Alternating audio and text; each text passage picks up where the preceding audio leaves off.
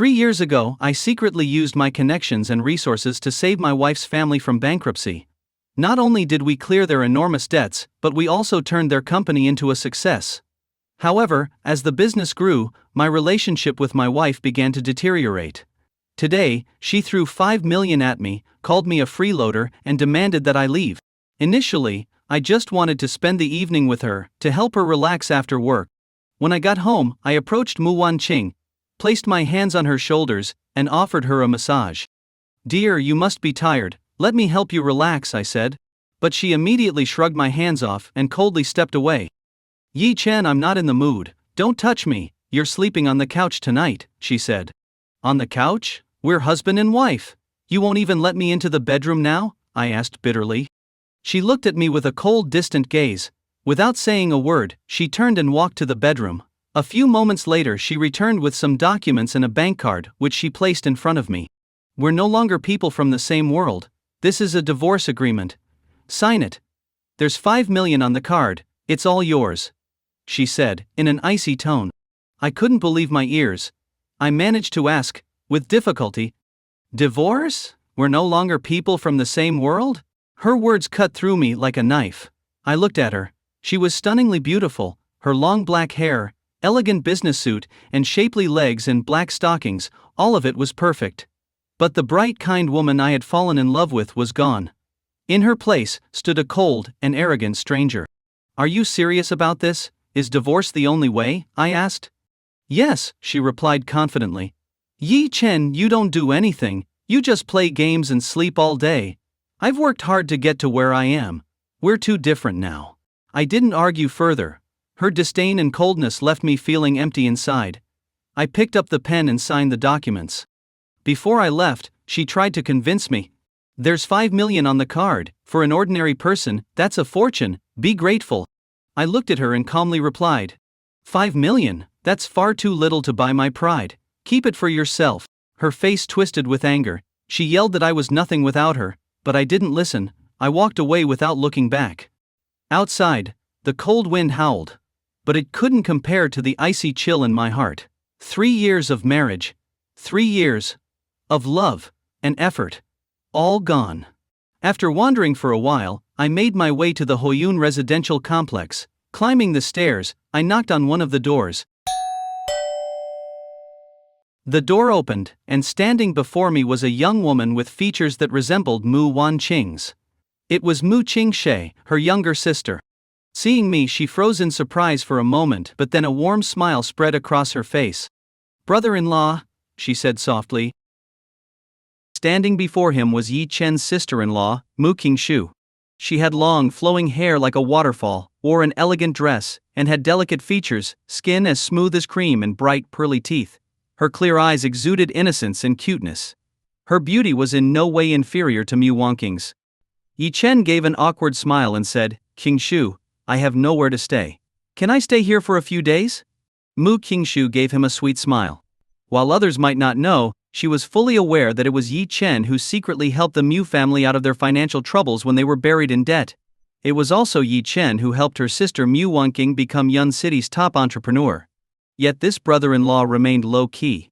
After doing so much, he never sought credit. No matter how much the family mocked him, Yi Chen always brushed it off with a smile. Mu Qingshu naturally welcomed such an outstanding brother-in-law. Teasing him, she said, "Brother-in-law, did you have a fight with my sister? Honestly, my sister is really something. Even now that she's a company president, she's still so willful."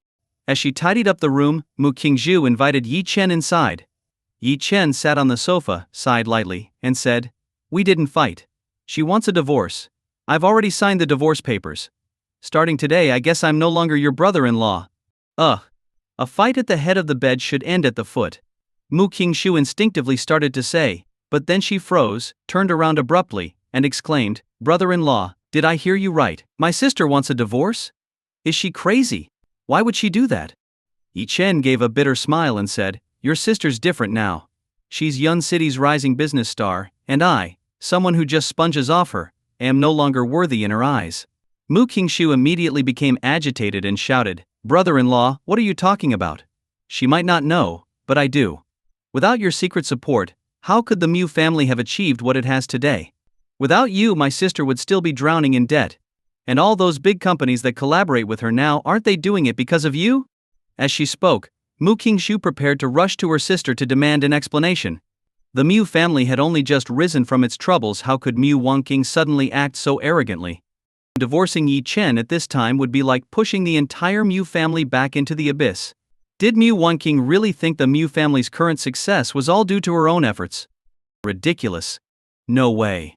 Mu Qingshu couldn't let Mu Wangqing divorce Yi Chen.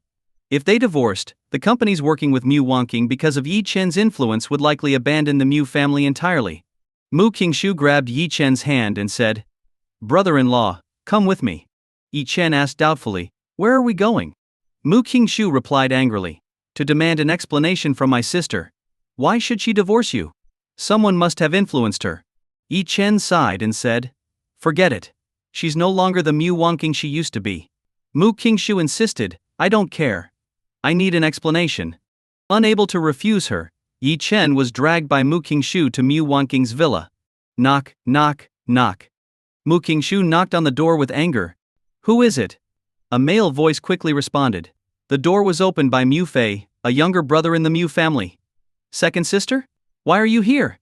Mu Qingshu ignored Mu Fei and dragged Yi Chen inside. At that moment, Mu Wangqing, Mu Fei, their father Mu Bo, and their mother Zhao Lan were all sitting together enjoying a hot pot. The atmosphere seemed particularly cheerful, with no sign of the recent divorce. Mu Qingshu felt her anger surge and stormed over to Mu Wangqing, shouting, "Sister, why are you divorcing brother-in-law?" Zhao Lan frowned, stood up, and blocked Mu Wangqing, saying, "Qingshu, what are you doing? We're having a family gathering.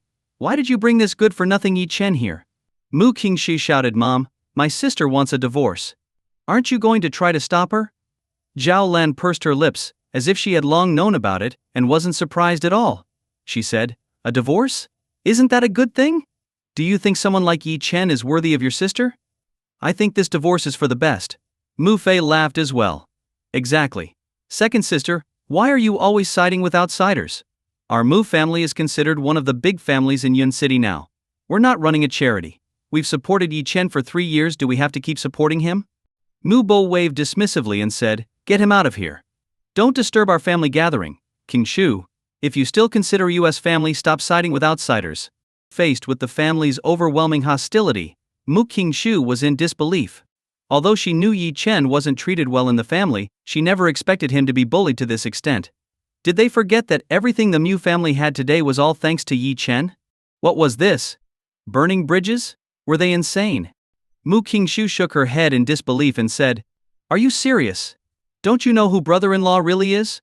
Hearing this, Zhao Lan and the others burst into laughter. "Of course we know. Yi Chen, the infamous freeloader, living off a woman. What other identity could he have? He's just a parasite in the Mu family. Qingshu, you're just too naive. Yi Chen only clings to you because he's afraid he won't be able to leech off us anymore. That's why he's using you. Don't you get it?" The group took turns mocking Yi Chen. Mu Qingshu was so angry she almost cried.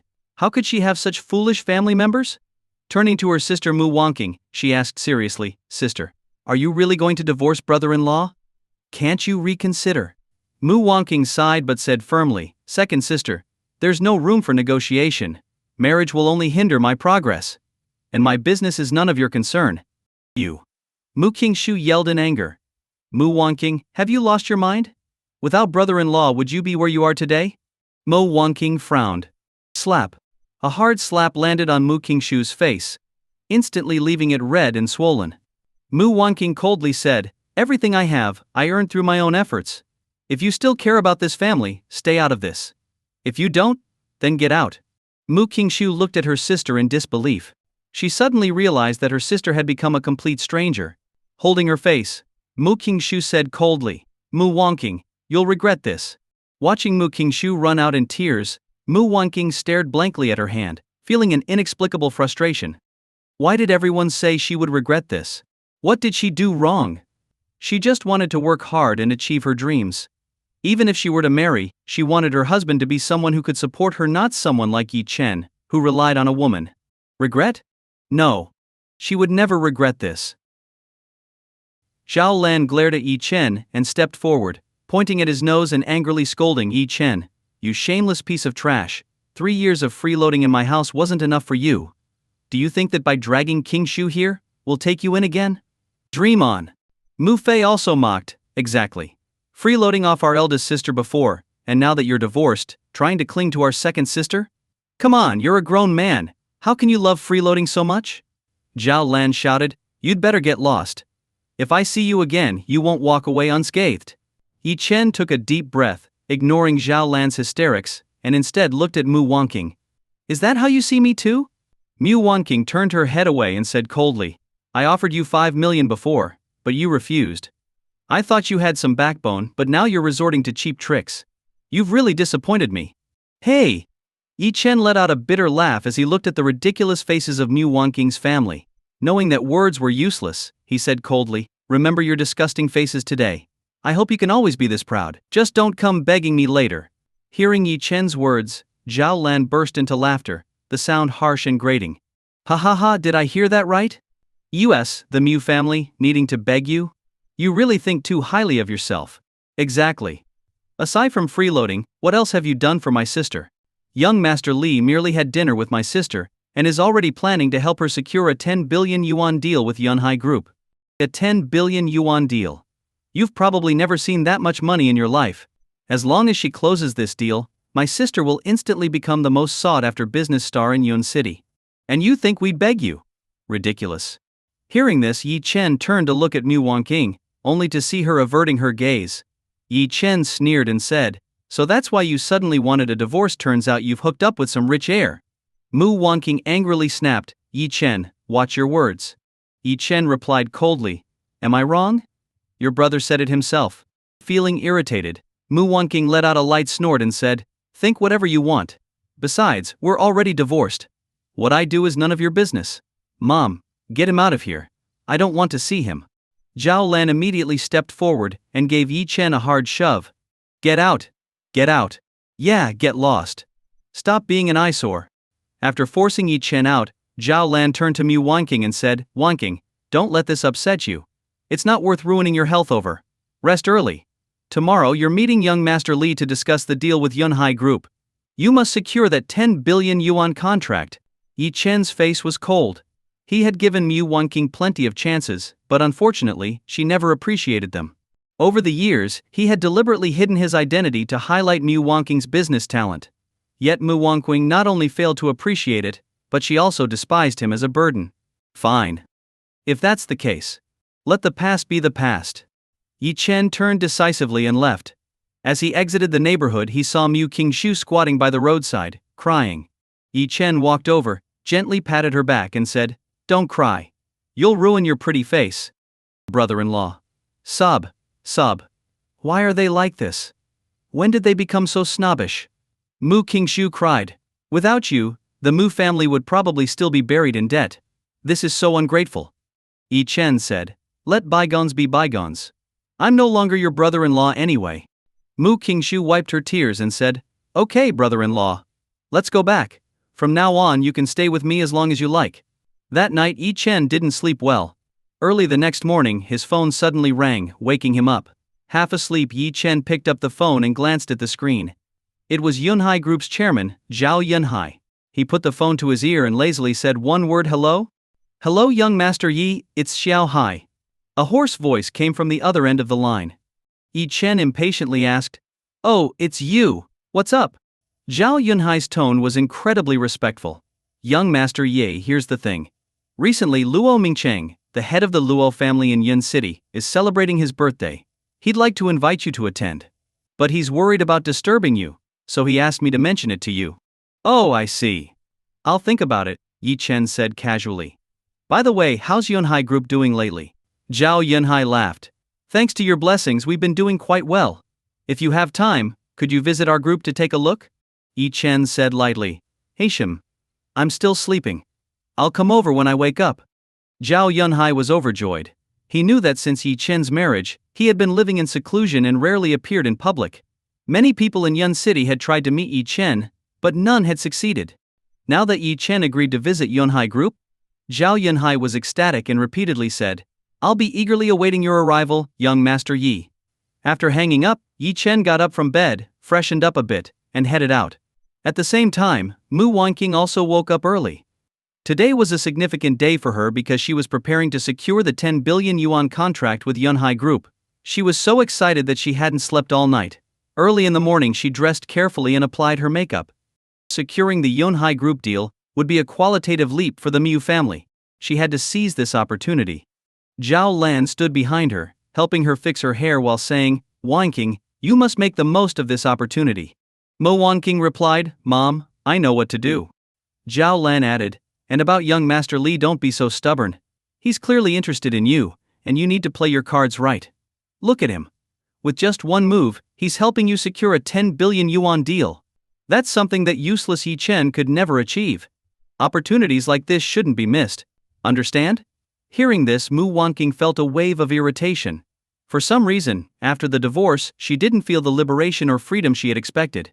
Instead, her heart felt inexplicably empty. She said hurriedly, "All right, Mom, I know what to do. Stop nagging me." With that, Mu Wanqing quickly walked out of the house. At the entrance, young Master Li leaned against a Ferrari. Seeing Mu Wanqing approach, he quickly opened the car door. Mu Wanqing gave a polite smile and sat in the passenger seat. She asked worriedly, "Young Master Li, do you think I can successfully secure the Yunhai Group contract this time? Do you know Yunhai Group's chairman, Zhao Yunhai?" "Not exactly. Zhao Yunhai is a prominent figure, not someone you can meet casually," young Master Li said confidently. "But don't worry. With me here, everything will be fine. I've already handled the connections. I know Yunhai Group's department manager. This deal is as good as done." Looking at the confident young Master Li, Mu Wanqing couldn't help but sigh inwardly. In comparison, Yi Chen seemed dull, taciturn and incredibly lazy, while young Master Li was so sunny and confident. Most importantly, he could help her. Was divorcing Yi Chen the right decision? Mu Wanqing shook her head, brushing away these messy thoughts. She had to focus on securing the 10 billion yuan contract with Yunhai Group first. "Young Master Li, whether we can secure the Yunhai Group contract this time depends on you." Mu Wanqing took a deep breath and said humbly, "Don't worry, sister. Who is young Master Li? With him here, it's definitely in the bag." Mu Fei's voice came from the back seat.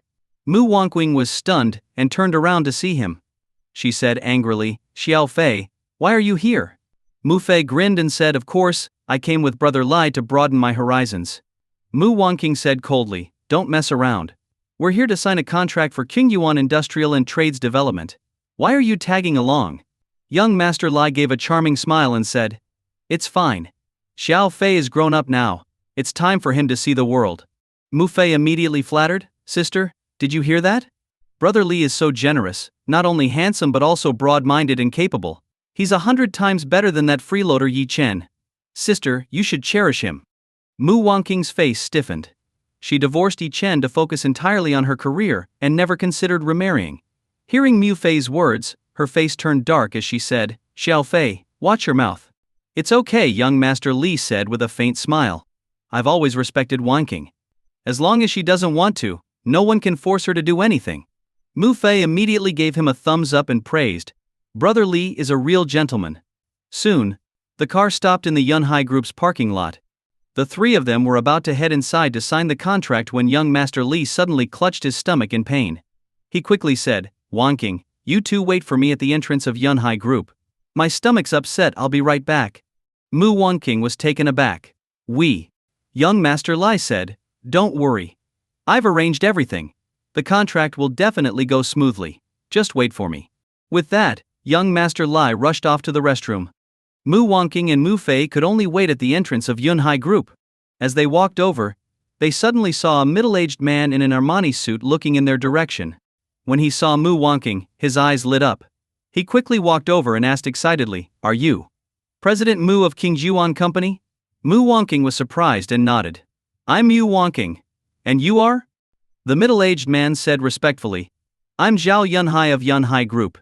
It's a pleasure to meet you." "What? Zhao Yunhai? The president of Yunhai Group? He was personally waiting here for her? Didn't young Master Li say they were only meeting a project manager from Yunhai Group?" She had underestimated young Master Li's status. After all, Yunhai Group was one of the top companies in Yun City, and Zhao Yunhai was a prominent figure. Even though King Yuan Company now generated profits of over 100 million, with Mu Wangqing's position, it would have been impossible to meet Zhao Yunhai without someone introducing her, let alone have him personally wait for her. Mu Wangqing immediately said excitedly, "Chairman Zhao.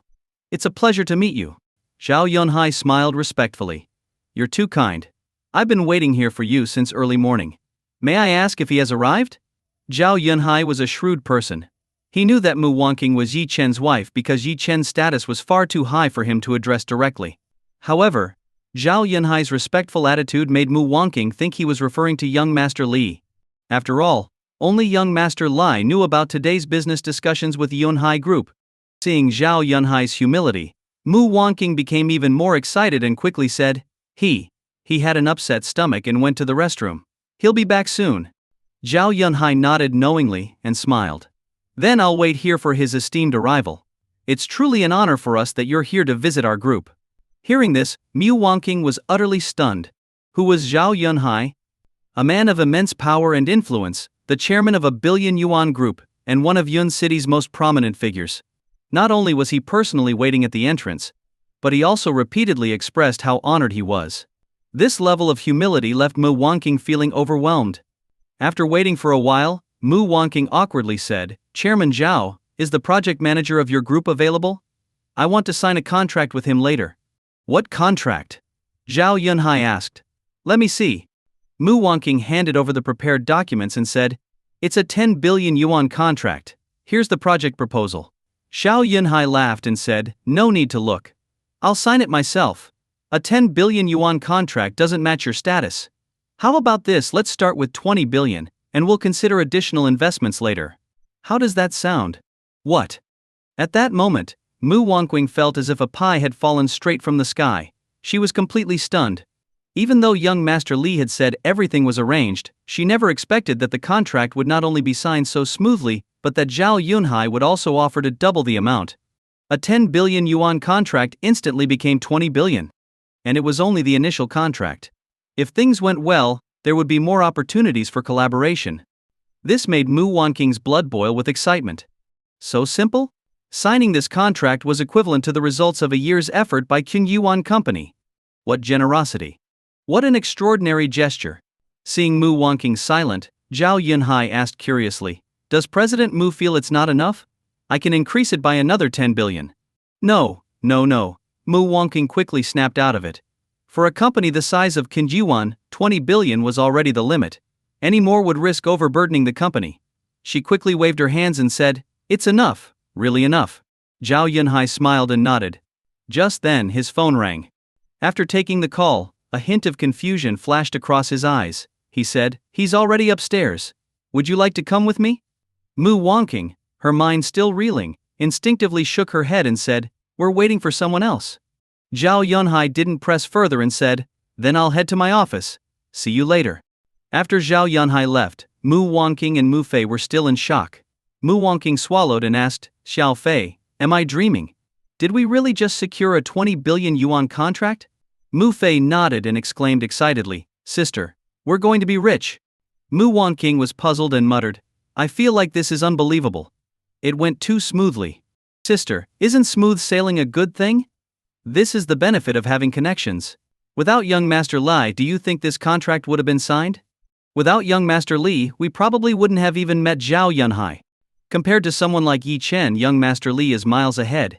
Yi Chen's just a freeloader, while young Master Li can secure a 20 billion yuan contract with a single word. That's the difference." Zhao Yunhai didn't hear their conversation. At this moment he was still puzzled. Mu Wangqing was Yi Chen's wife. Why didn't she come upstairs with him, and instead waited for someone else? When he opened the door, he saw a young man sitting in the office. Zhao Yunhai immediately walked over respectfully and said, "Greetings, young Master Yi." The young man was none other than Yi Chen. Yi Chen responded indifferently. "Young Master Yi, are you feeling better?" Zhao Yunhai asked with concern. "You must take good care of your health." Yi Chen frowned, feeling a bit confused. He was always in good health and rarely got sick. He asked, "I'm not sick. Why would I feel unwell? Aren't you feeling stomach discomfort?" Zhao Yunhai asked, surprised. "Just now I happened to meet your wife downstairs at the group's building. She said you were feeling unwell and went to the restroom." Hearing this, Yi Chen thought for a moment and immediately understood. It was probably a misunderstanding. He laughed at himself and said, "You didn't directly mention my name, did you?" Zhao Yunhai replied in surprise. "How could I dare to casually mention young Master Yi's name? But President Mu is your wife, she should know I was referring to you." Yi Chen chuckled bitterly and said, "Not wife, ex-wife. She and I are divorced." "What? Divorced? Are you kidding?" Zhao Yunhai was utterly shocked. He couldn't believe that Mu Wangqing would divorce Yi Chen. He asked incredulously, "Why? Why is that?" Yi Chen gave a bitter smile. "She thought I wasn't ambitious, had no power, and was just freeloading. Forget it, talking about it only makes it more painful."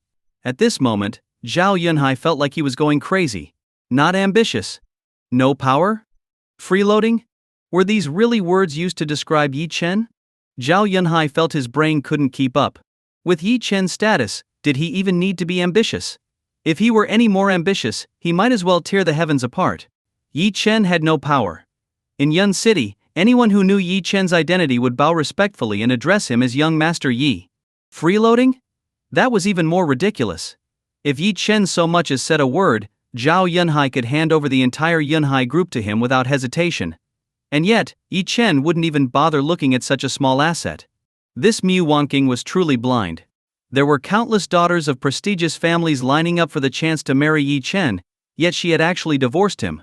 Zhao Yunhai said angrily, "Young Master Yi, you've been wronged. It's a pity I only just found out. I just signed a 20 billion yuan contract with her.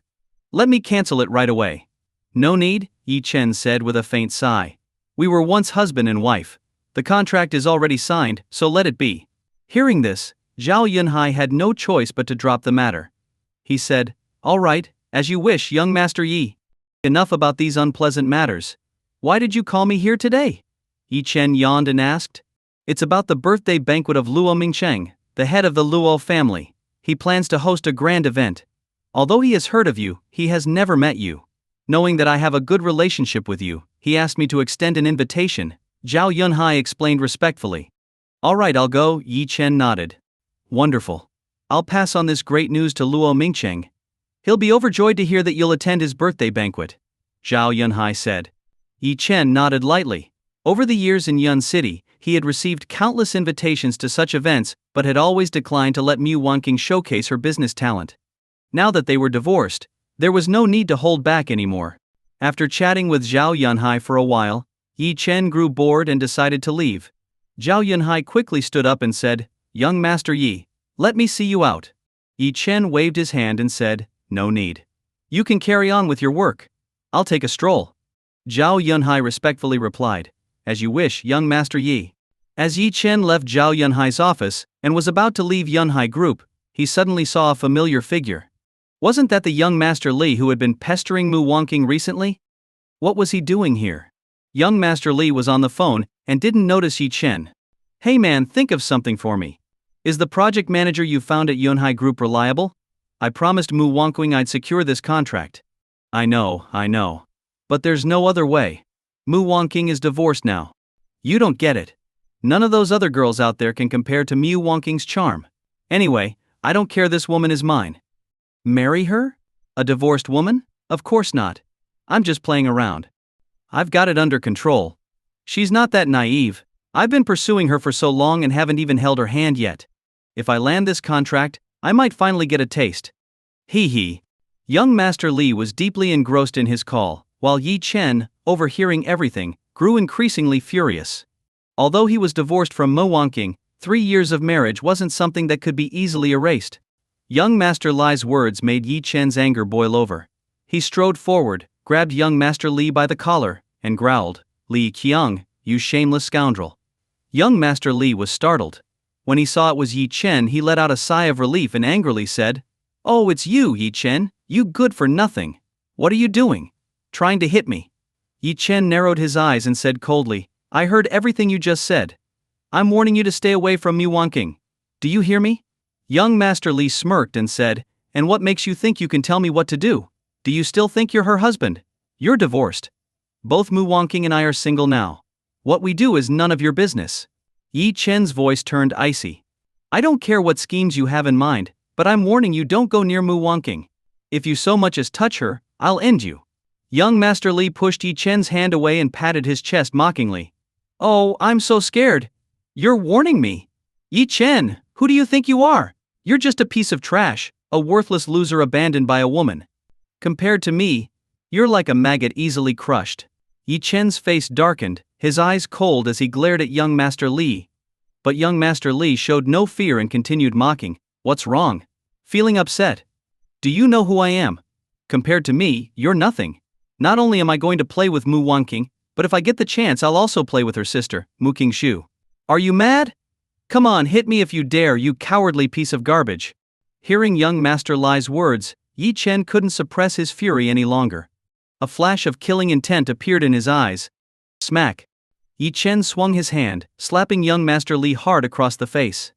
A red handprint instantly appeared on young Master Li's cheek. Young Master Li clutched his face in pain and shouted angrily, You dare to hit me. Yi Chen's eyes were like those of a grim reaper, cold and merciless. He said in an icy tone, Hit you? No, I'm going to kill you. With that, Yi Chen moved like lightning, appearing in front of young Master Li in an instant. Young Master Li felt a suffocating sense of danger, as if death itself was approaching. His heart sank. How could Yi Chen be this fast? That look in his eyes, it was terrifying. Could he actually dare to kill him? At this critical moment, a furious shout filled with anger suddenly rang out. Yi Chen, stop, what are you doing? The people who arrived were none other than Mu Wanqing and Mu Fei. Young Master Li, who had just been terrified, immediately showed a smug smile and whispered, You piece of trash, how dare you hit me? This isn't over. Just wait until I win over Mu Wanqing. I'll make sure to humiliate you properly. Yi Chen's eyes turned cold, and he kicked Li in the stomach. Bang! Li was sent flying by the kick and landed heavily on the ground. Ah! It hurts. Li cried out, clutching his stomach in pain, his body curling up involuntarily. Mu Wanqing and Mu Fei hurried over to help him up. Brother Li, are you okay? Mu Fei asked worriedly. It hurts. It hurts so much. Yi Chen is a complete scoundrel. He actually hit me. Li gritted his teeth and said through the pain, Yi Chen, you're already divorced from Wanqing. She and I are completely innocent. Why did you hit me for no reason? Hearing this, both Mu Wanqing and Mu Fei looked at Yi Chen in disbelief. Mu Fei immediately pointed at Yi Chen and started yelling, Yi Chen, you piece of trash. You're really bold, hitting young Master Li.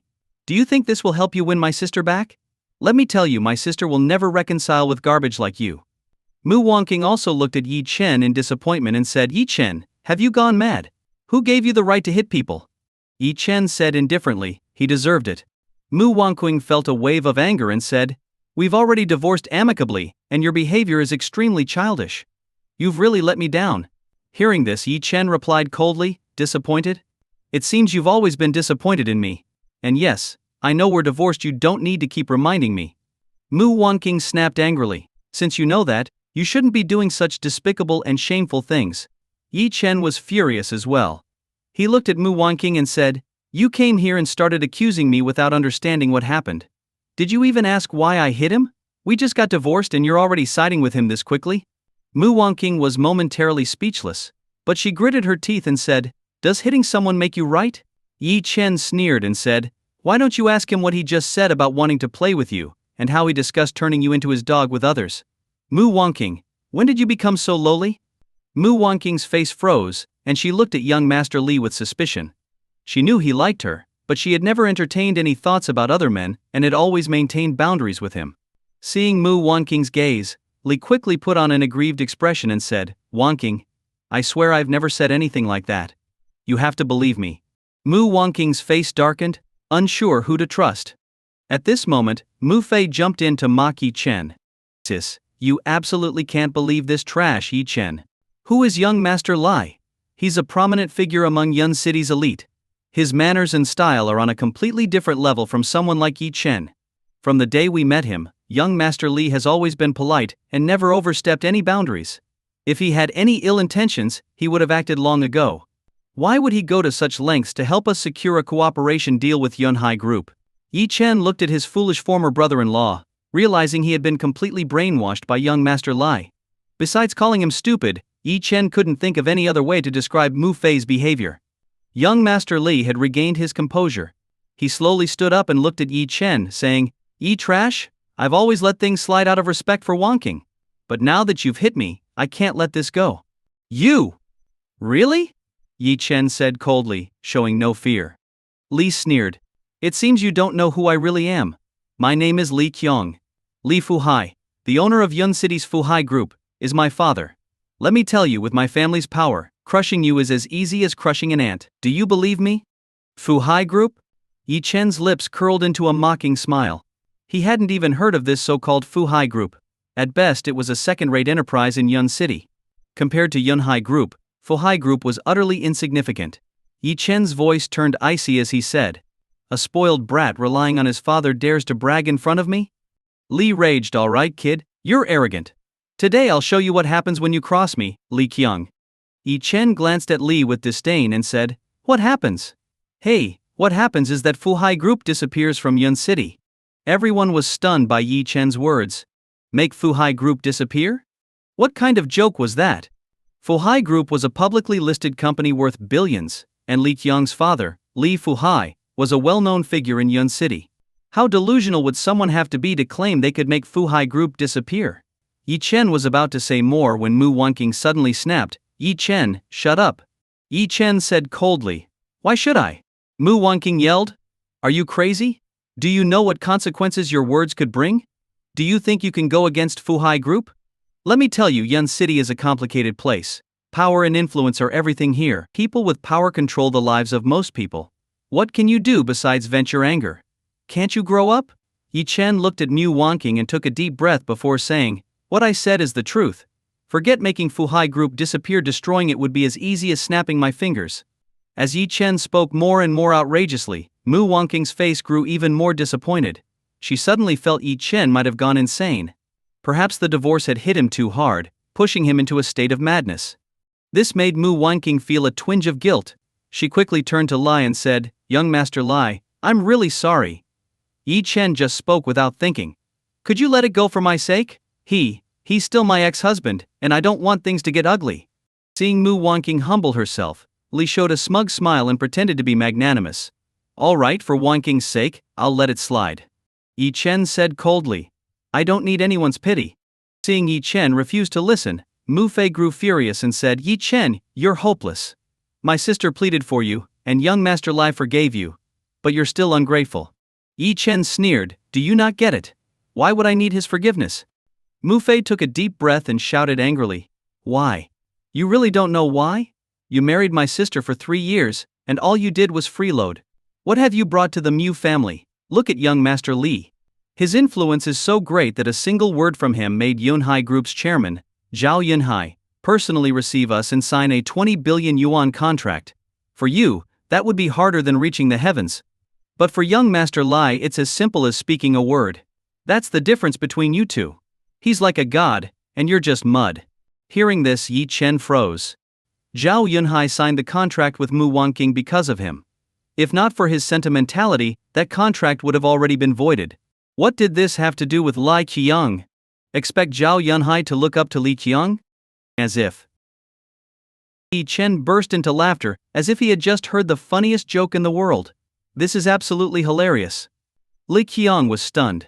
He had indeed come to help Mu Wanqing negotiate the contract, but after pulling every possible string, he had only managed to secure a meeting with a Yunhai Group project manager. He wasn't even sure if the deal would go through and had planned to bluff his way out if it didn't. But just now, what did he hear? Not only had Mu Wanqing already signed the contract, but the original 1 billion yuan deal had turned into 2 billion. Even more shocking, Yunhai Group's chairman, Zhao Yunhai, had personally greeted them. How was that possible? Li Qiong was completely dumbfounded. Although his family was wealthy, and he was a second-generation rich kid, with his status, getting a personal reception from Zhao Yunhai was out of the question. Zhao Yunhai wouldn't give him face. Not in a million years. For a moment, Li Qiong couldn't make sense of the situation. Mu Fei scoffed, "Yi Chen, what are you laughing at? Have you lost your mind?" Yi Chen replied coldly, "I'm laughing at your stupidity. You can't even tell who helped you secure this 2 billion yuan contract. Utterly ridiculous. EFFT. Yi Chen, don't tell me you're suggesting we signed the contract because of you?" Mu Fei sneered disdainfully. "You're shameless to the extreme. We all know it's thanks to young Master Lai, not you. What credit could you possibly take? Yi Chen let out a sarcastic laugh and pointed at Li Qiang. Why don't you ask him if he even has that kind of clout? Mu Fei turned to Li Qiang and said, Brother Li, before we came, you said everything was arranged, and we didn't inform anyone else about our visit. If you hadn't made the arrangements, how could Chairman Zhao have been waiting to meet us? Tell this loser it was you who made it happen, right? Li Qiang's expression froze. Clearly this wasn't his doing. His status didn't qualify him to meet Zhao Yunhai, let alone have him extend such courtesy. But since Mu Wangqing and Mu Fei already believed it was his doing, Li Qiang decided to take the credit. After all, no one knew the real story, so he could claim the glory without question. This would not only showcase his strong network but also increase his chances of winning Mu Wangqing over completely. Li Qiang puffed out his chest and said arrogantly, of course. Who else could it be but me? I just asked my father to make a call, and Chairman Zhao graciously gave us face. After all, my father has the status to make that happen. Mu Fei's eyes widened in excitement. Did you hear that, Yi Chen? Brother Li made the connection, and that's why Chairman Zhao personally received us. What else do you have to say now? Yi Chen was stunned by Li Qiang's shamelessness. So, people could be this brazen. Knowing his lack of qualifications, Li Qiang even dragged his father into the story to make it believable. Yi Chen was both angry and amused. Li Qiang, you're truly shameless. Li Qiang sneered. HMP. You're just a piece of trash. What would you know about the circles of US elites? My family has the power, so of course people give us face. You're nothing but a frog in a well. A frog in a well? Yi Chen chuckled. Your Lai family isn't even worthy of shining Zhao Yunhai's shoes. Do you really think you're that important? Mu Wangqing, who had remained silent, felt conflicted. She had initially doubted Li Qiang's claim, because he had only mentioned arranging a meeting with a project manager, never Chairman Zhao. But now, with Li Qiang saying he used his father's connections, it made sense. Only someone of his father's status could possibly earn such courtesy from Zhao Yunhai. In Mu Wangqing's eyes, Yi Chen was just making a scene. She had hoped he would mature, but his behavior was disappointing. Even if Li Qiang wasn't directly responsible for the contract, he had at least tried to help. But what about Yi Chen? He lacked self-awareness and couldn't see the gap between himself and others. Frustrated, Mu Wangqing snapped, Enough, Yi Chen. Stop it. Don't you know how embarrassing you're being? Yi Chen replied coldly. What's there to be embarrassed about? Mu Wangqing said. A real man should work hard and rely on his abilities, not act like a clown and humiliate himself. Yi Chen felt a wave of bitterness. For 3 years he had silently helped Mu Wangqing. Even now, after their divorce, he had asked Zhao Yunhai to give her the contract out of kindness. And yet, the credit was being given to someone else. Feeling disheartened, Yi Chen said, Maybe in your eyes, I've always been a clown. Seeing the look on Yi Chen's face, Mu Wangqing felt a pang of guilt. Had she been too harsh? She hesitated, raising her hand to comfort him but quickly lowered it again. They were divorced now, no longer husband and wife. Mu Wangqing opened her mouth and said, Yi Chen. I didn't mean it that way, I just want you to. Enough. Yi Chen said coldly, his eyes turning indifferent. There's no need to explain. You don't believe me anyway, so do whatever you want. Yi Chen waved his hand and turned to leave. 3 years ago, Mu Wangqing had nothing, and they had shared happy times. But when someone gains wealth beyond their capabilities in a short time, their thoughts often spiral out of control. Perhaps no matter what Yi Chen said now, Mu Wangqing wouldn't listen. As Yi Chen walked away, his figure growing smaller in the distance, Mu Wangqing stood frozen, murmuring, Was I too harsh on him? Mu Fei frowned and said, Sister, you weren't harsh at all. Look at Yi Chen now, completely useless. We're better off staying away from him.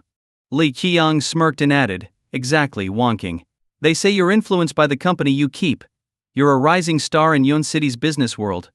Don't let someone like Yi Chen hold you back. Mu Fei chimed in. That's right, sis. Let's celebrate.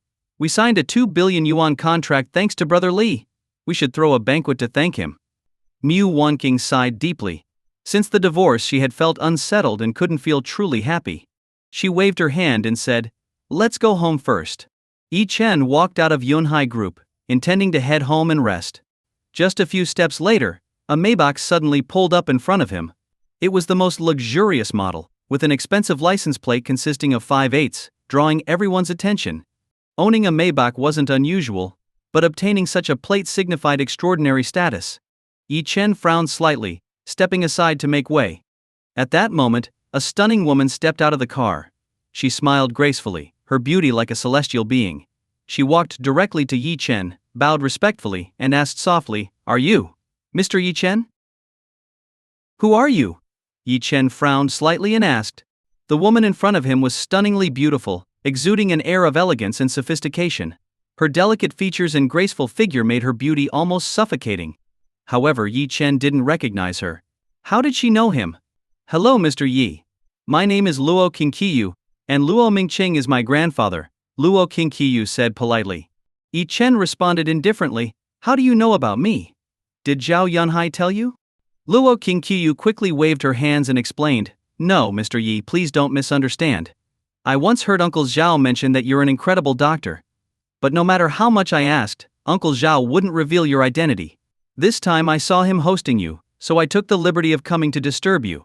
Yi Chen didn't care much. He wasn't in a good mood and simply waved his hand, saying, "I see. What do you want?" A trace of sadness appeared on Luo Qingqiyu's face as she said, "In a few days, it will be my grandfather's 80th birthday. We plan to hold a banquet and invite some prominent figures to celebrate. But just yesterday, my grandfather suddenly fell ill. Mr. Yi, could you please help treat my grandfather?" Yi Chen replied coldly, "Life and death are determined by fate. With your Luo family's resources, what kind of doctor can't you hire? If they can't treat him, I'm afraid there's nothing I can do either." Hearing Yi Chen's refusal, Luo Qingqiu lowered her head in disappointment. She had heard from Zhao Yunhai that Yi Chen's medical skills were extraordinary and that his identity was extremely mysterious. Zhao Yunhai refused to reveal any information because of Yi Chen's eccentric personality.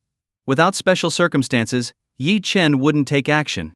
As Luo Qingqiu was about to try again, a mocking voice interrupted them. "Yo, Yi Chen, you shameless trash.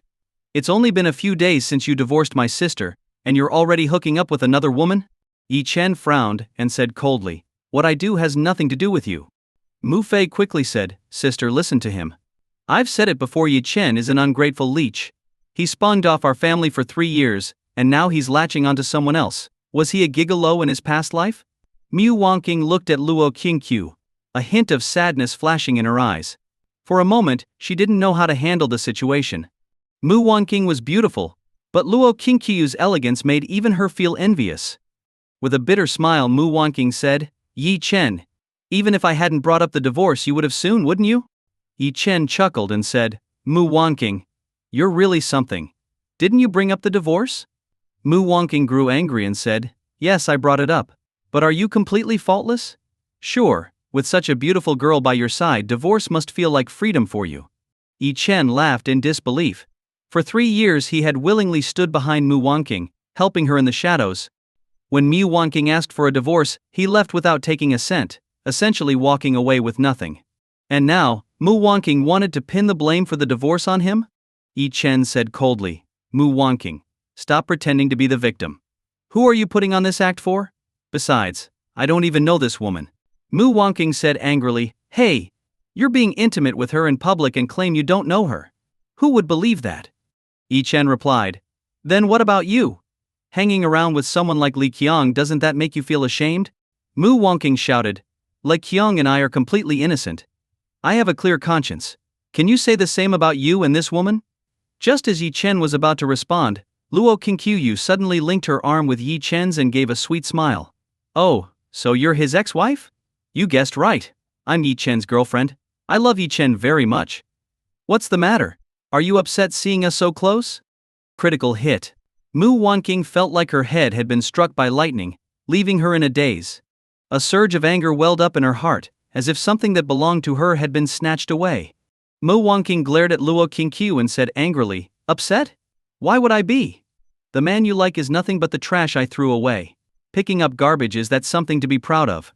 Luo Qingqiu giggled and said, "He may be trash to you, but to me, Yi Chen is the best man in the world." "Oh, I should thank you.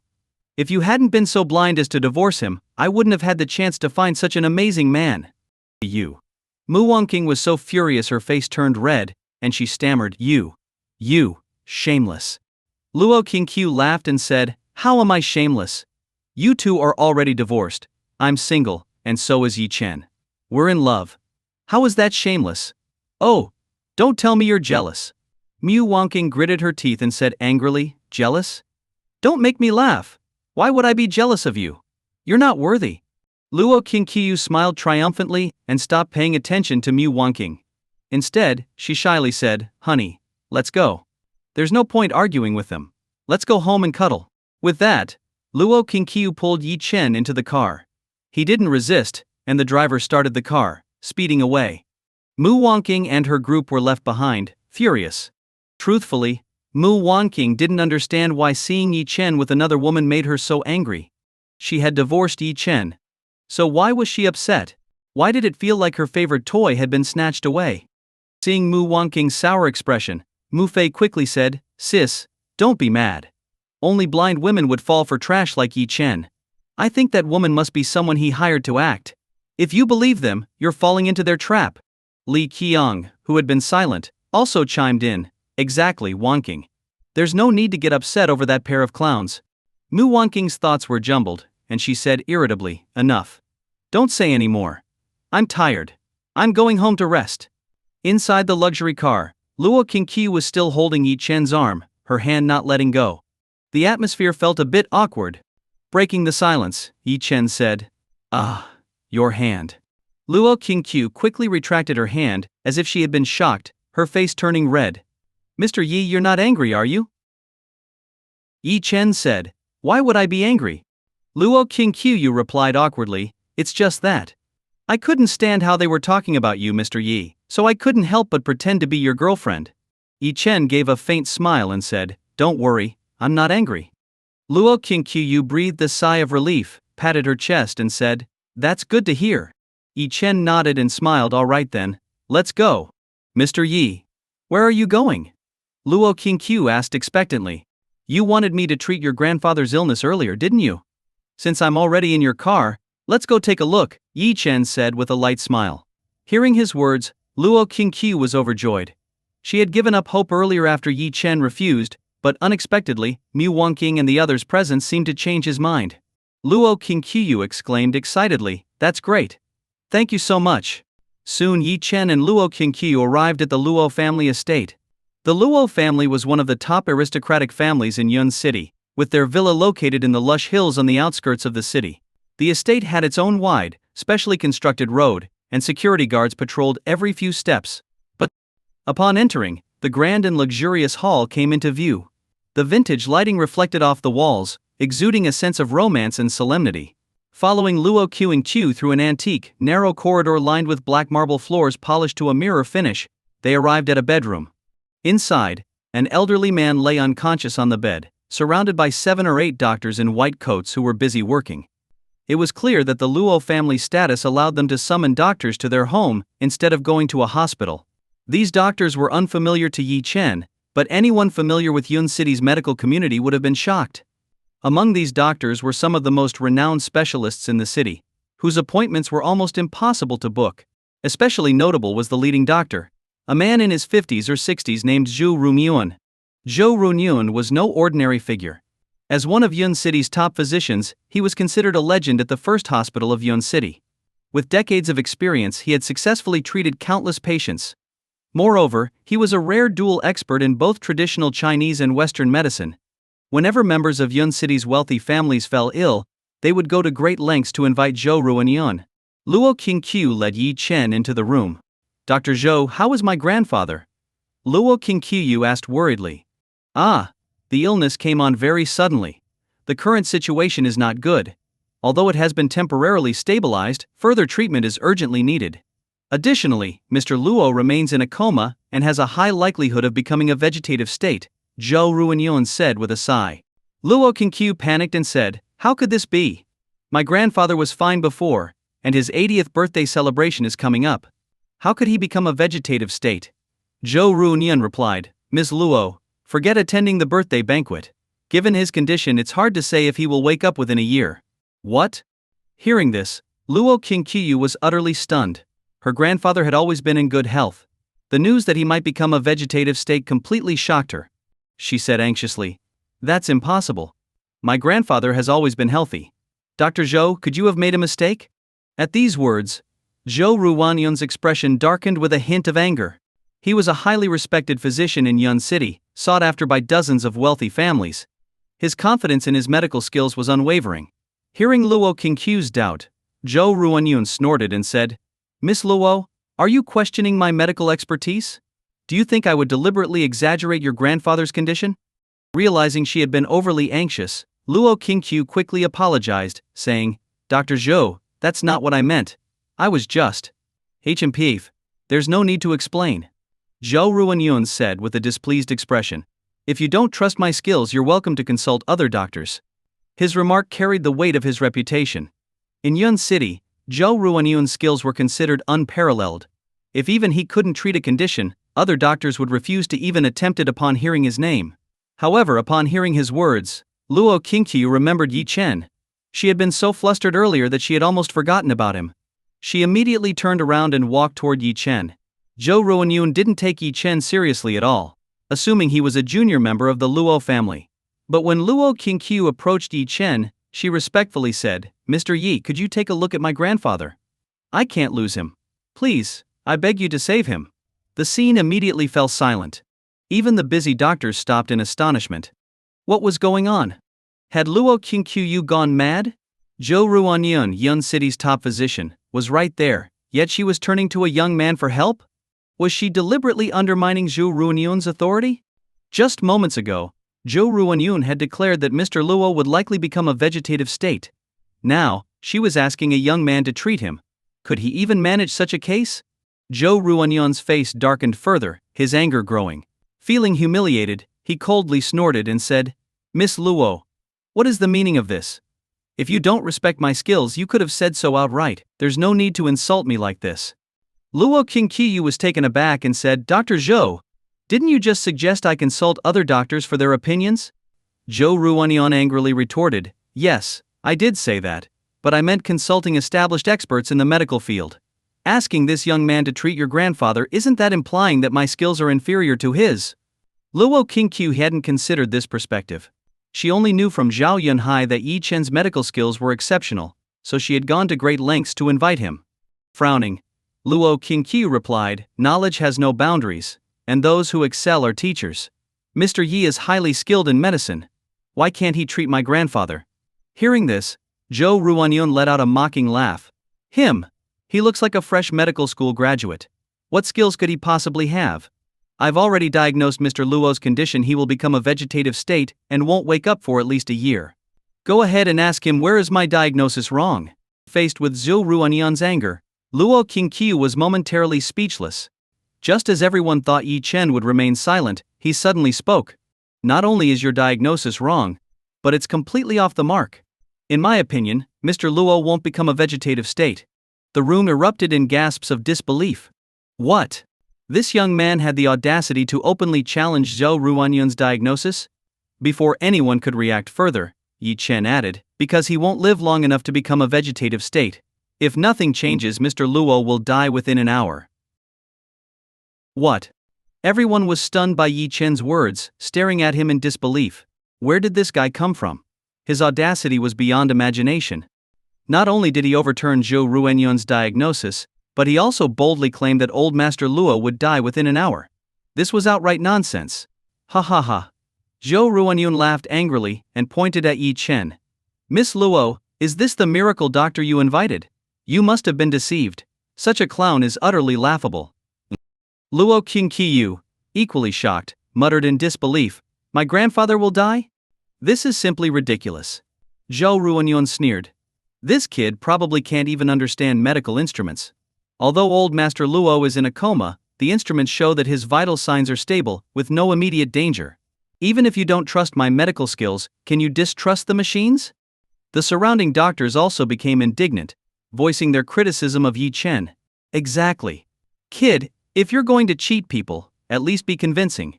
Look at the monitors, the vital signs are completely stable. How can there be a life-threatening situation? You probably don't even know the basics of pathology. Miss Luo, this is about old Master Luo's life. Don't trust this charlatan." Zhou Ruanyun glared at Yi Chen and asked, "Kid, which medical school did you graduate from?" Yi Chen remained calm and replied, "I didn't go to medical school." The room erupted into mocking laughter. Zhou Ruanyun snorted. Then where do you work? Do you have a medical license? Shrugging, Yi Chen replied nonchalantly, I don't make a living as a doctor, so I don't have a medical license. Smack. Zhou Runyuan slammed the table in anger. Nonsense. This is outrageous. You have no medical license, no formal training, yet you dare to spout such nonsense here? Believe me, I can call the police to have you arrested. Miss Luo, do you still want to trust him? Luo Qingqiu felt conflicted. This was her first time meeting Yi Chen. She only trusted him because of the information she had heard from Zhao Yunhai, but deep down she was uncertain. After all, Yi Chen was too young, lacked formal training, and had no medical license. It was simply too outrageous. Hesitating, she said, I don't know. Zhou Ruanyun coldly declared, Kid, if you don't leave immediately, I'll call the police. Remember, medical skills are for saving lives, not for conning people. Yi Chen smiled faintly and said, I don't have certificates, but my skills surpass yours by far. I'll say this, if I don't intervene, Luo Mingcheng will die for sure. Ridiculous. Absolutely absurd. Zhou Runyun was convinced Yi Chen was a fraud. He turned to Luo Qingqiu and said, Miss Luo, make your choice, either let him treat old Master Luo, and I'll leave immediately, or keep me here and kick him out. There's no room for both. On one side was the renowned expert Zhou Ruanyun, and on the other was Yi Chen, who had no qualifications. For a moment, Luo Qiu didn't know what to do. Under pressure from Zhou Ruanyun, she chose to believe in Yi Chen, saying, Dr. Zhou, why can't we let Mr. Yi stay and help treat my grandfather? I believe he's not a fraud. Zhou Ruanyun snorted. Let him stay? Does he deserve it? Since you don't trust me, I'll leave at once. At that moment, a middle-aged couple entered the room, having overheard the conversation outside. The man, furious, stormed in. Without a word, he slapped Luo Qingqiu hard across the face. Smack. Dang. The sudden slap startled everyone. Luo Qingqiu clutched her cheek, looking aggrieved, and asked, Dad, why did you hit me? The man was Luo Qingqiu's father, Luo Mingyuan. In recent years, due to old Master Luo's health, the family business had been managed solely by Luo Mingyuan, his only son. When old Master Luo fell ill, Luo Mingyuan immediately returned from abroad, where he had been negotiating contracts. Upon arriving home, he encountered the earlier scene. Luo Mingyuan scolded angrily, Luo Qingqiu, are you insane? Do you want to kill your grandfather? How could I harm Grandpa? Luo Qingqiu protested indignantly. Luo Mingyuan retorted furiously, who is Dr. Zhou? He's the best doctor in Yun City. Yet you trust him less than some random kid who hasn't even been to medical school. Are you out of your mind? If something happens to your grandfather, can you take responsibility? Feeling wronged, Luo Qingqiu said, Dad, I went through great lengths to invite Mr. Yi, his medical skills. Before she could finish, Luo Mingyuan interrupted with a cold snort, enough. He turned to Yi Chen and said icily, Kid, I don't care what your intentions are, but know this, you'll get nothing from the Luo family. Yi Chen smirked and said, the Luo family? Such arrogance. If it weren't for Luo Qingqiu's plea, do you think I would have come here? Seeing Yi Chen's defiance, Luo Mingyuan held back further anger and took out a bank card, handing it to Yi Chen. This card has 100,000 yuan.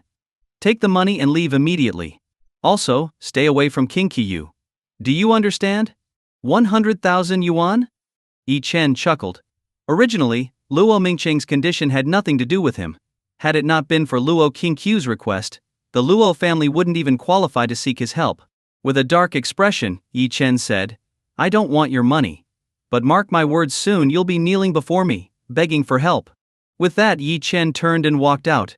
Luo Qingqiu hurried after him, calling Mr. Yi. Seeing her persistence, Luo Mingyuan roared, Luo Qingqiu, if you follow him, don't consider me your father anymore. Luo Qingqiu froze in her tracks, turned back and shouted angrily, Dad, you don't even realize what you've done wrong. You're the one putting Grandpa in danger. I hate you. She then ran after Yi Chen. Luo Mingyuan, fuming, suppressed his anger and turned to Dr. Zhu.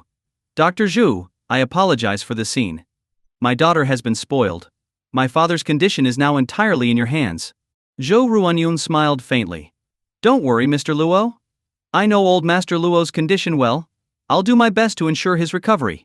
As for that kid's claim that he'll die, it's nothing but a joke. Before Zhou could finish speaking, suddenly, old Master Luo, who had been lying unconscious, abruptly sat up. His face contorted in pain, pale as a sheet. Vomiting violently, he spewed a mouthful of black blood. Blood began to flow from his eyes, nose, and ears. His body convulsed violently, and he let out sharp, ear-piercing screams of agony. What? The sight of blood flowing from all 7 orifices shocked everyone in the room. Zhou Runyun was especially stunned. Hadn't old Master Luo already entered a vegetative state? What was going on? Yi Chen and Luo Qingqiu hadn't gone far, and also witnessed the scene. Both of them immediately stopped in their tracks. Luo Qingqiu rushed back into the room, crying loudly, "Grandpa, how could this happen? What's going on? Why is my father vomiting blood?" Luo Mingyuan asked urgently. Dr. Zhou, quickly check him. Zhou Ruanyun was equally taken aback. Old Master Luo's condition had been stable, so why had it suddenly deteriorated? However, as an experienced doctor, he quickly responded, "Don't worry, it'll be fine." He rushed to old Master Luo's side and began emergency treatment. Soon, the bleeding stopped, and old Master Luo fell back into unconsciousness. Zhou Ruanyun wiped the sweat from his forehead, but he couldn't shake the unease in his heart. Old Master Luo's sudden deterioration was an extremely dangerous sign. This abrupt vomiting of blood essentially overturned his previous diagnosis. After all, a person in a vegetative state wouldn't suddenly wake up and vomit blood. Zhou Runyun was deeply shaken, and he suddenly recalled Yi Chen's earlier words. Could it be that he had been wrong? As old Master Luo's attending physician, if something happened to the old man under his care, his career might be ruined. Realizing this, Zhou Ruanyun hurried to Luo Mingyuan and said, "Mr. Luo, the old man's condition is very serious. It's best to arrange for an airlift to the capital military hospital immediately, or the consequences will be unimaginable." Luo Mingyuan, unsure of what to do, asked, "How much time do we have?" Zhou Ruanyun awkwardly replied, "At most 1 hour."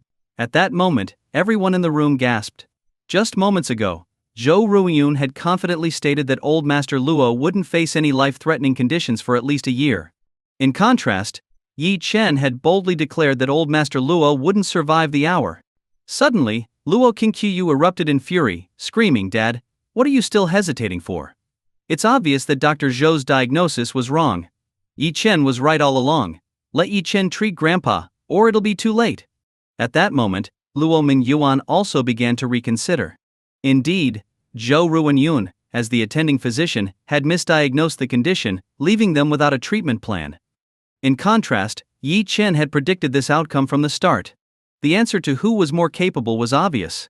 Luo Mingyuan quickly turned to Yi Chen and said, "Young man, didn't you say you could treat him? Please help my father." Seeing Luo Mingyuan's change in attitude, Yi Chen gave a faint smile. To be honest, Yi Chen had only come because of Luo Qingqiu. For him, treating someone was about destiny. In this world, countless people hope to have Yi Chen treat them, including the heads of some of the most prominent families worldwide. Yet even these top-tier families had to consider whether they were qualified to seek Yi Chen's help. But Luo Mingyuan, with his arrogant and commanding tone, acted as though Yi Chen was someone who could be summoned at will. Yi Chen remained still and said coldly, "Why should I treat him?" The room fell silent at Yi Chen's words. Wasn't he being too arrogant? This was the Luo family. Luo Mingyuan frowned deeply. As the head of the Luo family, he wielded immense power and controlled vast wealth. He was used to having his orders obeyed without question. In his eyes, Yi Chen might have medical skills, but he was just a doctor, someone who wouldn't dare defy him. Frowning, Luo Mingyuan said, "What do you mean? Do you want money? If you can cure my father, just name your price." At this moment, Zhou Ruanyun spoke up, "Mr. Luo, don't believe him. He's just making wild guesses. He can't possibly have any real skill. I advise you to arrange for a helicopter immediately, or it'll be too late." Hearing this, Luo Qingqiu couldn't hold back her anger anymore. "Zhou Ruanyun, stop trying to sow discord. If something happens to my grandfather, I'll never forgive you." Zhou Ruanyun snorted, "Miss Luo? I'm a doctor, not a miracle worker. Old Master Luo's condition is extremely complicated, and it's normal if I can't cure him. I'm just warning you not to be deceived. If you let that kid treat him and something goes wrong, don't blame me." Ignoring Zhou Ruanyun, Luo Qingqiu turned to her father and said, "Dad, apologize to Yi Chen immediately. If he doesn't act, Grandpa will die. Is that what you want?" Luo Mingyuan frowned. Asking him, the head of the Luo family, to apologize to Yi Chen was too humiliating. "You want me to apologize to him? Luo Qingqiu said, "Dad, let me tell you. He's the Mr. Yi Zhao Yinhai mentioned." "What?" Luo Mingyuan's eyes widened in shock. "The most mysterious figure in Yun City? The man even Zhao Yunhai treated with the utmost reverence?" Luo Mingyuan was utterly shaken. He had planned to invite this enigmatic figure to old Master Luo's birthday banquet. Never in his wildest dreams did he imagine that this powerful, mysterious Mr. Yi was the seemingly ordinary young man standing before him. Luo Mingyuan's body trembled as he walked over to Yi Chen and said respectfully, "Mr. Yi, I was wrong. I failed to recognize your greatness. Please forgive me." Yi Chen's expression remained indifferent, and he didn't respond. Gritting her teeth, Luo Qingqiu knelt before Yi Chen, bowing her head to the ground. "Mr. Yi, please, save my grandfather. If you don't agree, I'll keep kneeling until you do." She slammed her head to the ground so hard that her forehead began to bleed. Luo Mingyuan hesitated for a moment, but then knelt down as well, pleading, "Mr. Yi, please save my father." The sight left everyone in the room stunned. The influential Luo family, kneeling before Yi Chen, all for the chance to have him treat old Master Luo. Zhou Ruanyon's expression turned sour. He was Yun City's most renowned doctor, yet he had never received such treatment. What made Yi Chen so special? He couldn't help but sneer, "You don't need to humble yourselves. That kid knows nothing. Medical skills reveal themselves as soon as one begins. Ask him, does he even dare to try?" Just as everyone thought Yi Chen wouldn't accept, Yi Chen calmly said, "Out of respect for Qingqiu, I'll do it." As soon as Yi Chen spoke, the surrounding doctors couldn't hold back their mocking laughter. Yi Chen was even younger than their assistants at the hospital, yet he had the audacity to claim he could treat this condition. "Wow, kid, you've got some guts. Even Dr. Zhou doesn't have confidence in this case, and you're stepping up. Are you crazy? Do you even know what could happen if you fail?" "Exactly. Who do you think you are? Without a medical license, you're treating this like a common cold that goes away in 7 days without medicine but takes a week with it. If this treatment goes wrong and someone dies, you'll pay for it. This is just ignorance, pure ignorance." Zhou Ruanyon glanced at Yi Chen with disdain. In his opinion, old Master Luo's condition was extremely precarious, and the chance of a cure was slim. Conveniently, Yi Chen had stepped up at the perfect moment, making it easy to shift all responsibility onto him. Turning to Luo Mingyuan, Zhou Ruanyun said, "Mr. Luo, I strongly advise against letting someone without even a medical license treat old Master Luo. If you insist, let me make it clear, if anything happens, it has nothing to do with me." Luo Qingqiu snorted coldly. "The treatment hasn't even started, and you're already shirking responsibility. I trust Mr. Yi, and if anything happens, we'll take full responsibility." Zhou Ruanyon's face stiffened. While this approach might cause the Luo family to marginalize him in the future, it was a small price to pay compared to bearing the blame or ruining his career. He glanced at Yi Chen with disdain, thinking to himself that this boy was only seeking attention. When things went wrong, he would have to face the consequences. In Zhou Ruanyon's eyes, old Master Luo's condition was beyond saving. Yi Chen ignored Zhou Ruanyon's gaze and approached the bed to examine old Master Luo. "Kid," Zhou Ruanyon sneered, "putting on a show, are you? Can you even tell what the problem is?" Yi Chen asked calmly, "Did old Master Luo serve in the military?" Luo Qingqiu immediately nodded. "Yes, my grandfather served in the military and even fought in wars." "Mr. Yi, how did you know?" Zhou Ruanyun laughed mockingly. "Are you diagnosing or fortune-telling?" Yi Chen chuckled lightly. "Old Master Luo, due to his age, has multiple complications that have led to a cerebral infarction, causing his coma. In most cases, this condition would result in a vegetative state." As soon as Yi Chen finished speaking, everyone froze. Several doctors couldn't help but mock him. "Didn't you just repeat Dr. Zhou's diagnosis? I thought you had real skills, but you're just parroting." Yi Chen snorted. "Dr. Zhou's diagnosis is incorrect because he only identified part of the issue. The cerebral infarction is merely a trigger. The true cause of old Master Luo's sudden deterioration is an old gunshot wound he sustained in his youth. Although the bullet was removed, the incomplete medical treatment at the time left lingering issues that, over the years, worsened and ultimately triggered this life-threatening cerebral infarction." At those words, Zhou Ruanyon fell silent. He had always looked down on Yi Chen, thinking he was just a show-off. But after hearing Yi Chen's analysis, he realized this young man might not be so simple. As old Master Luo's attending physician, Zhou Ruanyon was aware of the old injury. However, he had never connected a decades-old gunshot wound to the current condition. Was Yi Chen's theory plausible? Yes, it was highly relevant. Shocked, Zhou Ruanyun looked at Yi Chen and frowned. If what you're saying is true, then old Master Luo is beyond saving. Yi Chen smiled faintly as a cold gleam flashed in his hand. He produced a set of silver needles. Seeing this, Zhou Ruanyun was astonished. You know acupuncture? Yi Chen didn't answer. He moved swiftly to old Master Luo's side and began inserting the needles with precision and speed, targeting specific acupuncture points. His movements were fluid, forming a pattern reminiscent of the Taiji 8 trigrams. The surrounding doctors were dumbfounded. Just moments ago they had mocked Yi Chen, but now, seeing his acupuncture skills, they realized that such mastery couldn't be achieved without decades of training. Acupuncture isn't easy.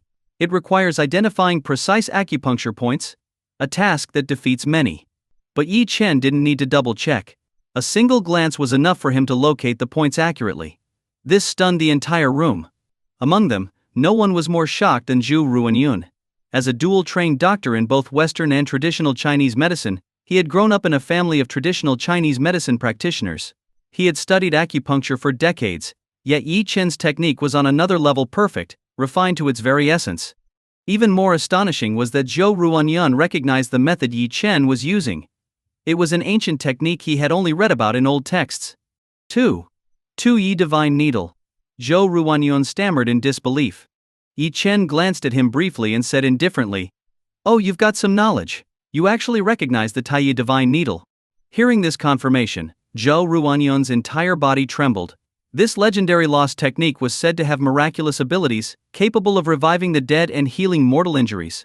And now, a young man was performing it before his very eyes.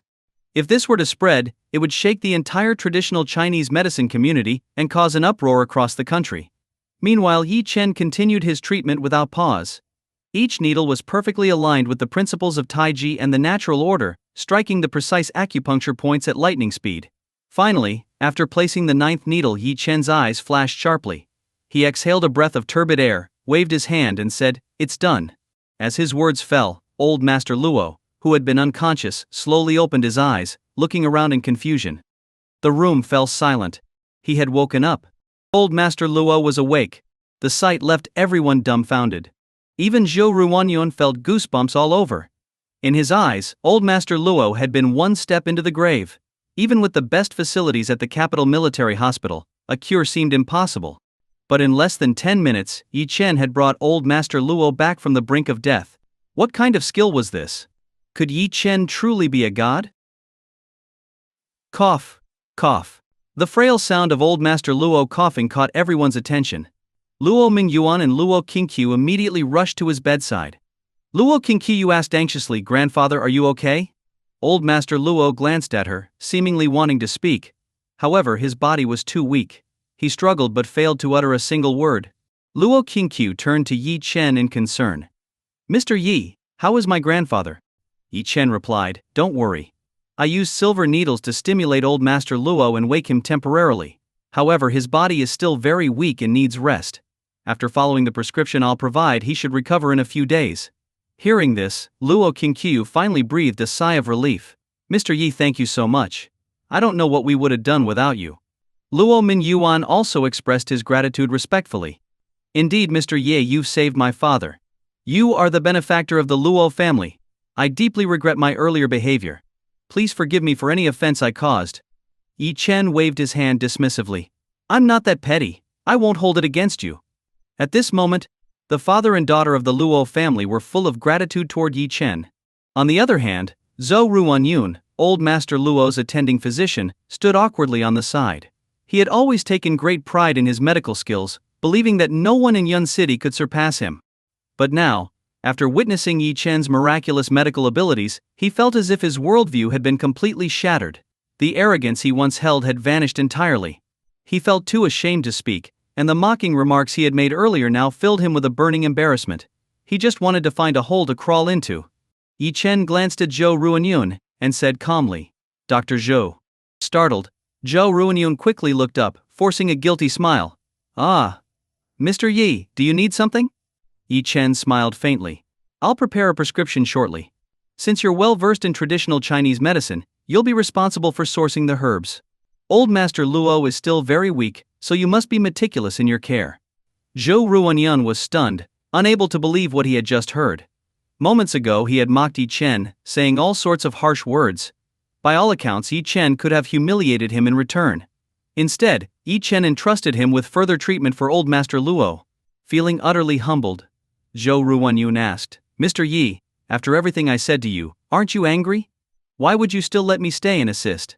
Yi Chen chuckled lightly. Angry? If I got angry over such trivial things, I'd spend my whole life seething. This statement left everyone present in awe. What composure! What magnanimity! The demeanor Yi Chen displayed seemed far beyond what one would expect from someone in their early 20s. Even Luo Mingjuan, who considered himself a man of stature and authority, realized that compared to Yi Chen, he was merely a small fish in a vast ocean. Feeling deeply ashamed, Zhou Ruanyun said, "Mr. Yi, your magnanimity is extraordinary. I'm truly humbled. I've practiced medicine my whole life and thought I was unmatched after curing a few difficult cases. But after witnessing your skills today, I've realized how vast the field of medicine truly is." Yi Chen replied calmly, "Don't belittle yourself. Your skills are good, but there's always room for improvement. Medicine is a boundless field. Only through continuous learning can one truly progress." Bowing deeply, Zhou Ruanyun said, "Thank you for your guidance." As one of the most renowned doctors in Yun City, Zhou Ruanyun was typically the one teaching others. To see him now humbly bowing and receiving instruction like a student was a testament to the profound impact Yi Chen's skills had on him. Yi Chen gestured toward Luo Qingqiu. "Qingqiu, bring me pen and paper. I'll prepare the prescription." Luo Qingqiu quickly retrieved a set of writing tools and laid out a sheet of paper. Yi Chen paused briefly in thought before fluidly writing down the prescription. His strokes were smooth and forceful, and his handwriting exuded a natural elegance. Impressive calligraphy. The spectators were astonished. Not only was Yi Chen a skilled doctor, but his calligraphy, written with a traditional brush, was stunning. In an age dominated by pens and keyboards, his mastery of such a refined skill left everyone in awe. Even more shocking was the content of the prescription. When Yi Chen handed it to Zhou Ruanyun, the latter's brows furrowed in concentration as he examined it. Despite his extensive knowledge of traditional Chinese medicine, he couldn't help but be astounded by Yi Chen's formulation. "This is brilliant. Absolutely brilliant," Zhou Ruanyun exclaimed. "Mr. Yi, this prescription is a masterpiece. May I keep a copy of it? I have colleagues at the Traditional Chinese Medicine Academy who would undoubtedly be inspired by it." Yi Chen nodded. "Go ahead." Bowing respectfully, Zhou Ruanyun replied, "Thank you, Mr. Yi." Father and daughter Luo Mingyuan and Luo Qingqiu exchanged glances. They had witnessed firsthand how Zhou Ruanyun, once arrogant, had been humbled to the point of behaving like an obedient student. This only deepened their respect for Yi Chen. After completing his work, Yi Chen said, "Old Master Luo's condition has stabilized. There's no need for me to stay any longer. I'll take my leave." Luo Mingyuan quickly interjected, "Mr. Yi, why not stay for a meal? I can arrange it right away." Yi Chen shook his head. "No need. I'm busy." Reluctantly, Luo Mingyuan said, "Very well. Qingqiu, see Mr. Yi out." Luo Qingqiu escorted Yi Chen to the entrance of a familiar neighborhood where his former sister-in-law, Mu Qingzhu, lived. After bidding her farewell, Yi Chen ascended the stairs and unlocked the door to the apartment. As the door swung open, he was greeted by the sight of his former mother-in-law and Mu Fei. His brows furrowed as he asked coldly, "What are you doing here?" Zhao Lan, Yi Chen's former mother-in-law, glared at him with a furious expression, like a shrew, and shouted, "Why am I here? This is my daughter's home. Can't I come if I want to?" Mu Fei chimed in arrogantly, "Exactly. This is my second sister's house and I can come whenever I want. But you, shameless as ever, got divorced from my eldest sister, and now you're here trying to freeload off my second sister? You really think you're something, don't you?" Yi Chen looked at Mu Fei coldly, his voice icy. "You better watch your mouth. If it weren't for the fact that we have some history, I'd beat you to death."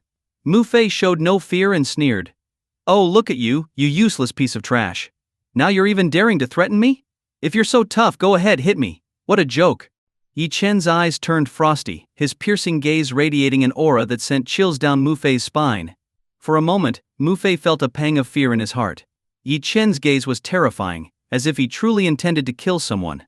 However, when he remembered that Yi Chen was just a useless loser, Mu Fei felt ashamed of his own momentary fear. He coughed awkwardly and said, "Why are you glaring at me? Do it again, and I'll gouge your eyes out. At that moment, Mu Qingzhu returned from work and walked in just in time to hear Mu Fei's words. She scolded angrily, Mu Fei, what are you doing? Brother-in-law has already moved out of the Mu family. Why can't you leave him alone? Mu Fei turned his head disdainfully and said, second sister, he and eldest sister are already divorced. What brother-in-law? Don't call him that nonsense. Zhao Lan also sneered, exactly. King Shu, are you even part of this family? Why do you always go against us? Now you're letting this useless trash live here. If word gets out, what will people think of our family? Mu Qingshu retorted angrily, Mom, you're all being ridiculous. Do you even know who brother-in-law truly is? Mu Qingshu tried to reason with her family, but Zhao Lan cut her off impatiently. Enough. Stop talking. He might be a treasure to you, but to us he's nothing but garbage. Today we're here to deal with him, so stay out of it. Mu Qingshu was furious, questioning how her family could be so blind. Years ago, Mu Qingshu had left the family to escape their constant interference and competition within the family. She had started her own business and, in doing so, gained access to insights that the rest of the Mu family couldn't see. For instance, Yi Chen. While she didn't know Yi Chen's full background, she understood one thing clearly: the Mu family's rise over the past 3 years was entirely due to Yi Chen. Without him, the family would still be struggling in the mire. She had mentioned this to her parents before, but Zhao Lan and the others refused to listen. They were convinced Yi Chen was just a useless freeloader, a laughable misunderstanding. Ignoring Mu Qingzhu, Zhao Lan stepped up to Yi Chen and demanded, you trash, you hit young master Lai Qiang today, didn't you? Yi Chen glanced at Zhao Lan dismissively. Yes, I hit him. So what? He deserved it. Zhao Lan exploded with rage. Of course you can't hit him. Who do you think you are? Do you know that if it weren't for Wang Qing pleading on your behalf, young Master Li could crush you with a flick of his finger? I don't know what you're so smug about. Yi Chen sneered. I don't need anyone to plead for me. If he wants revenge, let him come. I'll be waiting. Zhao Lan huffed furiously. Enough. I know what kind of person you are. Stop pretending to be tough. I'm not here to negotiate with you, I'm here to tell you. Go to the Lai family immediately, kneel before young Master Lai, and apologize. At least 10 kowtows. Yi Chen couldn't help but laugh at her audacity. Zhao Lan had truly overestimated herself. Even if he were still married to Mu Wangqing, he wouldn't kneel to Li Qiang, let alone now. Scoffing, Yi Chen said. Why should I kowtow to him? Are you out of your mind? Zhao Lan exploded again. Ye Chen, don't act so ungrateful. Let me tell you, the Luo family patriarch's birthday banquet is coming up in a few days, and young Master Li has secured us an invitation. If you offend him, and he decides not to take us, who will bear the consequences? If you don't go apologize, I won't let this slide. Mu Fei joined in, shouting, exactly. Yi Chen, know your place. Young Master Li has helped us secure a 2 billion yuan contract, and even introduced us to the most powerful Luo family in Yun City. Compared to him, you're nothing but trash. Today you'll kneel whether you like it or not. Mu Qingshu couldn't hold back any longer. Mom. Mu Fei. You're going too far. Zhao Lan shot back, too far. Do you know what kind of status the Luo family holds in Yun City? Getting close to them is a once-in-a-lifetime opportunity. Compared to that, making Yi Chen kowtow a few times is nothing. Yi Chen chuckled mockingly. Ridiculous. The Luo family may seem important to you, but they're nothing to me. If anyone needs to kneel, it's you. Li Qiang isn't even qualified for me to notice, let alone kowtow to him. Zhao Lan was livid. Yi Chen, don't push your luck. I know you're divorced from Wangqing and probably struggling to survive now. If you kneel and apologize today, and we secure our connection to the Luo family, I'll even give you 500,000 yuan. 500,000 yuan? Yi Chen smirked, finding it laughable. The Mu family truly underestimated him. When Mu Wangqing filed for divorce, she had offered him 5 million yuan as part of the settlement, and he hadn't even blinked at it. Scoffing, Yi Chen replied, 500,000? That's a lot of money, isn't it?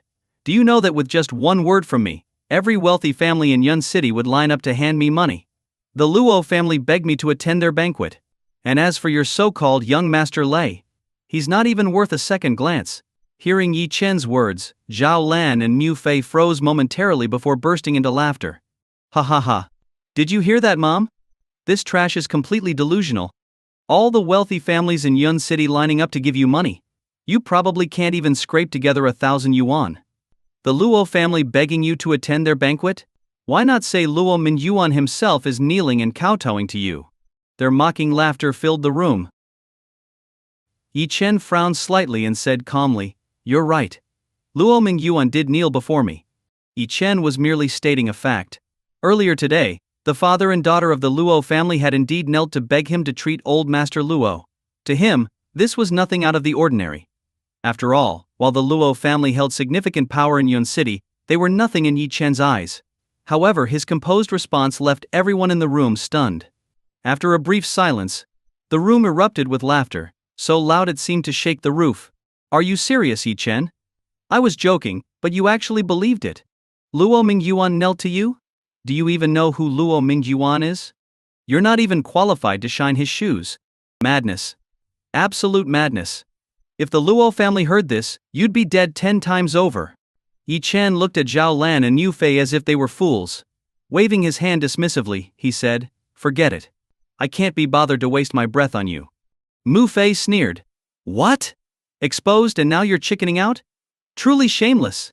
Zhao Lan ridiculed, "Yi Chen, if you won't go apologize to young Master Lai, I'll tell Wanking not to plead for you anymore. When Li retaliates, don't come crying to us." Standing nearby, Mu Qingshu couldn't hold back any longer. She stepped in front of Yi Chen and said impatiently, "That's enough, Mom. We need to rest. Please leave. The ones who will regret it may not be who you think." Zhao Lan snorted. "Qingshu, I'm your mother, and you're a member of the Mu family.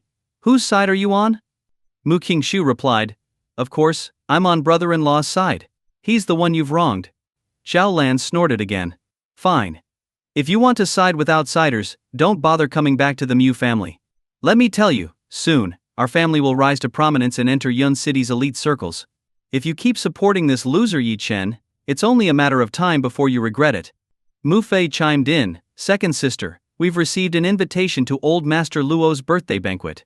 Do you know what that means? Only by relying on young Master Li did we get this chance. Yi Chen? Even if he had 100 years, he couldn't achieve even 1% of young Master Li's influence." Yi Chen chuckled lightly. "Only people like you would think an invitation from the Luo family is worth anything." Mu Fei scoffed. "Oh really? Big talk. Why don't you tell us you have an invitation too?" Yi Chen replied, "Of course I do. And I'll tell you this, I'm attending Luo Mingcheng's banquet as their most honored guest." Zhao Lan was furious at what she saw as Yi Chen's delusion. The Luo family was a top-tier clan in Yun City. While the Mu family had made progress over the past 3 years, even earning significant profits, they were still far from reaching the upper echelons of society. Old Master Luo's birthday banquet was an event reserved for Yun City's most prominent figures. Invitations weren't something money could buy. Many fought tooth and nail just to secure one. The Mu family had pulled every string but failed. Only through Lai Qiang's connections did they finally obtain an invitation. To the Mu family, this elevated Li Qiang to the status of a savior. In comparison, Yi Chen seemed utterly useless, nothing but a braggart. Zhao Lan sneered in disdain. "All right, stop bragging. If you really get an invitation, I'll kneel down and clean your shoes." "Enough, Mom. Just go." Mu Qingshu couldn't stand it anymore. She pushed Zhao Lan and Mu Fei out the door. Even outside, Zhao Lan and Mu Fei continued cursing and shouting.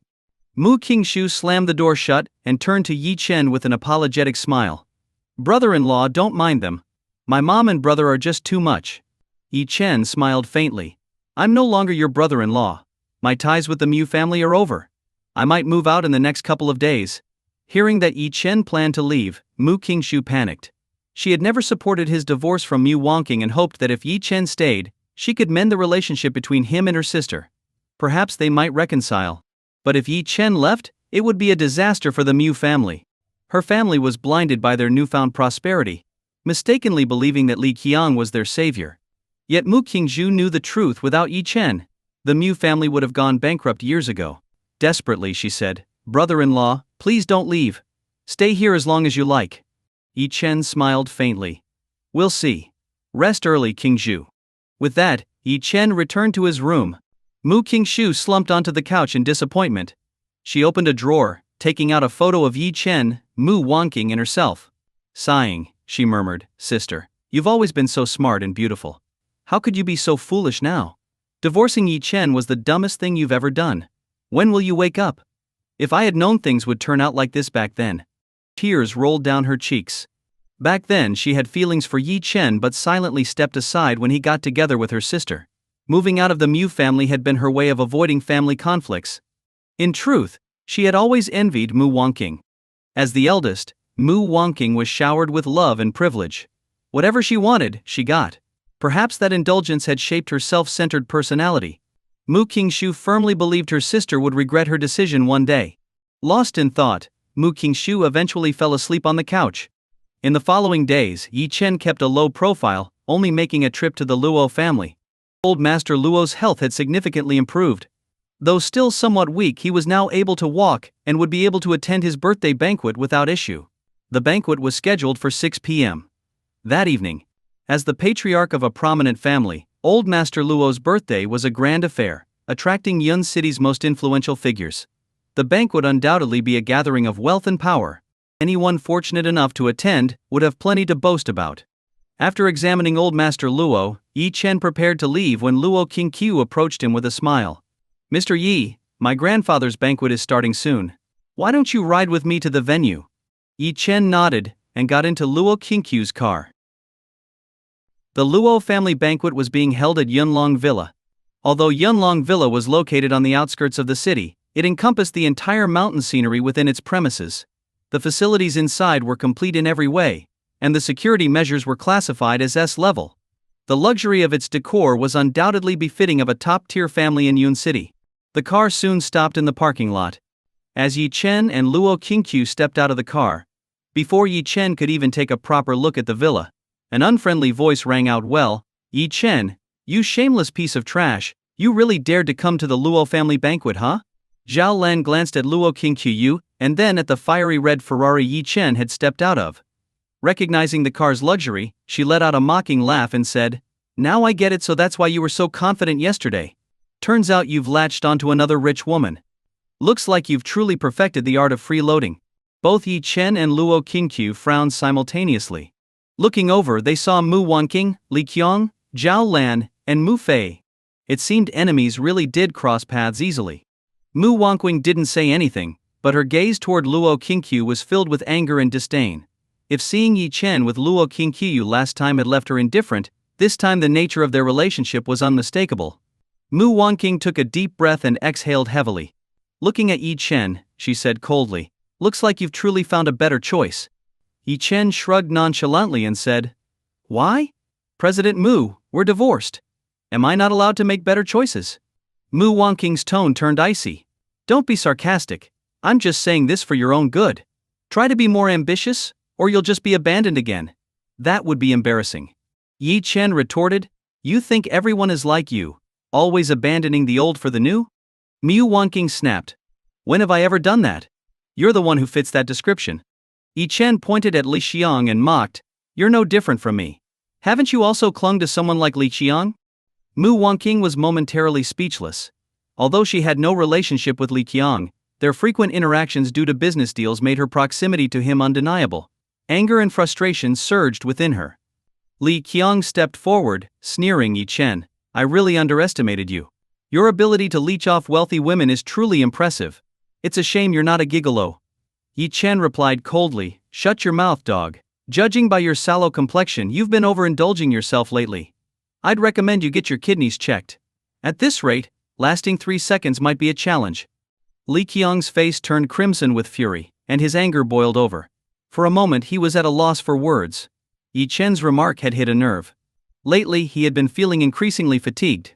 Previously he could entertain several women at a time, but his endurance had waned drastically. Could there really be an issue with his kidneys? The thought crossed his mind, but there was no way he'd admit it. He shouted furiously, "Bullshit. I'm far better than you freeloading scum." Luo Qingqiu, unable to bear the insults, frowned and said, "Who do you think you are, insulting Mr. Yi? Are you looking for trouble?" Li Qiang instinctively shrank back. While he didn't recognize Luo Qingqiu, he did recognize her car. Anyone who could afford such a vehicle surely had significant backing. He dared not provoke her too much, and simply said, "Miss, let me give you a piece of advice. The man next to you is nothing but trash. Don't let his appearance fool you. Otherwise you might end up losing both your money and your dignity." Luo Qingqiu chuckled. "Oh? If he really wanted to deceive me, I'd be happy to let him. Seeing Luo Qingqiu's smug expression, Mu Wanqing felt a surge of inexplicable anger. She stopped Li Qiang from continuing and said, "That's enough, young Master Li. Let's go." Li Qiang shot a fierce glare at Yi Chen before the group turned and walked into the villa. Luo Qingqiu and Yi Chen also entered. Inside the villa's grand hall, Luo Qingqiu excused herself. "Mr. Yi, please feel free to explore. I have some matters to attend to. I'll join you later." Yi Chen nodded and smiled faintly. "Go ahead." Luo Qingqiu quickly left to handle her hosting duties. As the organizer of the event, she needed to ensure everything was in order. Meanwhile, Yi Chen casually wandered around the hall. Grabbing a glass of red wine, he found a quiet corner to sit in. Everyone present at the banquet was either a wealthy magnate or a powerful figure. In such a gathering, most people mingled in groups, as a single conversation could lead to multi-million or even billion-dollar deals. For those attending, the banquet was both a social event and a chance to expand their influence. However, Yi Chen wasn't interested in such superficial interactions. He preferred to sit alone and enjoy his drink rather than engage in meaningless exchanges. Meanwhile, Zhao Lan and Mu Fei looked around the villa with wide eyes, like country bumpkins visiting a grand estate. Zhao Lan exclaimed enviously, as expected of high society. "Look at that crystal chandelier, probably genuine. Imagine how much that must have cost." Mu Fei swallowed hard and said, "Yeah, and the wine here? Each bottle must cost tens of thousands. And it's unlimited. This is real wealth." Li Qiang smiled faintly and said, "Of course. At gatherings like this, the status has to match. Especially for the Luo family's banquet, you'll get used to it after attending more." Zhao Lan laughed and said, "It's all thanks to you, young Master Li. If not for you, we'd never have the chance to attend such a grand event." Mu Wanqing frowned and said, "Mom, can you and little brother stop acting like you've never seen the world? You're embarrassing us." Zhao Lan quickly covered her mouth, though her eyes couldn't stop darting around. Suddenly, Zhao Lan stopped and pointed. "Hey, look. Isn't that Yi Chen, that piece of trash, sitting there alone?" Mu Fei sneered. "Mom, don't you get it? Yi Chen only got in because of that rich woman. It's such an upscale place, of course, she'd ditch him as soon as they got here." Zhao Lan nodded. "Haha, Yi Chen is so pathetic. Let's go humiliate him." Mu Wanqing took a deep breath and said, "Mom, let it go. Everyone here is either rich or powerful. If you cause a scene, it'll be our family that looks bad." Mu Fei waved her off dismissively. "Sister, what are you afraid of? I just can't stand that freeloader's smug face. If anyone's embarrassed, it'll be him, not us." He grabbed Zhao Lan's arm and strode toward Yi Chen. Mu Wanqing sighed in frustration and reluctantly followed them. Secretly, she was curious to see how things would unfold, and to uncover the nature of Yi Chen's relationship with the woman he had arrived with. Several people deliberately sat down near Yi Chen. Mu Fei glanced at Yi Chen and sneered, "Hey, sitting here all alone? How lonely. Why not go find your little sugar mommy?" Yi Chen rolled his eyes at Mu Fei and replied coldly, "None of your business."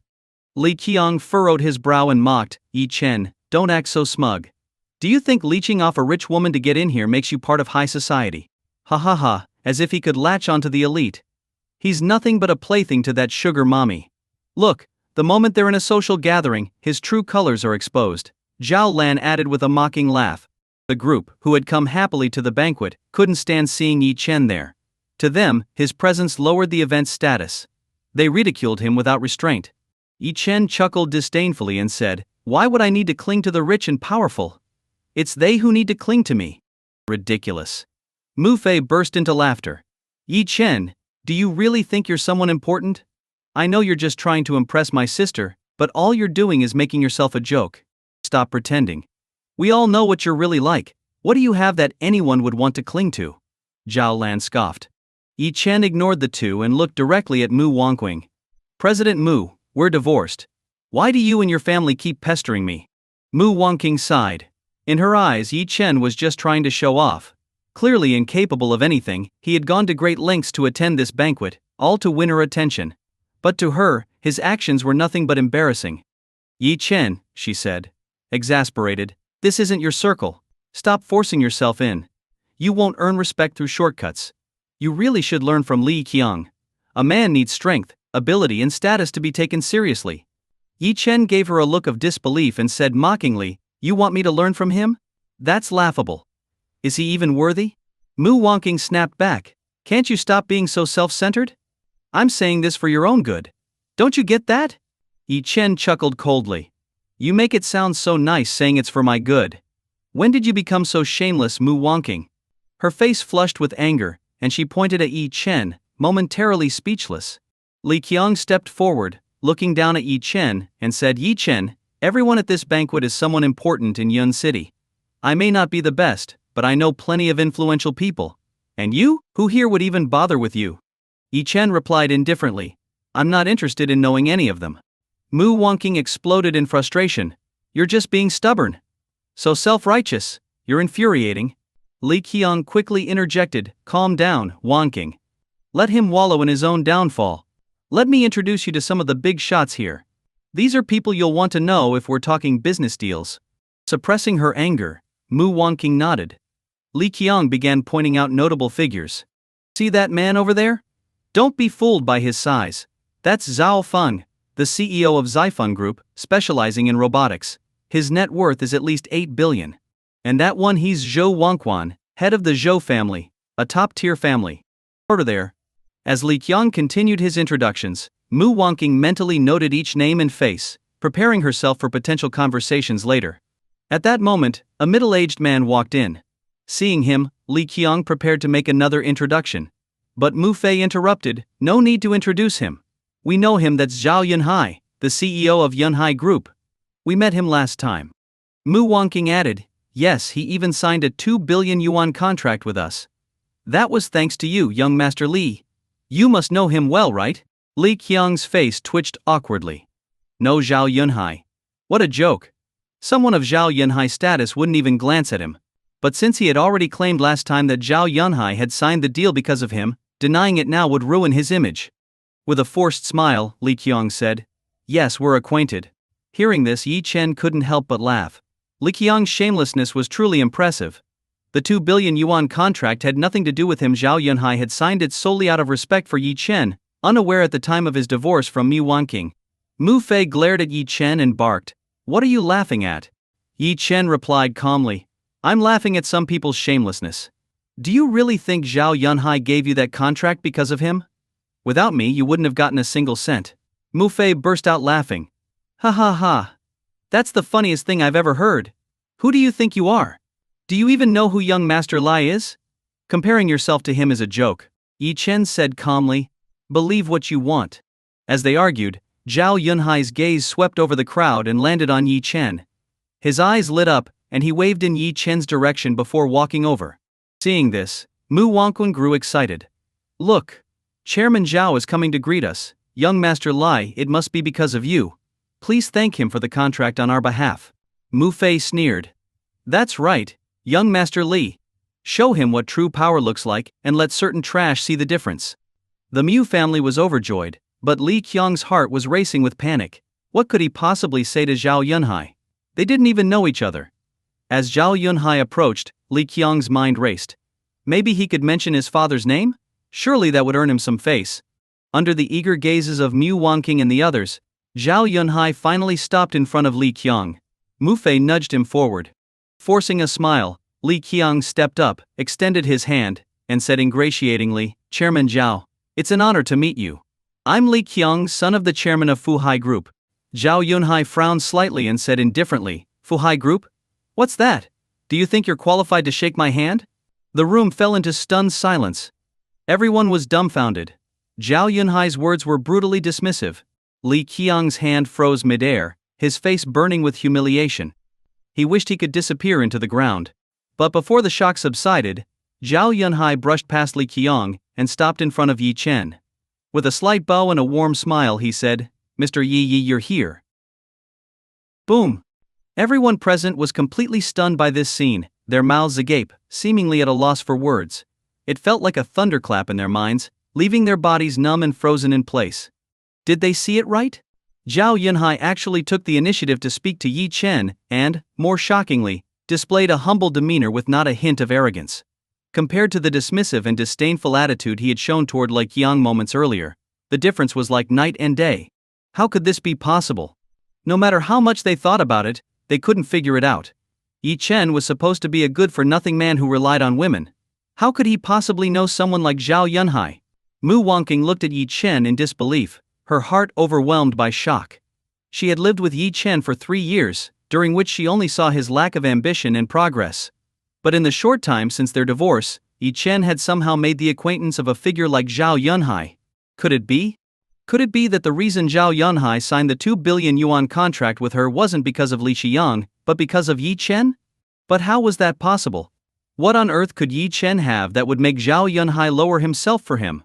For a moment, Mu Wangqing's face turned pale, and her body swayed as though she were about to collapse. The huge gap between her perceptions and reality was almost too much for her to bear. Mu Fei couldn't help but jump in, exclaiming, "Chairman Zhao, you must be mistaken. Yi Chen is just some worthless guy who lives off women.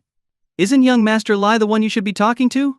Zhao Yunhai glanced coldly at Mu Fei and said, "Do you think I'm blind? Mistake Yi Chen? What kind of joke is that?" Yi Chen slowly stood up, chuckled lightly, and said, "Chairman Zhao, don't get upset. It's not worth fussing over." Zhao Yunhai immediately smiled and said, "You're right, Mr. Yi. I won't disturb you further. Please enjoy yourself." Yi Chen waved his hand and said, "All right, go ahead. We'll talk later." Zhao Yunhai gave a slight bow and left. Yi Chen sat back down calmly. Xiao Lan couldn't hold it in anymore. She jumped up angrily and said, "Yi Chen, what have you done? Are you hiding something from us? Did you secretly use our Mu family's money?" Yi Chen frowned and said, "What nonsense are you spouting?" Xiao Lan snapped back, "How else could you know someone like Zhao Yunhai? Did you bribe him? You're penniless, so you must have used our Mu family's money." Yi Chen laughed coldly and said, "Are you insane? Do you think the Mu family's petty money would even catch his attention?" Zhao Lan fumed. "Wangqing, you'd better check the accounts when we get back. Don't let this guy secretly use our family's resources." Mu Fei chimed in, "Exactly. Who knows how he managed to connect with Zhao Yunhai? Young Master Li, didn't you say you knew Chairman Zhao? What's going on?" Li Qiang's face turned red. He quickly replied, I don't know either. Most of the time, it's my father who deals with people like Chairman Zhao. I'm just in a junior position so." As he spoke, his voice grew smaller and smaller, and even he felt embarrassed. Mu Wangqing took a deep breath. Doubts had already crept into her mind. Could it be that the 2 billion yuan contract the Mu family had signed with the Zhao family wasn't thanks to Li Qiang after all? But she didn't focus on that. What mattered more to her now was figuring out how Yi Chen knew Zhao Yunhai. Li Qiang glanced at Mu Wangqing and said, "Wangqing, you have to believe me. I truly wanted to help you." Mu Wangqing waved her hand and said, "Enough, Li Qiang. No matter the circumstances, I appreciate your efforts. Let's not talk about this anymore." Li Qiang let out a sigh of relief. His eyes darted around as he said, "Wangqing, don't worry. If you want to expand Qinyuan Company, Zhao Yunhai isn't the only important person to know." Mu Wangqing's interest was piqued. Li Qiang knew her character well. Mu Wangqing was a natural workaholic. If he had pursued her aggressively with declarations of love, she might not have given him the time of day. But as long as he framed his efforts as being for Qinyuan Company's benefit, she would undoubtedly be interested. "What do you mean?" Mu Wangqing asked. Li Qiang smiled and explained, "This banquet isn't just about Zhao Yunhai. The most important guest tonight is someone extremely prestigious, a person so significant that even the Luo family highly respects them. I suspect they might be from a super elite family. If we can connect with them, Qinyuan Company's development will take off effortlessly." Mu Wangqing nodded. Indeed, if the Luo family held someone in such high regard, their status must be extraordinary. But another issue arose. How would we even approach someone of such stature? Mu Wangqing asked, frowning. Li Qiang grinned. "Don't worry. I have some influence in Yun City. When the time comes, we'll have a chance to compete fairly with others for their attention." Hearing this, Zhao Lan and Mu Fei were full of praise. "See? Young Master Lai always has a plan. We'll definitely connect with that prestigious guest." "Exactly. With young Master Lai's connections and my sister's beauty, we're bound to succeed. Unlike someone else, who thinks knowing one big shot makes them all powerful. Zhao Yunhai only spoke a few words to him, and he's already acting smug. Yeah, a loser will always be a loser." As they spoke, their ridicule naturally turned toward Yi Chen. Yi Chen smirked faintly and said, "Who's the loser?" "That's yet to be seen." Mu Fei sneered, "What do you mean by that, Yi Chen? Feeling inferior? While young Master Li is working hard to elevate us, what can you do?" Yi Chen's smile grew more confident. "To put it bluntly, the distinguished guest you're all trying to meet, you've already met them. What? Everyone froze, confused by Yi Chen's words. Mu Wangqing asked curiously, Yi Chen, do you know who the Luo family's most prestigious guest is? Have we met them? Yi Chen chuckled and said, of course you've met them.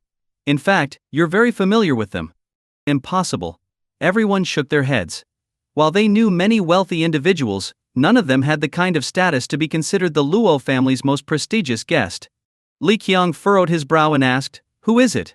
Yi Chen replied calmly, they're right here in front of you. Everyone stared at Yi Chen with wide eyes, full of disbelief. Li Qiang pointed at him in confusion and stammered, you're not saying that the Luo family's most prestigious guest is you, are you?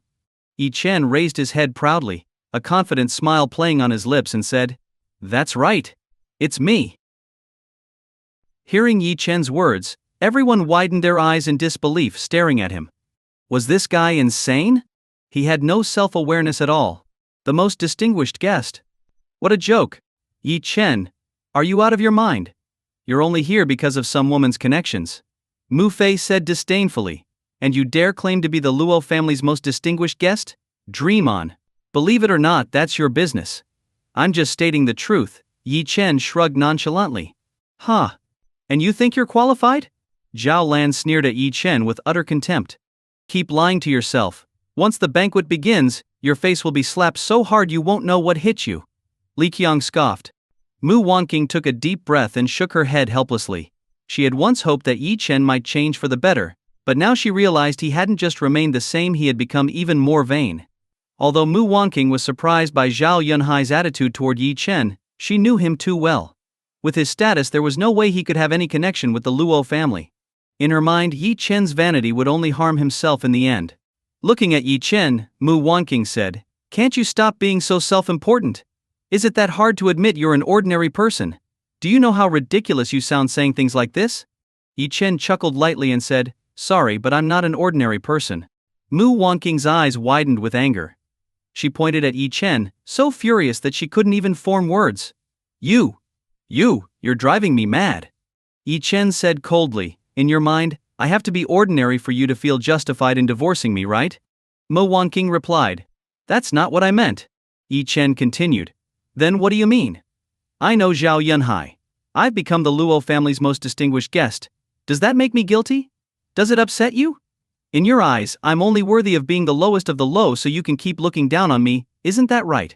Mu Wangqing averted her gaze and said, you're being ridiculous.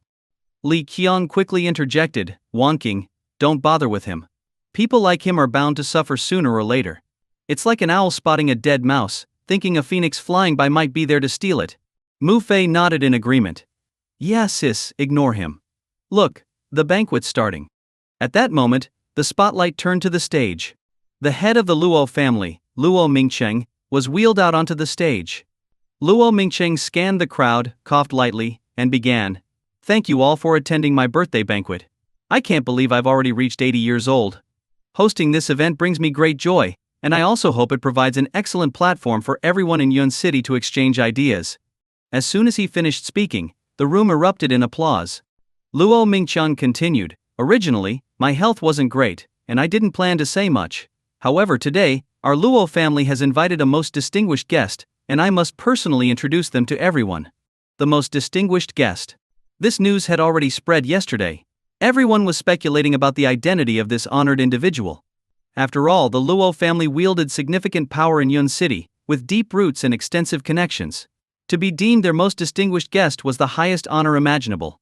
Whispers filled the room. The most distinguished guest of the Luo family?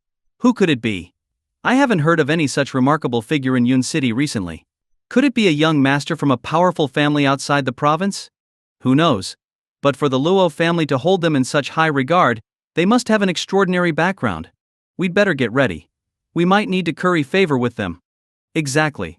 Mu Wangqing and Li Qiang were equally excited.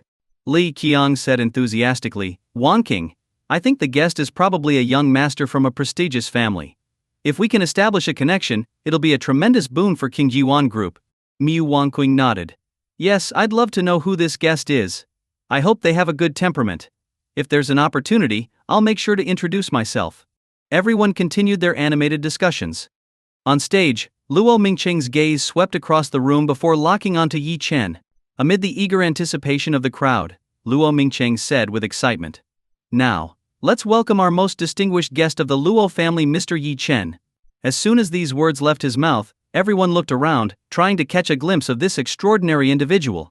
Yi Chen? Nod Shen. The name sounded unfamiliar. No one had heard of him before.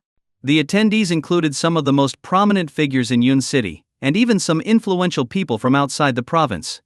They were at least familiar with each other by reputation. Yet, the name Yi Chen was completely unknown. Yi Chen stood up slowly, a smile on his face. Instantly, all eyes focused on him. Everyone froze in shock. Yi Chen's attire was extremely casual. At an event of this caliber, he hadn't even bothered to wear formal attire.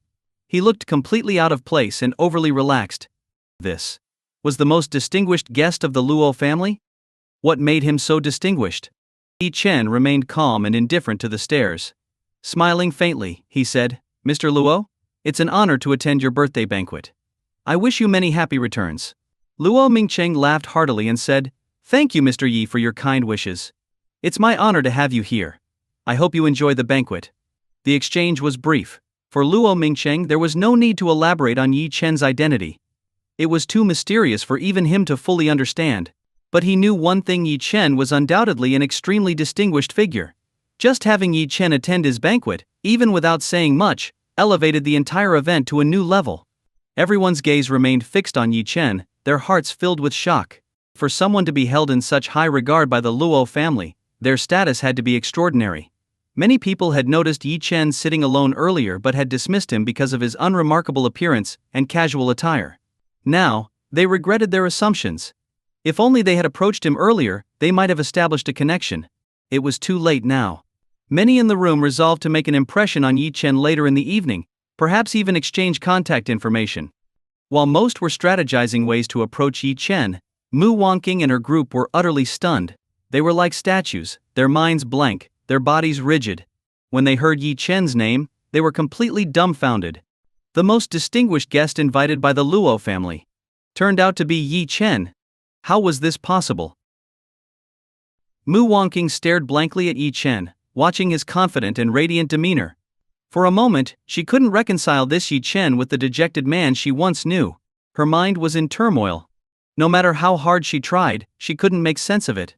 The Luo family was the most prominent aristocratic family in Yun City. While Mu Wangqing's company had surpassed $1 billion in value, it was nothing compared to the stature of the Luo family.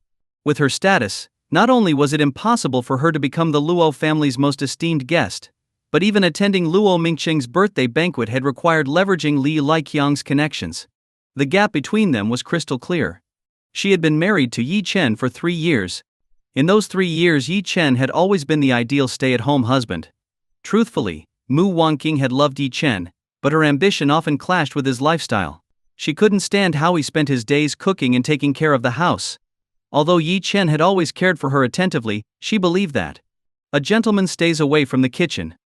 To her, a man should be ambitious, a go-getter. She had longed for Yi Chen to be a man who shone brightly.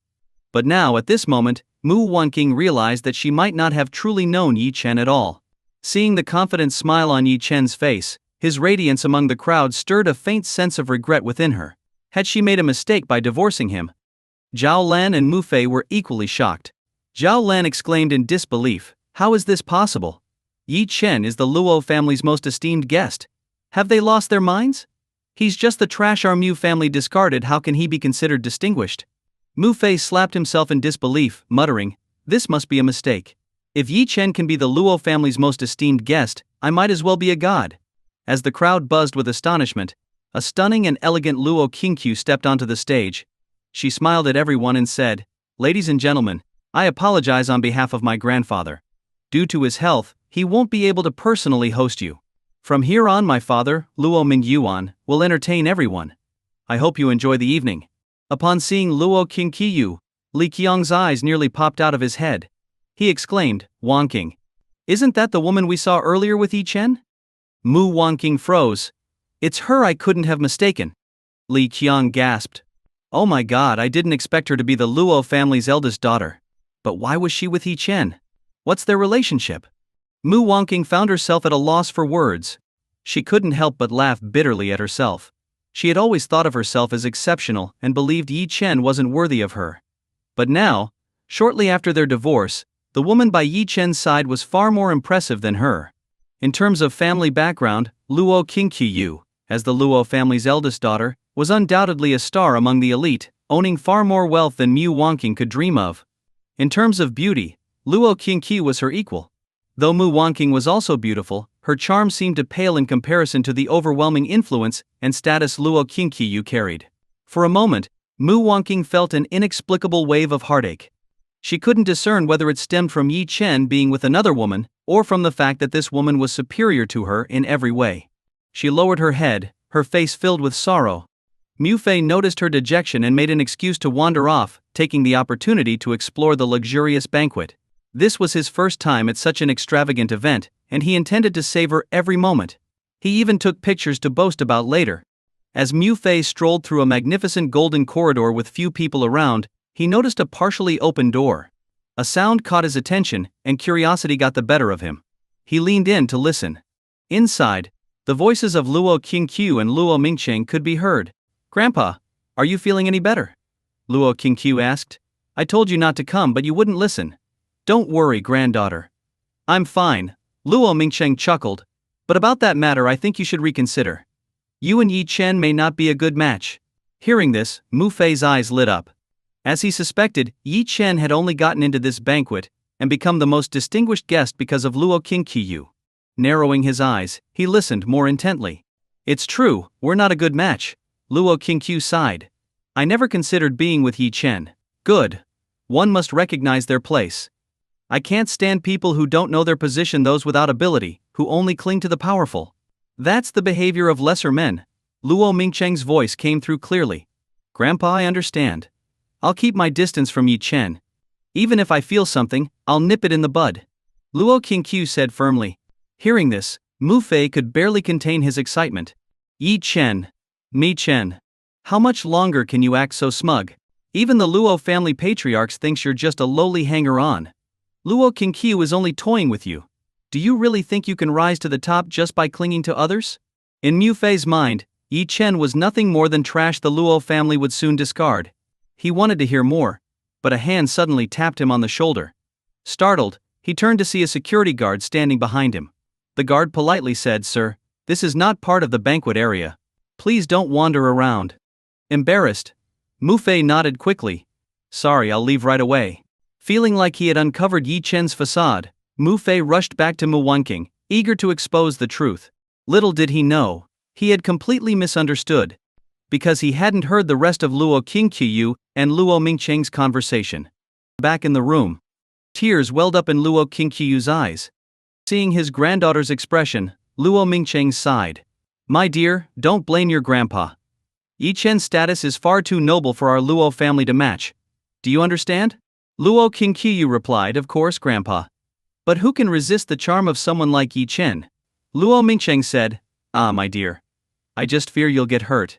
A man like Yi Chen, a true prodigy, is not easy to win over. If you truly love him, you must make yourself better continuously. You might even have to prepare for a lifetime of loneliness. I don't want you to endure such hardship." Luo Qingqiu sighed deeply, saying nothing more. If it meant winning Yi Chen's love, she was willing to do anything. A man like Yi Chen being loved by him would be a blessing earned over 10 lifetimes. Her thoughts drifted to Mu Wanqing. She couldn't understand how Mu Wanqing could give up on a man like Yi Chen, only to mingle with a worthless man like Li Qiang. Truly laughable. If anyone in this world had lost their mind, it was surely Mu Wanqing. At that moment, Mu Fei ran up to Mu Wanqing, practically bursting with excitement. "Sister, don't be sad. I just uncovered a huge secret." Mu Fei was brimming with excitement. Seeing this, Mu Wanqing frowned slightly and asked curiously, "What's such big news?" Mu Fei leaned closer to the group, lowering his voice mysteriously. "You'd never guess. I just overheard a conversation between old Master Luo and someone." Zhao Lan asked, "Who?" Mu Fei replied, "Of course it was old Master Luo talking with his granddaughter, Luo Qingqiu." Upon hearing this, everyone's eyes lit up. Mu Wanqing remained composed, but Zhao Lan, intrigued by gossip, eagerly urged, "Quick son, tell us. What did they say?" Mu Fei glanced disdainfully at Yi Chen and said, "Naturally, They were talking about this so-called most esteemed guest Yi Chen. Mu Wanqing glanced at Yi Chen. To be honest, Yi Chen had completely shocked her today. Not only had he somehow connected with the powerful Luo family, but he'd also become their most esteemed guest. If they hadn't divorced, would it mean Mu Wanqing could have used Yi Chen's connections to establish a partnership with the Luo family? Because of this thought, Mu Wanqing felt deeply conflicted. The sense of disparity left her uneasy. She had always seen herself as a capable and ambitious woman, yet she couldn't reach the heights of the Luo family, something Yi Chen, whom she viewed as idle and dependent, managed to achieve. That was the source of her discomfort. Taking a deep breath, Mu Wanqing said, "I already know he's the most esteemed guest. There's no need to remind me over and over again." Sensing Mu Wanqing's irritation, Mu Fei quickly explained, "Sis, hear me out. I wasn't trying to upset you. I'm saying that I overheard Luo Qingqiu herself saying that she could never be with Yi Chen. What does that tell you?" Mu Wanqing froze. "What does it mean?" Mu Fei smirked. "Isn't it obvious? It means that the Luo family's eldest daughter is just playing with Yi Chen. She never intended to give him a legitimate chance. To someone like her, Yi Chen is nothing more than a toy." Mu Wanqing pressed. "What else did you hear?" Mu Fei continued, "Oh, even more shocking things. Don't be fooled by the Luo family calling Yi Chen their most esteemed guest. I think it's just a way to humiliate him. Old Master Luo is a respectable man, he wouldn't outright insult Yi Chen to his face. But I heard with my own ears that, in Old Master Luo's eyes, Yi Chen is just someone trying to climb up the social ladder, a lowly person who doesn't know his place." Zhao Lan let out a relieved sigh and said, "Is that true?" Mu Fei confirmed, "Of course it's true. I heard it myself. How could it be wrong?" Li Qiang chimed in, "I get it now. It's simple, really. Yi Chen wants to climb up through Luo Qingqiu and use the Luo family's reputation to boost his own.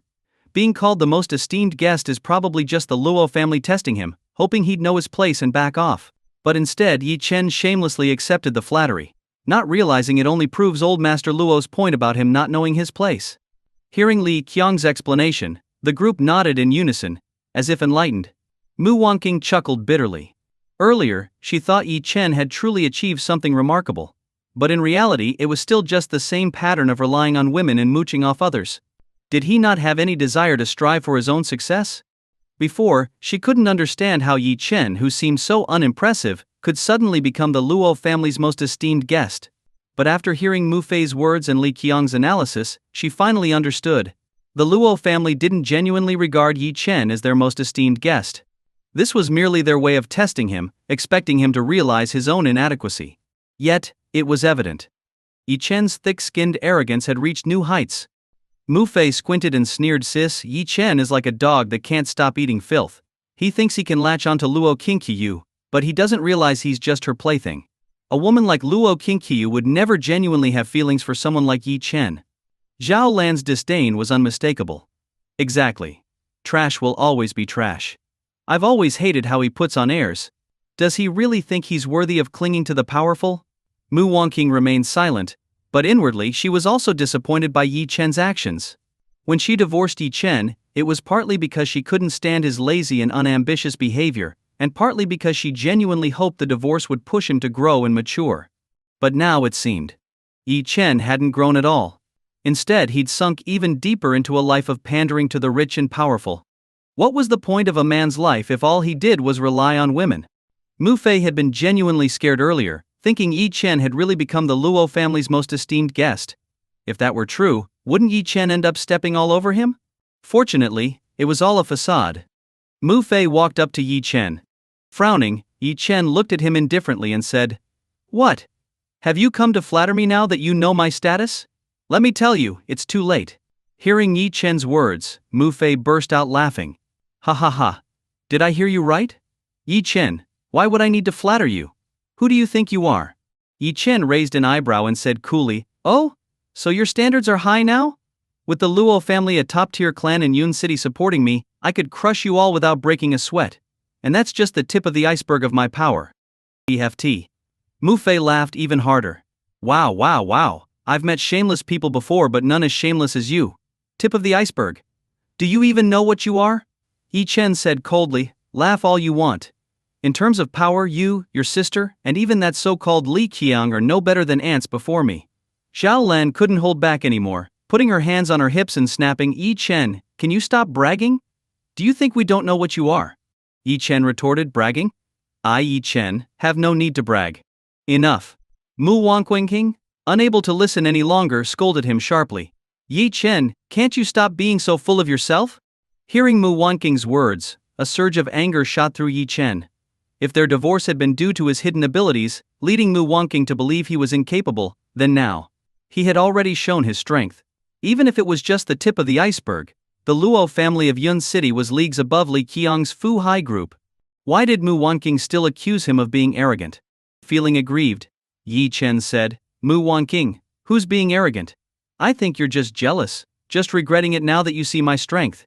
Admit it, you're regretting it so much you're ready to slap yourself." Mu Wanqing glared coldly at Yi Chen. "Regret? I, Mu Wanqing, will never regret it. This is the best decision I've ever made. Let me tell you the truth, a man without his own abilities will only ever be someone else's plaything. Do you think you've secured a carefree life by clinging to Luo Qingqiu? You're nothing more than her toy. Once she's bored, she'll discard you. Yi Chen, look at yourself, you're pitiful."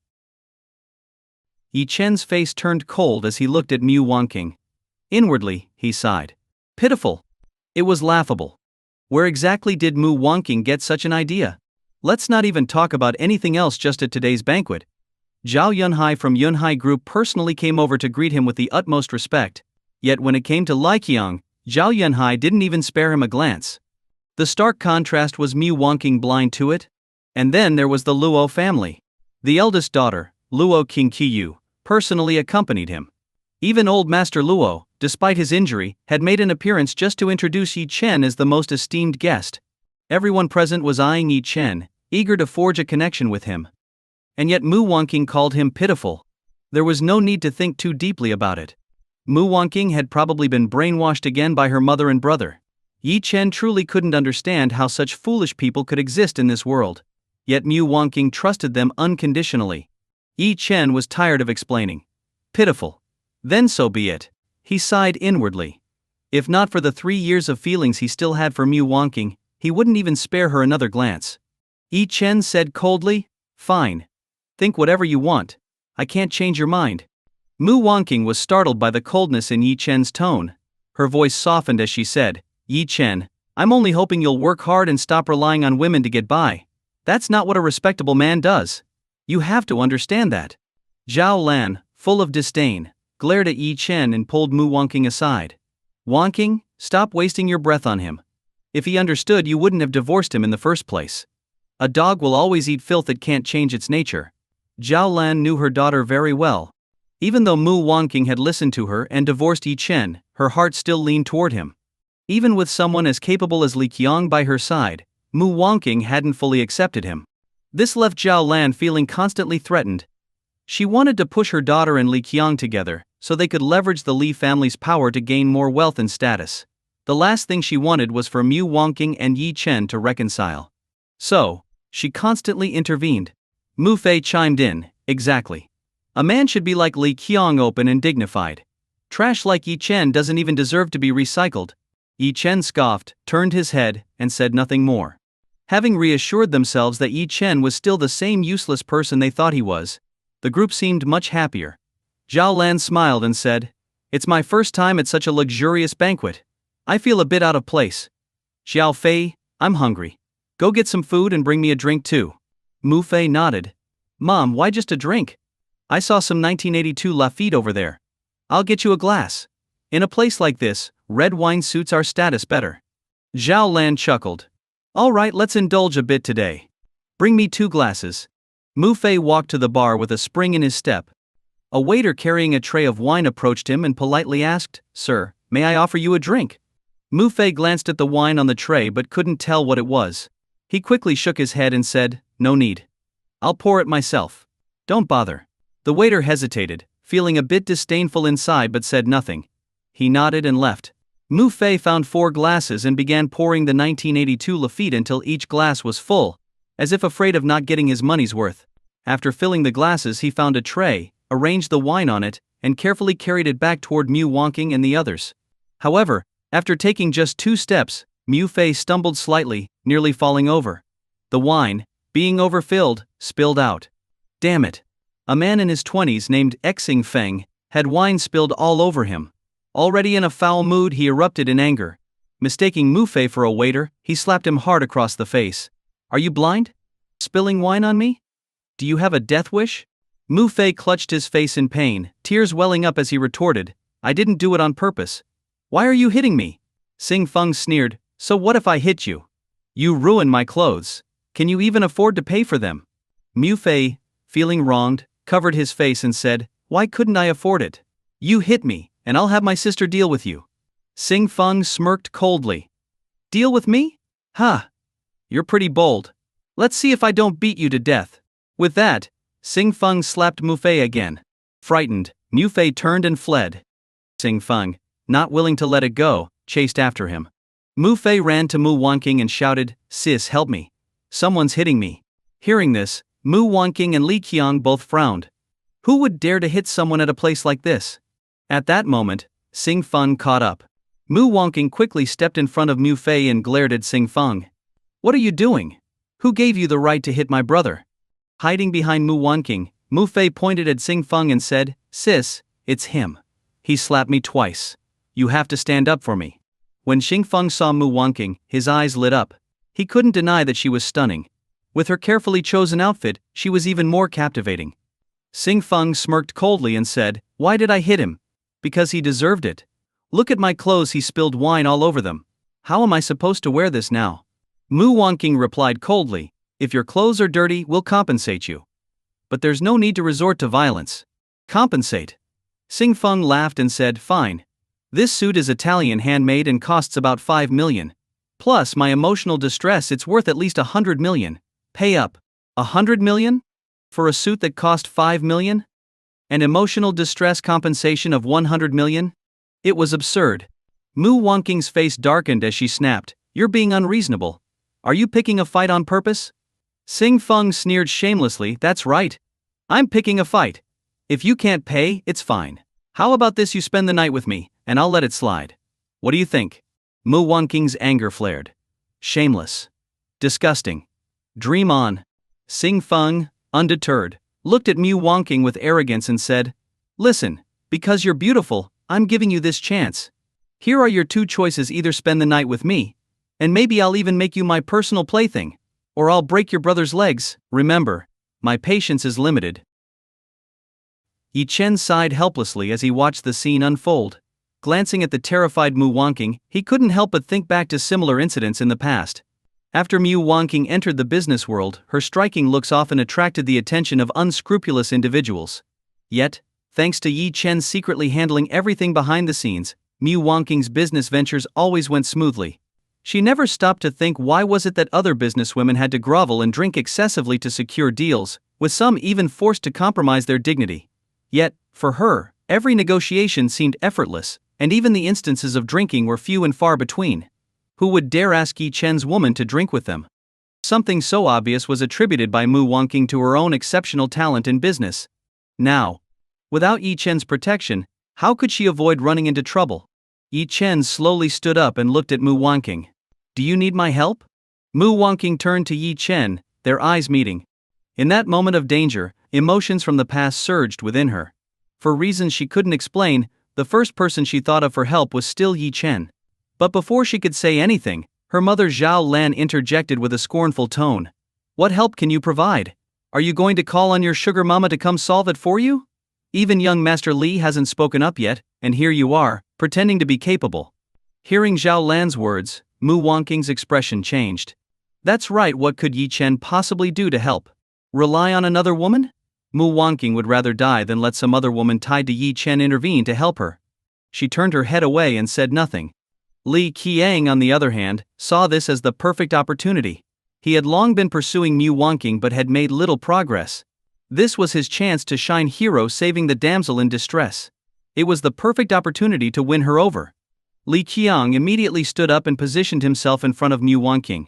He glared at Xing Feng and shouted, "What's wrong with you? Yelling at a woman? Is that all you've got? If you're so capable, come at me instead." Xing Feng frowned and looked coldly at Li Qiang. "Who the hell are you? Get lost and stop being an eyesore." Li Qiang was infuriated. Although he wasn't a top-tier heir in Yun City, He was still a second-generation rich kid. Yet Xingfeng showed him no respect at all.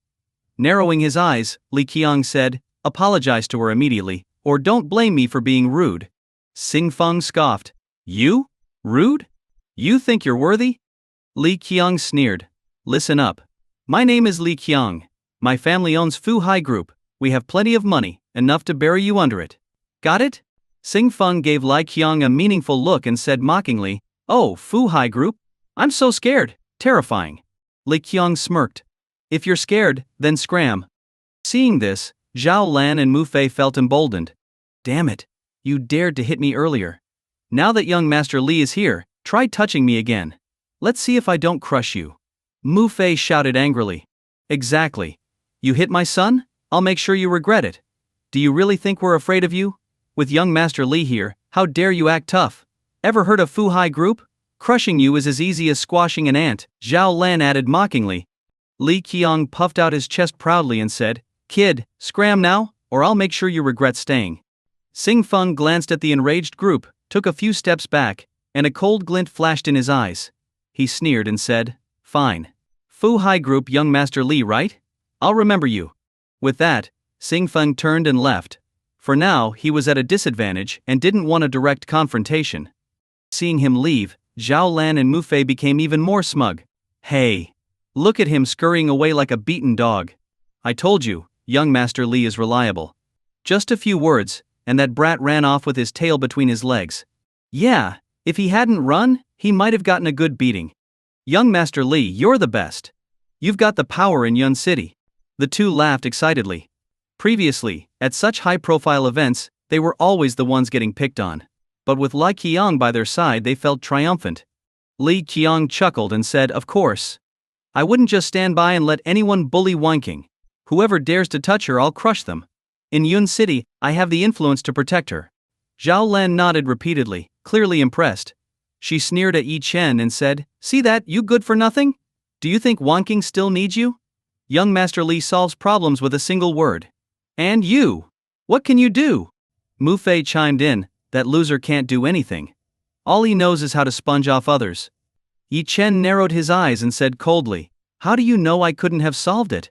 Zhao Lan burst into laughter. "Solve it? You, with your so-called abilities? Compared to young Master Li, you're not even worth mentioning." Yi Chen glanced at Li Xiang and said indifferently, "Him? Worthy?" Mu Wanqing frowned and stopped Zhao Lan. "Mom, can you stop dragging Yi Chen into everything? He has his pride. Could you stop undermining him all the time?" Zhao Lan snorted. "You're too kind-hearted. Even after the divorce, you still think about him. A loser deserves no sympathy. Let me tell you what a real man is. Someone like young Master Li, capable of standing up, solving problems and supporting you, that's a real man." Hearing Zhao Lan's praise, Li Qiang felt a surge of excitement. He smiled and said, "Wanking, Aunt Zhao is absolutely right. This world values power. To put it bluntly, in Yun City, I can help you solve most problems, grow your business, and ensure your safety. As long as I'm here, no one will dare touch you."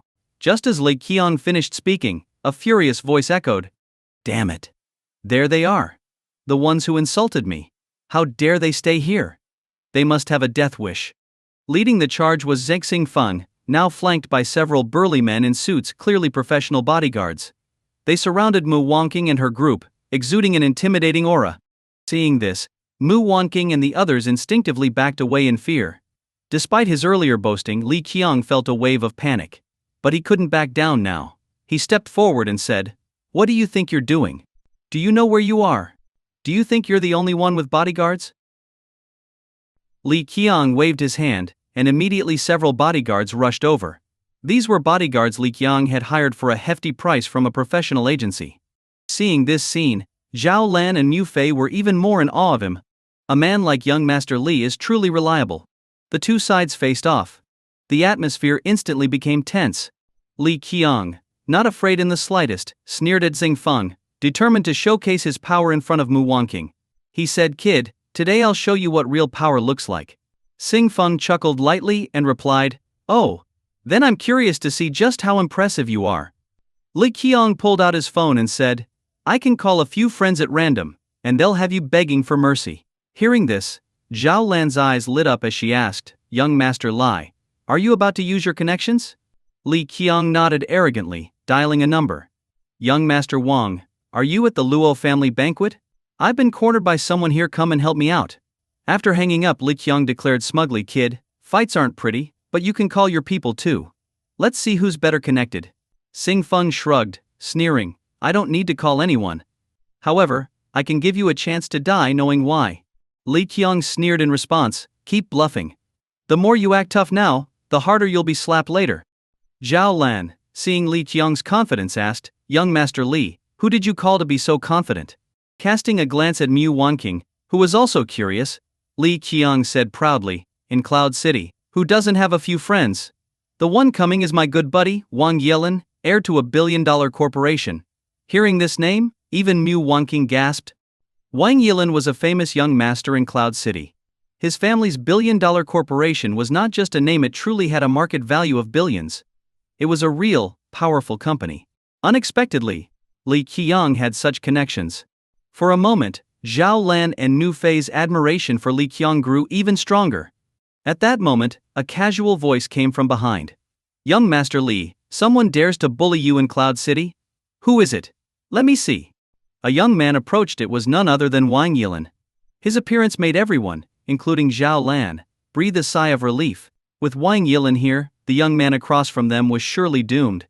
Li Qiang chuckled, pointing at Xing Feng. Young Master Wang, it's that kid. Xing Feng, utterly unafraid, smiled disdainfully and said, Yes, it's me, Wang Yilin. So you think you're strong enough to take me on?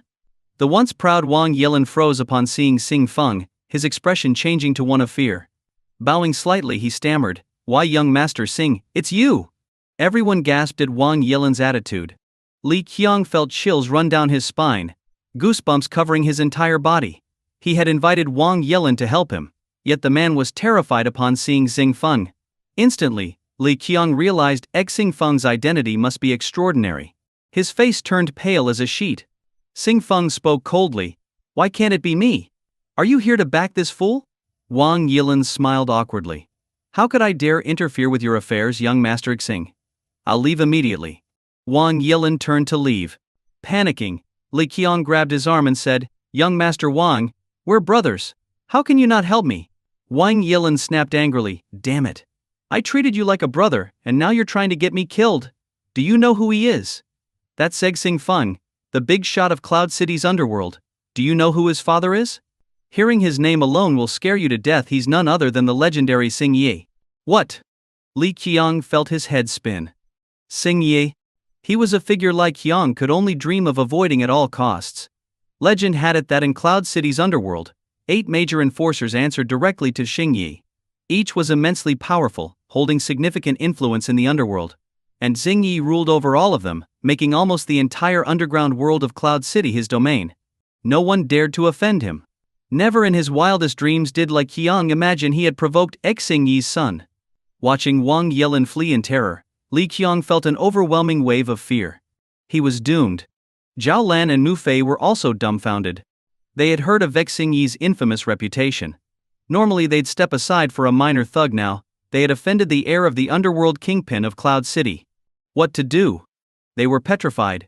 Xing Feng shot Li Qiang a cold look, his lips curling into a mocking smile. So, do you still want to call for help? I can wait. Li Qiang gave a forced smile. Call for help? He might as well call for his ancestors, it wouldn't make a difference. In Cloud City, who dared cross the Xing family? Terrified, Li Qiang stammered, Why, young Master Xing, this is all a misunderstanding. Xing Feng raised his hand and slapped Li Qiang across the face, yelling, A misunderstanding? Misunderstand your mother. Get lost. Li Qiang, slapped hard, dared not show any anger. Offending the Xing family would be utter destruction, even his father couldn't save him. Li Qiang could only step back, not daring to utter another word. Xing Feng, his face full of arrogance, looked at Mu Wanqing with an unrestrained gaze. He slowly walked toward her, smiling faintly. So, do you still think I'm despicable and shameless? Mu Wanqing, frightened by his gaze, was overwhelmed with fear. Despite her business acumen, she had never encountered the likes of the underworld, but she had heard plenty of terrifying stories about the Xing family. Fear gripped her, leaving her at a loss for what to do. Xing Feng smiled slightly. Don't be afraid, sweetheart. I don't hit women, especially not pretty ones like you. However, you offended me today. If you spend the night with me, I'll let them go. What do you think? Mu Wanqing frantically shook her head. Zhao Lan and Mu Fei panicked too. Knowing Xingfeng's reputation, they turned to Li Qiang and pleaded, "Young Master Li, aren't you powerful in Cloud City? What should we do? He's going to hurt Wanqing." Li Qiang was helpless. He hadn't even touched Mu Wanqing yet, and now Xingfeng wanted to take her away. It left him extremely frustrated. What could he do? He couldn't risk offending Xingfeng. Sacrificing his entire family for a woman? Impossible. But letting go of Mu Wanqing didn't sit well with him either. At this moment, Xingfeng lost his patience. Waving his hand, he ordered coldly, "Take this woman away. Kill anyone who tries to stop you." The bodyguards immediately charged toward Mu Wanqing. Fear engulfed everyone. Mu Wanqing's eyes filled with terror. Just then, a calm voice interrupted, "Wait. I don't care what you do with the others, but you can't touch this woman." Everyone turned to look. It was Yi Chen. No one expected Yi Chen to step forward at this moment. After all, the opponent was Xingfeng, the eldest young master of the Xing family, an absolutely untouchable figure in Cloud City. To step out and confront Xingfeng now was nothing short of courting death. Li Qiang squinted his eyes. While he had wanted to show off in front of Mu Wanqing, he knew his limits. Against an ordinary person he might hold his own, but in the face of a super young master like Xingfeng, he could only shrink back. What a joke. The Xing family held absolute authority in Cloud City's underground circles. Offending the Xing family would only result in death if you were lucky enough to have a quick one. For Yi Chen to step forward now was sheer arrogance. Li Qiang secretly mocked him. The more impressive Yi Chen appeared now, the worse his fate would be later. This was the perfect opportunity to let Yi Chen draw Xingfeng's fire. Mu Wanqing also looked at Yi Chen in shock. She never imagined that, in the face of such despair and the wrath of Xingfeng, Yi Chen would be the first to step up to help her. This left her feeling deeply conflicted. She was moved by Yi Chen's courage but worried that he was being too reckless, escalating the conflict. After all, Xingfeng's power was immense. Even with the Luo family backing Yi Chen, Xingfeng might not care. Sure enough, Xingfeng's face darkened upon hearing Yi Chen's words. He looked at Yi Chen and naturally recognized him as an honored guest of the Luo family. With a cold tone, Xingfeng said, "Your name is Yi Chen, right? Are you sure you want to meddle in this? Even though you're an honored guest of the Luo family, I, Xingfeng, am not afraid of them." Yi Chen casually waved his hand and said, "I don't care about your petty squabbles, but this woman is off limits. Do as you please with the others." Xingfeng sneered, "And if I insist?" Yi Chen's gaze turned icy. "Then I won't mind killing you," he gasped. Everyone was stunned by Yi Chen's words. This guy was insane. He actually said he would kill Xingfeng. What a joke. Mu Wanqing panicked and said, "Yi Chen, stop fooling around. The Xing family's power is not as simple as you think. Don't be impulsive." Zhao Lan, however, grabbed Mu Wanqing and said, "What are you doing? If he wants to show off, let him. We didn't ask for his help. Doesn't he know his place? How dare he spout such nonsense?" Mu Wanqing rebuked, "Mom. He's helping me. How can you say that?" Zhao Lan froze for a moment, turned her head aside, and muttered, "Help? He should know his limits." Hearing Zhao Lan's words, Yi Chen felt nothing but disdain. To be honest, he hadn't wanted to get involved in this mess. If Xingfeng had simply taught Mu Wanqing a lesson, or even broken the legs of Li Qiang and Zhao Lan, Yi Chen wouldn't have said a word. But Xingfeng wanted to touch Mu Wanqing, and that was unacceptable. After all, Mu Wanqing was Yi Chen's ex-wife. Yi Chen would never allow another man to lay a hand on her. Take Li Qiang, for example. He was nothing more than a sycophant. If Mu Wanqing had truly been interested in him, Li Qiang would already be in hell meeting the king of Hades. Xingfeng snorted coldly. "Yi Chen, you want to interfere? I'm afraid you're not qualified." At that moment, Luo Qingqiu slowly walked forward from behind. Her cold gaze fixed on Xingfeng as she said, "Xingfeng, do you think I'm qualified to step in?" Xingfeng's expression changed. The Luo family held significant power in Cloud City, and his father, Xing Yi, also had a good relationship with them. Xingfeng forced a smile. "Sister Qingqiu, what are you doing? Are you going to back him up?" Luo Qingqiu snorted coldly. "This is the Luo family's banquet. Are you sure you want to cause trouble here?" Xingfeng's expression turned extremely awkward. He glared at Yi Chen and sneered, "Fine, Yi Chen, right? You're safe under the Luo family's protection here. But can the Luo family protect you forever? Once you step outside this door, I'll show you the consequences of meddling. With that, Sing Feng turned and walked away. Luo Qingqiu looked at Yi Chen and smiled. Mr. Yi, I hope I didn't disturb your enjoyment? Yi Chen replied indifferently. No, is there something you need? Luo Qingqiu said, some friends would like to meet you. Would you have the time to join us? After a moment of thought, Yi Chen replied, sure, I'll come by later. Luo Qingqiu nodded. I'll wait for you in the backyard. Before leaving, she cast a haughty and mocking glance at Mu Wanqing. Mu Wanqing felt the hostility in Luo Qingqiu's gaze, gritted her teeth and turned her head away. After Luo Qingqiu left, Yi Chen turned to Mu Wanqing and said indifferently, I suggest you leave now. While I've temporarily handled Sing Feng, there's no guarantee he won't come after you later. Mu Wanqing had initially been very moved, but seeing Luo Qingqiu stand up for Yi Chen made her inexplicably jealous. She coldly said, hey chimpish. I don't need your help. I can handle my own affairs. Yi Chen sneered. Handle it yourself. If it weren't for me just now, would you still be standing here talking? Mu Wanqing froze, unable to refute him. She was indeed touched by Yi Chen's intervention, but Luo Qingqiu's involvement made her jealous and upset. Zhao Lan sneered, what a joke. Relying on you? If it weren't for Miss Luo just now, you'd already be beaten to death by Xing Feng. Stop pretending. You're just a man living off a woman. How do you even have the nerve to talk like that? Mu Fei added, exactly. We didn't need your help. With young Master Li here, solving this would have been a piece of cake. Li Qiang's face stiffened, but he forced himself to speak up. That's right. Honestly, Yi Chen just made things more complicated. I have an uncle who works in the underground world and knows Xingji well. I could have easily resolved this with a phone call. Yi Chen glanced at the hopeless group, scoffed, and turned to leave. While he didn't want to interact with irrelevant people, Luo Qingqiu had spoken up, so he couldn't refuse her invitation. He headed to the backyard. Meanwhile, Zhao Lan, despite her earlier bravado, was still worried about Xing Feng's potential retaliation. She nervously said, maybe we should leave? If Xing Feng really comes after us, we're done for. Mu Fei turned to Li Qiang. What's there to be afraid of? Didn't young Master Li say his uncle knows Xingyi? Just make a call, and it'll be resolved. Mu Wanqing looked at Li Qiang skeptically. Young Master Li, is that true? Li Qiang cursed himself internally. While it was true he had an uncle in the underground world who had met Xingyi a few times, Xingyi's status was far too high to bother with his uncle. But seeing Mu Wanqing's expression, Li Qiang couldn't admit the truth. Gritting his teeth, he said, well, I'm not entirely sure, but I can try calling him. At the same time, Yi Chen had already arrived in the backyard. Luo Qingqiu was waiting there and said, Mr. Yi, you're really kind to your ex-wife. Even after the divorce, you're still helping her.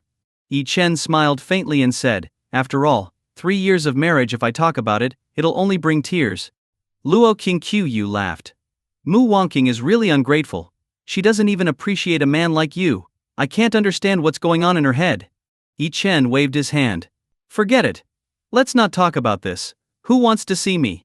Luo Qingqiu said, you've definitely heard of this person. His name is Zexing Jinying. On the streets he's known as Zexing Yi. Yi Chen couldn't help but laugh. This is interesting. Just now his son was threatening to deal with me, and now his father wants to see me. Luo Qingqiu said, that brat Xing Feng has never been taught a lesson. Now that he's provoked you, Mr. Yi, he's going to suffer.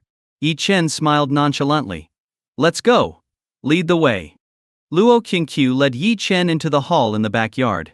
At this moment, old Master Luo was sitting at the main seat, and beside him sat a burly man with a square face. His natural authority was evident, exuding an imposing aura. This man was Zexing Jingsheng Xingyi. Xing Jingsheng looked at old Master Luo and asked with a smile, Old Luo, is it true? That divine doctor cured your chronic illness in just one treatment? Old Master Luo chuckled. Old Zings, why would I lie to you? You knew how bad my health was before. Look at me now, I feel like I can live another 20 years easily. A glint flashed in Xingsheng's eyes. He had seen old Master Luo before. Back when his health was so frail it seemed like he could pass away at any moment. Yet in just a few days, he now appeared full of vitality. Xing Jingsheng took a deep breath and said, Old Luo, you must introduce this divine doctor to me. I've been to countless doctors for my condition, but none of them have been able to help. While it's not life-threatening, the pain and suffering are unbearable. Old Master Luo smiled. Don't worry. I've already asked Q to invite him. If he agrees, he'll come. As they were speaking, Luo Q brought Yi Chen inside. Old Master Luo immediately stood up and said respectfully, Young Master Ye, you're here. Please have a seat and some tea. Seeing Yi Chen, Xing Jingxiong was momentarily stunned. This was the divine doctor Old Master Luo spoke of. He looked so young. In Xing Jingxing's mind, the older a doctor, the more skilled they were. But Yi Chen looked like a fresh graduate. Yi Chen remained composed and said, Old Luo, are you feeling better now? Old Master Luo laughed. Thanks to the medicine you prescribed, I feel much better. Let me introduce you. This is Zexing Jingxiang, the head of the Xing family and an old friend of mine. He's hoping you can take a look at his chronic condition. Although Xing Jingxiang was skeptical of Yi Chen's age, he still smiled and said, Dr. Yi, my condition is. Before he could finish, Yi Chen waved his hand and said, No need to say more. Your condition can be cured, and it's quite simple. What? Hearing Yi Chen's words, Xing Jingxiang was stunned. He hadn't even explained his symptoms, yet Yi Chen already knew. Usually when he went to the hospital, he had to undergo a full-body examination with countless medical tests before they could determine the cause. But Yi Chen had figured it out in just a few minutes. And it was simple? Xing Jingxiang, who had consulted numerous renowned specialists, found this hard to believe. No amount of medicine or treatments had worked for him. How could it possibly be simple? He asked in shock, Dr. Ye, you already know my condition? Don't you need to examine me? Yi Chen said calmly, No need. The pallor of your face and bloodshot eyes indicate a blockage of vital energy. I assume your kidneys were injured in your youth, leading to blood deficiency and current difficulties in your bedroom activities. To put it simply, you're impotent. Gasp. Hearing this, Xing Jingxiang was utterly shocked. This was his secret. Aside from the doctors he had consulted, no one else knew about it. Even old Master Luo had no idea. Yet Yi Chen had pinpointed it with a single sentence. A divine doctor. Truly a divine doctor. Xing Jingxiang was overwhelmed with emotion and quickly said, Dr. Yi, you're absolutely right. That's exactly my condition. I've seen so many doctors but none of them could help. This illness is driving me insane. Yi Chen smiled faintly. Your illness isn't due to overindulgence or exhaustion, but rather a kidney injury from your youth that wasn't properly treated, leaving residual complications. That's why conventional treatments are ineffective. Xing Jingxiang nodded repeatedly and asked, Dr. Yi, please help me cure this. I'm willing to pay any price. Seeing Xing Jingxiang's eagerness, Luo Qingqiu laughed and covered her mouth. Xing Jingxiang, puzzled, asked, Qingqiu? What's so funny? Luo Qingqiu laughed. It's just funny. Earlier your son was threatening to kill Mr. Yi, and now here you are, begging him for treatment. Don't you think that's amusing? What? Hearing this, Xing Jingxiang's expression changed. At this moment, his mind was entirely focused on Yi Chen curing his illness. He was only in his 40s, still a man in his prime. With wealth and power, beautiful women surrounded him, but his condition left him helpless, unable to enjoy life. Furthermore, as the head of the Xing family, to be a eunuch was humiliating. If word of this got out, the entire Xing family would become a laughingstock.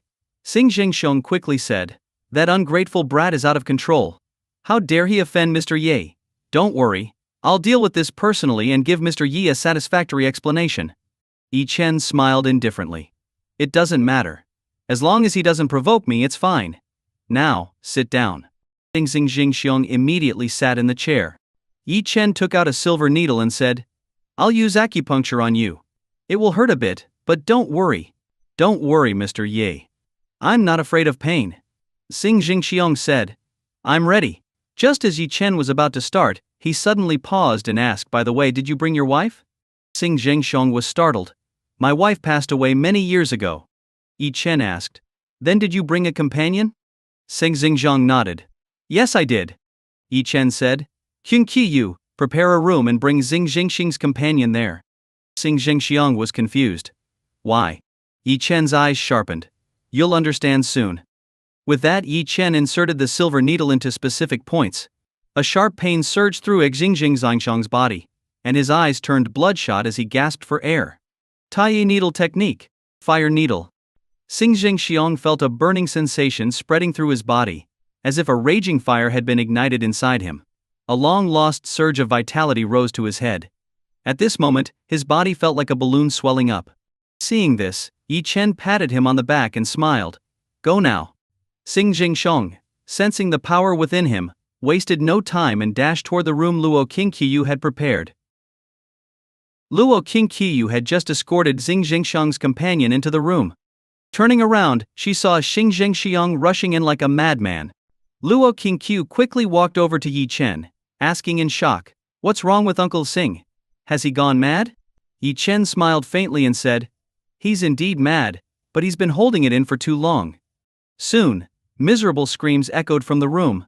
Luo Qingqiu's face turned red as she glared at Yi Chen, then shyly turned and ran out. Over an hour later, hearty laughter burst from the hall. "Hey ha ha. So satisfying. It's been 8 years, 8 years." Xing Jingxiong walked out briskly, directly approaching Yi Chen. He bowed deeply and said, "Dr. Yi, I owe you a great debt." Yi Chen raised his hand slightly and said with a faint smile, "No need for such a grand gesture, Master Xing." Xing Jingxiong took a deep breath and said, "As a man, you cannot imagine how humiliating these past 8 years have been. Dr. Yi, your treatment is like a second life for me. In the future, if you ever need anything, no matter what it is, I, Xing Jingxiong, will go through fire and water to repay you." Yi Chen smiled. "Your condition has mostly been resolved. Later, I'll write 2 prescriptions for you. If you follow them, you'll fully recover." Xing Jingxiong nodded. "Thank you, Dr. Yi." His excitement was genuine, and understandably so. For a man, apart from his life, nothing is more important than his masculinity. Having wealth and power, but being unable to enjoy them, was even worse than death for him. Suddenly, Xing Jingxiong remembered something. He turned to Yi Chen and asked, "Dr. Yi, just now Miss Luo mentioned that my son was disrespectful to you?" Yi Chen smiled faintly and said, "He's just a kid who doesn't know better." Xing Jingxiong's face darkened. He immediately pulled out his phone and called Xing Feng. As soon as the call connected, he began shouting angrily, "You ungrateful brat! Did you offend someone? Let me tell you, you will personally kneel before Dr. Yi and apologize. If you fail to earn his forgiveness, I'll break your legs myself and kick you out of the Xing family." After saying this, Xing Jingxiong hung up the phone and said to Yi Chen, "Dr. Yi, don't worry. If my son dares to disrespect you again, I'll break his damn legs myself." Yi Chen smiled faintly, showing no concern. Xing Jingxiang's actions were essentially saving his own son's life. If he couldn't control Xing Feng, Yi Chen wouldn't hesitate to end him.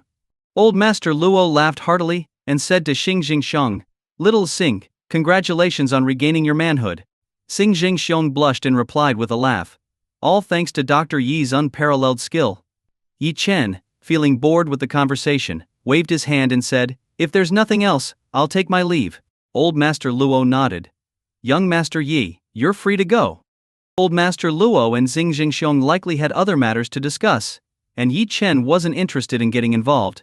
He turned and walked into the hall, where he saw Xing Feng leading a group of people toward him in a hurry. Seeing this, Mu Wangqing and the others were shocked. Earlier, Xing Feng had vowed to take revenge on Yi Chen. They didn't expect him to act so quickly. Mu Wangqing panicked. She knew how reckless and lawless these young masters of Cloud City could be. With so many people on Xing Feng's side, Yi Chen's fate was obvious. Mu Wangqing quickly said, "What do we do? Xing Feng is here for revenge. Yi Chen's alone, he's definitely going to suffer." Xiao Lan frowned and said, "Wangqing, you're divorced.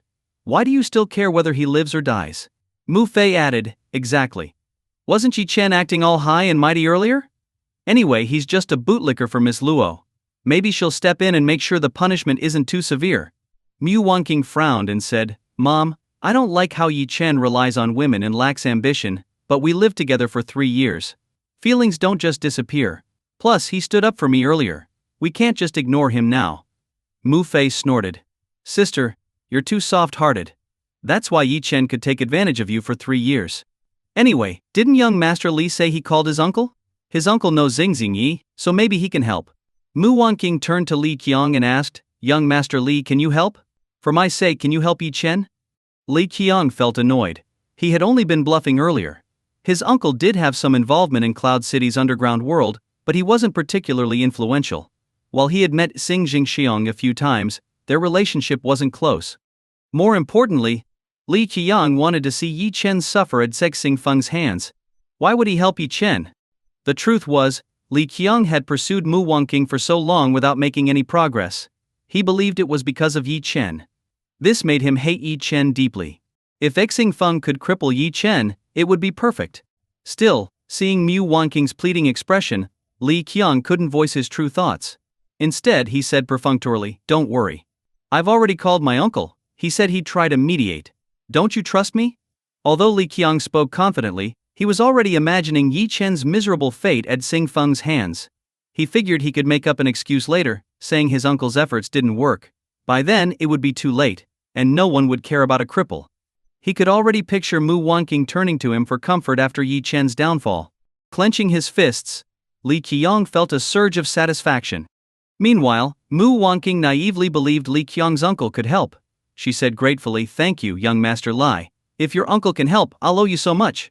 As they spoke, Xing Feng had already arrived in front of Yi Chen, exuding aggression. Li Qiang thought Xing Feng would immediately start beating Yi Chen. To his shock, Xing Feng stopped in his tracks, then suddenly knelt before Yi Chen and began kowtowing frantically. "Young Master Yi, I was wrong. Please forgive me. I didn't know who you were. I'll never dare to offend you again. Please treat me like a fart, and let me go." Behind Xing Feng, everyone who had previously disrespected Yi Chen also knelt and begged for forgiveness. This scene left Li Qiang and the others wide-eyed, their faces filled with disbelief. What was happening? Was there a mistake? Xing Feng was the eldest young master of the Xing family, one of the top figures in Cloud City.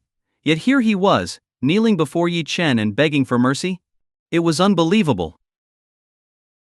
Everyone felt their minds go blank, completely unable to understand what had happened. Why would the always arrogant Xing Feng suddenly kneel and apologize to Yi Chen? Yi Chen glanced at Xing Feng calmly and said indifferently, "For your father's sake, I'll give you a chance. Get lost." Xing Feng kowtowed frantically and said, "Thank you, young Master Yi. Thank you, young Master Yi. I'll leave right away." This scene left everyone baffled. Mu Wanking widened her eyes, swallowed hard, and asked in confusion, "What's going on here? Didn't Xing Feng come for revenge? Why did he kneel to Yi Chen?" Zhao Lan was also stunned and said, "Could it be that Miss Luo interceded on Yi Chen's behalf?" Mu Wanking shook her head. "That's impossible.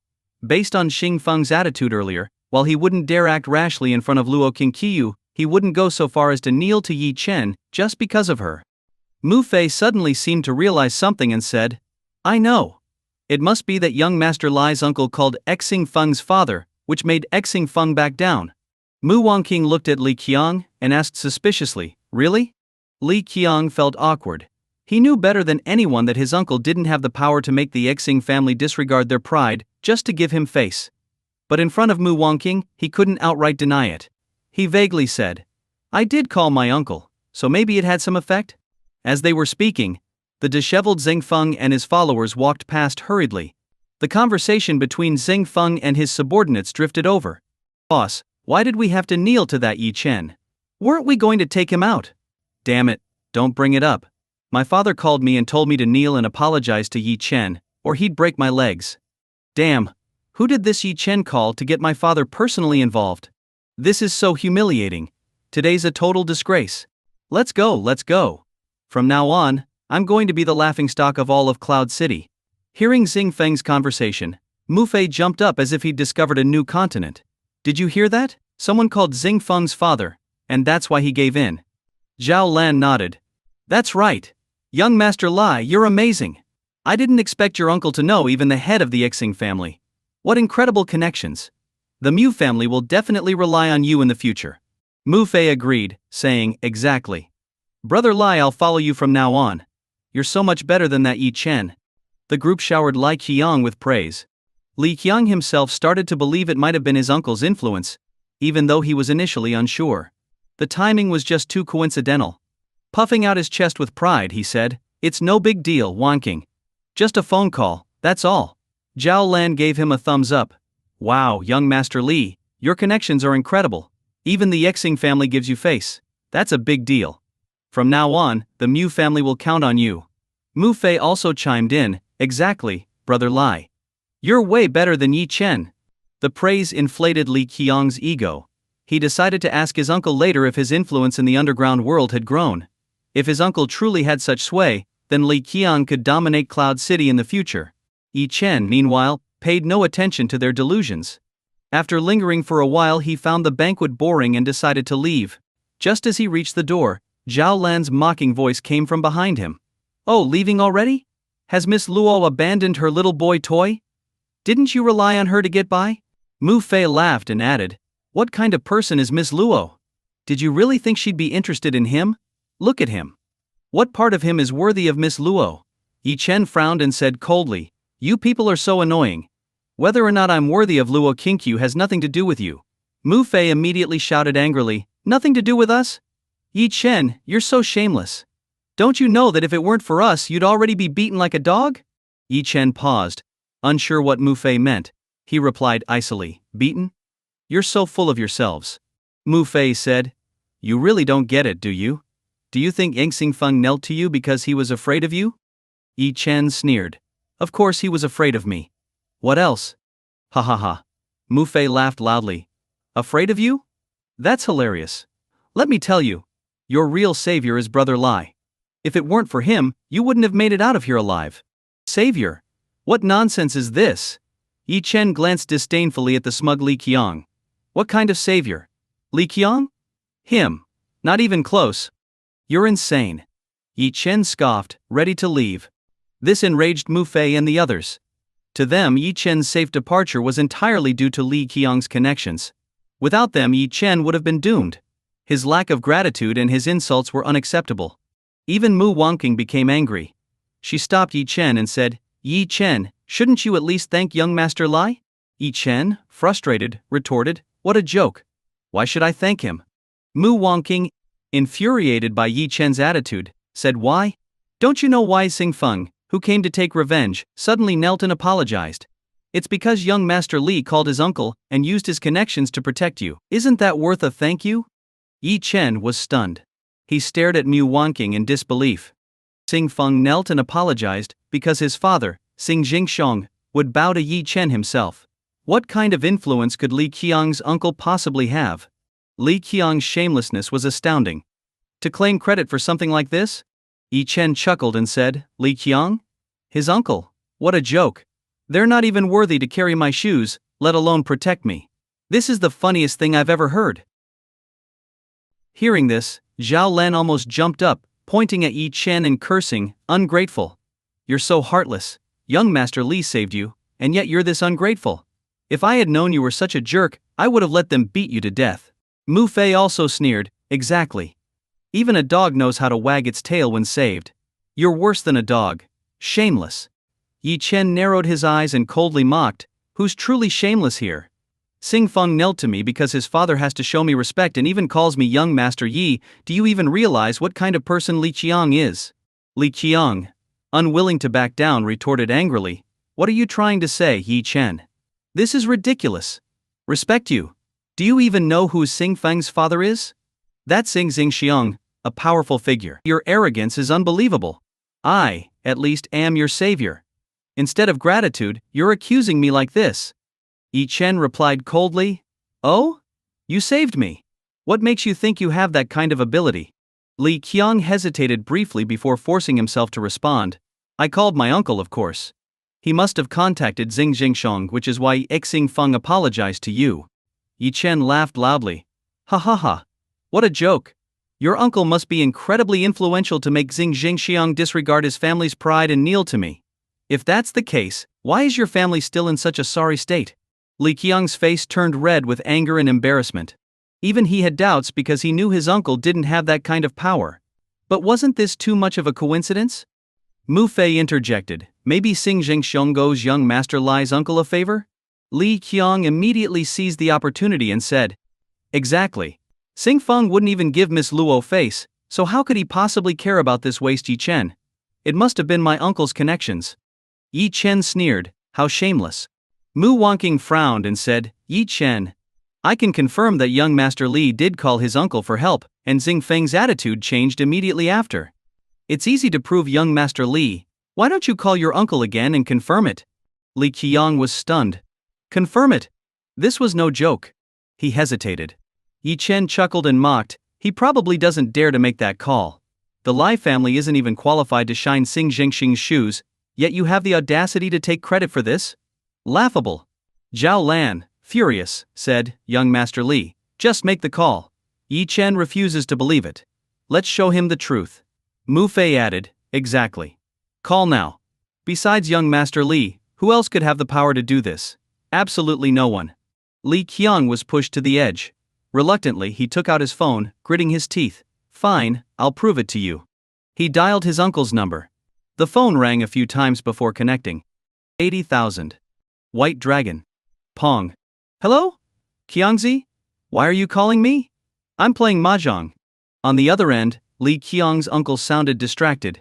Li Qiang hesitated before saying, Uncle, about what I asked you earlier, did it work? What are you talking about? His uncle asked. Li Qiang's heart skipped a beat. You know, the thing about contacting Xing Xiong. Oh, that? I haven't done it yet. What's it about again? His uncle replied. Li Qiang explained. It's about a friend of mine who offended Xing Feng. I wanted you to help mediate. Crash. The sound of objects falling and breaking came from the other end, followed by his uncle's furious voice. What? Your friend offended Xing Feng? Who is this friend? Cut ties with them immediately. Qiangzi. Don't blame me for not warning you. I've met Xing Xiong a few times, but in his eyes, I'm just a lackey. Do you know who Xing Feng is? If your friend offended him, cut ties with them immediately. And if it's you who offended him, go kneel at the Xing family's door, and wait until Xing Feng forgives you. Beep beep beep beep. With that, his uncle hung up the call.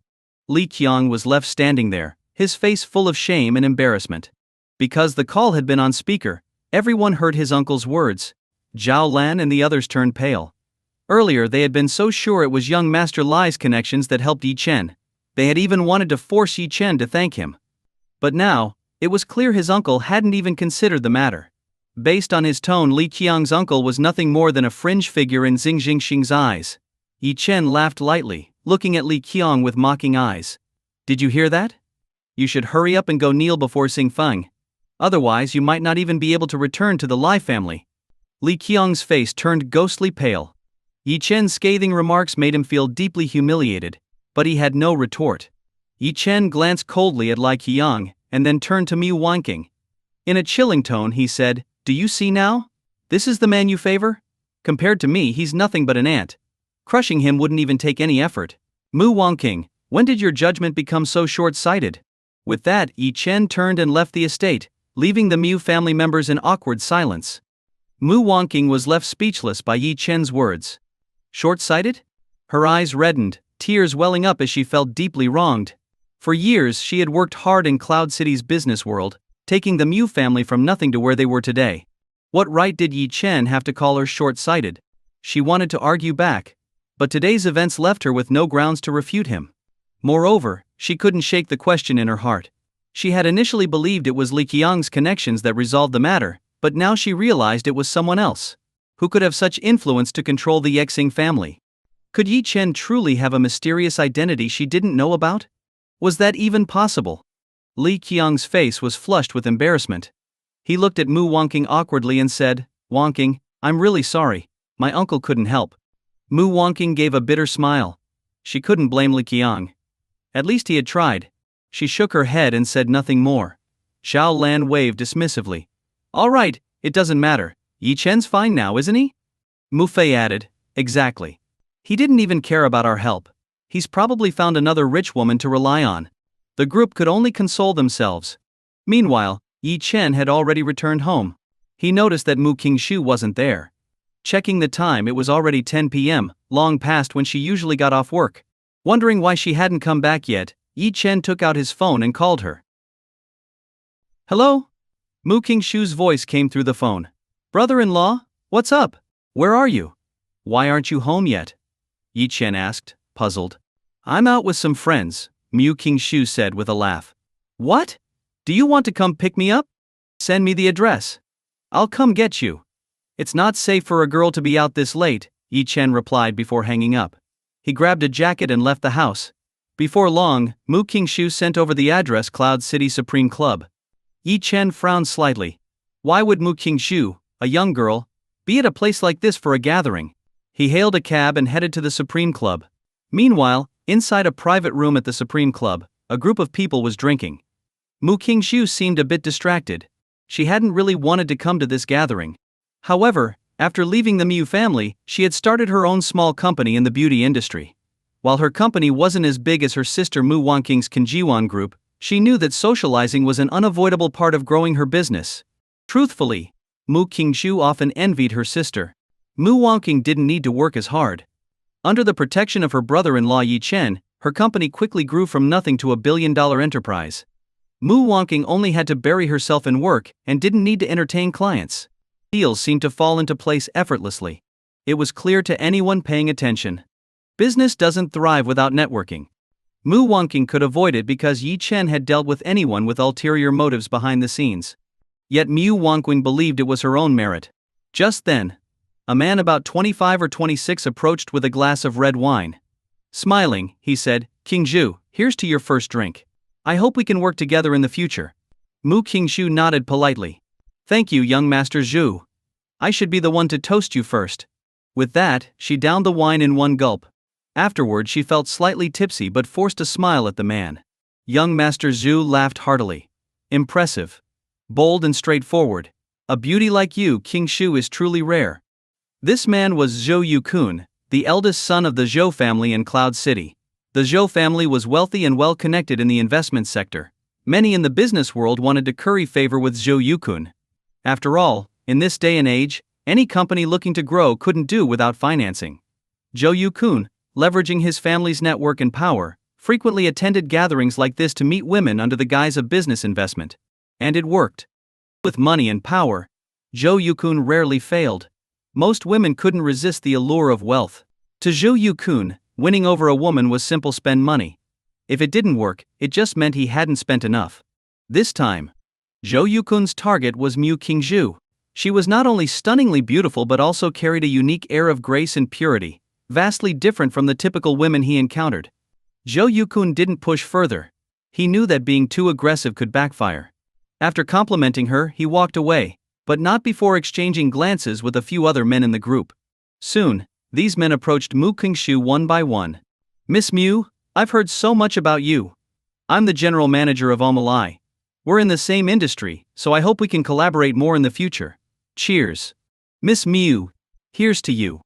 It's a pleasure to meet someone as beautiful and capable as you, Miss Mu Yu. It's an honor." Faced with toast after toast, Mu Qingshu felt it would be impolite to refuse. She ended up drinking 3 glasses in quick succession.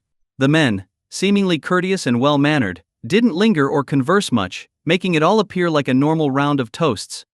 However, Zhou Yukun watched with a faint smile. This was his tried and true strategy. Gradually get the woman drunk without alarming her, then take her to a hotel. By the time she sobered up the next day, everything would already be done. He could blame it on drunken behavior and, with the Zhou family's backing, offer some investment as compensation. Most women would accept the arrangement, and some even willingly became his secret lovers. To Zhou Yukun, Mu Qingshu was no exception. At this point, Mu Qingshu had drunk several glasses. While her alcohol tolerance was decent, she was starting to feel dizzy. The scheme targeting her was far from over. At Zhou Yukun's signal, 2 women approached Mu Qingshu, smiling. "Miss Mu, we've shared drinks before, but I'd like to toast you again. I've used your company's products, and they're excellent. I plan to visit your office tomorrow to discuss potential collaboration." Mu Qingshu smiled politely. "Miss Su, I'll personally greet you when you visit tomorrow." Miss Su laughed. "Great. Let's toast to that." Mu Qingshu hesitated. "Miss Su, I really can't drink anymore. I feel a bit dizzy, and I don't want to embarrass myself if I get drunk," Miss Su replied. "Oh, come on. Drinking should be fun. Isn't that right, everyone?" The room echoed with agreement. "That's right. Miss Mu, you're known for your tolerance. Let's all have fun tonight." "Exactly. If we're going to drink, let's drink to the fullest. Don't worry, Miss Mu Yu. If you get drunk, I'll personally see you home." Under the crowd's encouragement, Mu Qingshu reluctantly downed 2 more glasses. The alcohol hit her hard, leaving her feeling dizzy and nauseous, though she managed to hold it together. Seeing this, Zhou Yukun stood up and approached Mu Qingshu, smiling. "Miss Mu, here's to you." Mu Qingshu waved her hand. "I'm sorry, young Master Zhu. I really can't drink anymore. I feel so dizzy." Zhou Yukun pushed further, smiling. "Oh, come on, how can you not drink? What, are you looking down on me, Zhou Yukun?" Mu Qingshu shook her head. No, not at all. I just really can't drink anymore. Feigning anger, Zhou Yukun said, "You say you're not looking down on me, but you can't even drink a single glass. Clearly I'm not worthy of your respect." The others chimed in. "Miss Mew, this is young Master Zhou. Every company in Cloud City depends on him for investment. Not drinking would be disrespectful." Exactly. One glass could mean a few million in investment. How can you refuse? You should at least drink this one glass. Blushing, Mu Qingzhu felt cornered. Under the pressure, she reluctantly picked up the glass. Zhou Yukun's eyes gleamed with greed. He knew she was almost at her limit. A few more glasses, and she'd be completely at his mercy. But just as Mu Qingzhu was about to drink, a large hand suddenly grabbed her wrist and took the glass away. It was Yi Chen, his expression cold and stern. "Sorry, but she won't be drinking this glass." Yi Chen's sudden appearance silenced the entire private room. Everyone present knew Zhou Yukun's intentions. Zhou Yukun wanted to win over Mu Qingzhu, and they were there to help. After all, in Cloud City they were just small business owners who didn't dare to offend Zhou Yukun. Some even hoped to curry favor with him. If they could get closer to Zhou Yukun, they might secure a significant investment from the Zhou family. One of Zhou Yukun's lackeys immediately jumped out, glaring at Yi Chen and shouting angrily, "Who are you to come here and boss us around?" Yi Chen replied calmly, "I'm her brother-in-law. She's had too much to drink and can't drink anymore." At this moment, Mu Qingzhu raised her head and glanced at Yi Chen, saying, "Brother-in-law, you're here. Let me introduce you to everyone. This is my brother-in-law, Yi Chen." Zhou Yukun, frustrated by Yi Chen ruining his plans, stepped back slightly but maintained a smile. "So you're Qingzhu's brother-in-law? Perfect timing. Have a drink with us." Yi Chen waved his hand. "Sorry, but we're leaving." Zhou Yukun's face darkened. "You're disrespecting me. Everyone here works in Cloud City. Qingzhu, haven't you been looking for investments? Why not discuss it further?" Hearing this, Mu Qingzhu looked at Yi Chen and said, "Brother-in-law, how about we stay a little longer?" Since starting her company, Mu Qingzhu had struggled to gain momentum. She had come to this gathering in the hope of finding opportunities to grow her business. She had no choice. Seeing her hesitation, Yi Chen didn't say much. At least his presence had made Zhou Yukun tone down his behavior. Zhou Yukun picked up a glass of wine, raised an eyebrow at Yi Chen, and said with a smile, "Yi Chen, right? Let me toast you. I've heard a lot about you." Yi Chen frowned slightly. "You've heard of me?" Zhou Yukun chuckled. "Of course. You're famous in Cloud City as the man who lives off a woman. You married into the Mew family, and once they succeeded, they kicked you out. How could I not know? I even heard the Mew family is looking for a new man for Mew Wanking. Honestly, ending up like you is a disgrace to all men." As soon as he said this, the whole room burst into laughter. "Ahaha." Yi Chen remained seated calmly, showing no anger. Mu Qingzhu, however, was furious and said, "Zhou Yukun, where did you hear such nonsense?" Feigning regret, Zhou Yukun said, "Oh, Yi Chen, I don't mean to target you, but your former mother-in-law has been spreading this everywhere. It's hard not to hear about it. Honestly, you're quite famous in Cloud City's business circles, it's just that your reputation isn't great." Others joined in, laughing and mocking. As a man, if you're not capable, relying on a woman is understandable. But getting dumped afterward is just pathetic. Exactly. Not everyone can be as capable as Zhao Shao. Yi Chen, maybe you should toast Zhou Shao and learn from him how to be a real man. Yeah. Mu Qingzhu, hearing their sarcastic remarks, grew even angrier and wanted to refute them. Before she could, Yi Chen pulled her back, signaling her not to bother with them. Seeing this, Zhou Yukun and the others became even more contemptuous. In their eyes, Yi Chen's lack of response to the mockery confirmed that he was exactly the worthless man the rumors described. While the group continued chatting, the door to the private room suddenly opened, and a young man walked in. Everyone recognized him as a fellow businessman in the beauty industry. Beside him was his girlfriend, both looking upset. Zhou Yukun glanced at the man and smiled. "Liao Yu, why are you late? You'll have to drink as punishment." The man, named Liao Yu, sat down gloomily. His girlfriend, Zhang Yu, angrily said, "Zhou Shao, you don't know how angry we are. Just now, a drunk thug slapped me on the butt. When Liao Yu confronted him, the guy got cocky and beat both of us up. It's infuriating." "What?" Hearing this, everyone crowded around to ask Liao Yu if he was okay, though none of them seemed willing to stand up for him. After all, they were just acquaintances and not particularly close. No one wanted to get involved in such trouble. Zhou Yukun frowned slightly but said nothing. Zhang Yu glanced at Zhou Yukun and said, "Zhou Xiao, I can't swallow this insult. Can you help us?" Liao Yu gave her a look and said, "Zhang Yu, don't mess around. Avoiding trouble is better than causing it. Don't put Zhou Xiao in a tough spot." Zhou Yukun, having had a bit to drink, considered himself highly influential in Cloud City. Moreover, this was his gathering and his guests had been attacked. He couldn't just ignore it. He also wanted to show off his abilities in front of Mu Qingzhu. Zhou Yukun slammed the table and shouted, "Damn it! Who dares to mess with my people? Are they tired of living? Tell me where they are. I'll deal with it right now. This won't end here." The crowd began praising him. As expected of Zhou Xiao, always reliable. With Zhou Xiao stepping in, those thugs will be scared out of their wits. Exactly. Let's go find them. With Zhou Xiao leading us, we'll show them who's boss. Yeah, we've got enough people here. Even if it comes to a fight, we won't lose. Fired up by Zhou Yukun, everyone appeared ready to charge into battle. However, before they could make a move, the door to the private room was kicked open again. 4 or 5 men stormed in, led by a bald man. One of his lackeys immediately pointed at Zhang Yu and said with a grin, "Boss, that's the chick. Look at that attitude and that figure. Perfect." The bald man scanned the room, his gaze lingering on Mu Qingzhu and the other women. His eyes lit up, and he laughed. "Haha, not bad. I didn't expect so many beauties. This is getting interesting." Zhou Yukun frowned and stepped forward, shouting angrily, "Who the hell are you? Do you have a death wish, causing trouble in front of me?" Seeing that there were only 4 or 5 of them, Zhou Yukun wasn't intimidated.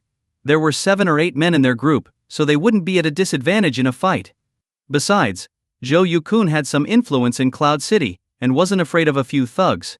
Zhang Yu quickly pointed at the bald man and said, "Zhou Xiao, that's the guy who hit me in Liao Yu."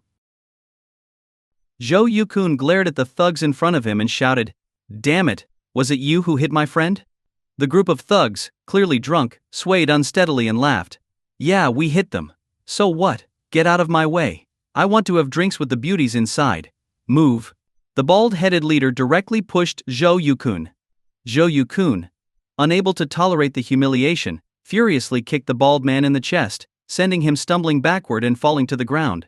The thugs sobered up slightly at this and roared angrily, "Damn, you dared to hit our boss? Brothers, get him!" Zhou Yukun, refusing to back down, waved his hand and shouted, "Guys, don't be afraid of these bastards. Beat them up. If anything happens, I'll take responsibility." With Zhou Yukun's assurance, the men in the private room charged forward together, throwing punches and kicks at the thugs. The thugs, although aggressive, were outnumbered and drunk, making it hard for them to stand steadily. Naturally, they ended up at a disadvantage. The group of thugs was thoroughly beaten and fled the room in a sorry state. The bald-headed leader, clutching his bleeding head, glared viciously at Zhou Yukun and snarled, "All right, kid, you've got guts. Stay right here if you dare. Don't leave." Zhou Yukun sneered, "Damn it, do you think I'm scared of you? In Cloud City, I, Zhou Yukun, have never feared anyone." After chasing the thugs away, the group in the room resumed drinking as if nothing had happened. Everyone surrounded Zhou Yukun, showering him with flattery. Zhang Yu raised her glass and smiled. "Zhou Xiao, you're amazing. Thank you for standing up for us. I toast to you, it was so satisfying to put those jerks in their place." Liao Yu also lifted his glass. "From now on, we'll follow Zhou Xiao." Buoyed by the praise, Zhou Yukun laughed smugly and said, "They're just a few petty thugs. It's nothing. In Cloud City you rely on connections to survive. The Zhou family may not be a top-tier family, but we still carry some weight here." Watching the group boast, Yi Chen sighed quietly. The bald-headed thug was clearly not someone to be trifled with. Yi Chen could tell from the scars on his arms and waist that he was no stranger to street fights. If not for the alcohol, Zhou Yukun and his group might not have had the upper hand earlier. Yi Chen spoke up, "Maybe we should leave. If they come back, I'm not sure you'll be able to handle it." As soon as Yi Chen finished speaking, he became the target of everyone's ridicule. "Ha, coward. With Zhou Xiao here, what's there to be afraid of?" "Exactly. We all stepped up just now, but you didn't. No wonder you're known as a freeloader. As a man, you don't even have a shred of courage. What kind of man are you? If you're scared, just leave. With Zhou Xiao backing us, we have nothing to fear. If they come back, let them. I haven't had a good fight in a long time. If they dare show up, I'll beat them to death." Zhou Yukun sneered at Yi Chen and said, I have to say, King Zhu, your brother-in-law is pathetic. No wonder your sister divorced him. I suggest you keep your distance from him. When choosing a man, don't pick someone so spineless. Zhang Yu, clearly close to Mu King Zhu, chimed in. King Zhu, Zhou Xiao is right. Don't be impulsive when choosing a man. Yi Chen is already someone your sister didn't want. It's better to keep your distance from him. Look at Zhu Xiao, he's from a good family, loyal, and has money and power. What do you think? Consider him. Mu Qingshu smiled awkwardly and waved her hand. I'm not thinking about that for now. But I think Yi Chen is right if they come back looking for trouble. Before she could finish, Zhou Yukun interrupted with a wave of his hand. Don't worry. If they come back, I'll deal with them. As a man, you have to show strength when it's needed. Just as Zhou Yukun finished speaking. Bang! The private room door was violently kicked open. In the next moment, the arrogant expressions on Zhou Yukun and the others' faces froze as they saw the bald-headed thug leading dozens of men into the room. Even Zhou Yukun couldn't help but break out in a cold sweat. He had never expected that a thug like the bald man could gather so many people in such a short time. The bald man, now much soberer, scanned the room with icy eyes and said, "Weren't you all acting tough just now? What happened?" "Afraid now. Whoever hit me earlier, step forward." At that moment, the room fell silent. The earlier bravado evaporated as everyone trembled under the intimidating presence of the thugs. Now, the group's only hope was Zhou Yukun. Liao Yu whispered nervously. "Zhou Xiao, what do we do now?" Zhou Yukun feigned composure, walking forward with forced confidence. He stopped in front of the bald man and said, "It was me who hit you." "What? You brought all these people here to scare me?" The bald man sneered. "Damn, you're pretty arrogant." Zhou Yukun scoffed. "I suggest you watch your tone with me. I'm Zhou Yukun, the eldest son of the Zhou family in Cloud City. My father, Zhou Sihai, is close friends with Nine Master, the owner of this place. Try touching me if you dare." Zhou Yukun invoked his family name, but worried it might not be enough. Remembering that his father had once spoken with Nine Master at a banquet, he decided to use Nine Master's name to intimidate the thugs further. Sure enough, the bald man hesitated, his demeanor changing. He bowed slightly and asked, "Your father knows Nine Master?" Hearing this, Zhou Yukun felt a surge of confidence. Clearly, Nine Master's name had frightened the bald man. Zhou Yukun became even more arrogant. "Of course. My father and Nine Master are good friends. Now, do you still dare touch me?" The bald man narrowed his eyes and said coldly, "If you're friends with Nine Master, I wouldn't dare." Hearing this, everyone in the room looked at Zhou Yukun with admiration. They resolved to strengthen their ties with Zhou Yukun. This was what connections looked like facing a group of thugs. Zhou Xiao's mere words had them retreating in fear. However, before they could celebrate, the group of thugs suddenly parted to create a path. A middle-aged man strolled into the room. The thugs immediately showed utmost respect, bowing one after another. "Nine Master. Nine Master. Nine Master. Master." At that moment, Zhou Yukun and the others were utterly shocked. Zhou Yukun, who had just been bluffing using Nine Master's name, hadn't expected the man himself to appear. This was Nine Master, a legendary figure in Cloud City. Zhou Yukun's heart sank as cold sweat dripped from his forehead. His body trembled uncontrollably. At this moment, Zhou Yukun was overwhelmed with fear. He had mentioned Nine Master's name to scare off the bald man, but who could have expected that Nine Master himself would show up? Who was Nine Master? He was the owner of the Supreme Club and a man with significant influence in all of Cloud City. "Who's causing trouble on my turf?" Nine Master's expression was cold as he approached, exuding the aura of a powerful figure that sent shivers down everyone's spine. For those present, Nine Master was a name they had all heard of. As mere business people, they would never dare cross someone of his stature. The previously arrogant crowd instinctively stepped back, leaving Zhou Yukun to face Nine Master alone. After all, Zhou Yukun was their only hope now. Taking a deep breath, Zhou Yukun forced a smile and said, "Nine Master. I didn't expect you to come. It's all a misunderstanding, just a misunderstanding." "Misunderstanding?" Nine Master's eyes narrowed coldly. "My brother was beaten, and you're calling it a misunderstanding? Brother?" The bald-headed thug was Nine Master's brother? Hearing this, Zhou Yukun felt a chill run down his spine. With a forced smile, he said, "Nine Master, my dispute with your brother was just a small argument. We're all brothers here. Let's not make a mountain out of a molehill. Please give me some face." Before he could finish speaking, Nine Master raised his hand and delivered a resounding slap across Zhou Yukun's face. You? Who the hell are you? Do I know you? Why should I give you face? Nine Master said furiously. The slap left Zhou Yukun dizzy and disoriented. Yet, he didn't dare show any anger. Instead, he quickly said, Nine Master, I'm Zhou Yukun, son of Zhou Yukun, son of Zhong Xiong of the Zhou family. Zhou Xiong? Nine Master sneered. You're Zhou Xiong's son? Hearing this, Zhou Yukun felt a glimmer of hope. Bowing slightly, he said, Yes, I'm Zhou Yangxiang's son. My father often speaks highly of you, Nine Master, calling you his good friend. Good friend? Nine Master's expression turned to one of disdain. His tone grew icy. Zhou Yang is worthy of being my brother? Tell him to call me himself. Maybe if he's willing to be my dog, he'll have the qualifications. This statement turned Zhou Yukun's face deathly pale. The Zhou family, which had some status in Cloud City, was nothing more than a dog in Nine Master's eyes. Zhou Yukun had clearly overestimated his father's influence. The other businessmen, who had been acting arrogantly earlier, now broke out in cold sweats. They had pinned their hopes on Zhou Yukun, only to see him utterly humiliated. At that moment, the bald man walked up to Zhou Yukun and delivered a powerful kick to his stomach. Bang! Zhou Yukun was sent flying, landing on the ground with a painful thud. The bald man sneered. What happened, kid? Weren't you acting all tough just now? Didn't you dare to hit me? Don't you know Nine Master is my brother-in-law? Damn you. Let's see how I'll deal with you today. Zhou Yukun lay curled up on the ground, groaning in pain, his arrogance completely gone. The bald man turned his attention to the trembling crowd, his tone fierce and commanding. You useless bastards, all of you, kneel in a line. If anyone refuses, I'll break their legs.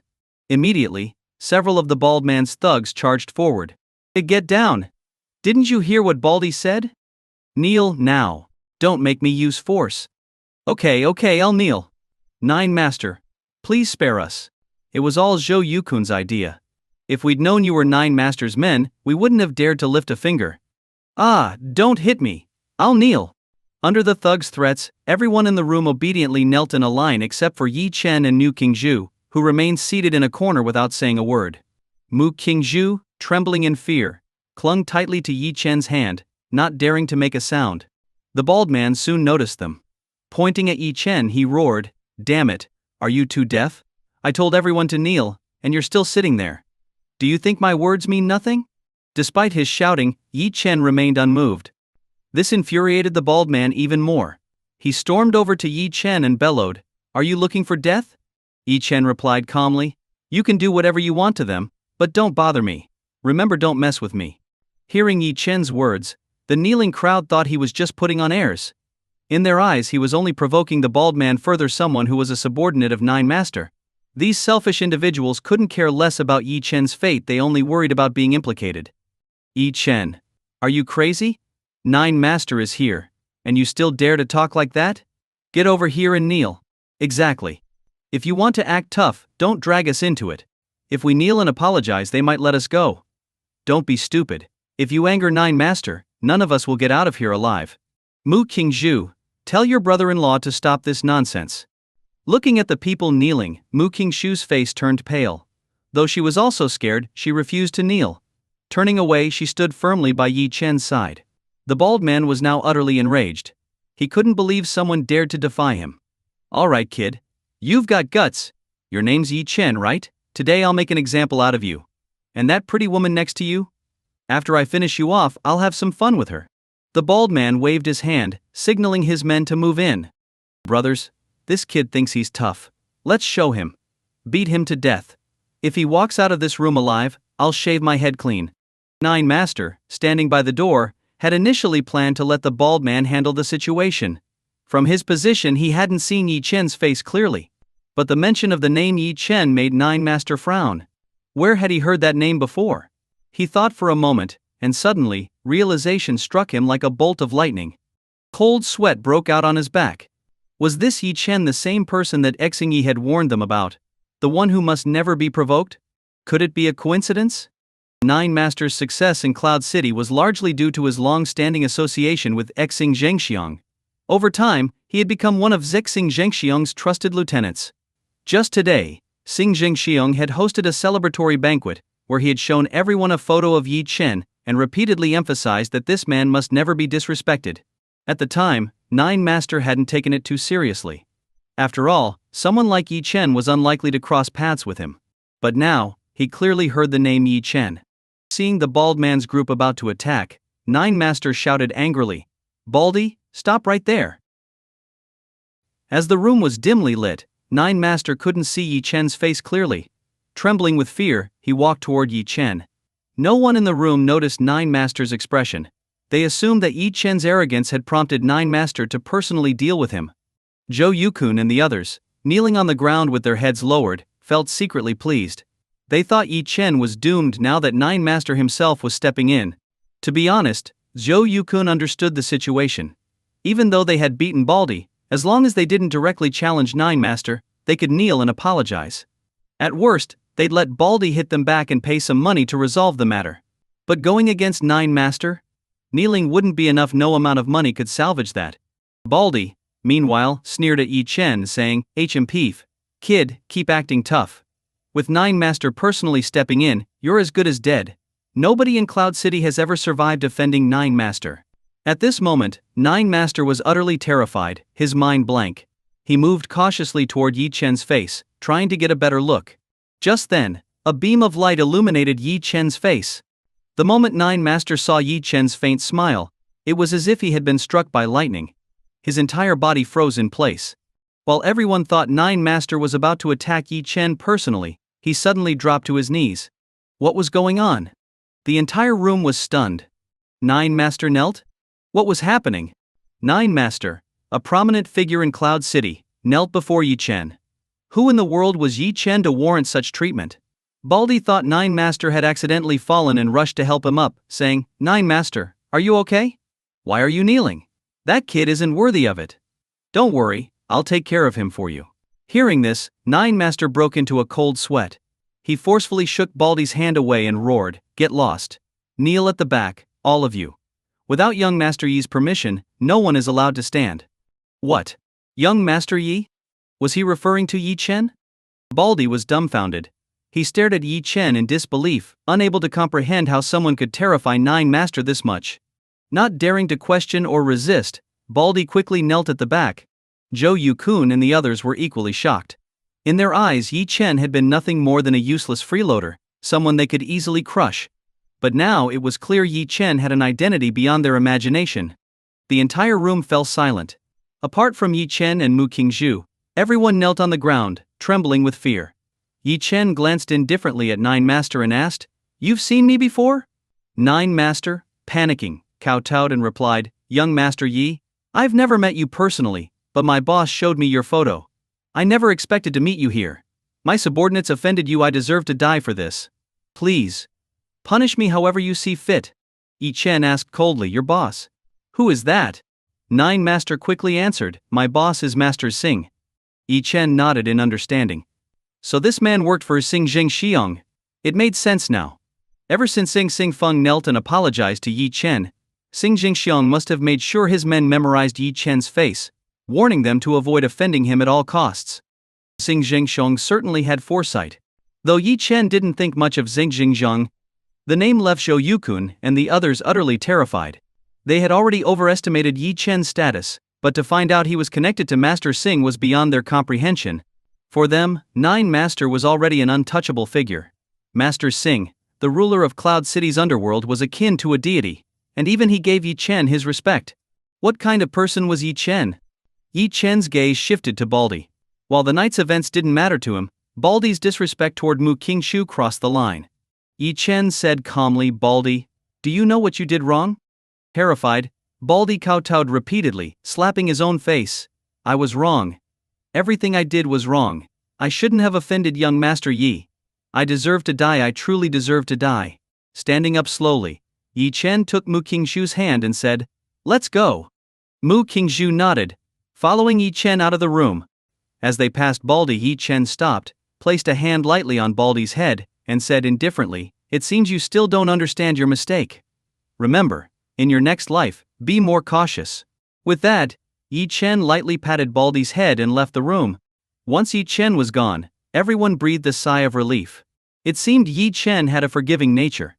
But what did he mean by next life? The room grew quiet as everyone pondered his words. Then they noticed Baldy. To their horror, they saw blood streaming from Baldy's 7 orifices, his eyes lifeless, and his arms limp. He was undeniably dead. What?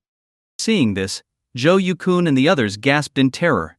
Even Nine Master, who had seen much in his life, was stunned. Yi Chen had merely patted Baldy's head, yet it had taken his life so effortlessly. What kind of terrifying ability was this? Nine Master trembled uncontrollably, overwhelmed with fear and relief.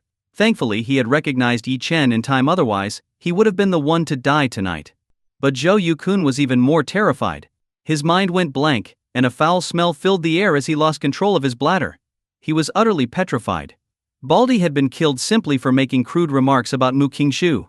Jo Yukun, who had openly pursued her, what fate awaited him? It was over. Everything was over.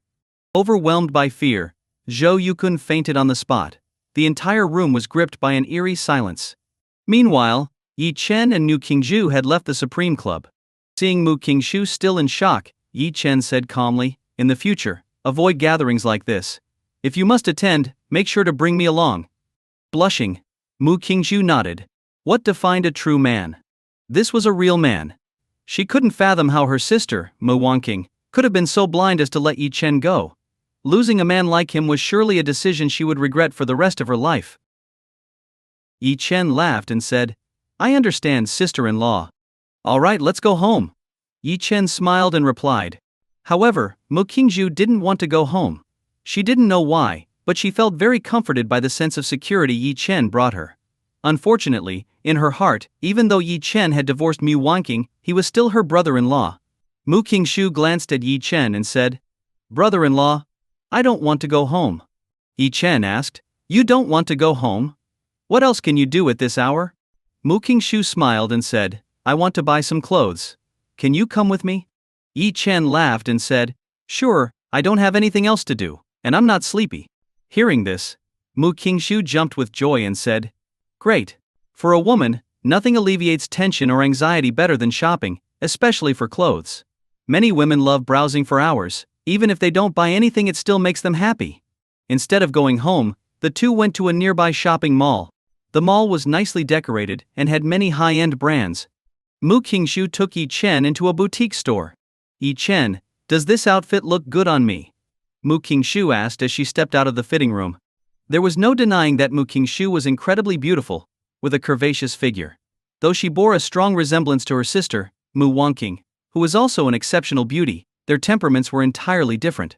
Mu Wanqing had a cold and proud aura, whereas Mu Qingshu exuded the fresh and friendly vibe of a girl next door.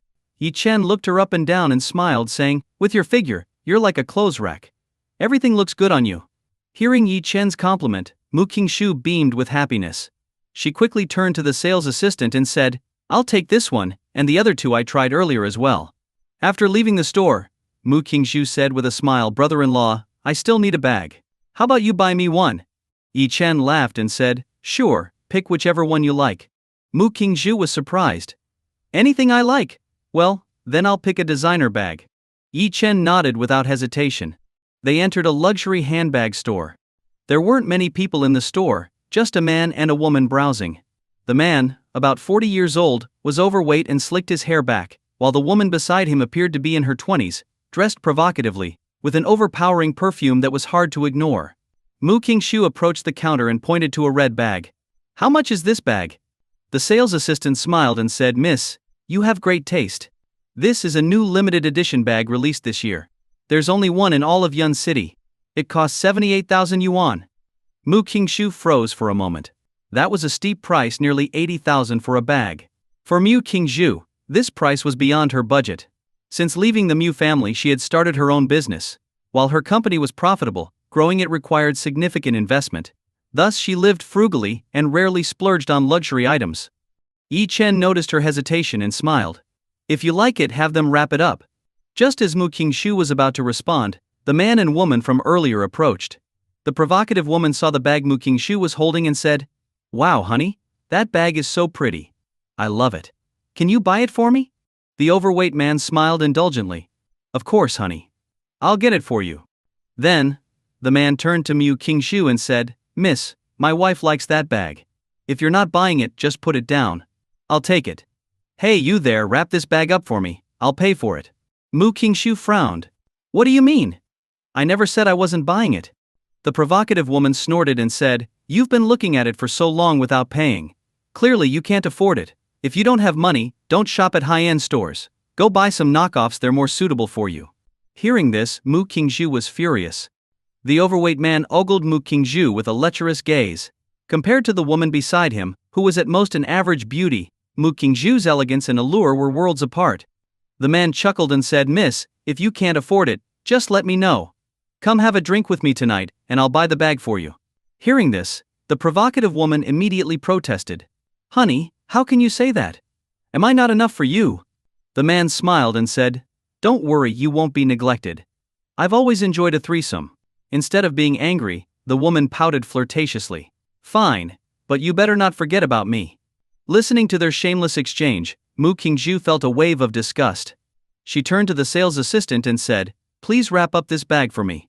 I'm buying it. The provocative woman whined. Honey, look at her.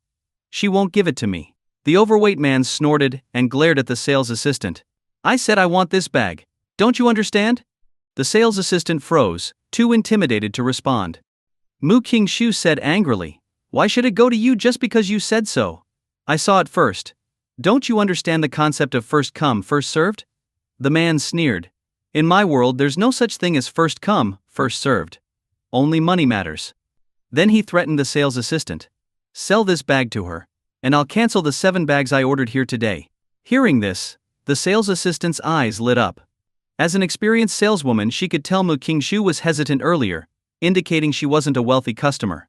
On the other hand, the man was a regular who frequently splurged on bags for his companions. Weighing her options, the sales assistant turned to Mu Qingshu and said, I'm sorry, miss. This bag has already been reserved by Mr. Xu. Perhaps you can choose something else? Hearing this, Mu Qingshu was livid. Her face turned red with anger. What kind of business was this? Did fairness and ethics mean nothing? This bag had clearly been her choice first, yet it was being taken away simply because someone else bought more. Was there no justice? Mu Qingshu was furious as she stared at the sales assistant and said angrily, What do you mean? Why are you selling the bag to them? I clearly said I wanted to buy it first. Don't you have any principles? The sales assistant avoided her gaze and said nothing, halting her actions. Seeing Mu Qingshu's anger, the seductive woman laughed mockingly. Haha, how naive. This world doesn't run on principles, it's all about power. Without power, what good are principles? Yixu Zhaiming also sneered. Exactly. Haven't you heard of me, Yixu Zhaiming? I could get you kicked out of here with just one word. Do you believe me? Mu Qingshu was about to reply when Yi Chen stepped forward and said indifferently, I don't believe you. Yixu Zhaiming furrowed his brows, glared at Yi Chen, and said in a cold tone, Who do you think you are, punk? Do you know who I am? Get lost and stay out of my way, you useless nobody. Yi Chen's gaze turned cold, and he said sharply, You think you're pretty powerful? Yixu Zhaiming, provoked by Yi Chen's tone, instinctively raised his hand, intending to slap him. However, just as his hand rose, Yi Chen's eyes narrowed. He swiftly reached out, grabbed Zhu Zhaiming's wrist, and delivered a kick to his large belly. Bang! Yixu Zhaiming flew backward and crashed heavily onto the ground. The room fell silent. The seductive woman looked at Yi Chen in horror and shouted angrily, You're dead. Do you know who you just hit? You're finished. Yi Chen walked over slowly, stepping on Yixu Zhaiming's face with his foot. His tone was icy as he said, I don't care who he is. Get lost now, or I'll break his legs. Yixu Zhaiming lay on the ground, groaning in pain. He hadn't expected Yi Chen to be so bold and couldn't help but feel a pang of fear. After struggling to his feet with the help of the seductive woman, he limped toward the exit. Before leaving, Yixu Zhaiming turned back in rage and shouted at Yi Chen, You're dead, punk. Just wait, I'll make you pay for this. Yi Chen cast a piercing glance his way, and Zhu Zhaiming fled in panic. Without giving Zhu Zhaiming another thought, Yi Chen turned to the sales assistant and said coldly, Apologize to Qingshu. The sales assistant was startled by Yi Chen's gaze, but was more upset about the lost commission from Zhu Zhaiming. She said angrily, Why should I apologize to her? You've already cost me so much commission. I haven't even started with you. What, you think you're tough? Go ahead, hit me. I'm a woman, try hitting me to death. Yi Chen narrowed his eyes and said in a chilling tone, I don't hit women. The sales assistant smirked dismissively, feeling emboldened. However, her smile quickly vanished as Yi Chen added, "But now, I declare that you're fired." "What? Fired?" The sales assistant was stunned for a moment, then burst into laughter. "Ha ha ha. Are you my boss? Do you think you can just fire me?" Yi Chen said calmly, "I'm not your boss right now, but I will be soon, because I'm buying this store." The sales assistant was initially confused, then sneered. "Buying this store? Did I hear that right?" "You heard correctly," Yi Chen replied. The sales assistant laughed scornfully. "Haha. That's the funniest thing I've ever heard. Do you know how much this store is worth? The brand authorization alone costs tens of millions, not to mention the inventory. To buy this store, you'd need at least 100 million. Besides, our owner has hundreds of stores nationwide. Why would they sell to someone like you?" To her, Yi Chen was just a young man trying to show off in front of a woman. Judging by his simple clothes and lack of accessories, he didn't look like someone who could afford such luxury. Yi Chen said indifferently, "Whether they're willing to sell is another matter. Call your boss. I want to negotiate personally." The sales assistant chuckled mockingly. "Stop pretending. Do you know who owns this store? It's part of Yunhai Group. Heck, even this whole mall belongs to them. If you're so capable, why not buy the entire mall?" "Yunhai Group?" Yi Chen raised his eyebrows. Seeing his reaction, the sales assistant sneered.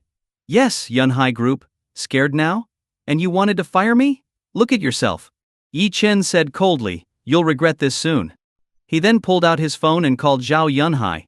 The sales assistant scoffed. "Ha, you're even pretending to make a call. What, are you calling the chairman of Yunhai Group? Young man, you'd better focus on finding a real job instead of pretending to be someone you're not. The more you bluff, the harder you'll fall. Don't you know your place?" Ring. Ring. The call quickly connected.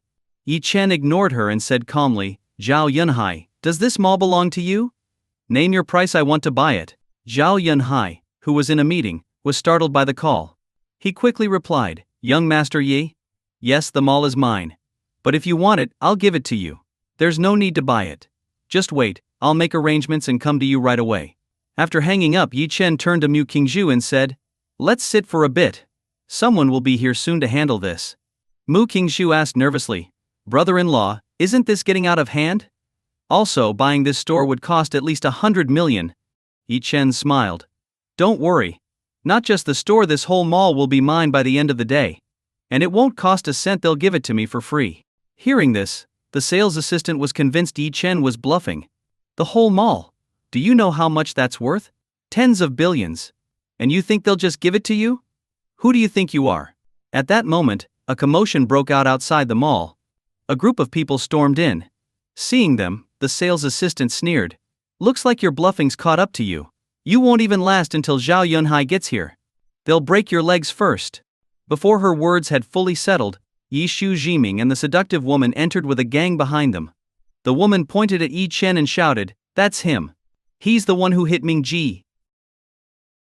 Yi Shu Jiming stormed in with a group of thugs, each holding sticks, their expressions fierce and menacing. The group surrounded Yi Chen and Mu Qingzhu, trapping them. Yi Shu Jiming's gaze was cold and arrogant as he stared at Yi Chen. "Kid, weren't you acting tough earlier? You even dared to hit me. Let's see you try now. Don't you know how many brothers I have?" The seductive woman sneered exactly. "In Yun City, no one dares to disrespect Ming Ji. You must have a death wish." The thugs behind them started shouting. "Damn! He dared to hit Ming Ji. Does he want to die? I'll smash his head in with one strike. Brothers, get him." The sales assistant, seeing this, smirked smugly. With Yi Shu Jiming's connections and the backup he brought, Yi Chen was bound to get a severe beating. The sales assistant mocked, "Ming Ji, this guy was so arrogant just now. Not only did he hit you, but he also claimed he'd buy the entire mall. He even pretended to call the chairman of Yunhai Group." Hearing this, Yi Shu Jiming froze for a moment, then burst into laughter. The seductive woman laughed so hard she clutched her stomach, mocking, "Ha ha. That's the funniest thing I've heard. Calling the chairman of Yunhai Group? Doesn't he know Ming Ji is a supervisor for Yunhai Group?" Yi Shu Jiming looked at Yi Chen with disdain. "Kid, you've got some nerve to lie like that. Our chairman wouldn't even look at a nobody like you." The seductive woman added mockingly, "Ming Ji, we'd better be careful. Next, he might claim to know Luo Mingcheng, the richest man in Yun City. Should we kneel and bow if he does?" Yi Shu Jiming laughed. Everyone can talk big. But today it doesn't matter who he knows. I'll break his legs. Mu Qingshu was so angry her face turned red. What are you doing? It's broad daylight in a lawful society and you dare gang up to attack someone. Aren't you afraid I'll call the police? Yi Shu Jiming scoffed. Call the police? Go ahead. Let's see if they catch me first, or if you get beaten into a pulp first. Mu Qingshu fumed. You. Yi Shu Jiming arrogantly turned to Yi Chen, his voice cold. Of course I'm not unreasonable. I'll give you a chance. Kneel down and lick my shoes, and let this girl spend a few nights with me. Then, I'll spare your life. How about that? Yi Chen squinted and said indifferently, You think you're worthy? Yi Shu Jiming's voice turned icy. What did you say? Are you not afraid of death? Yi Chen chuckled, his tone dripping with disdain. Death? No one in this world has the right to decide that for me. You're nothing more than a clown in my eyes. Yi Shu Jiming was enraged, his eyes flashing with fury. Damn it. You're asking for it. Brothers, get him. Kill this bastard. With Yi Shu Jiming's roar, the thugs, who had been eager to strike, charged at Yi Chen. Mu Qingshu was terrified. She screamed, Brother-in-law, be careful. Run. Go call the police. Yi Chen remained calm, standing motionless as he shielded Mu Qingshu behind him. Yi Shu Jiming laughed maniacally. Ha ha ha, scared stiff, aren't you? Think you can run? You're trapped now. The first thug reached Yi Chen, raising his stick high and swinging it toward Yi Chen's head. These thugs were used to street fights, and their strikes were brutal. A hit like this could crack Yi Chen's skull open. But just as the stick was about to land, Yi Chen moved. He shifted slightly, causing the stick to miss him. The thug froze, unable to react in time. Suddenly he felt a sharp pain in his abdomen. With a loud crash, he was sent flying backward, knocking over 3 of his companions. What? The sheer force was terrifying. Everyone froze in shock, but Yi Chen gave them no time to react. His figure flickered like a ghost, weaving through the thugs. Each time Yi Chen struck, 1 thug went down. Within a single minute, all the previously arrogant thugs lay groaning in pain on the ground, clutching their injuries. The room fell silent. Everyone stared in disbelief. What just happened? Was Yi Chen even human? He single-handedly took down over a dozen thugs in under a minute, and none of them even managed to touch him. Yi Shu Jiming stood frozen, his scalp tingling, his legs trembling uncontrollably as though struck by lightning. This Yi Chen wasn't human. He was a monster. The seductive woman and the sales assistant both shrank back, trembling as Yi Chen's aura radiated an overwhelming sense of fear. Yi Chen's cold gaze swept over to Zhu Jiming. Yi Shu Jiming's heart skipped a beat. His legs gave out, and he collapsed to the ground. Yi Chen slowly walked toward him. Terrified, Yi Shu Jiming scrambled backward, his voice shaking. Stay back. What are you doing? I'm warning you, I'm a supervisor at Yunhai Group. The entire group is behind me. If you dare touch me, Yunhai Group won't let you off. Yi Chen's voice was icy. Yunhai Group? What's that worth? Even if Zhao Yunhai himself were here, he couldn't save you. Yi Shu Jiming stared at Yi Chen in shock and fury. This guy was insane, a complete lunatic. Suddenly, the sound of screeching tires came from outside. A group of people entered, led by none other than Zhao Yunhai, the chairman of Yunhai Group. Seeing Zhao Yunhai, Yi Jiming felt as though he'd found salvation. He crawled toward Zhao Yunhai, shouting, Chairman. It's me, Yi Shu Jiming, the logistics supervisor for Yunhai Group. Please help me. This guy not only beat me up but also insulted Yunhai Group and humiliated you. You must not let him off. Yi Shu Jiming knew Zhao Yunhai valued the company's reputation highly. If he could anger Zhao Yunhai, Yi Chen would be doomed. Zhao Yunhai frowned but said nothing as he strode directly toward Yi Chen. When Zhao Yunhai walked toward Yi Chen, Yi Shu Jiming's hope reignited. In his mind, someone like Zhao Yunhai could crush Yi Chen as easily as swatting a fly. Yi Shu Jiming shouted frantically, Yi Chen, you're finished. Didn't you say Yunhai Group was nothing? Now that our chairman is here, you're dead meat. Hearing Shu Jiming's words, the seductive woman and the sales assistant both sighed in relief. Yi Chen was terrifyingly strong, unlike anything they had ever seen. But no matter how strong he was, so what? In this world, brute strength meant nothing without power and influence. Someone like Zhao Yunhai didn't need to fight, he had countless people willing to fight for him. Could Yi Chen take on 10? Maybe. But 100? Impossible. Zhao Yunhai, with just a word, could summon hundreds of men to deal with Yi Chen. Now, Under everyone's expectant gaze, Zhao Yunhai stopped in front of Yi Chen. They all believed he was going to deal with this man who dared insult Yunhai Group personally. But then, something unbelievable happened. The almighty Zhao Yunhai, revered like a god in their eyes, suddenly bowed deeply to Yi Chen and said, "Young Master Yi." What? Everyone froze, feeling as though they had plunged into an icy abyss. This couldn't be real.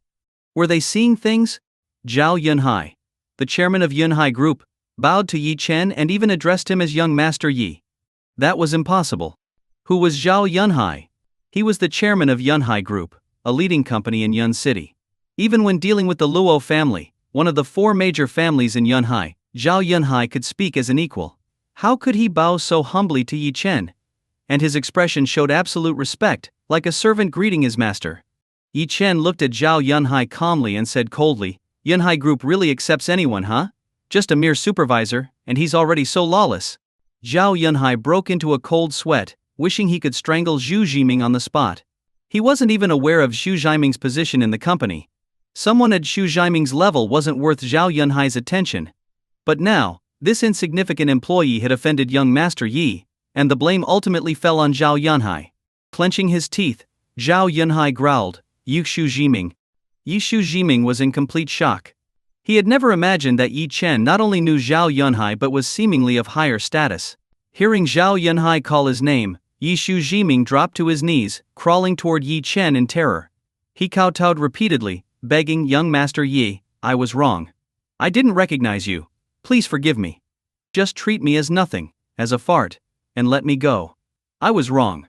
As he begged, he even leaned forward, trying to lick Yi Chen's shoes. Yi Chen raised his foot and kicked Xu Jiming, sending him sprawling. But Xu Jiming, seemingly oblivious to pain, scrambled back up and continued kowtowing frantically. The seductive woman collapsed to the floor, paralyzed with fear. She had just witnessed the once powerful Xu Jiming reduced to a groveling dog. Yi Chen spoke indifferently, "Zhao Yunhai, he's your man. Handle him." Zhao Yunhai's tone turned icy. Offending young Master Yi is an unforgivable crime.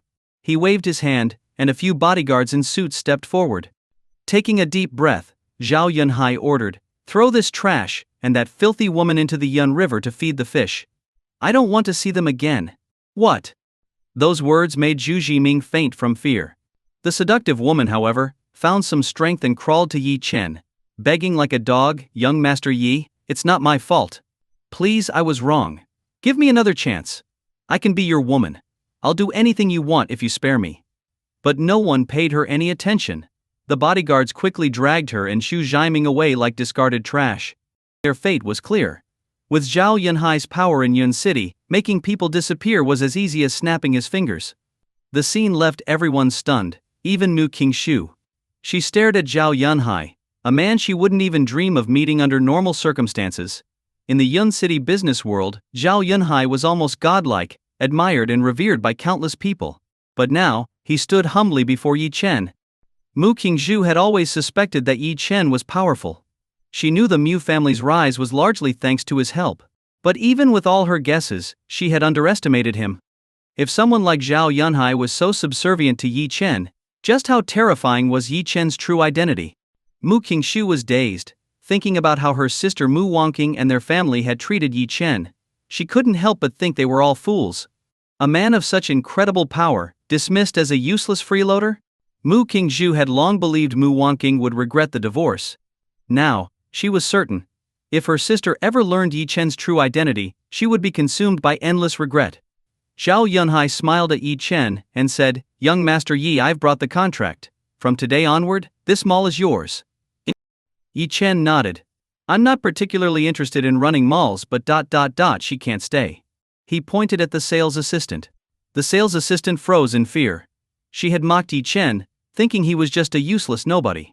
Now, karma had arrived.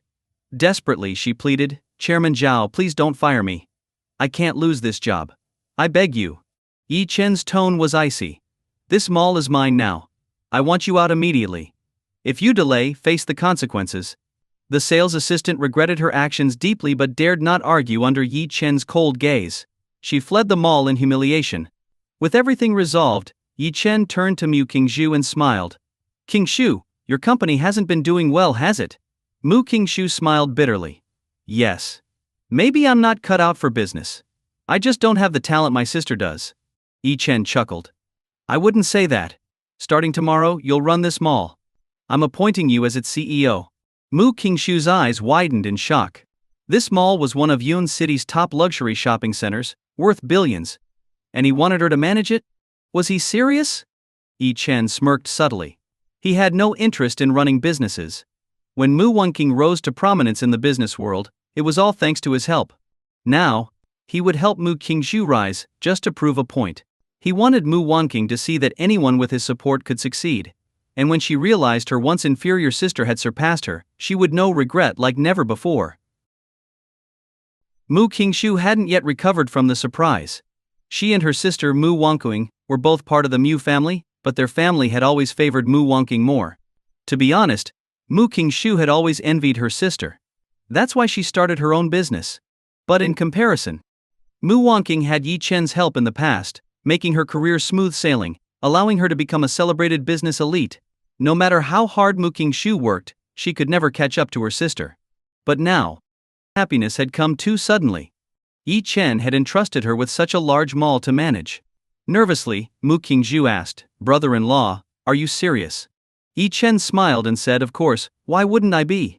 Mu Qingshu asked with a laugh, "Aren't you afraid I'll run the mall into the ground? It's such a big luxury mall and I don't have any experience." Yi Chen said nonchalantly, "Experience is something you gain. If you don't try, you'll never have it. If you do, you'll soon gain enough experience. Just go for it, I trust you." Mu Qingshu was so touched that she almost cried. Once everything was settled, Yi Chen and Mu Qingshu went home. The next day, Mu Qingshu woke up early. It was the day she would officially take over the luxury mall. Yi Chen didn't accompany her. To Yi Chen, the mall wasn't something he cared about. Whether Mu Qingshu did well or poorly didn't matter. If he wanted to elevate someone to success, it was as easy as lifting a hand. Letting Mu Qingshu handle the handover alone would serve as a form of training. Yi Chen stayed in bed until the sun was high in the sky before lazily getting up. Thinking back. When he and Mu Wangqing were still married, Mu Wangqing was fully devoted to her career. To ensure she maintained proper nutrition, Yi Chen would often wake up early to prepare breakfast for her. He enjoyed that simple, peaceful life. But his care and support were seen by Mu Wangqing as a lack of ambition. He wasn't sure whether to laugh or cry at the irony. Walking out of his room, Yi Chen saw breakfast Mu Qingshu had bought placed on the table. After eating, Yi Chen decided to buy a car. After all, not having a vehicle was inconvenient. More importantly, Mu Qingshu, now the president of a major mall, would need a car that reflected her status. With that, Yi Chen left home and headed to the southern part of the city, where numerous car dealerships were clustered, offering a wide range of brands. After surveying the options for a moment, he decided to check out Mercedes-Benz. A Mercedes-Benz vehicle appeared more businesslike and steady, making it a suitable choice. Upon entering the Mercedes-Benz dealership, no one came to greet him. The showroom wasn't busy, but two salespeople were dozing in their chairs. Noticing Yi Chen, they barely lifted their heads before looking away. Yi Chen's casual outfit, a thin t-shirt, cropped pants, and flip-flops made him appear far from a prospective buyer. To the salespeople, someone dressed like that couldn't possibly afford a Mercedes-Benz. Why waste time on him? Frowning, Yi Chen asked, "I'm here to buy a car. Isn't anyone going to assist me?" One of the salespeople, Lu Yu Yanyan, reluctantly stood up, her tone impatient. "Sir, are you sure you're in the right place? This is a Mercedes-Benz dealership. If you're looking for electric scooters, there's a Yachty store around the corner." Yi Chen frowned. "I'm not in the wrong place. I'm here for a Mercedes. Is this how you treat customers?" Lu Yanyan smirked internally. She had seen plenty of people like Yi Chen, those who pretended to shop for cars but only wanted to take photos for social media. After snapping a few pictures, they'd leave. Still, she couldn't outright dismiss a customer, so she said impatiently, Fine. You're here to buy a car. What do you want to see?" Yi Chen replied calmly, "Show me the Maybach." "What?" Lu Yu Yanyan was stunned. She scrutinized Yi Chen more closely, then burst into mocking laughter. "A Maybach? Are you serious? Do you even know how much a base model costs? Can you afford it?" Yi Chen replied coldly, "Why wouldn't I be able to afford it?" Lu Yanyan sneered, "A base model Maybach costs at least 1,000,000 yuan. Look at your outfit, does it even add up to 100 yuan? You want a Maybach? One scratch on the car would cost you everything you own. Who do you think you are? Yi Chen prided himself on his patience, but Liu Yangyan's blatant snobbery pushed his limits. Angrily, Yi Chen said, "What kind of attitude is this? Don't you know the saying, the customer is always right?" Liu Yangyan scoffed. "The customer is always right if they can afford to buy. Someone like you doesn't qualify as a customer." Yi Chen, his face darkening, said, "I don't want to deal with you. Get your manager. I'll see whether I can buy the car or not." Liu Yangyan laughed disdainfully. "You might as well leave now. Even if the manager comes, nothing will change." Yi Chen retorted coldly, "If I leave, you'll regret it. I could crush you with money alone." Liu Yunyan mocked, "Oh, I'm so scared. Everyone, look, a rich guy here wants to crush me with money. What a joke." Her sarcastic comments drew the attention of other employees. At that moment, a middle-aged man descended from the second floor. It was Li Sen, the dealership's manager. "What's going on here?" Li Sen asked with a frown. "Manager, this guy is causing trouble. I told him to leave, but he refused." Liu Yinyanyan accused, playing the victim. "He can't afford a car but acts all high and mighty. Manager, you have to do something." Li Sen glanced at Yi Chen and smirked mockingly. Well, well. Isn't this the infamous freeloader Yi Chen? You're here to buy a car?"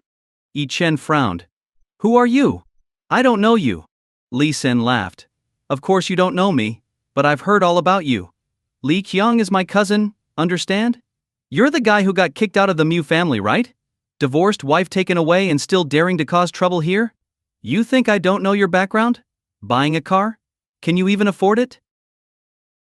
Yi Chen's expression turned cold, and he said in an icy tone, "Very well. It seems this is how you treat customers. I've seen enough. People like you probably won't last long in this job." Hearing Yi Chen's words, the others burst into laughter. "Ha ha ha. Don't worry, I'll be doing this job until the end of time. Losing a customer like you won't make or break us. A freeloading loser like you, daring to act arrogant in front of us. Who gave you the confidence? Get out. Just walking into our store tarnishes our brand." Yi Chen narrowed his eyes, a cold smile on his lips. Without saying anything more, he turned and walked away. Arguing with people like this wasn't his style. Seeing Yi Chen leave, Li Sen sneered, "See that? People like him deserve to be ridiculed. Coming here just to show off this is a high-end dealership. Can he even afford it?" Liu Yanyan giggled and said, "Exactly. And to think he said we wouldn't last in our jobs. Who does he think he is?" Li Sen waved his hand and said smugly, "All right, back to work. Next time someone like that comes in, just call security and have them thrown out." Liu Yanyan nodded. "Got it, manager." Feeling satisfied after mocking Yi Chen, Li Sen went upstairs and ran into Wang Yun, the regional director of the Mercedes-Benz dealership. Seeing Wang Yun, Li Sen immediately put on a fawning smile and said, "Hello, Director Wang." Wang Yun nodded and asked, "Li Sen, I heard some commotion in the lobby just now. What happened?" Li Sen replied, "Oh, it's nothing. Just someone causing trouble, but it's been taken care of."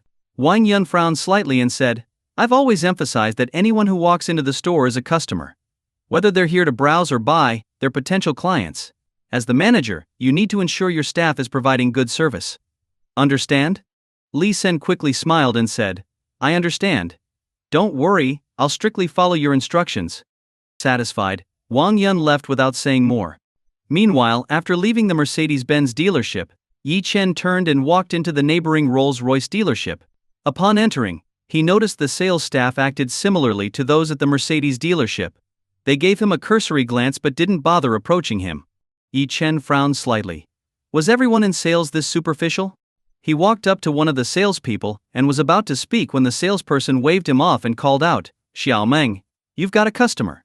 A young woman mopping the floor quickly put the mop aside and approached Yi Chen. She enthusiastically wiped her hands on her clothes and said, "Sir, are you here to look at cars?" Yi Chen nodded. "Yes, show me around." The young woman nodded eagerly. "Of course, sir. Please follow me. I'll show you our models." As Yi Chen followed her deeper into the store, laughter erupted behind him from the other salespeople. "You're so bad. Sending her to deal with someone who's obviously just here to waste time. Not my problem. Didn't you see how eager she was? She's new and hasn't been hardened by reality yet. She needs this experience." Ha ha ha, still so naive. Look at his outfit, he couldn't even afford a side mirror, let alone a car. I think I saw him get kicked out of the Mercedes dealership earlier. Hey haha.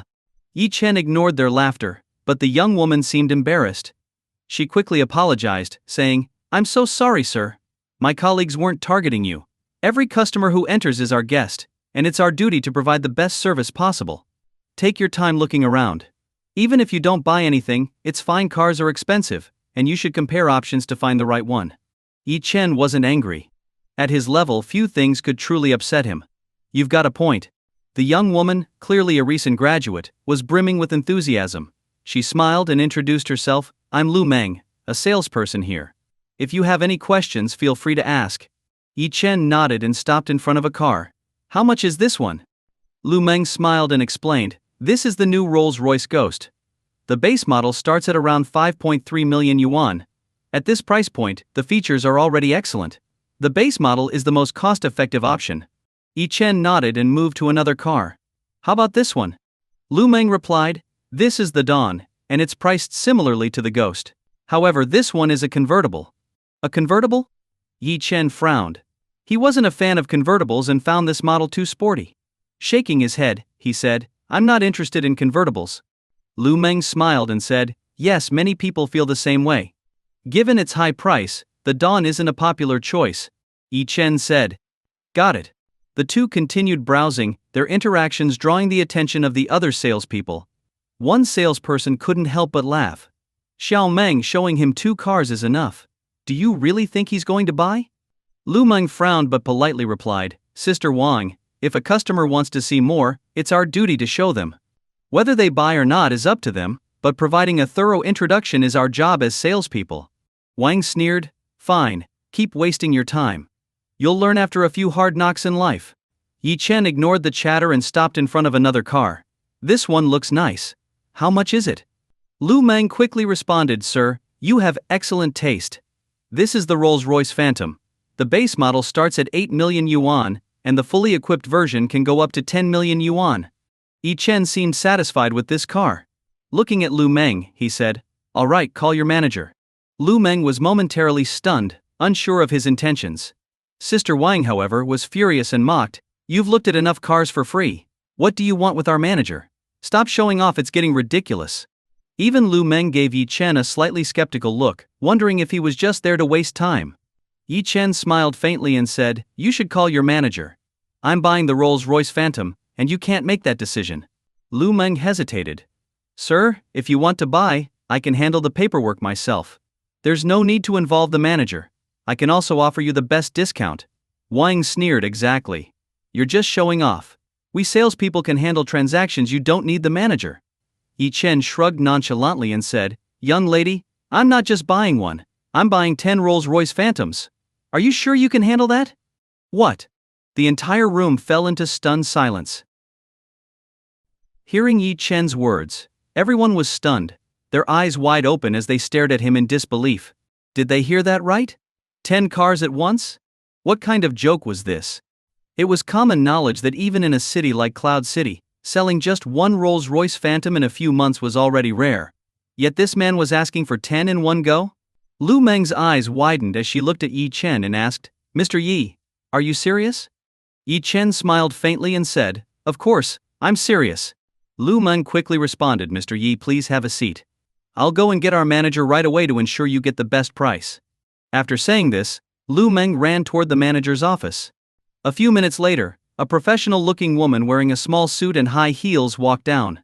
Led by Lu Meng, she approached Yi Chen. This woman was Liao Fang, the regional manager of the Rolls-Royce dealership. She glanced at Yi Chen carefully and asked cautiously, Hello, Mr. Yi. I'm the regional manager, Liao Fang. Are you the one planning to buy a car? Yi Chen nodded and directly took out his bank card, saying, I want this Rolls-Royce Phantom. Give me 10 of them, full payment by card. What? Even someone as experienced as Liao Fang couldn't help but feel her heart tremble slightly. This man didn't seem to care about money at all. Despite his seemingly ordinary attire, he was undoubtedly a super-rich individual. Liao Fang immediately explained respectfully, Mr. Yi, please don't worry. Here's the situation for this model, our inventory is limited. There's one car in the showroom and one in the warehouse. For the rest, we'll need to transfer stock from other dealerships. How about you pay for 2 cars now, and when the others arrive, we can arrange another meeting. Yi Chen frowned slightly and asked, how long will it take to transfer the cars? Liao Fang replied, it may take up to a month in total. Yi Chen said, no problem. Open the order and charge the full amount now. I'll take one car with me today, and when the others arrive, have them delivered to my designated location. For Yi Chen, there was no concern about the dealership playing any tricks unless they wanted to close down for good. No one in this world could afford to owe Yi Chen anything. Hearing Yi Chen's words, Liao Fang felt even more respectful. His confidence and dominance were unlike anything she'd seen before. Yi Chen was clearly not an ordinary person. Liao Fang nodded. Understood. We'll expedite the transfer process and ensure you're satisfied. Yi Chen nodded. Good. Process the payment. And make sure the commission for this sale goes to that young lady. Don't withhold any of it. Lu Meng, who had been standing there, was still in shock. The happiness had come so suddenly. In a Rolls-Royce dealership, commissions were extremely high because the cars were so expensive.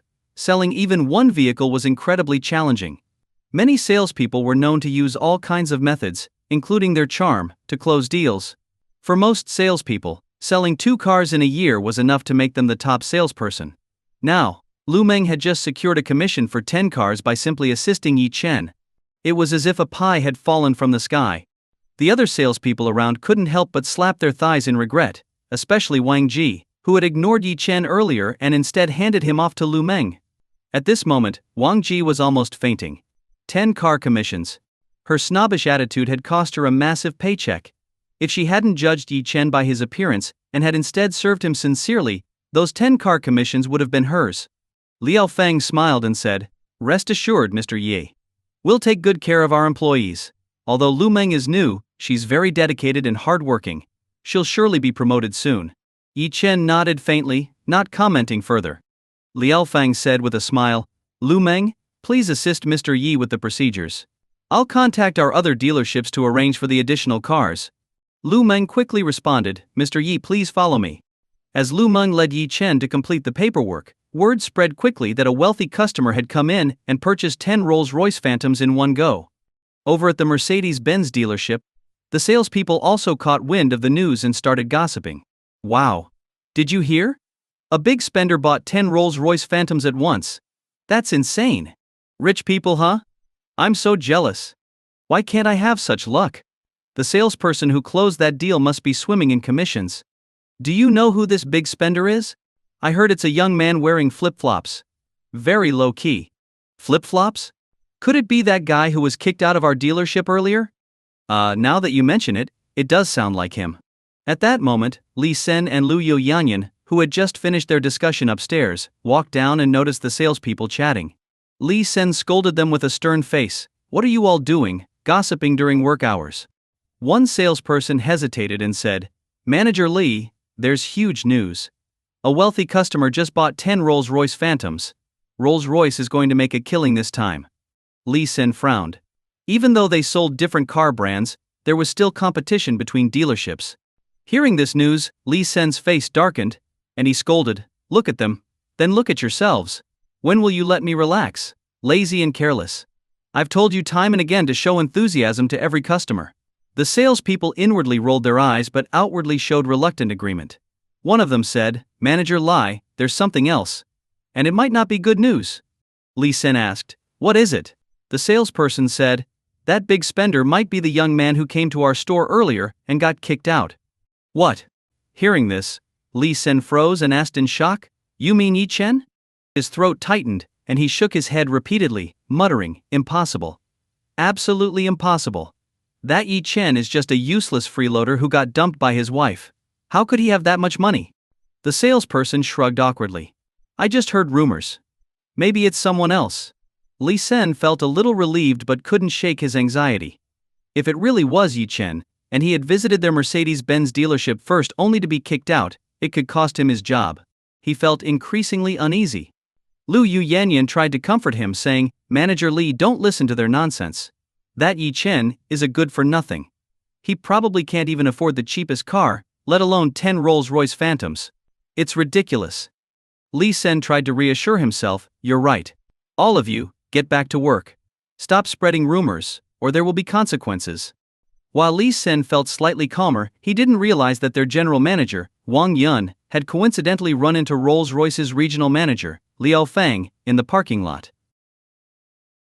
Two people were naturally at odds with each other and often competed in private.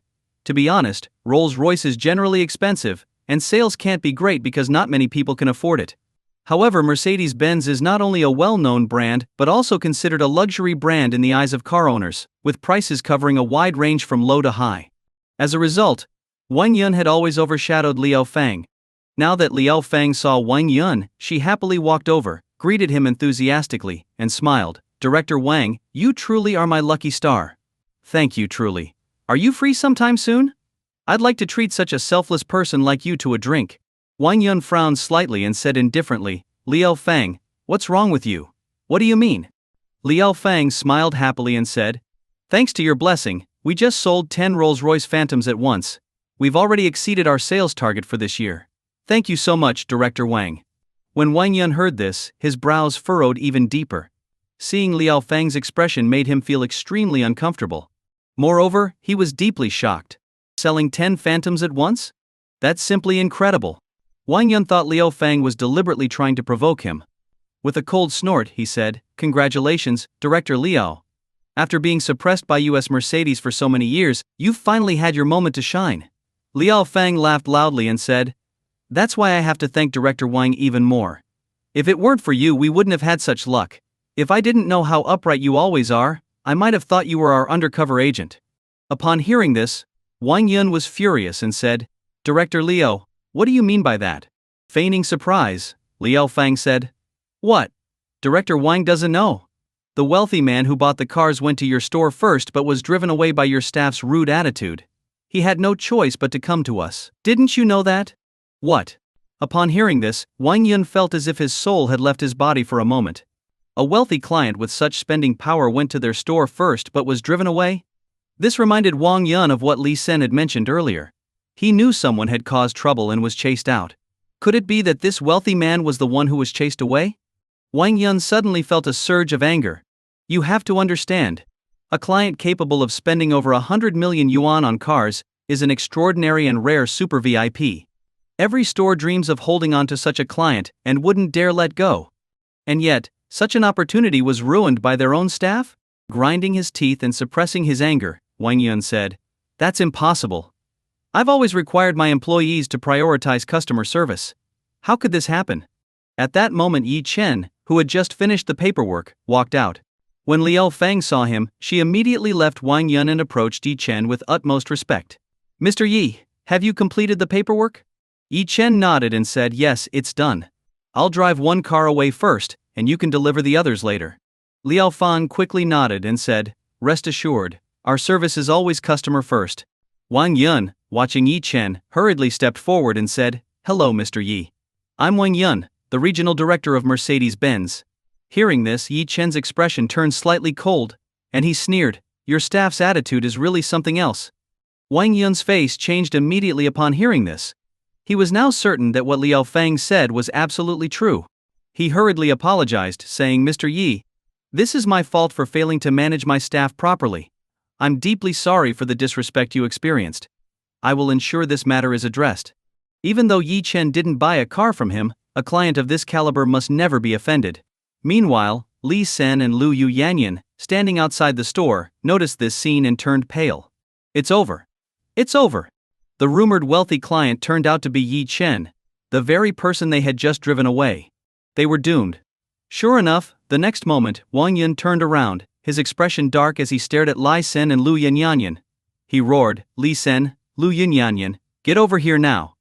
The two trembled as they approached, swallowing hard. "Director." Wang Yun angrily said. "Apologize to Mr. Yi immediately." Li Sen's face froze, but facing Wang Yun's fury he didn't dare say much. He lowered his head and said, Mr. Yi, I was wrong." Yi Chen said lightly, "Wrong? You were quite arrogant earlier. I actually liked your unyielding attitude. Didn't you call me a loser? What now? Suddenly I'm Mr. Yi? What? They even dared to call Mr. Yi a loser?"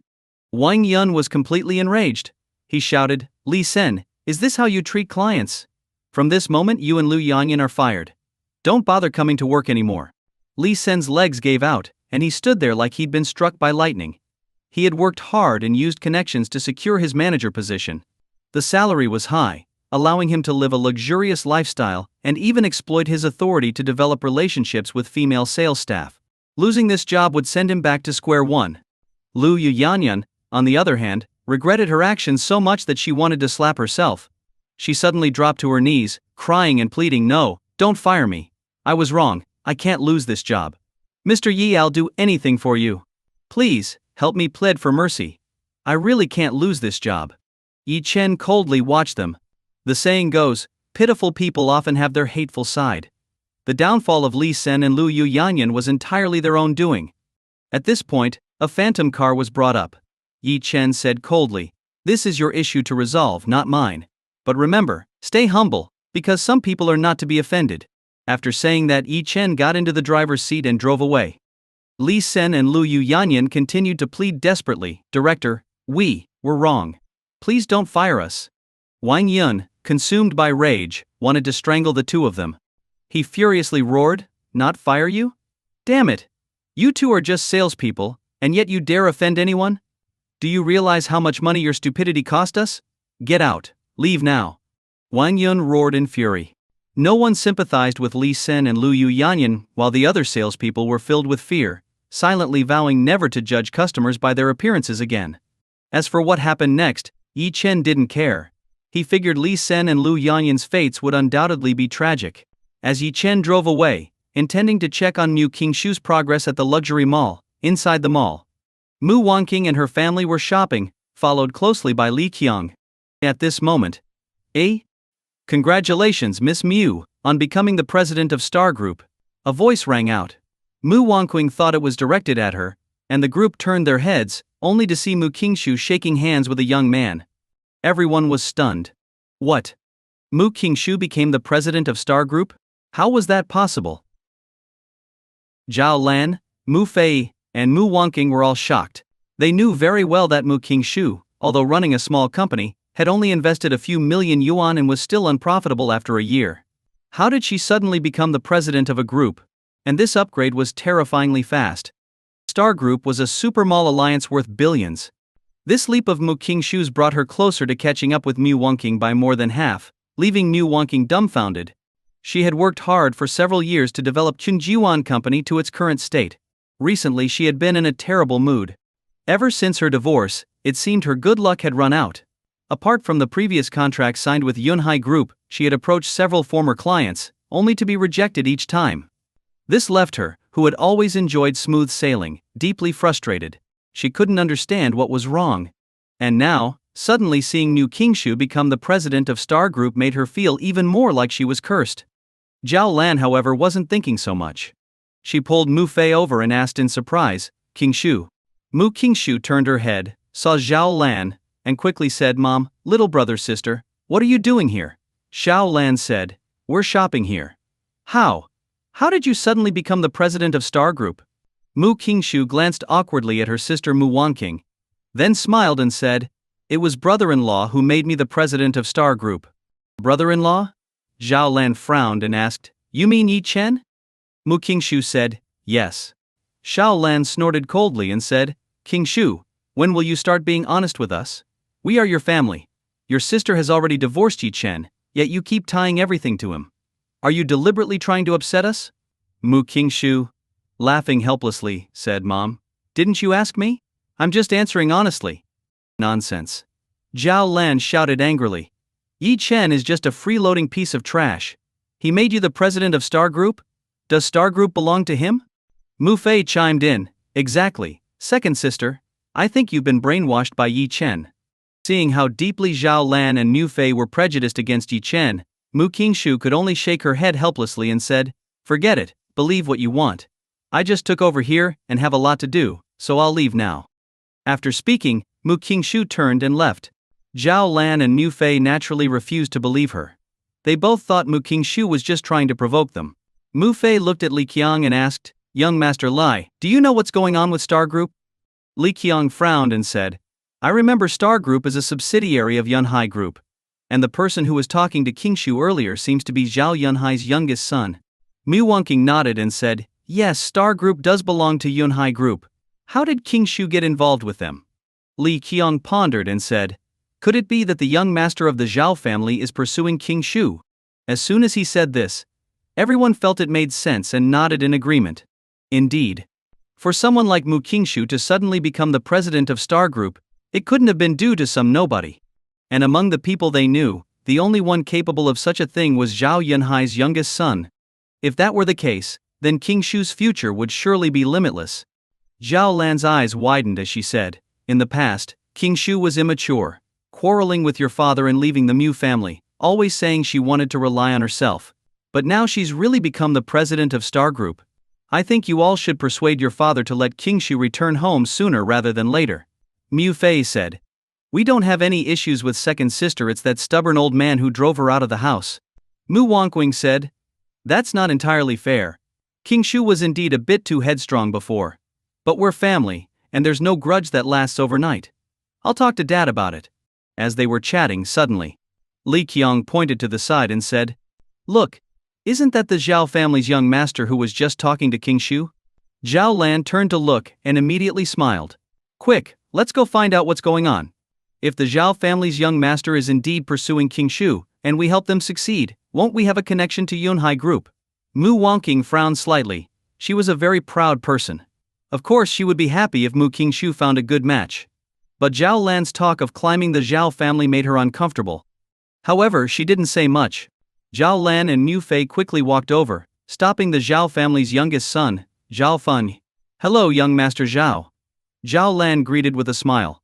Zhao Feng frowned, glanced at Zhao Lan, and asked indifferently, you are? Zhao Lan smiled and said, I'm Mu Qingshu's mother. My name is Zhao Lan, and this is her younger brother Mu Fei and her older sister Mu Wangqing. Hearing this, Zhao Feng immediately smiled and greeted them politely. So you're President Mu's family. A pleasure to meet you. Seeing Zhao Feng being so polite, Zhao Lan was even more convinced that he had feelings for Mu Qingshu. She smiled slightly and asked, young Master Zhao, King Shu becoming the president of Star Group must have been thanks to you. It must have been hard work. Zhao Feng humbly said, not at all. It was just a matter of a few words. A matter of a few words? Exactly. Zhao Lan and Mu Fei exchanged glances, both understanding. For Mu Qingshu to become president, it must have been as simple as Zhao Feng saying a few words. However, to confirm, Zhao Lan cautiously asked, I heard that King Shu became the president of Star Group thanks to Yi Chen. Young Master Zhao, you must know Yi Chen very well, right? Zhao Feng was stunned. Yi Chen? Ken? He seemed unfamiliar with that name. Not only had he never met Yi Chen, but he had never even heard of him. Zhao Feng had always been studying abroad and paid little attention to domestic affairs. His recent dealings with Mu Qingshu were the first thing he did after returning to China. Zhao Feng asked curiously, Yi Chen? Who is Yi Chen? Seeing Zhao Feng's reaction, Zhao Lan and the others immediately concluded that Mu Qingshu had lied. After all, how could someone like Yi Chen, a useless man, have any say in such a major corporation? Zhao Lan awkwardly smiled and said, never mind, I must have misunderstood. Young Master Zhao will leave King Shu in your care. Zhao Feng nodded and said, don't worry, I'll take good care of President Mu. After the conversation, Zhao Feng left. Zhao Lan turned to Mu Wangqing and said, see? There's nothing more to say. You sisters are too naive and always get fooled. You were deceived by Yi Chen, and now it's King Shu's turn. Our Mu family must have owed that scoundrel Yi Chen something in a past life. The group fell silent. Indeed. They had almost convinced themselves that Mu Qingshu deliberately brought up Yi Chen just to annoy them, likely to prove something for Yi Chen after Mu Wangqing divorced him. If this wasn't brainwashing by Yi Chen, then what was it? Mu Wangqing lowered her head and said, actually, aside from being a bit unmotivated, Yi Chen wasn't all that bad. Mom, we're already divorced, can you stop bringing him up? Zhao Lan angrily said, no. Yi Chen is a useless bum who ruined you. I can't let him ruin King Shu too. He thinks he's so clever, divorcing the older sister and going after the younger one? Unbelievable. Mu Fei nodded in agreement, exactly. We can't let him succeed.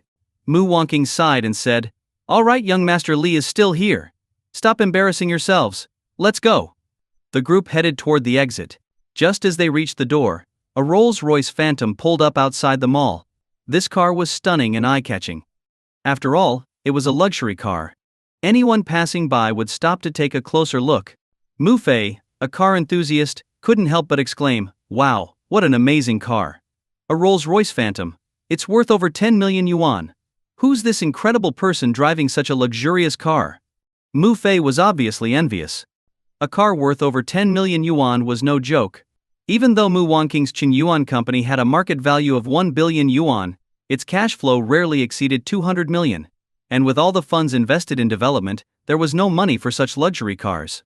Zhao Lan also admired the car and said, "Yes, this car is amazing. When will I ever be able to afford something so grand? It's so impressive." Mu Fei said, "I wonder which rich young master owns this car. I'm so jealous. Sister, didn't you say you'd buy me a BMW? When are you going to get it for me?" As they talked, they kept looking at the Rolls-Royce Phantom, guessing which wealthy person it belonged to. Soon, the car parked. The door opened, and someone stepped out. When they saw who it was, Mu Wangqing and the others were completely stunned. Their eyes widened as they stared in disbelief. Yi Chen. It was Yi Chen? They would never have imagined that the person driving a luxury Rolls-Royce Phantom worth over 10 million yuan was the very man they called a useless bum. Could this be real? Zhao Lan and Mu Fei couldn't help rubbing their eyes, thinking they were hallucinating. Mu Fei stammered, "Mom. Am I dreaming? Why does that guy look like Yi Chen?" Mu Wangqing, feeling a bit low, said, "That's Yi Chen." She had been married to Yi Chen for 3 years. He had always been a stay-at-home husband, and the most he'd ever driven was a Mazda. But now, not long after their divorce, he was driving a luxury car worth millions. It was unbelievable. Mu Fei's eyes widened as he said, How is this possible? How can he afford such an expensive car? Where did he get the money? Sister, could he have taken money from our Mu family?" Mu Wangqing shook her head and said, "That's impossible. He never managed anything at Chunjiwan Group. There's no way he could have taken money." Mu Fei asked, "Then how did he buy the car?" At this moment, Zhao Lan narrowed her eyes and said, "Isn't it obvious? What's Yi Chen best at? Mooching off women. King Shu just became the president of Star Group, and now Yi Chen's driving a luxury car worth millions. Isn't that cause and effect?" Mu Fei was shocked and said, "Could it be second sister's money?" Li Qiang nodded and said, "It's possible. For King Shu to become Star Group's president, she probably had to give up the company she founded. It might have been acquired by Yunhai Group at a premium. Given the scale of her company, selling it for 10 million yuan wouldn't be difficult." Hearing this, Mu Fei was furious and said, "Damn it! This guy is ruthless. My second sister sells her company, and he uses the money to buy a luxury car? Shameless." Zhao Lan was also angry and said, "Let's go teach Yi Chen a lesson. We have to make him leave your second sister. Otherwise she'll be drained dry." The two angrily marched toward Yi Chen. Zhao Lan glared at Yi Chen and said angrily, "Yi Chen, have you no shame? Who gave you the nerve to drive a Rolls-Royce Phantom?" Yi Chen frowned and said coldly, "I bought this car for myself. What does it have to do with you?" Zhao Lan snapped, "You bought it for yourself? Stop flattering yourself. Don't think we don't know you used King Shu's money to buy this car. Can't you survive without mooching?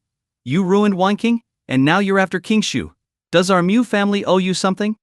Yi Chen's face darkened as he looked at the hysterical Zhao Lan, finding her completely unreasonable. He used Mu King Shu's money?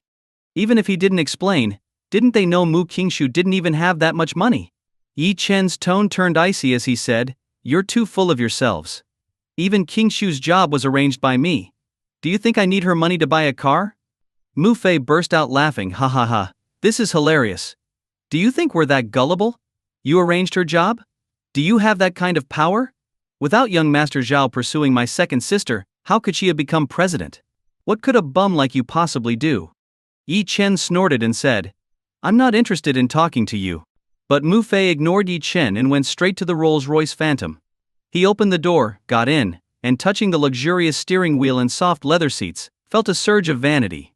He glanced at Yi Chen and said, "I'm borrowing this car for a few days." Yi Chen couldn't help but laugh in anger and said, "You're borrowing my car? Where do you get the nerve? This is my car. Why should I let you drive it?" Mu Fei sneered and said, "Your car? Obviously it was bought with my second sister's money. Why shouldn't I drive it?" Yi Chen frowned and said, "I don't want to argue with you. Get out of the car now." Mu Fei shouted angrily, "No way. What are you going to do, hit me?" Yi Chen squinted, his eyes flashing coldly. He reached into the car, grabbed Mu Fei, and pulled him out through the window, throwing him to the ground. His tone was icy as he said, "If you keep messing around, I'll beat you up." Mu Fei, dazed from the fall, never expected Yi Chen would actually lay hands on him. He looked at Yi Chen, but when his eyes met Yi Chen's cold gaze, he trembled in fear. Scrambling to his feet, he hid behind Mu Wanqing and cried out loudly, "Sister, look, he hit me. He actually dared to hit me." Mu Wanqing saw her brother being hit and quickly stepped forward, saying, "Yi Chen, that's enough. When did you become so rough, resorting to violence over a disagreement?" Yi Chen looked coldly at Mu Wanqing, his tone chilling as he said, "I've never changed. You just don't know me well enough. If it weren't for your sake, he would already be a corpse." Mu Wanqing was startled by Yi Chen's gaze. Did she really not understand Yi Chen? But they had lived together for 3 years. How could she not understand him? In those 3 years, Yi Chen had not only been good-tempered but also completely accommodating to her. To let her work and start her business with peace of mind, he had taken care of everything at home. When had she ever seen Yi Chen lose his temper? For 3 years, she had always thought Yi Chen was a gentle and mild-mannered person. Now, seeing Yi Chen hit someone, she finally realized he had changed. Yi Chen took a deep breath and said, "Mu Wanqing, control your brother. If something doesn't belong to him, he'd better not touch it. No one is obligated to indulge him." After saying that, Yi Chen snorted coldly, locked his car, and turned to walk into Star Mall. Mu Wanqing was left speechless by Yi Chen's sharp words. That's right. They were divorced now. Yi Chen had no obligation to tolerate her family anymore. But even though his words made sense, why did they leave her feeling so lost? Mu Fei glared at Yi Chen's back, angrily cursing, "Damn it, what's the big deal? That car isn't even his. What's he showing off for? This is pissing me off." Mu Wanqing snapped, "Enough. Stop talking. It's just a car. What's so great about it? Let's leave." Not wanting to stay there any longer, Mu Wanqing turned and headed home. She felt a vague sense of crisis. In the past, when Yi Chen was around, everything seemed to go smoothly for her, and her career was flourishing. But after the divorce, she found that nothing seemed to go right anymore. Now even Mu Qingshu had become the president of Star Group. She thought about it a lot and concluded that she just wasn't working hard enough. If she didn't push herself harder, she feared becoming a laughingstock. The group returned to the Mu family home. Zhao Lan and Mu Fei entered first, while Mu Wanqing also intended to go inside. However, she was stopped by Li Qiang. Mu Wanqing turned to look at Li Qiang and asked, "Young Master Li, is there something you need?" Li Qiang took a deep breath, walked up to Mu Wanqing, and said, "Wanqing, there's something I want to tell you." Mu Wanqing frowned slightly and asked, "What is it?" Li Qiang suddenly took out a ring from his pocket, looked at Mu Wanqing with deep emotion and said, "Wanqing, you know I've liked you for a long time. But you've always kept your distance from me, making me feel anxious. Today I've mustered up the courage to tell you I love you. Will you be my girlfriend?" Mu Wanqing was startled by Li Qiang's sudden confession.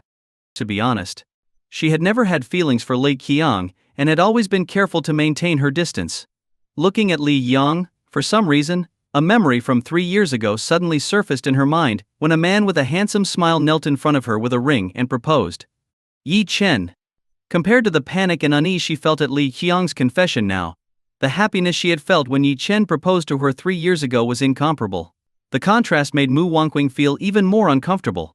Mu Wanqing took a deep breath and said, "Young Master Li, I'm truly sorry. You're a good man, but as you know, I've just divorced and am not ready to enter a new relationship. I'm sorry, but I can't accept your feelings." Seeing the calm look in Mu Wanqing's eyes, a trace of anger flashed in Li Qiang's lowered gaze. He had pursued Mu Wanqing for so long, but she hadn't given him a chance, likely because she still couldn't let go of Yi Chen. Even so, Li Qiang didn't let his displeasure show. He chuckled and said, "So, I've been given the nice guy card, huh?" Mu Wanqing sighed and said, "I'm truly sorry, young Master Lai. Honestly, there are many great women out there. You could." Li Qiang waved his hand and said, "All right, I understand. No need to say more." Mu Wanqing sighed, turned, and walked into the Mu family home. To be honest, Mu Wanqing acknowledged that Li Qiang had helped her in many ways. If they could be friends and mutually benefit each other, she welcomed that. But if Li Qiang had other intentions, it would be hard for her to accept. She didn't know why, but her instincts told her she couldn't easily accept any man other than Yi Chen. Even though she thought Yi Chen lacked ambition, she had never spoken badly about him in any other way. Li Qiang stood there, watching Mu Wanqing leave, stunned. Honestly, he had pursued her because of her beauty. But after all this time with no results, he felt like a fool. Yet he was unwilling to give up. For a moment, he felt stuck. At that moment, Mu Fei walked over and asked, "Brother Li, did you just confess to my sister?" Li Qiang nodded and said, "Yes, but your sister doesn't like me. I think I should just give up. Maybe we're not meant to be." Mu Fei panicked at this. In his eyes, Li Qiang had not only status in Yun City but also a strong background and a wealthy family. If Li Qiang became his brother-in-law, he would have a solid backer in the future. Mu Fei said, "Brother Lai, you know my sister's personality. She just got divorced and cares too much about appearances to accept you right away. But I have an idea." Li Qiang looked at Mu Fei curiously and asked, "What's the idea?" Mu Fei said, "In a few days, it'll be my grandmother's birthday. Our whole family will go to celebrate. Since my sister was raised by my grandmother, she listens to her the most. If you can win my grandmother's favor at the birthday party, my sister will definitely see you in a new light." Li Yong asked skeptically, "Really?" Mu Fei smiled and said, "Of course." Mu Fei wasn't lying.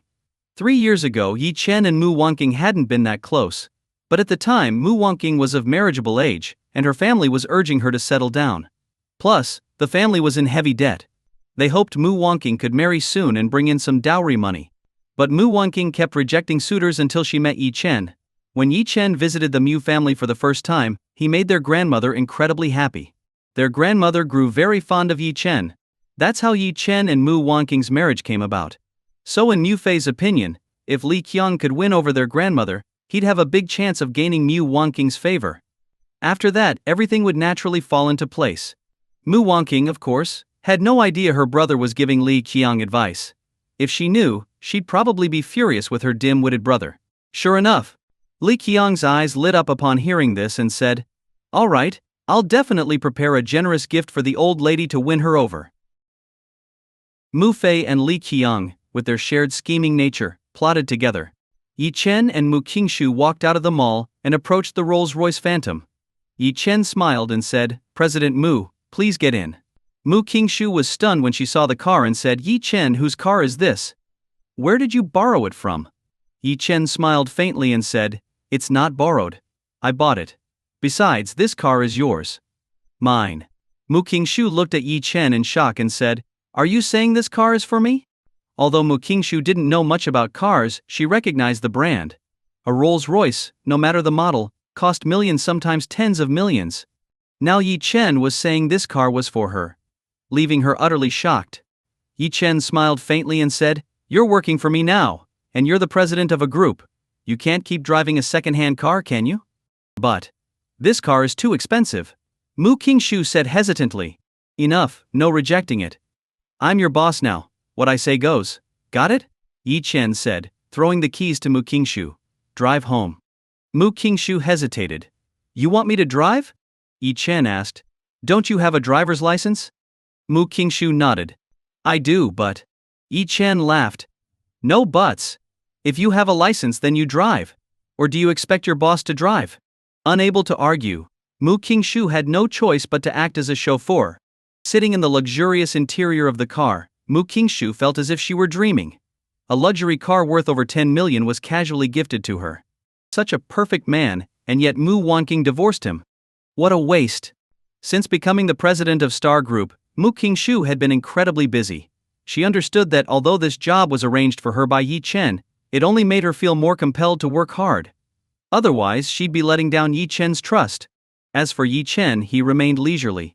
The next morning, after eating the breakfast Mu Qingshu had prepared, Yi Chen stayed home watching TV. Just then, his phone rang. It was an unfamiliar number. Yi Chen frowned. Not many people knew his number, so who could this be? Yi Chen answered, his tone indifferent. "Hello, who is this?" A pleasant voice came from the other end, cautiously asking, "Hello, is this Yi Chen?" Yi Chen said coolly, "It's me.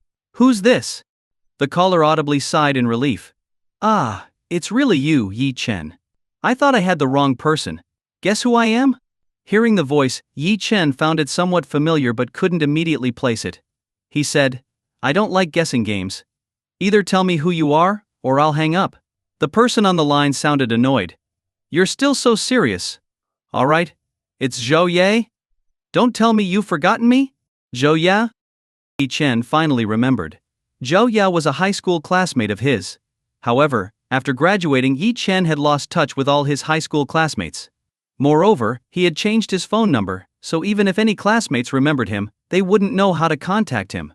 Yi Chen was curious how Zhou Ya had gotten his number. Yi Chen asked, "So it's you, Zhou Ya. How did you get my number?" Zhou Ya snorted lightly and said, "You have the nerve to ask? After graduation you vanished. Several times, classmates wanted to invite you to reunions but couldn't reach you. If it weren't for yesterday, when you bought 10 Rolls-Royce Phantoms at once and I got curious enough to investigate, I probably still wouldn't have found you." Yi Chen understood. It seemed Zhou Ya had obtained his number from the records he left at the dealership. Yi Chen smiled and said, "So that's how it is. What's up, Zhou Ya?" Zhou Ya said, "Well, tonight we're having a high school reunion. You should come. You've missed all of them over the years. Everyone talks about you every time. You're not allowed to refuse." Yi Chen instinctively wanted to decline, but hearing Zhou Ya's insistence and feeling bored himself, he said, "All right, where's the venue?" "I live in Fenja Garden. I'll take a taxi over." Zhou Ya said, "Fenja Garden? That's close to me. I'll come pick you up." Yi Chen said, "All right, give me a call when you arrive." After hanging up, Yi Chen resumed watching TV. To be honest, he didn't particularly like attending reunions. If Zhou Ya hadn't called, he probably would never have gone. The truth was, Yi Chen had long seen through the realities of society. Many reunions were less about nostalgia and more about showing off. Successful classmates would brag, while those who struggled were marginalized. Some even took advantage of drunkenness to turn old-school crushes into one-night stands, which was truly revolting. Around 4:30 in the afternoon, Zhou Ya called to say she had arrived at Fenja Garden. Yi Chen walked out of his apartment complex and soon saw Zhou Ya standing next to a BMW, waving at him. Looking at Zhou Ya, Yi Chen noticed she was quite different from the pure and innocent girl he remembered from high school. Now, she wore a short purple dress that showed off her long legs, paired with high heels. Her hair was slightly curled, and her face was adorned with delicate makeup. She had shed her youthful innocence and gained a mature charm. Seeing Yi Chen, Zhou Ya smiled and said, "Yi Chen, it really is you. I haven't seen you in so many years, and you haven't changed at all. You're still so handsome." Yi Chen smiled faintly and said, "You've changed a lot, but you've only gotten prettier." Zhou Ya wrinkled her nose and said, "Himpish? So you're saying I wasn't pretty in high school?" Yi Chen shrugged and smiled. "You were pretty then, and you're pretty now." Zhou Ya laughed and said, "That's more like it. But seriously, Yi Chen, what do you do now? Are you married?" Yi Chen smiled. "I just got divorced recently. Now I'm doing nothing." Hearing this, Zhou Ya was stunned. Divorced? Didn't Yi Chen just buy 10 Rolls-Royces yesterday? How could someone so wealthy get divorced? Zhou Ya asked curiously, "Yi Chen, are your standards too high, or did you get rich and abandon your wife? Who did you marry? Was it someone we went to school with?" Yi Chen shook his head and said, "No, her name is Mu Wangqing. Anyway, why talk about this? It's bad luck." "What?" Yi Chen said it casually, but Zhou Ya was stunned. Mu Wangqing? Not only had she heard of her, but she had even seen her. Mu Wangqing was the CEO of Qin Yuan Company, a strong businesswoman who had been thriving in Yun City's business circles in recent years. She was practically a rising star in Yun City's business world. And Yi Chen had actually been married to Mu Wangqing? Mu Wangqing was somewhat well known in Yun City. After all, while her King Yuan company hadn't yet gone public, it had secured many contracts over the past 3 years. The company had grown from a small business to one with a market value exceeding 1 billion yuan. This was enough to amaze people. This also explained Zhou Ya's curiosity about how Yi Chen could afford to buy so many Rolls-Royce Phantoms at once. Perhaps it was because of the divorce that he received a large amount of property. Zhou Ya smiled apologetically and said, "Sorry for bringing up something upsetting. I didn't know you were already divorced." Yi Chen smiled casually and said, "It's fine." Zhou Ya changed the subject, saying, "By the way, our high school classmates sometimes organize reunions after graduation, but you've never come. Back then, you were a big deal at school, and even now, many classmates still remember you at every reunion." Yi Chen smiled faintly and said, "Is that so? High school feels like such a long time ago." Zhou Ya laughed and said, "Get in the car, let's go." Yi Chen opened the passenger door and sat down. Zhou Ya glanced at Yi Chen. To be honest, in high school, Yi Chen was indeed a big deal, outstanding in every way. Not only was he the school heartthrob, but he was also top-notch in sports, particularly basketball. At the time, Yi Chen was practically every girl's Prince Charming, and Zhou Ya was no exception. She secretly admired him. Meanwhile, Yi Chen was the rival of every boy in school. Who wouldn't be envious or jealous? Previously, Zhou Ya assumed Yi Chen could buy 10 Rolls-Royce Phantoms because he had made it big after graduation. But after seeing him in person, she started to realize Yi Chen had likely gained a fortune through marriage and a hefty divorce settlement. Zhou Ya sighed inwardly, then got into the car. Soon they arrived at the reunion venue, the Yun City Crown Hotel. This was a very upscale hotel. Zhou Ya glanced at Yi Chen and smiled. "What do you think? Not bad, right?" Yi Chen was slightly surprised and said, "I've heard this hotel is quite expensive. Hosting a class reunion here looks like everyone's doing pretty well." Zhou Ya laughed and said, "Not exactly. This reunion isn't split cost. A wealthy classmate is footing the bill." Yi Chen asked, "Who's paying?" Zhou Ya said, "Who else? Our high school class president, Yan Bin." Hearing this, Yi Chen understood. Yan Bin was the class president during high school, also quite good looking, but he was always overshadowed by Yi Chen. More importantly, Yan Bin came from a wealthy family, and their business was reportedly thriving. He was a bona fide rich second generation. Back in the day, Yan Bin, who was often eclipsed by Yi Chen, secretly schemed against him. But all that was in the past, and Yi Chen didn't want to dwell on it. The two walked into the hotel and arrived at the private room. When they opened the door, the room was already packed. As Zhou Ya and Yi Chen walked in, everyone turned to look. Well, Zhou Ya, you're here so early. What's this? Found yourself a boyfriend, and he's pretty handsome. A sharp-faced man teased with a smile. I was just about to try my luck with Zhou Ya, but someone beat me to it. Zhou Ya chuckled and said, "Monkey, shut up. What boyfriend? Take a good look at who this is." Monkey squinted at Yi Chen and said, "Looks familiar." Zhou Ya laughed and said, "Familiar? This is Yi Chen. Last time you were just talking about how long it's been since you last saw him." Monkey's eyes widened, and he exclaimed, "Yi Chen? Damn! Long time no see. I thought you weren't in Yun City anymore." Hearing it was Yi Chen, many classmates gathered around, warmly chatting with him. Especially the girls, who were beaming with excitement. "Wow, Yi Chen, it's really you. Long time no see. I can't believe you're still so handsome. Look at these muscles, so toned. Our high school heartthrob. Back in high school, I always wanted to be friends with you, but I was too shy to say anything. You've missed every reunion. Tonight you owe us a few extra drinks." As Yi Chen was surrounded by female classmates, a man with slicked back hair walked over. He casually handed Yi Chen a cigarette, his eyes filled with faint disdain. "Yi Chen, still remember me?" Yi Chen glanced at the man and nodded. "I remember. Wang Peng." Back in high school, Wang Peng was a troublemaker who often followed Yan Bin around, cracking jokes and fooling around. He was one of Yan Bin's lackeys. It was said that Wang Peng didn't do well on the college entrance exam, but after spending a few years with Yan Bin, he now drove a Mercedes. At every reunion he liked to show off. Wang Peng chuckled lightly and said, "Wow, I'm honored that our high school star still remembers me. So, Yi Chen, where are you working now?" Yi Chen replied truthfully, "I'm not working at the moment." Wang Peng laughed and said, "No job? What's the plan? Any big projects? Maybe you can take an old classmate under your wing?" Yi Chen smiled faintly and said, "Not really. After graduation I went abroad, got married, and became a stay-at-home husband for 3 years. I recently got divorced, so there's no project." Hearing this, the surrounding classmates couldn't help but cool their attitudes. After all, they were no longer high schoolers. Now that they were part of society, they understood that power and money mattered most. Yi Chen may have been a big deal in high school, but after so many years, he was unemployed, and even divorced, a far cry from his past. This realization made many classmates lose interest in reconnecting with Yi Chen. After all, most people wanted to associate with those above them, not those below. Wang Peng's lips curled into a faint smile. He casually pulled out a business card and said with a grin, "No job? That's not good. I run a small company, not very big, just a few million in profit each year. How about this? Come to my office tomorrow, and I'll arrange a job for you. With your build, you can work as a security guard at my factory. Right now, there's only a dog guarding it, and I don't feel it's safe." Hearing Wang Peng's words, the classmates burst out laughing. Someone even teased, Wang Peng, you're too mean. How can you ask our high school star to be a watchdog?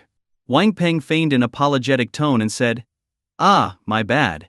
But jobs aren't easy to find these days. Many high school stars end up as nobodies in society. Don't you agree, Yi Chen? Hey, who would have thought Yi Chen is doing so poorly now? Looks like Wang Peng has found his chance. I still remember back in high school, Wang Peng couldn't even speak in front of Yi Chen and even got beaten up a few times. Yi Chen was so arrogant in school. Who knew he'd end up like this? Exactly, as they say, 30 years east, 30 years west. If I were Yi Chen and ended up like this, I wouldn't show up at a class reunion no matter what. He probably didn't want to come either, but Zhou Ya must have run into him, and he couldn't make an excuse to decline. Yi Chen squinted his eyes, glanced at Wang Peng, and said calmly, No need. I can still support myself for now. Wang Peng chuckled and said, No worries. We're old classmates. If you ever need it, this position will always be waiting for you. As they were talking, the private room door opened again. A man in a suit walked in. He wore sunglasses and exuded confidence with every step, his face full of arrogance. The moment he appeared, the people around Yi Chen scattered and surrounded this man. Only Yi Chen remained seated. This man was Yan Bin. Oh wow. President Yan is here. It's been a few months, and you're still as imposing as ever. President Yan, we heard you recently invested 30 million in a landscaping project. Since we're all old classmates, if there are any opportunities, please look out for us. Yes, President Yan, you're the most successful among all of us. We'll definitely be relying on you in the future. Don't look down on us. Good evening, President Yan. The classmates flattered him incessantly. Everyone knew that back in high school, people joked that Wang Peng was Yan Bin's lapdog. They used to mock him for it.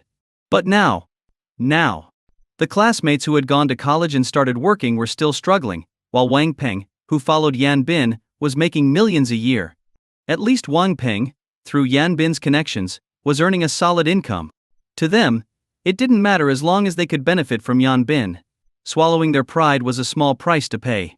Yan Bin smiled faintly and said, Of course we're all classmates. If there's anything you need, I'll prioritize you. Is everyone here? It's on me tonight, let's all have a good time. Hearing this, the crowd erupted in praise. As expected of President Yan, so generous. Honestly, I've never been to the Crown Hotel before. It's a privilege to be here, thanks to you. Wang Peng leaned close to Yan Bin and smirked. Boss, all the classmates showed up tonight. Look over there, guess who that is? Yan Bin's gaze shifted to Yi Chen, and his eyes narrowed with a hint of surprise. Of all people, Yan Bin would never forget Yi Chen's eyes. Back in high school, Yan Bin, with his wealthy and powerful family, should have been the school's star. He campaigned hard to be class president and participated in numerous activities to prove himself outstanding. But then there was Yi Chen, who outshone him in every way, becoming a shadow over Yan Bin's confidence. Yi Chen was like the sun, and no matter how brightly Yan Bin shone, he could never outshine him. Yan Bin squinted slightly and said in a flat tone, So it's you, Yi Chen. I didn't expect you to come to the reunion.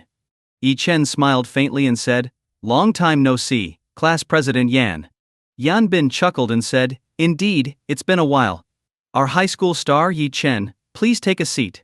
Everyone sat down. Yan Bin, having already heard from Wang Peng about Yi Chen's current situation, felt immensely satisfied. Back in school he couldn't surpass Yi Chen, but now, in the real world, Yi Chen was nothing more than an ant he could crush with ease. Once everyone was seated, Yan Bin signaled a waiter, who brought over a bottle of red wine. Yan Bin smiled smugly and said, Look at this Chateau Lafite Rothschild, vintage 1969. I brought it specifically for everyone to taste tonight. He motioned for the waiter to pour a small amount into everyone's glass. Monkey picked up his glass and downed it in one gulp, muttering, Waiter, this is red wine, not liquor. Why pour such a small amount? I didn't even get to taste it properly. Zhou Ye quickly intervened, Monkey, stop it. This is a 1969 Lafite. Monkey asked, puzzled. So what? I can handle my alcohol. Zhou Ye sighed and said, It's not about your tolerance, it's about the price. This bottle costs about 1,000,000 yuan. Do the math, how much do you think that little glass you just drank is worth? The classmates gasped in shock. They knew Yan Bin was wealthy, but hadn't expected him to be this rich, bringing a bottle of wine worth over 1,000,000 yuan. This wasn't drinking, it was burning money. Monkey shrank back in embarrassment. He had no idea the wine was so expensive. If he'd known, he would have sipped it slowly. He'd never be able to afford something like this anywhere else. Yan Bin didn't seem upset. He chuckled, pulled out a bottle of baijiu, and said, "Monkey has a point. Since it's a reunion, we should enjoy ourselves. This is an 80-year-old mutai. While it's not as pricey as the red wine, it still costs about 100,000 yuan per bottle. Tonight, everyone can drink to their heart's content." The classmates were shocked again. Typically, drinking regular mutai was already enough to excite them. But Yan Bin had brought an 80-year-old bottle, leaving everyone salivating. It looked like they were in for a wild night. Yan Bin said nothing more.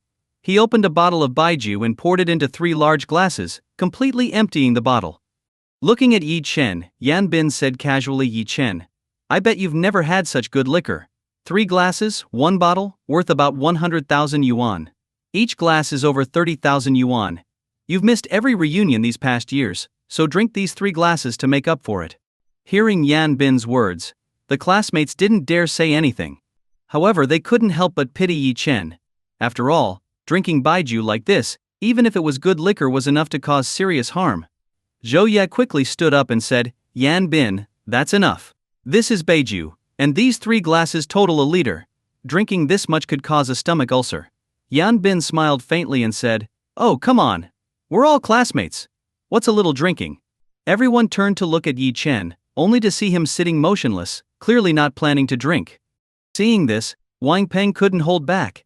He slammed the table, stood up and shouted, "Yi Chen, President Yan is giving you face by letting you drink. This kind of liquor you couldn't afford it, even if you worked yourself to death. Now that President Yan is offering it, and you still won't drink? Are you trying to disrespect him?" The classmates naturally understood that Yan Bin was deliberately trying to humiliate Yi Chen. At this moment, apart from Zhou Ya, probably no one would stand up for Yi Chen. After all, everyone knew that no matter how glorious Yi Chen had been in high school, in the real world, power and money were everything. Flattering Yan Bin might bring them benefits, but helping Yi Chen would likely yield no return, and might even offend Yan Bin. As for the so-called bond of classmates, so many years had passed since graduation, how much of that bond could possibly remain? Yan Bin noticed Yi Chen remained unmoved.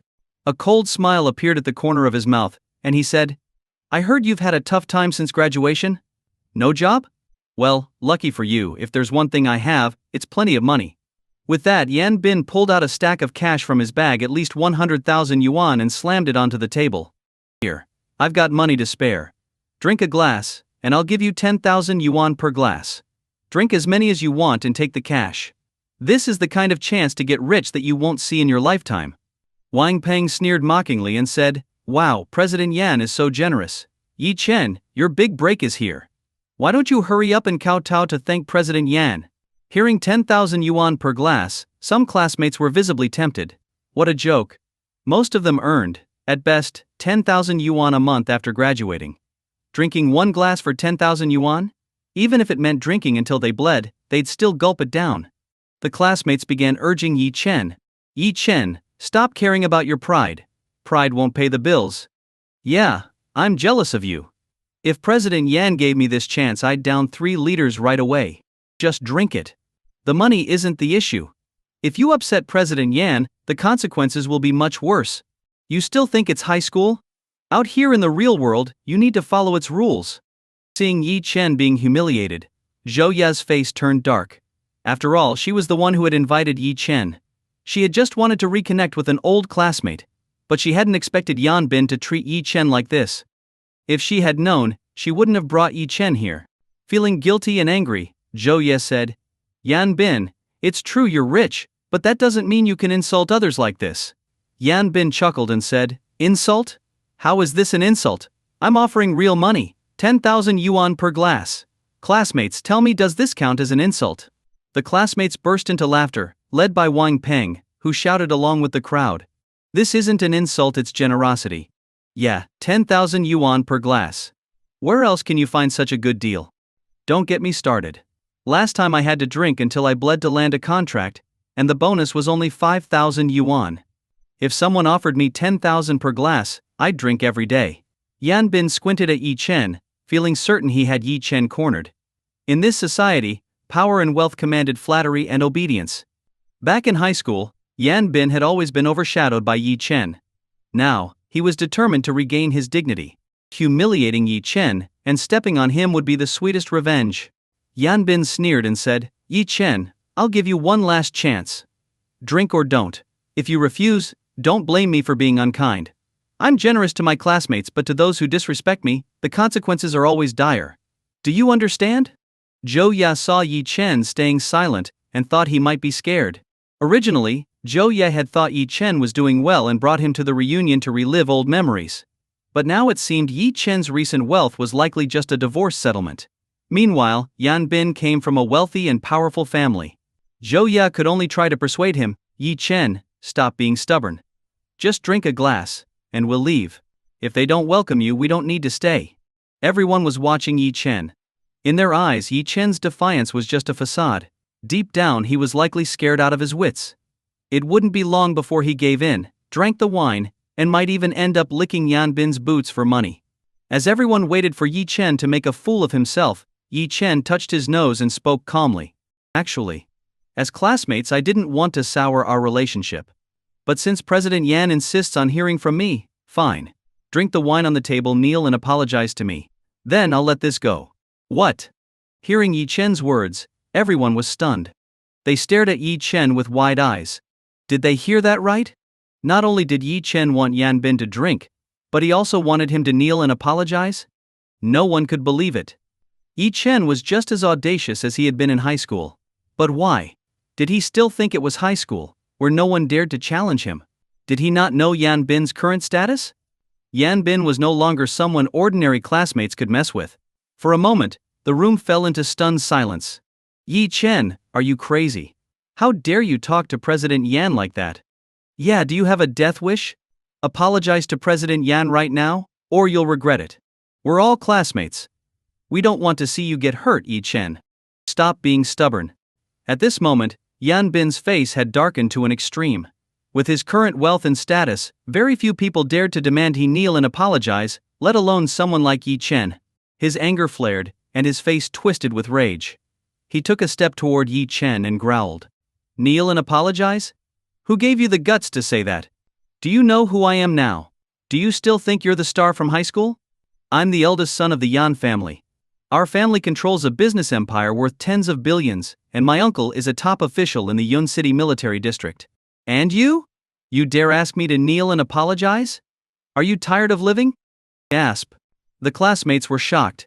They had known Yan Bin was wealthy, but they hadn't realized his family's influence had grown so much, with billions in assets and military connections. No wonder Yan Bin was so arrogant. As Yan Bin's rage boiled over, several classmates stepped in to calm him down. "President Yan, please calm down. Yi Chen doesn't know better. We're all classmates, there's no need to escalate things. Yeah, let it go this time. It wouldn't look good if something serious happened. Yi Chen, why are you still sitting there? Go and apologize to President Yan immediately. Do you really want to lose your life over a little pride?" At this moment, Yi Chen slowly stood up. Everyone thought he was about to apologize. Yan Bin raised his head arrogantly, ready to crush Yi Chen's dignity underfoot. However, Yi Chen walked up to Yan Bin and suddenly kicked him hard in the stomach. Yan Bin flew backward, crashing into the wall. Boom! This scene stunned everyone as if they had been struck by lightning. They stared at Yi Chen in disbelief. Their minds were blank. Wasn't Yi Chen supposed to go over and apologize? How could he dare to make a move? He's crazy.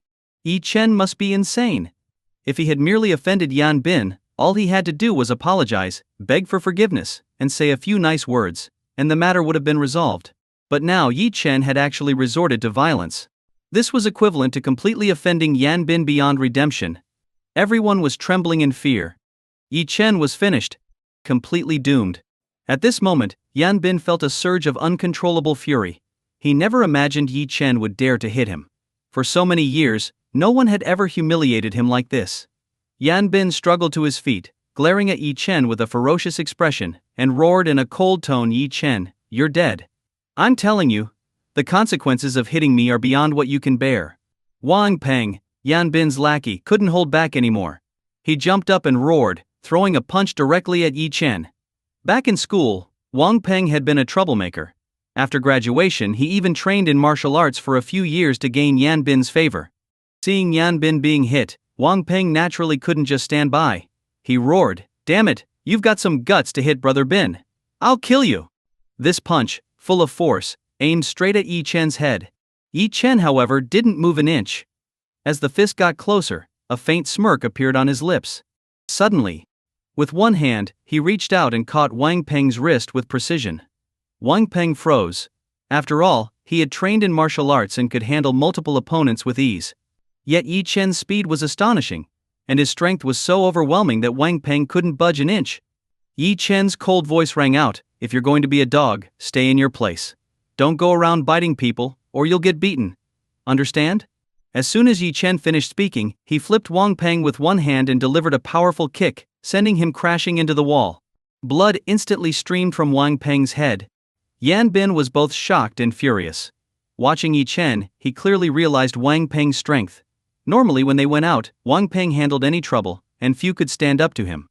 But now, in front of Yi Chen, Wang Peng couldn't even last a single move. This made Yan Bin swallow nervously, fear creeping into his heart. Yi Chen slowly walked toward Yan Bin. Terrified, Yan Bin shouted, "You! Don't come any closer. What are you trying to do?" Yi Chen smirked and said, "I told you, we're all classmates. There's no need for this. But you didn't believe me. Didn't you think you were so impressive? Come, kneel." Yan Bin's face was filled with panic. He was a proud man, especially in front of his classmates. If he knelt to Yi Chen now, how could he show his face in the future?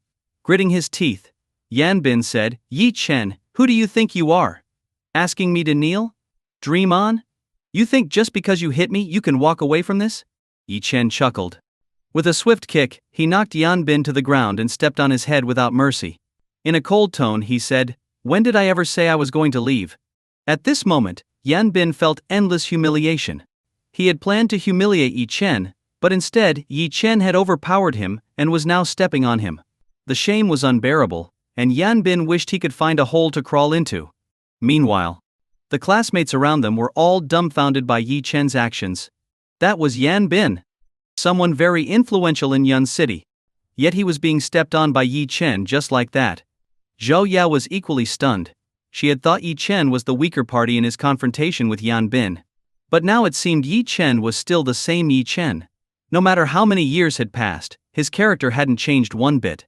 For some reason, Zhou Ya's eyes were fixed on Yi Chen. At this moment, it felt like her teenage infatuation had returned, making her heart race uncontrollably. Yan Bin was in utter misery but still stubbornly said, "Yi Chen, I'm telling you, I'm the eldest son of the Yan family. My status is far above yours. You'd better let me go." Yi Chen sneered and said, "Status?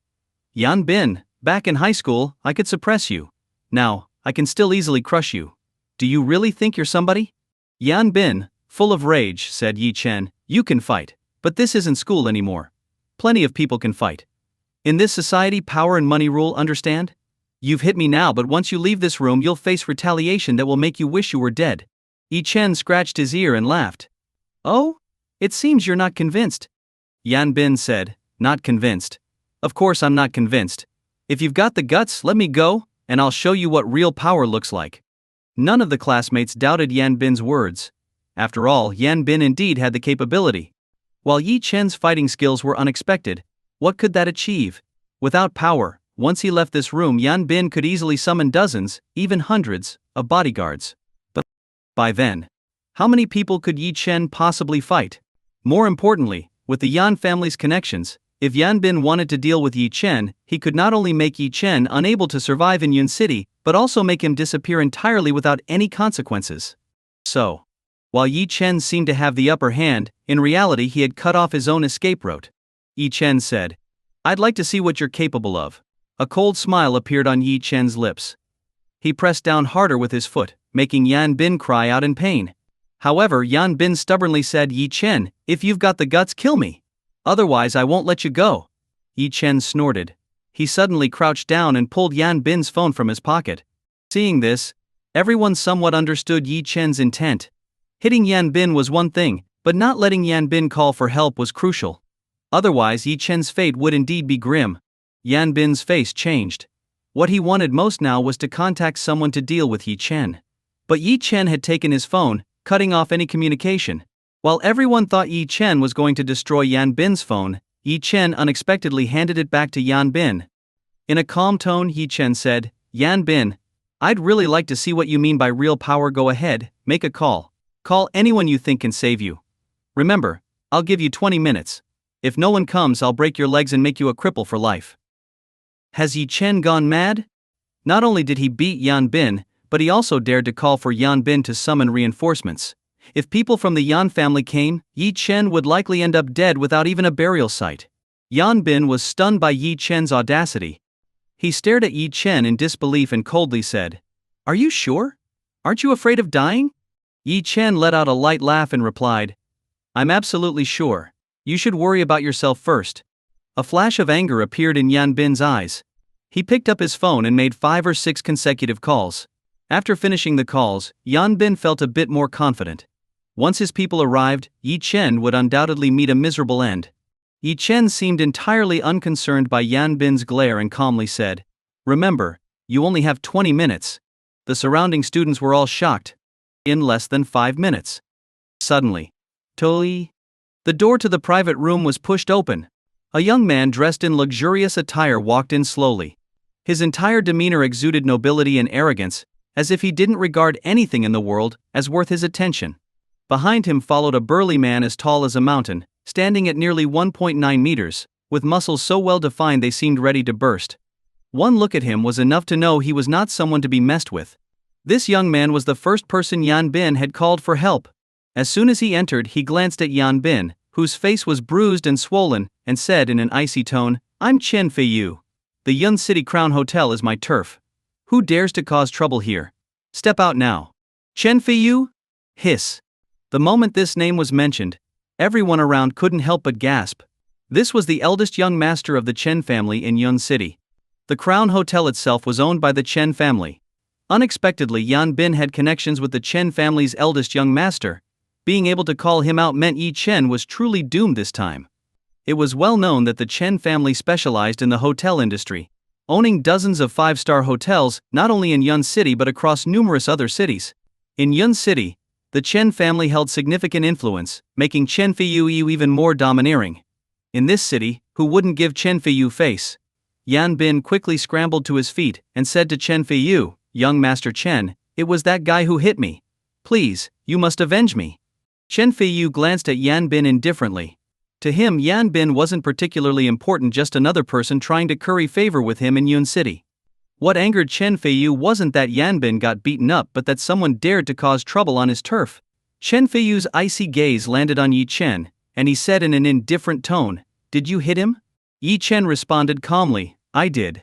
Chen Feiyu snorted lightly and said, "Oh, since you did, kneel down and apologize. Remember, I'm giving you a chance right now, you should cherish it." Chen Feiyu spoke casually, as if he were an emperor issuing an edict. That kind of lofty attitude. It was incredibly annoying. But no matter how annoying it was, no one dared to say anything. After all, this was Chen Feiyu, the eldest young master of the Chen family. Among the students present, who would dare to offend someone like him? That was practically asking to be crushed. He could ruin them with a snap of his fingers. Originally, Zhou Ye thought the situation was already dire when Yi Chen hit Yan Bin. Now that Chen Feiyu had arrived, if Yi Chen didn't bow his head, the consequences would only get worse. However, all the students believed that although Yi Chen was arrogant, he wasn't stupid. There was no way he'd oppose someone like Chen Feiyu, a top-tier young master. Everyone looked at Yi Chen, only to see him glance indifferently at Chen Feiyu and say in a calm voice, "Who do you think you are? Do you think you're worthy of making me kneel?" Hiss. Hearing Yi Chen's words, everyone gasped in shock. What? Did they hear that right? Yi Chen actually said Chen Feiyu wasn't worthy. That's taking a joke way too far.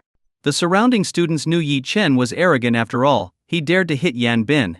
But none of them expected Yi Chen to be so audacious as to disregard someone like Chen Feiyu. This guy had to be insane. Even Yan Bin was taken aback by Yi Chen's words. To be honest, Yan Bin knew deep down that Chen Feiyu only came because the hotel belonged to his family. Yan Bin was a frequent customer, so Chen Feiyu extended this courtesy. But to Chen Feiyu, this was a trivial matter. His mere presence should have been enough to make anyone causing trouble at the Crown Hotel kneel in terror.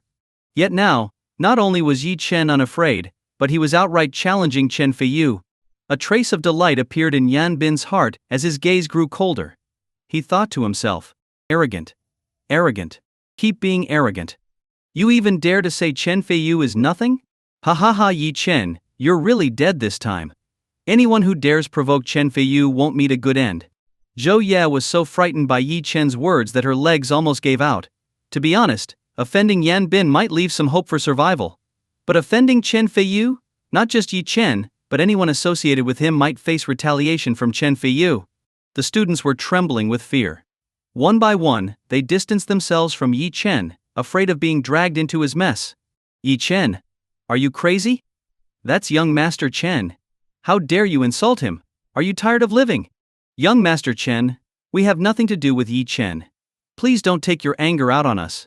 Yeah, we don't know him. Young Master Chen, it's just him cursing you. Young Master Chen, please calm down. If you must punish someone, punish Yi Chen alone. He refuses to kneel, but will kneel and kowtow to you instead. Please don't involve us.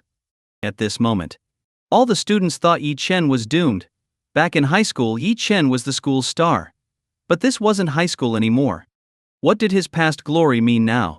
In this world, power was everything.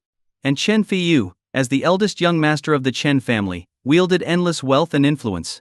Could Yi Chen possibly contend with him? In their hearts, Yi Chen was just a fool who didn't understand the situation. With a single word, Chen Feiyu could destroy Yi Chen completely. So no one spoke up for Yi Chen. On the contrary, they all wanted to distance themselves from him as quickly as possible. Otherwise, if Yi Chen's actions angered Chen Feiyu, and they got dragged down with him, it would be a disaster. As expected, Chen Feiyu, who had been wearing a dismissive expression, finally showed a hint of fury on his face. He seemed to think he'd misheard. In Yun City, someone dared to say Chen Feiyu wasn't worthy? Did he hear that wrong? Chen Feiyu squinted his eyes, his gaze filled with rage, and said coldly, "Kid, what did you just say? Say it again if you've got the guts." Everyone in the room could feel the anger radiating from Chen Feiyu, almost about to erupt. The private room was eerily silent, so quiet that no one dared to breathe loudly. The sound of beating hearts seemed to echo in the room. Chen Feiyu was furious. The classmates swallowed nervously, fearfully turning their heads to look at Yi Chen. Deep down, they all hoped Yi Chen would apologize to Chen Feiyu to dissipate Chen Feiyu's wrath. After all, the anger of a top-tier young master was not something they could handle. What was supposed to be a simple class reunion had escalated into this chaos. They all had families and responsibilities. If Chen Feiyu bore a grudge against them because of Yi Chen, they might as well consider their lives over. Unfortunately, Yi Chen didn't act according to their wishes. Instead, he glanced at Chen Feiyu with disdain and said, "Get out now and I'll let this slide. This doesn't concern you. Stay out of it, or you won't be able to bear the consequences." Ha ha ha. Hearing Yi Chen's words, Chen Feiyu burst into laughter from sheer anger. He truly wanted to see what kind of consequences Yi Chen thought he couldn't bear. "Kid, I must admit, you've got guts. But you should know, the last person who dared to speak to me like that now has grass growing over his grave about a meter tall." Chen Feiyu's voice grew colder, a clear sign that his rage had reached its peak. The air in the room seemed to drop to freezing. In his entire life, he had never encountered someone as brazen as Yi Chen. Initially, he thought his status alone would allow him to resolve the matter with a single sentence. But now, he was genuinely furious. Anyone who dared to offend him would never come to a good end. Chen Feiyu waved his hand and said nonchalantly, "Take him down." As soon as Chen Feiyu gave the order, the burly man who had been standing silently behind him suddenly lunged forward. His enormous hand clenched into a fist. Without saying a word, he swung it directly at Yi Chen's head. So powerful. So terrifying. The onlookers gasped in shock. Just one glance was enough to tell that this man was a seasoned fighter. His punch was so strong that it even created a faint whistling sound as it cut through the air. Yan Bin's eyes widened in awe. That's Iron Bull, Chen Feiyu's top fighter. This burly man, known as Zhang Jun, was famous as Chen Feiyu's most formidable subordinate. However, most people had long forgotten his real name. Known for his training in iron body martial arts, Zhang Jun was rumored to have such tough skin that a blade once broke in half upon striking his arm. People started calling him Iron Bull or Iron Brother. His strength was said to be immense, capable of handling a dozen people at once without breaking a sweat. Anyone who took a direct punch from him might as well be prepared for the afterlife. Chen Feiyu chuckled arrogantly. That's right. With Iron Bull taking action, this kid is as good as dead. Yan, I've solved this for you. How are you planning to repay me? Yan Bin quickly replied flatteringly, young Master Chen, that's easy. Next time I'll host a banquet for you. Whatever you want, just say the word, and I'll do my best to fulfill it. The two chatted casually, as if Yi Chen's demise was already guaranteed. In their minds, once Iron Bull made a move, Yi Chen would either be dead or crippled. Meanwhile, Iron Bull's powerful punch was already heading straight for Yi Chen's head. The sheer force of it could probably even knock out a bull. Zhou Ya covered her eyes, unable to bear the sight of Yi Chen's imminent bloody end. Regret filled her heart. If she had known, she wouldn't have brought Yi Chen to this reunion. Now that Yi Chen was facing such a dire situation, she felt an overwhelming sense of guilt. Iron Bull didn't see Yi Chen as a threat either. In just one more second, he believed, Yi Chen would be left incapable of living a normal life. But just as the critical moment approached, when everyone thought Yi Chen was about to be obliterated by Iron Bull's punch, Yi Chen suddenly moved. In a flash, Yi Chen extended his right hand, moving as fast as lightning, and caught Iron Bull's massive fist with precision. Iron Bull's charge came to an abrupt halt. Unable to advance even an inch, Iron Bull felt an unstoppable force holding him back. No matter how hard he tried, his fist was firmly locked in Yi Chen's grip, unable to break free. For a moment, the scene seemed frozen in time. Seeing Iron Bull stuck in place, Chen Feiyu frowned and scolded, Iron Bull, what are you doing? Stop holding back and take him down. Before Chen Feiyu could finish his sentence, Iron Bull was already cursing internally, overwhelmed with terror. Did he not want to finish off Yi Chen quickly? He couldn't. Yi Chen smirked coldly, his expression indifferent. He glanced at Iron Bull with icy disdain. Then, in an instant, he leaped into the air, delivering a swift roundhouse kick to Iron Bull's neck. Boom! The burly Iron Bull was sent flying by Yi Chen's kick. Crash! Bang! Thud! The room was filled with the sound of destruction as Iron Bull smashed through several chairs before slamming into the wall. His body slumped to the ground, unconscious. This scene left everyone utterly stunned. Some even rubbed their eyes, doubting what they had just seen. Iron Bull, standing at 1.9 meters tall, a hulking mass of muscle, had been sent flying by a single kick from Yi Chen? How much strength did that kick carry? The crowd was left in disbelief. Yan Bin's mind went blank. While he had sensed Yi Chen's strength earlier when Yi Chen hit him, he never imagined it was at this level. Iron Bull wasn't like him, he was a seasoned underground fighter, trained through life and death combat. Yet, this expert had been knocked out with one kick. How strong was Yi Chen? Yan Bin couldn't wrap his head around it. Chen Feiyu was equally dumbfounded. As Yun City's top young master, he had encountered plenty of reckless individuals in the past. To ensure his safety, he had spent a fortune hiring Iron Bull as his personal bodyguard from the underground fighting circuit. Over the years, no matter the situation, Iron Bull had always resolved it within 3 punches. Even retired Special Forces soldiers, hired specifically to counter Iron Bull, had failed miserably. Chen Feiyu never imagined Iron Bull would lose one day. The shock left him reeling. Yi Chen's expression remained unchanged, as if he hadn't just taken down a formidable underground fighter, but merely squashed an ant. He glanced at Chen Feiyu with cold detachment, a faint smirk tugging at his lips, and walked toward him step by step. Suddenly, Yi Chen raised his hand and landed a vicious punch on Chen Feiyu's face. Boom!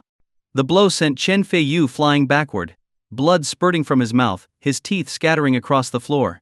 An intense wave of pain engulfed him, forcing his body to curl up as he wailed in agony.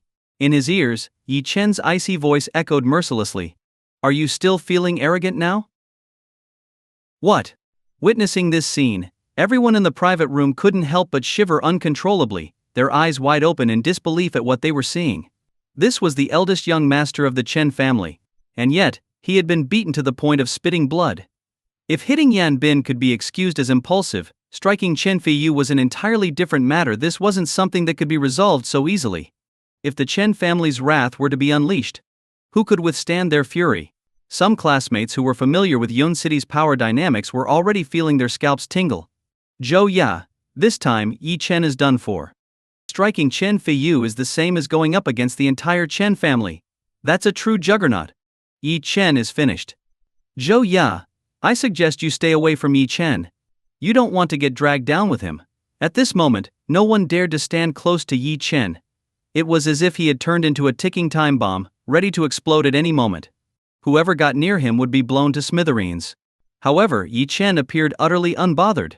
He glanced at his watch and said indifferently, "Yan Bin, you have 13 minutes left."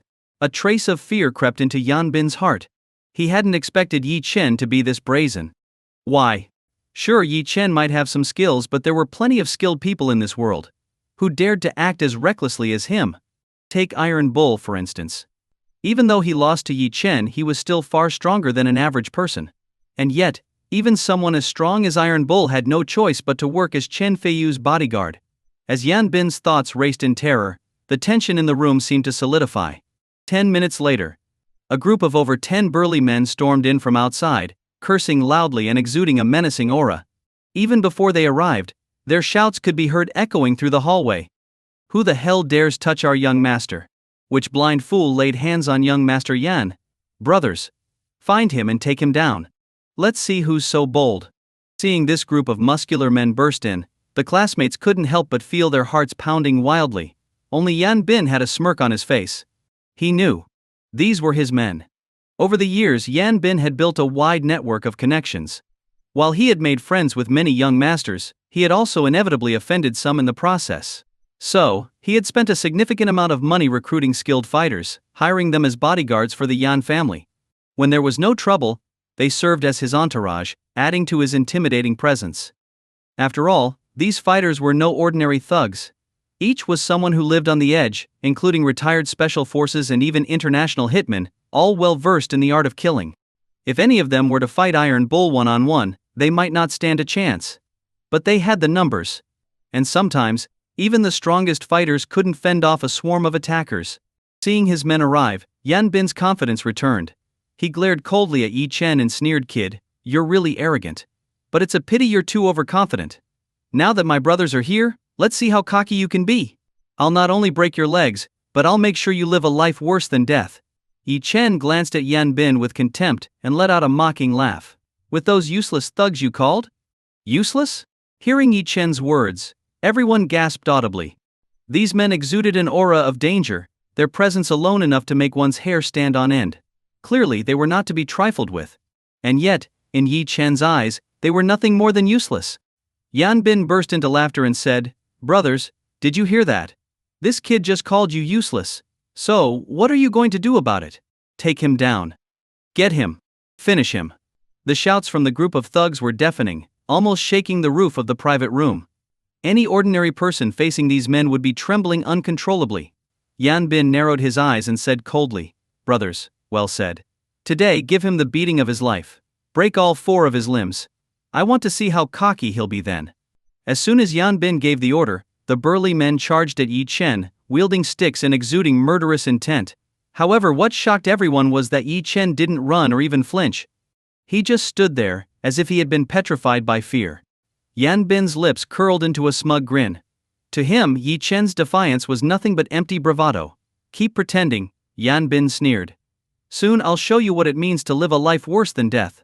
At that moment, the thug at the front raised his stick, aiming straight for Yi Chen's head. His speed was incredible, but even faster was the slim figure that suddenly appeared behind Yi Chen, holding a short blade aimed at his neck. Seeing this, the onlookers were stunned. This group of thugs wasn't just strong and imposing, they were highly coordinated. In just a split second, 2 of them had sealed off Yi Chen's escape routes.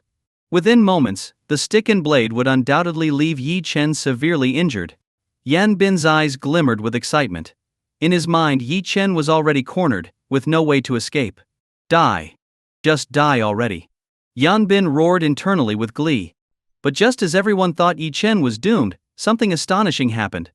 At the critical moment, Yi Chen's eyes narrowed slightly. Without moving his feet, he twisted his body in place, using both hands to grab the 2 assailants rushing toward him. In a flash, he delivered a flying kick that sent both men flying. In midair, the 2 thugs couldn't help but spit blood before crashing to the ground. The other thugs charging at Yi Chen suddenly froze in shock. Yi Chen's speed was otherworldly. Before they could react, Yi Chen moved like a serpent, weaving through their ranks. Blood splattered as he dispatched them one by one. Every step he took brought another thug to the ground. In just a few dozen seconds, all 10+ thugs lay writhing on the floor, groaning in pain. Not a single one had even touched the hem of Yi Chen's clothes before falling. What? Everyone's eyes widened in disbelief, their hearts gripped by overwhelming fear. They thought they had already overestimated Yi Chen, but in the end they realized they had still underestimated his strength. After taking down the group of thugs, Yi Chen didn't hesitate for a moment. In a blink he appeared in front of Yan Bin and said coldly, "Time's almost up. It seems no one can save you now." Feeling the murderous aura emanating from Yi Chen, Yan Bin couldn't help but swallow nervously. But at that moment, a commotion erupted outside, drawing everyone's attention. Everyone turned their gaze outside, and two figures were seen walking toward the private room. The moment they appeared, the room fell into complete silence. The two individuals were none other than figures of absolute authority and power. One was Chen Feng, the head of the Chen family, and the other was Yan Wu, a senior officer in the military district and Yan Bin's uncle. The appearance of these two figures left everyone trembling with fear. This had escalated to a whole new level. It was well known that Chen Feng, the head of the Chen family, wielded enormous influence in Yun City.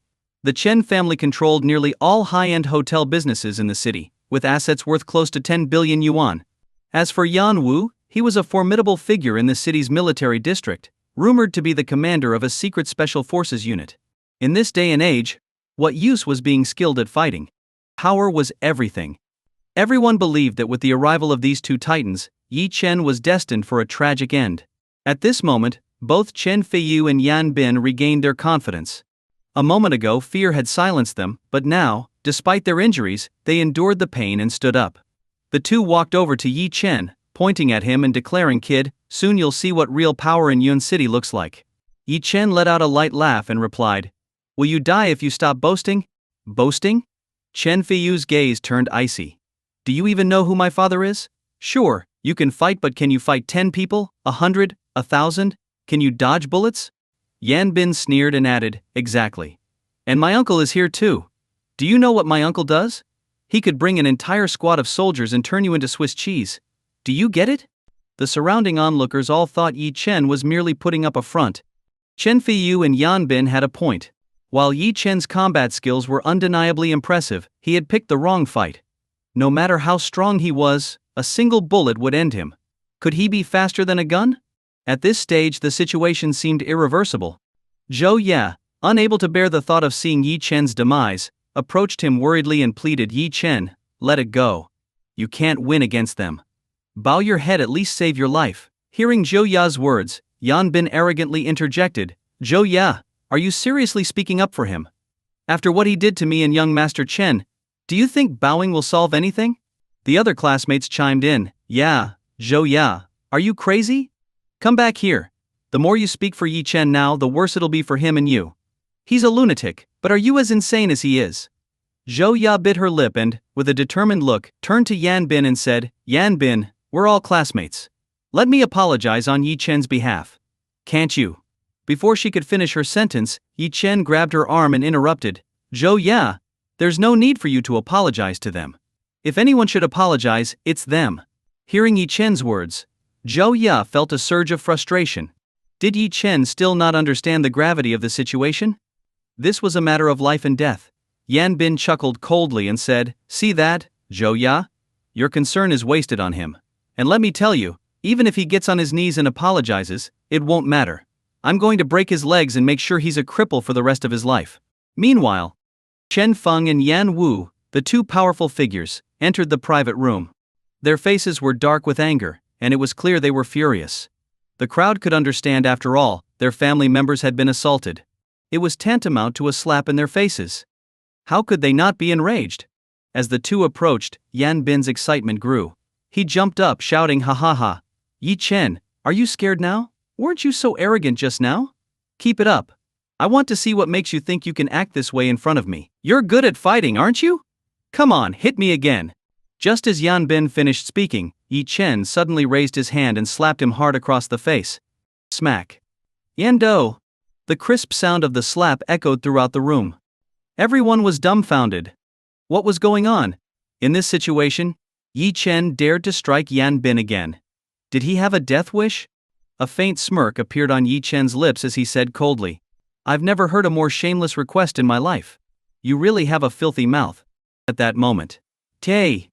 Yan Bin felt a surge of rage flood his mind. His hatred for Yi Chen was so intense that he wanted nothing more than to skin him alive. He screamed hysterically, "You bastard! You're dead. I'll make you pay for this. Third uncle, this punk hit me and young Master Chen. Help us get revenge. Kill him. You have to kill him." Yan Bin's crazed expression made it clear just how furious he was. Likewise, it was easy to imagine how terrible Yi Chen's fate would be once he fell into Yan Bin's hands. Too young. Far too reckless. At this moment, Chen Feng and Yan Wu didn't say a word. They simply walked toward Yi Chen with grim expressions.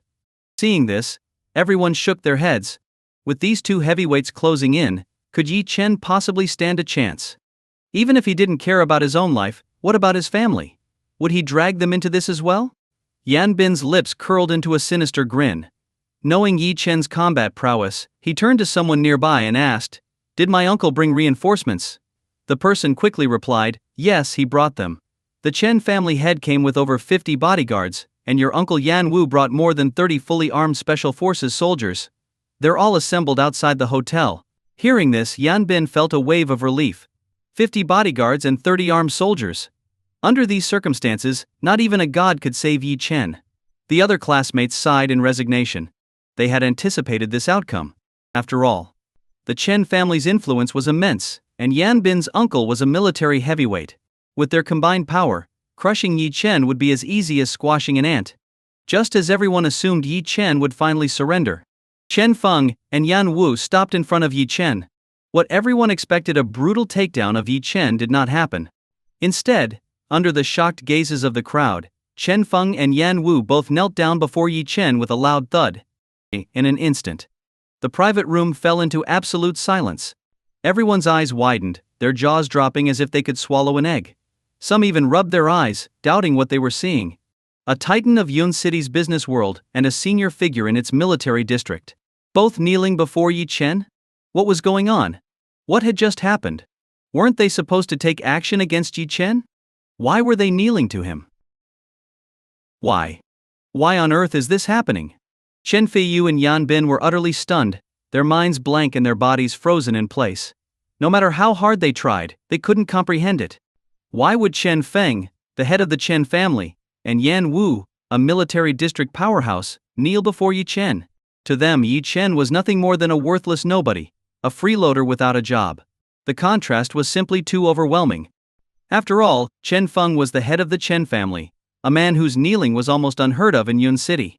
Even if Luo Mingcheng, the head of the prestigious Luo family, were to appear, Chen Feng would never humble himself to this extent. And Yan Wu? His status was even more intimidating. As a soldier and a special forces instructor, he represented the Yun City military district. For someone like him to kneel before a nobody like Yi Chen, it was beyond anyone's imagination. Yan Bin felt as though he couldn't breathe. The uncle he had always been so proud of was now kneeling before Yi Chen, someone he considered trash. It was enough to drive him mad. In his shock and fury, Yan Bin shouted, "Uncle, what are you doing? Why are you kneeling before this worthless piece of trash?" Silence. Yan Wu roared, glaring at Yan Bin with such rage that it seemed he might explode.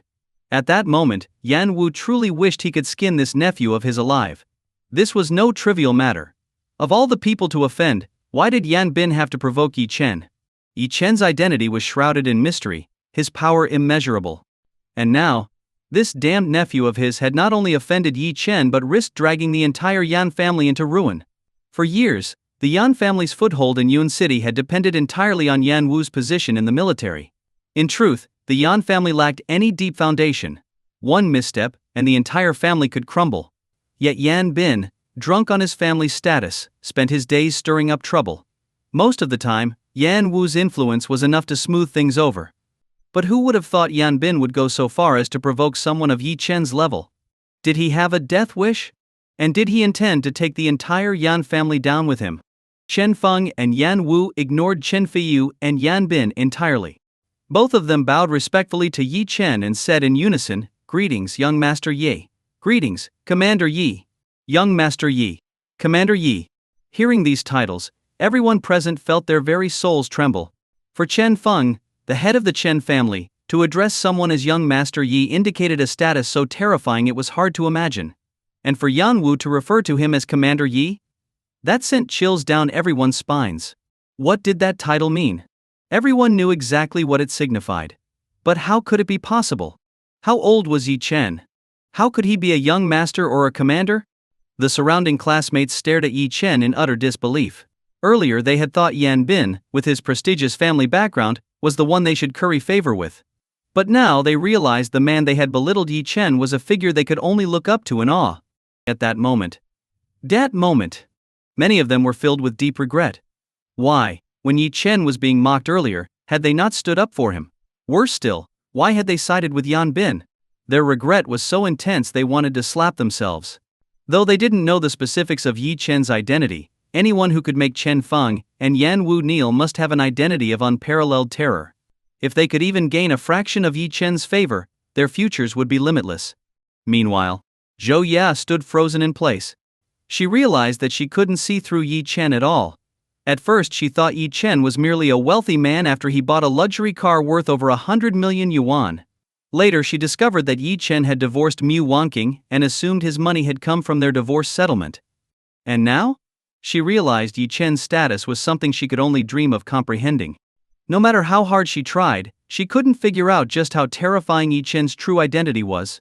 At this moment, the private room was deathly silent. With Yi Chen saying nothing, no one dared to speak first. Everyone knew that Chen Feiyu and Yan Bin were finished.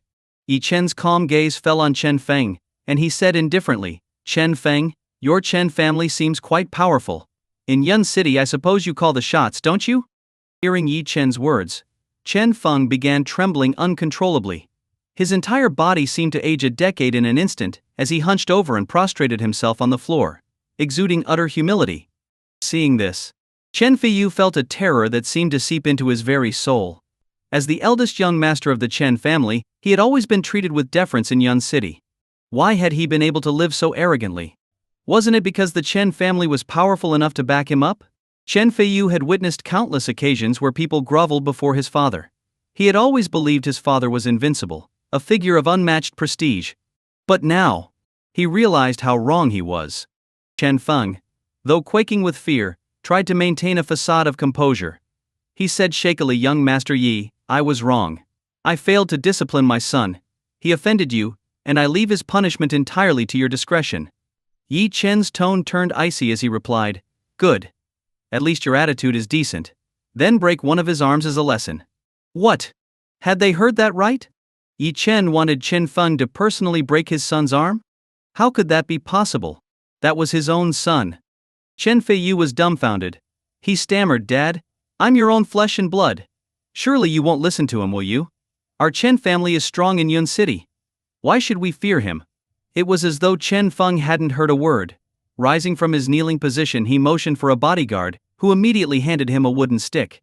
Chen Feng began walking toward Chen Feiyu step by step. Chen Feiyu stared at his father in disbelief. He was the Chen family's eldest young master, the only heir. As Chen Feng approached, Chen Feiyu instinctively retreated, his voice trembling with fear. "Dad. I was wrong. Please, Dad. Don't break my arm. I'll listen from now on, I swear." Chen Feng remained unmoved, speaking coldly. "Hold out your arm. I will say this only once. If you step back again or try to pull your arm away, I will expel you from the Chen family. You'll fend for yourself from then on." Those words hit Chen Feiyu like a bolt of lightning, leaving him utterly devastated. He was filled with regret and fear. If only he had known Yi Chen's identity, he would never have dared to offend him, not in a million years. Chen Feiyu knew his father's character well. If he tried to resist again, the consequences would likely be far worse than just losing an arm. With no other choice, Chen Feiyu clenched his teeth and extended his arm, too terrified to pull back. Chen Feng stepped on Chen Feiyu's arm to hold it in place. With a grim expression, he raised the stick and swung it down hard. Crack! The sound of the bone breaking echoed through the room. "Ahe! At!" Chen Feiyu collapsed to the floor, writhing in agony, his screams of pain filling the air. Chen Feng's icy gaze fell on his son as he spoke in a chilling tone. "Son, remember this: to succeed in life, you must be tactful and considerate of all sides. If you only act arrogant and reckless, causing trouble wherever you go, your end will undoubtedly be tragic.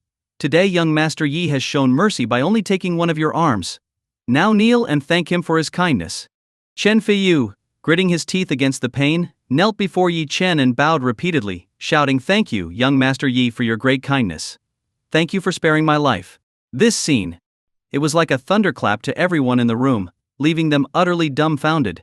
Most of the classmates were ordinary people.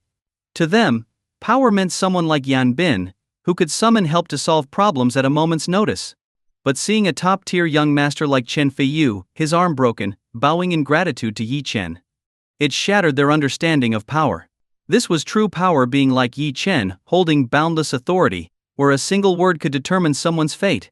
Yan Bin's legs were already shaking uncontrollably. His heart was gripped with overwhelming fear. Even Chen Feiyu, who was merely a bystander in all of this, had been punished with a broken arm. Yan Bin, who had mocked and antagonized Yi Chen from the beginning, could only imagine what fate awaited him. Sure enough, Macy, in the next moment, Yi Chen's gaze landed on Yan Bin, and with a calm voice he said, "It's your turn." Those four simple words hit Yan Bin like a thunderbolt, leaving him paralyzed with terror. His legs gave out, and he fell to his knees with a thud, pleading desperately, "Yi Chen, please don't do this. We're classmates. I beg you, spare me. We're classmates after all." Classmates? Yi Chen's lips curled into a cold smile. "If I were a lowly, unemployed nobody, would I still be worthy of being your classmate, President Yan? I've told you more than once not to damage the bond of classmates. Did you ever take it to heart?" Hearing this, Yan Bin's face turned deathly pale. He was overcome with panic. Yi Chen was right. If this had been any other classmate, Yan Bin wouldn't just refuse to apologize, he would have gone out of his way to humiliate and oppress them to display his power. Yi Chen stepped forward. This simple motion alone sent shivers down everyone's spines. Was Yi Chen going to kill Yan Bin? Zhou Ye, feeling conflicted, couldn't help but step forward and plead, "Yi Chen, Yan Bin has indeed done wrong, but his crime doesn't warrant death. Can't you spare his life?" Yi Chen frowned. To be honest, of all his classmates, Zhou Ye was the only one he had a slightly favorable impression of. If not for her intervention, Yi Chen might indeed have ended Yan Bin's life. However, since Zhou Ye had spoken up, Yi Chen decided to grant her this favor. Yi Chen looked at Yan Bin and asked calmly, "You don't want to die?" Yan Bin kowtowed frantically. "Young Master Yi, I don't want to die. I really don't. Please spare me. I'll do anything you ask. I'll kowtow to you. I'll bow down." Yi Chen took a deep breath and said, "Fine. I'll give you one chance." With that, Yi Chen turned to Yan Bin's uncle, Yan Wu, and said, "I'll spare his life today. But I don't want to see him again. Send him to the Black Tiger camp of the Northern Liang Army." Hearing this, Yan Wu felt a wave of dread wash over him, but he didn't dare question Yi Chen. He immediately nodded and said, "Understood, Commander Yi." Without hesitation, Yan Wu grabbed the terrified Yan Bin and dragged him out of the private room. Once outside, Yan Bin let out a sigh of relief. He thought he had narrowly escaped death and considered himself lucky compared to Chen Feiyu, who had lost an arm. Feeling reassured, he even chuckled softly. Yan Wu frowned and asked coldly, "What are you laughing at?" Yan Bin replied, "Third uncle, you're amazing. Thanks to you, I'm alive and in one piece. Isn't that something to celebrate?" Yan Wu sighed and said, "If you think so, then celebrate while you can." Yan Bin didn't think much of it and asked, "By the way, what did he mean about sending me to the Black Tiger camp? Is it just some military training? 3 years and I'll be back, right? Or, uncle, how about you secretly let me go abroad for 3 years instead?" Yan Wu sneered and said, "There isn't a single person in this world who dares disobey Commander Yi's orders. Stop dreaming. I'll personally escort you to the Black Tiger camp, and I'll inform your father that you'll no longer be considered his son." Yan Bin froze. "Third uncle, what does that mean?" Yan Wu's tone turned icy. "The Black Tiger camp is a nightmare for soldiers. In that place, death is a luxury. All that awaits is suffering worse than death." Hearing this, Yan Bin broke out in a cold sweat. A deep sense of foreboding gripped his heart, but there was nothing he could do to change his fate. Yan Wu knew very well that sending his nephew to the Black Tiger camp was as good as a death sentence. Most people who entered that place perished after enduring unimaginable physical and psychological torment. Meanwhile, in the private room, the atmosphere was heavy with silence. After a long pause, one classmate shakily raised his glass, approached Yi Chen, and said, "Why, Yi Chen? We're all classmates. In the future, let's before he could finish. Yi Chen's expression remained indifferent as he interrupted, "Spare me the pleasantries. This is a class reunion. Let's keep it simple and pure. I think my presence here only spoils the mood, so I'll be leaving." Yes, with that, Yi Chen turned and left the private room. He held no grudges against his classmates. After all, their differences in status and position were too vast, and there was little chance they would cross paths again in the future. The classmates, however, were filled with regret. They realized that their previous behavior had hurt Yi Chen, and the fact that he didn't hold it against them was already a blessing. The mood for the reunion was gone. One by one, they silently lamented their actions. If only they had known Yi Chen's true status earlier, they would have treated him with the utmost respect. How could they have let things come to this? Zhou Ya watched as Yi Chen left. Unable to suppress her emotions, she quickly ran after him, catching up soon after. "Yi Chen, wait." Yi Chen stopped and turned to look at Zhou Ya. "Zhou Ya, is there something else?" Zhou Ya hesitated, her voice tinged with guilt. "Yi Chen, I'm really sorry about today. If I hadn't invited you, none of this would have happened." Yi Chen smiled faintly. "It's not your fault." Zhou Ya looked at him cautiously. She was keenly aware of the vast gap between her and Yi Chen. He was like the blazing sun in the sky, while she was nothing but dust on the ground. They shouldn't have had any connection at all. Yet Zhou Ya felt a pang of reluctance. Hesitating slightly, she asked softly, "Yi Chen, I know your status is extraordinary now. But in the future, if I miss you, can I still contact you? I mean, as a classmate, just as friends." Yi Chen didn't give Zhou Ya a clear answer. Truthfully, today's events left him somewhat disappointed. The bonds of friendship from their school days had already been eroded by the passage of time. Moreover, back in high school, Yi Chen was never someone who excelled at socializing. After bidding farewell to Zhou Ya, Yi Chen returned home. When Mu Kingsno saw him enter, she greeted him with a smile. "Brother-in-law, have you eaten yet?" Yi Chen smiled faintly and replied, "Not yet." Initially he had been in a great mood, looking forward to a class reunion. But after all that had happened, he hadn't even had the chance to eat. Mu Kingsno hurried into the kitchen and, a few minutes later, brought out steaming hot dishes. She said with a smile, "I was worried you hadn't eaten, so I saved you some food. Brother-in-law, sit down and eat." Yi Chen was taken aback. Mu Kingsno was now the president of a corporation, her work undoubtedly demanding. Yet she had taken the time to personally prepare food for him. He couldn't help but think back to the time when Mu Wanqing had been entirely consumed by her work. Yi Chen used to cook for her himself, only to be accused of lacking ambition. The contrast was almost comical to him. Glancing at Mu Kingsno, Yi Chen sat down to eat and asked with a smile, "How's work? Are you adjusting well?" Mu Kingsno nodded, "It's going well. At least I haven't encountered any major difficulties yet." "That's good," Yi Chen replied. After finishing the meal, the two chatted for a while before heading off to bed. The next day, it was nearing noon when Yi Chen woke up. Stretching and yawning, he got out of bed, washed up, and changed his clothes. After getting ready, Yi Chen left the house. He was headed to the Luo family today. Old Master Luo's health had been improving lately, but his condition still required acupuncture to stabilize.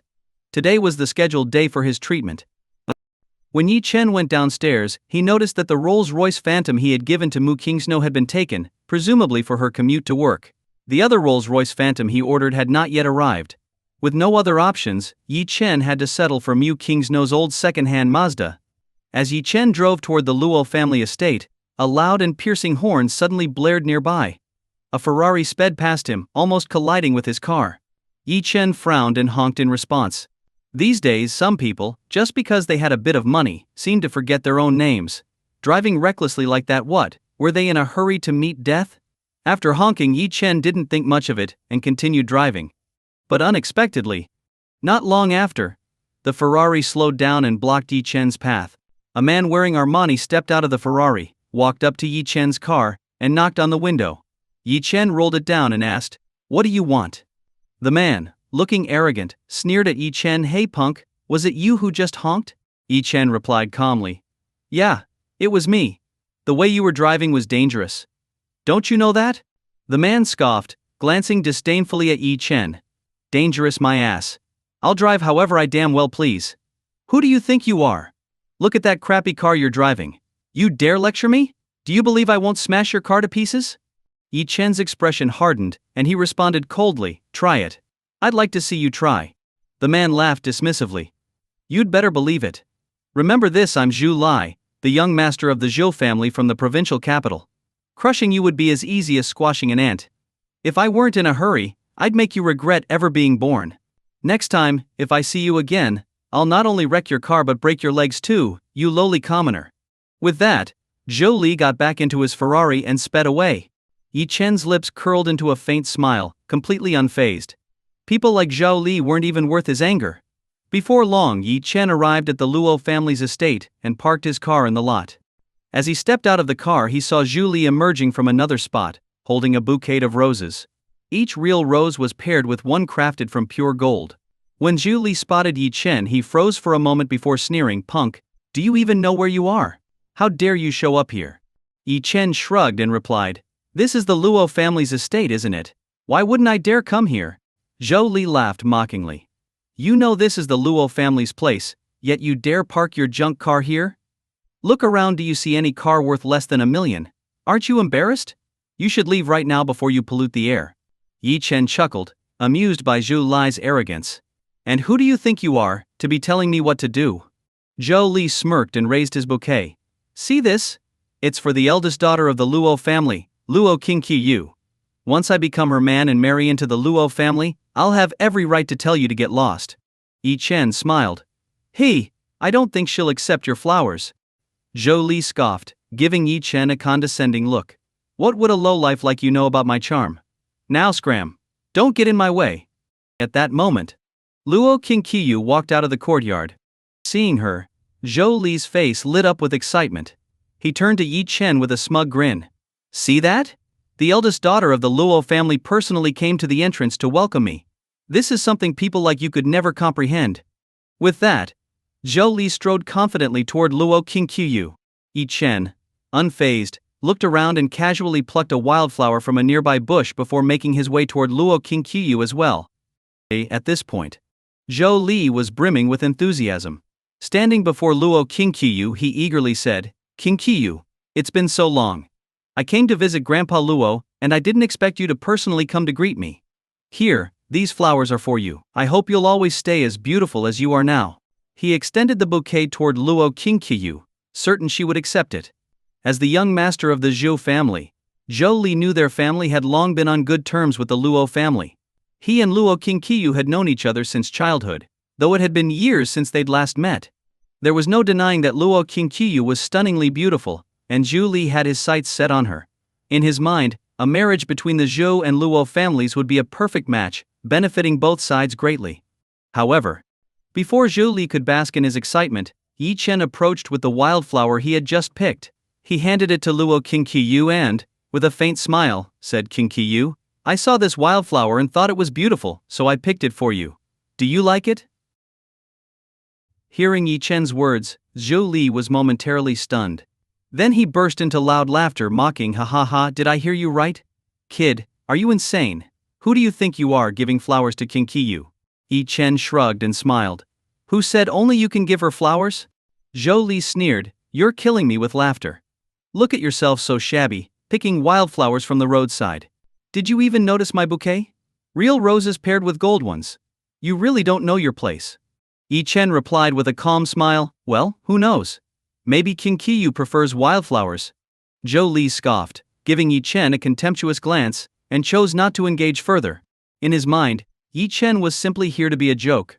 First of all, the Zhou and Luo families had long-standing ties, and Zhou Li and Luo Qingqiyu had known each other for years. Even if they hadn't seen each other in a while, they were still old acquaintances. Secondly, what could Yi Chen possibly have to compete with him? Zhou Li was the young master of the Zhou family, a man of immense power and wealth. Handsome and well-dressed, he arrived in a Ferrari, holding a bouquet of golden roses.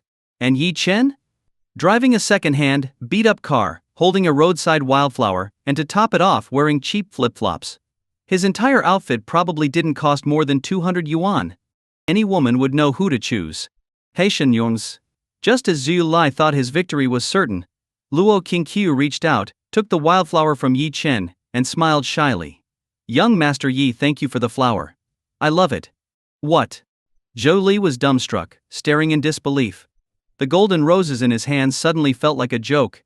Luo Qingqiu had accepted a wildflower while ignoring his carefully prepared bouquet of golden roses. For a moment, Zhu Li felt humiliated beyond measure. He stammered in disbelief, "Qingqiu, why? I put so much thought into these flowers. Why won't you take them?" Luo Qingqiu smiled faintly and said, "Young Master Zhu, I didn't say I wouldn't accept them. Thank you for the flowers, but next time, there's no need to go to such an expense." She took the bouquet from Zhu Li and casually handed it to a servant standing nearby. This scene was a crushing blow to Zhu Li. Although Luo Qingqiu had technically accepted his flowers, she immediately passed them off to someone else. Meanwhile, she held Yi Chen's wildflower close, smelled it repeatedly, and even placed it in her hair, her joy unmistakable. Truthfully, Luo Qingqiu's heart was pounding with nervousness. She hadn't expected Yi Chen to give her a flower. After hearing her grandfather say she wasn't worthy of Yi Chen, she had avoided contacting him. Yet for some reason, even though their time together had been brief, she often found herself thinking about him. Many times, she had picked up her phone to call Yi Chen, only to dial his number halfway before hanging up. Now, receiving a flower from Yi Chen, even a simple wildflower, was enough to make her happy for a long time. Luo Qingqiu said, "Young Master Yi, Zhou Li Lai. Let's go inside. Grandfather is waiting." At this point, Zhou Li was furious but didn't dare to show it. He glared at Yi Chen, his heart seething with rage. He was the young master of the Zhou family. In the provincial capital, countless women threw themselves at him. For those women, even a smile from him would send them into a frenzy. But now, he had been outshone by someone he considered a worthless lowlife. The humiliation was unbearable. Yi Chen, however, smiled faintly at Zhou Li and said, "I underestimated you. I didn't think you'd manage to get your flowers delivered after all." With that, Yi Chen walked into the Luo family estate, smiling. Hearing Yi Chen's comment, Zhou Li felt as though he had been punched in the gut. Yes, his flowers had been delivered, but he would rather he hadn't prepared them at all. He was furious. Zhou Li squinted at Yi Chen, his hatred growing. If he could, he would have skinned Yi Chen alive. At the same time, Luo Qingqiu's attitude toward Yi Chen made Zhou Li suspicious. Who exactly was this guy? How could he command such respect from Luo Qingqiu? Could he be the young master of some powerful family? Pondering this, Zhou Li followed them into the main hall. Inside, Old Master Luo Mingcheng, sat at the head of the table. Yi Chen walked over and greeted him with a smile. "Old Master Luo, you're looking much better these days." Before Yi Chen could finish, Zhou Li interrupted him, stepping forward. "Grandpa Luo, it's been a long time. You're still as healthy as ever. My grandfather asked me to convey his regards. He says he misses the old days of working with you, and hopes to invite you to the provincial capital for a gathering sometime soon." Luo Mingcheng smiled faintly and said, "Ah, little Zhou, it's been years. You've grown up. Have a seat." Receiving praise from Luo Mingcheng, Zhou Li shot Yi Chen a smug look and took a seat. Yi Chen didn't seem to mind. He continued, "Have you been feeling any discomfort lately?" Luo Mingcheng laughed.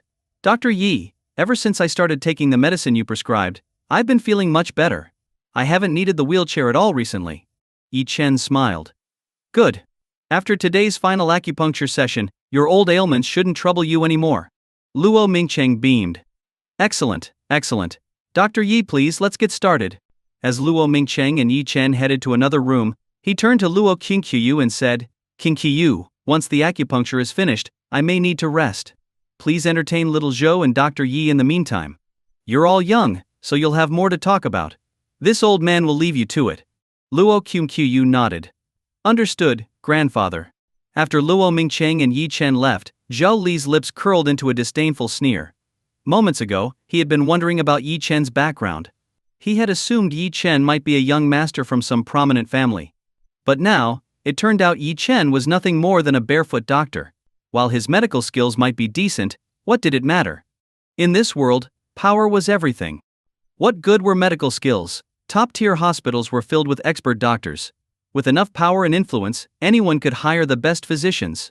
If one's status was high enough, even the most revered medical masters would come running at a call. In an instant, Zhou Li's disdain for Yi Chen deepened. Losing to someone like him today was a humiliation Zhou Li couldn't stomach. Looking at Luo Qingqiu, Zhou Li sneered, "Qingqiu, it seems your standards have dropped considerably over the years. What's wrong? Have your taste changed? Why are you associating with someone like that?" Luo Qingqiu frowned and said, Jolie, you haven't changed.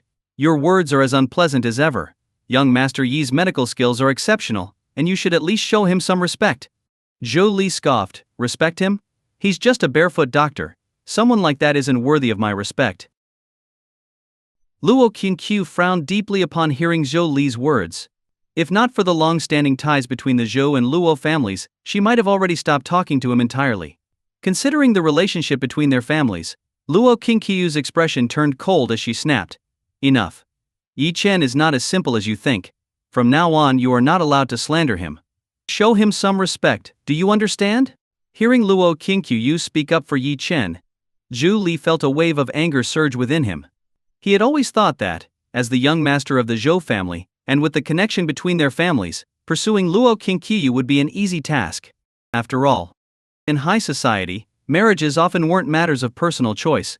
If their union benefited both the Zhou and Luo families, it would naturally come to fruition. Who would have thought? The Luo Qingqiu he had liked for so long was now so openly defending a mere barefoot doctor.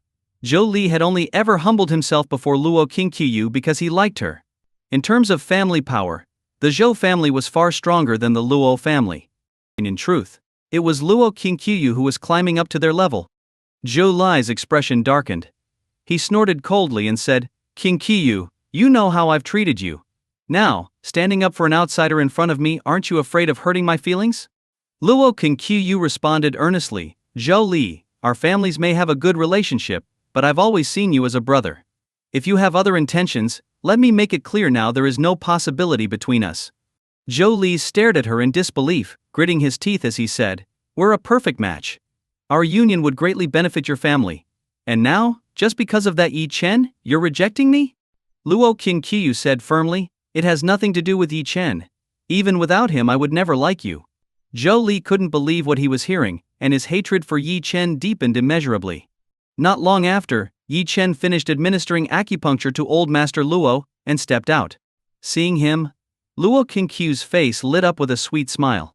She asked gently, Yi Chen, how's my grandfather doing? Yi Chen smiled and replied, don't worry. He's fine now and is resting. Witnessing this interaction, Zhu Li clenched his teeth so hard it seemed he might crack them. Just moments ago, Luo Qingqiu had been so cold and indifferent toward him. Now, facing Yi Chen, she was all smiles and sweetness. With a snort, Zhou Li pulled out a handful of cash, tossing it at Yi Chen's feet. His voice was cold and mocking. I thought you were someone special, but it turns out you're just a doctor. Perfect timing, I've been feeling unwell lately. Take a look at me. If you do a good job, consider this your tip. Hearing Zhu Li's words, Luo Qingqiu's expression immediately darkened. Her already low opinion of Zhu Li sank further. She had just warned him that Yi Chen wasn't someone to be trifled with and deserved respect. Yet not only did Zhu Li ignore her, but he also blatantly attempted to humiliate Yi Chen. Was he courting death? Luo Qingqiu was about to speak, but Yi Chen cut her off with a smile and said, you're right, you are sick. Zhou Li snorted, trying to scare me? You're the one who's sick. A fake doctor who's all talk and no skill. Yi Chen sighed dramatically and said, judging by the yellow tint of your sclera and the dark circles under your eyes, it's clear that your kidney energy is severely depleted. You're suffering from spleen and stomach weakness, as well as exhaustion of vital essence. It's quite serious. Zhou Li's face stiffened as he angrily retorted, what nonsense are you spouting? Even Luo Qingqiu looked puzzled and asked, I don't see anything wrong with him. Yi Chen, what do you mean specifically? What kind of illness is it? Yi Chen shrugged and replied, simply put, overindulgence. Kidney deficiency. This revelation. Luo Qingqiu's cheeks flushed red, and she couldn't help but cover her mouth to suppress her laughter. Zhou Li's face turned pale with anger. He pointed at Yi Chen and roared, you bastard. How dare you insult me? I've always lived a clean life. How could I possibly have kidney issues? You're nothing but a quack.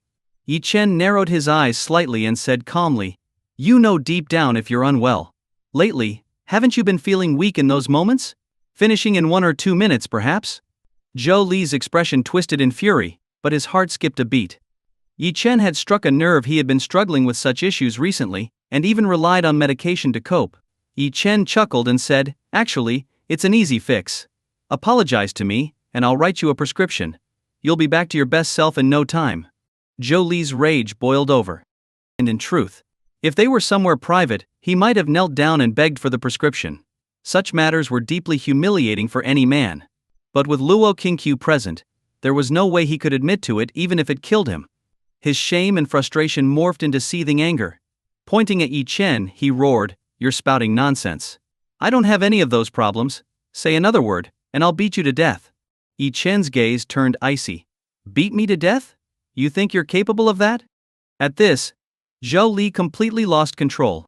Yi Chen wasn't just challenging him, he was openly mocking him, taking the woman he liked and embarrassing him in front of her.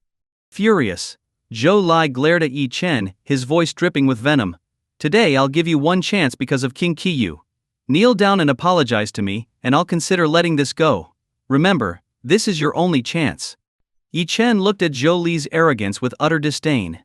He couldn't fathom where Zhou Li got the courage to speak to him like that. Yi Chen sneered and didn't bother replying. Seeing Yi Chen's indifference only made Zhou Li angrier. Gritting his teeth, he shouted, "I said kneel. Didn't you hear me?" Luo Qingqiu frowned and raised her voice. "Zhou Li, what are you doing? Are you crazy?" Zhou Li snorted, "Qingqiu, stay out of this. You know my temper, I hate it when nobody's act cocky in front of me. I won't tolerate it." Yi Chen's eyes darkened. He had tried to avoid escalating things, but Zhou Li's endless provocations left him no choice. With a cold laugh, Yi Chen said, "Annoying." The atmosphere grew tense in an instant. Luo Qingqiu quickly shouted, "Zhou Li, don't be impulsive. Someone's going to get hurt." Zhou Li sneered. "What's this? Are you worried about him? Don't be. Even you know someone's going to get hurt, yet he doesn't seem to realize it." Luo Qingqiu was exasperated. "No, you don't understand. I'm worried he'll beat you to death." "What?" Hearing this, Zhou Li felt as if his pride as a man had been crushed underfoot. His face twisted in fury, unable to contain the fire burning within. Zhou Li almost laughed out loud in anger. Him? Beaten to death by Yi Chen? This was the funniest joke he had ever heard. Squinting his eyes coldly, Zhou Li said, "King Qiyu, you must be mistaken. Me? Beaten to death by him? Do you even know? I've been practicing taekwondo since I was a kid. I'm a black belt now. I can break a 3-meter plank with a single kick. I'm even the provincial taekwondo champion. And you think he could beat me? Isn't that the most absurd thing you've ever heard?" Hearing Zhou Li's words, Luo Qingqiu was at a loss for words. A taekwondo black belt? To her, that was nothing but fancy moves with no real substance. She wanted to speak, but Zhou Li, growing impatient, turned his sharp gaze toward Yi Chen and said, "You're dead." With that, Zhou Li spun twice on the spot and launched a flying kick straight at Yi Chen's face. Yi Chen took a step back, retreating 2 steps in quick succession, effortlessly dodging Zhou Li's kick. Zhou Li froze for a moment. He hadn't expected Yi Chen's movements to be so fast, allowing him to dodge his attack. Furious, he cursed, "Damn it. Are you even a man? Stop dodging if you've got guts." Zhou Li launched another kick at Yi Chen. This time, Yi Chen smiled faintly and said, "All right." With that, Yi Chen stepped forward, reaching out with precision to grab Zhou Li's ankle. Then, he brought his knee up forcefully. Crack! The sound of bones breaking echoed instantly. Zhou Li staggered back a few steps before collapsing to the ground. The sharp, searing pain from his leg made him cry out in agony. He stared at Yi Chen in shock and disbelief. He was a taekwondo black belt. In his dojo, he could easily take on several opponents at once. But now? After just a single exchange, Yi Chen had broken his leg. Humiliation. Rage. "Damn you. I'll kill you." Zhou Li's face turned ashen. Enduring the pain of his broken leg, he swung a punch at Yi Chen. But Yi Chen wasn't about to humor him. With a single kick, Yi Chen struck Zhou Li square in the stomach. Boom! Zhou Li's body flew backward, crashing heavily into the wall. Blood spewed from his mouth in a dark torrent. At this moment, Zhou Li felt nothing but shock and terror. He never imagined that his provincial taekwondo champion status would mean nothing against Yi Chen. He couldn't even get a single hit in. Humiliation. Utter humiliation. Yi Chen slowly walked toward Zhou Li, his voice cold and sharp. "Weren't you so arrogant just now? How does it feel now?" Clenching his teeth, Zhou Li spat, "You dare hit me? You're finished. You've gotten yourself into big trouble." Yi Chen snorted. "Oh really? Trouble is the least of my concerns. Now, get on your knees and apologize." Zhou Li froze, his heart filled with frustration. He was the young master of the Zhou family in the provincial capital. His pride would never allow him to kneel before anyone. Coldly, Zhu Li said, "In your dreams. I'd rather die than kneel to you. Mark my words, my family will retaliate. The Zhou family's power in the provincial capital is beyond your imagination. Crushing you would be as easy as squashing an ant." Zhu Li thought that invoking the Zhou family's name would intimidate Yi Chen, but he underestimated Yi Chen's power. To Yi Chen, the Zhou family was nothing more than an insignificant pest not even worth mentioning. Taking a step forward, Yi Chen grabbed Zhu Li by the throat and lifted him off the ground. Zhou Li felt a wave of suffocation envelop his body. His eyes filled with terror. In the past, no matter whom he provoked, mentioning the Zhou family's name always made others back off. But now, Yi Chen wasn't just unafraid, he looked like he intended to kill him. Panic consumed Zhou Li, his voice hoarse as he choked out, I'm the young master of the Zhou family. You wouldn't dare kill me." Yi Chen's lips curled into a cruel smile as he tightened his grip. "You can gamble on whether I dare or not." At this moment, Zhou Li was utterly terrified. Unable to breathe, he clawed desperately at Yi Chen's hand. Trembling, he stammered, Let me go. I'll apologize." Hearing this, Yi Chen flung Zhou Li to the ground like a piece of trash. Zhou Li scrambled to his knees, shaking with fear. Bowing his head repeatedly, he cried out, "I was wrong. Please don't kill me. I'll kowtow. I'll apologize." Yi Chen stared down at Zhou Li coldly. Then, turning to Luo Qianqiu, he said, "All right, if there's nothing else, I'll be going." Luo Qianqiu looked at Zhou Li helplessly. She had warned him not to provoke Yi Chen, but he refused to listen and even pushed things too far. Now, he had brought this humiliation upon himself, and she felt no sympathy for him. Nodding, she said, "Yi Chen, let me walk you out." Without sparing Zhu Li another glance, Luo Qianqiu followed Yi Chen out of the villa. It wasn't until Yi Chen was completely gone that Zhu Li collapsed to the ground, feeling as though all the strength had been drained from his body. Cradling his broken leg, his eyes burned with hatred and resentment. Who was he? He was the young master of the Zhou family in the provincial capital. He held immense power and influence. In the provincial capital, people wouldn't even dare insult him behind his back.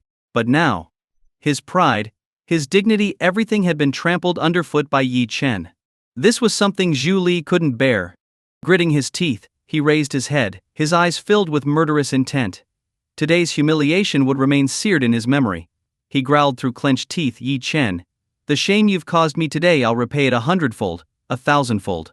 You don't understand the true power of the Zhou family.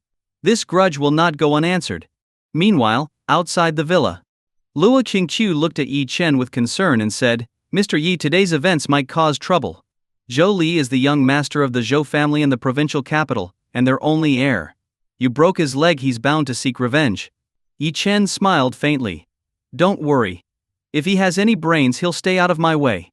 Otherwise, if I decide to kill him, even the Zhu family won't be able to protect him." Hearing Yi Chen's words, Luo Qianqiu was taken aback. She knew Yi Chen's identity was mysterious and powerful, so much so that even her grandfather treated him with respect. But she had always assumed Yi Chen's influence was limited to Yun City. She never imagined that even the Zhu family of the provincial capital was insignificant in his eyes. Watching Yi Chen leave, Luo Qianqiu felt a twinge of melancholy. Murmuring to herself, she said, "Yi Chen, your identity is so mysterious and vast. Am I truly worthy of you?" After parting ways with Luo Qianqiu, Yi Chen received an unexpected call from Mu Wangqing. He was momentarily stunned. Ever since their divorce, Mu Wangqing rarely called him. This was indeed unusual. Answering the call, Yi Chen asked calmly, "What's the occasion? Why are you calling me? Do you need something?" Mu Wangqing's voice came through the phone, saying, "Where are you? I need to see you." Yi Chen chuckled faintly and replied, "You're such a big-time CEO. Your time is precious. Why would you want to meet a small fry like me?" Mu Wangqing's tone turned annoyed. "Yi Chen, can you stop being so sarcastic?" Yi Chen responded, "Mu Wangqing, do you think the entire world revolves around you? When we were married, I indulged you, spoiled you, and protected you. But now that we're divorced, what obligation do I have to show up whenever you call? If you want to see me, fine, you come to me." Mu Wangqing was silent for a long time before speaking again, her tone slightly somber. "Fine. Where are you? I'll come find you." Yi Chen glanced around and spotted a cafe nearby. "Xinhong Road, Time Cafe. I'll wait for you for 20 minutes. With that, Yi Chen hung up. Hearing the beeping tone on the other end of the line, Mu Wanqing felt an inexplicable heaviness in her chest. She remembered how Yi Chen had once been entirely devoted to her, fulfilling her every whim. But now, even meeting him seemed so difficult. Taking a deep breath, Mu Wanqing straightened the papers on her desk, left her office, and drove to the address Yi Chen had given her. Not long after, Mu Wanqing arrived at Time Cafe and spotted Yi Chen inside. On the table were 2 cups of coffee. She sat down and glanced at the cup in front of her. It was a cappuccino, her favorite. Her heart wavered slightly. He still remembered her preferences. This realization stirred a faint sadness in her. However, she quickly concealed these feelings. Mu Wanqing had always considered herself a proud and elegant woman. Even though part of her regretted their impulsive divorce, she wasn't one to admit fault easily. In her mind, Yi Chen's lack of ambition had always been the root of their problems. Yi Chen tapped his fingers lightly on the table and asked, "All right, what do you want?" Mu Wanqing took a sip of her coffee before speaking. "It's Grandma's birthday in a few days. We're planning a banquet for her. You need to attend." Yi Chen let out a wry laugh. "Mu Wanqing, we're divorced. I don't think I have the right or obligation to attend your grandmother's birthday banquet." Mu Wanqing replied, "Grandma doesn't know about our divorce. She's old now. She doesn't need to bear the burden of our issues." Yi Chen's expression grew cold. "She'll have to find out eventually. Why not tell her now? Bring along your Mr. Lai too. Who knows? Maybe she'll like him even more." Mu Wanqing glared at Yi Chen, her voice sharp with anger. "Yi Chen, can't you take anything seriously? I've told you before, nothing ever happened between me and Li Qiang. We're just friends. Is it a crime for him to pursue me?" Yi Chen snorted. "Why would a man play the lapdog? It's because the woman gave him hope." Mu Wanqing began, her voice rising, but she quickly caught herself. Taking a deep breath, she calmed down and said, "Fine, Yi Chen. I don't want to argue about this. From the moment you entered the Mu family, you should know how Grandma treated you. She's 80 years old now, and there's no telling how many years she has left. She always treated you like her own grandson, often favoring you over my younger brother. If you don't want to attend the banquet, then forget it. Just pretend I never asked." With that, Mu Wanqing stood to leave. Yi Chen remained silent, his head lowered. Truthfully, if there was anyone in the Mu family that he cared about, it was Grandma and perhaps Mu Qingshu. 3 years ago, when Yi Chen married Mu Wanqing, Grandma had been nothing but kind to him, genuinely kind. She always thought of him first, even giving him things she wouldn't give to her biological grandchildren. Whenever Yi Chen and Mu Wanqing quarreled, Grandma would scold Mu Wanqing while standing firmly on Yi Chen's side. Mu Wanqing often grumbled, saying that Yi Chen was more like Grandma's real grandson. In the past, Yi Chen would visit Grandma every month without fail. But after the divorce, he hadn't visited once. He didn't know how to face her now. Grandma, on the other hand, frequently called him, asking why he hadn't visited. Taking a deep breath, Yi Chen finally spoke. "Wait." Mu Wanqing turned back. "What is it?" Yi Chen said. "Fine. I'll attend Grandma's banquet, and we won't tell her about the divorce. But let me be clear, this is for Grandma." Mu Wanqing nodded nonchalantly. "All right. In that case, come with me now." Yi Chen frowned. "Where to?" "To pick out a gift for Grandma, of course. Or were you planning to show up empty-handed?" She replied. "I'll buy my own gift," Yi Chen said coldly. Mu Wanqing sighed inwardly at his distant tone. Taking out a bank card, she placed it on the table. "There's 200,000 yuan on this card. Make sure you get something nice so Grandma won't lose face." With that, she turned and walked away. Looking at the card on the table, Yi Chen couldn't help but feel a sense of irony. Picking it up, he left the cafe. Though they were divorced, Yi Chen had no intention of attending events for Mu Wanqing's parents. But Grandma was different. Over the past 3 years, her kindness had left a deep impression on Yi Chen. He couldn't bear the thought of upsetting her, especially at her age. After leaving the cafe, Yi Chen began considering a suitable gift for Grandma. He knew she had a particular fondness for jade. Years ago, during a financial crisis in the Mu family, Grandma had sold off her cherished jade collection to help pay off debts. Even when Mu Wanqing later wanted to buy her new jade pieces, Grandma refused, always saying, "I'm too old for such things." Yi Chen respected her deeply, viewing her as a true grandmother figure. Regardless of his relationship with Mu Wanqing, he didn't want this kind woman to suffer. After some thought, Yi Chen took out his phone and dialed a number.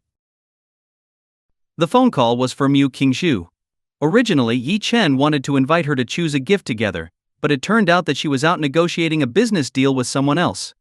Left with no other choice, Yi Chen had to go to the jade market alone. In the southwestern part of Yun City, there is a large jade market, offering a wide variety of jade products for sale. Jade is a general term. For instance, the king of jade is jadeite, but there are many other types such as Haitian jade, juyu, and jasper. As the ancient saying goes, the beauty of stone makes it jade. When Yi Chen arrived at the southwestern jade market, the place was bustling with people. Many jade enthusiasts flocked here, not just for quality jade but also for the chance to strike it lucky. Especially with stone gambling. This particular aspect of the market attracted countless stone gambling enthusiasts. Stone gambling involves the trade of raw jadeite stones. When jadeite is mined, it is covered by a layer of weathered skin, making it impossible to determine the quality of the jade inside. A single piece of raw jadeite could turn out to be worthless, or could reveal top-grade jade that brings instant wealth. This excitement draws people in droves, eager to try their luck at stone gambling. There's even a saying in the trade: one cut to poverty, one cut to wealth, and one cut to a life of rags. It means that a single cut in stone gambling could lead to total financial ruin, extraordinary wealth, or a life reduced to shambles. Some individuals, unable to handle the extreme highs and lows, have even taken their own lives. Yi Chen entered the jade market and approached one of the stalls. Seeing a customer, the shopkeeper enthusiastically greeted him, saying, "Brother, come take a look. The quality of our jade is excellent." Yi Chen casually picked out a few pieces, and indeed, their quality was good. However, they were all ordinary jade pieces. He asked, "Do you have anything better?" The shopkeeper smiled and said, "Ah, I can see you're an expert. Look at this piece, top-notch glassy ice jade. Only 188,000 yuan. It's a guaranteed bargain." Yi Chen shrugged and said, "Not good enough." The shopkeeper was taken aback but continued, "How about this piece? White jade, 800,000 yuan. This is already a high-quality jade." Yi Chen picked up the white jade and examined it. It was indeed smooth and lustrous, but he still shook his head, saying, "Anything even better?" The shopkeeper slapped his thigh and said, "You've got quite the eye, brother. Come with me." He led Yi Chen to the back of the stall and carefully pulled out a safe. After entering the password and opening it, he said, "Boss, this is premium emerald jade, priced at 8.8 million yuan. This is undoubtedly the best jade in the entire southwestern market. You won't find another like it anywhere else." Seeing the emerald jade, Yi Chen's eyes lit up. It was indeed a fine piece. Its color and texture were exquisite. His grandmother would definitely love it. Yi Chen said, "This jade is good, but unfortunately, it's too small." This remark displeased the shopkeeper, who said, "Brother, are you here to mess around? How big do you expect jade of this quality to be? If you want something larger, you'll have to try stone gambling." "You're hilarious." Just as Yi Chen was about to respond, a voice called out from behind him, sounding pleasantly surprised. "Yi Chen?" Yi Chen turned around and saw that it was none other than his old classmate, Zhou Ya. He hadn't expected to run into her here, so he smiled and said, "Zhou Ya, what a coincidence." Zhou Ya asked, "Yeah. Yi Chen, are you here to buy jade?" Yi Chen nodded. "Yes, but I haven't found anything satisfactory yet. I might go check out the stone gambling section." Zhou Ya giggled and said, "That's normal. It's really hard to find good quality jade at reasonable prices. Let me introduce you to someone." Zhou Ya wasn't alone. She was accompanied by a man. When he saw Yi Chen, a trace of hostility flickered in his eyes. However, Zhou Ya didn't notice and cheerfully said, "This is my university classmate, Lu Fei. He's an expert in stone gambling." "Lu Fei, this is my high school classmate, Yi Chen." Yi Chen smiled politely and extended his hand. "Nice to meet you." Lu Fei shook his hand, a faint smirk on his face. "I just heard you were interested in stone gambling? Brother Yi, are you experienced in this field?" Yi Chen shrugged. "Not really. I've never tried it before. I just couldn't find the jade I wanted, so I thought I'd try my luck." Hearing this, a trace of arrogance flashed in Lu Fei's eyes. He said, "Stone gambling isn't about luck. Many people have gambled away their entire fortunes. It requires expertise and tools. Without any prior experience, you could lose everything." Yi Chen smiled. "Thanks for the advice. I'll be careful." With that, Yi Chen was about to head to the stone gambling section alone, but Zhou Ya quickly grabbed his arm and said, "Yi Chen, since we ran into each other, let's go together. Lu Fei is great at stone gambling. He can help you make the right choice." Lu Fei, seeing Zhou Ya's gesture, was visibly displeased. A dark look crossed his face. Although Zhu Ya wasn't as stunning as Mu Wangqing and her sister, she was still a beauty by any standard, with a BMW and an excellent career. Lu Fei had been pursuing Zhou Ya for some time and was confident he could win her over. After all, he wasn't lacking in qualifications either. With years of experience in stone gambling, he had unearthed some top-quality jade and achieved financial freedom. Suppressing his anger, Lu Fei forced a smile and said, "Sure, I'll guide you for free as a favor to Zhou Ya. Usually my expertise comes with a 5-figure fee. You should know, I'm one of the top stone gambling experts in the southwestern jade market. Everyone here knows the name Lu Fei." Yi Chen could sense Lu Fei's hostility but didn't want to create unnecessary conflict. Since Zhou Ya had insisted, he nodded and said, "All right, let's take a look together." Soon, the three of them arrived at the stone gambling market. Lu Fei picked up a raw stone and arrogantly said, "You see, stone gambling is a profound skill. There's glassy jade, icy jade, and waxy jade, each with its own characteristics. Identifying a stone with jade inside is extremely difficult. Even I have to rely on probability." Zhou Ya asked curiously, "Lu Fei, what's the most valuable jade you've ever unearthed?" Lu Fei proudly replied, "Not to brag, but my best find was a piece of top-quality jade that sold for 10 million yuan. Zhou Ya was shocked. 10 million yuan? That's incredible. After all, 10 million was no small sum. Seeing Zhou Ya's astonishment, Lu Fei felt immensely satisfied. Although his claim was somewhat exaggerated, it wasn't entirely false. However, when he glanced at Yi Chen's expression, Liu Fei's brow furrowed. The guy wasn't impressed in the slightest. His face remained completely indifferent.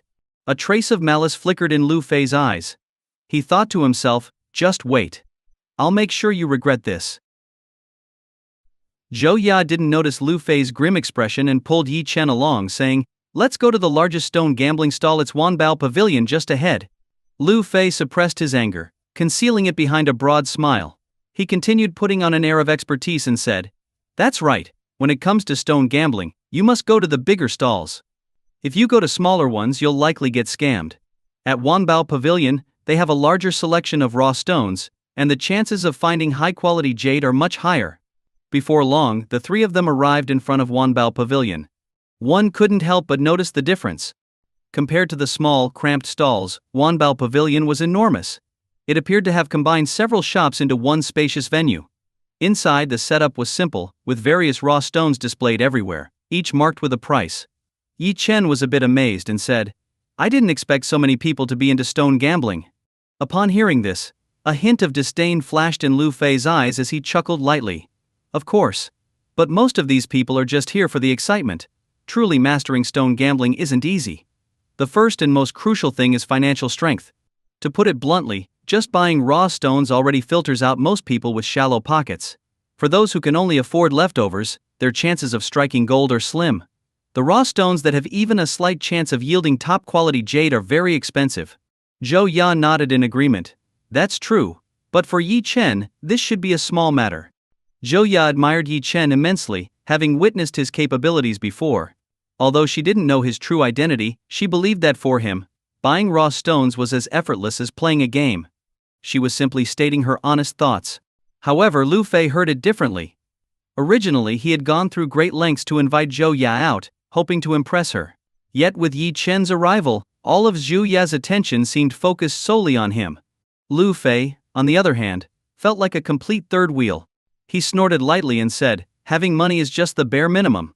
You haven't seen it, but there have been wealthy businessmen, worth tens of millions, who got addicted to stone gambling and ended up jumping off buildings. Yi Chen, I'd advise you not to try it. If you can't handle the pressure and end up taking a leap, it's definitely not worth it." Zhou Ya frowned and said, "Lu Fei, what nonsense are you spouting?" Lu Fei snorted again and said, "I'm just being honest. He's never gambled on stones before, and doesn't have a shred of professional knowledge. I'm offering him kind advice.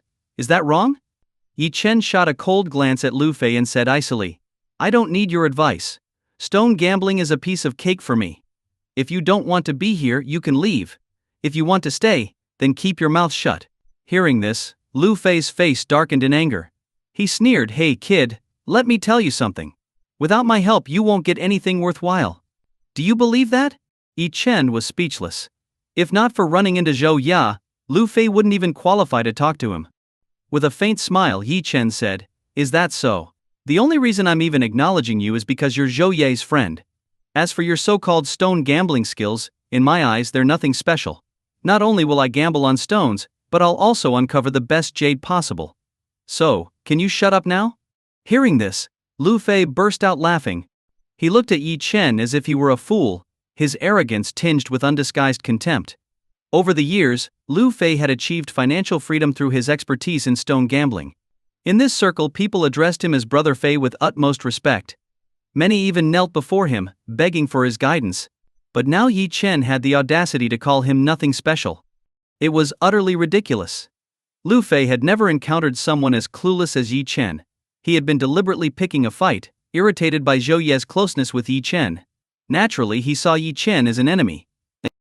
Snorting coldly, Lu Fei said, "You call me nothing special? Fine, fine. In all my years in the stone gambling world, no one has ever dared to say that about me, Lu Fei. I was giving you face earlier, but now I think a loser like you isn't even worth my time. Zhou Ye, let's go." He reached out to pull Zhou Ye away. But Zhou Ye stood her ground, not moving an inch. She and Lu Fei were merely friends, and she had never liked him. Moreover, it was Lu Fei who kept provoking Yi Chen. Zhou Ye was starting to feel annoyed. She said, "Lu Fei, Yi Chen is my friend. I wanted you to help him, but why do you keep stirring up trouble?" Lu Fei, seeing that Zhou Ye refused to leave, became furious and shouted, "Why should I help him? Who does he think he is? Guys like him aren't even qualified to be my friends. Zhou Ye, let me tell you, if it weren't for your sake, I'd beat the crap out of trash like him the moment I saw him." Now Zhou Ye was angry too. She retorted, "In that case, just leave. We don't need your help." Lu Fei was fuming inside. He had pursued Zhou Ye for so long, assuming that although she hadn't accepted him, she at least held some affection for him. But now, just because of Yi Chen's presence, Zhou Ye was willing to cut ties with him. His pride as a man felt utterly trampled. Seeing Zhou Ye's anger, Lu Fei dared not provoke her further. Narrowing his eyes, he glared at Yi Chen and said, "Kid, all you do is hide behind women and let them defend you?" Yi Chen found this amusing. He replied, "First of all, we just ran into each other by chance. Second, I've never needed anyone to stand up for me because it's unnecessary. And finally, what do you want to do? If you want to fight, I'd advise against making a fool of yourself." Hearing this, Lu Fei was on the verge of exploding.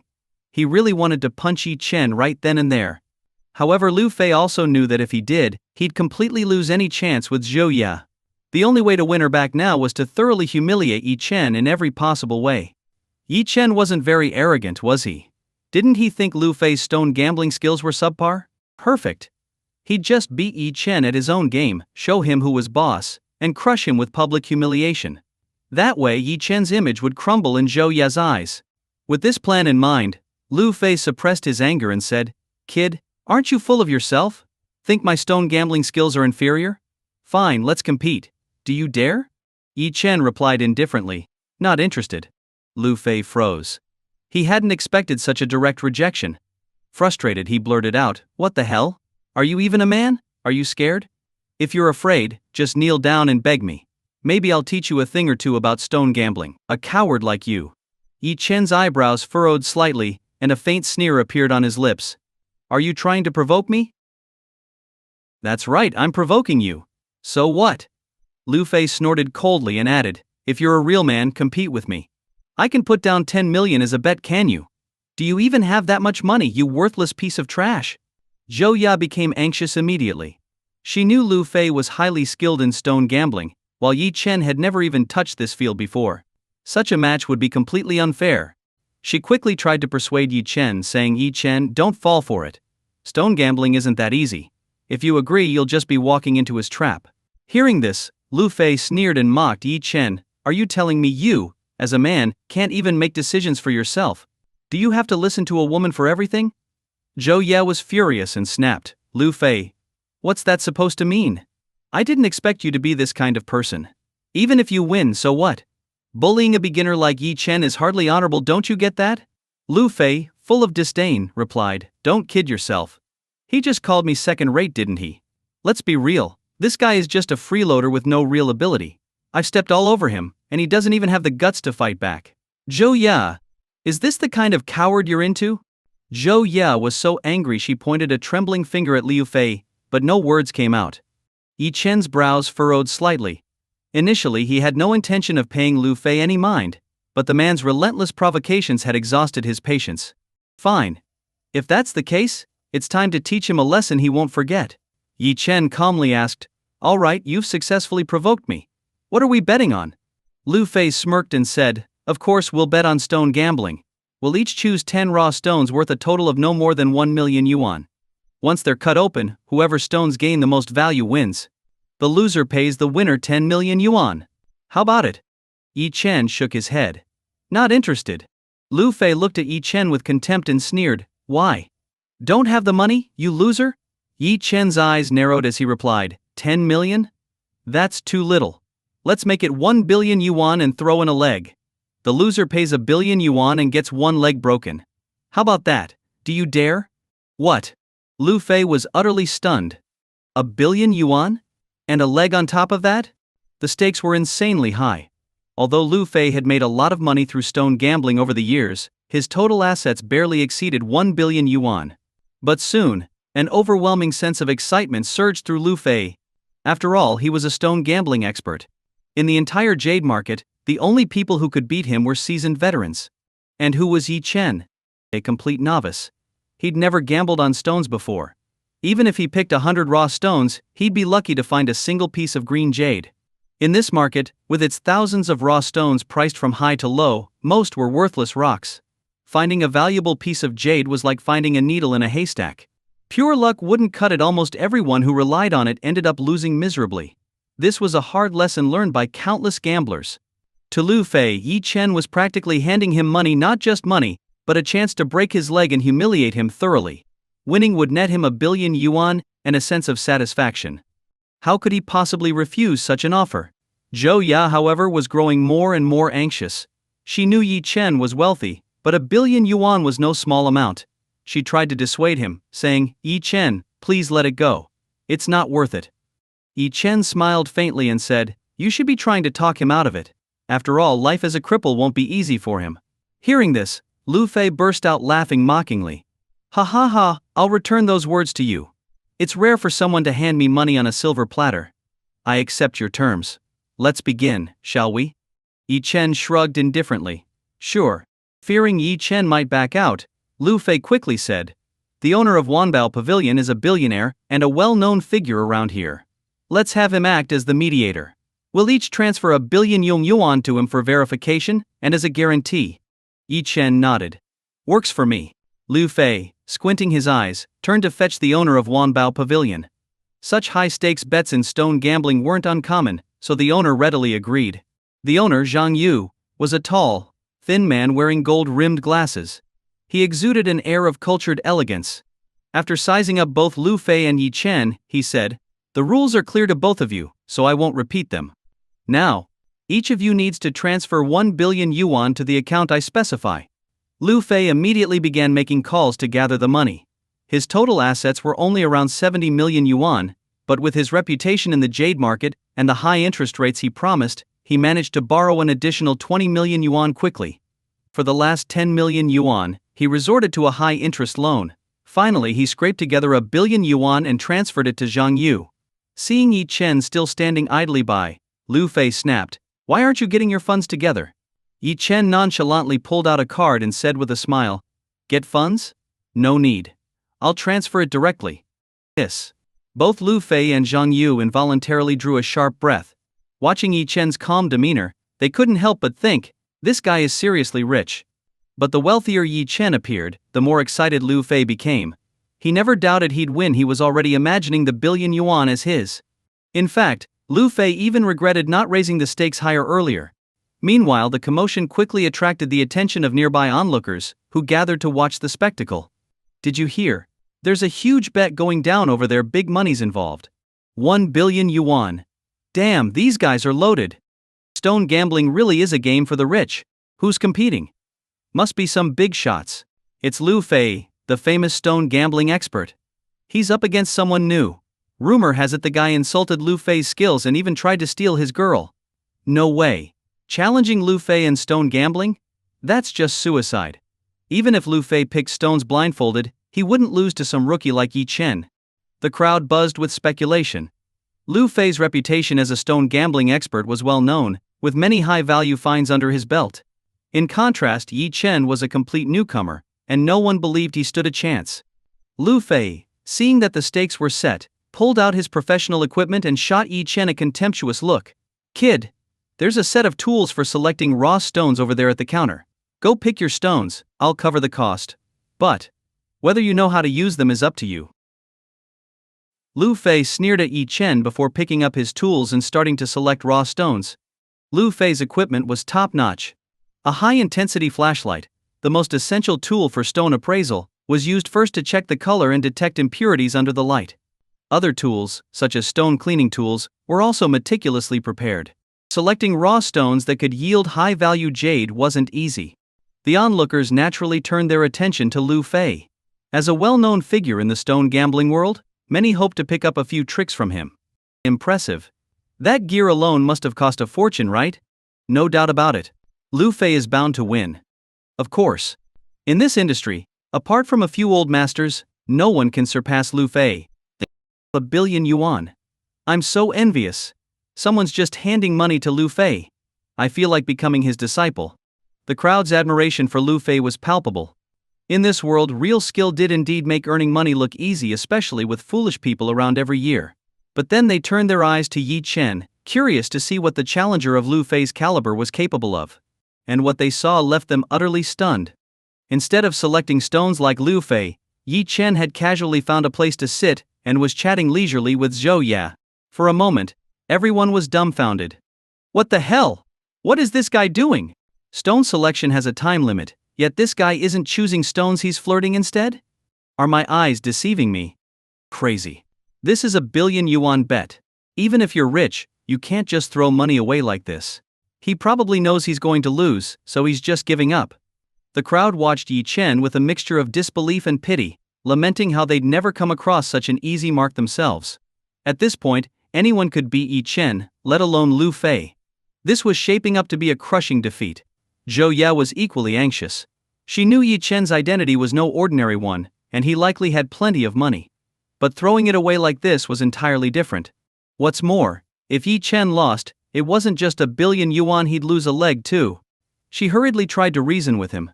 "Yi Chen, why aren't you picking stones yet? There's not much time left. Lu Fei has already picked 7. Yi Chen smiled faintly and said, "No rush. Let him pick first. The outcome is already decided." Zhou Ye was puzzled. "What outcome?" Yi Chen chuckled. "That he'll lose, of course."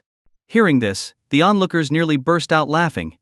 They all assumed Yi Chen was just being stubborn and couldn't admit defeat. At this stage, how could he still dream of winning? Lu Fei, of course, noticed Yi Chen's antics. Seeing him sitting idly, his contempt deepened. He was convinced this time he had no chance of losing. With a cold glint in his eyes, Lu Fei muttered to himself, "Go ahead, act tough for now. Soon enough, you'll understand what despair feels like." Suppressing his simmering anger, Lu Fei continued selecting stones. For any stone gambling expert, no matter how skilled, it was impossible to hit the mark every single time. Successful gamblers relied on probability. For example, buying 10 raw stones at once, with a 30% chance of yielding green jade, was enough to ensure profit. If they happened to uncover a top-quality jade piece, it would mean guaranteed earnings. But even that 30% chance was enough to shut out most people from the game. Time ticked by, and with 5 minutes left on the clock, Lu Fei had selected his 10 stones. Holding the numbers in hand, he turned to look at Yi Chen. "What's this? Planning to forfeit?" he asked, puzzled. Yi Chen smiled. "Why would I forfeit?" Lu Fei sneered. "There are only 5 minutes left to choose your stones, and you haven't picked a single one. If this isn't forfeiting, what is it?" Yi Chen replied, "I'll pick now." Lu Fei burst out laughing. "Now? You think you have time? You've already lost. What a joke. Do you seriously think you can pick a few random rocks and beat me? You must still be dreaming in broad daylight." The crowd erupted in laughter. To them, Yi Chen's behavior was amateurish. Even for seasoned experts, selecting raw stones required careful and repeated inspection. Finding green jade without due diligence was nearly impossible. But Yi Chen wanted to pick 10 stones in 5 minutes. That was pure luck, nothing more. Lu Fei continued his taunts. "Why don't you go back to wherever you came from? Hoping to rely on luck to beat me? You must be dreaming." Yi Chen ignored him and walked straight into the selection area. Without even looking closely, he quickly picked 10 stones, jotting down their numbers as he went. Done, Yi Chen said, turning back with a faint smile. What? Done? Everyone was utterly stunned. This was completely absurd. It took Yi Chen less than a minute to pick his stones. Essentially, he was relying entirely on luck, randomly selecting 10 pieces. What the hell? Even if you planned to lose, you didn't have to make it so obvious. While stone gambling did have an element of thrill, it was ultimately a field that required skill to turn a profit. This guy. Is he insane? He's not even trying to hide the fact that he's giving up. I've seen gamblers relying on luck before, and none of them ever escape total ruin. Sigh. This guy is doomed. The crowd looked at Yi Chen with disappointment, having completely written off any chance of him winning.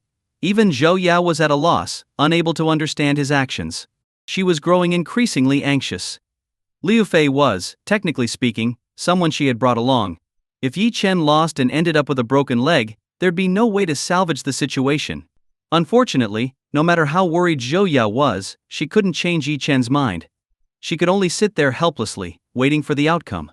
Liu Fei, relishing the moment, walked up to Yi Chen with a gloating smile. Seriously? I thought you might actually be capable, but you're just picking stones at random and expecting to win? What a joke! Yi Chen shrugged. We'll see soon enough. Liu Fei smirked coldly. Fine. Who goes first, you or me? Yi Chen replied indifferently, doesn't matter. Whatever makes you happy. A sinister grin spread across Liu Fei's face. All right then, let's start with mine. Don't worry, kid. I'll make sure you lose convincingly, and don't even think about backing out. I'm not just taking your billion yuan, I'm breaking your leg to show you that messing with me is a mistake you'll never forget. The crowd burst into laughter. Ha ha ha, this is killing me. Did Yi Chen get his brain stuck in a door or something? Does he really think he can win? Picking 10 raw stones at random, he's probably not going to uncover a single jade. Just wait, he's doomed. Poor guy. Not only is he going to lose a billion, but he's also going to lose a leg. Sigh, all because of a woman. With a billion yuan, he could have done anything else worthwhile. At this moment, Zhang Yu, the owner of Wanbao Pavilion and the mediator, stepped forward and looked at Yi Chen and Liu Fei. He asked, all right, are you both ready? Final confirmation, have you chosen your stones? If so, we'll start cutting them. Both Liu Fei and Yi Chen nodded and said, we're ready. Zhang Yu began the verification process to finalize the betting arrangements. All right, Liu Fei has selected 10 raw stones with a total value of 1 million yuan. Yi Chen's 10 raw stones have a total value of 400,000 yuan. Hearing this, the crowd was once again stunned. Everyone knew that the most reliable way to uncover jade was to select more expensive raw stones. After all, every raw stone in the market had already been pre-screened by the sellers. The higher-priced ones typically had a higher chance of containing jade. Yet Yi Chen had only spent 400,000 yuan, compared to Liu Fei's 1 million. This guy really had no concept of stone gambling. Soon the stone-cutting master took Liu Fei's raw stones and began the process. The water-cooled cutting machine roared to life, its noise echoing across the hall. The crowd fell silent, their eyes glued to Liu Fei's stones. After the first stone was cut, the master announced, the first stone. No gain. The crowd sighed. No one had expected Liu Fei's first stone to fail. Liu Fei's face stiffened, but he forced a smile. It's just the first stone. No one can guarantee a hit every time in stone gambling. I'm confident the next one will yield results. And sure enough, as the second stone was being cut, the master shouted, it's a gain. A big one. Everyone turned to look. Sure enough, a streak of green light emerged. Glassy ice jade, valued at 300,000 yuan. Hiss. The crowd collectively drew a sharp breath. Liu Fei's skill was impressive. His second stone had already yielded a jade worth 300,000 yuan. To put it in perspective, Liu Fei had invested 1 million yuan in total. With this one stone, he had already recovered 30% of his investment. Incredible. As expected of Brother Fei. Amazing. I'm so jealous. If I had this level of skill, I'd be unstoppable. The crowd was full of admiration. Liu Fei's confidence was evident as a faint smile appeared on his lips. He had absolute faith in his stone gambling skills. While he couldn't guarantee hitting green every time, he was confident in doubling his investment. The stone cutting master continued cutting the rest of Liu Fei's stones. Gain. White jade, valued at 200,000 yuan. No gain. No gain. No gain. With several consecutive losses, the atmosphere became tense. Lu Fei was down to his final stone, having uncovered only 2 jade pieces worth a total of 500,000 yuan. If the last stone failed to yield results, Lu Fei would face a net loss of 500,000 yuan, putting him at a significant disadvantage. Finally, the last stone was cut. As the master's voice rang out, the crowd collectively exhaled in relief. Big gain. Top-grade wax jade, valued at 2 million yuan. Wow. The crowd erupted in astonishment. A massive gain. Stone gambling was truly thrilling. Just when it seemed like Lu Fei was going to suffer a major loss, his final stone turned the tables, earning him a huge profit. After deducting his 1 million yuan investment, Lu Fei walked away with a net gain of 1.5 million yuan. The crowd was envious. Even Lu Fei sighed in relief, his heart pounding with excitement. Victory was assured. Turning to Yi Chen, Lu Fei smirked and said, "Kid, did you see that? 10 stones and I netted 1.5 million yuan, now it's your turn. Do you really think you can beat me? I told you before, don't go up against me in stone gambling, or I'll make you regret it so much you'll doubt your very existence." Yi Chen shrugged and smiled. "Oh? A mere 1.5 million? Do you think that's impressive? Ha ha ha, you're still running your mouth," Lu Fei sneered. "A piece of trash like you doesn't even understand stone gambling. You're about to learn what it means to lose everything." Ignoring Lu Fei, Yi Chen handed his stones to the cutting master. The master glanced at Yi Chen, shook his head, and sighed. Most people believed Yi Chen had no chance of winning. Quietly, the master said, "Young man, you should apologize to Lu Fei and call off this bet. Losing money is a small matter, but if you end up crippled, it'll ruin the rest of your life." Yi Chen smiled faintly. "Thank you for your concern, but don't worry. Go ahead and start cutting." Seeing Yi Chen's determination, the master stopped trying to persuade him and began cutting the first stone. Initially, the master didn't believe there was any chance of finding jade in Yi Chen's stones. The crowd was eagerly waiting to mock him. However, as the first cut was made, a flash of green appeared. The master froze in shock before shouting, "Gain!" What? The very first cut revealed a gain? What was happening? Could this guy really be so lucky? Even Lu Fei's expression darkened, and he muttered through gritted teeth, "Dumb luck. Just dumb luck. So what if the first one's a gain? Luck can't replace skill." But before Lu Fei could finish his thought, the master's next words hit him like a slap across the face. Big gain. Top-grade glassy ice jade, valued at 7 million yuan. What? It's impossible. Absolutely impossible. Everyone thought they had misheard. Yi Chen's first stone had yielded a top-grade jade worth 7 million yuan? 7 million? The crowd was utterly dumbfounded. Especially Lu Fei, his mind went blank. He had been so sure of his victory, confident that his 1.5 million yuan profit would make him the star of the show.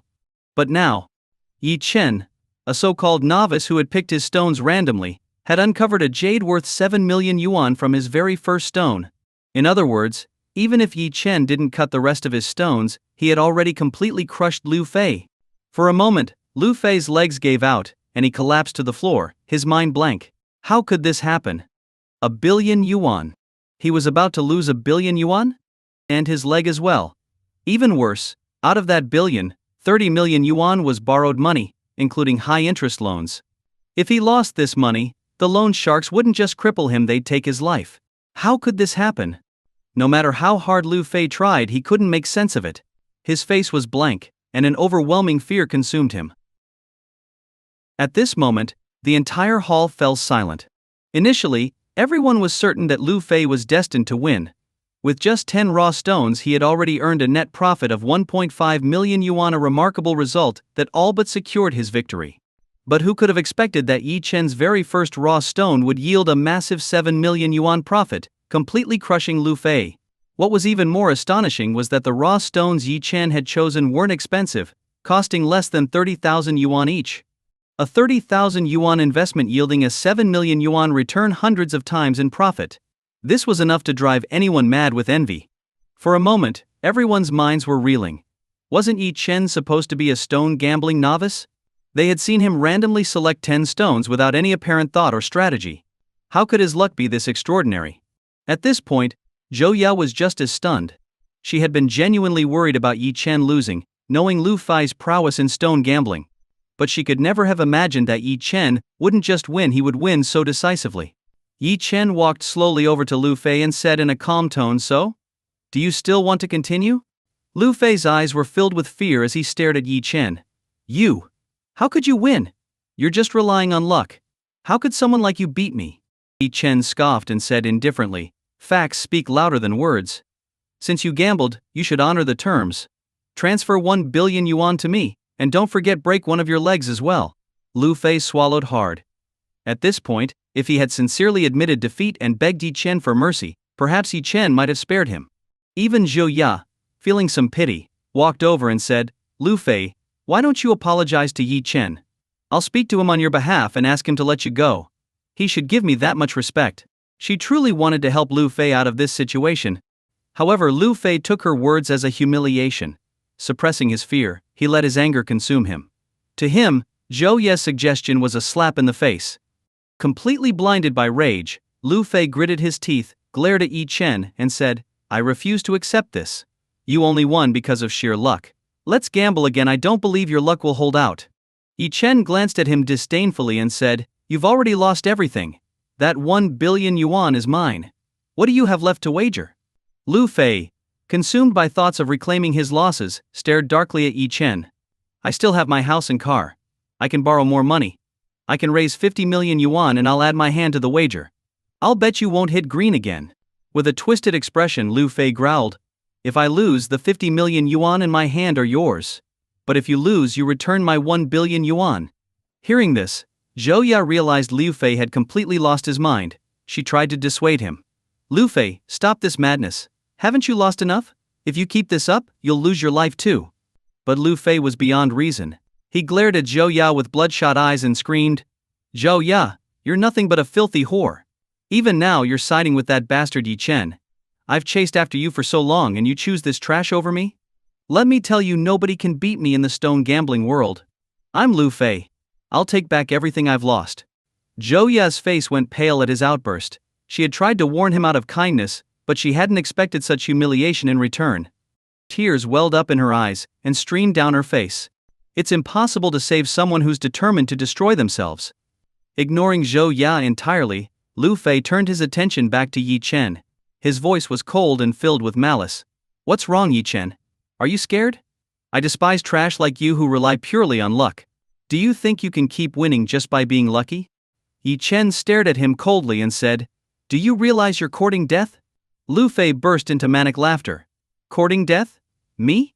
Lu Fei courting death? If you have the guts, gamble with me again. If you don't dare, it means you're just a coward. If you won't bet, kneel down and admit you're trash, a worthless piece of garbage." Yi Chen sneered. If Lu Fei was so eager to dig his own grave, there was no need to hold back. Looking at Lu Fei with icy contempt, Yi Chen said, "Fine. Since you insist on gambling, let's do it. I'll make sure you leave here as a cripple with nothing left." Lu Fei's eyes flashed with malice. He was already consumed by madness. Having lost 1 billion yuan in a leg, he saw this as his only chance to recover everything. More importantly, Lu Fei firmly believed that Yi Chen's earlier win was purely due to luck, and luck doesn't last. As long as he kept pushing, he was confident he could ruin Yi Chen completely. By now the onlookers were utterly dumbfounded. The situation had spiraled out of control. The crowd split into two camps. One group believed Yi Chen's victory was purely luck-based. With 1 billion yuan already in his pocket, now was the perfect time to quit while he was ahead. The other group thought Lu Fei was out of his mind, and that stopping now was his only rational option. But the decision wasn't theirs to make. Lu Fei pulled out his phone and started borrowing money. Thanks to his reputation in the stone gambling world, he managed to scrape together 50 million yuan by leveraging his house, car, and high-interest loans. This was his last bit of capital. If he lost, there would be no coming back. If Lu Fei had just restrained himself, he could have used the 50 million to pay off his debts and slowly worked his way back up in the stone gambling world. It would have taken time, but recovery was possible. But he stubbornly refused to admit defeat. He was convinced that as long as Yi Chen continued cutting his remaining stones, he could reclaim everything. Lu Fei continued taunting Yi Chen. "Yi Chen, my funds are ready. Keep cutting. I refuse to believe your luck will hold out." "Luck?" Yi Chen chuckled. "I, Yi Chen, have never relied on luck in my life. Everything I achieve is through skill." Yi Chen signaled the stone cutter to continue. At this moment the room was deathly silent. Every pair of eyes was fixed on the cutter, as if each strike of the blade was cutting into their hearts. The first 3 cuts revealed nothing. Lu Fei gasped for air, his eyes bloodshot as he burst into wild laughter. Ha ha ha. Nothing. I knew it. Luck doesn't last forever. You're finished, you're done for. Lu Fei had descended into complete madness.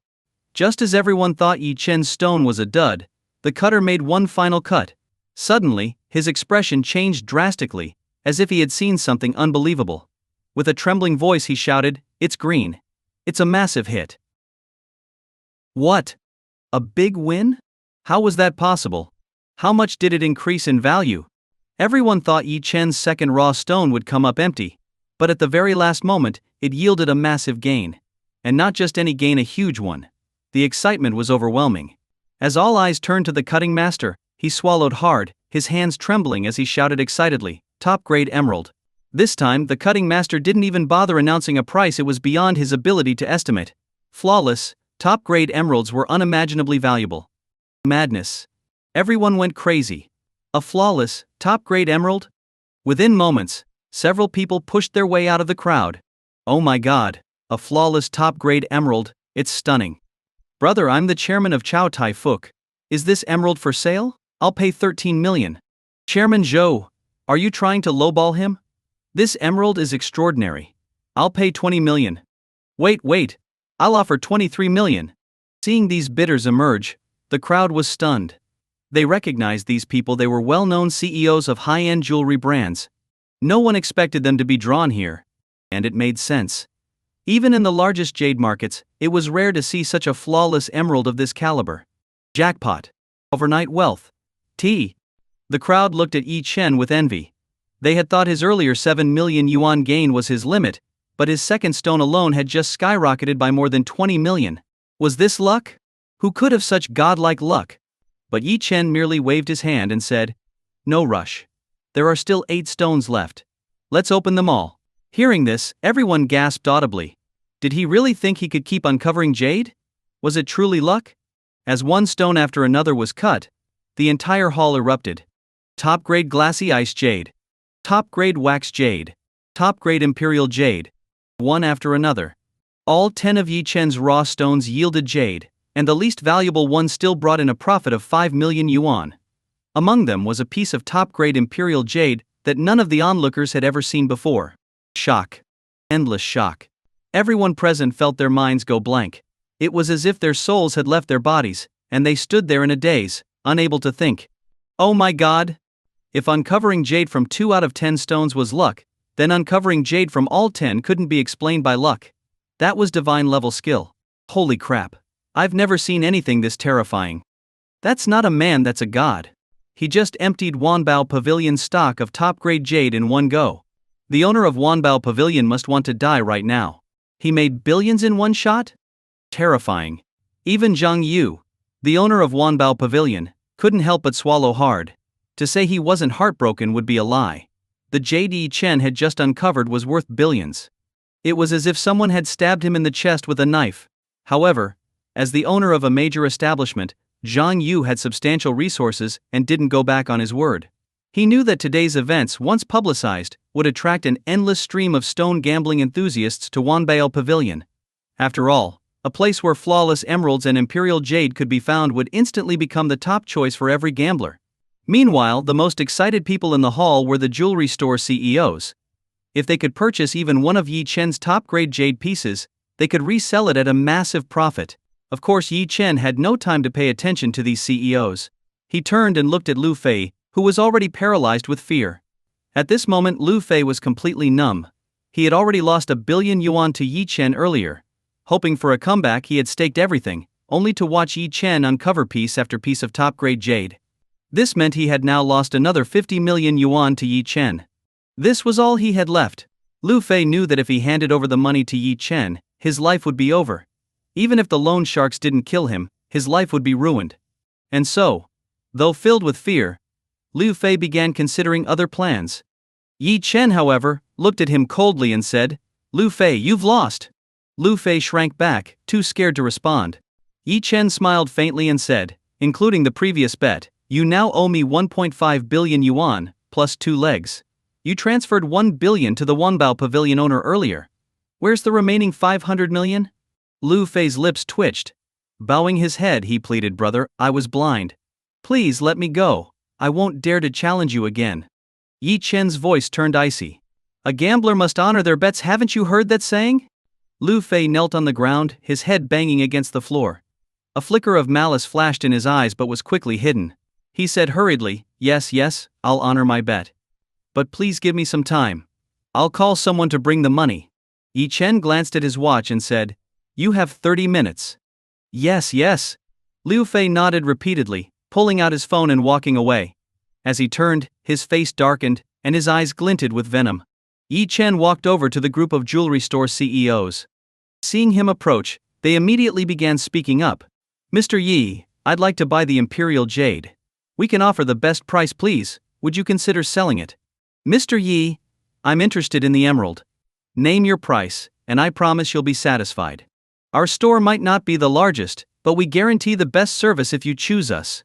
Yi Chen scanned the group with a faint smile and said, I don't plan on selling the jade. However, I do have a proposal. What kind of proposal? One of them asked.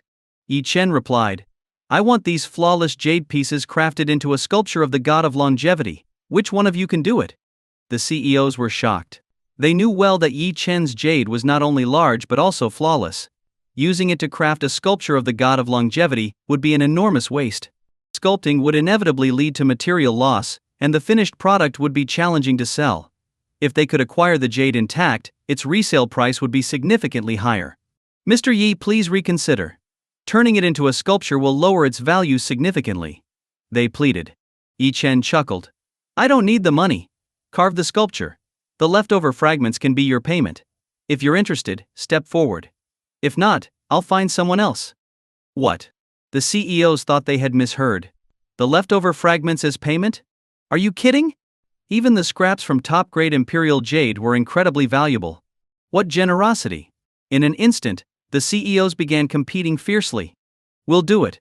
We only need 80% of the scraps as payment. We'll take 70%. We'll settle for 50%. Damn it! Can you not be so ruthless? Finally, the opportunity was secured by Zhou Xiaofu, the most influential among the jewelers. For these jewelry merchants, while crafting the jade into a longevity god statue was less profitable than buying the entire jade intact, even the leftover scraps were highly valuable. Once everything was settled, Yi Chen slowly turned to look at Lu Fei. At this moment, Lu Fei was trembling with fear, as if silently praying for a miracle, while Yi Chen walked toward him step by step. Yi Chen's voice was cold as he said, Your 30 minutes are almost up. Where's the money? Lu Fei shivered in terror and pleaded, Please don't come closer. Give me a little more time. I've already called someone to bring the money. Yi Chen sneered, Sorry, my time is valuable. If you can't pay, then your life will suffice. Lu Fei panicked, scrambling backward on all fours. Suddenly, a commotion arose in the distance. Everyone turned to see a young man striding in confidently. When Lu Fei looked up and saw the newcomer, a glimmer of hope appeared on his face. His savior had arrived. Lu Fei immediately clung to the man and shouted, Young Master Sing, you're finally here. I've been bullied so badly. Please help me get revenge. I'll transfer the promised 30 million to your account right away. The newcomer was none other than Xingfeng, the arrogant and domineering scion of the Exing family in Yun City. Over the years, Lu Fei had made a fortune in the stone gambling market, but lacked any real backing. In Yun City, this made him vulnerable. To gain some clout, Lu Fei spent lavishly to curry favor with members of the city's underground circles. His generosity eventually earned him the acquaintance of Xingfeng, and he became one of Xingfeng's underlings. It was Xingfeng that Lu Fei had called earlier, promising him 30 million yuan to come and help. For Lu Fei, while 30 million was a hefty sum, losing 1.5 billion to Yi Chen was far worse. If Xingfeng could get rid of Yi Chen, Lu Fei believed it would be a bargain, even if he had to pay 50 million. His hatred for Yi Chen was boundless. Xingfeng frowned at Lu Fei, then roared in anger, In Yun City, someone dared to touch one of my men. Did you not mention my name? Lu Fei, still shaken, exaggerated, I did, young Master Sing, but he didn't care at all. He even said, What did he say? Xingfeng's anger grew. He said, You're nothing but a nobody. Lu Fei added fuel to the fire. Xingfeng's face darkened. What? Who's bold enough to say that? I want to see who in Yun City dares to challenge me. The crowd gasped when they recognized Xingfeng. No one expected Lu Fei to have such a powerful connection. Xingfeng was the young master of the Xing family, the overlord of Yun City's underground world. If he intervened, Yi Chen was as good as finished. Damn. Who knew Lu Fei had ties to young Master Xing? Yi Chen is doomed now. Yeah. In Yun City, hardly anyone would dare cross Xingfeng. Who would even dare? The Xing family controls the entire city's underground forces. Provoking them is asking for death. Sigh. Yi Chen's finished. Not only will Lu Fei avoid paying him back, but Yi Chen might lose his life. Even Zhou Ya paled at the sight of Xingfeng. She knew Yi Chen wasn't ordinary after all. He had previously faced Chen Feiyu, the scion of the Chen family, and even forced the Chen family patriarch to kneel and apologize. But while Chen Feiyu was formidable, the Xing family was on another level entirely. Zhou Ya had heard of the Yixing family's fearsome reputation and even avoided common street thugs whenever possible. Now, faced with such a powerful figure, she felt an overwhelming sense of panic. Quietly, she whispered, Yi Chen, what do we do? Maybe we should leave quickly. I've heard about the Xing family, they're not people you want to offend. Yi Chen smiled faintly. Don't worry. It's fine. Yi Chen's calm confidence stunned Zhou Ya. Could it be that even the Yixing family, which controlled Yun City's underground world, didn't scare him? By now, Xingfeng's presence had given Lu Fei a renewed sense of courage. Leading Xingfeng toward Yi Chen, he pointed and said, Young Master Xing, it's this bastard. Take care of him for me, and I'll pay you the full 30 million.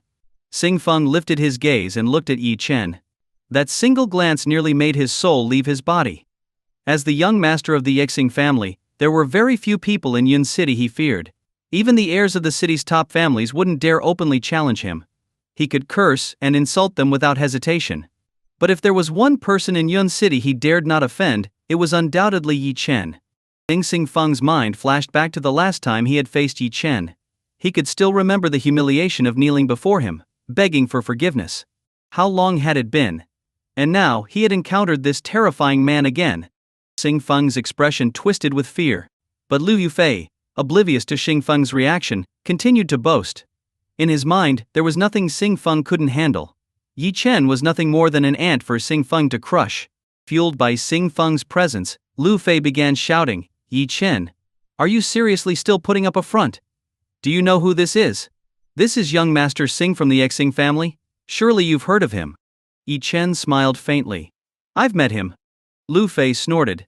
Then why aren't you kneeling to him already?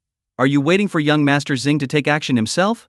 Let me tell you, no one in Yun City dares to disrespect him. By offending me, you've insulted him. Kneel and apologize, or suffer the consequences. Yi Chen chuckled softly. Kneel?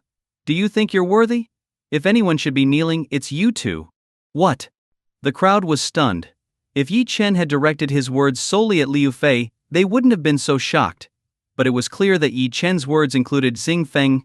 He was telling Xingfeng, the young master of the Yixing family, to kneel? This was insane. If Xingfeng got angry, who could survive his wrath? As expected, the moment Yi Chen finished speaking, Xingfeng began walking toward him. The crowd collectively gasped, thinking Yi Chen had pushed Xingfeng to his breaking point. Xingfeng was about to make him pay. Lu Fei, his eyes filled with excitement, sneered, Yi Chen, you're finished. Once young Master Xing takes action, your life is over. Don't worry, though, after you're dead, I'll feed your corpse to the dogs. Xingfeng walked up to Yi Chen. Just when everyone thought Yi Chen's fate was sealed, something shocking happened.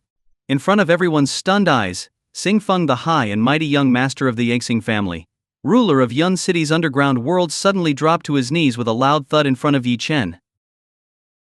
What? In an instant, everyone in the hall gasped sharply, their faces twitching as they widened their eyes in disbelief. It was as if they had all been turned to stone. Some covered their mouths, their bodies trembling uncontrollably. Their throats felt clogged, rendering them speechless. Who was Xingfeng?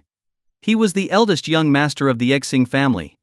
And now, he was kneeling in front of Yi Chen, radiating reverence. Stunned. Completely stunned. No one could comprehend why someone as powerful and influential as Xingfeng would kneel before Yi Chen. Lu Fei, who had just been reveling in the thought of Yi Chen's imminent demise, now stood frozen, as if he'd been encased in ice. His disbelief was written all over his face as chills ran down his spine. trembling with anger and fear. Lu Fei stammered, "Why, young Master Sing? Why are you kneeling to this trash? Get up. Aren't you here to help me? You've knelt before the wrong person." Sing Feng dared not say a word. Right now he wanted nothing more than to skin Lu Fei alive. In Yun City, Sing Feng could resolve problems with almost anyone. But of all people, Lu Fei had to provoke Yi Chen. This had forced Sing Feng to kneel once more. Did Sing Feng know Yi Chen's true identity? He didn't. But after their last encounter, his grandfather Sing Jingxiang had personally instructed him to never cross Yi Chen under any circumstances. Even an accidental offense had to be met with the utmost humility and a plea for forgiveness. What kind of existence could terrify someone like Zheng Jingxiang? How could such a person be ordinary? Without even glancing at Lu Fei, Sing Feng remained kneeling before Yi Chen, his body trembling slightly. Yi Chen cast a cold glance at Sing Feng and asked, "Is he one of yours?" Sing Feng quickly shook his head. "No, young Master Yi. I don't know him." "Well, I do, but we're not close. I had no idea this idiot would dare to offend you." Yi Chen said indifferently, "He owes me 1.5 billion yuan plus 2 legs. Since he's your man, I'll show some respect to your father, Sing Jingxiang. Transfer the money to my account and deal with him yourself, and remember, I don't want to see him in Yun City again." Sing Feng immediately nodded. "Yes, young Master Yi, I'll take care of it." At this moment, no one dared to utter a word. Their minds were racing with questions about Yi Chen's identity. What kind of person could command such deference from Sing Feng? Even Zhou Ya was left utterly dumbfounded. She had known Yi Chen's status was extraordinary after all. He had forced the Chen family patriarch to kneel before him. But now she realized she had still underestimated him. Sing Feng. That Sing Feng. One of the most elite young masters in Yun City, and yet he was so humble before Yi Chen. Without sparing Lu Fei another glance, Yi Chen took Zhou Ya by the hand and began walking out of the hall. It wasn't until Yi Chen had left that the tension in the room finally eased. Everyone let out a collective sigh of relief. Yi Chen's sheer presence had been suffocating. Sing Feng slowly rose to his feet, his eyes red with suppressed rage. His anger was now entirely directed at Lu Fei. Sing Feng walked toward Lu Fei, who was shaking with fear. Trying to curry favor, Lu Fei stammered, "Young Master Xing, you're incredible. Thank you for saving me." Sing Feng's expression twisted into a sneer. Slap. He struck Lu Fei hard across the face, roaring furiously, "Thank me? I should thank you, huh? You absolute moron. Of all the people you could provoke, you chose that demon? If you want to die, fine, but don't drag me into it." Sing Feng, already seething with anger, unleashed his fury on Lu Fei, beating him mercilessly to vent his frustrations. By the time Sing Feng was done, Lu Fei was barely alive. Weakly, Lu Fei pleaded, "Young Master Sing, please. Spare me. I won't dare again, never again." Sing Feng's gaze turned icy as he said, "Spare you? And who's going to spare me? Didn't you hear what young Master Yi said? 1.5 billion yuan, plus 2 legs." With a wave of Sing Feng's hand, 2 men in black suits stepped forward. Stretching his neck, Sing Feng smirked. "All right, break his legs first. Young Master Yi's orders must be carried out." At Sing Feng's command, the 2 men in black grabbed their batons and mercilessly shattered Lu Fei's legs. Lu Fei screamed in agony, his voice echoing throughout the hall. Fear coursed through him as he dragged himself toward the door. But Sing Feng stepped on his back, pinning him down. In a chilling tone, Sing Feng said, "Young Master Yi also said he doesn't want to see you in Yun City again." Lu Fei sobbed, "Young Master Sing, please. I'll leave Yun City immediately." Regret consumed Lu Fei. He cursed himself for ever provoking Yi Chen. Now, he didn't even dare to hate Yi Chen. All he wanted was to escape this nightmare. But Sing Feng sneered, "Leave Yun City? How do I know you won't sneak back? There's only one way to make sure young Master Yi never sees you again." Terrified, Lu Fei stammered, What way?" Sing Feng chuckled darkly.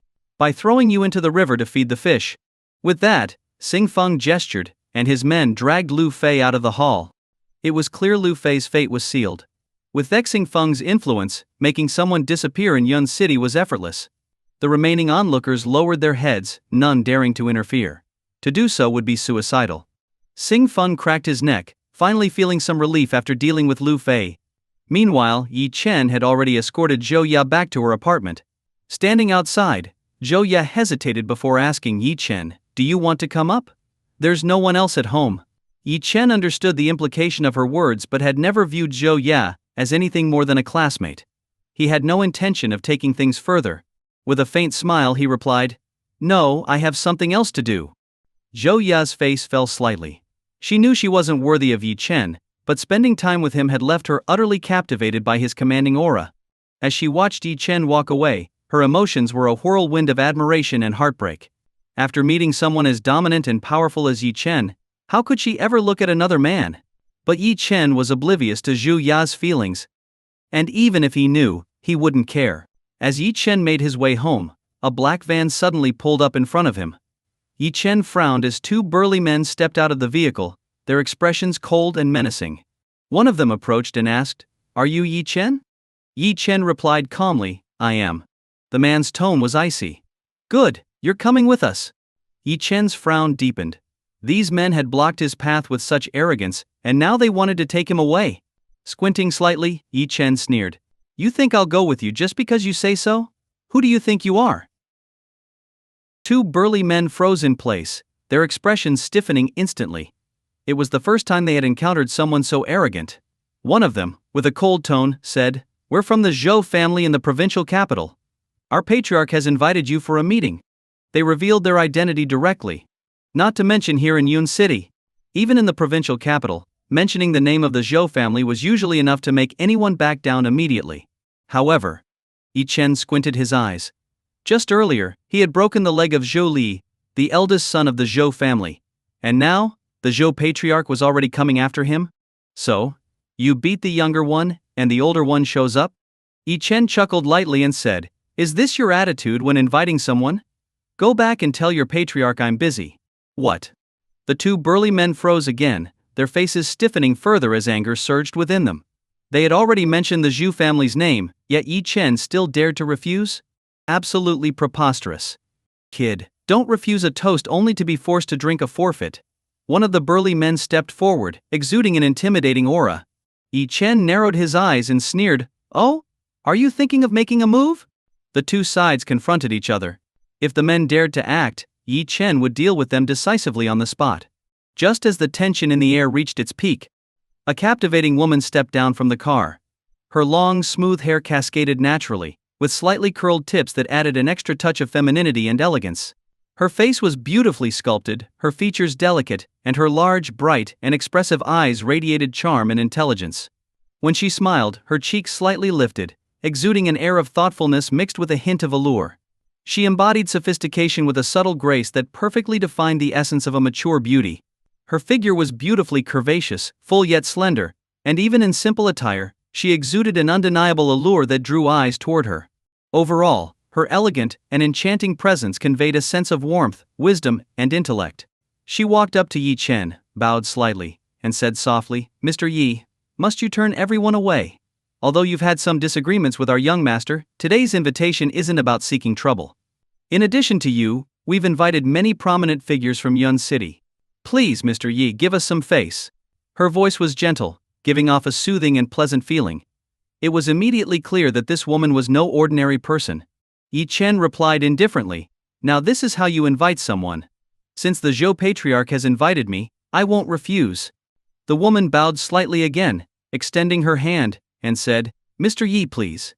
Yi Chen got into the car. Before long, they arrived at the venue where the Zhou family was hosting their banquet. As soon as they reached the entrance, Yi Chen spotted Luo Qingqiu, looking visibly anxious. When Luo Qingqiu saw Yi Chen stepping out of the car, she hurried over and asked, "Yi Chen, are you okay?" Yi Chen smiled faintly and replied, "I'm fine. Why are you here?" Luo Qingqiu explained, "I heard that the Zhu family sent people to invite you to the banquet. Since you had a conflict with Zhu Lai earlier, I was worried they might give you trouble, so I rushed over to check."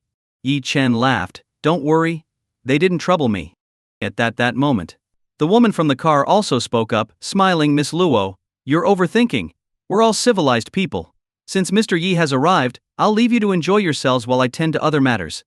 Luo Qingqiu snorted lightly, turned her head away, and completely ignored the woman.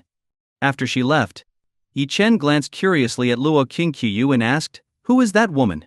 You don't seem to like her." Pouting, Luo Qingqiu said, "Her name is Li Qingcheng. She's nothing but a socialite and the secret mistress of the Zhou patriarch. Yi Chen, let me warn you not to be fooled by her smiling face. She's actually a venomous and scheming woman. You'd better stay away from her. Yi Chen chuckled. Interesting. Luo Qinqiu's expression shifted, and she pouted, "You're awful. I'm warning you, she's a bad woman, and you call her interesting." Yi Chen laughed lightly. "You misunderstood. I meant your flustered expression is interesting." As he said this, he playfully pinched Luo Qinqiu's nose. Her face turned crimson instantly, and she shyly lowered her head. Just that small gesture from Yi Chen made her heart race uncontrollably. Blushing, Luo Qinqiu muttered, "All right, let's go inside and see what the Zhou family is up to." Watching her awkward attempt to change the subject, Yi Chen couldn't help but smile. The two walked toward the banquet hall. It was evident that this gathering wasn't specifically targeting Yi Chen, as many prominent figures were present at the event. Inviting Yi Chen seemed to be a later decision. Yi Chen, the Zhou family is one of the 4 major families in the provincial capital, with considerable influence. Especially their patriarch, Zhou Yaokun, who is a truly formidable figure. Zhou Li, the one whose leg you broke, is his son, Luo Qinqiu explained. She couldn't help but feel a bit worried. The Zhou family's influence in the provincial capital was immense, and Zhou Yaokun was not only powerful but also ruthless. She feared he might harm Yi Chen. Yi Chen, however, remained unfazed and smiled. "Since I'm here, I'll just go with the flow. If the Zhou family dares to make a move against me, they'll find I'm not so easy to deal with." The two found a spot to sit, grabbed a couple of drinks and began sipping casually. To be honest, Yi Chen had always disliked such gatherings. To him, these so-called social elites were nothing more than insignificant ants. Still, attending this event reminded him of Mu Wanqing. Back then, Mu Wanqing had eagerly attended high society banquets to expand her connections and grow her company, Chunjiwan. At the time, Yi Chen had quietly arranged things so that she would be invited to all major events in Yun City. But ever since their divorce, with Mu Wanqing's current status, she likely found it hard to re-enter these high society circles. After all, even though Qin Yuan was now profitable to the truly elite, having a net worth of over $1 billion was merely the threshold. She was still an outsider to their circle. Without a strong foundation, even with money, one would only be seen as a nouveau riche. As Yi Chen was lost in thought, suddenly, a young girl approached Yi Chen and Luo Qinqiu. She looked at Yi Chen with a hint of malice in her eyes and said coldly, "Are you the one who broke my brother's leg?" Yi Chen turned to look at her, frowning, and asked, "Who's your brother?"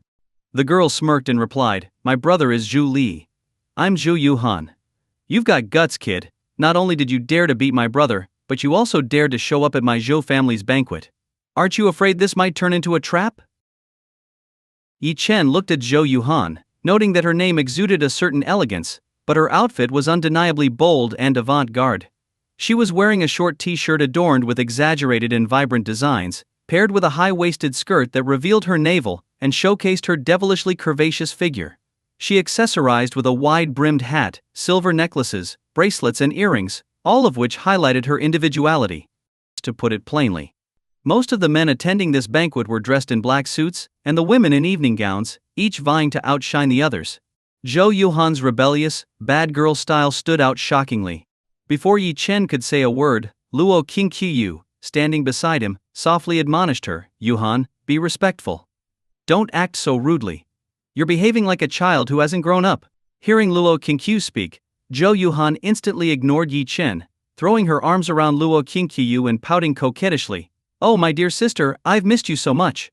Luo Qinqiu was immediately overwhelmed, feeling goosebumps rise all over her skin. She hurriedly said, all right, calm down. Stop making such a fuss." It was clear that Luo Qinqiu and Zhou Yuhan had a good relationship, but Zhou Yuhan's over-the-top personality was a bit much for Luo Qinqiu to handle. Letting go of Luo Qinqiu, Zhou Yuhan raised an eyebrow mischievously and teased, "Sister Luo, you seem so nervous about him. Don't tell me he's your new boyfriend?" Luo Qinqiu's face flushed bright red as she stammered, "Don't talk nonsense. There's nothing improper between Mr. Yi and me." Zhou Yuhan, as if discovering a new world, exclaimed, "Oh my sister Luo, why is your face so red?" At this moment, Luo Qinqiu felt her heart pounding furiously. To be honest, she was usually a very composed woman. As the eldest daughter of the Luo family, hardly anyone dared to tease her like this. On any other occasion, even if Zhu Yuhan joked around, she wouldn't react at all. But in front of Yi Chen, all her cold and aloof demeanor seemed to crumble. The burning heat on her face made her head spin. She glared at Zhou Johan and said, "Stop talking nonsense. I'm going to the restroom." Luo Qingqiu felt her face was scorching hot and wanted to splash some water to cool down. As she left, the mischievous smile on Zhou Johan's face abruptly disappeared, replaced by a frosty expression. She looked at Yi Chen and said coldly, "Yi Chen, I want to duel you." Yi Chen blinked, thinking he'd misheard. "What did you say?" "I said I want to duel you," Zhou Yuhan repeated. "You call your guys, and I'll call mine. Let's pick a spot and fight it out." Hearing this, Yi Chen couldn't help but twitch the corner of his mouth. This little girl really was a troublemaker. Challenging him to a public brawl? Yi Chen, slightly exasperated, said, "You've got issues."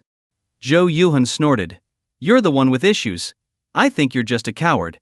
Sure, you breaking my idiot brother's leg felt great to me, but he's still my brother. You hurt him, which means you've insulted my family. So, I'm challenging you to a fight."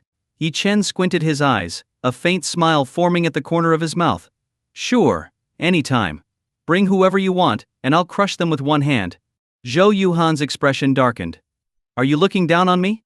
Yi Chen looked her up and down, shrugged, and said, "Go look in a mirror. What's supposed to stand out doesn't, and what's supposed to curve doesn't. You're basically a flat board. What's there for me to respect?" Despite her tough demeanor, Zhou Yuhan was still a young girl.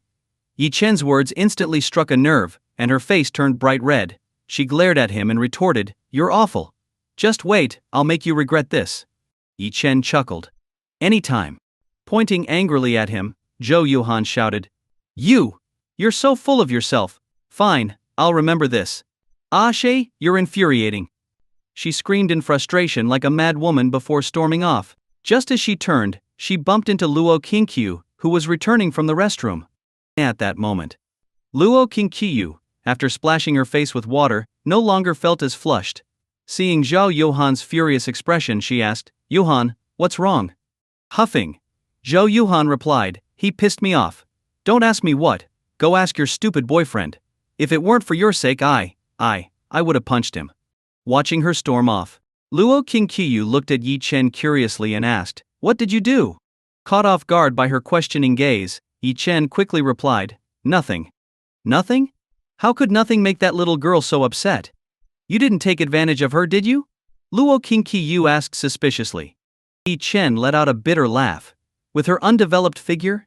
If I were going to take advantage of someone, it'd be you instead. Luo Qingqiu's face turned bright red at his words. For a moment, she was utterly speechless. The banquet continued. Aside from a few people greeting Luo Qingqiu, no one paid much attention to Yi Chen. Of course, that suited him fine, he enjoyed his solitude. However, as time ticked by, the Zhou family still didn't approach him, leaving Yi Chen wondering why they had gone to such lengths to invite him. The only thing he could conclude was that Zhou Yaokun likely didn't take him seriously, and was deliberately making him wait as a way of suppressing his spirit. Just as Yi Chen was deep in thought, suddenly, a security guard approached him rudely, grabbing his shoulder with one hand and saying coldly, "You! Come with me. Our patriarch wants to see you." Yi Chen frowned and said coldly, "Let go." The security guard sneered. "Kid, do you know where you are? Just come with me and don't resist or you're dead." To be honest, Yi Chen was already feeling annoyed from all the waiting. If he weren't curious about what the Zhou family was up to, he wouldn't have even bothered coming to this banquet. If Zhu Yaokun had treated him with courtesy, the issue with Zhou Li might have been resolved. But if they intended to provoke him, Yi Chen had no intention of holding back. Take this security guard for example. His rude grip on Yi Chen's shoulder had already infuriated him. Yet the guard kept barking, emboldened by the backing of the Zhou family. Yi Chen let out a cold snort, ignoring the man. With a slight movement of his body, an intense aura erupted from within him. The guard suddenly felt a terrifying force tearing through his hand. Crack! A bone-breaking sound echoed. The overwhelming energy sent the guard flying, slamming him into the wall with a loud crash. This scene instantly drew everyone's attention. For a moment, the entire room fell silent in shock. Someone actually dared to cause a scene at a Zhou family banquet? Who is this kid? This is a Zhou family banquet, and he actually dared to hit one of their bodyguards. Does he have a death wish? He's insane. Completely insane. Everyone knows the Zhou family is immensely powerful. Stirring up trouble here is nothing short of courting death. Yi Chen's actions at the Zhou family banquet immediately drew everyone's attention. The bodyguard he had struck wasted no time in calling for reinforcements. In an instant, dozens of bodyguards stormed into the room, surrounding Yi Chen. Causing trouble at a Zhou family banquet? Unforgivable. Yi Chen looked at the fierce and intimidating bodyguards without a hint of worry. He simply glanced calmly at Luo Qingqiu beside him and smiled. It seems Zhu Yaokun, the patriarch of the Zhou family, is just a man of hollow reputation. Luo Qingqiu covered her mouth and chuckled softly. Only you would dare to say such a thing. Yi Chen shrugged and said nonchalantly, I thought Zhou Yaokun might have some wisdom since he invited me here. But sending a group of minions to posture? It's honestly a bit laughable. Hearing Yi Chen's words, the surrounding onlookers gasped audibly. This kid has some nerve. Surrounded by bodyguards, he still dared to mock the Zhou family patriarch. Crazy. Absolutely insane. The bodyguard Yi Chen had struck earlier, now filled with rage, said angrily, Kid, don't act so cocky. Our patriarch wanted to meet you, but you not only refused but also injured me. I need an explanation. Yi Chen furrowed his brow, his gaze icy as he said coldly, You want an explanation? Who do you think you are? Let Zhou Yaokun come and speak to me himself. The bodyguard roared furiously, You! Who do you think you are? Yi Chen shrugged. In that case, there's nothing more to say. Qingqiu, let's go. And with that, Yi Chen turned to leave with Luo Qingqiu. To Yi Chen, attending the banquet was already a concession to Zhu Yaokun. He had made a move during the banquet, something Zhou Yaokun undoubtedly knew about. The patriarch's failure to appear could only mean he was observing from the shadows. Since Zhou Yaokun chose not to show himself, Yi Chen saw no need to give him any more face.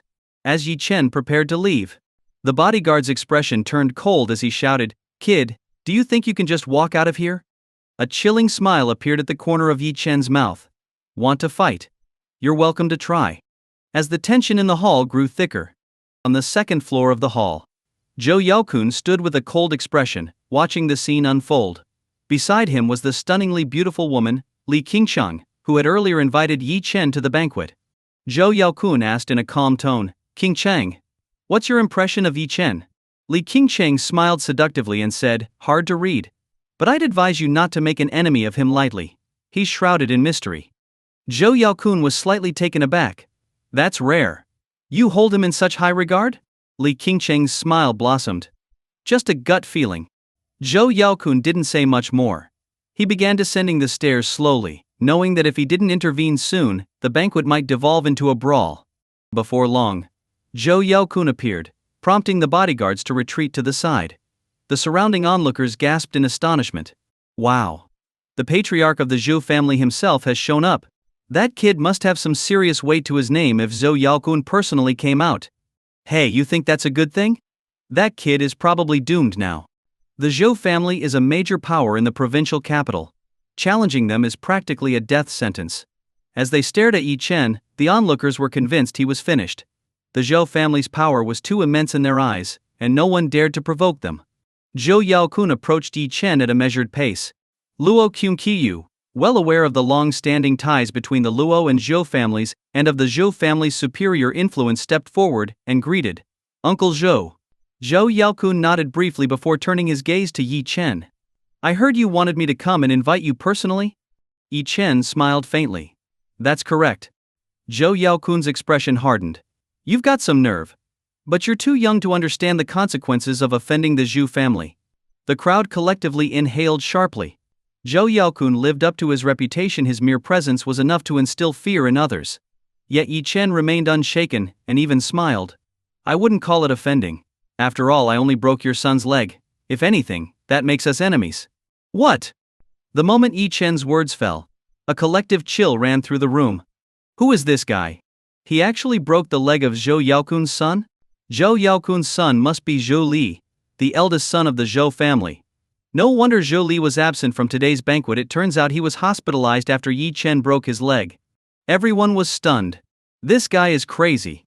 Not only did he injure Zhou Yaokun's son, but he also had the audacity to attend the Zhou family banquet. Does he even understand the meaning of death? And now, he was blatantly provoking Zhou Yaokun in front of everyone, adding fuel to the fire.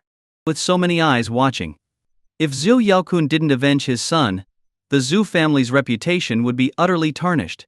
As expected, Zhou Yaokun's expression grew increasingly dark. Taking a deep breath, he said, I admire your courage, but you've injured my son. If this isn't resolved, how can the Zhou family save face? Yi Chen shrugged. What resolution do you have in mind? Zhou Yaokun's eyes narrowed, his tone chilling. You broke my son's leg. I'll break yours. That would be fair. Yi Chen scoffed. You don't have what it takes. The room erupted. Shock. Utter shock. Yi Chen's arrogance was off the charts, claiming that Zhou Yaokun lacked the ability. Unbelievable. Does he even know the power of the Zhou family? If Zhou Yaokun isn't capable, who in the entire provincial capital would be? This kid must have lost his mind. The crowd thought Yi Chen was utterly insane. Anyone else would have been trembling in fear before Zhou Yaokun. But Yi Chen dared to provoke him. Zhou Yaokun squinted his eyes, a cruel smile tugging at his lips. Very well. Let's see if I truly lack the ability. As he spoke, he waved his hand. In an instant, a figure leaped from afar with astonishing speed. In the blink of an eye, the figure traversed dozens of meters, appearing before the crowd as if materializing out of thin air due to the sheer velocity. A young man in his early 20s appeared, his movements agile and brimming with energy. Dressed entirely in black, his entire presence radiated an extraordinary aura. His gaze was piercingly sharp. A single glance was enough to make anyone feel an overwhelming sense of oppression. Standing there, his restrained yet domineering presence made it difficult for anyone to meet his eyes. Every breath of his exuded a forceful power that was intangible yet palpable, like a cutting wind. This man was powerful. Everyone could feel an unmatched strength emanating from him, leaving them awestruck. Zhou Yaokun looked at Yi Chen and said in a calm tone, Let me introduce him to you. His name is Lu Yu. If you manage to survive against him, all grudges between you and the Zhou family will be settled. Zhou Yaokun offered no further introduction. In his mind, Yi Chen stood no chance of surviving against Lu Yu. He didn't believe a word of Li Qingchang's earlier caution. From his perspective, Yi Chen was just a reckless fool. From the moment Zhou Yaokun saw Yi Chen, he had already sentenced him to death in his heart. Protecting the dignity of the Zhou family was paramount, and anyone who dared oppose them had to die. Lu Yu glanced at Yi Chen with disdain and said mockingly, Uncle Zhou, against a nobody like him, you want me to act? Isn't that overkill? Zhou Yaokun chuckled. Lu Yu, if you want to make a name for yourself, you shouldn't hold back. Kill him, and make him the stepping stone to your fame. Lu Yu approached Yi Chen, looking down at him and sneering. Kneel. Yi Chen frowned, a cold smile forming at the corner of his mouth. He had never encountered someone as arrogant as Lu Yu before. Letting out a faint snort, he said, Who do you think you are? Lu Yu replied calmly, I'm here to kill you. Understand? Yi Chen shrugged. Do you think you're worthy? Lu Yu frowned. In his eyes, Yi Chen was someone he could crush with a single hand, nothing more than an ant. To him, Yi Chen should obediently kneel on the ground and await his judgment, as if from a god. But to his utter shock, this ant dared to defy him. A flash of anger crossed Lu Yu's face. You dare provoke me? Do you have any idea of the consequences? You can't afford to bear them. The tension in the air grew thick. Luo Qingqiu, visibly anxious, glanced at Zhou Yaokun and pleaded, Uncle Zhou, why must you take things this far? Does someone have to die for you to be satisfied? Zhou Yaokun responded with a faint smile. This is a matter between young people. I won't interfere. Frustrated, Luo Qingqiu turned to Lu Yu. Lu Yu, don't do this. Someone could really get killed. Lu Yu scoffed. Smart girl, at least you understand he'll die by my hand. Luo Qingqiu retorted, No. What I mean is, you shouldn't provoke Yi Chen. Why not apologize to him? Otherwise you might end up being killed by him. What? Lu Yu burst into wild laughter. Ha ha ha. Did I hear that right? He's going to kill me? That's the funniest thing I've ever heard. A glimmer of disdain flickered in Zhou Yaokun's eyes. He had absolute confidence in Lu Yu's strength. He hadn't explained Lu Yu's background to anyone, because Lu Yu came from an ancient martial family. Luo Qingqiu sighed helplessly and said, I warned Zhu Li the same thing before. Unfortunately he didn't listen, and now his leg is broken. I hope you'll take this as a warning. Hearing this, Lu Yu's face darkened as if he'd been humiliated. His eyes turned icy as he looked at Yi Chen and said arrogantly, Kid, do you believe her? Yi Chen shook his head. Seeing this, Lu Yu laughed even louder. Ha ha ha. At least you have some self-awareness. You're right, you're nothing more than an ant in front of me. Crushing you is too easy. But if you kneel and beg for mercy, I might go easy on you. Yi Chen chuckled softly. Lu Yu frowned and asked, "What are you laughing at?" Yi Chen replied indifferently, "Nothing much.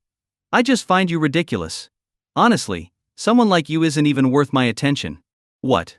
Lu Yu's face twisted in anger, the mockery in his expression replaced by a cold, murderous intent. As the eldest son of the Lu family, he prided himself on his immense strength and status. In his world, only he had the right to trample on others' dignity. He would never tolerate anyone insulting his own. Narrowing his eyes, Lu Yu said coldly, "Kid, this world is far more mysterious than you can imagine. Some people are born to stand above the masses. You know my name, Lu Yu, but you don't know my true identity. If my identity were revealed, it would be enough to make you kneel in fear." Yi Chen looked at Lu Yu with a blank expression, almost pitying him. This guy was beyond conceited, clearly obsessed with his own importance. With a faint smirk, Yi Chen replied, "Oh? Then why don't you enlighten me? What's your grand identity? Are you some stray cat or dog? I'm curious to see what would make me kneel." Lu Yu's expression turned haughty. "Kid, today I'll open your eyes. Do you know what an ancient martial family is? I come from one of them. I'm a true practitioner of inner force, a legendary martial artist revered by thousands." These words sent a wave of shock through the crowd. An ancient martial family? An inner force martial artist? For ordinary people, such terms were utterly foreign and almost mythical. Even among the elite present, most were clueless about what an ancient martial family truly entailed. But for those with some knowledge of this secret world, Lu Yu's words were chilling. Zhou Yaokun's eyes sparkled with confidence. His faith in Lu Yu's strength stemmed from the fact that Lu Yu was a bona fide ancient martial artist, a level of existence unattainable for ordinary people. "Oh my God! An ancient martial artist. I've heard of them. They say such people can defy gravity and move mountains. They're known as inner force martial artists. I always thought they were just characters from novels. I didn't think they were real."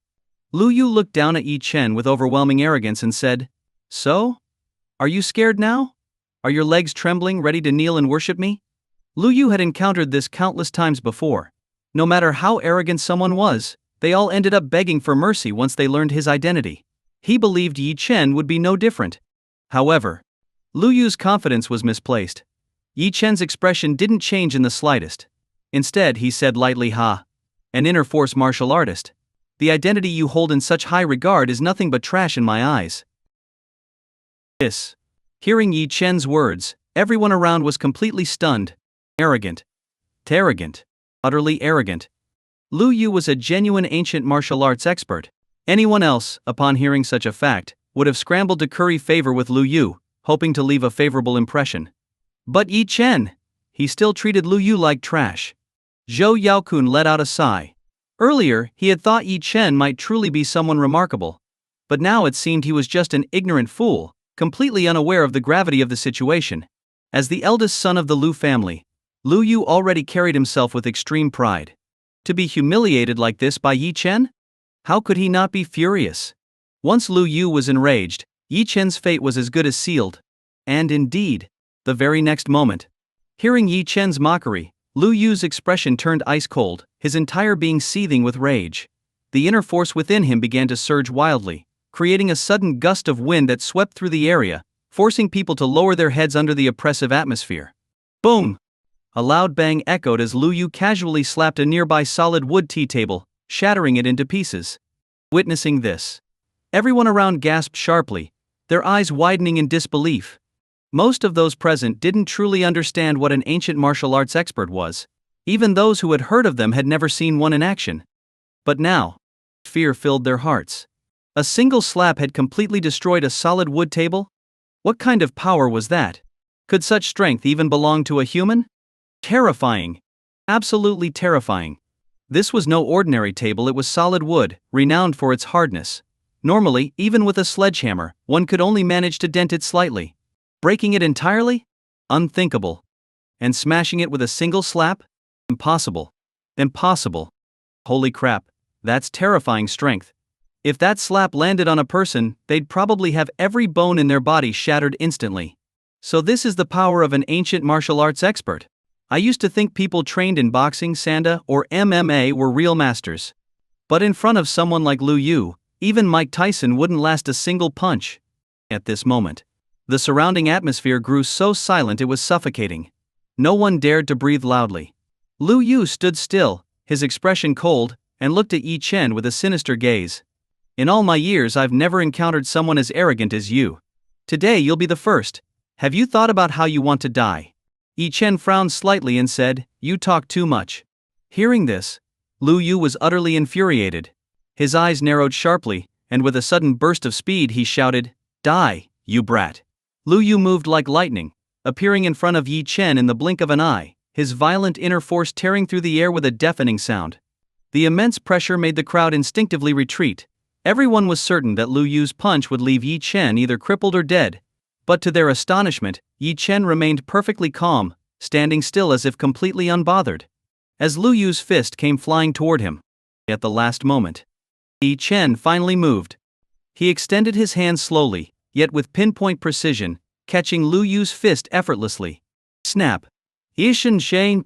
Lu Yu's body trembled violently. His fist was caught by Yi Chen's hand, and in his mind, this was nothing short of suicidal. With a single punch, Lu Yu believed he could easily shatter Yi Chen's arm. But what happened next was beyond his comprehension. As soon as Lu Yu's fist made contact with Yi Chen's hand, it felt as though it was gripped by an overwhelming force, completely immobilized. He couldn't move forward even an inch. Lu Yu's face turned pale, his heart filling with dread. How was this possible? He was an ancient martial arts expert. Though only at the early stages of inner force mastery, defeating an ordinary person should have been effortless. Yet now, he was completely at Yi Chen's mercy? This was impossible. As Lu Yu stood there, utterly shocked, Yi Chen seemed to grow impatient. He spoke in a calm, detached tone, "Is this all you've got? What a disappointment. Now it's my turn." A chill ran down Lu Yu's spine, his entire body covered in goosebumps. For the first time he felt true fear. Yi Chen casually raised his hand and swung it toward Lu Yu's head. Slap! A resounding smack echoed through the hall.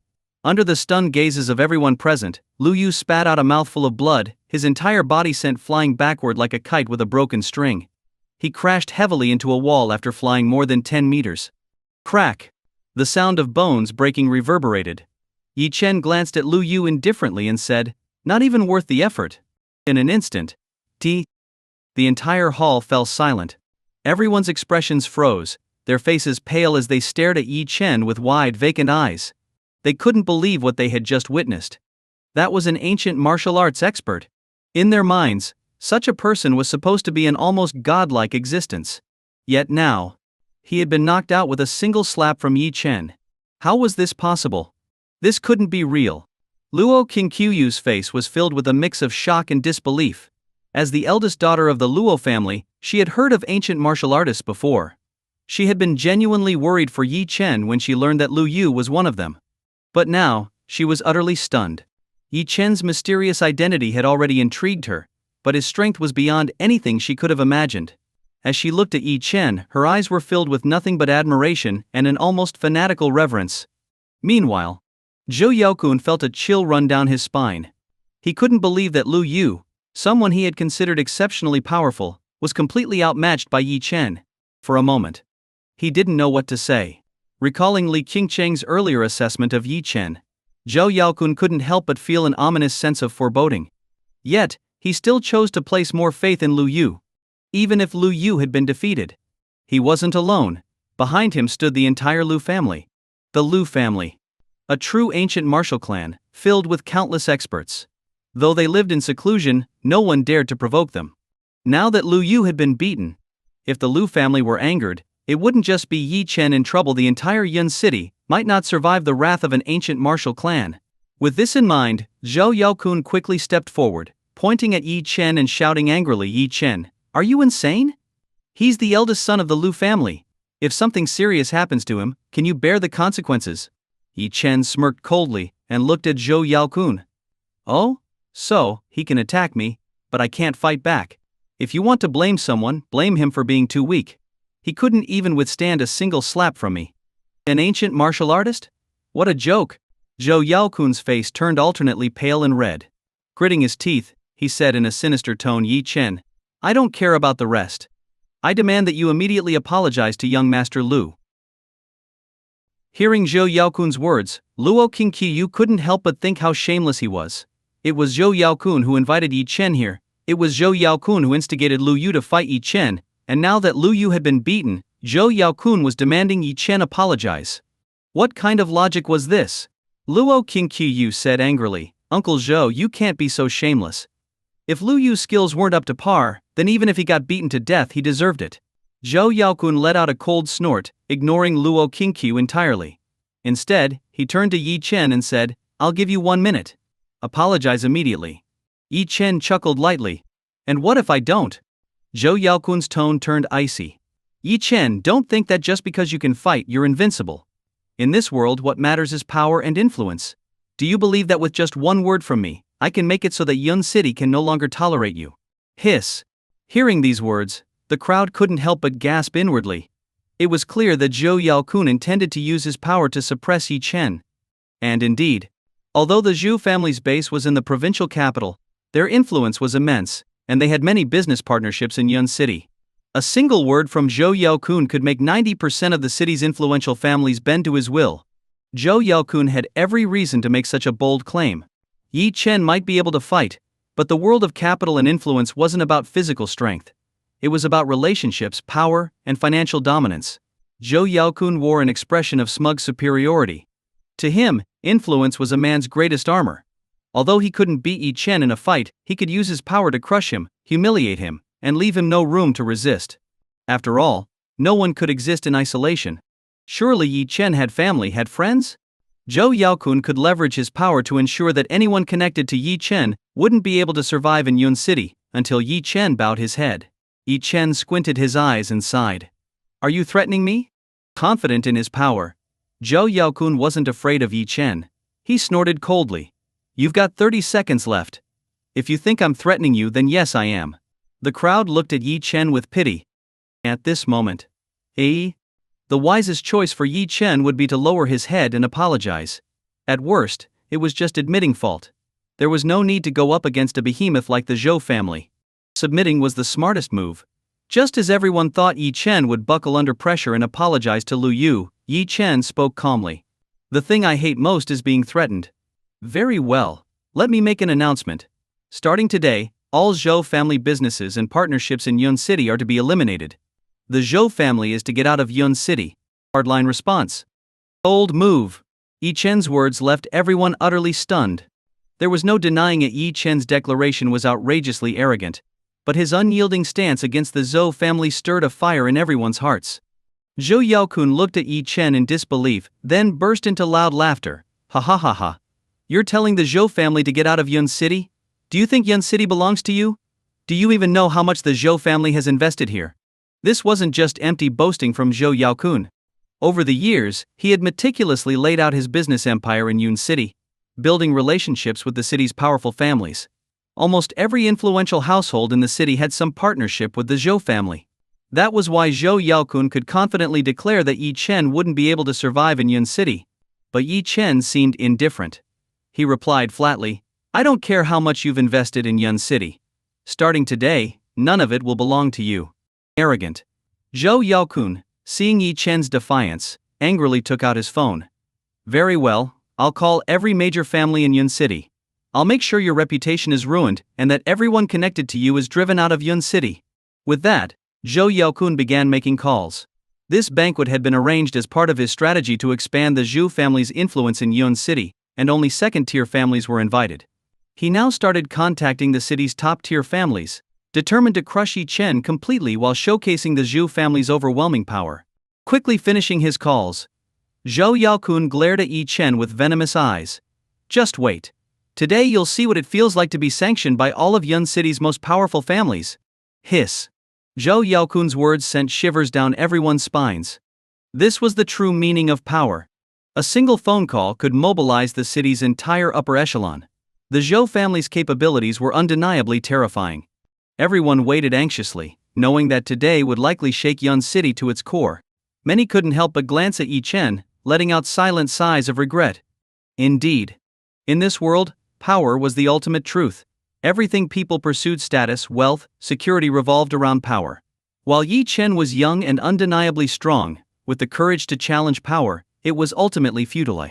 He would inevitably crumble under the weight of Zhou Yaokun's influence. But as they looked at Yi Chen, they noticed something strange. His face remained calm. There wasn't a hint of fear or unease. It was baffling. To Zhou Yaokun, Yi Chen was just a reckless fool who didn't know the weight of his own words.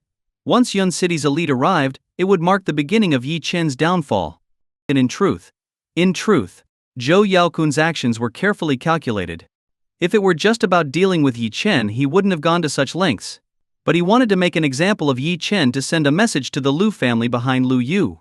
Moreover, it was an opportunity to flaunt the Zhou family's strength to consolidate their position in Yun City. For Zhou Yaokun, this was a strategic move that killed 3 birds with 1 stone. Soon, luxury cars began arriving outside the banquet hall.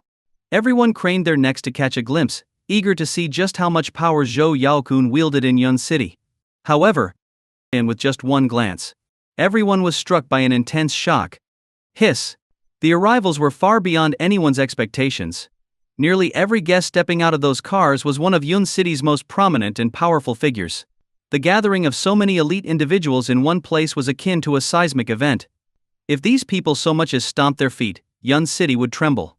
No one had imagined that the Zhou family's influence in Yun City was this immense.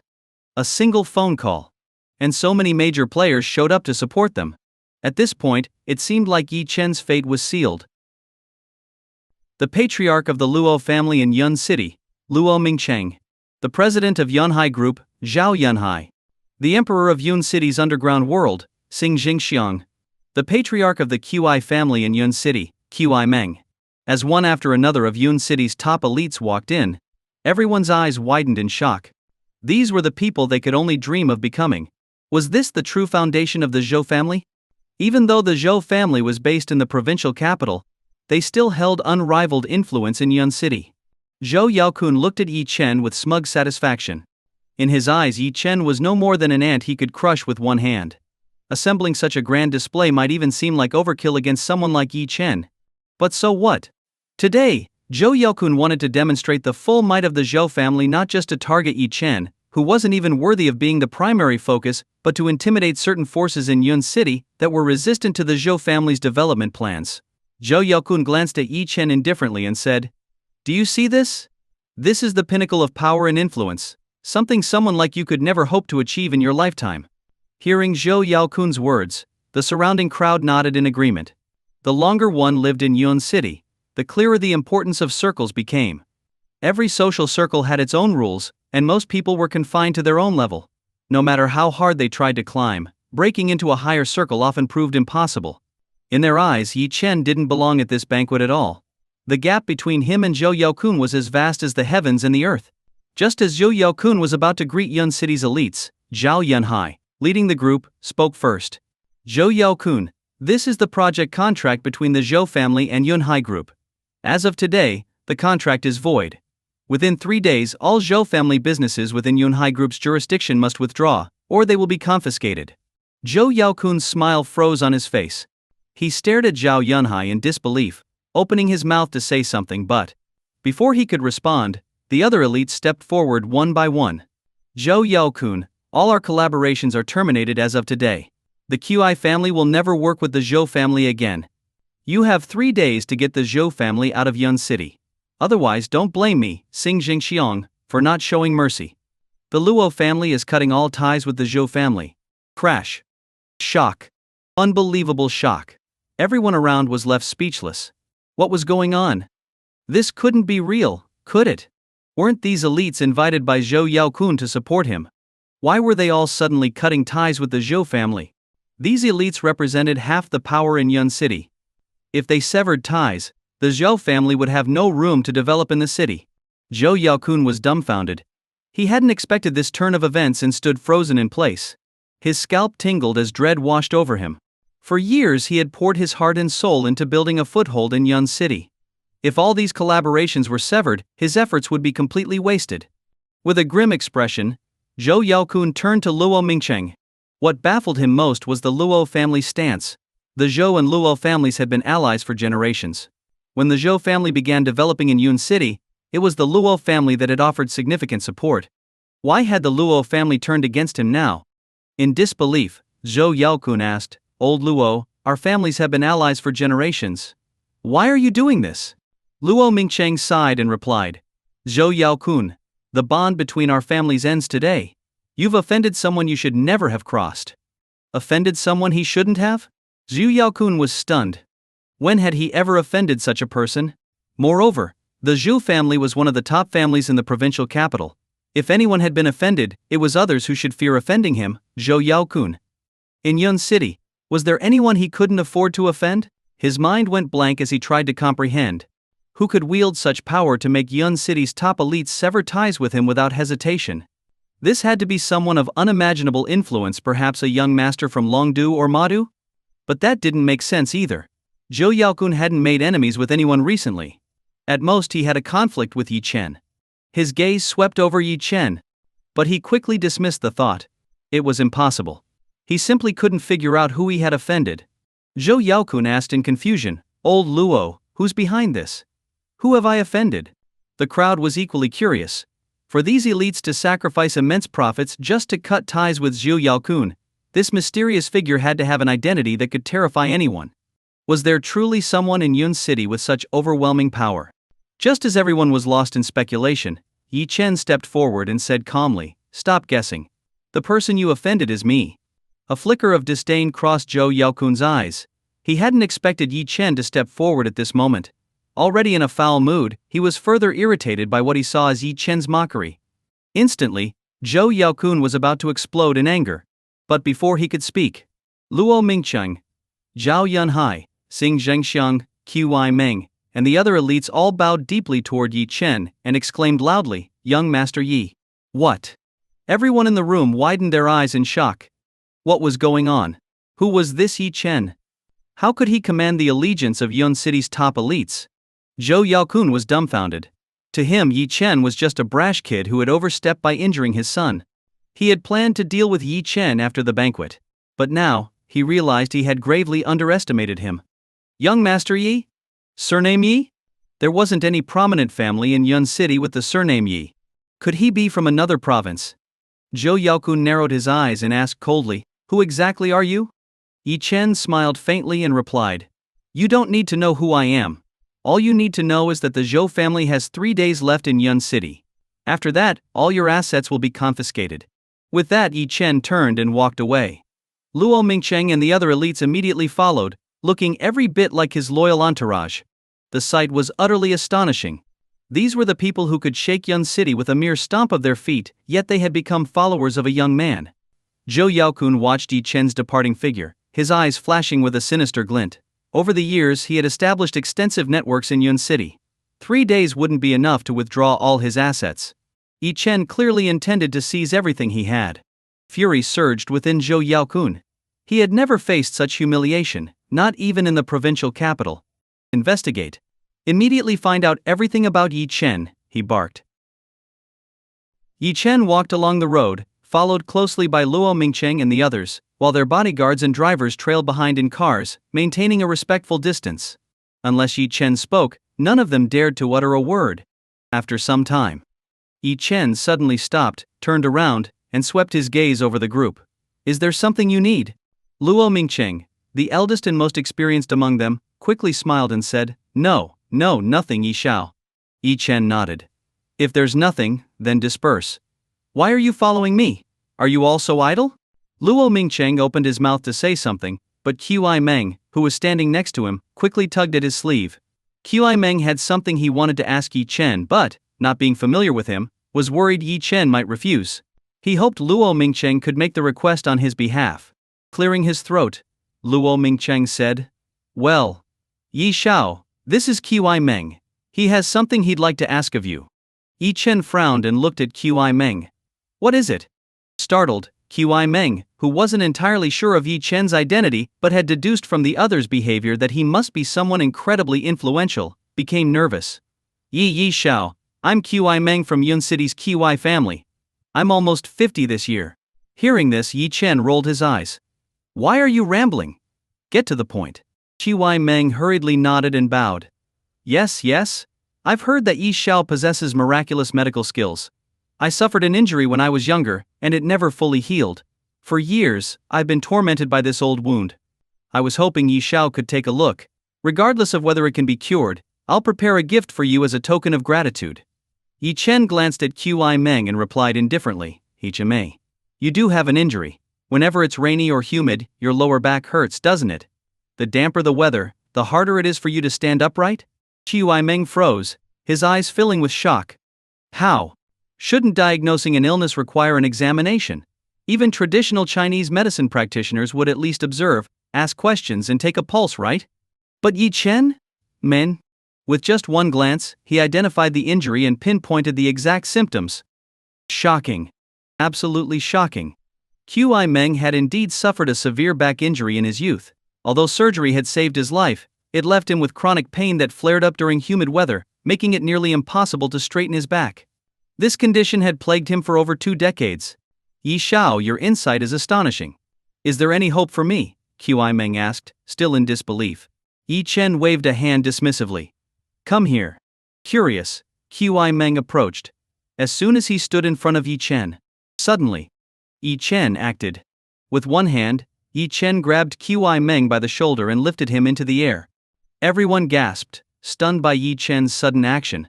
They couldn't understand why he had just thrown Qi Meng. But then, Yi Chen struck Qi Meng's lower back several times, each blow producing a sharp cracking sound. Qi Meng felt a surge of warmth spread through his body, followed by an overwhelming sense of relief. By the time he landed, he was so stunned that he couldn't immediately react.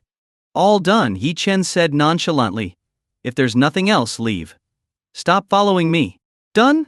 Just like that? Luo Mingcheng and the others were well aware of Qi Meng's condition. Despite their wealth and connections, Qi Meng had consulted countless renowned doctors over the years, only to be told his injury was incurable. And yet, Yi Chen had resolved it in moments. Qi Meng, too, was astounded. He had felt only a warm flow of energy and little else. Could his injury truly be healed so easily? Tentatively, he bent forward. Previously, even the slightest attempt to bend his back would result in excruciating pain. Now, as he bent fully, placing both hands on the ground, he felt nothing, no pain, no pressure. He was cured. Truly cured. Qi Meng's heart swelled with awe and gratitude. Yi Chen was nothing short of a miracle worker. Seeing Yi Chen about to leave, Qi Meng ran after him, dropping to his knees with a loud thud. Yi Xiao, thank you for curing my old injury. I must give you a gift. Please accept it, or I won't be at peace. Yi Chen replied casually, what gift? Qi Meng gestured for his driver to bring the car over, and then said to Yi Chen, Yi Xiao, please get in the car. The gift is too large to bring here. I promise you'll be satisfied. Without overthinking it, Yi Chen stepped into the car. Shortly after, Qi Meng brought Yi Chen to Hidden Dragon Manor. Hidden Dragon Manor was Yun City's most exclusive estate, rumored to have cost billions to construct. Everything within it, from its facilities to its decor, was top tier. As Yi Chen took in his surroundings, a slight frown appeared on his face. What was Qi Meng planning by bringing him here? And in truth, Qi Meng was Yun City's largest real estate developer. Most of the city's luxury mansions and villas were built by his company. Arriving at the manor's entrance, Qi Meng quickly got out, opening the car door for Yi Chen. Yi Chen stepped out and asked, What are you giving me? Qi Meng gestured grandly toward the estate. This Yi Xiao Hidden Dragon Manor. This estate is the pinnacle of luxury in Yun City. It represents all my effort and dedication. I've never found anyone worthy enough to live here, not even myself. But now that I've met you, Yi Xiao, your status is the only one deserving of this place. I wish to gift it to you. Yi Chen glanced around. There was no denying it. Hidden Dragon Manor was every bit as grand and magnificent as its reputation suggested. Without responding, Yi Chen walked into the estate. The moment he stepped inside, a flicker of surprise crossed his eyes. Something was off. Why was the spiritual energy here so dense? Yi Chen examined the trees planted throughout the manor. Though they appeared ordinary, they were thriving, and even plants that should have withered in this season remained lush and green. Strange. Highly unusual. Noticing Yi Chen's curiosity, Qi Meng explained, Yi Xiao, you've probably sensed it as well. The most remarkable thing about this manor is that it's spring all year round. The trees and plants here rarely wither. Yi Chen nodded, closing his eyes to focus. Moments later, his eyes flew open in shock. He understood now. The reason the vegetation here flourished year-round was because the manor was built above a spiritual vein. A hiss. Even Yi Chen found this revelation surprising. If this were merely a luxurious estate, he wouldn't have paid it much attention. But an estate sitting atop a spiritual vein, however small, was another matter entirely. Nodding in satisfaction, Yi Chen said, "This place is good. I'll take it." After receiving Hidden Dragon Manor, Yi Chen returned to his current residence. Mu Qingshu was already home. Seeing Yi Chen enter, she greeted him with a smile. "Brother-in-law, have you eaten?" Yi Chen smiled back. "Not yet, but I'm not planning to eat right now. Pack up your things, we're moving." "Moving?" Mu Qingshu was stunned. This news came as a surprise. They had been living comfortably here, so why the sudden move? Curiously, she asked, "Where are we moving to?" Yi Chen smiled. "You'll find out soon enough. Don't worry, it'll be much better than here." Hearing that, Mu Qingshu didn't ask further questions. She quickly started packing, though there wasn't much to bring. Hidden Dragon Manor already had all the necessary furniture, and was cleaned daily by professional staff. Before long, Yi Chen took Mu Qingshu to Hidden Dragon Manor. Standing at the entrance, Mu Qingshu was utterly dumbfounded. She never expected that the move Yi Chen mentioned would be to Hidden Dragon Manor. To her, Hidden Dragon Manor was a legendary place. It was the most luxurious estate in Yun City, costing over 5 billion to build. Some even claimed it was the location of Yun City's Dragon Vein. Shocked, Mu Qingshu turned to Yi Chen and asked, "Brother-in-law, are you saying we're going to live here from now on?" Yi Chen nodded. "That's right. What do you think? Do you like it?" Mu Qingshu forced a laugh. "Like it? How could I not like it? This is the pinnacle of luxury in Yun City. I heard that even Luo Mingcheng wanted to buy it back then, but Kiwai Meng refused to sell it. He didn't even want to live here himself." "Brother-in-law, how did you manage to buy this place?" Shrugging, Yi Chen replied casually, "Buy it? I didn't buy it, someone gave it to me." Boom! Yi Chen's words, spoken lightly, hit Mu Qingshu like a thunderclap. Gave it to him? Pie. Was this a joke? This was a luxury estate worth billions. And someone just gave it to him? Mu Qingshu was in shock. It seemed her brother-in-law's identity was far more terrifying than she had imagined. Yi Chen led Mu Qingshu to the gate. At the entrance, professional security guards were already stationed. Upon seeing Yi Chen, the guards bowed and greeted him respectfully. "Welcome home, Mr. Yi." Yi Chen nodded. "This is Mu Qingshu. She'll be living here from now on. Make sure you recognize her." The guards quickly and respectfully said, "Welcome home, Miss Miu." Mu Qingshu smiled and nodded to them in acknowledgement. As they walked into the manor, Mu Qingshu's excitement bubbled over. "I never thought I'd get to live in such a luxurious estate one day. Brother-in-law, I'm so happy." Yi Chen chuckled. "Don't get too excited. The happy days are just beginning." Puzzled, Mu Qingshu asked, "Brother-in-law, what do you mean?" Yi Chen explained, "The most valuable aspect of this manor isn't its decor or location. Beneath this estate lies a spiritual vein. Living here will nourish your body, rejuvenate your energy, and keep you free from illness." Mu Qingshu was stunned. "Really? No wonder the air feels so much fresher here." Yi Chen didn't elaborate further, and they continued walking into the manor. Mu Qingshu ran off toward the villa area, her excitement evident. Yi Chen called after her, "Slow down. What's the rush?" Giggling, Mu Qingshu replied, "I want to pick my own room and clean it up." Yi Chen said, "The staff clean everything daily. There's no need for you to do anything." Mu Qingshu insisted, "I don't care. It's my first time living in such a nice place. I have to clean it myself to feel truly happy." Seeing her so elated, Yi Chen didn't argue. He didn't follow her but instead went to the manor's entrance to survey the surroundings. Since there was a spiritual vein beneath the estate, he wanted to fully utilize it by planting spiritual herbs and medicines. Meanwhile, in the Hidden Dragon Mountain area, Mu Wangqing was walking along a path with a group of investors.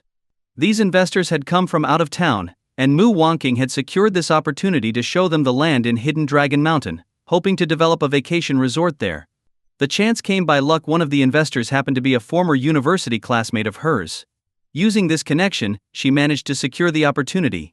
She couldn't afford to let it slip away. Mu Wangqing had always believed in the potential of Hidden Dragon Mountain's tourism industry. If she could establish a resort here, it would undoubtedly be a huge success. Taking a deep breath, she began introducing the area. "Ladies and gentlemen, Hidden Dragon Mountain is Yun City's prime location. Not only is the scenery breathtaking, but its geographical position is excellent, just a 10-minute drive from 2 5-level scenic spots. What's more, Yun City's most luxurious Hidden Dragon Manor is located here. A man in the group, named Lan Shi, nodded in agreement. He was one of the investors and Mu Wangqing's university classmate. Now a manager in Angel Investments, he said with a smile. I've heard a bit about Hidden Dragon Manor. Its construction caused quite a stir back then. Mu Wangqing quickly added, that's right. It's safe to say that everyone in Yun City knows about Hidden Dragon Manor. This area is the dream residential zone for many. People even visit just to catch a glimpse of it. An older investor asked, not bad. The location and marketability seem promising. Plus, with the reputation of Hidden Dragon Manor, investing here doesn't seem like a problem. But is there anyone living in the manor? Mu Wangqing smiled. Since its construction, Hidden Dragon Manor has remained unoccupied. Many wealthy individuals have tried to buy it, even offering billions, but none succeeded. Anyone who can live there must be extraordinarily wealthy or powerful. As they walked closer to Hidden Dragon Manor, the investors observed the surroundings. Suddenly, they froze in surprise. Not only did they see security guards stationed outside the manor, but on the lawn inside, a man was lounging on a chair, basking in the sun. Wasn't this manor supposed to be unoccupied? Lan Shi asked, puzzled. Mu Wangqing followed his gaze, her expression calm at first. You may not be familiar with Yun City, but this manor was built by Qi Meng, a real estate tycoon. He doesn't lack money and has said he'd only sell this estate to someone worthy. Honestly, my biggest dream was to one day live in Hidden Dragon Manor. Though I know I'm not qualified, everyone needs dreams, right? In my opinion, no one in Yun City is qualified to live in this dream estate. Lan Shi, listening to Mu Wangqing's words, was left speechless. He pointed toward the manor. Unoccupied. Then, who is that? Mu Wangqing turned to look where he was pointing. That one glance. Her entire body froze. Her eyes widened in disbelief. She felt a chill run down her spine. Her whole body stiffened as she stared, unable to move. What's going on? Wasn't Hidden Dragon Manor supposed to be unoccupied? Why is there someone living there now? Mu Wangqing stared at the figure lounging on the chair inside the estate. He looked somewhat familiar. No, not just familiar.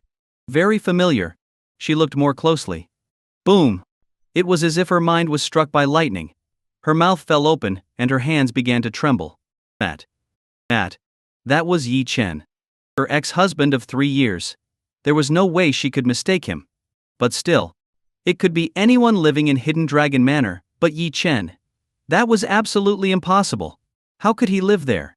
How was he qualified to live there? Shock. She was completely stunned. What in the world had happened? Wasn't Yi Chen always a useless freeloader? What gave him the right to live in this estate? Mu Wangqing's mind was in chaos, unable to make sense of it. Lan Shi noticed Mu Wangqing's unusual reaction and asked, Wangqing, what's wrong? Snapping out of it, she replied. I don't know why someone is living in Hidden Dragon Manor, but I recognize that person.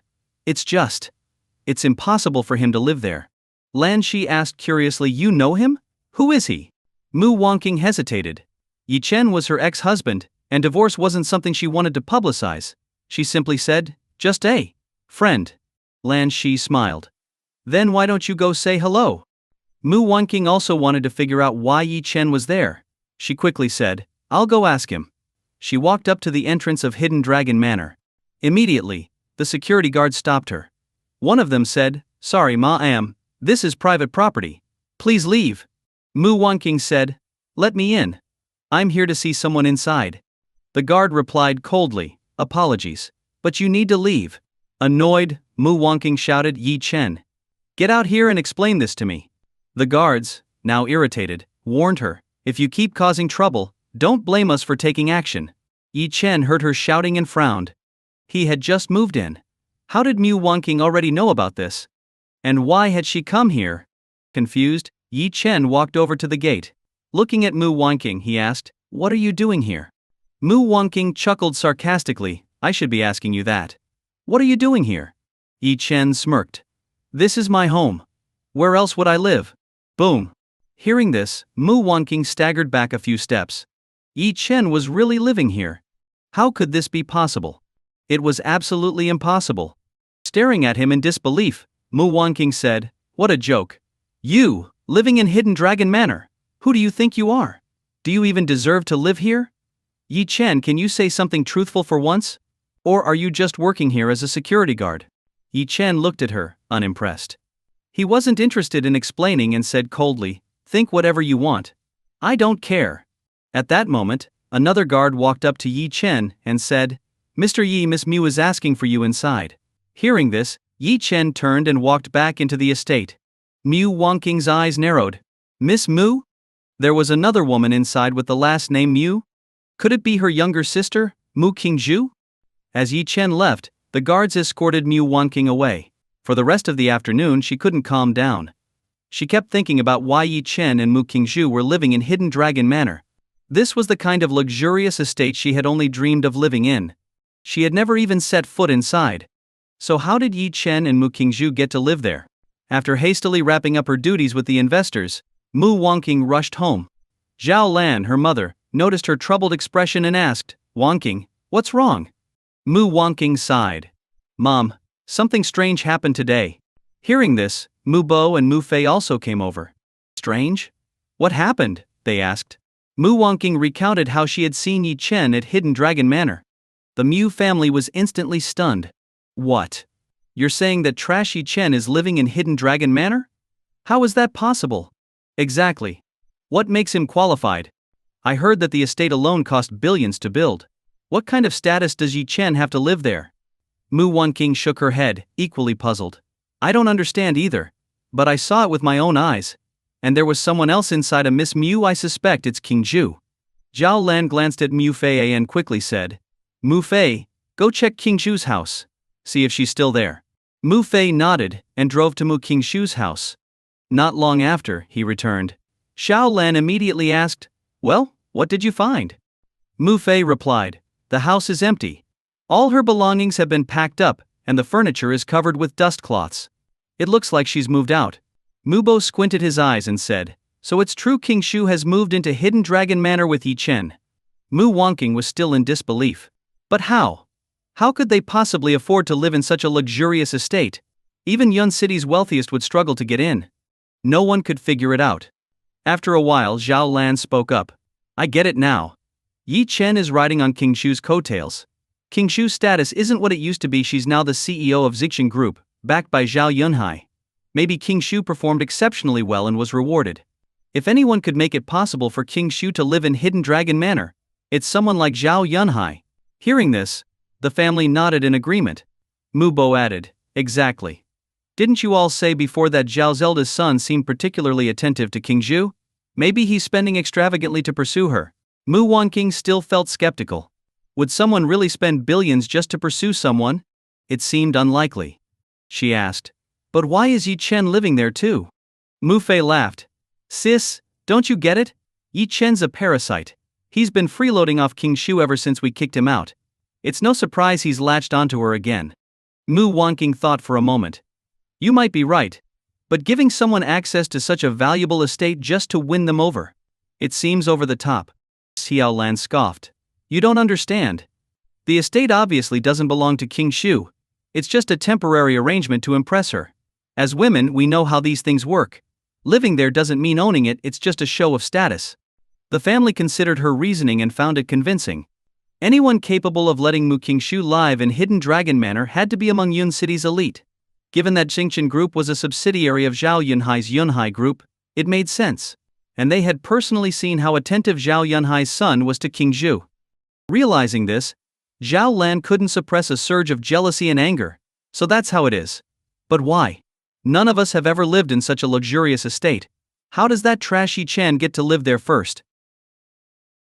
The family's discussion grew more heated, their resentment toward Yi Chen intensifying. Zhao Lan, visibly angry, said, This is infuriating. That Yi Chen is clearly taking advantage of our Mu family. He's a grown man, why can't he earn his own living? Why does he have to rely on women? Mu Fei chimed in, Exactly. First, he mooched off of our eldest sister. After we kicked him out, he latched onto our second sister. Now he's living in Hidden Dragon Manor? No way. I'm going to talk to second sister and tell her to kick him out, then we can move in. Mu Wangqing quickly stopped him. Don't act rashly. We need to figure out what's really going on. I have something very important to handle tomorrow, and we can't afford to mess it up. Mu Bo, curious, asked, What's so important? Mu Wangqing's expression turned determined as she replied. Haven't you heard? The globally renowned Pearl Group is coming to Yun City. At these words, the entire family was stunned. The Pearl Group? That's one of the world's top 500 corporations, a massive, prestigious company. And now they're coming to Yun City? This was monumental news. Mu Bo exclaimed, wow. A company that big establishing itself in Yun City will create countless opportunities. Mu Wangqing smiled proudly. Exactly. As soon as I got wind of this, I immediately reached out to the Pearl Group, and guess what? One of their project managers happens to be my former college classmate, and he's agreed to give me an opportunity to collaborate with them. What? Mu Bo, Zhao Lan, and the others could hardly breathe from excitement. Excitement. This was monumental news. Being able to collaborate with the Pearl Group could catapult Qin Yuan Company to unprecedented heights. Zhao Lan laughed heartily. Daughter, you're amazing. If you successfully secure this partnership, our Mu family status in Yun City will skyrocket. Mu Bo added, Wangqing, I've always had high hopes for you, and you haven't disappointed me. My only regret is not stopping your marriage to Yi Chen back then. That decision left a stain on your otherwise bright future. Zhao Lan scowled. What bad luck he was. We need to help Wangqing clean up this stain completely. Once she reaches the pinnacle of Yun City's business world, there'll be no room for Yi Chen to drag her down. Mu Fei nodded. I'm sure Yi Chen hasn't given up yet. He's probably still clinging to the hope of remarrying Big Sister. With his shamelessness, we need to stay vigilant. In their eyes, Yi Chen had spent 3 years living off their family, contributing nothing. When they divorced, he left with nothing, refusing even the 5 million yuan they offered him out of pride. He had no job, no income, how could he survive? Surely, they reasoned, he was leeching off Mu Qingshu now. Without her, he'd likely starve on the streets. Mu Wangqing sighed. Qingshu is just too naive. She's the CEO of Xingchen Group now, yet she's still associating with Yi Chen. Doesn't she realize it lowers her status? And besides, Yi Chen was her brother-in-law. Now that they're living together, what will people say? Mu Fei narrowed his eyes. Big sister, since you're about to secure this partnership with the Pearl Group, why don't we organize a gathering with some high-status friends? Let Yi Chen see firsthand what your social circle looks like now. Once he realizes the gap between you, we can give him some money to leave Hidden Dragon Manor, and then we can move in. Zhao Lan nodded in agreement. That's a great idea, Fei. Mu Wangqing also nodded. All right, I'll make the arrangements. Meanwhile, Yi Chen was unaware of the Mu family scheming to not only humiliate him but also claim Hidden Dragon Manor for themselves. The idea was laughable. At that moment, Yi Chen and Mu Qingshu were enjoying lunch at Hidden Dragon Manor. Still giddy about moving in, Mu Qingshu looked up and asked, Brother-in-law, did you hear the news? Hear what? Yi Chen glanced at her curiously. Mu Qingshu grinned. You really don't keep up with current events, do you? The internationally renowned Pearl Consortium is coming to Yun City, and the CEO of the Yun City branch is none other than the famed financial goddess, Lu Miaoyin. Hearing this, Yi Chen's eyes flickered slightly, and a faint smile played on his lips. Noticing his silence, Mu Qingshu asked, Brother-in-law, have you heard of Lu Miaoyin? Yi Chen chuckled. Yes, I've heard of her. Mu Qingshu said excitedly, she's truly worthy of being called the goddess of finance. I heard she's been dominating Wall Street with her Pearl Consortium. Not only is she stunningly beautiful, but she's also incredibly intelligent, someone everyone admires. Yi Chen smiled and replied, she's all right. Not as extraordinary as the rumors make her out to be. She can be a bit clueless. Mu Qingshu giggled. Brother-in-law, you're so funny.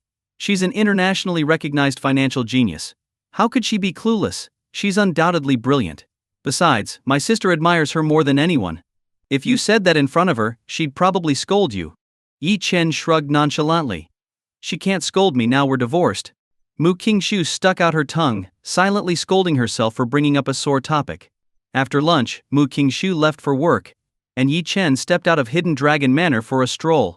As he walked along a path near Hidden Dragon Mountain, several luxury cars suddenly stopped in front of him. 2 people stepped out. The first was a stunningly beautiful woman with an air of sophistication. Her elegant eyes glimmered with intelligence, and she exuded a noble, graceful aura. Every step she took seemed like a dance through a celestial realm. Her skin was as fair as snow, her delicate facial features flawlessly balanced. A faint, playful smile graced her lips, making her look both approachable and commanding. Next to her stood a tall, imposing man. He had a lean face, a towering stature, and was dressed in a black trench coat with a round-brimmed hat. Beneath the hat, his calm, expressionless eyes seemed to pierce through everything, as if he had seen the world's truths. Even a single glance from him sent a shiver down one's spine. It was clear this man was an extraordinarily dangerous figure. The aura he emitted alone was enough to make people tremble. Seeing these two, Yi Chen was momentarily stunned, a hint of surprise flashing in his eyes. To be honest, he hadn't expected them to come. It had been so long since they last met. A faint smile appeared on his lips as he looked at the two of them and said in a calm tone, "Lu Miaoyan, Zhang Yi." Both Lu Miaoyan and Zhang Yi looked at Yi Chen, a trace of respect flashing in their eyes. The next moment, Lu Miaoyan and Zhang Yi dropped to their knees before Yi Chen in unison, their voices respectful and synchronized as they called out, "Young master." Their expressions were filled with utmost reverence and awe. If Mu Wanqing and her family had witnessed this scene, they would have been utterly shocked.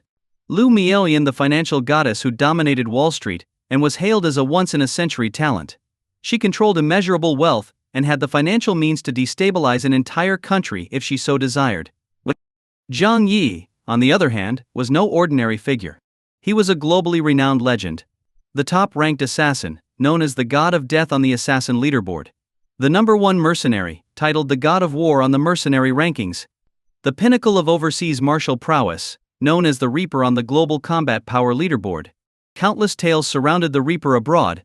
It was said that wherever the Reaper appeared, mountains of corpses followed. He was a figure of absolute terror, someone no one dared to provoke. In fact, many nations feared him, as there were instances where his mere presence almost caused a nation's collapse. To many, the Reaper was an unattainable dream and an apex to aspire toward. Yet here he was, kneeling before Yi Chen, addressing him as young master. If this were to spread, it would undoubtedly shock the entire world. Yi Chen, however, showed no surprise. He merely said calmly, "Stand up." Lu Miaoyan and the Reaper Zhang Yi rose to their feet. Yi Chen glanced at Lu Miaoyan and said, "Miaoyan, I heard you moved the Pearl Consortium to Yun City. Why abandon the turbulence of Wall Street to come to such a small place?" Lu Miaoyan slightly bowed and replied, "Young master, you've been missing for 3 years, and we missed you. So, we took the liberty of coming here. Young master, when will you visit Pearl Consortium for an inspection?" Yi Chen chuckled. "I'll stop by when I have the time." He then turned to Zhang Yi and asked, "What about the task I entrusted you with back then? How's the progress?" The Reaper Zhang Yi remained expressionless, his voice calm as he reported, "Young master, we've uncovered some leads. The forces in Dragon Country are incredibly intricate. We've identified at least 10 organizations involved in the siege against Miss Su Zixuang back then. However, the exact reasons are still under investigation." Yi Chen nodded. "Good. Speed it up. I want every person who forced or harmed Zixuang to pay the price." A cold, murderous intent filled Yi Chen's eyes. He thought of the woman who had died in his arms, a goddess-like figure. She was his beloved. But she was gone. No matter how extraordinary she was, she still met her end. This hatred was something Yi Chen couldn't let go of. His return to Dragon Country was for the sole purpose of finding those who had harmed Su Zixuang and eradicating them, one by one. However, one thing had always puzzled him. Before Su Zixuang passed away, she had asked him to marry Mu Wanqing, take care of the Mu family, and ensure they lived without worries. For 3 years, Yi Chen had lived with the Mu family but never discovered any connection between them and Su Zixuang. He had even asked Mu Wanqing if she knew of Su Zixuang, but Mu Wanqing had claimed she'd never heard of her. This left Yi Chen deeply perplexed. If there was no connection, why would Su Zixuang leave such a request as her final wish? Yi Chen couldn't figure it out. Nevertheless, he had adhered to Su Zixuang's dying wish. In 3 years, he had turned the Mu family from a debt-ridden household into a billion-yuan enterprise. Everything they had was because of Yi Chen. Even though he was now divorced from Mu Wanqing, his tolerance for the Mu family remained high, because of Su Zixuang. Otherwise, with a mere gesture, he could have obliterated the insignificant Mu family. After bidding farewell to the Reaper Zhang Yi, Yi Chen accompanied Lu Miaoyan to Pearl Consortium. As they neared Pearl Consortium, Yi Chen glanced at Lu Miaoyan and said, "I'll head to the office first and wait for you." Lu Miaoyan replied, "Young master, shouldn't the employees get a chance to meet their new boss?" Yi Chen waved her off. "No need. You're the public face of the consortium. I don't manage the corporation, so let's not bother with that. It's annoying." Lu Miaoyan giggled. Young master, you're as low-key as ever. Fine, you go ahead to the 10th floor CEO office. Yi Chen nodded and quickly stepped into the elevator. Meanwhile, Mu Wanqing had prepared her documents and arrived at Pearl Consortium. Looking up, she caught a fleeting glimpse of a familiar figure disappearing into the elevator. Although it was just a brief glance, she felt a sense of familiarity but couldn't make out who it was. Mu Wanqing froze. Why did that figure look so much like Yi Chen? Though she hadn't seen the person clearly, after living with Yi Chen for 3 years, she was overly attuned to his presence. Even the slightest resemblance felt glaring. But then, looking around Pearl Consortium, she chuckled bitterly to herself. What's wrong with me? We're divorced. Am I still thinking about that guy? How could I mistake someone else for him? This is Pearl Consortium. Yi Chen wouldn't even have the qualifications to step through these doors. Shaking her head, she sighed and quickly walked inside. At that moment, a man of similar age greeted her with a smile. Wanqing, long time no see. Mu Wanqing straightened herself and smiled back. Zhou, my old classmate. The man before her was Zhou Yu's, a college classmate she hadn't seen since graduation. She was surprised to learn that Zhou Yu's had become a project manager at Pearl Consortium. This connection gave Mu Wanqing immense hope. If she could establish a good rapport with Zhou Yu's, she might secure a contract with Pearl Consortium. Zhou Yu's looked at Mu Wanqing, his eyes flashing with admiration. Wanqing, you really live up to your reputation as our university's campus queen. You've only grown more beautiful. I also heard you started your own company. Amazing. Mu Wanqing responded modestly. Zhou, you flatter me. I'm just running a small operation. Nothing compared to you, a project manager at a world-class company like Pearl Consortium. Although Zhou Yu's acted humble, he couldn't help but feel proud. Indeed, for someone his age to hold a managerial position at Pearl Consortium was impressive anywhere. While Mu Wanqing's Qingyuan group seemed successful with a valuation of over 100 million yuan, in reality, it wasn't even qualified to collaborate with Pearl Consortium. Zhou Yu's was about to say something when he spotted a striking figure walking past. His expression turned serious as he bowed deeply at a 90-degree angle and respectfully called out, President Liu. Liu Miaoyan nodded slightly and replied with a single word, HMM. She then strode directly into the elevator. President Liu? Mu Wanqing's heart skipped a beat. Could it be? She asked in astonishment. Zhou, was that just now? The famed financial goddess, President Liu Miaoyan? Exactly. Zhou Yu's nodded and said, she's none other than Liu Miaoyan, the financial goddess who's been dominating Wall Street.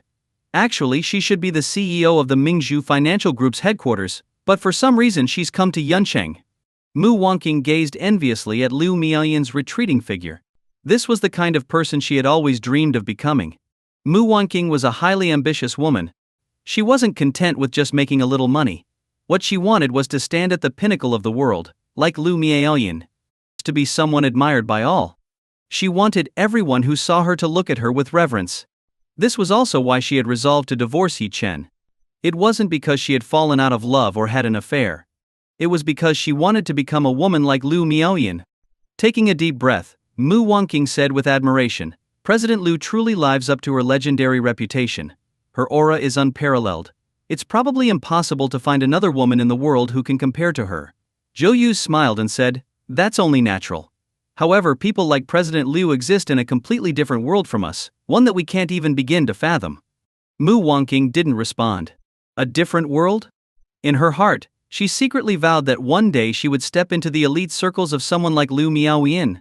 Before this moment, she had hesitated about whether divorcing Yi Chen was too impulsive.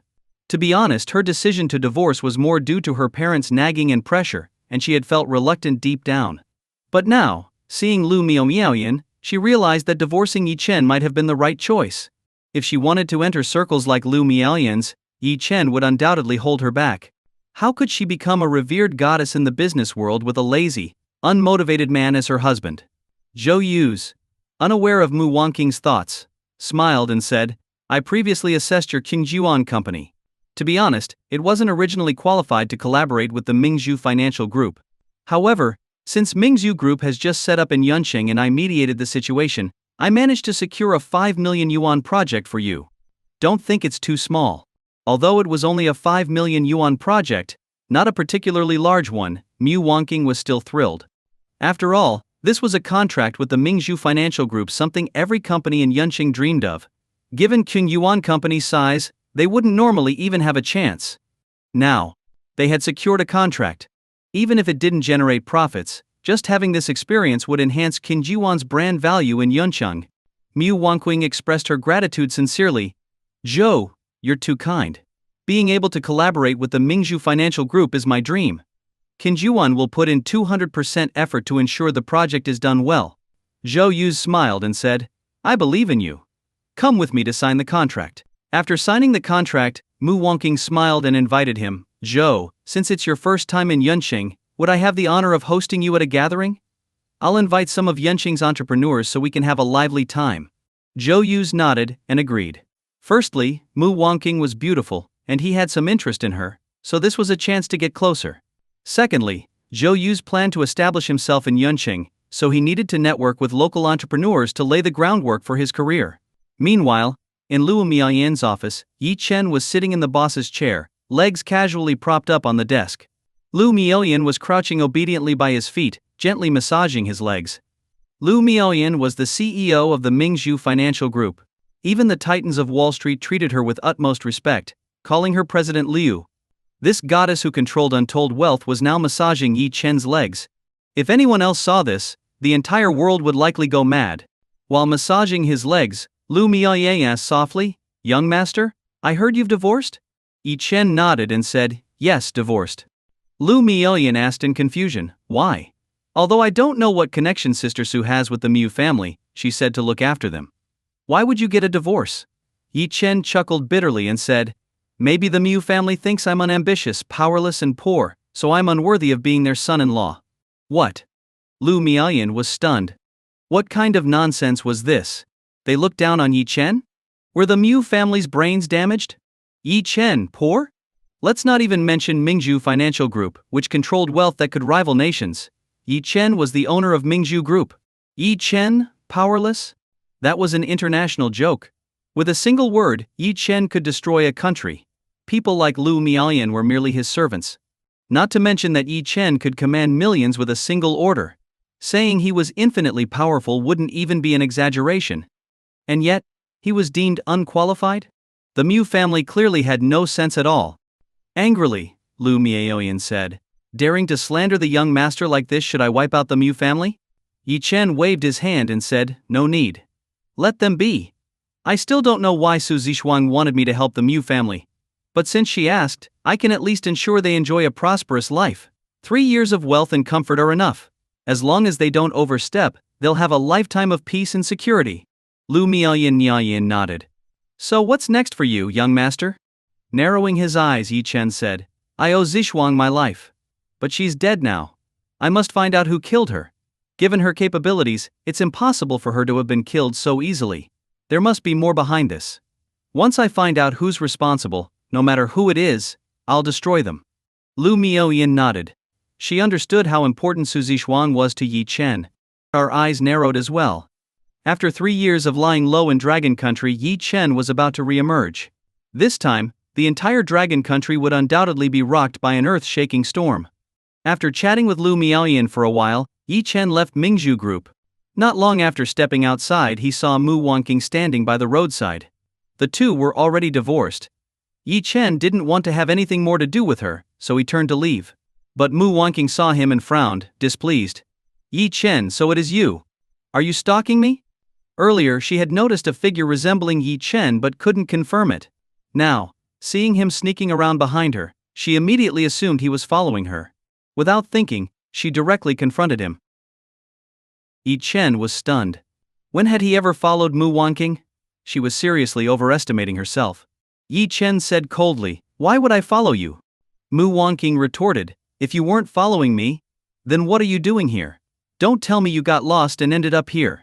Yi Chen curled his lips and said, I'm not as bored as you are. I just came to take a look at Mingzhu Group, that's all. Take a look at Mingzhu Group? That's all? What a joke. K-Bay. This was a Fortune 500 company. Did he think it was some tourist attraction he could just walk into for a visit? Mu Wangqing was speechless. She had thought that, during their marriage, while Yi Chen had been lazy, unambitious, and incapable, he was at least a passable stay-at-home husband. At the very least, his temperament and personality were decent. He wasn't talkative, But he also didn't brag. Now that they were divorced, she hadn't expected Yi Chen to change so much. Frowning, Mu Wanqing said, "Take a look at the company. Are you going to say next that Mingshu Group belongs to you?" Yi Chen shrugged and said, "That's right, it's mine. So what?" Mu Wanqing couldn't take it anymore. Angrily, she said, "Yi Chen, there's no need for you to talk big in front of me. We were married for 3 years. Do you think I don't know what kind of person you are? Do you really think bragging will make me think highly of you or make me want to reconcile with you?" Yi Chen sighed and said dismissively, "Mu Wanqing, are you out of your mind? When did I ever say I wanted to get back together with you?" Mu Wanqing shook her head in frustration. Even now, Yi Chen refused to admit anything. She took a deep breath and said, "Yi Chen, you really need to put in some effort. People won't respect you just because you dream about it, you need to work for it. I just signed a cooperation contract with Mingshu Group. In the future, I'll have more opportunities to work with top companies like this. Do you know who Lu Miaoyan is? One day, I'll become someone like her. If you don't start improving yourself, the gap between us will only grow wider. By then, you'll only be able to look up at me from afar." Yi Chen was speechless. To be honest, if they hadn't divorced, forget about a mere small project with Mingshu Group, he could have handed the entire company over to her, even made Lu Miaoyan her assistant. Why would she need to look up to Lu Miaoyan? But Yi Chen didn't want to bother explaining. "Oh, congratulations," he said indifferently. With that, he turned to leave. Mu Wanqing saw the indifferent expression on his face and thought it was because he didn't understand the significance of collaborating with Mingshu Group. This made her realize how narrow-minded Yi Chen's worldview was. If this continued, Yi Chen would become a complete waste of a man. Hurriedly catching up to him, Mu Wanqing said, "Yi Chen, you really can't go on like this. Tonight, I've invited a few entrepreneurs from Yuncheng to a small gathering. You should come too." Yi Chen shrugged. "Why would I attend? I'm busy." Mu Wanqing snapped, "Busy with what? Wandering aimlessly? I'm giving you an opportunity here. You should value it. Meeting successful people can broaden your horizons so you won't stay so ignorant." Yi Chen sneered, "I don't need to meet anyone. They're not worth it." Mu Wanqing was speechless. Listen to this. Just listen to what Yi Chen was saying. Incompetent yet so arrogant. Taking a deep breath, Mu Wanqing said, "Do you really want to stay a coward forever? You're even scared to attend a small gathering. How can you ever achieve anything? I really think divorcing you was the right decision. You'll never amount to anything." Yi Chen stopped in his tracks. His expression turned cold. While his marriage to Mu Wanqing had been to fulfill Su Zixuang's dying wish, 3 years of living together had left some feelings behind. It would be a lie to say there were none. But seeing Mu Wanqing's attitude now made his heart ache. Yi Chen said coldly, "Maybe this is how you've truly felt all along. Fine, I'll attend the gathering. But whether I have potential or not is not for you to decide." With that, he walked away without looking back. Watching Yi Chen's retreating figure, Mu Wanqing felt a pang of melancholy. She had always felt guilty about the divorce after all. Yi Chen had left with nothing. But now, seeing Yi Chen, she couldn't help but feel that the gap between them was enormous. When Mu Wanqing returned home, Zhao Lan and the others surrounded her. Zhao Lan asked, "Wanqing, how did it go? Did you secure the contract?" Mu Wanqing nodded. "Yes, I signed it." Zhao Lan was overjoyed. "That's wonderful. This is a contract with Mingshu Group, something others can only dream of. My daughter is amazing." Mu Wanqing said, "I also ran into Yi Chen today." Zhao Lan frowned. "Yi Chen? Why did you see that loser?" Mu Wanqing shook her head. "I'm not sure. I feel like he's been following me, but I don't know what he's up to." Mu Fei chimed in, "Isn't it obvious? That guy must be trying to reconcile with you. He's probably sneaking around looking for an opportunity. That's all he's capable of, sneaky tricks." Mu Wanqing sighed. "Anyway, tonight I've invited a classmate from Mingshu Group to a small gathering. I've also invited Yi Chen." Zhao Lan was shocked. "Daughter, what were you thinking? Why would you invite him? He doesn't belong there." Mu Bo, however, smiled slyly. "Don't rush to judgment. Yi Chen indeed doesn't belong there. But precisely because he doesn't, letting him attend such a high-level gathering will make him realize the gap between him and Wanqing. Let him see that Wanqing is now worth billions and interacts with top-tier people, while he's still a nobody. Once he understands he's no match for her anymore, he'll finally give up." Mu Wanqing said nothing. That was indeed her intention, though she felt it was a bit cruel to Yi Chen. Taking a deep breath, she said, Alright, I'll handle this. Mom, Dad, I need to get ready for the event. With that, Mu Wangking turned to leave. Mu Fei quickly caught up to her and grabbed her arm. Sis, wait a moment. Mu Wangking turned to him and asked, what is it? Mu Fei smiled. Can you take me to the gathering too? I want to broaden my horizons. Mu Wangking frowned. Don't be ridiculous. What would you do at the gathering? You don't know anyone there. Mu Fei protested. If that loser Yi Chen can go, why can't I? Besides, if Yi Chen gets upset or causes a scene, I can deal with him. You shouldn't have to dirty your hands, sis, you're in a different league now. Hearing this, Mu Wangking thought it made sense. She nodded and said, fine, you can come with me. Just make sure to keep an eye on Yi Chen and don't let him cause trouble. Very soon, Mu Wangking and Mu Fei arrived at the Sigri restaurant. Even though the collaboration with the Mingzhu Financial Group was just a small 5 million yuan project, it had paved the way for Mu Wangking to advance further. And all of this was thanks to Zhou Yu's. To show her gratitude, Mu Wangking had spent a hefty sum to book a private room at the Sigri restaurant. Sigri restaurant was one of the top-tier establishments in Yuncheng. Generally, only the city's elite dined there, while ordinary people could never afford to eat there even once in their lifetime. After all, a single meal there cost several years of an average person's salary. By choosing this venue, Mu Wangking immediately felt as though her world had changed. Spending money freely, where a single dinner equaled years of someone else's hard work, marked a significant step up in her social status. This was the power of being in the right circles. The people she interacted with now were all capable of dining at a place like Sigri. Thinking of Yi Chen, Mu Wangking recalled how they used to eat at roadside stalls during their relationship. Although those times were joyful, that wasn't the life Mu Wangking wanted. What she desired was a life spent in the most luxurious restaurants in the country, basking in the envious gazes of others. Now, she was inching closer to her dream step by step. The gap between her and Yi Chen would only grow larger, and their paths would continue to diverge. Just then, Yi Chen walked over slowly. Seeing him, Mu Wangking said, Yi Chen, tonight is your last chance to see what the upper class and people of status are like. I hope you can reflect on your life after tonight and figure out what to do moving forward. Don't waste your life anymore. Yi Chen frowned but remained indifferent. Upper class? How laughable. A group of ants dared to call themselves the upper class? Yi Chen had never cared for the so-called high society. He, alone, represented the pinnacle of power and wealth. Seeing Yi Chen's disdainful expression, Mu Fei grew furious and snapped, Yi Chen, wipe that smirk off your face. If it weren't for my sister, you'd never have stepped foot in a place like this in your entire life. Who do you think you are? Let me tell you, when we go inside, sit quietly in the corner and don't speak. You're not worthy of anything else. Got it? Mu Wangking stopped him, saying, enough. Say no more. Let's go in. The group walked into the private room, which was lavishly decorated. There weren't many guests, but most of them were prominent business figures from Yuncheng. Mu Wangking had invited only those worth over 1 billion yuan. The star of tonight's gathering, of course, was Zhou Yu's, the project manager from the Mingzhu Financial Group. The Mingzhu Financial Group carried immense clout. Even though Zhou Yu's was merely a project manager, and didn't possess as much wealth as some of the business owners in the room, the prestige of the Mingzhu name elevated him to the center of attention. Manager Zhou, here's my business card. It's an honor to meet you today. Please guide me in the future. Exactly. Manager Zhou, achieving such a position at such a young age is truly remarkable. Manager Zhou is not only talented but also exceptional in every way. When Mu Wangking's group entered, Zhou Yu's immediately noticed them.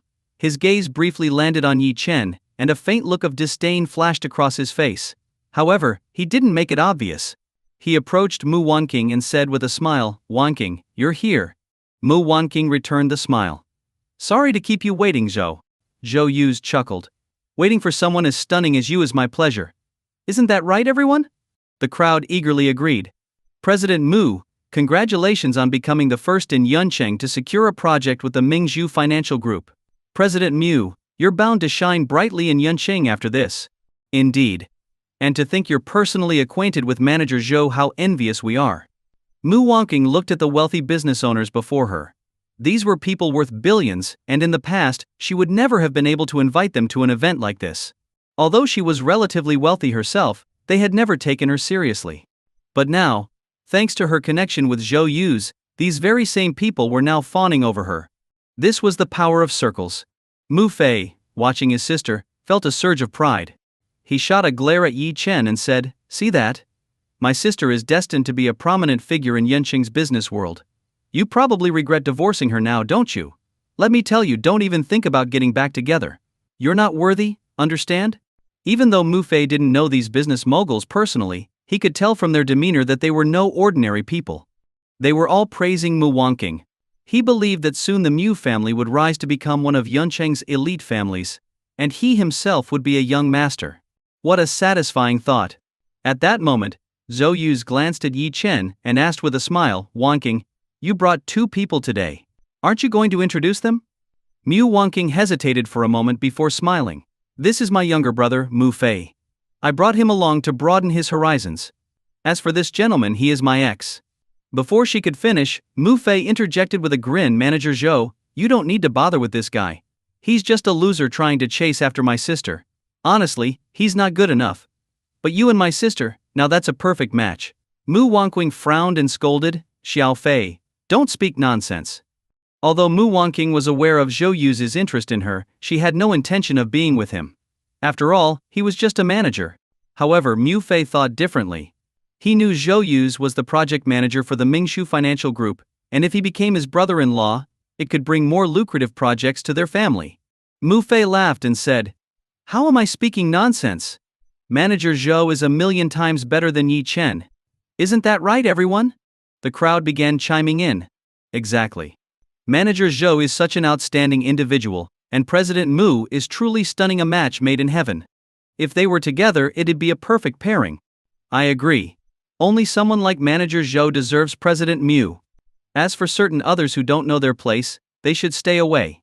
Listening to the incessant chatter, Yi Chen frowned. He looked at Mu Wanqing and sneered, "Mu Wanqing, did you invite me here tonight just to watch this circus of clowns singing each other's praises? Nothing but self-congratulatory nonsense. In my eyes, they're nothing but ants. And yet you're proud of knowing them?" What? Hearing Yi Chen's words, everyone in the room was stunned, staring at him in disbelief. Was this guy insane? He actually called them all ants? What nonsense. Everyone present was worth at least hundreds of millions, and Zhou Yuz himself managed projects worth tens or even hundreds of billions. If they were ants, then what was Yi Chen? Probably not even worthy of being an ant in comparison. When Mu Wanqing heard Yi Chen's words, her face flushed with embarrassment. The guests she had invited today were people she had to curry favor with, yet in Yi Chen's eyes, they were nothing more than ants. His ignorance was beyond comprehension. How humiliating. Absolutely disgraceful. Sure enough, laughter erupted from everyone in the room. Their laughter was piercing. But none of them argued with Yi Chen or showed any anger. To them, Yi Chen's words were so childish that they were simply laughable. Arguing with him would only demean themselves. Zhou Yuz sighed and looked down at Yi Chen with a condescending smile. "Kid, sometimes you think saying things like that will provoke us, but in our eyes you're just immature. To be honest, if Mu Wanqing hadn't brought you here, we wouldn't even spare you a glance. Ridiculous. Kiculous. Ignorant." Everyone in the room looked at Yi Chen as though he were beneath them. Mu Fei shook his head in frustration and whispered, "Yi Chen, don't you see? You don't belong in this kind of circle. I hope you realize that and stop clinging to my sister. She will never get back together with you. Can't you see?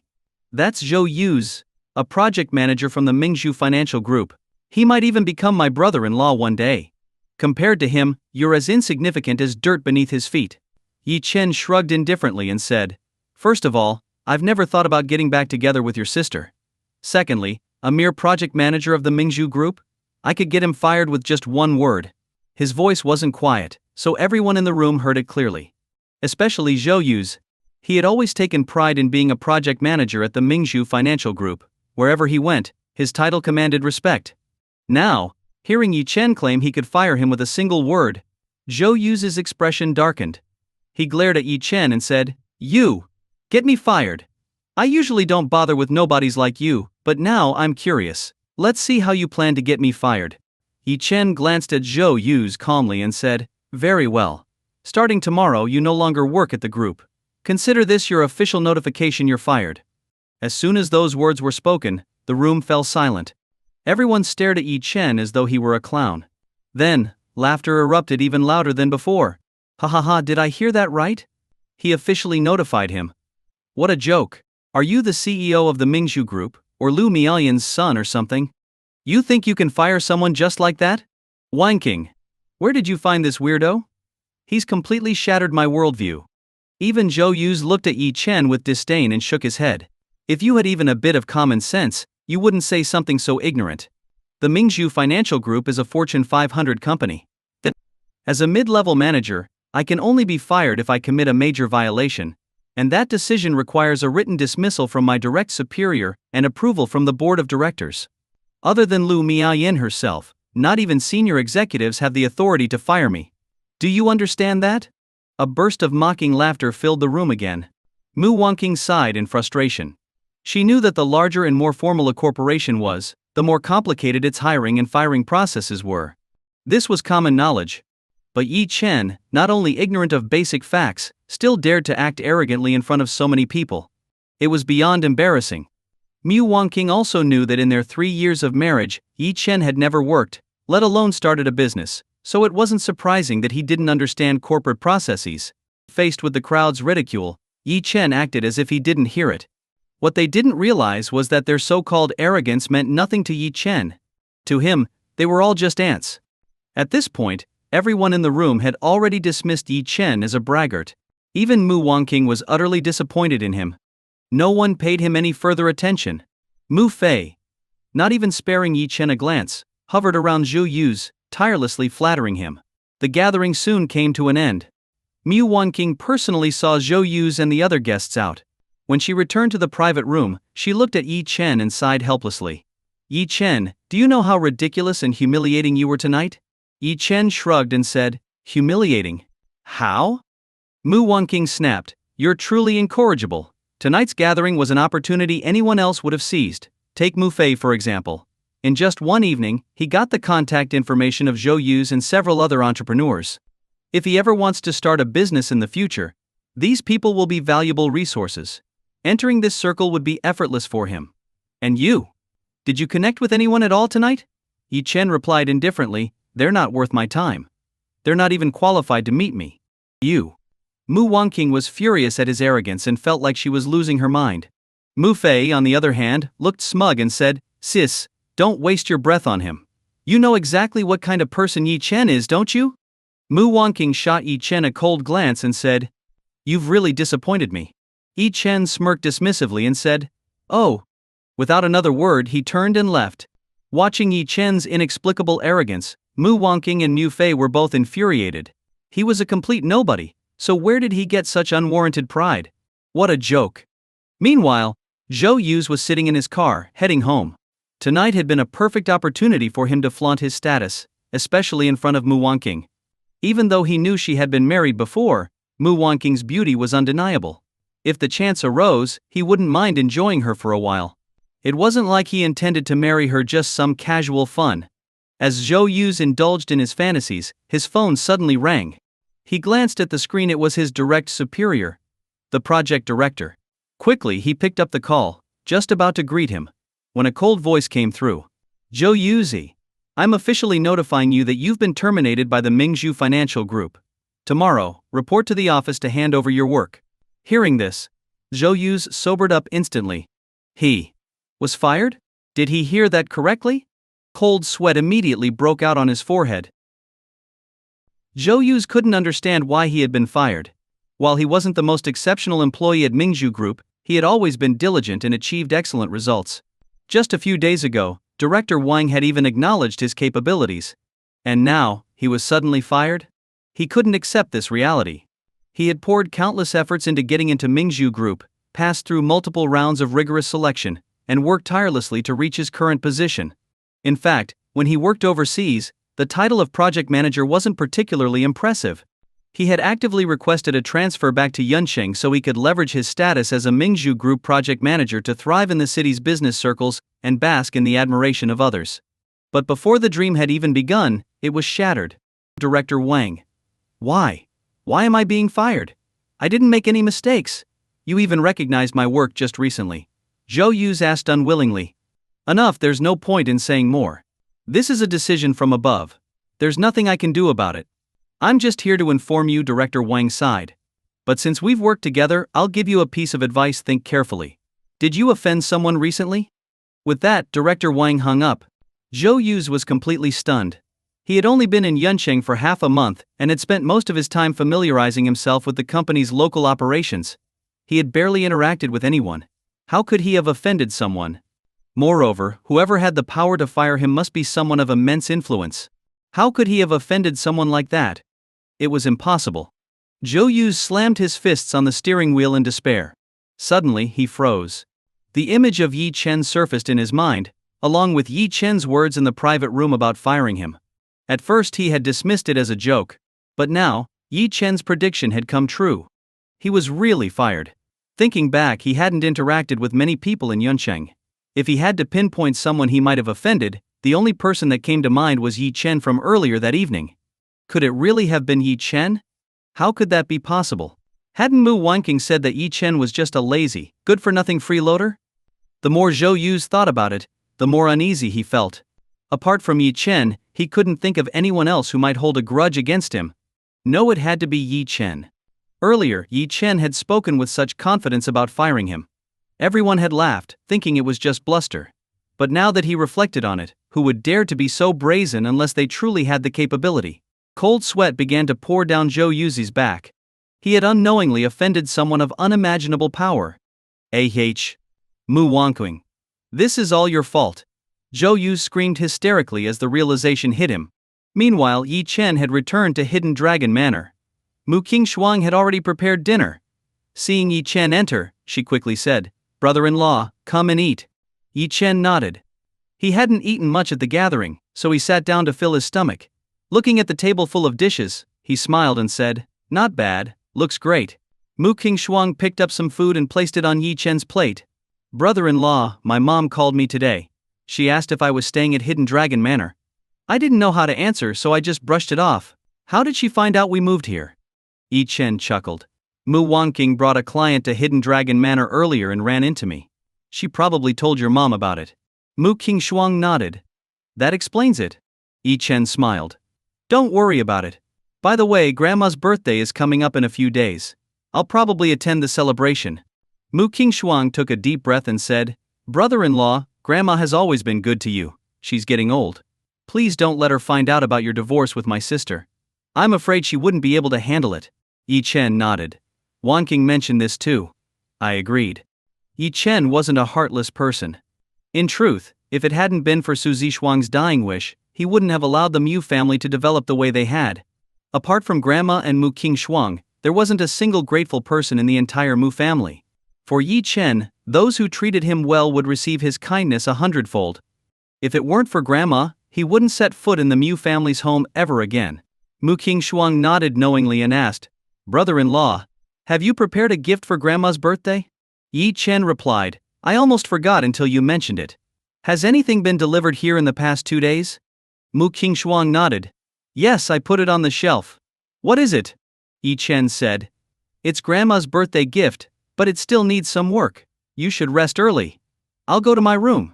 With that, Yi Chen took the package to his room. It was a beautifully crafted box. Inside was a flawless necklace, with each bead made from the finest jade. The materials came from the imperial jade that Yi Chen had won in a gambling game.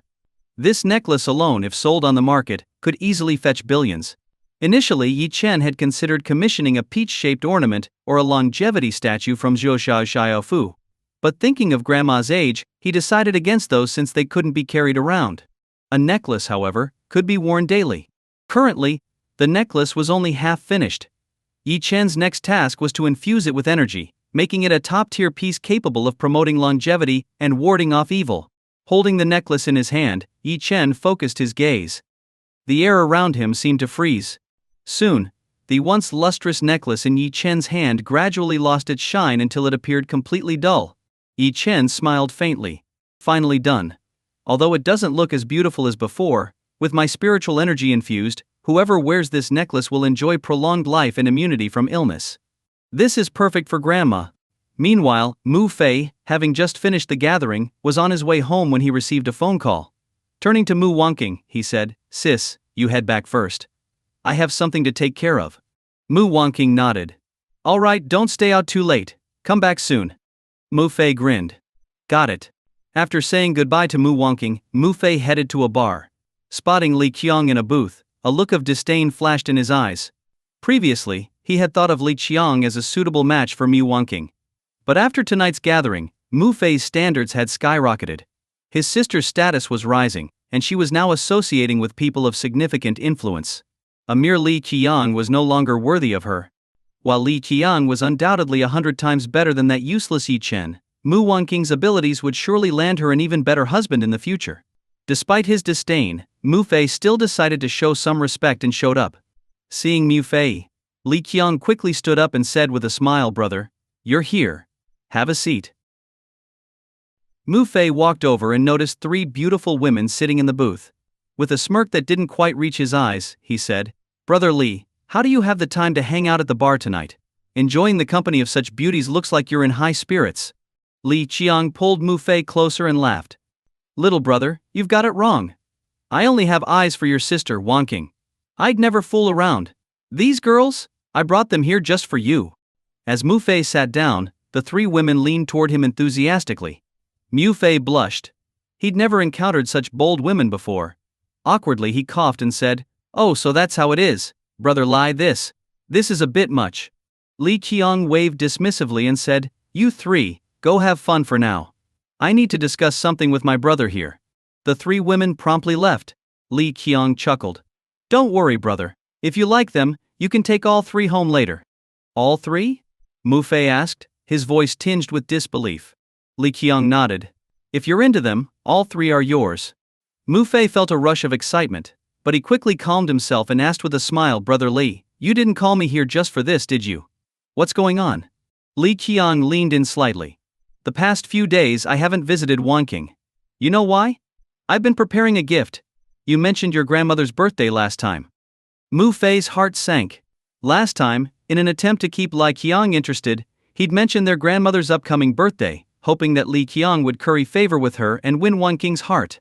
But now, after tonight's gathering, he realized that Wonking's status in Yunqing's business circles was rapidly rising. Li Qiang might no longer be good enough for her. He felt a pang of regret. However, the words had already been said. Moreover, he thought about Yi Chen, that useless man, who would also attend the birthday banquet. Using Li Qiang to humiliate Yi Chen and drive him away from the Mu family seemed like the perfect opportunity. Mu Fei quickly said, "Yes, the birthday is in a few days. But that punk Yi Chen will be there too. Brother Li, you have to make sure to put him in his place." Li Qiang sneered. "That lowlife Yi Chen? Don't worry. I'll make sure he's utterly humiliated." Mu Fei laughed. "Of course. Who is Brother Li? Yi Chen doesn't even deserve to shine your shoes." The 2, reveling in their shared disdain for Yi Chen, chatted for another half an hour. When their conversation ended, the 3 women returned at just the right time. Li Qiang raised an eyebrow at Mu Fei, who had been holding back all night. Finally, Mu Fei laughed and said, "Ladies, let's go. I'll take good care of you tonight." As Mu Fei left with the 3 women, Li Qiang's smile disappeared. His eyes narrowed, and he muttered to himself, "Mu Wonking, I've chased after you for so long and haven't even held your hand. This birthday banquet will be your last chance. If you don't give me what I want, I'll take it by force." He waved his hand, and one of his lackeys quickly approached. Li Qiang asked, "Is everything ready?" The lackey nodded repeatedly. "Yes, young Master Li, everything is set. The 3 girls Mu Fei had just left with are ours. By tomorrow morning the footage will be in your hands." A sinister smile spread across Li Qiang's face. Perfect.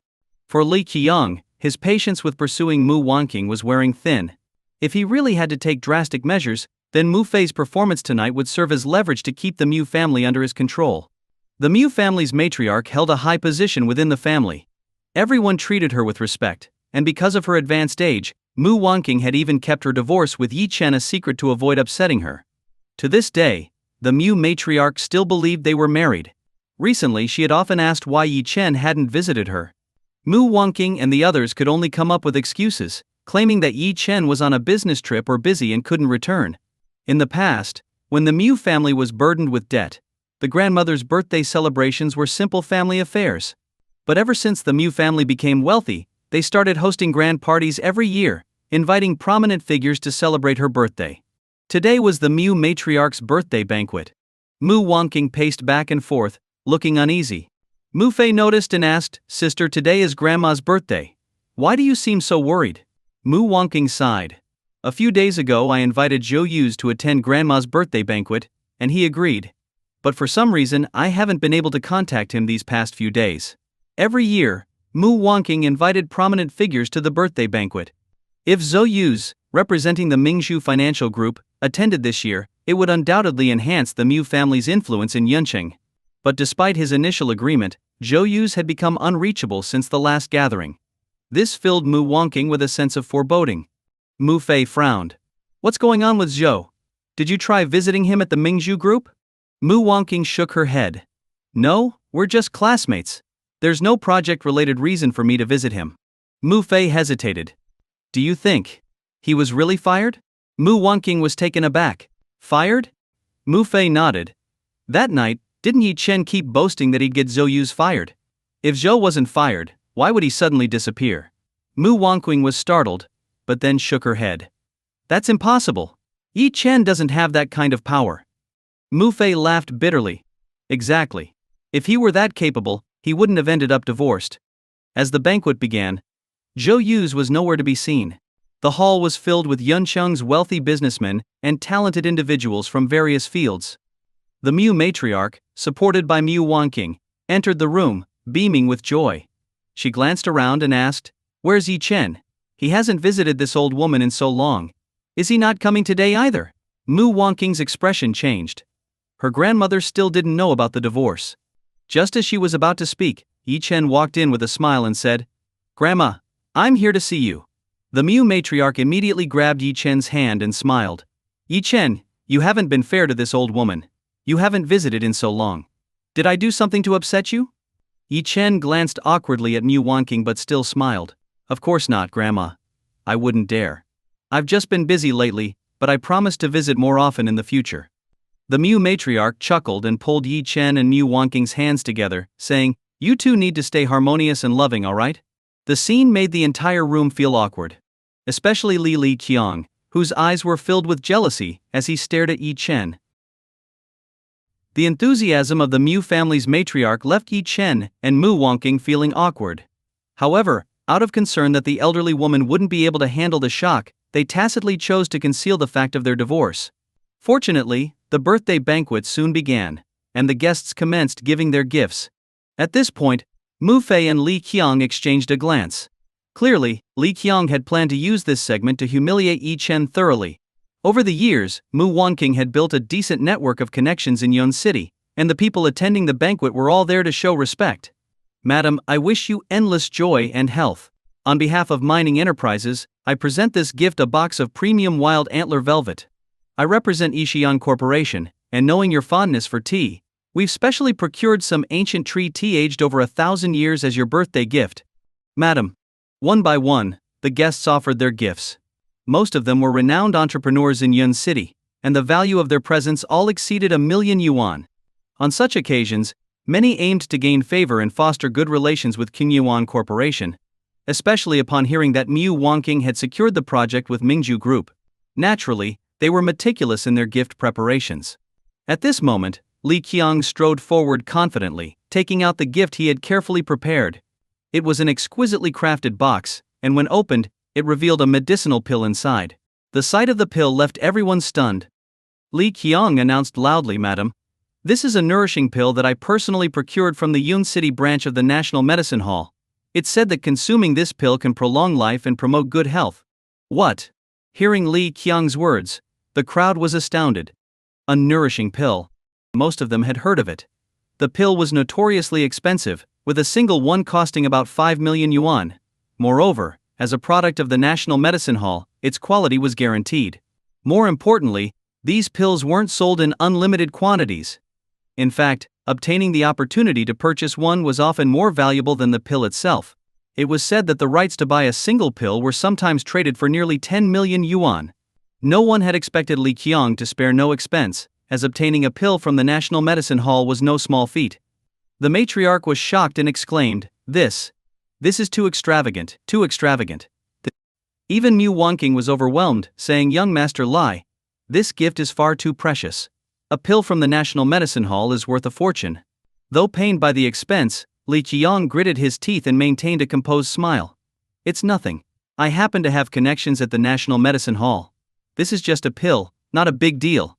Compared to Madam's distinguished status, only such a gift is fitting. The matriarch beamed with delight and laughed heartily. Wonderful, wonderful. Thank you so much. Seeing the matriarch's joy, Li Qiang was inwardly elated, thinking his pursuit of Mu Wonking might be on the right track. Turning to Yi Chen, he provocatively said, "Everyone else has given their gifts. Yi Chen, what about yours? Don't tell me you came empty-handed." Mu Fei took this opportunity to chime in, "Exactly, Yi Chen. Even if you're a good-for-nothing, today is Grandma's birthday. Don't tell me you can't even afford a gift? Sure, you can't compare to young Master Li's generosity, but you should at least put in some effort." Everyone's eyes turned to Yi Chen. Those aware of the situation knew that Li Qiang and Mu Fei were singling Yi Chen out to embarrass him. However, in this situation Yi Chen had no choice but to endure it. After all, Li Qiang's gift, while valued at 5 million yuan, was elevated to over 10 million with the added prestige of the purchase opportunity. Who could compete with a gift worth over 10 million yuan? Yi Chen was nothing but a loser who had even divorced Mu Wonking.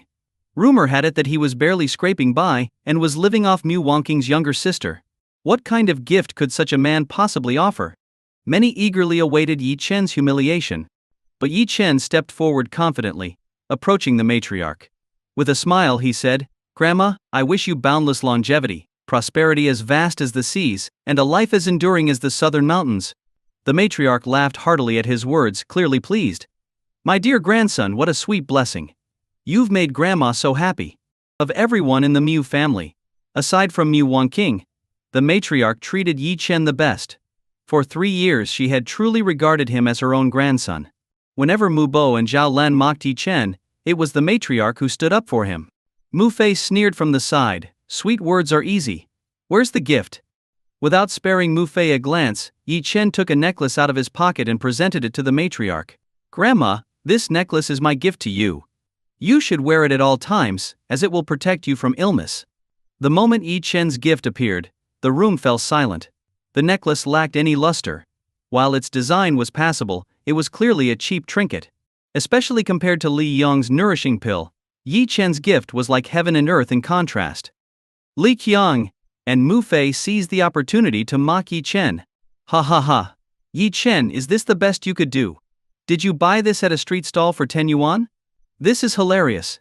Even if you're broke, you could have at least put in some effort for Grandma. At the very least, get something worth more than 100 yuan. Look at this necklace. It's so dull and ugly, nobody would even bother picking it up off the ground. And you want Grandma to wear this? Do you even know her status? She has countless jewels worth millions. Why would she wear your junk? What a disgrace. Absolutely pathetic." Even Mu Wonking frowned, visibly upset. She had reminded Yi Chen in advance about the banquet. If he had shown the slightest ambition, he would have prepared a better gift. After all, the matriarch had always treated Yi Chen well, sometimes even better than Mu Wonking herself. Annoyed, Mu Wonking said, "Yi Chen, you've truly let me down. Are you so poor now that you couldn't even manage a decent gift? I wasn't expecting you to compete with young Master Li, but this is garbage." "Garbage?" Yi Chen frowned and retorted coldly, "It's not that my gift is garbage. It's that you lack the vision to appreciate it." Mu Fei sneered, "Do you think we're blind? If this isn't garbage, then what is? Can it even compare to young Master Li's nourishing pill?"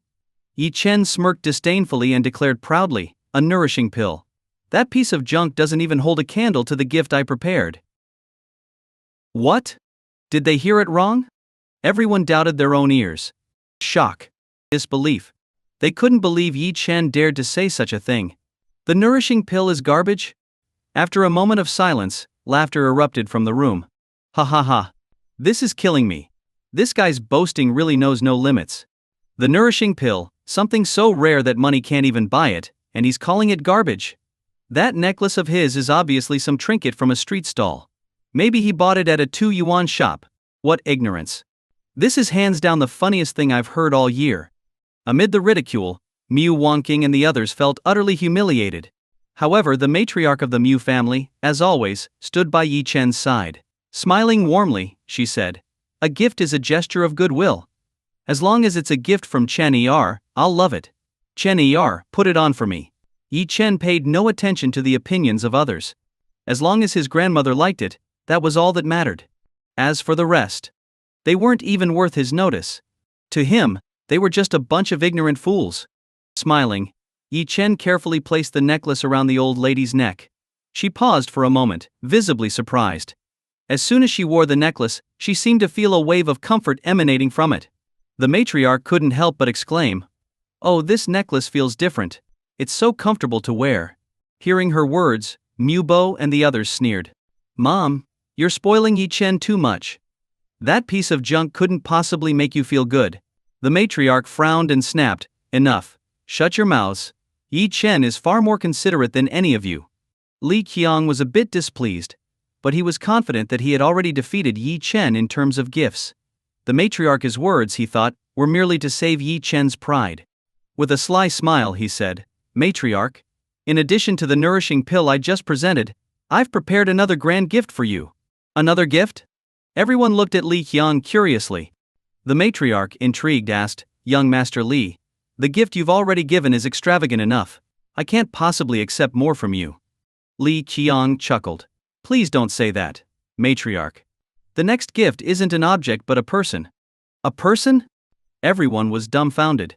What was Li Qiang playing at, gifting a person to the matriarch? What kind of gift was that?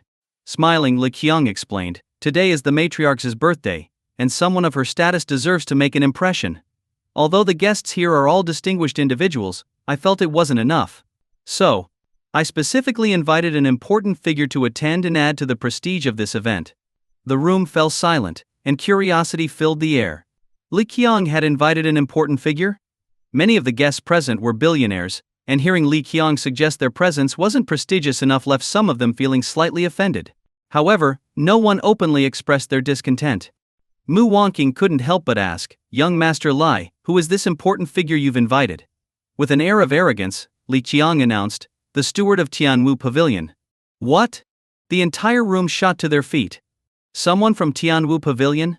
Even if it was just a steward, that person would still be an intimidating figure.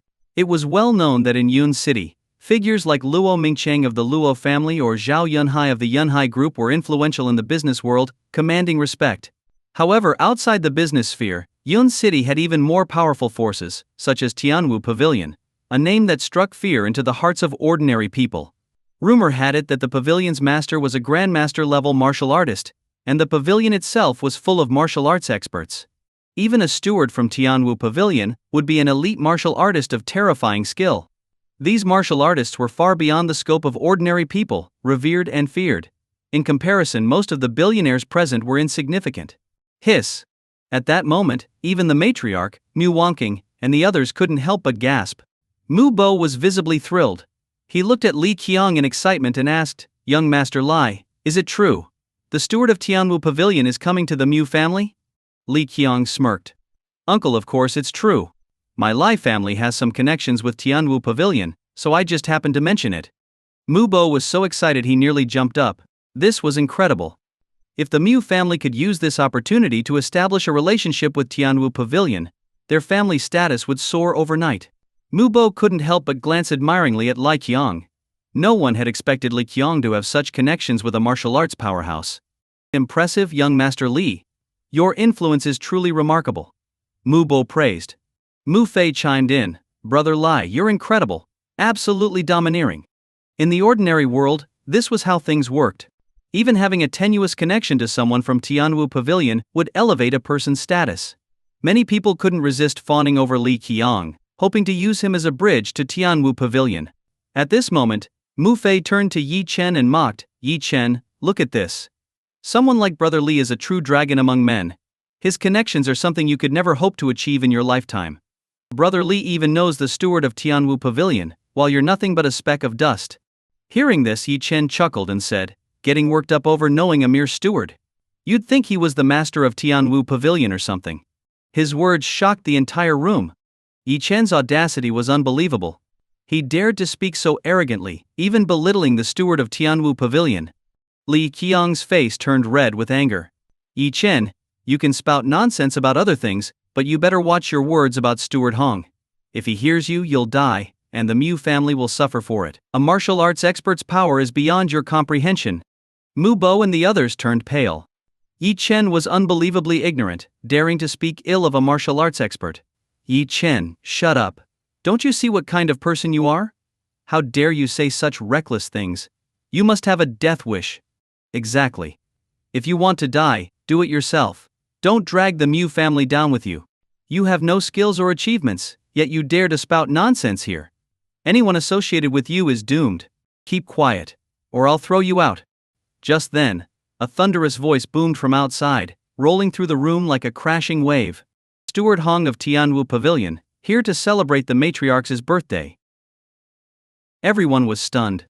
It really was Hong San, the steward of Tianwu Pavilion. Although just a steward, he was undeniably a martial arts expert. That alone was enough to command respect from everyone present. And more importantly, he was the steward of Tianwu Pavilion. This meant his master was a grandmaster-level martial artist. Compared to such a figure, even the likes of Luo Mingcheng or Zhao Yunhai, prominent figures in Yun City, were utterly insignificant. So when Hong San appeared, the entire crowd was shaken. No one expected that Li Qiang would know someone of such status. Zhao Lan looked at Li Qiang with an expression akin to a mother-in-law admiring her son-in-law. If Li Qiang could establish a connection with Tianwu Pavilion, wouldn't that mean that if Mu Wanqing and Li Qiang got together, the Mu family would also benefit from this relationship? Zhao Lan approached Li Qiang with a warm smile. Young Master Li, you're truly remarkable to have invited someone from Tianwu Pavilion. This is undoubtedly the highlight of today's event, bringing unparalleled prestige to our family. Mu Bo also chimed in with a grin. Exactly. Young Master Li is truly impressive, miles ahead of that useless Yi Chen. Not only did you gift a nourishing pill, but you also invited a martial arts expert like Hong San. This is such an honor for us. As he said this, he glanced at Yi Chen with even more disdain. The comparison was stark. The more they compared, the more infuriating it became. After all, Yi Chen had gifted nothing but a cheap street stall trinket as a birthday present. And to make matters worse, he had the audacity to claim others didn't recognize its value. Everyone here was a sharp-eyed business mogul, each worth billions. They were well acquainted with luxury, and could instantly recognize that Yi Chen's dull, lifeless necklace was worthless. Mu Fei sneered at Yi Chen, his tone dripping with mockery. Yi Chen, you should really take notes from young Master Lai.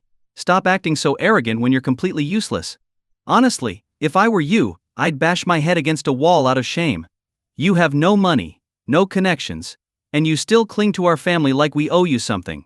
Yi Chen shot a cold glance at Mu Fei and said, if it weren't for Grandma, even if you begged me to return, I wouldn't have come back. Mu Fei burst into laughter. Ha ha ha. That's the funniest thing I've heard all day. You think I'd beg you to come back? Look at yourself. You're not even good enough for my sister anymore. The only reason you're still hanging around is because my second sister is too kind. If it weren't for her, you'd probably be begging on the streets by now. The crowd roared with laughter upon hearing Mu Fei's words. Truth be told, aside from the matriarch, everyone knew that Yi Chen and Mu Wanqing were already divorced. In their eyes, Yi Chen's every move was nothing but a joke. Ignoring Yi Chen, Mu Bo turned to Mu Wanqing and said, Wanqing, go with young Master Lai to greet Steward Hong. Don't let it seem like we're neglecting our guest. Mu Wanqing and Li Qiang quickly walked to the entrance. Hong San stepped inside, and both of them respectfully greeted him, saying, Welcome, Steward Hong. Your presence graces us with honor. Hong San glanced at Li Qiang. To be honest, the Mu family wasn't worthy of his attendance. However, Tianwu Pavilion had some ongoing business with Li Qiang's family, so he had reluctantly agreed to attend. Carrying himself with an air of arrogance befitting a martial arts expert, Hong San paid little attention to the crowd of mere billionaires before him. He nodded slightly and walked toward the matriarch. Matriarch, I wish you boundless blessings and longevity. Unfortunately, I came on short notice and didn't prepare a gift. I'll make up for it next time. No one dared to say anything. For a martial arts expert like Hong San, his mere presence was a gift. Who would dare expect more from him? Even if he had come with just his greetings, it would still be considered an honor. The matriarch hurriedly smiled and said, How could we ask for more? Just having Steward Hong here is already a great honor for us. Besides, the gift young Master Li brought is already more than enough. I am truly satisfied. Hong San hadn't paid much attention earlier. After all, he assumed the gift from this gathering of billionaires wouldn't be anything extraordinary. However, as his gaze fell on the necklace around the matriarch's neck, his heart skipped a beat. Could that be the precious gift she mentioned? Seeing the necklace, even Hong San felt a pang of envy. He couldn't help but smile and say, "Young Master Li, you truly live up to your name. To present such a precious gift, I can't help but feel envious myself." Zhao Lan immediately chimed in, "Indeed. Among all the gifts today, the one from young Master Li is undoubtedly the most precious." Hong San's eyes were fixated on the necklace, and he couldn't help but ask, "May I take a closer look at it?" The matriarch, thinking he referred to the box containing the nourishing pill, quickly handed it to him. "Of course. If you like it, it's yours." Hong San was taken aback. He opened the box and frowned in disdain. A nourishing pill? What garbage! The crowd was stunned. The nourishing pill is garbage? This was supposed to be the most valuable gift presented today, and it was the very item Hong San had requested to see. Confused, Zhao Lan asked, "Steward Hong, didn't you ask to see this?" Hong San was momentarily puzzled before realizing the misunderstanding. He said, "No, I wasn't referring to the nourishing pill. I meant the necklace the matriarch is wearing. Could I take a closer look at that?" "What?" The crowd was in an uproar. What's so special about that necklace? Wasn't it the trashy necklace gifted by Yi Chen? Everyone knew it was likely bought from a street stall. If the matriarch didn't dote on Yi Chen, Zhao Lan would have thrown it into the trash to avoid the eyesore. So why was Hong San specifically requesting to see that necklace? Out of all the gifts, it appeared to be the least valuable. Feeling awkward, Li Qiang said, "Steward Hong, the nourishing pill was my gift." Hong San finally understood. But to him, the nourishing pill was indeed garbage. Though he had come as a favor to Li Qiang, he saw no need to flatter anyone unnecessarily. "Then what about the necklace?" Hong San asked curiously. Li Qiang scoffed. "That necklace? It's just a trinket from a street stall, probably worth less than 10 yuan. What's there to look at?" Others chimed in. "Exactly. He even told the matriarch to wear it all the time, claiming it could prolong her life. That necklace is nothing but an eyesore. If the matriarch didn't forbid it, I'd have thrown it in the trash myself. Even if someone gave it to me for free, I wouldn't want it. It's filthy. Look at how dull it is. Any random necklace I buy looks 100 times better." Hearing their remarks, Hong San couldn't help but twitch his lips in frustration. Looking at the crowd, he sighed and said, "You all have no idea what you're talking about.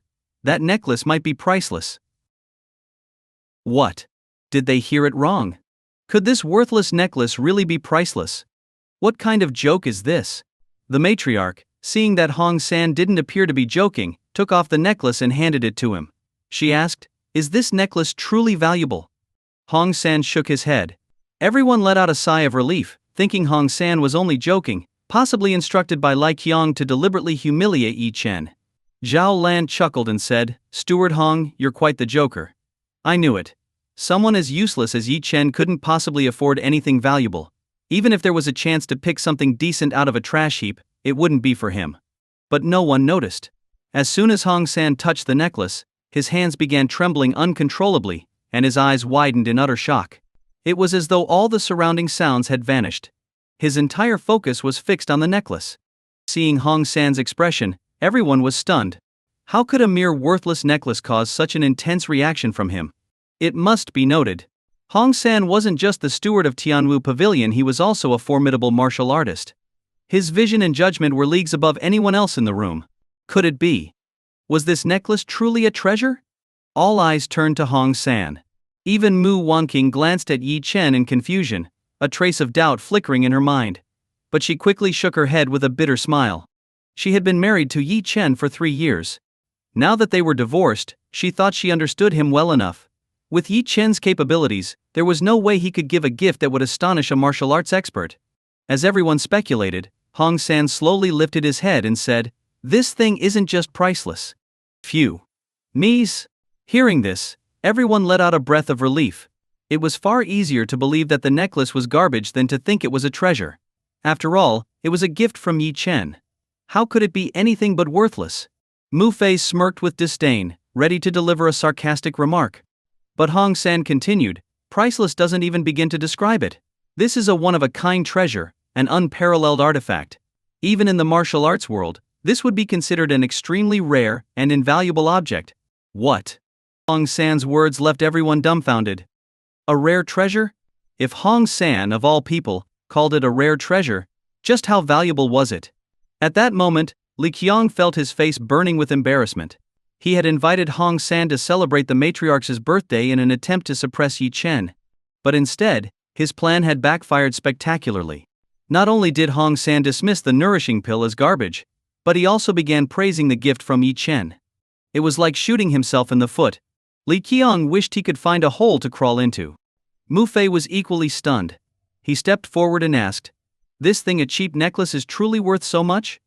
Hong San sneered and said, "You lack the vision to see its value. Do you doubt my judgment? Forget everything else.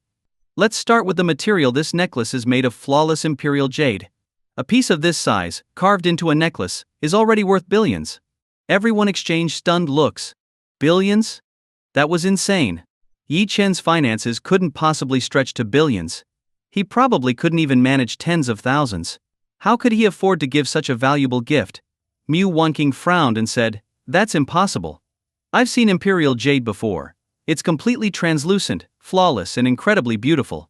But this necklace is dull and lackluster. It doesn't look like it's made of any kind of premium jade." Hearing Mu Wanqing's comment, many others nodded in agreement. Most of the people in the room were wealthy business tycoons. They were no strangers to jade and had attended plenty of auctions. When had they ever seen jade that looked so dull? Hong San ignored their skepticism. Instead, his excitement grew as he explained, "That's precisely what makes this necklace extraordinary and highlights its true value. Ordinary imperial jade wouldn't even catch my attention. What's remarkable about this necklace is that it has been intricately crafted by a martial arts grandmaster, at least at the grandmaster level or above. The necklace contains an immense amount of spiritual energy. When worn by an ordinary person, it not only extends their lifespan and prevents illness but also purifies the impurities within their body." In an instant, the entire room was stunned. No one had expected this necklace to be the handiwork of a grandmaster. For ordinary people, a grandmaster was a figure high above the mortal world. Even the most worthless object, if touched by a grandmaster, would become a priceless treasure. Hong San was now too absorbed in his thoughts to care about the others. He turned to the matriarch and cautiously asked, "Madam, I would like to purchase this necklace. Name your price, whatever you ask. I can offer, even up to 10 billion. His words caused an uproar among the crowd. What they had considered to be a piece of junk was now being offered for 10 billion by Hong San. What kind of joke was this? That was 10 billion. Everyone's eyes widened in disbelief. The members of the Mu family were especially stunned. Mu Bo was the first to step forward and said, "Mom, that's 10 billion. You should sell it." Zhao Lan quickly nodded. "Yes. If we sell this necklace, the Mu family will immediately rise to become a billion-dollar clan, one of the top families in Yun City." The matriarch shook her head firmly and said, "No. This is a gift from my beloved grandson. How could I possibly sell it to someone else?" Yi Chen, standing quietly to the side, finally spoke. He had initially thought no one in the room would recognize the necklace's significance. To his surprise, Hong San had some discernment. The necklace was a gift to his grandmother to ensure her longevity and immunity from illness. How could he allow it to be sold to someone else?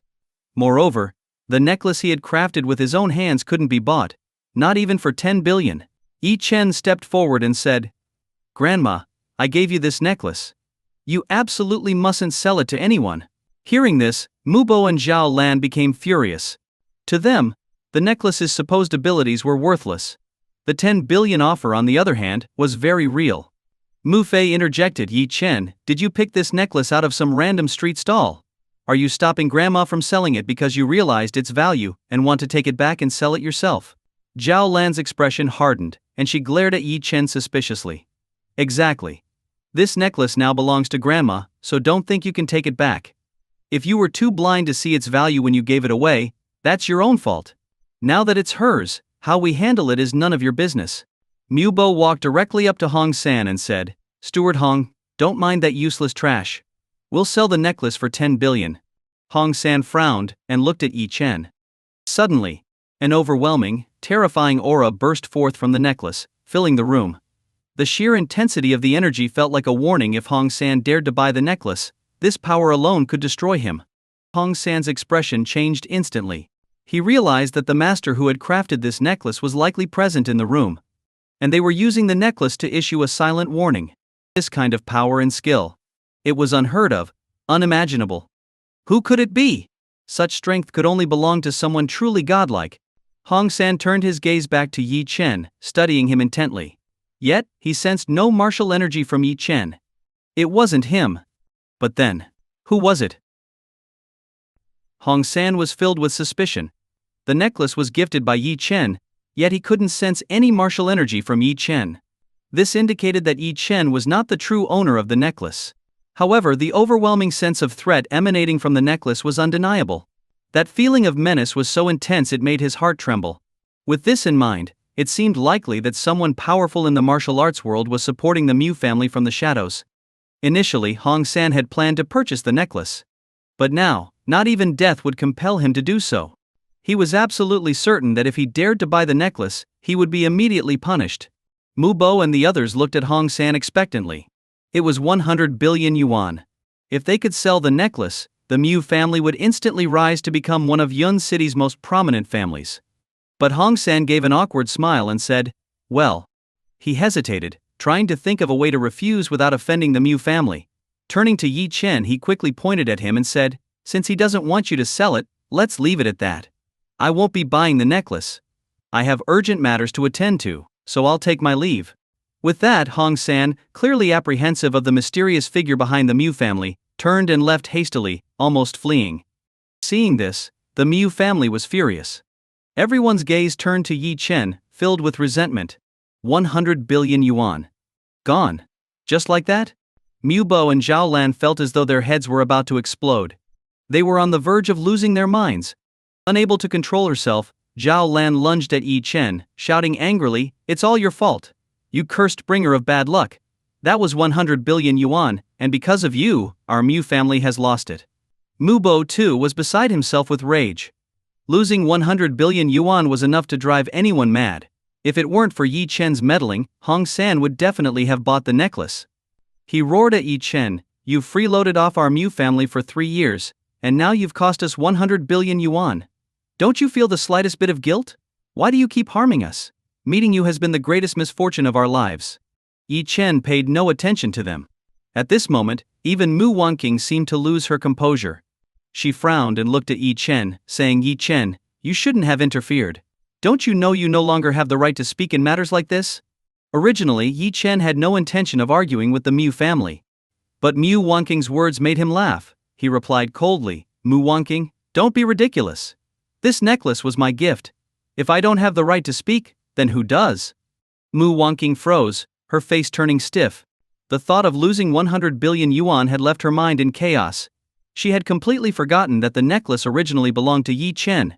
Hearing his retort, her face flushed with embarrassment. Mu Fei, however, shamelessly chimed in, sister, there's no need to feel embarrassed. Since he gave the necklace to Grandma, it now belongs to the Mu family. He has no right to speak about it. Zhao Lan nodded in agreement. Exactly. And Yi Chen just got lucky. Who knows where he picked up this necklace? If it weren't for young Master Lai inviting Steward Hong, everyone here would have dismissed it as trash. No one would have recognized its value. If anything, we should be thanking young Master Li. Hearing their logic, everyone around them was stunned. The audacity of this mother and son duo was astounding. It was clear that Yi Chen had gifted the necklace, yet they twisted the narrative to act as though it had nothing to do with him. Worse, they blamed him for their supposed loss of 100 billion yuan. This bizarre logic left everyone speechless. Yi Chen couldn't be bothered to argue with them. To martial artists, the necklace was indeed valuable, but to him, it was merely a gift for his grandmother. The Mu family matriarch couldn't stand it any longer. She stepped forward and angrily scolded them, all of you, shut your mouths. Look at yourselves, you're disgusting. Chen Ayer, don't pay any attention to them. Whether the gift is expensive or not, Grandma loves it. If this necklace is truly so valuable, then take it back and sell it yourself. I'm old, and any gift from you makes me happy. Hearing the matriarch's words, Mu Bo and the others panicked. No, you can't. Grandma, this is a 100 billion yuan necklace. You can't let him take it away. Exactly. Don't let him take advantage of us. Yi Chen noticed their panicked expressions and smirked with disdain. Mu Wanqing caught this look, and a flicker of confusion crossed her mind. Was Yi Chen looking down on them? What right did he have to look down on them? Was it simply because of his luck? Even if Yi Chen had been lucky enough to acquire a priceless necklace, it was just a fluke. If not for Hong San recognizing its value, no one else might have. Just as everyone assumed Yi Chen would take the necklace, he chuckled softly. Walking over to the matriarch, he placed the necklace back around her neck and subtly used a minor mystical technique, ensuring the necklace couldn't be removed. With a smile, Yi Chen said, "Grandma, since I gave this necklace to you, you should keep it. No matter how valuable it is, it's nothing compared to your health." What? Everyone was stunned. He knew the necklace's value and still insisted on giving it to the matriarch? This guy, was he just showing off? Mubo and the others, however, saw a glimmer of hope. As long as Yi Chen didn't take the necklace, they could persuade the matriarch to sell it once the guests left. 100 billion yuan. The Mu family could soon ascend to become one of Yun City's elite families. Their minds were already racing with plans for how to spend the fortune. The birthday banquet soon ended. Mubo quickly escorted the guests out, while Yi Chen and Mu Qingshuang left disappointed. The Mu family's behavior had left a sour taste in their mouths. Unlike the others, Mu Qingshuang had a different perspective. While they believed Yi Chen's gift was a lucky find, Mu Qingshuang suspected otherwise. She thought the necklace likely belonged to Yi Chen all along, and that he had known its value from the start. Despite this, he had casually gifted it.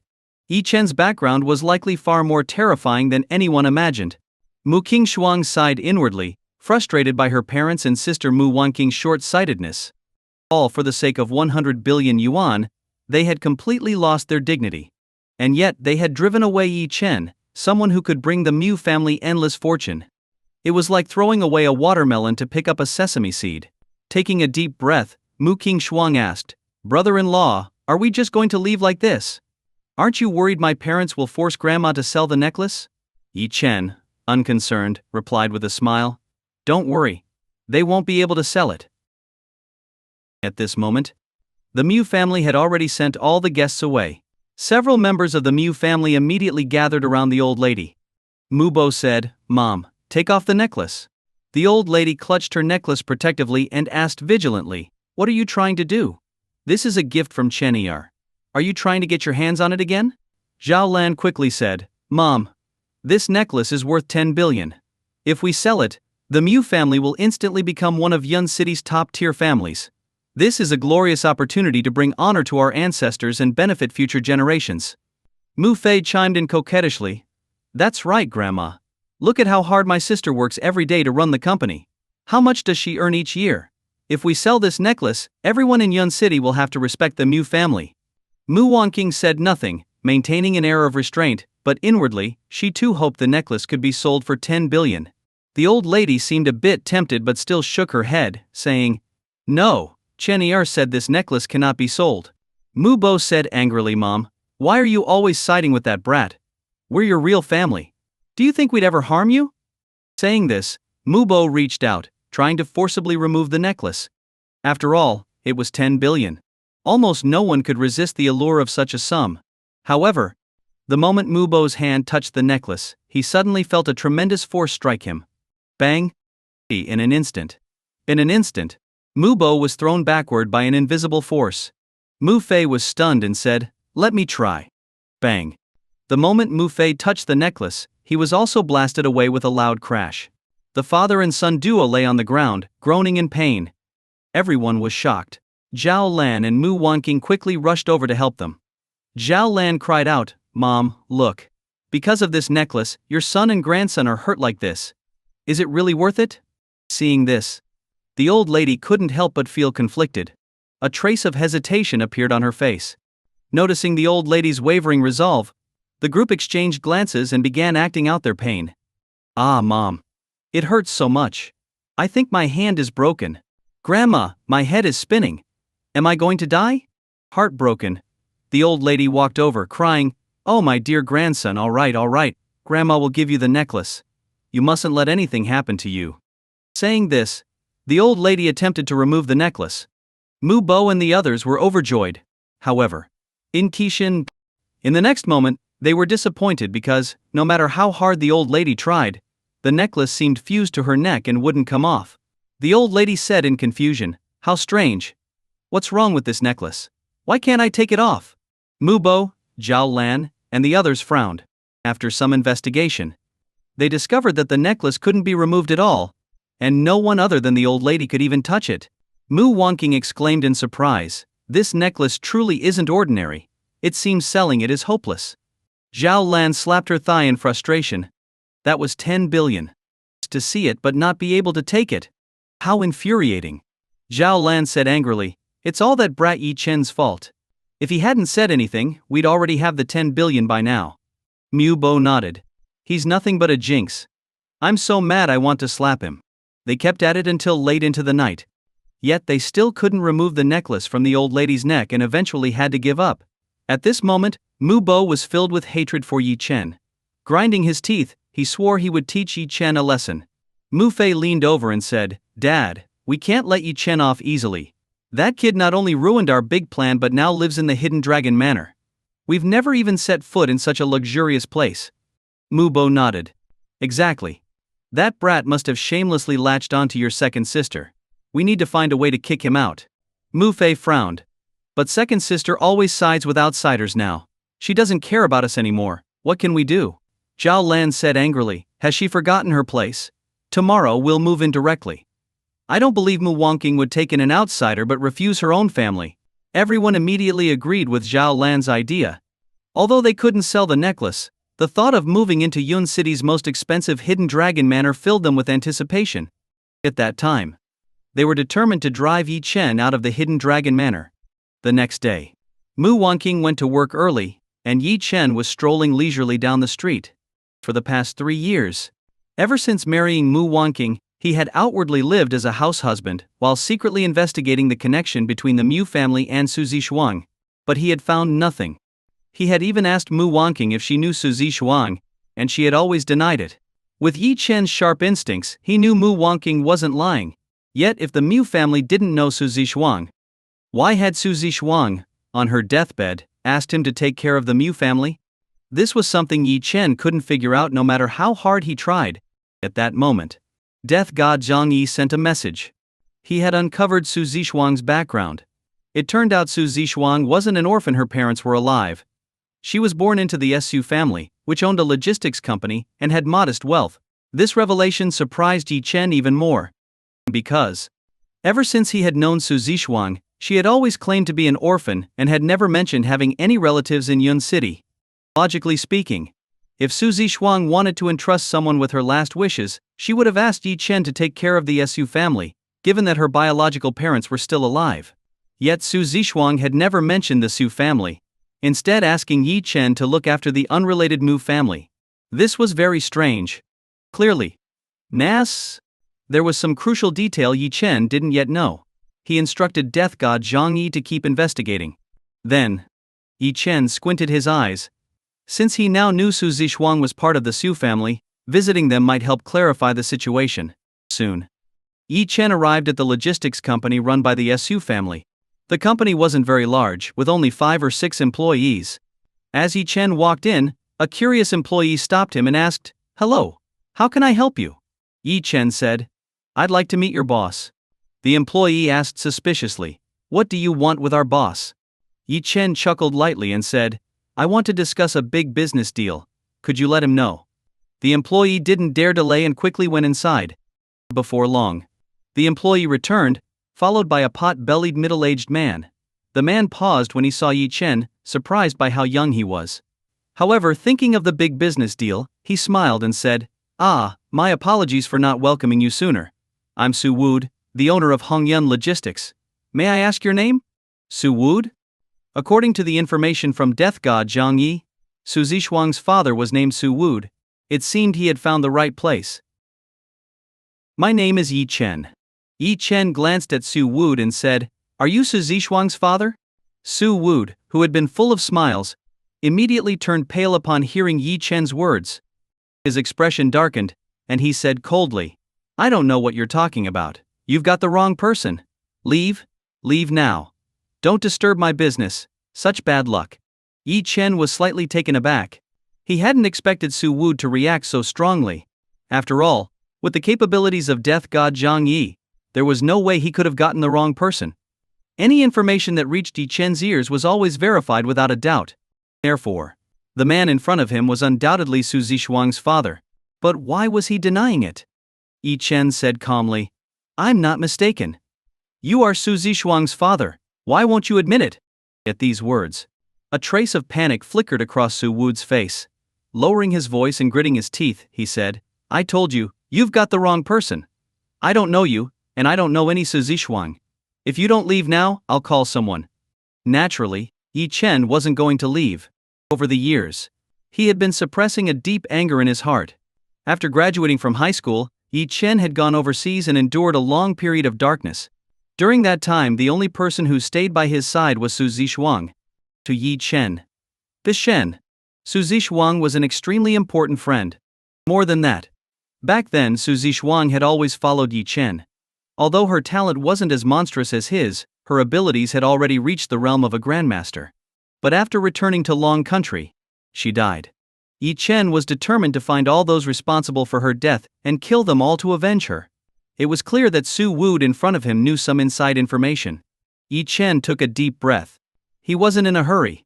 Instead, he walked over to the boss's chair, sat down, and said indifferently, Don't worry, I have time to wait for you to talk. Seeing this, Su Wu was instantly enraged. He waved toward the door, calling out to a few burly men. Immediately, several burly men rushed in. Boss, what's going on? Is someone causing trouble? Shit, daring to make trouble here? Does he have a death wish? Is it this guy? Boss, should we take him apart? Su Wu looked at Yi Chen coldly and said, Kid, I'll give you one last chance. Leave this place immediately, and I'll pretend you were never here. Otherwise, don't blame me for being rude. A flash of cold light appeared in Yi Chen's eyes. Tell me, how did Su Zixuang die? Seeing that Yi Chen wasn't budging, Su Wu lost his temper completely and shouted, You little punk, you don't know what's good for you. Boys, take him down and kill him. Yi Chen smirked coldly. I advise you. Don't push me to kill. Su Wu snorted and said, Ha! Who do you think you are? Trying to threaten me? When your legs are broken later, you'll learn the meaning of begging for mercy. As he spoke, Su Wu waved his hand. Immediately, the burly men charged toward Yi Chen. Yi Chen looked at the burliest man who rushed at him first and sighed softly, muttering to himself, You forced my hand. His gaze sharpened.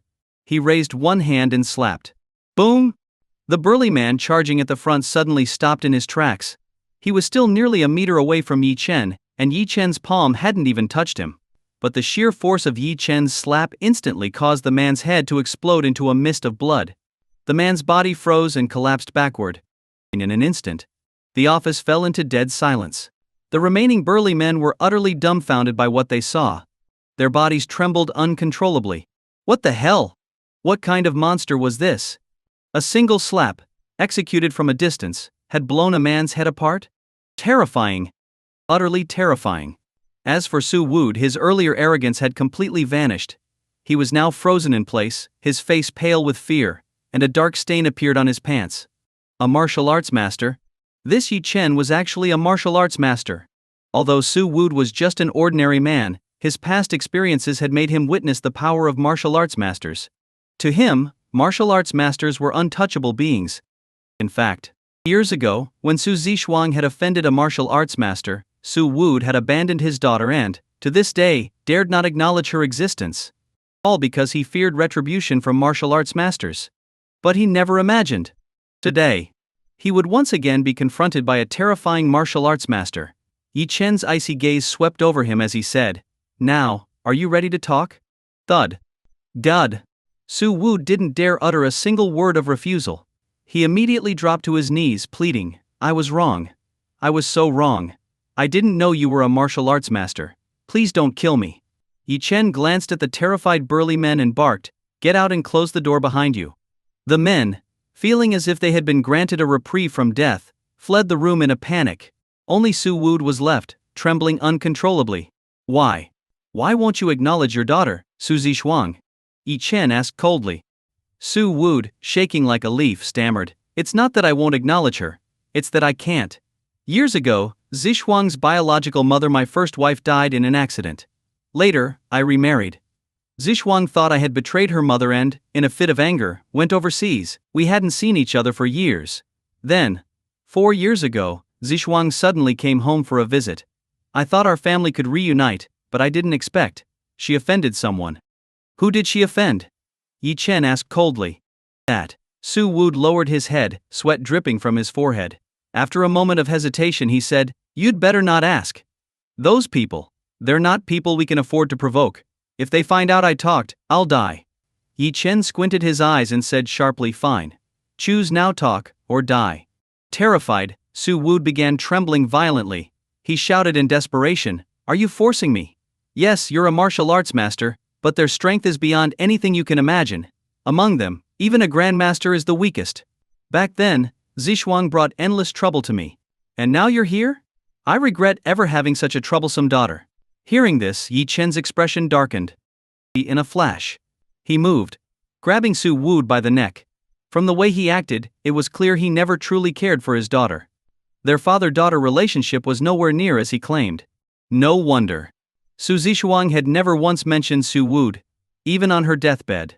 He wasn't worthy of being a father. Yi Chen's aura grew oppressive as he said, "Talk, or die." At that moment, Su Wood felt an overwhelming sense of suffocation. Terrified, he realized that if he didn't speak now, Yi Chen would really kill him. As Su Wood was about to lose consciousness, his survival instincts kicked in. He struggled desperately and shouted, "It was Yun City Su family. Back then, Su Liangchen threatened my wife and drugged Zishuang." Drugged? Yi Chen's eyes turned icy cold. With his understanding of Su Zishuang, it was absolutely impossible for her to be killed easily. After all, Su Zishuang wasn't just a martial artist at the grandmaster level. More importantly, Yi Chen had personally taught her assassination, combat, stealth, and concealment techniques. Even if she encountered an opponent she couldn't defeat, escaping safely should not have been an issue.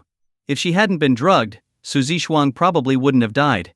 In that moment, Yi Chen's tone became chilling as he said, "Take your family and disappear from Yun City. If I ever see you again, I'll make you wish you were dead." Like discarding garbage, Yi Chen directly threw Su Wood to the ground. Terrified beyond measure, Su Wood scrambled to his feet and fled in panic. A glimmer of murderous intent flickered in Yi Chen's eyes. Finally he had uncovered a useful clue: the Su family Su Liangchen. "I will personally send you and the Su family to hell to accompany Su Zishuang." After driving Su Wood away, Yi Chen pulled out his phone and called Xing Jingxiong. He mentioned needing Xing Jingxiong's help. Xing Jingxiong politely invited Yi Chen to have a meal and discuss the matter over dinner. Yi Chen accepted the invitation. Soon after, Yi Chen arrived at the restaurant Xing Jingxiong had chosen. As soon as he approached the entrance, Xing Jingxiong walked out with a broad smile and bowed, saying, "Divine Dr. Yi, you've finally arrived. I've been eagerly awaiting you." Yi Chen said calmly, "I have something I need you to do." Xing Jingxiong chuckled, "Anything, anything. If Divine Dr. Yi needs something, it's as good as done." After following Xing Jingxiong to a private room, Yi Chen got straight to the point. "I need you to investigate someone for me, the boss of Hongyun Logistics, Su Wood." Xing Jingxiong nodded, "That's simple. What do you need to be done?" Yi Chen replied, "Have some men keep an eye on him. Don't let him have a single peaceful day. I want him to live in fear and regret for the rest of his life." For Xing Jingxiong, this task was nothing at all. He immediately agreed, "If that's all, don't worry. Since Divine Dr. Yi asked, I'll make sure he repents every day." Yi Chen nodded. "Good. Also, there's something else I want to ask you." Xing Jingxing looked puzzled. "What is it?" Yi Chen asked. "Do you know Su Liangchen?" Hearing this name, Xing Jingxiang's expression changed. He quickly looked around to make sure no one else was nearby, then lowered his voice and said, "Of course I know Su Liangchen. He's the eldest son of the Su family in Yun City. Don't tell me that Su Wood you mentioned is related to the Su family?" Xing Jingxiong regretted agreeing to the task so quickly. If Su Wood were connected to the Su family, how could he possibly have the courage to provoke them? Yi Chen chuckled lightly and said, "There's no connection between them. I asked about Su Liangchen because I want to understand the strength of the Su family." Xing Jingxiong let out a sigh of relief and said, "I see. The Su family is incredibly powerful. I've heard that Su Liangchen is a martial artist who has also reached the grandmaster level. He's considered a prodigy among Yun City's younger generation. Forgive me for asking, but what's your relationship with the Su family, Divine Dr. Yi?" Yi Chen smiled faintly and replied, "Mortal enemies." Thud. Xing Jingxiong fell off his chair in shock. Yi Chen frowned and said with a hint of mockery, "You're supposed to be a major figure in Yun City's underground world, and yet this is how you act." Xing Jingxiong forced a bitter smile and said, Divine Dr. Yi, you don't understand. While I may control a significant portion of Yun City's underground world, and am fearless when dealing with ordinary people or even wealthy businessmen, the Su family is different. They're a martial arts clan. If they wanted to destroy me, they could do it with one hand. How could I not be afraid? Yi Chen chuckled lightly and said, "Don't worry. Once I destroy the Su family, you'll have nothing to fear." Xing Jiangxing's body trembled violently, and his eyes widened. Did he hear that right? Destroy the Su family? This must be a joke. The Su family had a legacy spanning over 1,000 years. While Su Liangqin might be a prodigy who had reached the Grandmaster level, the true strength of the Su family lay with its patriarch and their immense power. In all of Yun City, no one dared claim they could destroy the Su family. Even though Xing Jingxiong knew Yi Chen was highly skilled and admired by many, including Luo Mingcheng, Zhao Yunhai, and himself, they were all mere surface-level figures in Yun City. The real powerhouses were the Su family and organizations like the Tianwu Pavilion True Martial Arts Forces. Terrified, Xing Jingxiong tried to dissuade him. Please, Divine Dr. Yi, don't say such things carelessly. If word gets out, the consequences will be unimaginable. Yi Chen snorted coldly, scared already? Pathetic. Xing Jingxiong was rendered speechless. To be honest, he greatly admired Yi Chen's medical skills and genuinely wanted to befriend him. However, he now realized that Yi Chen was overly arrogant, dismissing even martial arts clans like the Su family. This was nothing short of seeking death. For a moment, Xing Jingxiong even lost his appetite.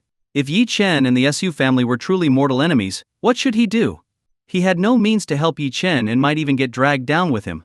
If the Su family were to unleash their fury, it would spell disaster for Xing Jingxiong. Although he was thinking this, he suppressed his inner fear and continued to entertain Yi Chen politely.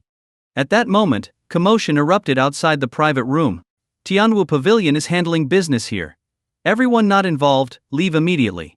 A group of people stormed into the restaurant. As soon as everyone heard that the Tianwu Pavilion was involved, they hurriedly fled in fear. In Yun City, the Tianwu Pavilion was an incredibly formidable force, one that almost no one dared to offend. Xing Jingxing also heard this and knew that the Tianwu Pavilion was clearing the area.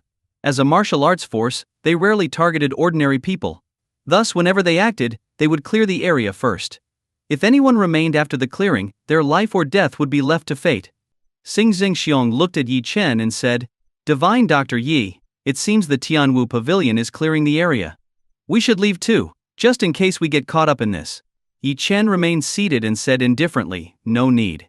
They're here for me." Hearing this, Xing Jingxiong's legs nearly gave out. What? Here for Yi Chen? Me? He had just learned that Yi Chen was at odds with the Su family, and now the Tianwu Pavilion was after him too? This was insane. Xing Jingxiong had lived a long life but had never directly clashed with two powerful martial arts forces like this. He didn't even have the qualifications to do so. And now, the Tianwu Pavilion had directly come knocking? As Xing Jingxiong trembled in fear, the door to the private room was suddenly kicked open. A group of men in black stormed in. The leader scanned the room and pointed at Yi Chen, saying, "It's this guy." At this moment, Xing Jingxiong couldn't stop trembling all over. He considered himself a man who had seen much in life. But now, facing this, it was the Tianwu Pavilion, and they were really here for Yi Chen. He couldn't wrap his head around it. Although Yi Chen was skilled in medicine, that was nothing in the eyes of the Tianwu Pavilion. Why would they mobilize for someone like Yi Chen? Xing Jingxiong looked over. Sure enough, the Grandmaster of Tianwu Pavilion, Ling Tianwu, stood right before him, and next to him was the pavilion steward, Hong San. "Young man, I heard you obtained a necklace. Tell me where it came from." Ling Tianwu squinted his eyes. Ever since Hong San returned and reported the incident with the necklace, he immediately sensed that it was no trivial matter. Just the aura emanating from the necklace alone was enough to instill fear in Hong San. Whoever crafted that necklace likely surpassed the Grandmaster realm. Seeing Yi Chen remain silent, Hong San darkened his face and barked, "Young man, our pavilion master is speaking to you. Are you pretending not to hear him? Do you have a death wish?" The Tianwu Pavilion was known for its domineering conduct. In Yun City, almost no one dared to ignore members of the Tianwu Pavilion, let alone when the pavilion master himself had come. Xing Jingxiong, seeing this, was terrified but still stepped forward. "Master Ling? I'm Xing Jingxiong. This gentleman, Mr. Yi, is my friend. Could you perhaps do me a small favor and not make things difficult for him?" Yi Chen was slightly surprised. He hadn't expected Xing Xingxing to stand up for him at a time like this. However, while Xing Xingxiong carried significant clout among ordinary people, he was far from qualified to stand up to the Tianwu pavilion. Ling Tianwu unleashed his aura. Bang! Xing Xingxiong was immediately forced to his knees under the oppressive force of Ling Tianwu's aura. Ling Tianwu was a grandmaster-level powerhouse. He had long surpassed the limits of ordinary men. In the presence of a grandmaster, ordinary people were mere ants, disposable trash that could be crushed at will. To Ling Tianwu, suppressing Xing Xingxiong required no effort at all. Ling Tianwu coldly looked at Xing Xingxiong and said, "What kind of nobody are you to think you deserve my respect?" Xing Xingxiong trembled uncontrollably. In front of a grandmaster-level powerhouse, merely speaking up had already taken all his courage. He had thought that, by controlling much of Yun City's underground world, he could at least earn some face. But now it was clear. He was gravely mistaken. Ling Tianwu's aura surged, oppressing Xing Xingxiang so completely that the man could hardly breathe. It felt as if his life would end at any moment. Everyone assumed that Xing Xingxiang was about to die. "Let him go. Then get out." A cold, commanding voice suddenly rang out. Instantly, everyone in the Tianwu pavilion froze, their gazes locking onto Yi Chen. What the hell? Was this guy insane? To speak up now. Pai? And to tell Ling Tianwu to get out. Did he not know who Ling Tianwu was? For a moment, all members of the Tianwu pavilion glared at Yi Chen. "Damn it, kid. What did you just say? You dare talk to our pavilion master like that? Are you tired of living? The Tianwu pavilion is not someone you can mess with. Brothers, let's just chop this kid to pieces and see if he's still so cocky." But Yi Chen showed no fear in the face of their threats. He calmly stood up, reached out, and helped Xing Zhengxiong to his feet. His tone was serene yet commanding. "From now on, you kneel to no one but me. That is my decree to you." These words not only stunned Xing Zhengxiong, but also left the members of the Tianwu pavilion dumbfounded. Xing Zhengxiong hurriedly said, "Mr. Yi, the Tianwu pavilion is too strong. You should leave first, or the consequences will be dire." Yi Chen chuckled lightly. "Don't worry. I'll handle it." With that, Yi Chen stepped forward, facing Ling Tianwu. His gaze turned icy. "You kneel." "What?" Hearing Yi Chen's words, everyone was utterly shocked. Then, laughter erupted from the room. "Ha ha ha. Did I hear that right? He actually told our pavilion master to kneel? Did he get his head slammed in a door? This kid dares humiliate our pavilion master? He's dead for sure. Ridiculous. The Tianwu pavilion holds supreme authority in Yun City. Does he think he can throw his weight around here?" Hong San's eyes turned cold as he bellowed. "Brothers, this kid dares to insult the Tianwu pavilion. Kill him." In an instant, Kana Mei, all the disciples of the Tianwu pavilion charged at Yi Chen. These disciples were no ordinary men. Nearly all of them were martial arts practitioners. Though they were only at the inner strength level and not yet grandmasters, their combined assault was still formidable. Xing Xingxiong was frozen in terror. At that moment, Yi Chen's eyes flashed with a sharp glint. Watching the oncoming disciples of the Tianwu pavilion, he let out a soft snort. And threw a single punch. An overwhelming aura burst forth, unleashing a terrifying force. Boom! With one punch, a bloody path was carved. The shockwave from his strike seemed to tear through heaven and earth, reducing all the disciples to mere blood mist. Seeing this, everyone was stunned. What the hell? How strong was he? Xing Jingxiong's eyes widened in disbelief. He had always known Yi Chen to be an exceptional healer, but he never imagined Yi Chen was also a martial arts powerhouse. At this moment, Ling Tianwu was completely enraged. He roared, "You dare kill members of my Tianwu pavilion? You're courting death." Ling Tianwu's figure blurred. In an instant, he appeared before Yi Chen. He threw a punch. It carried an immense, terrifying power, aimed to kill Yi Chen with one blow. However, Yi Chen didn't even glance at Ling Tianwu. Instead, he casually swung a slap. Slap.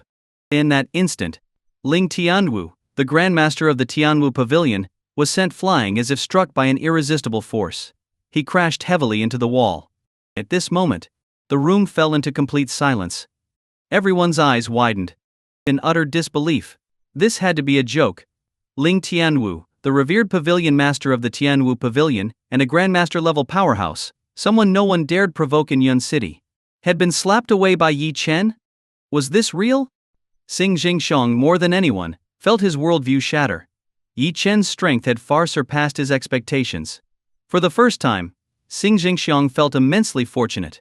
When Ling Tianwu first appeared, he had stood up for Yi Chen rather than distancing himself. Now it was clear. Yi Chen was the true powerhouse. Yi Chen walked slowly to Ling Tianwu, his tone cold as ice. "Now, do you have anything else to say?" Ling Tianwu, trembling in fear, scrambled to his knees and began kowtowing frantically. "I didn't know you were a grandmaster. I offended you unintentionally. Please, grandmaster, spare me." What? A grandmaster? Yi Chen was actually a grandmaster. For a moment, everyone was shocked beyond belief. Yi Chen glared at Ling Tianwu. Just as his phone rang, it was Mu Kingsno calling. "Brother-in-law, hurry back to Hidden Dragon Villa. Something big has happened." Yi Chen glanced at Xing Jingxiang and said, "You handle the rest. I have something to take care of." At this moment, Xing Jingxiang was completely stunned. Seeing Yi Chen leave so decisively, he could only nod blankly. Ling Tianwu, too, was deeply shaken. From Yi Chen's earlier strike, he clearly realized that Yi Chen's strength far exceeded his imagination. After all, he himself was a grandmaster-level powerhouse. And yet, he had almost been killed by a single slap from Yi Chen. He could be almost certain now. Yi Chen's strength was vastly superior to his own, likely at the half-step Great Grandmaster level, or even already at the Great Grandmaster realm. One had to understand. In the entirety of Yun City, finding even a handful of Great Grandmasters was practically impossible. At this moment, Xing Jingxing still felt a lingering fear facing Ling Tianwu. But just as he was unsure how to speak, Ling Tianwu got up from the ground, grabbed Xing Jingxing's hand enthusiastically, and said, "Brother Xing, earlier I was blind and failed to recognize your importance. I offended both young Master Yi and yourself. Please accept my apologies. If you're still upset, I'll kneel and apologize right now." Xing Zhengsheng hurriedly stopped him. "Are you kidding me? How could he let a grandmaster kneel before him? What had he done to deserve such respect?" For a moment, Xing Zhengsheng's understanding of Yi Chen's strength became even clearer. He knew. Ling Tianwu was a grandmaster. Previously, Xing Zhengsheng wouldn't have even qualified to speak to him. But now, simply because of his association with Yi Chen, Ling Tianwu not only apologized to him personally, but was even willing to kneel. This realization made Xing Jingxiang feel an unprecedented surge of pride. He looked at Ling Tianwu and said, "Master Ling, how could I dare let you kneel? I'm not qualified to speak out of turn in your presence." Ling Tianwu froze for a moment, but then smiled warmly and said, "Brother Xing, you're being too formal. From now on we're brothers. By the way, may I ask, what is your relationship with young Master Yi?" Xing Jingxing's eyes flickered, and he quickly said, "I'm nothing more than young Master Yi's dog." Ling Tianwu showed no disdain at all. On the contrary, he was internally shaken. He now suspected that Yi Chen was a great grandmaster. To achieve such a realm at Yi Chen's age was nothing short of extraordinary. Even in the entire Dragon Nation, such talent would rank among the top prodigies. As a grandmaster himself, Ling Tianwu deeply understood that martial cultivation was an act of defying the heavens. No matter how talented one was, without immense backing and resources, it was impossible to reach such heights at Yi Chen's age. To serve under such a powerful great grandmaster was, in truth, a blessing. At the very least, if Yi Chen's identity as a great grandmaster were revealed, most of Yun City's forces would bow to Xing Jingxiang. Ling Tianwu believed himself to have keen foresight. If he could establish a connection with Yi Chen, his Tianwu pavilion would no longer be confined to Yun City. Smiling faintly, Ling Tianwu said, "Brother Xing, you're being modest. May I invite you to a meal sometime as a gesture of goodwill?" Xing Jingxiang felt an overwhelming excitement. He was incredibly grateful that, in a critical moment, he had stood up for Yi Chen. And now, he was reaping the rewards he could never have imagined achieving in his lifetime. Yi Chen, meanwhile, paid no attention to Ling Tianwu. To be honest, though Ling Tianwu was a grandmaster, he still wasn't worth Yi Chen's notice. Yi Chen pulled out his phone and sent a message to Death God Zhang Yi. He asked him to investigate the Su family of Yun City. With Zhang Yi's abilities, he would surely get results quickly. Afterward, Yi Chen returned to Hidden Dragon Villa. When Mu Kingsno had called earlier, her tone had been anxious. He wasn't sure what had happened. But it shouldn't have been anything dangerous. After all, the security at Hidden Dragon Villa was extremely tight. Before long, Yi Chen arrived back at Hidden Dragon Villa. The moment he walked in, Yi Chen was dumbfounded. Because he saw Mu Bo, Zhao Lan, and their family sitting in the living room with bags and luggage. Mu Kingsno sat helplessly to the side, wiping tears from her eyes. Clearly she had been driven to the brink. Yi Chen frowned, swept his gaze over everyone, and finally looked at Mu Wanking. Mu Wanking, what's the meaning of this? Mu Wanking froze, just about to speak. But Zhao Lan quickly interrupted and said, Yi Chen, I'm officially informing you that our family is moving into Hidden Dragon Villa. You can pack your things and move out now. Yi Chen couldn't help but laugh at Zhao Lan's absurd confidence. He said speechlessly, You really are shameless. When did I ever agree to let you live here? And now you're telling me to move out? Don't you think this is ridiculous? Mu Bo snorted coldly and said, Who's ridiculous and shameless here? Do you think you're someone important? If you weren't clinging to our Kingsno, do you think you'd even be living in such a luxurious place? Mu Kingsno was speechless and said, Mom, Dad, can you stop being unreasonable? This villa belongs to brother-in-law. It would have been better if Mu Kingsno had said nothing. The moment she spoke, Zhao Lan suddenly acted like a shrew, throwing herself to the ground and wailing loudly. Oh, what a good daughter I raised. She sides with outsiders while ignoring her own parents. You're now the CEO of Star Group, living in such a luxurious villa, and you'd rather let an outsider live here than your own parents. My heart hurts. I might as well die. Don't stop me. With that, Zhao Lan made a show of trying to crash into the wall. Seeing this, Mu Wanking hurriedly pulled Zhao Lan back and said, Mom, don't do this. Calm down, okay? Zhao Lan wailed, How can I calm down? I raised you, and now you stand with this worthless Yi Chen instead of me. How am I supposed to live? Mu Wanking, looking helplessly at Mu Kingsno, shouted, Kingsno, look at what you've done to Mom. Yi Chen watched this family's outrageous antics. He couldn't help but find it laughable. He coldly said, Enough with the act. With talent like yours, why don't you all go to Hollywood? No matter what you say, you're not living here. Zhao Lan snorted and said, Yi Chen, shut up. What right do you have to speak? Yi Chen coldly replied, This is my house. Why wouldn't I have the right to speak? At that moment, suddenly, Mu Fei came running down from the second floor, holding a property title deed. He pointed angrily at Yi Chen and said, Your house? Yi Chen, you're really shameless. Look at what I found. The property deed for Hidden Dragon Villa, it clearly states my second sister's name, Mu Kingsno. The room fell silent. Everyone crowded around to look at the deed. Sure enough, the owner's name written on it was Mu Kingsno. Yi Chen was slightly taken aback. Back when Qi Meng had gifted him the villa, it was Mu Kingsno who handled the ownership transfer process. Yi Chen had never paid it much attention. Confused, he turned his head to look at Mu Kingsno. Afraid of being misunderstood, Mu Kingsno hurriedly explained. It turned out, the reason Hidden Dragon Villa was registered under Mu Kingsno's name was because of Yi Chen's identity. With Qi Meng's status, there was no record of him in the Dragon Nation, so during the transfer, it couldn't be placed under Yi Chen's name. At the time, Mu Kingsno had called Yi Chen about it. Yi Chen casually told her to register the villa under her name. To Yi Chen. Me Chen. It was just a villa. Not to mention Hidden Dragon Villa, Yi Chen owned expensive estates across the world. He even possessed the world's most luxurious castle, gifted to him by the Queen of Eagle Nation. Naturally, he wouldn't care much about Hidden Dragon Villa. However, he hadn't expected this casual decision to turn into ammunition for the Mu family. Sure enough. Enough. The next moment, Mu Bo and Zhao Lan were both overjoyed. Did you see that? The owner's name is Kingsno. Yi Chen, you're shameless. And you still dare claim this villa is yours? What kind of trick did you pull on our Kingsno to make her defend you so much? Now that the ownership document is right here, what more do you have to say? Seeing the property deed, Mu Bo and Zhao Lan intensified their attacks on Yi Chen. They had always believed that Yi Chen was shamelessly freeloading, and now, with the deed as proof, they became even more brazen. Mu Wanking sighed coldly and looked at Yi Chen. Earlier, when Yi Chen had confidently claimed that the villa was his, she had believed him, even if just a little. But now, she realized, Yi Chen was shameless to the extreme. She regretted trusting him even for a moment.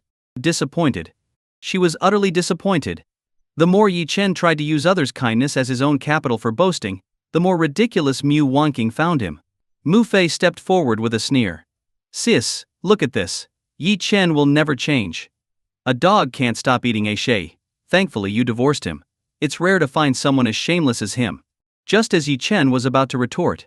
Suddenly, the Mu family's old matriarch walked in from outside, smiling as she said, "Not bad, this house is quite nice." Then, she walked up to Yi Chen, puzzled, and said, "My dear grandson, I heard from Wanqing and the others that you're inviting Grandma to live here?" Yi Chen swept his gaze across the others and smiled. "Yes, Grandma. Kingsno and I want you to live here, alone." Yi Chen deliberately emphasized the word alone, clearly directed at Mu Bo and the others. But Zhao Lan laughed and said, "Mom, why are you even asking him? This villa is in Kingsno's name, so it belongs to the Mu family. What right does an outsider like him have to decide?" The old matriarch's face darkened as she scolded. "Zhao Lan, how many times have I told you? Since Yi Chen and Wanqing were married, he is part of our family. Why divide us into outsiders and insiders? A family should live together in harmony." And with that, the old matriarch turned to Yi Chen and asked, "Yi Chen, isn't that right? Don't worry, with Grandma here, no one will bully you." Seeing the old matriarch standing up for him, Yi Chen's heart softened. He smiled and said, "Yes, Grandma, you're absolutely right." The old matriarch nodded in satisfaction. "Then this old bag of bones owes it to my dear grandson, Chen. Thanks to you I can live in such a nice house. I remember back then. Shuang'er once said she would let me live in a place like this." The old matriarch stopped mid-sentence, suddenly realizing what she was saying, and immediately shut her mouth. Mu Wanqing curiously asked, "Grandma, who were you just talking about? Shuang'er? Who is Shuang'er?" The moment these words were spoken, Yi Chen's eyes widened sharply. Shuang'er? Could the Shuang'er grandma mention Bisu Zishuang? The old matriarch spoke so naturally, which clearly indicated that she and Su Zishuang knew each other well. However, it seemed like she was afraid of something and refused to mention it further. Hearing Mu Wanqing's question, the old matriarch shook her head repeatedly, denying it. No, you misheard me. I don't know any Shuang'er." "Alright," Chen agreed, "so we'll all live here together. A family is happiest when we're all together." The old matriarch still didn't know about Yi Chen and Mu Wanqing's divorce. Because of her age, the family had intentionally hidden the truth, fearing it would be too much of a shock for her. Although Yi Chen was extremely displeased with the Mu family, for the sake of Grandma, he could only relent. He glanced at Mu Bo and the others and said coldly, "Since Grandma has spoken, you can stay. But I warn you, follow the rules. If you don't, you'll get out on your own." With that, Yi Chen wanted to probe further about Su Zishuang. So, he supported Grandma and said with a smile, "Grandma, let me take you for a walk in the garden." The two of them walked out together. Seeing Yi Chen leave, Zhao Lan turned red with rage. Pointing at Yi Chen's back, she shouted angrily, "Did you see that? He's still so arrogant. He even dares tell us to get out. He's completely out of control." Mu Fei added coldly, "H&Pf, he used to live off our Mu family, and now he still does. I'd like to see who throws out whom. Once he's homeless, let's see how arrogant he'll be." Mu Kingsno watched her family's behavior. She couldn't help but feel helpless, to be honest. The villa might be in her name, but it truly belonged to Yi Chen. At this moment, Mu Bo walked over to Mu Kingsno with a smile and said, "Kingsno, I admit I was wrong in the past. Now you're the CEO of Star Group and own such a grand villa. Let's not hold grudges. We're family, our bond is thicker than water. Once we drive Yi Chen out, we'll make the Mu family the strongest in Yun City together." Mu Kingsno sighed deeply and said, "Dad, Mom, and Sister, I think you should really treat brother-in-law better." Before she could finish, Zhao Lan interrupted her sharply, "Enough. Don't mention Yi Chen, he's bad luck. Kingsno, you're young and gullible, easily brainwashed by scheming people like Yi Chen. If you really think of yourself as part of the Mu family, stop bringing up that unlucky guy." Hearing Zhao Lan's ridiculous logic, Mu Kingsno was infuriated. She stomped her foot angrily and said, "You'll regret this." After saying that, Mu Kingsno turned and stormed off. Mu Bo and Zhao Lan didn't care at all. Living in Hidden Dragon Villa, they finally felt satisfied. Meanwhile, Yi Chen wasn't paying attention to them. Supporting Grandma, he walked leisurely through the garden. Grandma smiled warmly as she admired the flowers around her. "The flowers here are so beautiful. I always wanted to grow a garden full of flowers, but I never had the chance. Yi Chen smiled and said, "If you like them, Grandma, I'll have more planted for you." Grandma chuckled and said, "No need to go through all that trouble." Yi Chen hesitated for a moment before finally asking, "Grandma, there's something I want to ask you. Earlier you mentioned Shuang Er. Was that Suzy Shuang? What's her connection to the Mu family?" The moment he said this, the smile on Grandma's face immediately disappeared. Grandmother froze for a moment before she spoke. "Chen Er, you misheard. I never mentioned anyone named Shuang Er, nor do I know any Suzy Shuang. Don't ask about this matter again." Yi Chen frowned. He could sense it. Grandmother definitely knew Suzy Shuang. But for some reason, some pressure or fear stopped her from mentioning that name. Moreover, when grandmother accidentally let slip earlier, she said that Shuang Er had once wanted to buy a villa like Hidden Dragon Villa for her. This showed grandmother and Suzy Shuang must have been very close. But why was grandmother so afraid to bring it up? Yi Chen was unwilling to let it go and asked, "Grandmother, do you know something?" Grandmother's face turned cold, and she said sternly, "Yi Chen, from now on, you are not allowed to ask about this matter again. If you ask again, I'll leave right now. Remember, not only can you not ask me, but you must also never mention the name Suzy Shuang outside. Do you understand?" Seeing grandmother's firm and angry expression, Yi Chen let out a sigh. It seemed that the incident surrounding Suzy Shuang's death must involve an extremely complicated and powerful force, otherwise it wouldn't have made grandmother so terrified. Yi Chen didn't push her any further. For now, the only clue he had was the Su family in Yun City. They shared the same surname, Su. Could there be a connection between the Su family, Su Wood, and Suzy Shuang? Just then, Yi Chen sensed Death God Zhang Yi's presence. After settling grandmother, Yi Chen went to the second floor. Death God Zhang Yi appeared silently behind Yi Chen. "Master? I have results regarding the Su family that you asked me to investigate." A sharp glint flashed in Yi Chen's eyes. "What did you find?" Death God Zhang Yi looked slightly worried. The Su family has no connection with Miss Suzy Shuang. They just share the same surname. However, I discovered that after Miss Su was hunted down, it was the Su family who visited several families in Yun City and threatened them to never mention Suzy Shuang's name again. Those who disobeyed would be killed without mercy. Hearing this, Yi Chen immediately understood. Whether it was Su Wood or the Mu family, they must have been threatened by the Su family. After all, the Su family of Yun City was a martial arts family. They wouldn't dare resist at all. No wonder even Mu Wangqing and others had never heard of Suzy Shuang. It seemed that only grandmother and the deceased old master of the Mu family knew about Suzy Shuang. Since the Su family had issued the threats, then they must know the details behind Suzy Shuang's pursuit and death. A cold, murderous glint appeared at the corner of Yi Chen's lips. If that's the case, then it's time to pay the Su family a visit. Regardless of whether the Su family directly participated in the hunt for Suzy Shuang or not, Yi Chen had to get to the bottom of it. The Su family could not escape responsibility.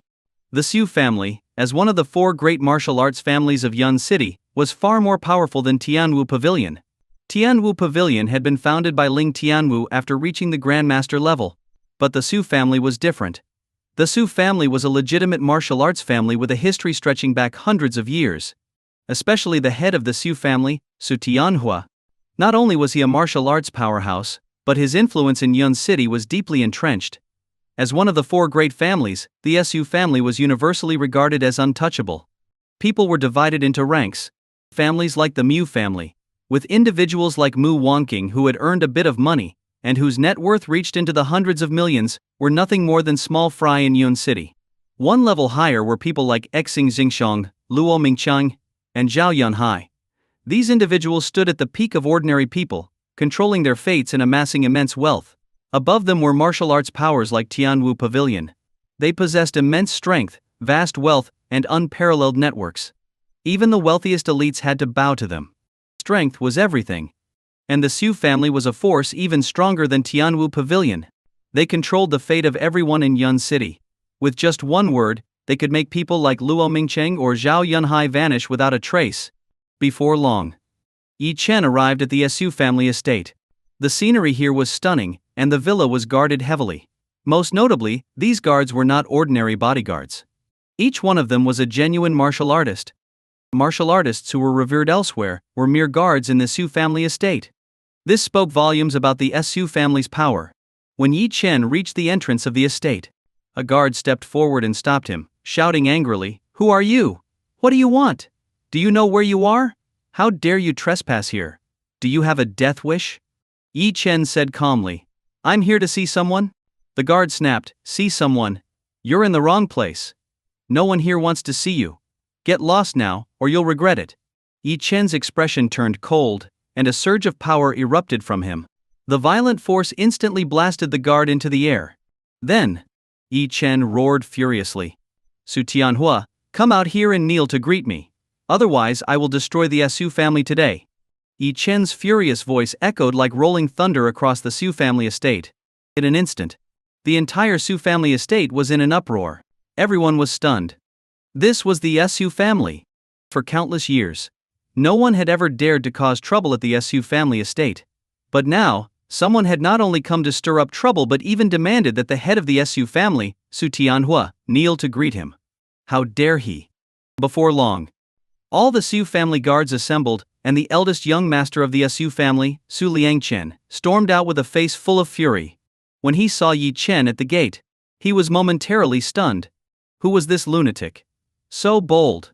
Su Liangchen glared at Yi Chen and shouted, "Kid, are you looking for death? How dare you shout my father's name at the Su family estate?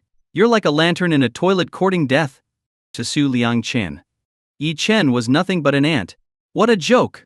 The Su family had nearly 100 martial artist guards, each one carefully selected for their strength. On top of that, Su Liangchen himself was a half-step grandmaster.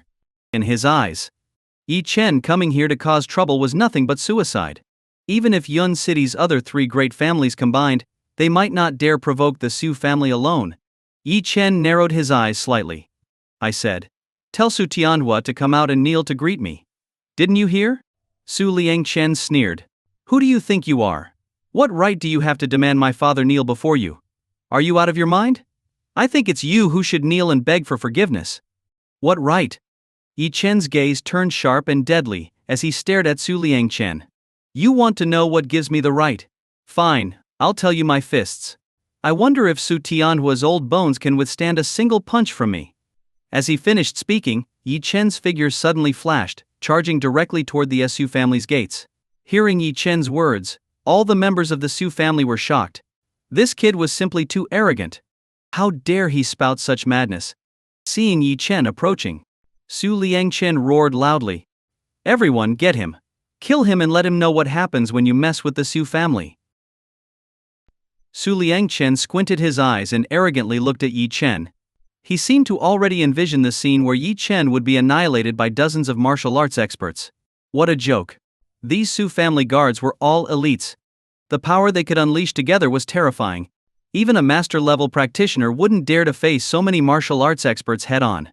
This was why, for so many years, despite the Su family offending numerous people, no one dared to challenge their manner easily. Probably. Why he? Only someone as brash and reckless as Yi Chen would do something so foolish. However, actions have consequences. Since Yi Chen dared to provoke the Su family, death was the only outcome awaiting him. Yet, just as this thought surfaced, Su Liangchen witnessed a scene he would never forget. Yi Chen, like a human cannonball, moved with extreme speed. The martial arts experts who tried to intercept him hadn't even gotten close before being swept away by Yi Chen's aura. Boom, boom, boom, boom. A series of dull thuds echoed. One by one, those martial arts experts were sent flying. In just the blink of an eye, Yi Chen was standing right in front of Su Liangchen. Su Liangchen was frozen in place. His body trembled uncontrollably. What was happening? How could this be? These were dozens of martial arts level guards. Even a master level practitioner would retreat in the face of such a group, right? But Yi Chen? He had used nothing but his aura to send all the Su family's guards flying? How strong was he? Yi Chen looked at Su Liangchen coldly and said in an icy tone, "Now, do you understand why?" Su Liangchen didn't dare say another word. Beads of sweat as large as beans formed on his forehead. Just Yi Chen's aura alone was enough to make it hard for him to breathe. Probably, Yi Chen could take his life with a single move. At this critical moment, "Stop. Who dares to cause trouble at my Su family?" From inside the manor, the Su family patriarch, Su Tianhua, emerged with several master-level practitioners. Upon seeing Su Tianhua, Su Liangchen immediately ran to him, shouting, "Grandfather, save me! That brat came to our Su family causing trouble, knocked down all our guards and he wants to kill me." Su Tianhua looked at the guards groaning on the ground. His heart sank. To be able to take down all the Su family guards, this young man was certainly no ordinary individual. Taking a deep breath, Su Tianhua spoke slowly. "I hear you're looking for me?" Yi Chen replied, "You are Su Tianhua?" Su Tianhua nodded. "That's right. We seem to be strangers. Why are you looking for me?" Su Tianhua didn't act impulsively. He wanted to probe Yi Chen's background.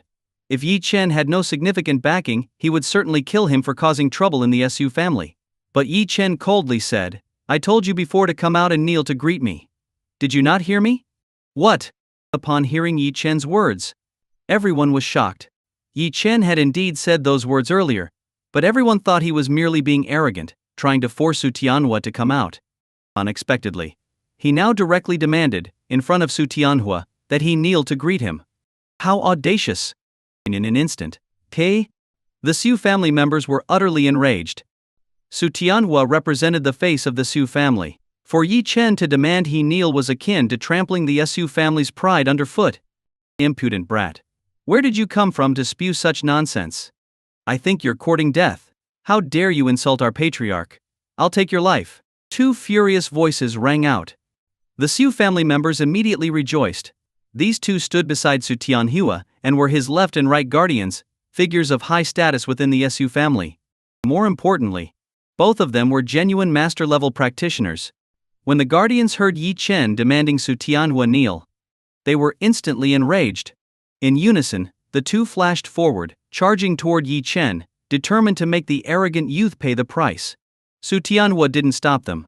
His face was equally grim. Clearly he was furious. Since becoming the Su family patriarch in Yun City, it had been ages since anyone dared speak to him in such a manner. If Yi Chen wasn't taught a lesson today, how would the other powers in Yun City view him? If Yi Chen didn't die today, Su Tianhua would likely become a laughingstock over tea and gossip. Su Liangchen grew worried. Having witnessed Yi Chen's strength earlier, he quickly said, "Grandfather, that brat is strong." But Su Tianhua merely chuckled and said, "How strong could he be? Let your second and third uncles teach him a lesson first. Otherwise people might think anyone can step on my Su family." Su Liangchen became anxious and said, "No, wait." He wanted to stop them. "Pundolai." But it was too late. The second and third uncles had already reached Yi Chen. "Brat, I'll take your life. Let this be a lesson for offending the Su family." Two figures charged, unleashing a terrifying aura. Just when everyone thought Yi Chen was finished, Yi Chen snorted lightly and vanished like a phantom. Everyone was stunned. Where was he?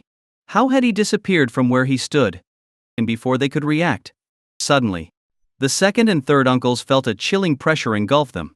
Turning sharply, they saw two fists heading their way. Boom! Boom! Two muffled sounds rang out. Almost simultaneously, the second and third uncles were sent flying, crashing heavily to the ground.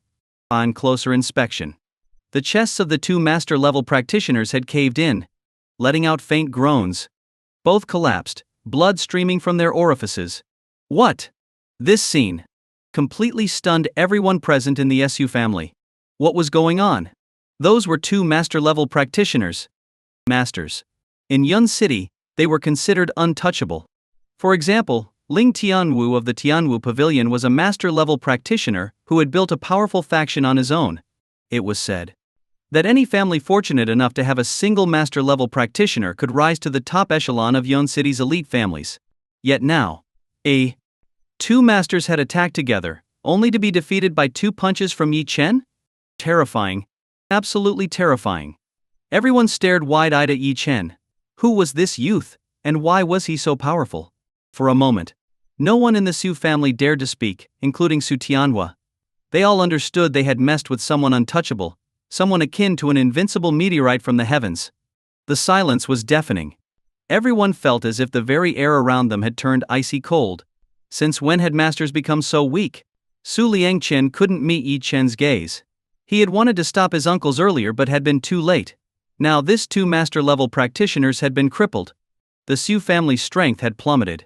What the other three elite families of Yun City had failed to achieve despite their efforts. Yi Chen had accomplished effortlessly with 2 punches. At this moment, Su Tianhua was utterly despondent.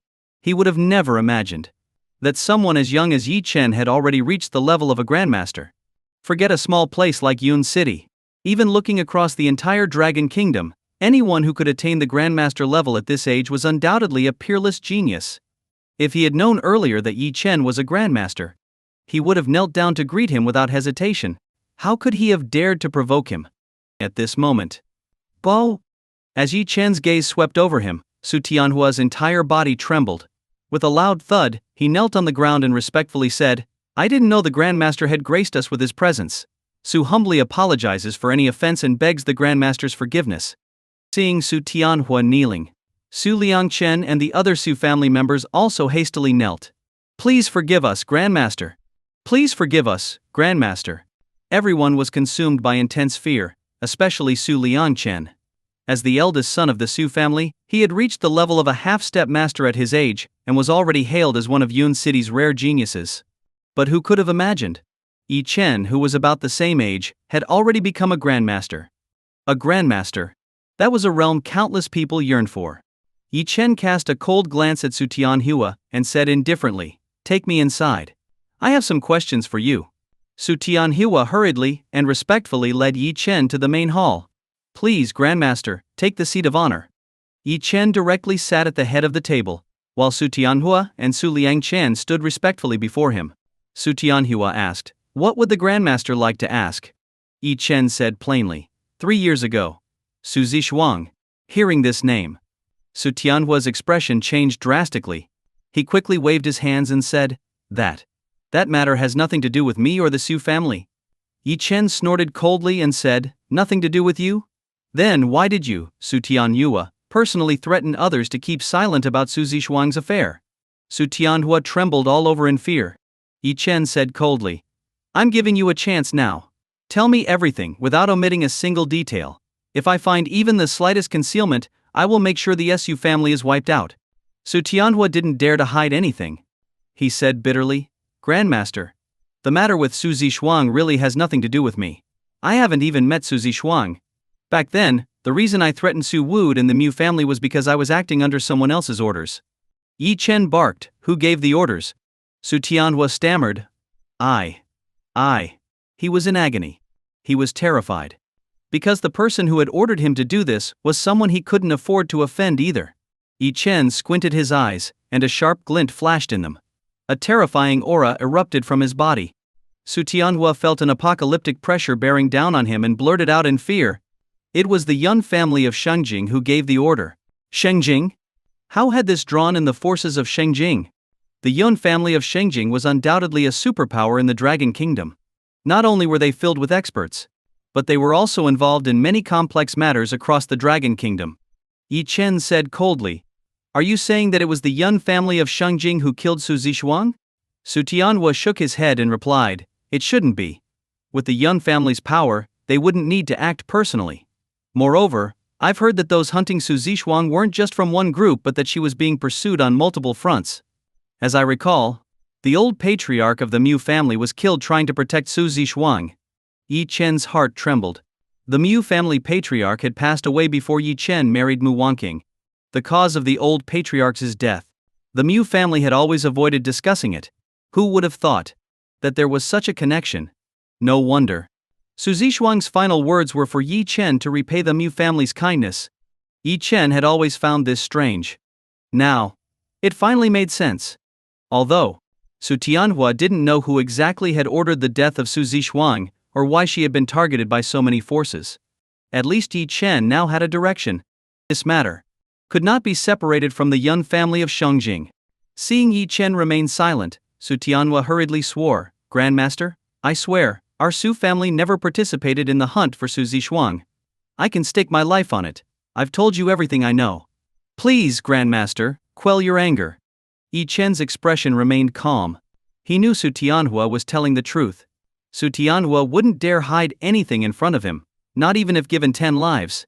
Yi Chen's face stayed impassive. Su Tianhua couldn't fathom what Yi Chen was thinking. In his opinion, though Yi Chen was powerful and might be a grandmaster, he would still have to bow down before the terrifying Yun family of Shengjing.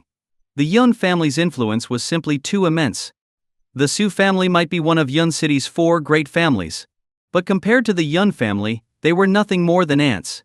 Even if all 4 great families of Yun City united, they wouldn't stand a chance against the Yun family. Just as Su Tianhua thought Yi Chen was going to abandon further investigation.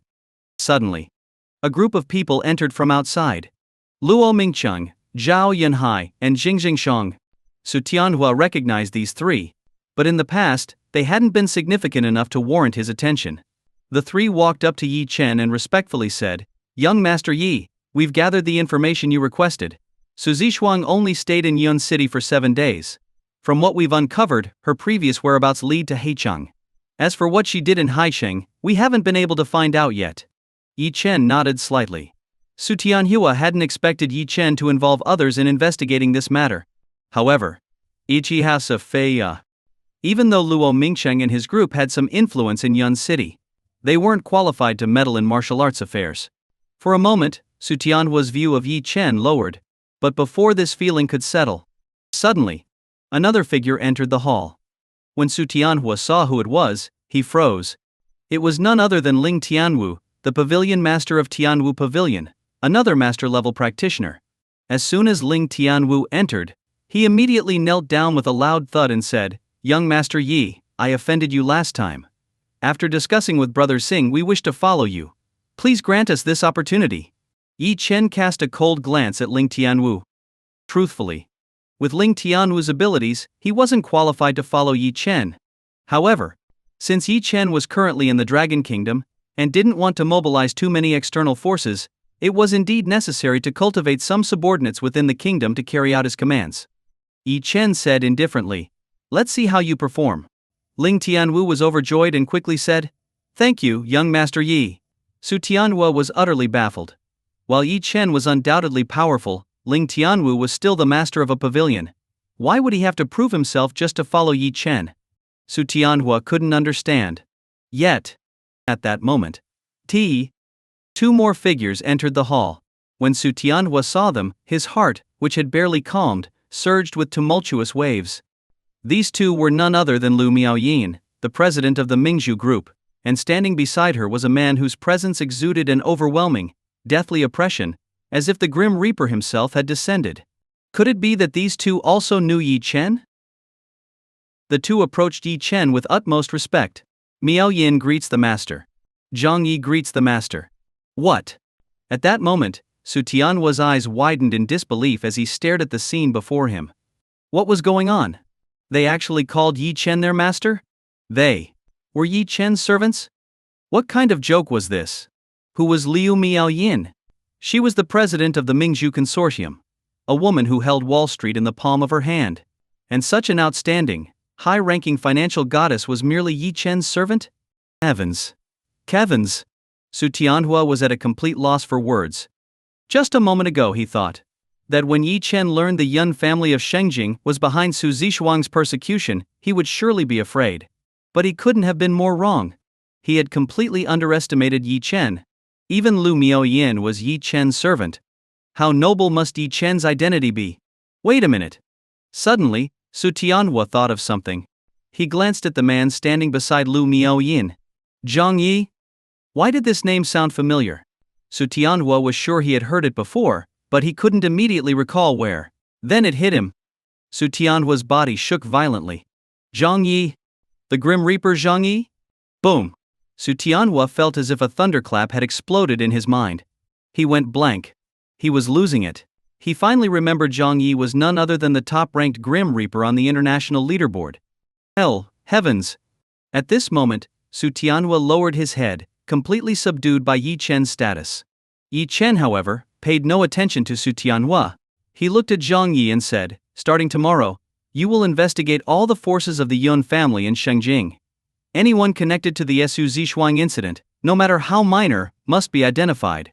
I want the names of every single participant." Zhang Yi nodded and replied, "Understood, master." Then, Yi Chen turned to Lu Miaoyin and said, "Miaoyin, arrange to support the Mu family." Lu Miaoyin hesitated for a moment and asked, "Master, supporting the Mu family is no problem, but You and Mu Wangqing. Yi Chen replied indifferently, I have nothing to do with her anymore. However, back then, the Mu family patriarch sacrificed his life to protect Shuang. That's a debt of gratitude. Since Shuang can no longer repay it, I will do it on her behalf. This is what the Mu family deserves. Lu Miaoyan nodded. Understood, master. After giving his instructions, Su Tianhua stepped forward, visibly excited. With a loud thud, he knelt before Yi Chen and said, Young Master Yi, is there any chance that my Su family could serve you? While we can't compare to your influence, we could help ease your burdens in Yun City. Yi Chen gave an indifferent grunt and walked out. Back at Hidden Dragon Manor. Yi Chen didn't concern himself with the Mu family moving in. Initially, he had intended to find an excuse to drive them out, but after what he had learned from Su Tianhua, Yi Chen understood. The debts the Mu family had incurred, and the patriarch's death, were likely brought about by Su Zixuang's tragedy. Since Su Zixuang owed a debt to the Mu family, it was only natural for Yi Chen to repay it on her behalf. At this moment, Mu Wangqing had just finished a phone call. She was visibly excited. She couldn't help but jump with joy. Mu Fei, noticing her happiness, asked curiously, Sis, what's going on? Why are you so thrilled? Did you find money on the ground? Mu Wangqing laughed and said, Ha ha ha ha. This is even better than finding money. Do you know who just called me? Mu Fei shook his head. Who? Mu Wangqing said, The Mingzhu Group. They said after a review, our Qinjuan company meets their standards, and they want to collaborate with us on a project. Mu Fei pouted and said, Didn't you already collaborate on a project with them before? What's so exciting about this? Mu Wangqing rolled her eyes and said, You don't understand. That previous project was worth only 5 million, barely enough to build a reputation. But this time, it's different. The project is worth 5 billion. If we complete it, Qinjuan company could earn at least 1 billion in profits. What? Hearing this, Mu Bo and Zhao Lan couldn't help but gather around. 1 billion in profits? Wangqing, is this true? You're amazing. Just look at how Qinjuan company has grown under your leadership in just a few years. One project earning 1 billion, this is incredible. Wow. And with the Mingzhu Group too.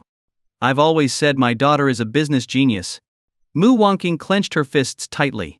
Truthfully, while the potential profit of 1 billion excited her, what truly motivated her was the recognition she had earned from the Mingzhu Group.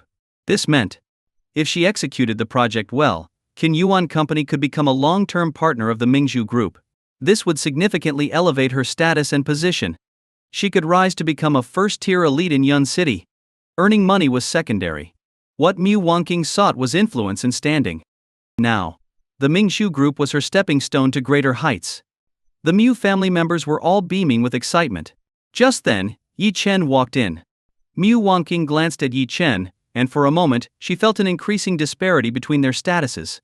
She was now a partner of the Mingzhu Group. But Yi Chen? She.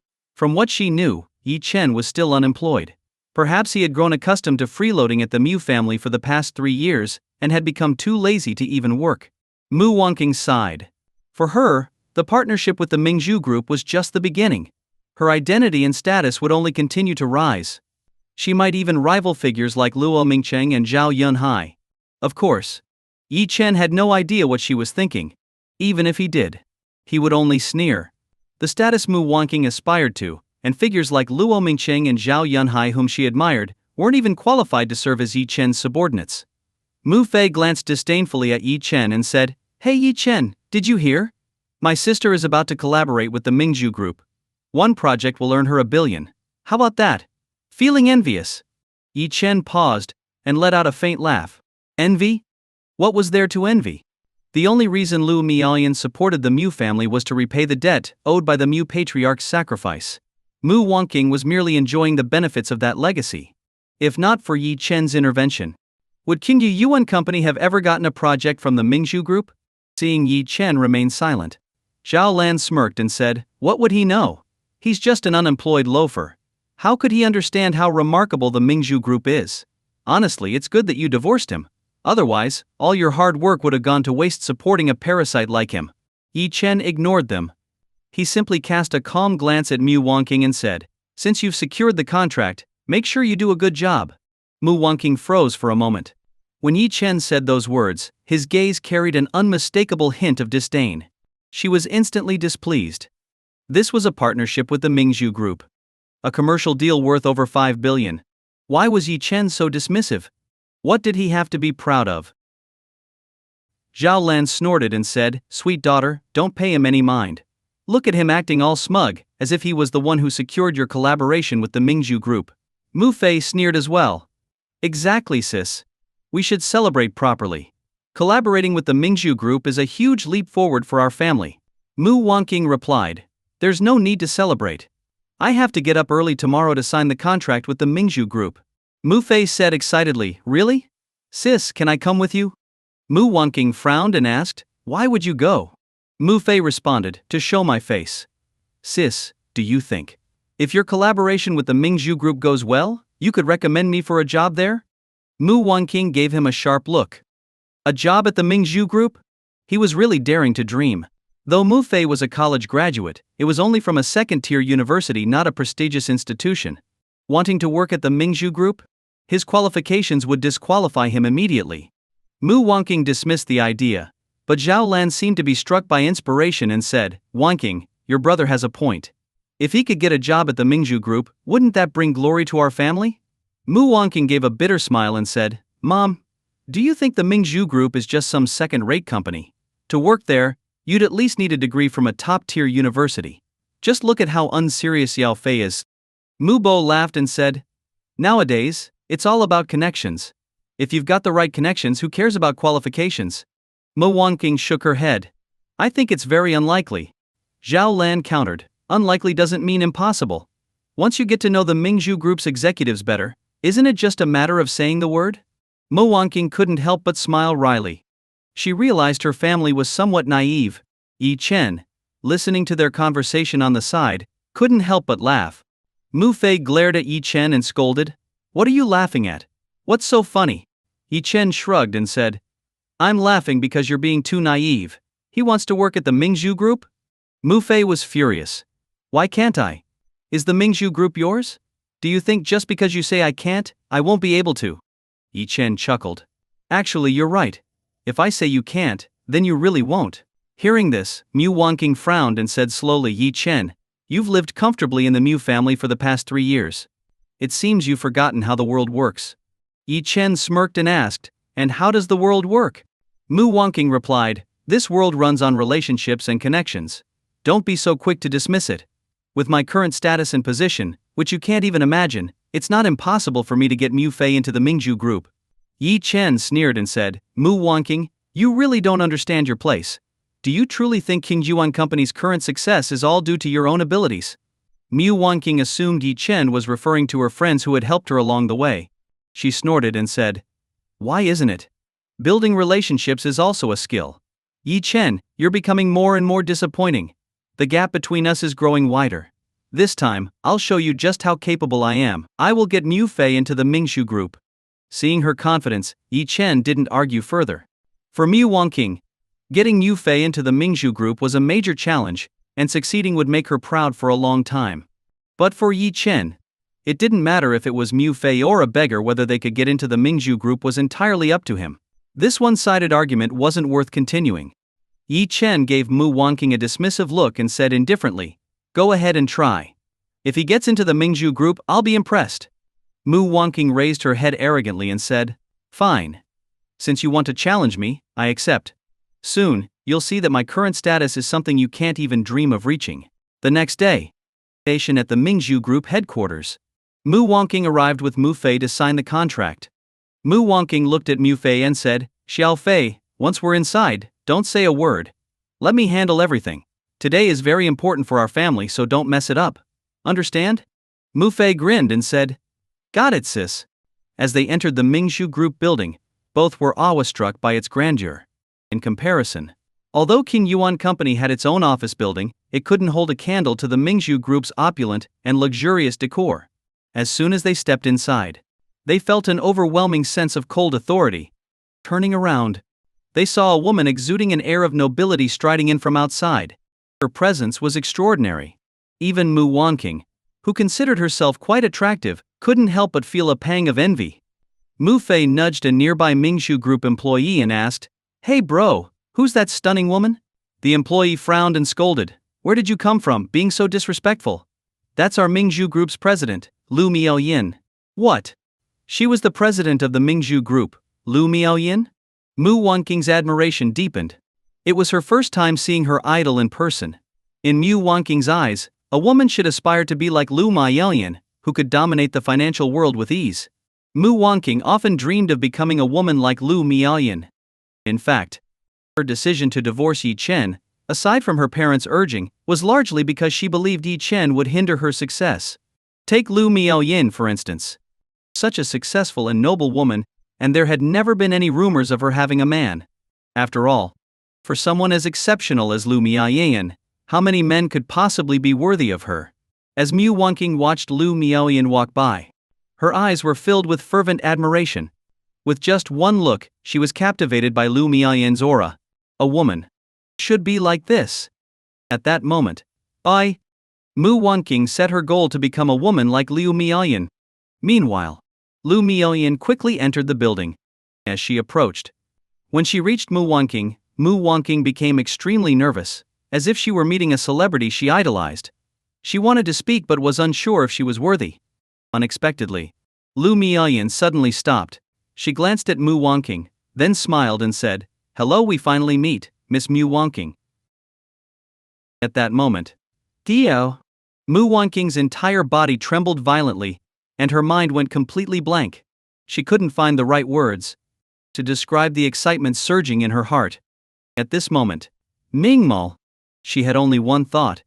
The president of the Mingzhu Group, Lu Miaoyin, actually knew her. Oh my god! Had her status as Mu Wanqing already risen to such a level? Had she already caught the attention of the Mingzhu Group's president?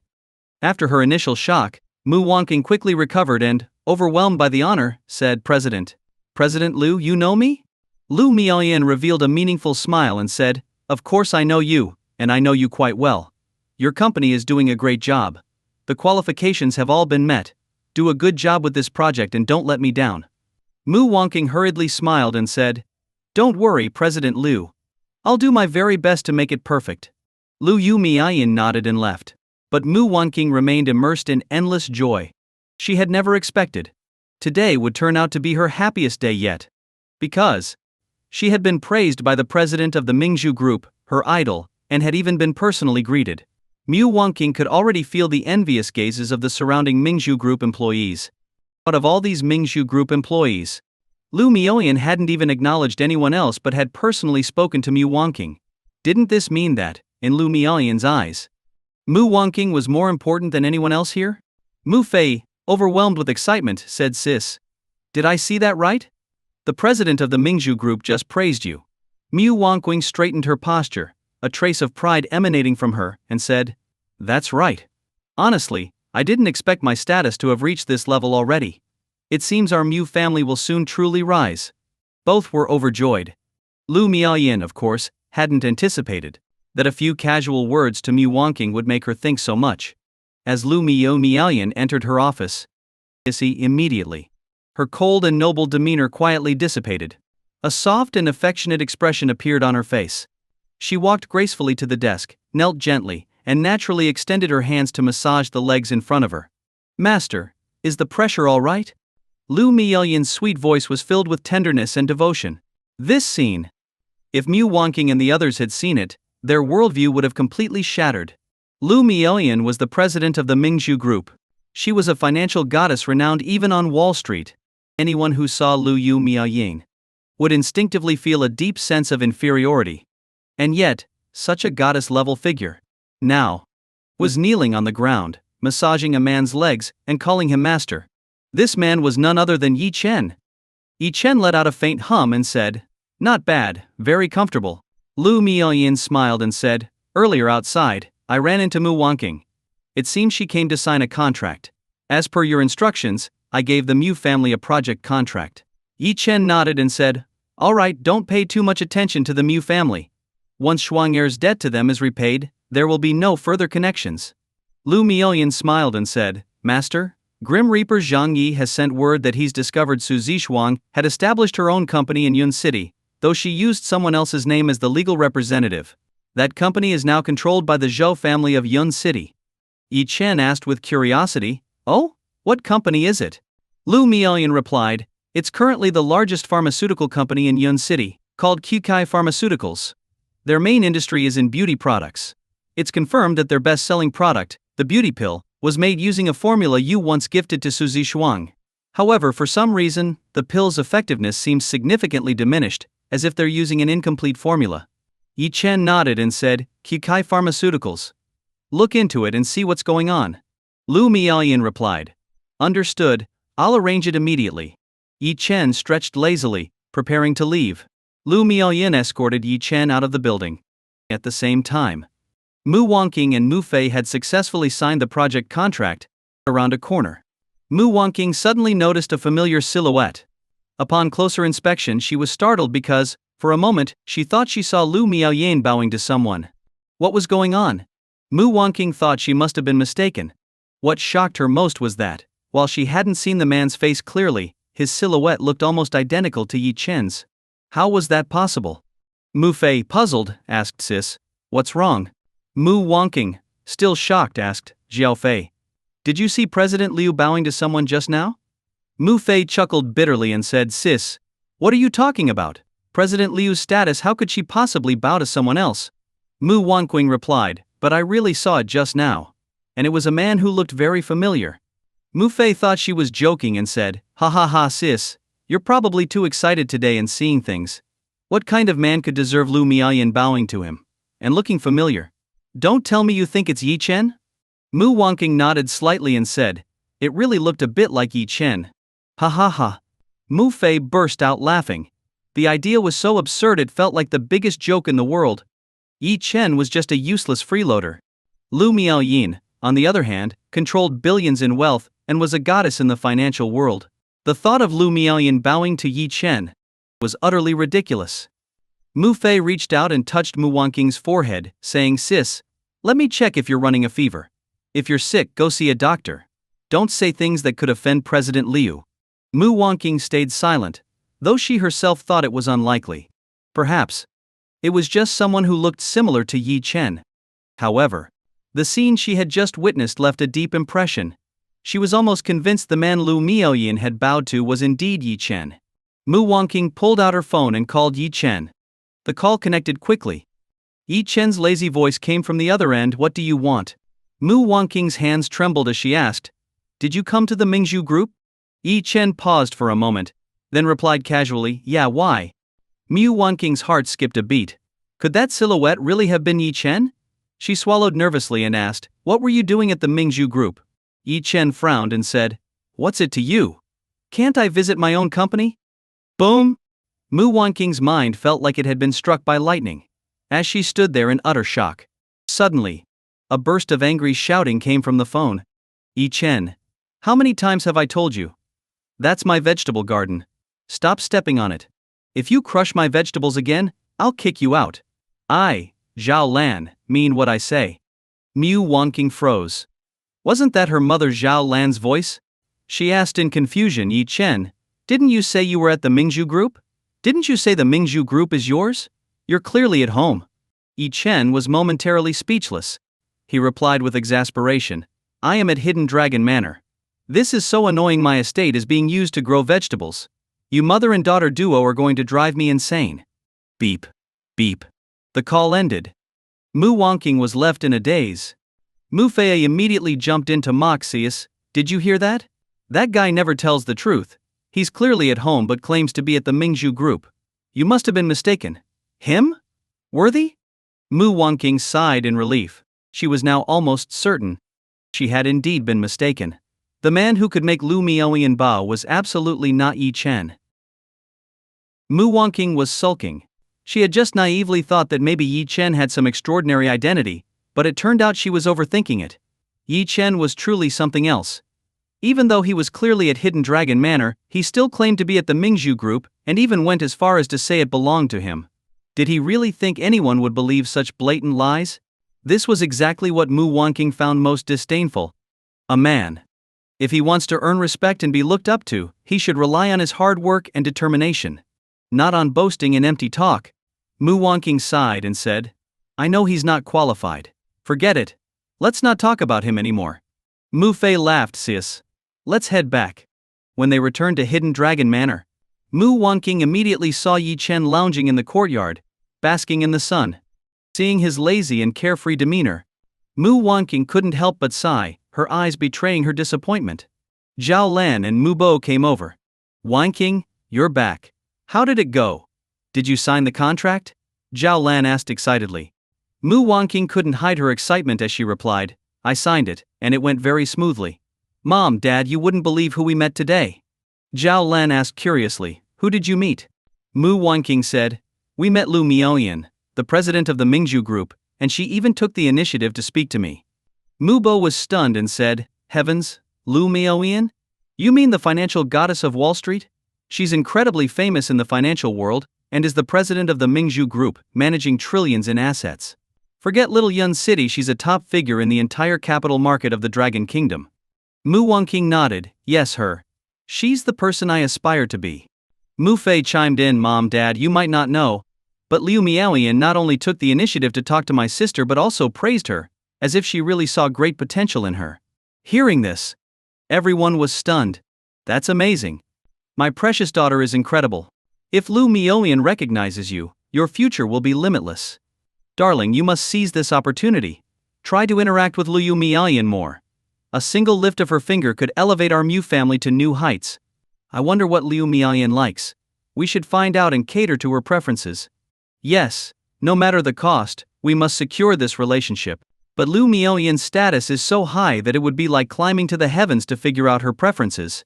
Yi Chen, not far away, overheard their conversation. He wasn't interested in eavesdropping. But the Mu family seemed to be speaking loudly on purpose, as if to ensure he heard them.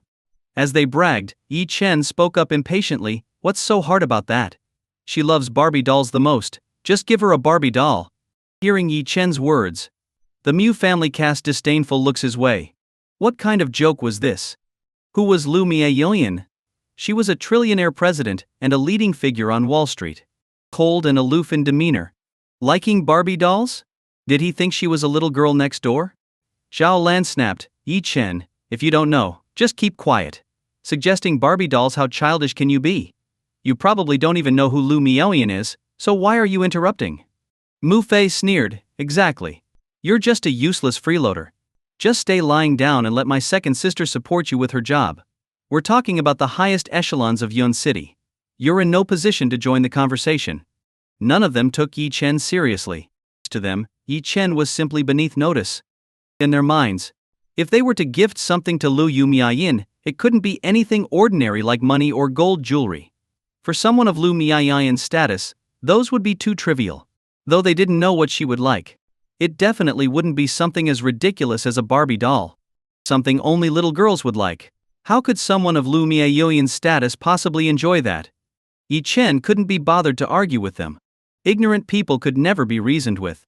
The Lu Miaoyan they admired was merely the cold exterior she showed to the world.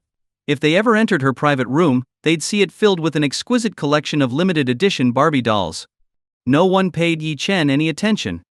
Mu Wanqing sighed and said, I'll look into what Lu Miaoyan likes and figure it out later. Zhao Lan nodded and said, oh, by the way, your aunt's family heard we're living in Hidden Dragon Manor and insisted on coming to see it. Wanqing, find time to pick them up, will you? Mu Wanqing frowned. The aunt Zhao Lan mentioned was actually Zhao Lan's younger sister. Mu Wanqing didn't have much fondness for that family. But since they were relatives, it wasn't easy to refuse. Mu Wanqing frowned and said, Mom, you and Dad can pick them up. I just signed the contract with the Mingzhu group and have a lot to do. I don't have the time. Zhao Lan replied, your dad and I are busy too. Then, Zhao Lan turned to Yi Chen with an imperious tone and said, Yi Chen, you're free all day and do nothing. Tomorrow, go pick them up for me. Mu Fei nodded in agreement. Exactly, Yi Chen is the most suitable. He's the freest and does nothing but freeload off our family every day. He can't just eat for free forever, he should do something. Yi Chen looked at their smug expressions with some annoyance. It was as if they felt entitled to boss him around. Yi Chen slowly stood up. With a cold tone, he said, I'm busy. Zhao Lan snapped, busy? What could you possibly be busy with? You don't work, you don't do chores, and you just lie around in the sun all day. What's keeping you so busy? Yi Chen laughed and said, even if I weren't busy, Why should I pick them up for you? Have you forgotten that I'm divorced from Mu Wanking? We have nothing to do with each other anymore. Former mother-in-law. With that one sentence, Yi Chen left Zhao Lan speechless. Zhao Lan, enraged, shouted, Yi Chen, who gave you the audacity to talk to me like that? Yi Chen furrowed his brow and said, this is just how I am. If you're unhappy, you can move out. And by the way, take care of your own business, I'm not your servant. With that, Yi Chen turned and went upstairs. Zhao Lan was so furious she was almost trembling, pointing angrily at Yi Chen. Did you see that? He's out of control. That useless freeloader actually dared to talk back to me like that. This is outrageous. No, I have to figure out a way to kick that useless man out. Living off our family and still daring to talk back, what does he think he's doing? Mu Wanking and Mu Fei quickly tried to calm her down. Mom, don't get angry. I'll have Xiao Fei pick them up tomorrow. When Kingshu comes back, we'll have a serious talk with her. Mu Fei, still puzzled, said, by the way, I haven't seen second sister these past few days. What has she been up to? Oh, this hidden dragon manor is truly remarkable. Sister Lan, I used to think marrying into the Mu family was a foolish choice, but I never imagined you'd end up living in such a magnificent estate. After Mu Fei picked up her aunt's family, Zhao Lan wasted no time showing her younger sister around Hidden Dragon Manor. Zhao Lan's younger sister was Zhao Maiqin. To be honest. Although Zhao Maiqin was only 3 years younger than Zhao Lan, she surpassed her sister in terms of fashion, appearance, and elegance. She carried herself with a timeless charm. Zhao Maiqin had never married but had a daughter, making her an independent woman who became a single mother before marriage. Over the years she had never remarried. Her daughter, Lin Qingye, was currently in university. Generally speaking, being a single mother who had a child out of wedlock often invited judgmental stares from others. Yet Zhao Maiqin seemed to be completely unaffected. While others speculated that she had been deceived and abandoned, Zhao Maiqin never mentioned Lin Qingye's father. She always insisted that having his child was the best decision of her life. This left many people baffled. Over the years, Zhao Maiqin had single-handedly raised her daughter and still managed to thrive in Yun City's business world. She even founded her own company and was highly capable. At least 3 years ago, when Zhao Lan's family was drowning in debt, Zhao Maiqin was already worth tens of millions. Hearing her sister's praise, Zhao Lan couldn't help but feel a sense of satisfaction. She smiled and said, it's nothing special. It's all thanks to my second daughter. Now Kingshu is not only the CEO of Star Group but also the one who got us into this hidden dragon manor. She's truly filial. Zhao Lan continued to show them around. Suddenly, she spotted Yi Chen lounging on a deck chair, basking in the sun. Her brows furrowed as she scolded, what are you doing? Can't you see we have guests? And here you are, lazily sunbathing. You're good at enjoying yourself, aren't you? Now go serve some tea. Yi Chen smirked and said, if you want tea, get it yourself. I'm not your servant. Zhao Lan was immediately infuriated. You're driving me mad. Zhao Maiqin curiously asked, Sister Lan, who is this? Lin Qingye chuckled and interjected, Mom, you don't know. This is the famous freeloader king of the Mu family. I've heard plenty about him from Wanking and Mu Fei. Zhao Maiqin frowned. Oh, Wanking's ex-husband? Didn't they get divorced? Why is he still living here? Is this some sort of post-divorce arrangement? Zhao Lan sighed. Don't even mention it. Yes, they're divorced, but I don't know what spell this guy cast on my second daughter. King Zhu insists he stays here, and we can't kick him out. Both my daughters. What did I do to deserve this? Lin Qingye had long heard of Yi Chen's reputation, especially after Mu Wanking and Mu Fei exaggerated their stories. She was convinced that Yi Chen was a shameless and despicable man. Lin Qingye approached Yi Chen, looking down her nose at him, and said, Hey freeloader king, how shameless can you be? You're divorced from Wanking, yet you're still leeching off her. If I were you, I'd bash my head against a wall in shame. A man who lives off a woman, aren't you embarrassed? Yi Chen couldn't even be bothered to glance at Lin Qingye. Truthfully, if not for the fact that the Mu family patriarch sacrificed his life to protect Su Zixuang, and Su Zixuang's dying wish was for Yi Chen to repay that debt, he would have kicked this entire family out long ago. Still, Yi Chen didn't bother explaining. He merely said coldly, get lost. Mind your own business. Lin Qingye's face turned red with anger. She shouted, You dare insult me? You're a shameless, freeloading, disgusting man. Zhao Maiqin pulled Lin Qingye back and said, Forget it. Don't stoop to his level. His skin is thicker than city walls. A man can be ruthless or cold, but he mustn't be useless. Yi Chen ignored them. He adjusted his posture and continued to relax in the sun. The group stopped paying attention to Yi Chen and resumed their conversation. Zhao Maiqin said, Sister Lan, I heard Wanqing recently struck a deal with the Mingzhu group? Zhao Lan beamed with pride. You really have your ear to the ground. Yes, Wanqing has truly made a name for herself this time. I even heard that Lu Miaoyin, the president of the Mingzhu group, publicly praised Wanqing and seemed to hold her in high regard. Zhao Maiqin, being a businesswoman, understood the significance of the Mingzhu group's president. She quickly said, both Wanqing and King Zhu are doing so well. You've raised excellent daughters, Sister Lan. You've taught them so well. Lin Qingye asked curiously, Auntie, why haven't I seen King Zhu today? Zhao Lan replied, King Zhu's been very busy lately. I haven't seen her in days. Who knows what she's up to? Oh, by the way, you must stay for dinner tonight. Zhao Maiqin waved her hand and said, No need for dinner. I don't have the time today. Zhao Lan asked, What else do you have to do? Zhao Maiqin said, Sister Lan, didn't you hear? The Mingzhu group is spearheading the creation of a business association in Yun City. Tonight, the newly elected president of the association is hosting an inauguration banquet. Zhao Lan's eyes widened in shock. A business association president? Such a major event. And she hadn't even heard about it. Zhao Lan exclaimed, Really?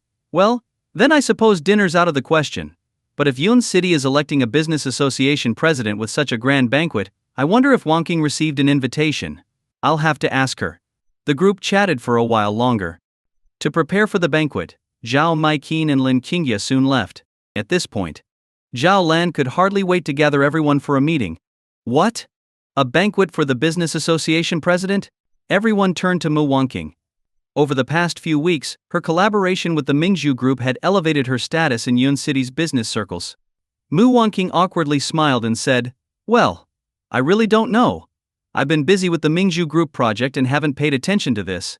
Besides, I didn't receive an invitation. Immediately. Zhao Lan and the others looked disappointed. It would be a lie to say they weren't upset. After all, Zhao Maiqin had received an invitation, while the Mu family hadn't. Wasn't this a clear indication that Zhao Maiqin was still better off than Zhao Lan? In the past, Zhao Maiqin had completely overshadowed Zhao Lan. Now Zhao Lan had hoped to stand tall thanks to her daughters. But this was a crushing blow. Zhao Lan said bitterly, So, we can't attend the banquet. But your Aunt Maiqin can.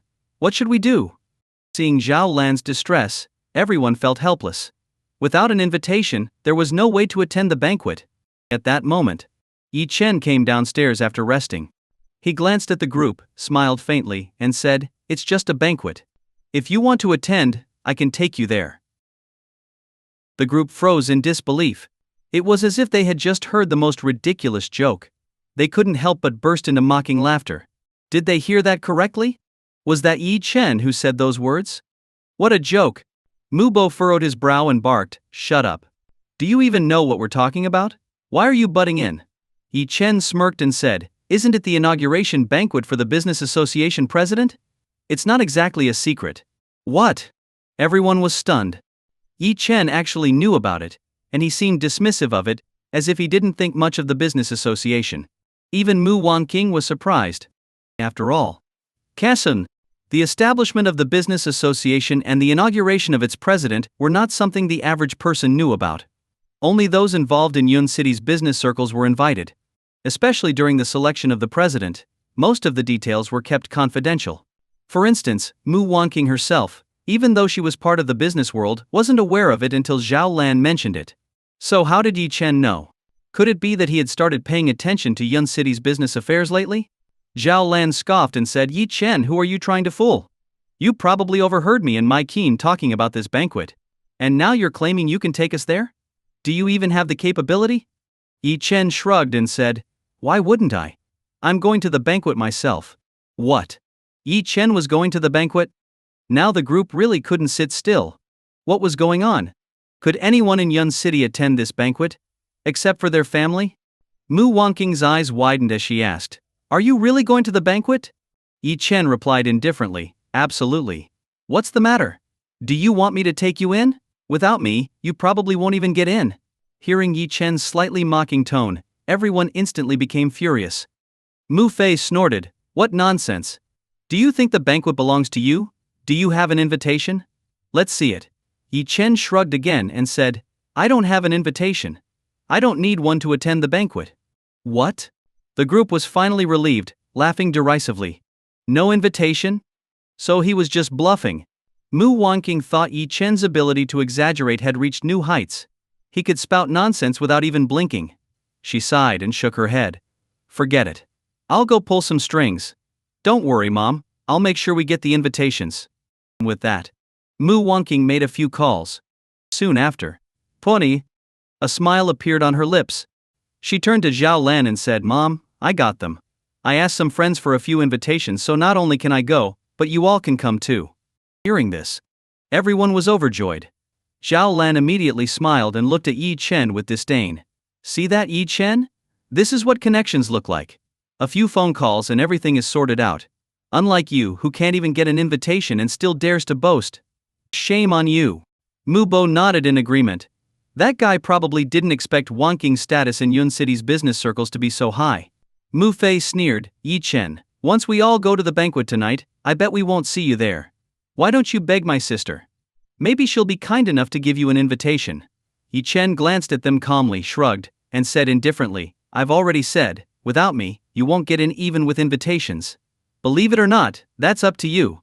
I'm heading to the banquet now, so take care. With that, Yi Chen left the house. This left Zhao Lan and Mu Bo fuming.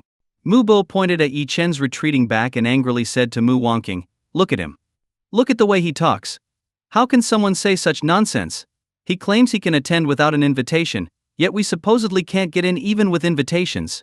How shameless can he be? Zhao Lan, equally furious, said, Exactly. He's just deceiving himself. I'm really worried about King Zhu. She's doing so well now, and Yi Chen nearly ruined Wanqing before. We can't let this guy ruin King Zhu too. Mu Wanqing sighed, brushing off Yi Chen's words as nonsense. She had specifically contacted several friends in the business world. They had assured her they could provide the invitations. Yet Yi Chen claimed they wouldn't be allowed in even with invitations. Wasn't that pure nonsense? Mu Wanqing shook her head and said, Forget it, Mom, Dad. Don't take Yi Chen seriously. He probably realizes how far beneath me he is now.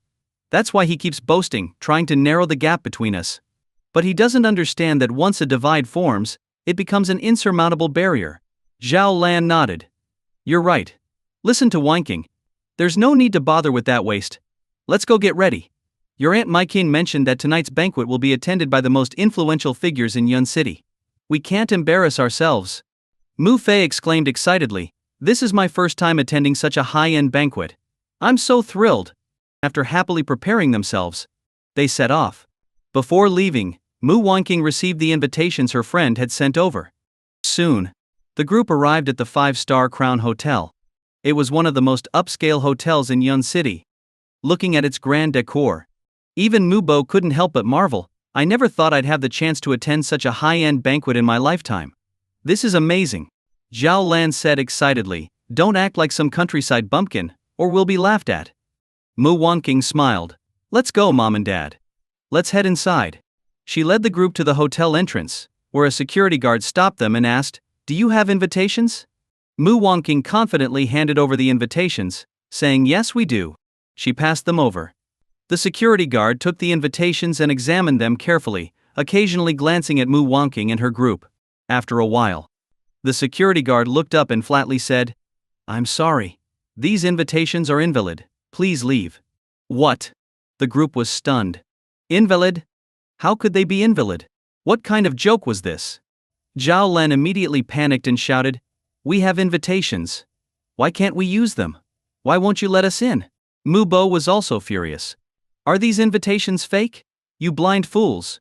Mu Wanqing, feeling frustrated, thought the security guard was deliberately making things difficult for her. She angrily said, These invitations were given to me by Zhou Ling, the supervisor of the business association. I demand an explanation for why we're not allowed in. Otherwise, I'll hold you accountable. The security guard remained calm. Instead, he smirked mockingly. Zhou Ling? Sorry, but he's been dismissed for abusing his power and accepting bribes. Any invitations he issued have been invalidated. These invitations were probably bought with money, weren't they? This banquet is for the top figures in Yun City's business world. If you don't have the capability, don't try to join in. Understand? What? The faces of the Mu family members instantly turned dark. Mu Wangqing's status in Yun City had changed significantly, yet they were being blocked at the door by a mere security guard and even insulted by him. This left everyone feeling both embarrassed and furious. Since when could a security guard speak to them this way? Zhao Lan nearly lost her mind. She angrily shouted, "You filthy security guard, what nonsense are you spewing?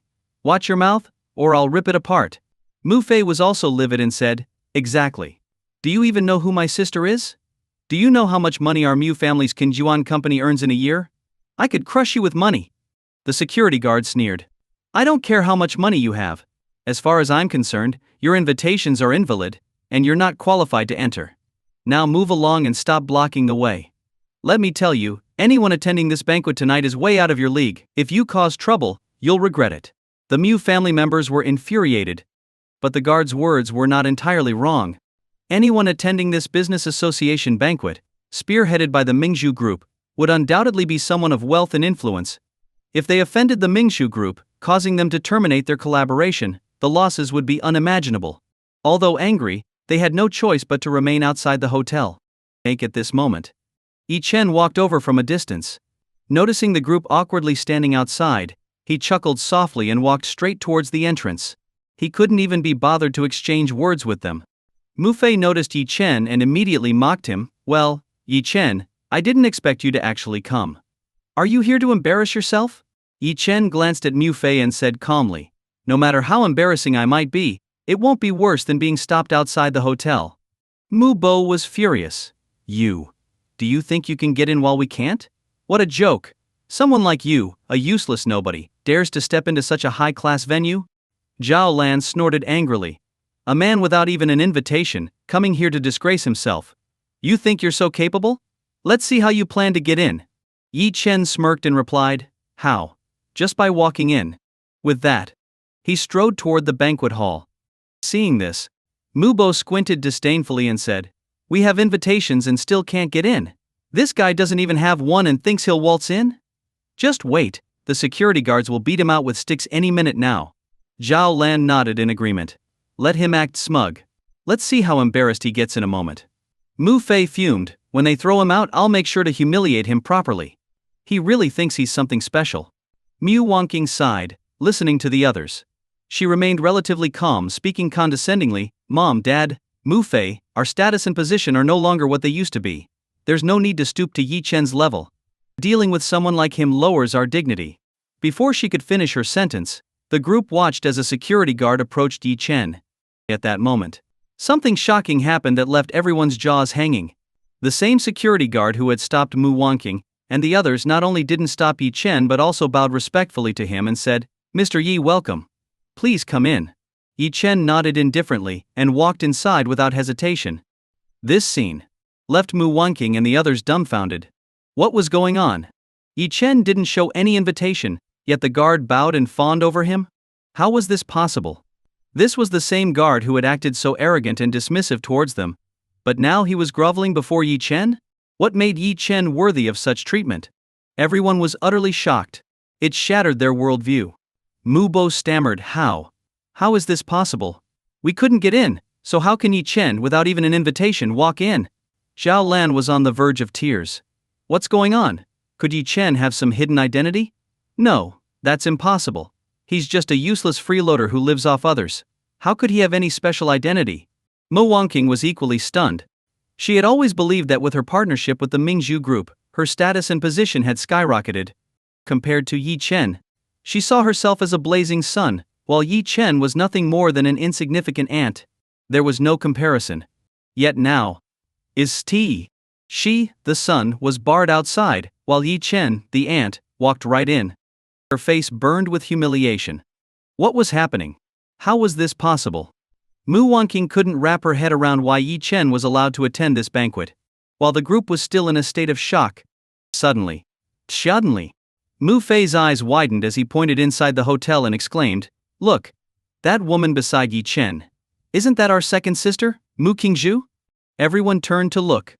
Although they only caught a glimpse, they immediately recognized that the woman beside Yi Chen was indeed Mu Qingzhu. No wonder. In an instant, everything clicked for them. They had been puzzled about why Yi Chen could enter without an invitation. Now it was clear he was relying on Mu Qingzhu. She had been absent these past few days. She must have been preparing to attend this banquet. Mu Bo snorted coldly, I knew it. Why else would Yi Chen be able to get in? And here I thought he actually had some ability.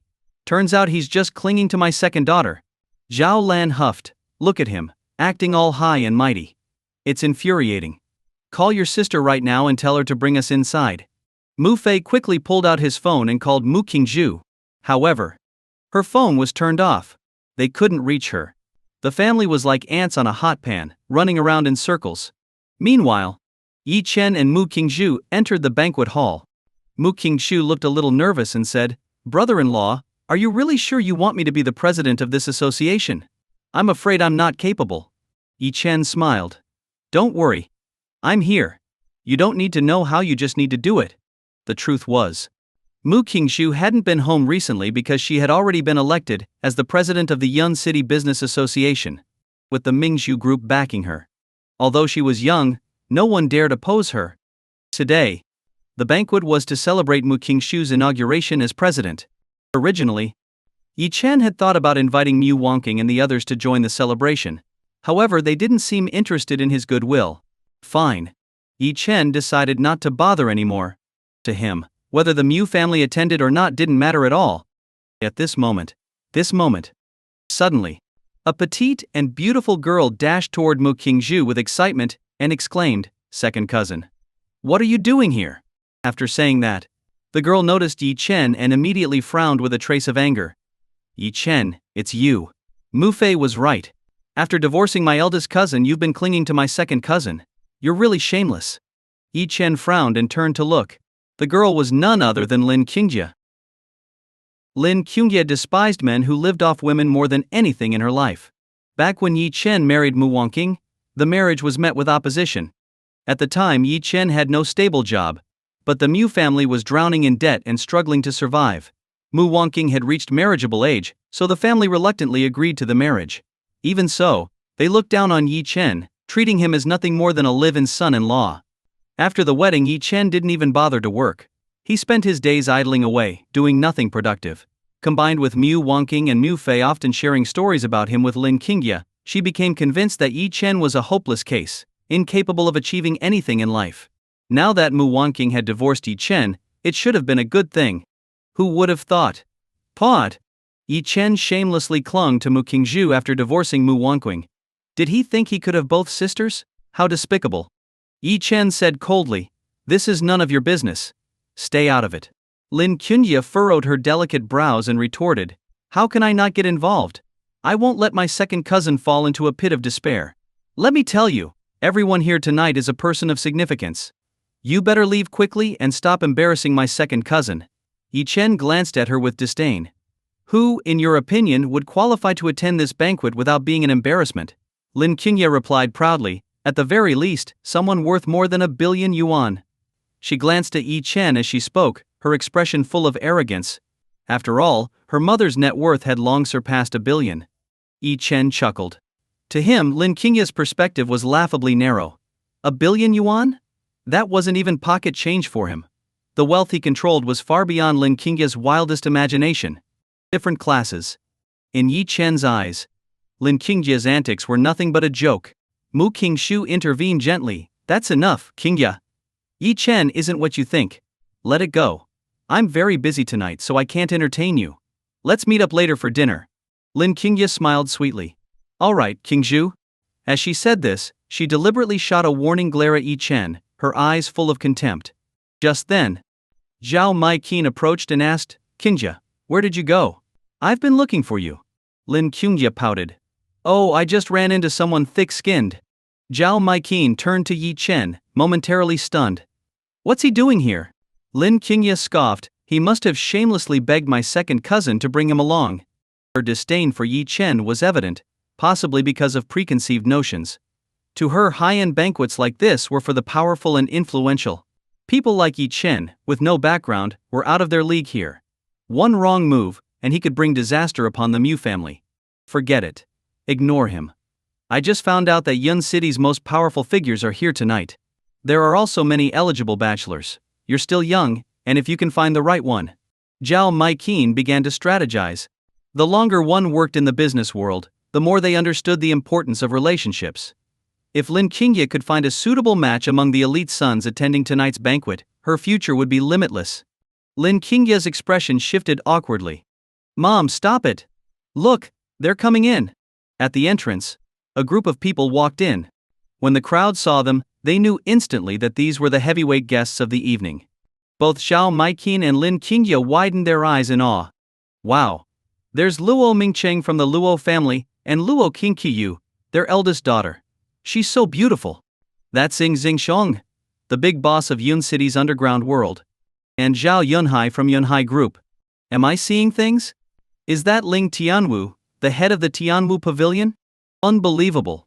That looks like Su Tianhua, the head of the Su family, one of the 4 major families. Wait. Look at the person leading them. Isn't that Lu Miaoyan, the president of the Mingzhu Group? Zhao Maiqin and Lin Qingye were so stunned they instinctively swallowed. These were all absolute titans of Yun City.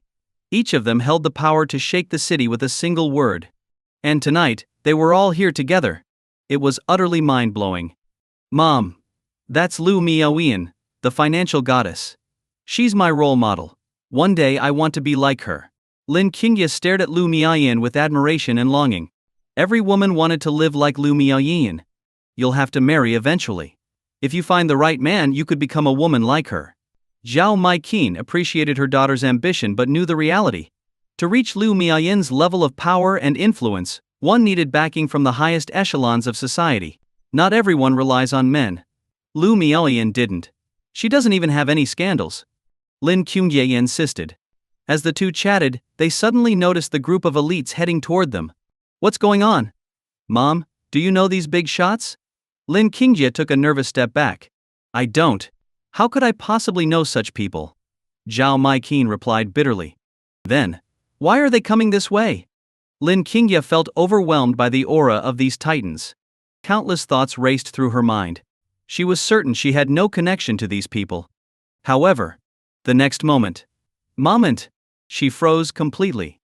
Lu Miaoyan, who was leading the group, stopped in front of her. She bowed deeply in Lin Qingye's direction, her expression full of respect, and said, "Greetings, master."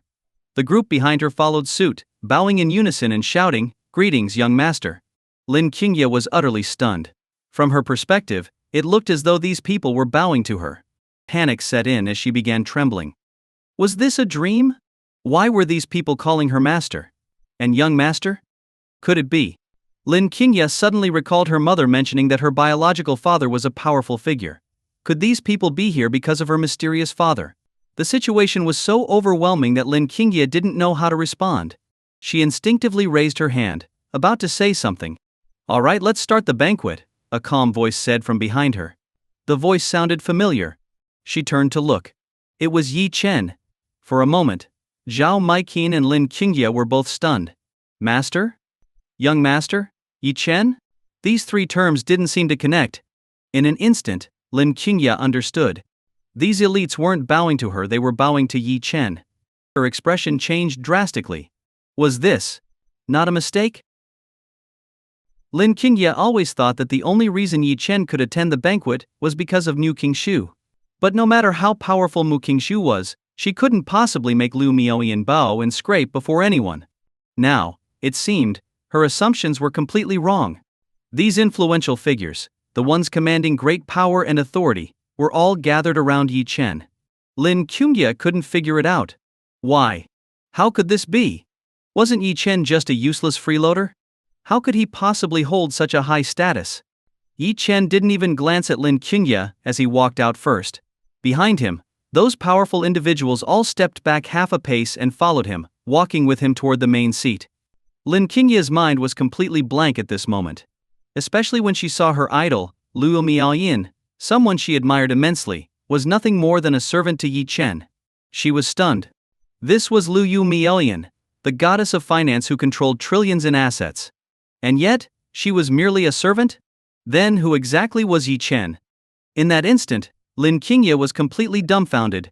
On one hand, there was a super elite figure who even someone like Lu Miayin had to call master.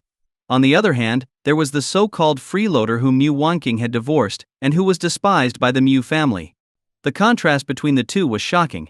Second cousin isn't Yi Chen just a freeloader? Wasn't he disdained by the Mu family? Why? Lin Qingye hurriedly grabbed Mu Qingzhou. Perhaps it was because she had been influenced by Mu Wanqing and Mu Fei's slander about Yi Chen, and her preconceived notions had taken root. She could hardly believe it. Don't speak nonsense. Brother-in-law isn't what you think. Eldest sister didn't recognize his worth, but don't tell me you can't see it either. If someone hears what you just said, you could offend all these top figures in Yun City in an instant. Do you understand the consequences? Mu Qingshu softly warned her. Lin Qingye immediately felt a chill run down her spine. What kind of joke was this? If she really offended so many powerful people, her family's modest resources would be wiped out instantly. Frightened, Lin Qingye shrank back, her head low. Zhao Maiqin was even more terrified, covering Lin Qingye's mouth and sternly warning her. Qingye, from now on, you are not allowed to mention anything about Yi Chen's identity or matters concerning him. We cannot afford to offend him. Understood? Lin Qingye numbly nodded. The banquet soon began. Zhao Maiqin pulled Lin Qingye to sit down. Lin Qingye looked at Yi Chen seated at the main position, radiating such brilliance and dignity. At this moment her gaze could no longer leave him. Meanwhile Lu Miayin, the president of Mingzhu Group, slowly stepped onto the stage. Today marks the handover ceremony for the new president of the Yun City Business Association. I'm sure everyone is curious as to which outstanding individual will take on this important role. Now, I hereby announce. The new president of the Yun City Business Association is Miss Mu Qingzhou. Clap, clap, clap. The audience erupted into enthusiastic applause. What? Zhao Maiqin and Lin Qingye's eyes widened in disbelief. Mu Qingzhou? President of the Business Association? What kind of joke was this? The Yun City Business Association wasn't some insignificant grassroots organization. It was a position that connected nearly half of Yun City's commercial network. Whoever assumed the presidency would undoubtedly become one of Yun City's most prominent figures. But attaining this role was no easy feat. Each past president of the business association had been a dominant figure in their own right. For example, the previous president, Su Tianhua, was the head of the Su family, one of the four major families. Normally, someone like Mu Qingshu, regardless of her background or experience, wouldn't stand a chance at becoming the president. Such blatant favoritism would have sparked unanimous opposition in the past. After all, the benefits brought by the president's position were immense. But now, the hall was filled with cheers. No one questioned Mu Qingshu's qualifications or ability, simply because she was Yi Chen's nominee. That was enough. It was utterly shocking. This scene today left Zhao Maiqin and Lin Qingye feeling profoundly shaken. What kind of status did Yi Chen possess to make the majority of Yun City's elite families act so subserviently? The banquet concluded quickly. Under Yi Chen's direction, the attendees dispersed. Yi Chen and Mu Qingshu walked out together, while Zhao Maiqin and Lin Qingye followed timidly behind. At this moment, their fear of Yi Chen had reached the very depths of their being. As they stepped outside, Zhao Lan and her group suddenly rushed up. They hadn't been allowed to attend the banquet and had been frantically calling Mu Qingshu, only to find her phone off. So they had been waiting outside. When they saw Yi Chen and Mu Qingshu emerge, they immediately stormed over to demand an explanation. Qingshu, you've really made me furious. Why wasn't your phone on? Do you know how many times I called you? Zhao Lan angrily questioned her. Mom, why are you here? What's so urgent that you've been calling me? Mu Qingshu asked, puzzled. She took out her phone and realized it had indeed run out of battery and turned off. Why? We're your parents, yet we weren't allowed into the banquet while you brought that useless Yi Chen inside. Do you even consider us your parents? Exactly. Second sister, do you know how humiliating it was for us to be stopped at the entrance while you took a freeloader like Yi Chen inside? You've disgraced the Mu family. You'd rather take him to the banquet than bring us along. Are you trying to infuriate us? The group berated Mu Qingshu, repeatedly calling Yi Chen a useless man. If it were the past, Zhao Maiqin and Lin Qingye would have joined in to criticize Yi Chen. But now, hearing such remarks made their backs break out in a cold sweat. What kind of joke was this? Yi Chen's status far exceeded their comprehension. The Mu family was truly clueless. They had no idea they were rejecting such a golden opportunity. Mu Qingshu could only smile bitterly. Mom, what are you saying? Do you think brother-in-law needs me to bring him to a banquet? He brought me, and I even became. Before she could finish, Zhao Lan interrupted. Did I hear that right? He brought you? Have you lost your mind, or have I? What kind of spell has Yi Chen cast on you to make you abandon even your parents? Mu Qingshu was exasperated. Mom, can you let me finish speaking? What's there to say? All you have are ridiculous excuses. You're just trying to upset me. I regret raising you all these years. Zhao Lan retorted harshly. Frustrated by her mother's unreasonable attitude, Mu Qingshu angrily dragged Yi Chen away. The group fumed silently. Turning to Zhao Maiqin and Lin Qingye, Zhao Lan sighed. I'm sorry for making a scene. Zhao Maiqin and Lin Qingye felt a chill in their hearts. Making a scene? They wouldn't dare. Feeling a pang of conscience, Zhao Maiqin said, Sister Lan, don't you think your attitude toward Yi Chen is a bit harsh? Zhao Lan scoffed. Harsh? I think I've been more than kind. He's just a freeloader, what kind of respect does he deserve? Hearing this, Zhao Maiqin trembled uncontrollably. If those words were overheard by Yun City's elite, the consequences would be catastrophic. Meanwhile, Lin Qingye approached Mu Wanqing and asked, Big cousin, now that you're divorced from Yi Chen, does that mean you'll never get back together with him? Mu Wanqing replied arrogantly, Our statuses and positions are worlds apart now. We're no longer in the same league. Lin Qingye chuckled inwardly. Indeed, they weren't in the same league. Mu Wanqing couldn't even come close to Yi Chen's level. She smiled foolishly, realizing that with Mu Wanqing out of the picture, Yi Chen was now single. And so was she. Lin Qingye believed that her beauty and perspective were no worse than Mu Wanqing's. She was even younger. Since Mu Wanqing had made it clear there would be no reconciliation, Lin Qingye felt no hesitation in pursuing Yi Chen herself.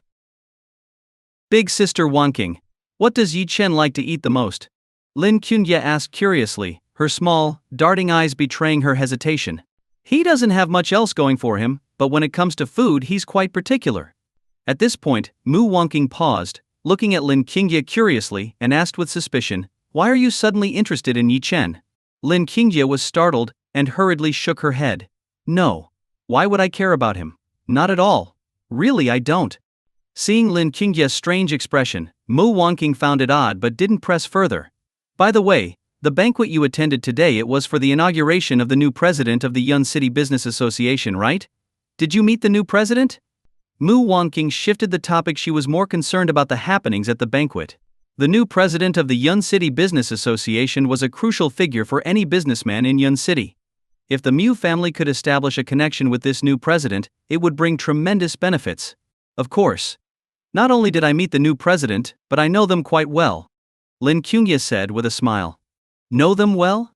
Mu Wanqing's eyes lit up, and she couldn't help feeling a surge of joy. Zhao Lan and the others also grew excited. If Lin Qingye knew the new president well, it must be through Zhao Maiqin's connections. After all, Zhao Lan was Zhao Maiqin's elder sister. Through this familial relationship, the Mu family could form a bond with the new president. Zhao Lan exclaimed happily, Qingye, does your mother really know the new president that well? Could you introduce them to Wanqing? Lin Qingye was speechless and shook her head in disbelief. Looking at this group of people, she couldn't help but feel her scalp tingle. How could people be so clueless?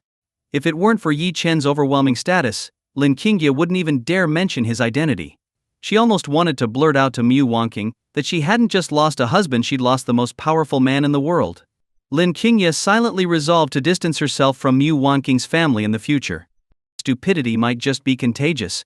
Qingye, we're family. Since you're so familiar with the new president, why can't you introduce them? Seeing Lin Qingye shake her head, the Mu family thought she was unwilling to help. Zhao Lan became a little upset. Aunt, it's not that I don't want to introduce them, it's that there's no need. You know this person better than I do. Lin Qingye replied. What? They knew them better? For a moment, everyone Mu Wanqing, and the others started racking their brains, trying to think of which important figure they knew who could possibly become the new president of the Yun City Business Association. The CEO of Qiaoyu Group? No, he wasn't qualified. Could it be Chairman Liu? That couldn't be right either. Chairman Liu had already gone abroad. After thinking long and hard, no one could figure out which influential figure they knew who could rise to such a prestigious position. Seeing their puzzled faces, Lin Qingye sighed and said, Don't bother guessing. I'll just tell you the new president of the Yun City Business Association is none other than second cousin Mu Qingzhu. Boom! The Mu family was instantly stunned.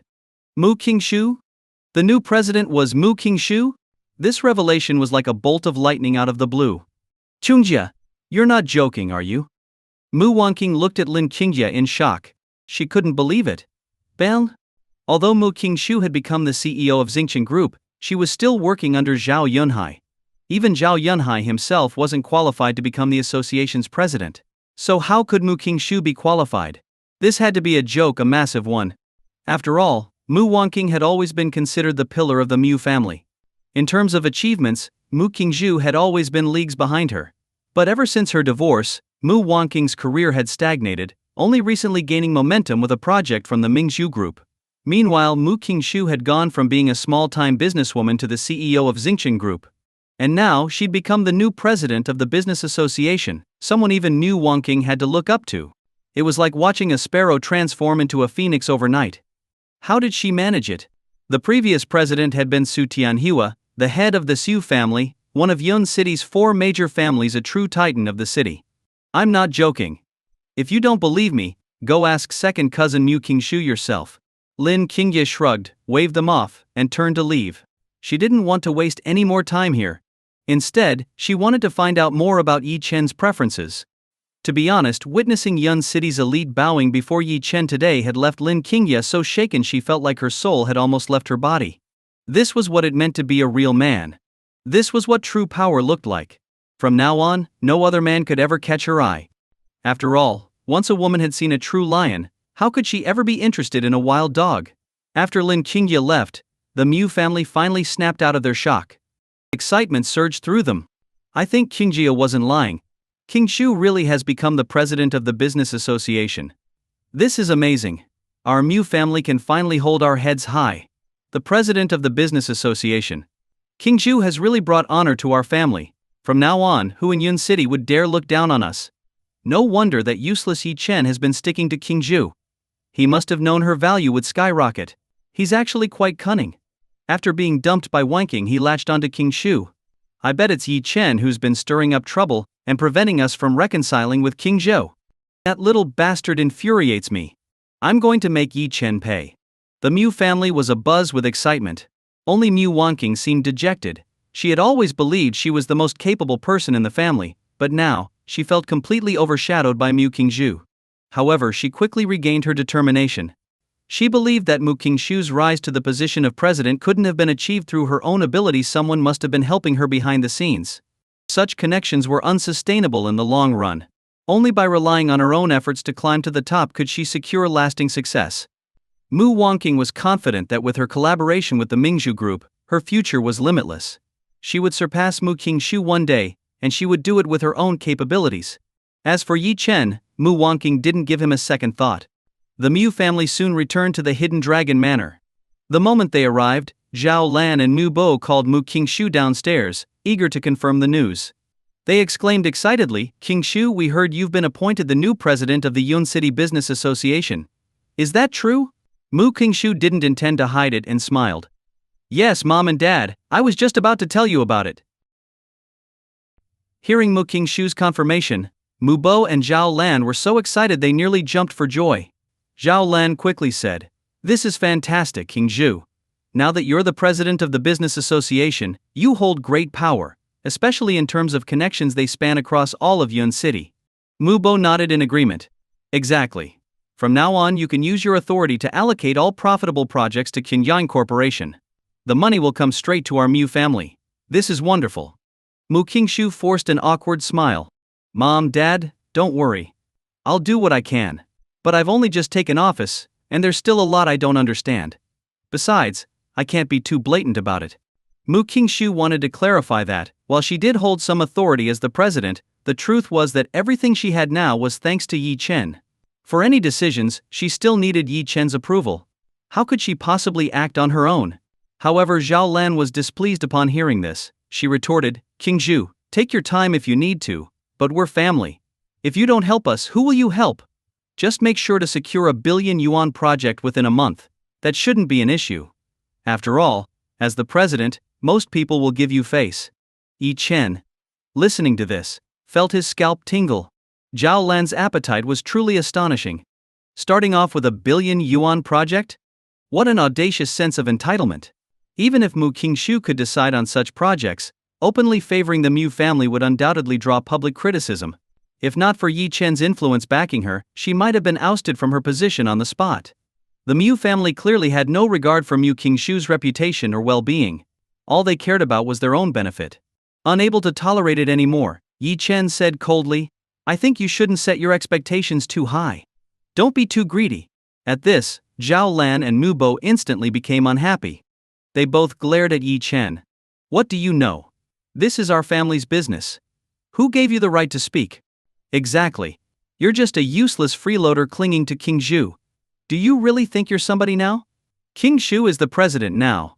Not using her authority would be foolish. If you don't understand, shut up, or I'll deal with you myself." Yi Chen looked at their greedy faces with an indifferent expression, completely unfazed. In his eyes, Zhao Lan and Mu Bo's behavior was nothing more than the futile scurrying of ants. Nothing could succeed without his approval. Unfortunately, the Mu family had no idea about this. Mu Qingshu let out a silent sigh. She had tried several times to warn her family about Yi Chen's true identity, but their prejudice against him ran too deep. They refused to listen and even accused her of deliberately protecting him. Over time, Mu Qingshu stopped bothering to explain. However, she glanced at Mu Wanqing, wondering if her elder sister would regret her actions once she learned of Yi Chen's identity. Despite feeling a little disheartened about her sister's sudden rise, Mu Wanqing was genuinely happy for her deep down. "Mom, Dad, since King Shu's been promoted, how about we celebrate with dinner tonight? I'll book a high-end restaurant so we can have a proper family gathering. It's been a while since we all ate together," Mu Wanqing suggested. Hearing this, the Mu family unanimously agreed. Mu Wanqing quickly made the reservation, and everyone began preparing for the dinner. Mu Qingzhu turned to Yi Chen and said, "Brother-in-law, let's go." Hearing this, Zhao Lan immediately frowned. "This is a family celebration for King Shu's promotion. Why are you inviting Yi Chen? He's not even your brother-in-law anymore. As an outsider, he has no place at our family dinner." Yi Chen shrugged indifferently. "Well then, I won't go." Zhao Lan sneered, "At least you know your place." Mu Fei added, "Exactly. Know your limits." Mu Qingshu furrowed her brows. She was, after all, part of the Mu family and worried that offending Yi Chen too much could have serious consequences for them. With a sigh, Mu Qingshu said, "If brother-in-law isn't going, then I won't go either." This declaration left everyone stunned. To Zhao Lan and Mu Bo, it seemed as if Mu Qingshu had been completely bewitched by Yi Chen. Not only had she insisted on letting him stay at Hidden Dragon Manor, but she had also brought him to the banquet, and now refused to attend a family dinner without him. It was utterly baffling. "King Shu, what's wrong with you? Why are you always standing up for Yi Chen? We took care of him for 3 years, that's more than enough. You're just too soft-hearted. Letting him stay at Hidden Dragon Manor is already generous." Mu Qingshu couldn't be bothered to explain. She simply sat down next to Yi Chen, making it clear that if he didn't go, neither would she. This left Yi Chen feeling a bit helpless. He genuinely didn't want to go. After all, he had no desire to sit down for a meal with the Mu family. While he had allowed them to stay at Hidden Dragon Manor because of Su Zixuang's last wish and his grandmother's sacrifice, their foolishness was increasingly testing his patience. Seeing Mu Qingshu's determination, Zhao Lan had no choice but to relent. Fine, he can come along. What a bother." Mu Qingshu smiled and pulled Yi Chen up. "Brother-in-law, let's go." Watching Mu Qingshu drag Yi Chen out the door, Zhao Lan muttered in frustration, "See what I mean? King Shu has been completely brainwashed by Yi Chen. We need to figure out a way to get her away from this deadweight." Mu Bo nodded in agreement. "How about we arrange a marriage for King Zhu?" Zhao Lan's eyes lit up at the idea. "That's a great idea. With King Zhu's current status, she could definitely marry a nobleman. That way Yi Chen wouldn't stand a chance." Mu Bo replied, "All right, I'll start looking for suitable candidates." Soon after, the group arrived at Western Fortune Hotel. This was one of Yun City's most upscale establishments, frequented by the city's wealthiest elite. It was said that a single meal here could cost tens of thousands or even hundreds of thousands. If you ordered alcohol, a single bottle could equate to a decade's wages for an average person. Ordinary people simply couldn't afford to dine here. The lavish decor immediately caught their attention. Zhao Lan couldn't hide her pride. "Wanqing, You really outdid yourself booking such a high-end place. I heard a meal here costs at least tens of thousands. Mu Fei looked at Yi Chen with disdain and remarked, Yi Chen, you're lucky to join us. Without our family, you'd never set foot in a place like this in your lifetime. Yi Chen shrugged indifferently. Can't afford it? This low-end restaurant wouldn't even catch my eye. His words left everyone staring at him in disbelief. Even Mu Wanqing couldn't help but look at him with contempt. Bragging without hesitation. This was Yun City's most prestigious restaurant, where a single meal could cost a fortune. And he dared to dismiss it. If this wasn't blatant bragging, what was it? Can you stop bragging for once? Mu Wanqing said impatiently. In her eyes, Yi Chen was just trying to elevate his own worth to gain her admiration. Little did he know that the more he boasted, the more annoying he became to Mu Wanqing. Yi Chen shrugged, completely indifferent. He was merely speaking his mind. The Mu family couldn't be bothered to pay attention to Yi Chen, except for Mu Qingzhu, who shook her head helplessly. To be honest, a place of this level truly wasn't worth Yi Chen's attention. The more Mu Qingzhu interacted with Yi Chen, the more mysterious she found him. Every time she thought she understood him, he would always surprise her. Considering Yi Chen's status, only something like a state banquet could truly match his level, right? Soon, the family sat down in a private dining room to eat. Mu Bo was in high spirits. Having two outstanding daughters brought him immense pride. Raising his glass, he said loudly, "Let's toast. I'm so happy today. Wanqing's King Yuan Corporation is on track and has secured a partnership with Mingzhu Group. And King Shu has become the president of the Yun City Business Association. You've both made me so proud." Zhao Lan chimed in with a smile, "That's right. Our Mu family is no longer what it used to be. Let's see who dares to look down on us now." The atmosphere was joyous, though they couldn't help but throw in a few jabs at Yi Chen. Yi Chen didn't mind. How could sparrows understand the aspirations of a swan? As the family enjoyed their meal, the door to their private room was suddenly kicked open. A group of young men barged in, accompanied by a squad of bodyguards, all with menacing expressions. Mu Bo and the others were startled. Who would interrupt their meal like this? Were they here to cause trouble? In the past, Mu Bo might have been worried, but now, with his daughter's rising status in Yun City, his confidence had grown immensely. Standing up, Mu Bo glared at the intruders and shouted, "Who are you people, and what do you think you're doing?" The leader of the group, a cocky young man named Lu Tao, sneered arrogantly. He lazily scanned the room, his eyes lighting up when they landed on Mu Wanqing and Mu Qingzhu. Well, two beautiful ladies. Looks like today's my lucky day." Lu Tao smirked, and then changed his tone, pointing at Mu Bo. "You lot! Get out! I'm taking this room. And the two beauties stay to drink with me. Don't make me repeat myself." Mu Bo was furious and shouted, "You scoundrels! Get out now, or don't blame me for what happens next." Lu Tao scoffed. Slap. A loud slap landed on Mu Bo's face, leaving him stunned. No one had expected Lu Tao to be so audacious as to strike him outright. Seeing Mu Bo get hit, the family erupted in anger. "Dad, are you okay? Dad!" Mu Wanqing and Mu Qingzhu rushed over to help him up. Mu Fei, enraged, shouted, "You must be blind. Do you even know who we are? Hitting my dad, you're asking to die." Lu Tao chuckled dismissively. "I don't care who you are. Get out now, or you'll all be beaten." Mu Fei was furious. "Do you have any sense of decency? We're just having dinner. How can you act so unreasonable?" Lu Tao burst into laughter. "Unreasonable? You're absolutely right. I am unreasonable.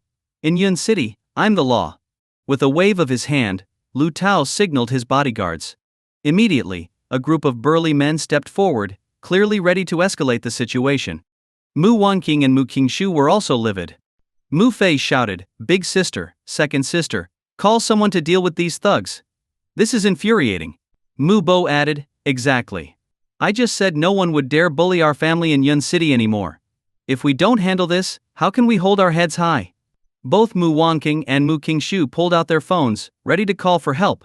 After all, the intruders had bodyguards, and the family was at a disadvantage in a physical conflict. Mu Wanqing quickly dialed a business associate. Mu Qingzhu was about to make a call as well but hesitated when she glanced at Yi Chen. She decided against it. With Yi Chen here, was there really any need to call for backup? Seeing Mu Qingzhu not making a call, Mu Fei asked suspiciously, "Second sister, why aren't you calling for help?" Mu Qingzhu replied, "Don't worry. We don't need to. brother-in-law is here. Mu Fei glanced at Yi Chen with disdain. Depend on Yi Chen? Had his sister lost her mind? From the moment these thugs burst in and hit Mu Bo, Yi Chen had been sitting quietly, not even sparing them a glance. He was probably scared stiff. If they relied on Yi Chen, they might not even know how they died. Mu Wanqing finished her call and said confidently, "Don't worry. I've called someone. They'll be here soon." The family felt slightly relieved. Lu Tao overheard her and burst out laughing. She says she's called for help. That's hilarious. In Yun City, who dares interfere with my business? I told you to leave, but you wouldn't listen. Don't blame me for what happens next. Boys, get to work. Break the legs of the men. As for the two beauties, don't hurt them. Damaged goods aren't as fun. Lu Tao gave his orders with a laugh. The bodyguards moved toward Mu Bo and Mu Fei. The Mu family turned pale with fear. The reinforcements Mu Wanqing had called hadn't arrived yet. If Lu Tao's men acted now, they were doomed to suffer. What could they do? Mu Bo and Mu Fei stood at the front, trembling in fear. Mu Qingshu, panicking, turned to Yi Chen and pleaded, "Brother-in-law, can you help? These people really mean to hurt us." Hearing her plea, Mu Wanqing sighed in frustration. She had been married to Yi Chen for 3 years and knew him too well. Counting on him now was impossible. Mu Fei also shouted angrily, "Second sister, do you really think Yi Chen is capable of anything? If he were, he'd already be standing in front of us protecting you and big sister. Look at him just hiding in the back." Mu Bo and Zhao Lan's frustration only grew. Looking at Yi Chen sitting there, they thought he was utterly useless. He couldn't even protect a woman. What good was he? Among everyone present, Mu Bo was too old, and Mu Fei too young. Yi Chen was the only adult man, yet he wasn't stepping up. What a waste of space. Yi Chen sighed, feeling helpless. To be honest, he hadn't paid any attention to Lu Tao and his lackeys. But since Mu Qingshu had asked, he couldn't just sit back and do nothing. At that moment, Yi Chen spoke slowly, his voice cold. "You lot, leave this room immediately. Otherwise you won't be able to bear the consequences." What? Yi Chen actually spoke up at this moment, telling Lu Tao and his group to leave. To be fair, for a moment, Yi Chen actually seemed like a man. As everyone wondered why Yi Chen, who had been hiding in the back, dared to speak up now, the next moment, they saw through the second-floor window several cars pulling up outside the restaurant. The car doors opened, and a young man stepped out. It was none other than Qiao Sen, the young master of the Qiao family in Yun City, and the help Mu Wanqing had called for. At that moment, everyone understood. So Yi Chen had spoken up because he saw that reinforcements had arrived. Otherwise he might have hidden himself long ago. Thinking of this, even Mu Wanqing found it amusing. Now that help is here, you step forward to act tough. You really know how to time it. Let me tell you, a real man stands tall on his own and doesn't rely on petty tricks. Mu Bo and the others were even more disappointed in Yi Chen's behavior. Lu Tao hadn't expected Yi Chen to dare speak up either. In Yun City, no one dared to talk to him like this. Enraged, he shouted, "Kid, you want me to leave? You've got some guts. Let's see what consequences I can't handle." With that, Lu Tao pointed at Yi Chen and barked, "Boys, break that kid's legs first. Let's see how cocky he is then." Several burly men charged toward Yi Chen aggressively. Mu Bo and Mu Fei stepped aside on purpose. In their eyes, Yi Chen was digging his own grave. He loved to exploit opportunities, didn't he? The reinforcements hadn't even reached the second floor yet, and he was already in a hurry to show off. Now he was just shooting himself in the foot. Yi Chen's eyes turned cold. He remained seated at the table, unmoving. Watching the two burly men approach, he grew impatient, and was about to make a move himself. Suddenly, a voice came from outside the room. "Who dares touch a friend of mine, Qiao Sen?" Qiao Sen entered the private room with a group of people, exuding an imposing presence. Having received Mu Wanqing's call for help, he had rushed over without delay. He had met Mu Wanqing at a banquet and was quite taken by her beauty. Now that he had a chance to impress her, he wasn't going to let it slip away. "Who is it?" "Oh, it's young Master Qiao. What's the matter? Are you planning to interfere with my business, Lu Tao?" Lu Tao's face darkened as he spoke. "Young Master Lu, I didn't expect it to be you. How about this? Give me some face, and we'll let this matter drop. These people are my friends, and we all operate in Yun City. We'll cross paths often, don't you think?" Qiao Sen, too, was caught off guard to find that it was Lu Tao. The Qiao family and the Lu family had business dealings, and weren't enemies but weren't exactly friends either. their relationship was neutral. Still, to impress Mu Wangking, Qiao Sen decided to stand his ground. Lu Tao's expression darkened. He wasn't afraid of Qiao Sen, but as both were prominent figures in Yun City, and given the cooperation between the Qiao and Lu families, he had to consider the situation. Narrowing his eyes, Lu Tao said, "Since young Master Qiao has spoken, I can't refuse to give you face." "Fine, I won't hold it against them." Hearing Lu Tao's words, Mu Bo and the others breathed a sigh of relief. See? This was the power of connections. With just one phone call, Mu Wangqing's contact had solved a problem they couldn't handle. This was influence. This was networking. Qiao Sen resolved the issue with just a few words, and even Mu Wangqing felt a sense of pride. She glanced at Yi Chen, her expression clearly saying, "See? This is what a truly influential person looks like. This is the world I now belong to, a world far beyond the reach of someone like you, who only knows how to cut corners." Yi Chen, I used to wonder if divorcing you was the right decision. But now I know. It was the right decision because only then could I step into a bigger, better circle. Qiao Sen, grateful for Lu Tao's concession, smiled and said, "Thank you, young Master Lu. Don't worry, I understand the rules. Tomorrow I'll personally visit Qkai Pharmaceuticals to have tea with you." Qiao Sen's words were carefully veiled. Among Yun City's elite, it was customary to maintain appearances and settle things amicably, unless there was deep-seated enmity. For instance, since Qiao Sen had stepped in to mediate, and Lu Tao had given him face, Qiao Sen would naturally have to reciprocate with a gesture of goodwill. This was an unspoken rule among the elite. Lu Tao cast a reluctant glance at Mu Wangqing and Mu Qingshu, clearly disappointed. If it weren't for Qiao Sen, tonight he might have had a chance to enjoy their company. With a snort, Lu Tao muttered grudgingly, "Fine, let's go." Throughout the entire episode, Yi Chen had been sitting in the back, seemingly uninterested in the commotion. After all, such petty squabbles didn't even register in his eyes. However, when Yi Chen heard Qiao Sen mention Qkai Pharmaceuticals, his expression subtly changed. Qkai Pharmaceuticals. Wasn't that the company death god Zhang Yi had investigated, originally founded under Su Zixuang's name? Zhang Yi's findings had revealed that Su Zixuang had used someone else's identity to establish Qkai Pharmaceuticals. Its flagship product, the youthful elixir, had become wildly popular thanks to a formula Yi Chen had given Su Zixuang. Yet, when Su Zixuang faced trouble, Qkai Pharmaceuticals not only failed to help her but also prioritized its own interests. After her death, the company was completely taken over. Yi Chen had long intended to investigate Qkai Pharmaceuticals. Now, the opportunity had presented itself. At this moment, Lu Tao and his group were about to leave, giving Qiao Sen the face he had requested. Mu Bo and the others warmly approached Qiao Sen. "Young Master Qiao, you truly have a commanding presence." "Thank you, young Master Qiao. Without you, we'd have been in real danger today." "Young Master Qiao, why don't you join us for a meal?" "Young Master Qiao, you're truly outstanding, a true prodigy." Qiao Sen smiled smugly and said, "Wangqing and I are good friends. Of course I'd help her. But keep in mind, young Master Lu gave me face this time. Since he's with Qkai Pharmaceuticals, it's best not to provoke him in the future. Our families have business ties after all." Mu Bo nodded. "Of course. We're not unreasonable people and won't go looking for trouble." Everyone else nodded in agreement. It seemed the situation had been resolved perfectly.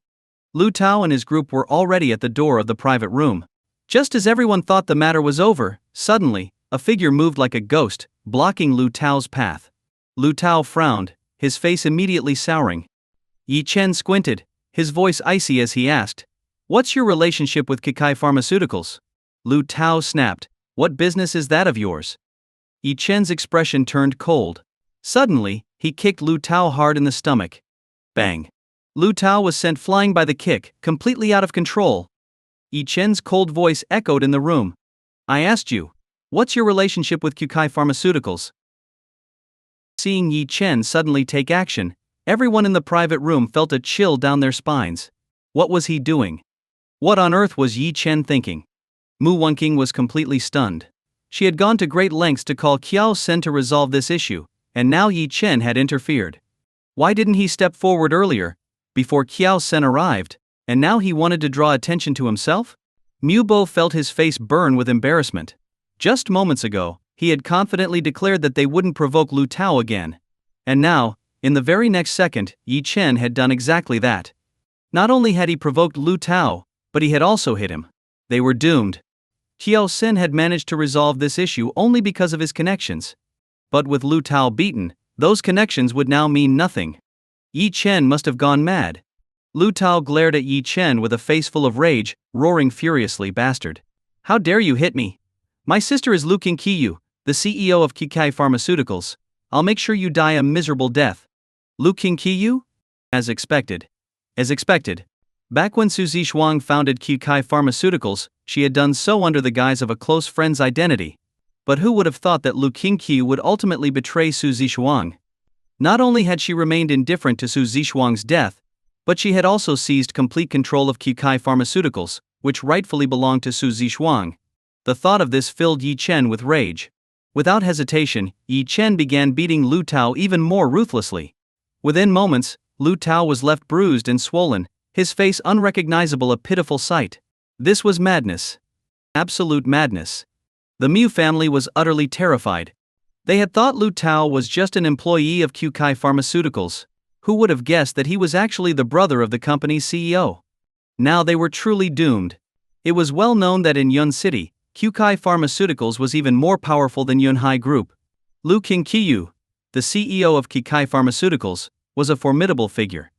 Despite starting from nothing, she had built the company into a billion-dollar empire with the help of the youthful elixir. In just a few years, the company had risen to the top tier, and Lu Qingqiu had recruited numerous powerful experts to strengthen its position. Even the four great families had to show respect to Kikai Pharmaceuticals. As Lu Qingqiu's younger brother, it was no wonder Lu Tao acted so brazenly in Yun City. The Mu family's faces were pale. Yi Chen had hit Lu Tao, which meant he had effectively offended Kikai Pharmaceuticals. Not only would Yi Chen suffer, but the Mu family would also be dragged down with him. Damn it! Why did he have to show off now? This is it. We're finished. I told you Yi Chen is a walking disaster, and now he's really going to drag us all down with him. Sure enough, in the next moment, the bodyguards Lu Tao had brought finally snapped out of their shock. They all gritted their teeth in anger. If news of Lu Tao being beaten spread to Kikai Pharmaceuticals, it would undoubtedly cause a huge stir. Everyone knew how protective Lu Qingqiu was of her only brother. Bastard! How dare you hit young Master Lu? Get him. Break his legs immediately. Notify President Lu this cannot be ignored. Surround him. Don't let him escape. The bodyguards shouted furiously, closing in on Yi Chen from all directions. Yet Yi Chen showed no fear. He grabbed the battered Lu Tao and, with a cold voice, said, "Take me to your sister." Lu Tao, covered in injuries, gritted his teeth and hissed, "You've got guts, kid. Don't worry, my sister will kill you." The surrounding bodyguards kept a close eye on Yi Chen, ensuring he couldn't escape. Soon, under their watchful escort, they left the private room. To Yi Chen, the group of bodyguards posed no threat. His goal was to purge the traitors. Kikai Pharmaceuticals belonged to Su Zixuang, and he would not tolerate anyone with ulterior motives seizing control of it.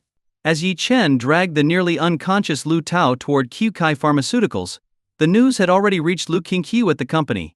Over the years, as Kikai Pharmaceuticals grew into one of Yun City's top powers, Lu Qingqiu's demeanor had also undergone significant changes. Her poise and aura had both reached new heights. However, one thing about her hadn't changed: her fiercely protective nature. Having lost her parents at a young age, her younger brother, Lu Tao, was the only family she had left in the world. No matter how reckless Lu Tao was, she couldn't bring herself to scold him harshly. As a result, Lu Tao had grown up arrogant and overbearing. Upon hearing that her brother had been beaten, Lu Qingqiu slammed her desk in anger. She immediately summoned the master-level experts employed by Kikai Pharmaceuticals. She was determined to find out who had dared lay a hand on her brother. And she didn't mind making it crystal clear to all the powers in Yun City. Anyone who touched her brother would pay a price far greater than just their life. Meanwhile, back in the private room, the Mu family was completely paralyzed with fear. Watching Yi Chen being escorted out by the bodyguards, none of them dared utter a word. Mu Wangqing sighed. Sigh. When did Yi Chen become so reckless? Young Master Qiao, do you think this matter can still be salvaged? Qiao Sen quickly shook his head. Wangqing, your ex-husband is absolutely insane. Young Master Lu is Lu Qingqiu's brother. Hitting him? Lu Qingqiu will never let this slide. Do I even need to tell you how powerful Kikai Pharmaceuticals is? Mu Bo, full of worry, said, Yi Chen has dug his own grave, and frankly, I don't care what happens to him. My concern is whether this will affect our Mu family. If Kikai Pharmaceuticals decides to come after us, it'd be the unluckiest thing to ever happen to us. The family discussed for a long time, and finally reached a conclusion: Yi Chen was as good as dead. Indeed, offending a behemoth like Kikai Pharmaceuticals would most likely lead to death. Hearing their words, Mu Qingshu couldn't help but laugh. This must be a matter of perspective. To the Mu family, Kikai Pharmaceuticals was an untouchable giant, an entity they couldn't afford to provoke. But to Yi Chen, it probably wasn't even worth mentioning.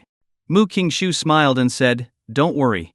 This won't affect our family, and Yi Chen will be fine." Her words left everyone stunned. But soon, they misunderstood. Zhao Lan looked at Mu Qingshu and asked, "Qingshu, are you planning to help him? Are you going to make some calls to protect him? Is he really worth it?" Zhao Lan's words made everyone realize what Mu Qingshu might be thinking. Indeed, if Mu Qingshu wanted to protect Yi Chen, it might actually work. After all, as the president of the Yun City Business Association, she had extensive connections. If she could get someone from Mingzhu Group to step in, even Kikai Pharmaceuticals might have to give her some face. However, this realization also infuriated the Mu family. Just moments ago, when they were being bullied by Lu Tao, Mu Qingshu hadn't been willing to make a single call for help. And now, for Yi Chen, she was ready to pull strings? Didn't that mean Yi Chen was more important to her than her own family? Mu Fei pouted and said, "Second sister, this isn't fair. We were being bullied earlier, and you didn't call for help." Mu Bo sighed. Sigh. I've really raised a good daughter, always siding with outsiders. Mu Qingshu was dumbfounded. She had meant that Kikai Pharmaceuticals couldn't do anything to Yi Chen. When had she ever said she was going to protect him? And did Yi Chen even need protection? She didn't have the qualifications to protect him if she tried.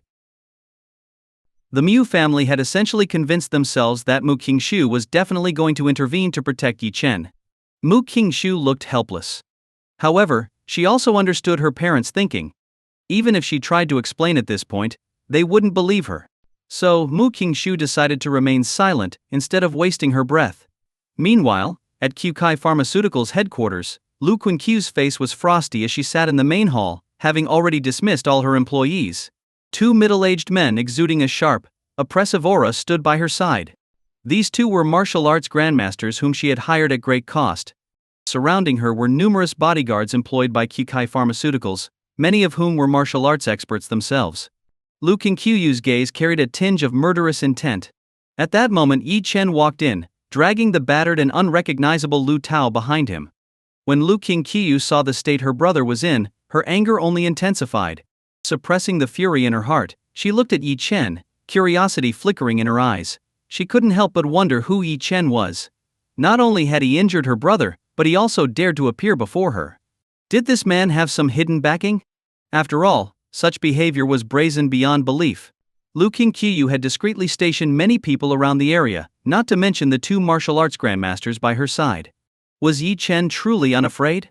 "I must admit, you're quite bold. You injured my brother and still dared to come here. Are you tired of living?" Lu Qingqiu said coldly. "If he weren't your brother, I wouldn't have even bothered hitting him," Yi Chen replied calmly. Lu Qingqiu frowned. She had a good memory and was certain she had never met Yi Chen before. Yet Yi Chen claimed he attacked Lu Tao because of her. Could there be some kind of grudge between them? "I don't believe we've met. How exactly have I offended you?" Lu Qingqiu asked with a puzzled look, uncertainty flickering in her mind.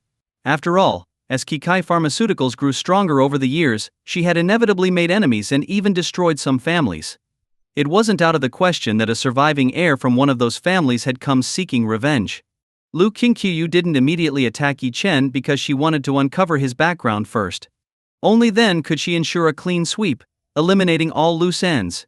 Yi Chen, of course, saw through her thoughts but didn't care. With a light chuckle, he said, "When someone commits so many sins, they forget why they're being targeted. Do you enjoy sitting in the CEO's chair at Kikai Pharmaceuticals? Do you think you deserve to sit there?" Hearing his words, Lu Qingqiu was momentarily stunned, but then she burst into laughter. "Ha ha ha, Kikai Pharmaceuticals is my company. Are you saying I don't deserve to be its CEO? Isn't that absurd?" Yi Chen narrowed his eyes. "Absurd? What part of Kikai Pharmaceuticals is yours? Did you provide the funding to establish the company? Or did you create the formula for the youthful elixir? Lu Qingqiu, do you think that just because Su Zixuang is dead, You can enjoy the fruits of her labor. What? Hearing Su Zixuang's name, Lu Qingqiu's expression changed drastically. She never imagined that Yi Chen would know about Su Zixuang. After all, very few people in Yun City were aware that Qkai Pharmaceuticals had been founded by Su Zixuang. Lu Qingqiu had merely been the public face of the company. Looking back, Lu Qingqiu never regretted her actions. To achieve absolute power, one couldn't afford to be soft-hearted. In an instant, her killing intent reached its peak. She couldn't allow anyone who might jeopardize her future to live. Her gaze, now filled with murderous intent, locked onto Yi Chen. Who exactly are you? Yi Chen's lips curled into a faint, cold smile. Who I am doesn't matter. What matters is that you're going to die. But before you do, I'm willing to give you a chance to repent. Lu Qingqiu's eyes were nearly overflowing with tangible malice. Yet Yi Chen continued speaking nonchalantly. Lu Qingqiu, on Qingcheng Mountain in Yun City stands Su Zixuang's memorial tomb. I'll give you an opportunity to step down as the CEO of Qkai Pharmaceuticals and recite prayers at her tomb for 3 years. I'll wait for you at Qingcheng Mountain for 3 days. If you don't show up, I'll make you regret ever coming into this world. Audacious. Unbelievably audacious. This man had no sense of self-preservation, daring to threaten Lu Qingqiu in such a manner. Having said his piece, Yi Chen turned and prepared to leave. But Lu Qingqiu's icy voice rang out behind him. Kill him. In an instant, one of the martial arts grandmasters beside her moved like a phantom, launching a fierce attack at Yi Chen's back. Yi Chen didn't even flinch. Just as the grandmaster's strike was about to land, Yi Chen suddenly turned around. His deep, piercing gaze carried a hint of coldness and killing intent. The grandmaster's body froze mid-action, as if paralyzed, unable to move. By the time he snapped out of it, Yi Chen had already walked far away. To the others, it seemed as though the grandmaster had simply stopped attacking without explanation. Lu Qingqiu frowned and glared at the grandmaster, displeased. Master Zhao? Why didn't you kill that man? Did you hold back? Master Zhao felt humiliated. He had indeed intended to kill Yi Chen, but in that fleeting moment, he had been intimidated by Yi Chen's gaze. Of course, admitting such a thing would be too shameful. Thinking quickly, he said, President Lu, killing him is easy. But he just threatened you openly and injured your brother. Killing him now would be letting him off too lightly. Lu Qingqiu narrowed her eyes and nodded. You're right. Qkai Pharmaceuticals has risen to its current heights, and few dare to challenge me, Lu Qingqiu. This is the perfect opportunity to demonstrate my power to those who might be plotting against us. Master Zhao smiled. You're planning to make an example of him? Lu Qingqiu nodded. Exactly. Watching Yi Chen leave, Lu Qingqiu made no further move to stop him. After all, hadn't he asked her to meet him at Qingcheng Mountain within 3 days? She would go. And she would bring the full force of Qkai Pharmaceuticals with her.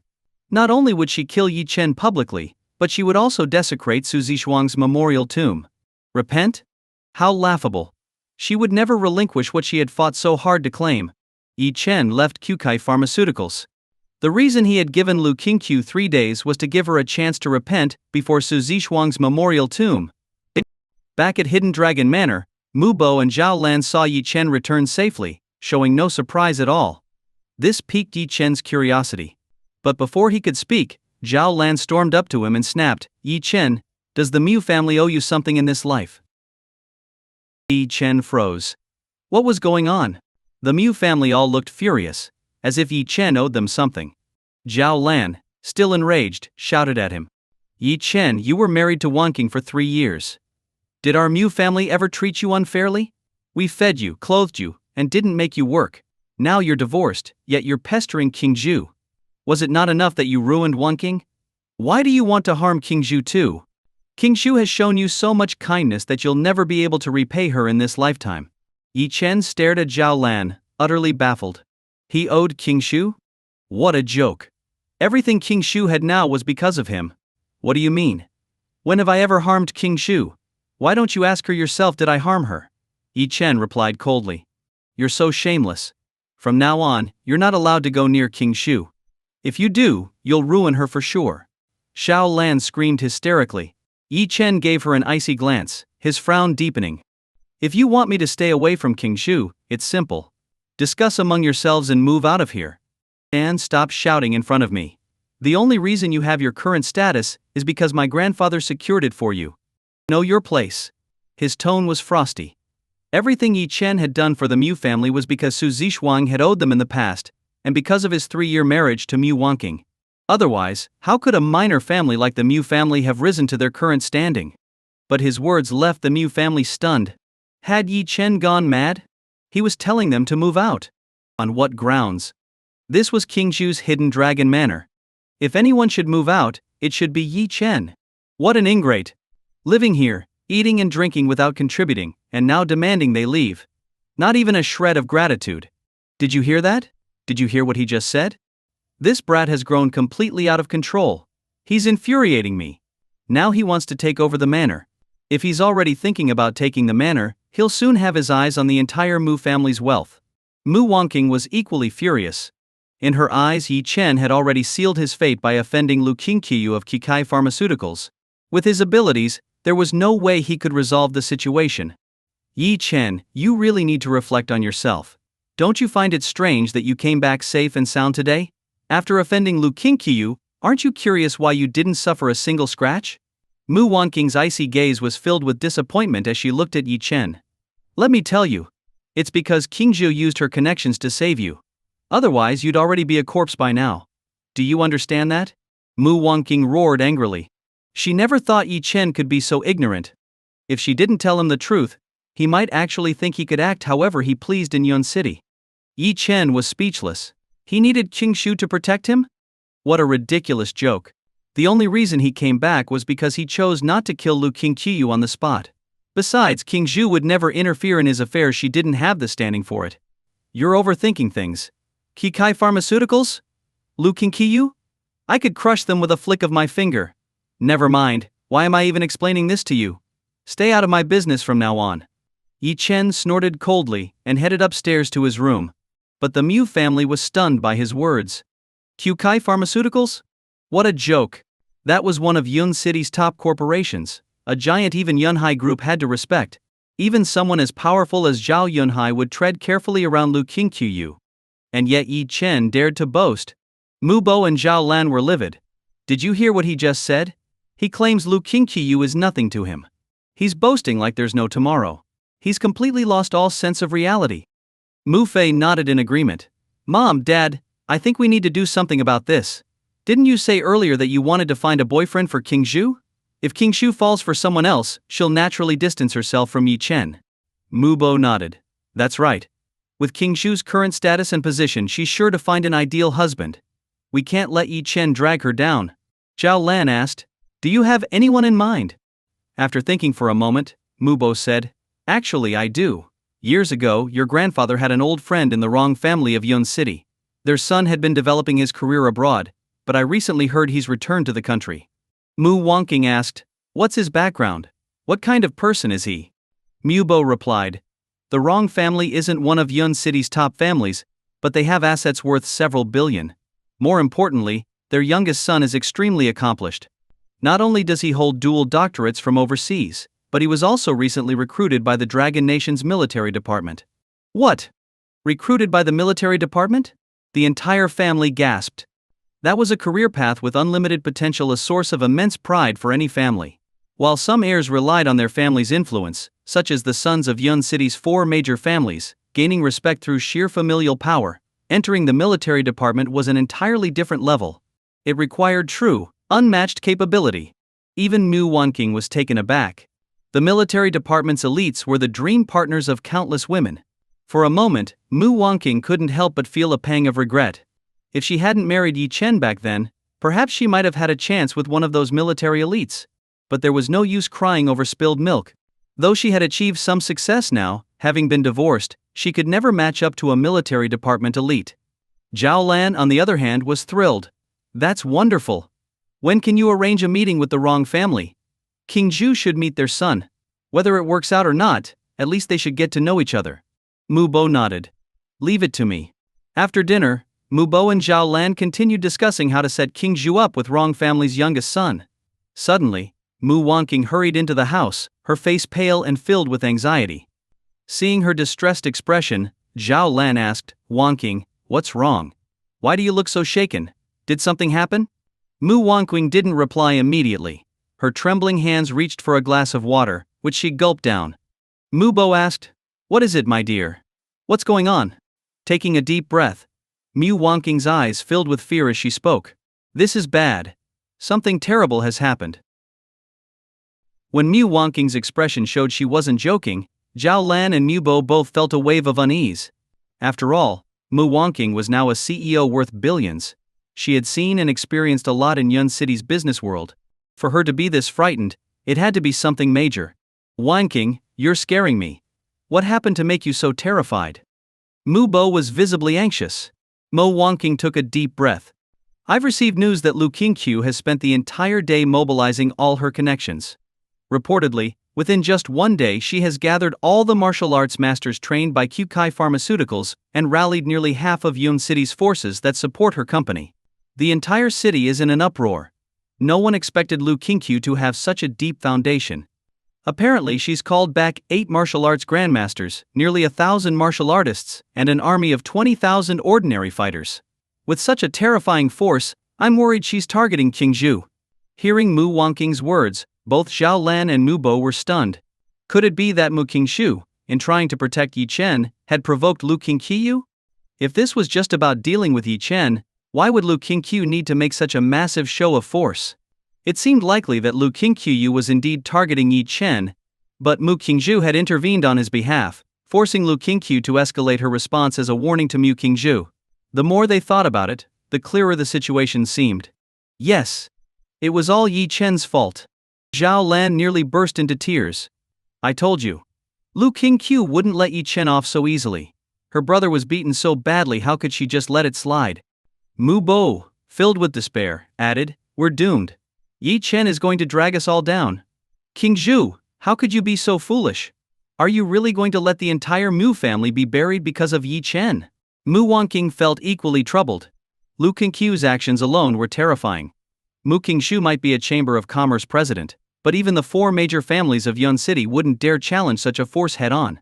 What do we do now? Mu Wonking asked weakly. She racked her brain, going through all her contacts and resources. Even if she pooled everything she had, it wouldn't be enough to stand up to Lu Qingqiu. Mu Bo's expression turned cold. This won't do. With Qingzhou's personality, she'll definitely try to help Yi Chen, even if it's dangerous. We have to stop her from doing something foolish. That's right. Why don't we lock her up for a few days? Once Lu Qingqiu deals with Yi Chen, we can plead for forgiveness. After all, it was Yi Chen who hurt her brother, it has nothing to do with us. You're right, Xiao Fei. Wonking, find an excuse to lure Qingzhou out. Let's pack up and stay at the old family residence for a few days. The group discussed their plan, and even Mu Wonking agreed that it might be the only solution. After all, Lu Tao was injured by Yi Chen. The guilty party should face the consequences alone. As they were discussing, Yi Chen descended the stairs. The Mu family immediately fell silent. They couldn't let Yi Chen know about their plan. Mu Wonking looked at Yi Chen with a complex expression. She believed his days were numbered. Once Lu Qingqiu made her move, Yi Chen wouldn't stand a chance. Taking a deep breath, she asked, Yi Chen, do you regret it? Yi Chen paused, puzzled. Regret what? Mu Wonking replied, do you regret attacking Lu Tao? Do you regret offending the Lu family? Do you understand that even though Lu Qingqiu spared you this once because of Qingzhou, you can only use someone's goodwill once? Have you not considered that she might come after you again? Hearing Mu Wonking's words, Mu Bo and Zhao Lan exchanged anxious glances, silently warning her not to reveal what was happening outside. If Yi Chen learned about the danger, his cowardly nature might lead him to beg Qingzhou for protection. If that happened, they wouldn't be able to confine Qingzhou, and the entire Mu family would be dragged into the abyss. Yi Chen, however, seemed unfazed. He simply chuckled and said, you all seem so tense. We're just talking about Lu Qingqiu. If she dares act recklessly, I'll deal with her. Be bold. Lu Qingqiu is nothing more than an ant not worth worrying about. What? Mu Wonking was shocked by Yi Chen's words. Disappointment. Utter disappointment. Did Yi Chen think Qingzhou could protect him forever? Here he was, on the brink of death, and he was still spouting nonsense. Lu Qingqiu was an ant. What a ridiculous joke. In just one day, Lu Qingqiu had mobilized a force of 20,000. In another couple of days, that number could easily double. Forget dealing with Yi Chen, such a force could even challenge the 4 major families of Yun City. And yet, in Yi Chen's eyes she was merely an ant? Yi Chen glanced at the Mu family. There were some things he didn't want to say. but he had promised Su Zixuang to give the Mu family a prosperous life. Moreover, the old Mu family patriarch had died because of this. Looking at Mu Wanqing, Yi Chen hesitated but eventually softened. He said, "By the way, I have something to tell you. In 2 days, I'll deal with Lu Qingqiu. You might want to make preparations to seize Kikai Pharmaceuticals shares. It's a big pie, how much you can take depends on you." Hearing this, Mu Bo jumped up in outrage. "Yi Chen, are you insane? Who do you think you are, talking about dealing with Lu Qingqiu? You just want to drag King Shu to her death, don't you? Let me tell you, King Shu is just a chamber president. Do you really expect her to help you take down Lu Qingqiu? You're a madman. A complete lunatic. You're a clueless piece of garbage. If you want to die, go die on your own. Don't drag us down with you." Yi Chen's gaze turned icy as he looked at the Mu family. He wasn't angry he had said those things for their benefit. If they refused to appreciate it, then they would only have themselves to blame for their regrets later. As Yi Chen left, Mu Wanqing let out a long sigh. Forget it. You can't reason with someone who's determined to die. If Yi Chen is so set on his path, he has no one to blame but himself. Despite her harsh words, a strange sadness crept into her heart at the thought of Yi Chen's impending doom. How laughable. Even now he's still scheming, thinking King Shu can help him take down Lu Qingqiu. I was right, he just wants to take over our hidden dragon manor and push King Shu into the abyss. We can't let him succeed. Exactly. Let's act immediately. Wanqing, message King Shu and tell her to meet us at the old residence. Once she's there, we'll confine her. I want to see how quickly Yi Chen meets his end without King Shu's help. The Mu family, furious and resolute, began executing their plan. 3 days passed in the blink of an eye. During these days, Mu Wanqing had been out gathering information and soon learned something that shocked everyone. Lu Qingqiu of Kikai Pharmaceuticals had managed to assemble a force of nearly 30,000 people in just 3 days, fully demonstrating the company's profound resources. This terrifying power wasn't something Yi Chen, a mere individual, could handle. In fact, even among Yun City's prominent families, few could compete with such influence. At the Mu family's old estate, Mu Wanqing, under Mu Bo's instruction, took out her phone and called Mu Qingshu. "Hello, big sister. Qingshu, it's Mom. She accidentally fell at the old house. You need to come quickly." "What? Mom fell? I'll be there right away." After the call, Mu Wanqing finally breathed a sigh of relief. "This matter concerns the survival of our Mu family. We absolutely cannot afford any mistakes," Mu Bo declared, standing before the group and laying out the details. Everyone nodded, understanding the gravity of the situation. The entire city of Yun was in turmoil. It was clear that Lu Qingqiu had no intention of showing mercy to anyone. After all, Yi Chen had injured her only brother, and her infamous protectiveness was well known. Previously, she had spared Yi Chen, likely due to Mu Qingshu's influence. But now, with Lu Qingqiu making such a public display of force, if Mu Qingshu stubbornly chose to assist Yi Chen, the entire Mu family might end up paying the price. Soon, Mu Qingshu, having heard about her mother's fall, put aside her work and rushed to the old estate. The moment she entered, she was stunned. Everyone in the Mu family was sitting calmly on the sofa, perfectly fine, especially Zhao Lan, who showed no signs of injury. "Mom, are you okay? Big sis said you fell?" Mu Qingshu asked, confused. "No, I didn't fall. That was just a lie to get you here," Zhao Lan said coldly, giving Mu Bo and Mu Fei a meaningful glance. In an instant, Mu Bo and Mu Fei approached Mu Qingshu, grabbed her arms, and started dragging her toward a room. "Dad! Xiao Fei! What are you doing? Let go of me!" Mu Qingshu cried out, struggling fiercely, her heart filling with unease. However, she was no match for the strength of the two men. She was soon thrown into a room. The door slammed shut, followed by the sound of a lock clicking. "Dad, Mom, why did you lock the door? Let me out, I have work to do!" Mu Qingshu yelled, frustrated, banging on the door. "What? Let you out so you can die with that worthless Yi Chen? Just stay put. I won't let you go to your death." Mu Bo roared angrily. He was truly exasperated. The Mu family had finally gained a foothold, only for Yi Chen to ensnare Mu Qingshu in his nonsense. Exactly. Qingshu, Lu Qingqiu has turned the city upside down, and Yi Chen, that useless man, still expects you to clean up his mess. Does he take us Mu family members for fools? Second sister, just stay here. Soon Yi Chen will be killed by Lu Qingqiu. Then we'll find you a better man. There's no need to waste your energy on a troublemaker who freeloads off others. The Mu family stood at the door, trying to persuade Mu Qingzhu. Mu Qingzhu was on the verge of breaking down. She never imagined her family would trick her into coming back, only to imprison her. She was both furious and desperate. She knew reasoning with Mu Bo and Zhao Lan was futile. So, she turned to Mu Wangqing for help. Big sis. Let me out. Brother-in-law is already preparing. If we side with him now, the rewards will make our Mu family soar to new heights. If you keep me locked up, you'll regret it. Mu Qingzhu pleaded loudly. Mu Wangqing initially hesitated, feeling a pang of guilt, but upon hearing Mu Qingzhu's words, she realized locking her up was the right decision. Anyone with common sense could see that Lu Qingqiu was determined to make an example out of this situation. Siding with Yi Chen would only lead to the Mu family's destruction. You're completely deluded. Stay put and stop causing trouble. Also, I've divorced Yi Chen, he's no longer your brother-in-law. Mu Wangqing sighed, frustrated and disappointed. At Hidden Dragon Manor, Yi Chen yawned as he descended from the second floor. The manor was unusually quiet today. The Mu family was nowhere to be seen, a fact Yi Chen had already anticipated. Their petty schemes couldn't escape his notice. But he didn't care. After changing his clothes, he headed toward Qingcheng Mountain. The mountain was known for its breathtaking scenery. Yi Chen had built a symbolic tomb for Su Zixuang there. Standing before the grave, his expression turned somber. His feelings for Su Zixuang weren't romantic, yet they transcended mere camaraderie. Years ago, during a particularly difficult time overseas, Su Zixuang had saved his life. Without her, he wouldn't have achieved his current status and position. For this reason, Yi Chen would never allow anyone who had harmed Su Zixuang to continue living. After a silent 3-minute tribute, a figure appeared behind him. It was Zhang Yi, the Reaper. Master, everything is ready. Just give the word, and we can mobilize an army of 100,000 at a moment's notice, Zhang Yi reported. Messi. Qihai Pharmaceuticals wasn't the main culprit behind Zixuang's suffering. How's the investigation into the true mastermind? Yi Chen asked indifferently.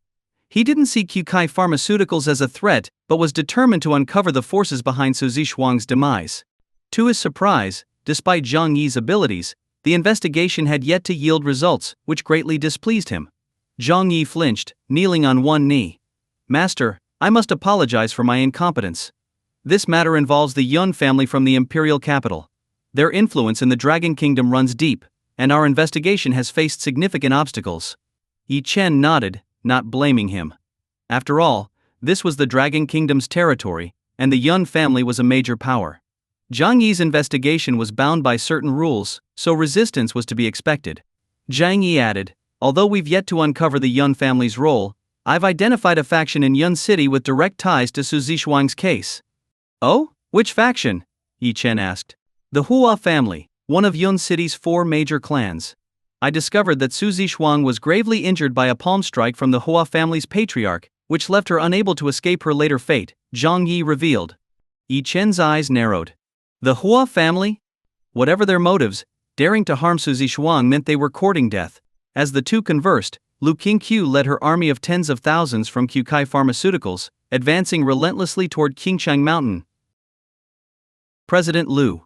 Everything is ready. This time, we've gathered 3,000 martial arts masters alone, and the hired enforcers supported by various factions have reached tens of thousands. With this force, we can sweep away everything. Zhao Qing walked alongside Lu Qingqiu, his eyes sharp as he spoke. Zhao Qing had been following Lu Qingqiu for the longest time, and was her most trusted aide. It must be said. Although he was a martial arts grandmaster, he placed immense trust in Lu Qingqiu, an ordinary person. Because Lu Qingqiu's methods and strategies were extraordinarily powerful. Excellent. This time we, Qihai Pharmaceutical, are making an example out of someone to serve as a warning. To kill someone as insignificant as Yi Chen doesn't require so many people. What I want is for all of Yun City to understand that Qihai Pharmaceutical is untouchable. Lu Qingqiu's face was full of pride. She always thought of herself as self-made. Her current status had placed her at the pinnacle of Yun City. She had long forgotten that the only reason she had risen to such heights, overturning her fate, was because she had betrayed her best friend and seized what rightfully belonged to Su Zixuang. That's how she obtained everything she had now. On Mount Qingcheng, Lu Qingqiu brought a few martial arts masters with her, only to find that Yi Chen was alone on the mountain. This surprised her. Yi Chen had dared to threaten her publicly. She thought he would at least bring some people to back him up. But this? Was this a joke? You're here. This is Su Zixuang's symbolic grave. You will kneel here for 3 years to atone for your sins. Yi Chen didn't turn around. He simply spoke calmly. He stood there as if he alone could face thousands of men. Ha ha ha, boy, you're really amusing. Who do you think you are, barking orders at me here? Look around. The entirety of Mount Qingcheng is under my control. What can you possibly use to fight me? Do you really think I mobilized such a large force because of you? You're wrong.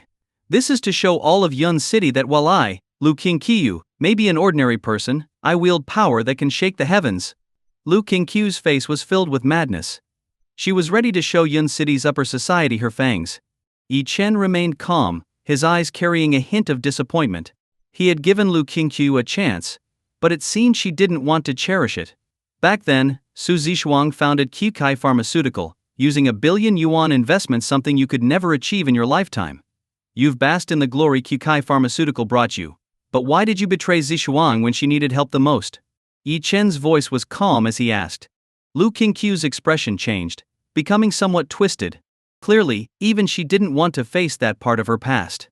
Back then, the last time she saw Su Zixuang was severely injured and had asked Lu Qingqiu to find her a safe place to hide. But Su Zixuang never imagined that the person she trusted most would betray her, secretly revealing her hiding place. This led to Su Zixuang being hunted down again while already gravely injured, ultimately resulting in her death. It could be said that while Lu Qingqiu didn't kill Su Zixuang with her own hands, she was directly responsible. The victor writes the history. Su Zixuang was too exceptional and envied by others. Even if I had helped her, she couldn't have escaped death.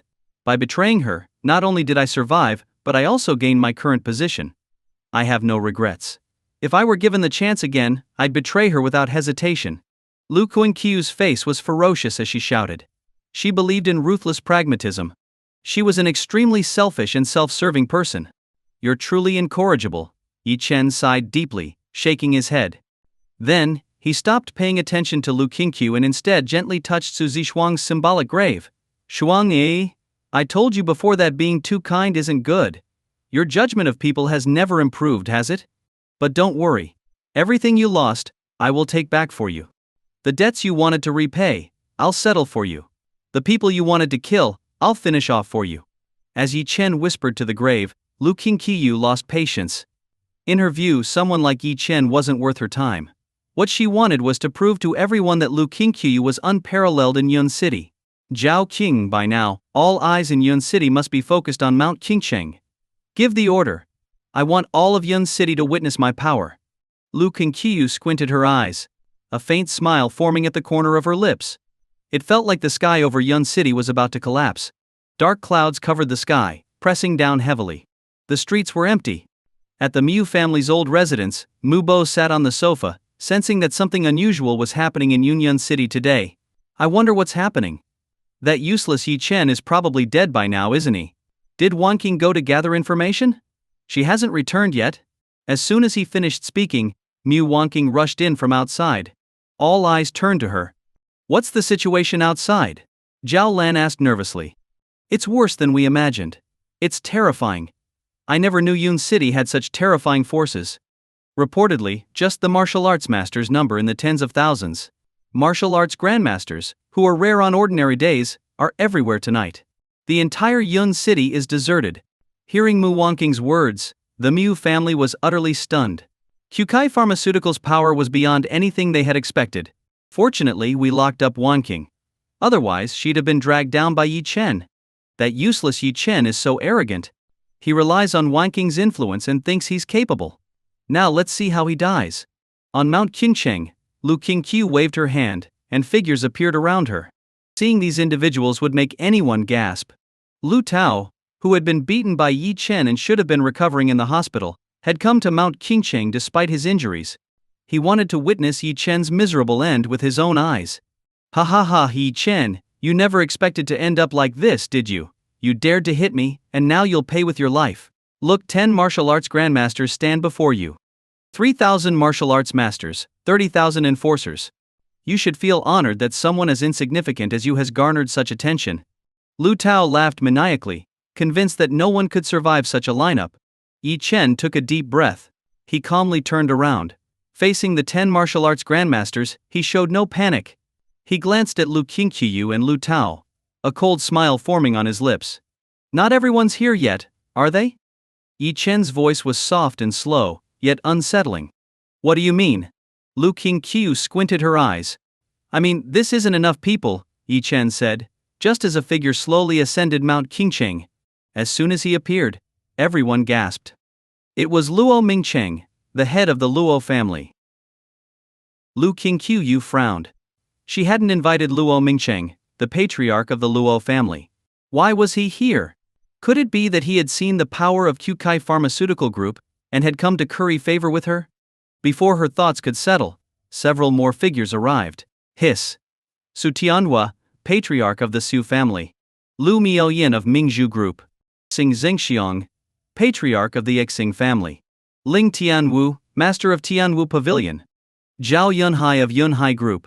At this point, even Lu Qingqiu couldn't help but take a sharp breath. If figures like Luo Mingcheng and Zhao Yunhai could still show her some respect, the same could not be said for Ling Tianwu, Su Tianhua, or Lu Miaoyin. These individuals were all more powerful than Qukai Pharmaceutical Group. Why had they come? Lu Qingqiu hadn't invited them. The atmosphere suddenly turned tense. However, the news quickly reached the Mu family, leaving them utterly shocked. What? Qukai Pharmaceutical Group must be crazy, are they really this powerful? Even figures like Ling Tianwu and Su Tianhua were invited. And Lu Miaoyin of Mingzhu Group. Wanking, do you see now? Thankfully, we stopped King Shu, otherwise the Mu family wouldn't have a place to stand in Yun City. The power of Qukai Pharmaceutical Group is simply overwhelming. Yi Chen is doomed. How dare he provoke such a terrifying force? Mu Bo took a deep breath, squinted his eyes and said, Yi Chen is probably trembling with fear by now, still dreaming that King Shu will help him. Zhao Lan laughed coldly. That useless Yi Chen living off our Mu family in Yun City, and still daring to provoke Qukai Pharmaceutical Group. What does he have to fight against Lu Qingqiu? Mu Qingzhu was locked in her room. No matter how much she pleaded, the Mu family wouldn't let her out. Mu Qingzhu felt utterly hopeless. At such a critical moment, not only were her family members not standing by Yi Chen's side, but they had also locked her up. This meant that after this incident, the Mu family would likely become completely marginalized in Yi Chen's world. Mu Qingzhu was so angry she felt like vomiting blood. This was such a golden opportunity, but her family's ignorance had ruined it. If they supported Yi Chen now, the rewards in the future would be 100 or even 1,000 times greater. Dad, Mom, I'm begging you, let me out. Mu Qingzhu cried desperately. Let you out? To die? Do you have any idea how many powerful figures Lu Qingqiu has gathered? You're just a Chamber of Commerce president. Do you think you can go up against those deeply rooted in Yun City? I'm telling you, give up on that idea. We absolutely won't let you go out and get yourself buried alongside Yi Chen. Zhao Lan shouted angrily. At this point, Mu Qingzhu was still thinking of going out? She must be out of her mind. Dad, Mom, big sister, if we don't help brother-in-law now, we'll regret it in the future. Mu Qingzhu shouted in anger. Ha ha ha ha. Listen to her. Qingzhu has truly lost her mind. That useless Yi Chen is probably going to die tonight. Regret? Ridiculous. Meanwhile, on Mount Qincheng, beads of sweat were forming on Lu Qingqiu's forehead. So many influential figures had arrived. Yet none of them were invited by her. This gave her an ominous feeling. Patriarch Su. President Lu. Why are you here? This matter doesn't seem to have anything to do with you, does it? Lu Qingqiu squinted her eyes and directly asked. Su Tianhua and the others glanced at Lu Qingqiu but said nothing. Instead, they walked straight to Yi Chen. In the next moment, something happened that left Lu Qingqiu and everyone else utterly shocked. The patriarch of one of the four major families, Su Tianhua, the president of Mingzhu Group, Lu Miaoyin, who controlled trillions of assets, the master of Tianwu Pavilion, Ling Tianwu, and others knelt down before Yi Chen at the same time. Greetings, young Master Yi. Greetings, Master. Salutations to Lord Yi. What? Seeing this scene, Lu Qingqiu felt her scalp go numb as if she had seen a ghost. She almost jumped out of her skin. This couldn't be real, could it? What was going on? Wasn't Yi Chen just a useless freeloader? Why were these influential figures kneeling to him? Lu Miaoyin, the president of Mingzhu Group, was a goddess in the international financial world. Even heads of state from major countries treated her with the utmost respect. Yet she called Yi Chen her master? What kind of joke was this? Are you all insane? Why are you kneeling to this boy?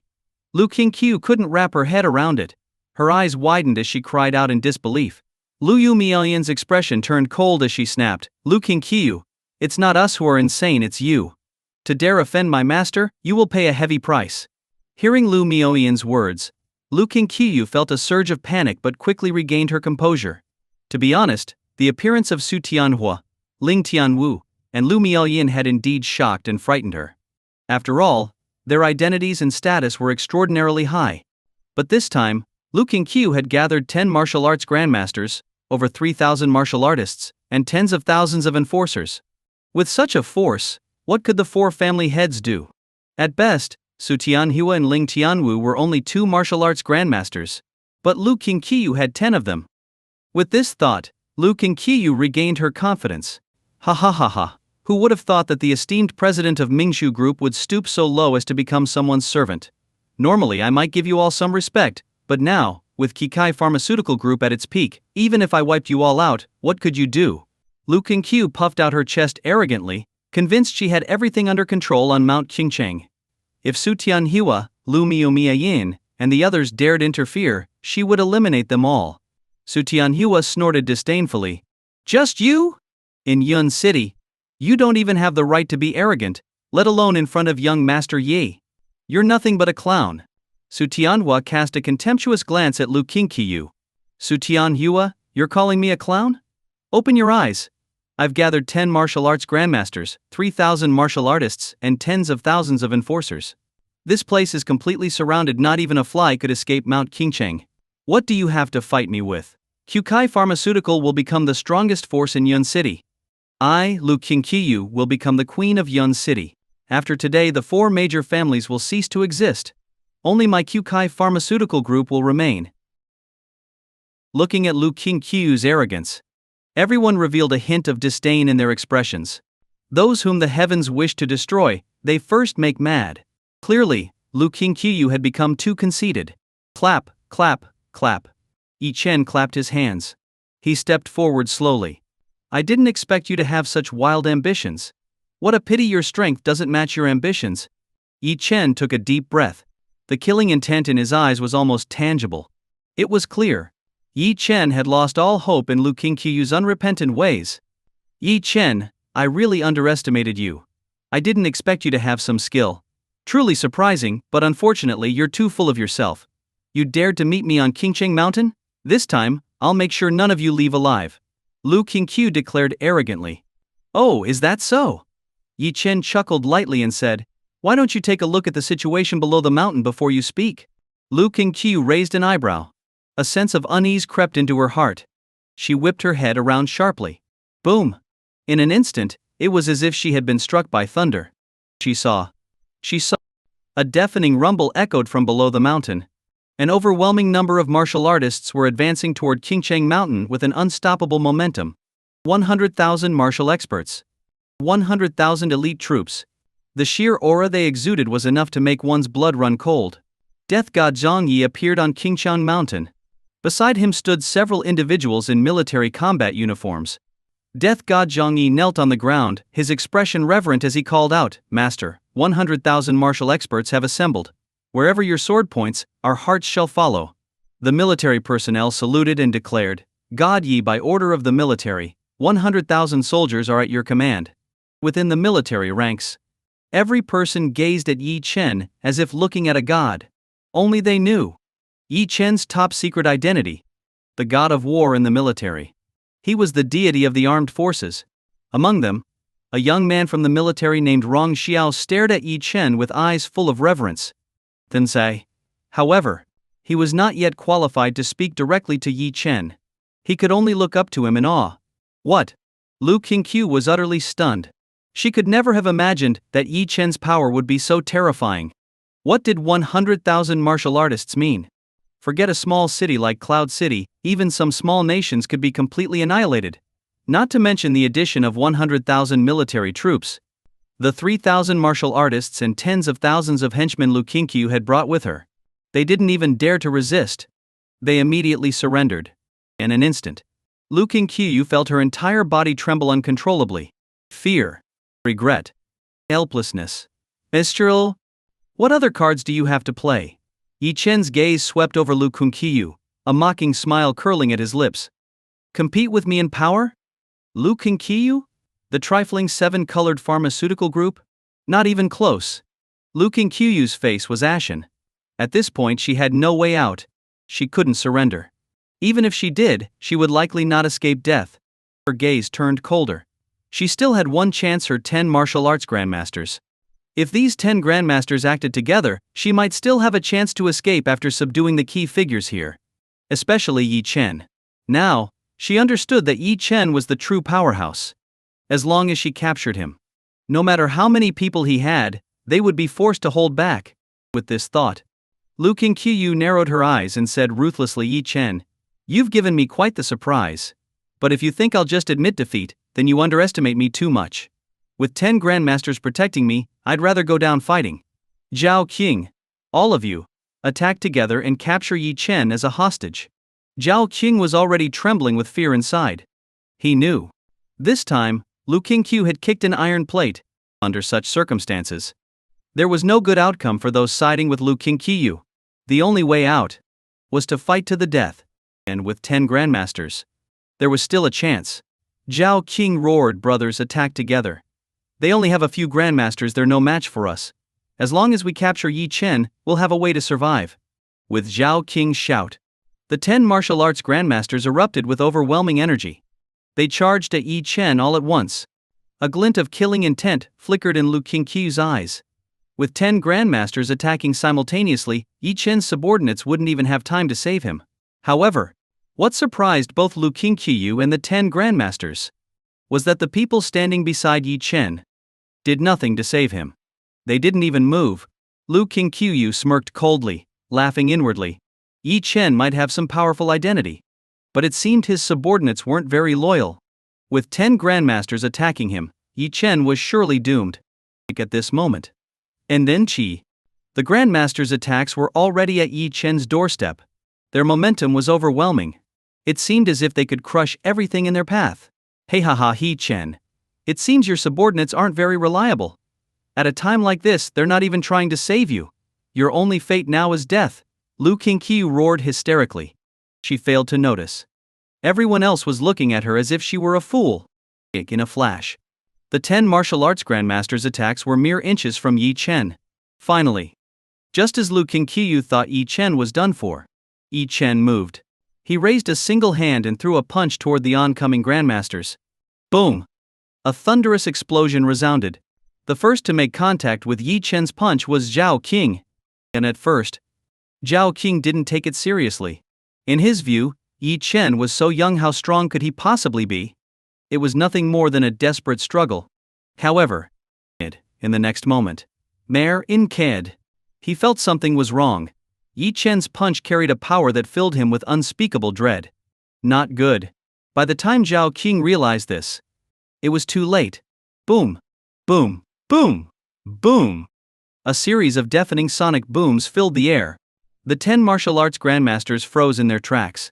Especially Zhao Qing, who was closest to Yi Chen. He didn't even have time to scream before his entire body exploded into a mist of blood. The remaining 9 grandmasters fared no better. With a single punch from Yi Chen, all of them had holes punched clean through their chests. Thud. Thud. Thud. In an instant, the 10 martial arts grandmasters collapsed heavily to the ground. Looking again, all of them were already dead. The scene fell into utter silence. Lu Kongqiu stood frozen, her eyes widened in disbelief at the sight before her. She still hadn't processed what had just happened. The 10 martial arts grandmasters she had spent countless resources to hire had been killed with a single punch from Yi Chen? Horror. Endless terror. Lu Kongqiu couldn't believe it. After all, a single martial arts grandmaster could establish their own faction, and even found a sect of figure capable of shaping an entire era. Take Ling Tianwu for example. He was a nobody, with no family or background to speak of. If he had been an ordinary person, he would have likely been lost in the crowd, just another face in the masses. But he had extraordinary martial arts talent. Through sheer effort, he successfully reached the level of a martial arts grandmaster. He rose to become one of the most prominent figures in Yun City, founding the Tianwu Pavilion, and became the center of attention.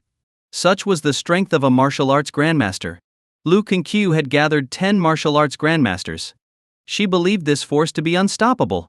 Never could she have imagined 10 martial arts grandmasters were no match for a single punch from Yi Chen. At this moment, Lu Qingshu felt her scalp go numb, as if she had fallen into an icy abyss. This. How could this be possible? It was only now that Lu Qingshu understood why Yi Chen dared to challenge her. Why so many of Yun City's powerhouses recognized Yi Chen as their leader. Why, when the 10 martial arts grandmasters attacked, no one helped Yi Chen defend himself. Because there was no need. It was over. Everything was over. The only thing Lu Qingshu couldn't figure out was this: she knew many of Yun City's powerful figures, but who exactly was Yi Chen? What kind of identity allowed him to stand so high above the rest of humanity? Yi Chen slowly walked toward Lu Qingshu. Fear gripped her heart. She knew that at this point, she had no power left to resist. Lu Qingshu. Su Zixuang treated you as her best friend. Everything you have is because of her. She never demanded you share your wealth or glory, and she treated you generously. So why did you steal her fortune and watch her die without lifting a finger? Your heart is as venomous as a snake or scorpion. You deserve to die. Boom! Yi Chen's words were like a bolt of lightning, striking Lu Qingshu's mind with ferocious force. Thud. Under Yi Chen's terrifying aura, Lu Qingshu fell to her knees. I was wrong. I was truly wrong. Please, I beg you, forgive me. I'm willing to kneel at Zixuang's grave and confess my sins. At this moment, all of Lu Qingshu's previous arrogance had vanished. She desperately kowtowed, slamming her head against the ground. Soon, her forehead was red and swollen. Yi Chen's icy gaze lingered on Lu Qingshu as he said indifferently, "Don't worry, I won't kill you." Hearing this, Lu Qingshu felt a moment of relief. She was convinced. As long as she survived, there was still a chance to rise again. Unfortunately, this hope was extinguished by Yi Chen in the next instant. You won't die, but you will spend the rest of your life repenting at Zixuang's grave. That is your punishment. Yi Chen's eyes turned cold. Crack. In an instant, Lu Qingshu's legs were crushed under the terrifying pressure. She knelt before Su Zixuang's grave. Her heart was filled with utter despair. In her ears, Yi Chen's icy voice echoed. Assign someone to watch over the siblings. Ensure they remain at the grave for the rest of their lives. And remember, don't let them die. Yi Chen's order effectively sealed Lu Qingshu's fate. No one would pity her. Offending Yi Chen. This was the price she had to pay. For the rest of her life, Lu Qingshu would live in despair and helplessness. Such was the cost of betrayal. The matter quickly came to an end. At Yi Chen's command, the 100,000 martial arts experts withdrew in full force, and the military personnel also departed. And in truth, for Yi Chen, Ming Chen, dealing with someone like Lu Qingshu didn't require such a grand display. The reason he acted this way was because death god Zhang Yi, while investigating Su Zixuang's death, had faced obstruction from many powerful factions. He wanted to instill fear in those who hid like rats in the shadows, meddling behind the scenes. This was also a warning. If they stopped in time, so be it. As long as they had no involvement in Su Zixuang's persecution, Yi Chen would not concern himself with them. But if they ignored his warning, Lu Qingshu would serve as a cautionary example. Mu Bo paced anxiously in the Mu family's ancestral home. The tension was palpable. The commotion seems to have died down. Is Yi Chen dead? Zhao Lan asked cautiously. He must be dead by now. With such a display of force, how could Yi Chen possibly survive? Offending the 7-colored pharmaceutical group was the most foolish decision he ever made. Mu Bo took a deep breath. It would be better if Yi Chen were dead. With his 2 daughters being so outstanding, they couldn't afford to let Yi Chen drag them down. Let Qingshu out. Mu Bo glanced at Mu Fei, signaling him to open the door. Mu Fei opened the door. Mu Qingshu burst out like a mad woman, shouting angrily at them, "You're insane! Why did you lock me up? Do you realize that because of your ignorance, we've missed the greatest opportunity of our lives?" Seeing Mu Qingshu's fury, Mu Bo sighed helplessly. Mu Wangqing furrowed her brow and scolded, "Qingshu, how dare you speak to your parents like that? Have you no respect? We did this for your own good." Zhao Lan chimed in angrily, "Exactly. At this point, do you still want to help Yi Chen? Don't you understand the strength of Lu Qingshu? If you go, you'll only die with him." Mu Fei added, "Second sister, just listen to us for once. When will you finally grow up and be more mature? Do you think we would harm you? In a few days, Dad will introduce you to a promising young officer from the military. He's leagues ahead of Yi Chen. We're saving you. How is that ignorance? Looking at her family, all acting as if they knew best for her. Mu Qingzhu's anger couldn't even erupt anymore. It felt like emotional blackmail. Disappointment flashed through her eyes.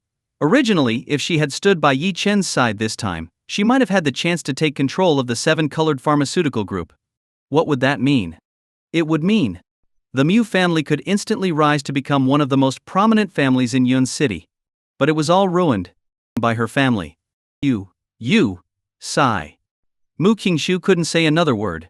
She shook off Mu Fei's hand and stormed out of the ancestral home. She had to find Yi Chen as soon as possible to make up for her absence.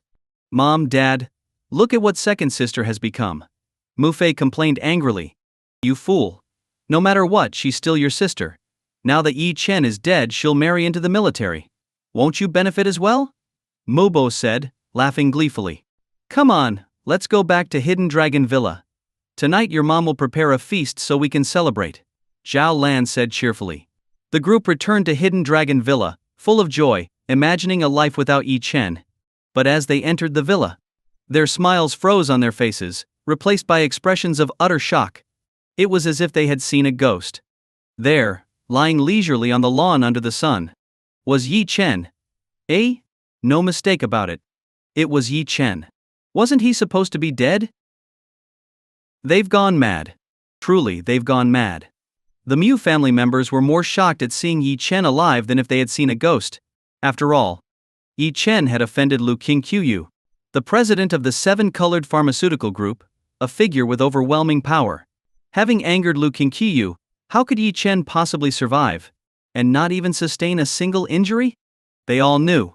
Lu Qingqiu had gathered 10 martial arts grandmasters. Forget Yi Chen, this force could even annihilate the 4 great families. Yet Yi Chen was lying leisurely on a deck chair, waving a feathered fan in his hand. I'm not dead. Are you surprised? Yi Chen spoke with a slight tone of disdain, accompanied by a faint smile. Even Mu Wangqing was stunned. It wasn't that she wished for Yi Chen's death, but the situation he had faced was a certain death trap. No matter how much she racked her brain, she couldn't figure out what had happened. But soon, Mubo spoke up after hearing from his contacts. With a shocked expression he said, I reached out to my friends in the wrong family and finally understood. I kept wondering why Lu Qingqiu would mobilize such a massive force just to deal with Yi Chen. It turns out, Yi Chen wasn't the real target. It was all part of the conflict between the seven-colored pharmaceutical group and the Mingzhu group. Even the military got involved. Everyone nodded in agreement. Mubo's friends were reliable sources. After all, the Rong family's eldest son, Rong Xiao, was in the military. If the military was involved, Rong Xiao would definitely know. So that's it. Lu Qingqiu didn't even consider Yi Chen worth her attention. And here we were worrying for nothing. I have to admit, Yi Chen's luck is unbelievable to come out of this alive. It's not just luck. His status is so low that he's not even worth the trouble of killing. The Mu family members felt a mix of relief and inexplicable unease. They were relieved that the Lu family had been destroyed. The Mu family wouldn't be implicated because of Yi Chen.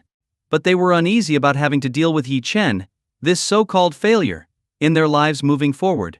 Yi Chen, consider yourself lucky this time. Lu Qingqiu didn't have the time to bother with you, but because of your reckless behavior, you nearly got Mu Qingzhu hurt. From now on you'd better stay away from her. She's pure and trusts you, you cannot harm her. Mu Wangqing's tone carried a hint of anger. Although this situation had nothing directly to do with Yi Chen, it was the result of the conflict between the seven-colored pharmaceutical group and the Mingzhu group, when 2 giants clashed. If Mu Qingzhu had been involved, she would have been crushed in an instant.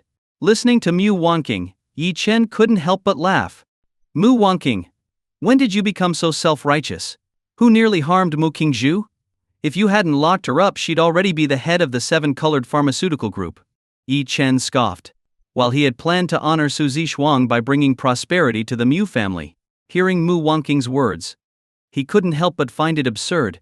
The Mu family, with Yi Chen's covert assistance, had indeed gained some wealth and influence. But compared to Yi Chen's resources and power, the gap was astronomical. To be frank, by locking up Mu Qingzhu, the Mu family had forfeited unimaginable wealth, and they remained completely oblivious. Perhaps you don't know, Yi Chen continued, But the seven-colored pharmaceutical group originally allocated 0.5% of its shares to your Mu family, which were forcibly taken by Lu Qingqiu. Yi Chen dropped this bombshell casually. Years ago. When Su Zixuang founded the seven-colored pharmaceutical group, she had indeed allocated 0.5% of shares to the Mu family patriarch. He wasn't lying. Hearing this, the Mu family was utterly dumbfounded. They knew what the seven-colored pharmaceutical group was. Even 0.5% of its shares was a massive fortune. Mu Fei, stunned, turned to Mu Bo and asked, "Dad, is this true? Did the seven-colored pharmaceutical group really have shares allocated to us?" Mu Bo was equally dumbfounded. Frowning, he said, "I've never heard of this. As far as I know, our Mu family has no connection to the seven-colored pharmaceutical group." Hearing Mu Bo's words, everyone assumed Yi Chen was making things up. "Yi Chen, are you just trying to grab attention? It seems you've gotten used to boasting," Mu Wanqing said with a bitter smile, her disappointment in Yi Chen growing. "Boasting?" Yi Chen sneered. "I don't stoop to boasting. Let me tell you, the reason Lu Qingqi was destroyed is that I mobilized 100,000 martial arts experts and deployed 100,000 military troops. Lu Qingqiu was nothing more than an ant."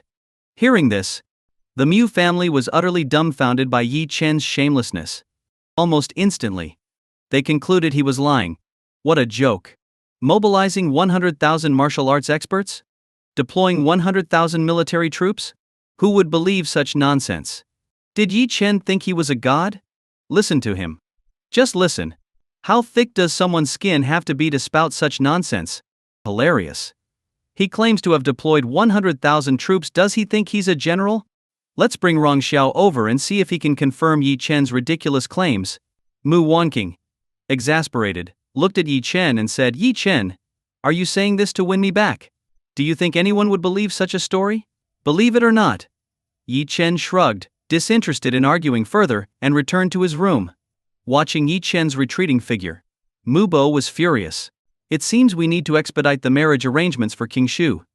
Yi Chen's shamelessness is reaching new heights. If we're not careful, he might ruin King Shu. Then we'll truly regret it." Mu Bo's face was filled with determination. "Dad, when is that Rong family young master coming? I think a military officer would make an excellent husband for King Shu. It would benefit the Mu family immensely. And when Rong Xiao arrives, we can finally expose Yi Chen's lies." Mu Fei asked excitedly. "Exactly, Dad. I also think we need to arrange the meeting soon. Otherwise, King Shu might get too entangled with Yi Chen."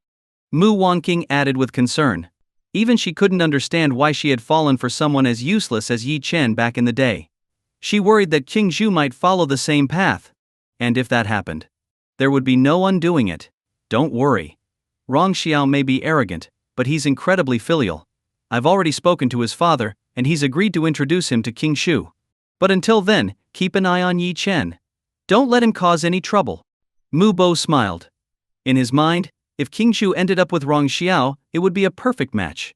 After all, Rong Xiao was not only highly educated and a returnee from overseas, but had also been specially recruited into the military. His future was limitless. By comparison, Yi Chen was nothing but a braggart. What else could he possibly do? After some discussion, they decided to arrange King Shu's meeting with Rong Xiao in secret, keeping Yi Chen completely out of the picture. To prevent his jealousy from disrupting their plans, this was now the Mu family's top priority. In the Mu family's discussions, the matter of arranging Mu Qingzhu and Rong Xiao's marriage was settled. However, the two people involved were completely unaware. Mu Qingzhu was busy with damage control, frantically acquiring sales channels for the seven-colored pharmaceutical group. Rong Xiao, on the other hand, was far too occupied. The war division was hosting a banquet for Yi Shen. He was busy trying to make an impression on Yi Shen. After all, this was the legendary figure of the war division. A being of absolute power. A force of unimaginable strength. There was no way he would miss such an opportunity. At the Mu household, Mu Bo was on the phone with Rong Gao, the head of the Rong family. "Old Rong, I think it's a perfect match. Your son may be making waves in the war division, but my second daughter is no slouch either. She's now the president of the Yun City Chamber of Commerce, a leader in the business world. Yes, young people should spend more time together. If things work out, all the better." "What? An important banquet to attend? Ain't What about tomorrow? How about coming over for a visit?" All right, it's settled then. Mubo hung up the phone, a smile spreading across his face. Dad, how did it go? Did Uncle Rong agree? Mu Fei asked eagerly, his excitement barely contained. For Mu Fei, having a war division elite like Rong Xiao as his brother-in-law was the dream. Compared to Yi Chen, a war division elite like Rong Xiao, it was true nobility. And if the match worked out, Mu Fei imagined leveraging the connection to get himself into the war division as well. Wouldn't that bring immense glory to the Mu family? Don't worry. Old Rong agreed. He's bringing Rong Xiao over tomorrow to meet us. You all need to prepare, and make sure that worthless Yi Chen doesn't cause any trouble. Mubo warned. Relax, Dad. No problem. Tomorrow, I'll stand guard outside, and I swear I won't let Yi Chen ruin anything. Mu Fei declared, slapping his thigh in excitement, nearly jumping up with enthusiasm. After dinner. Hey, where's Yi Chen? He's been gone this whole time. Don't tell me he's off causing trouble again? Mu Wangking asked worriedly. It wasn't that she was concerned about Yi Chen's safety, it was just that he had a knack for stirring up trouble. And somehow, his luck always saved him at the last second. But luck always runs out eventually. If Yi Chen kept offending people, the Mu family would inevitably get dragged down with him. Big sis, why do you even care? It's better if he's not here, out of sight, out of mind. Mu Fei said, lounging with his legs crossed, his face full of indifference. Meanwhile, outside the city, the Yun City War Division had assembled a force of 100,000 soldiers. This was the division's training and operational base, a highly secretive location that ordinary people could never find. Gong Yu, the commander of the Yun City War Division, paced anxiously. Why isn't he here yet? This is driving me crazy. Gong Yu was a seasoned man, known for his calm demeanor even in the face of immense pressure. It was rare to see him so on edge. Commander Gong, please don't worry. Yi Shen has already agreed to attend the banquet. He wouldn't go back on his word.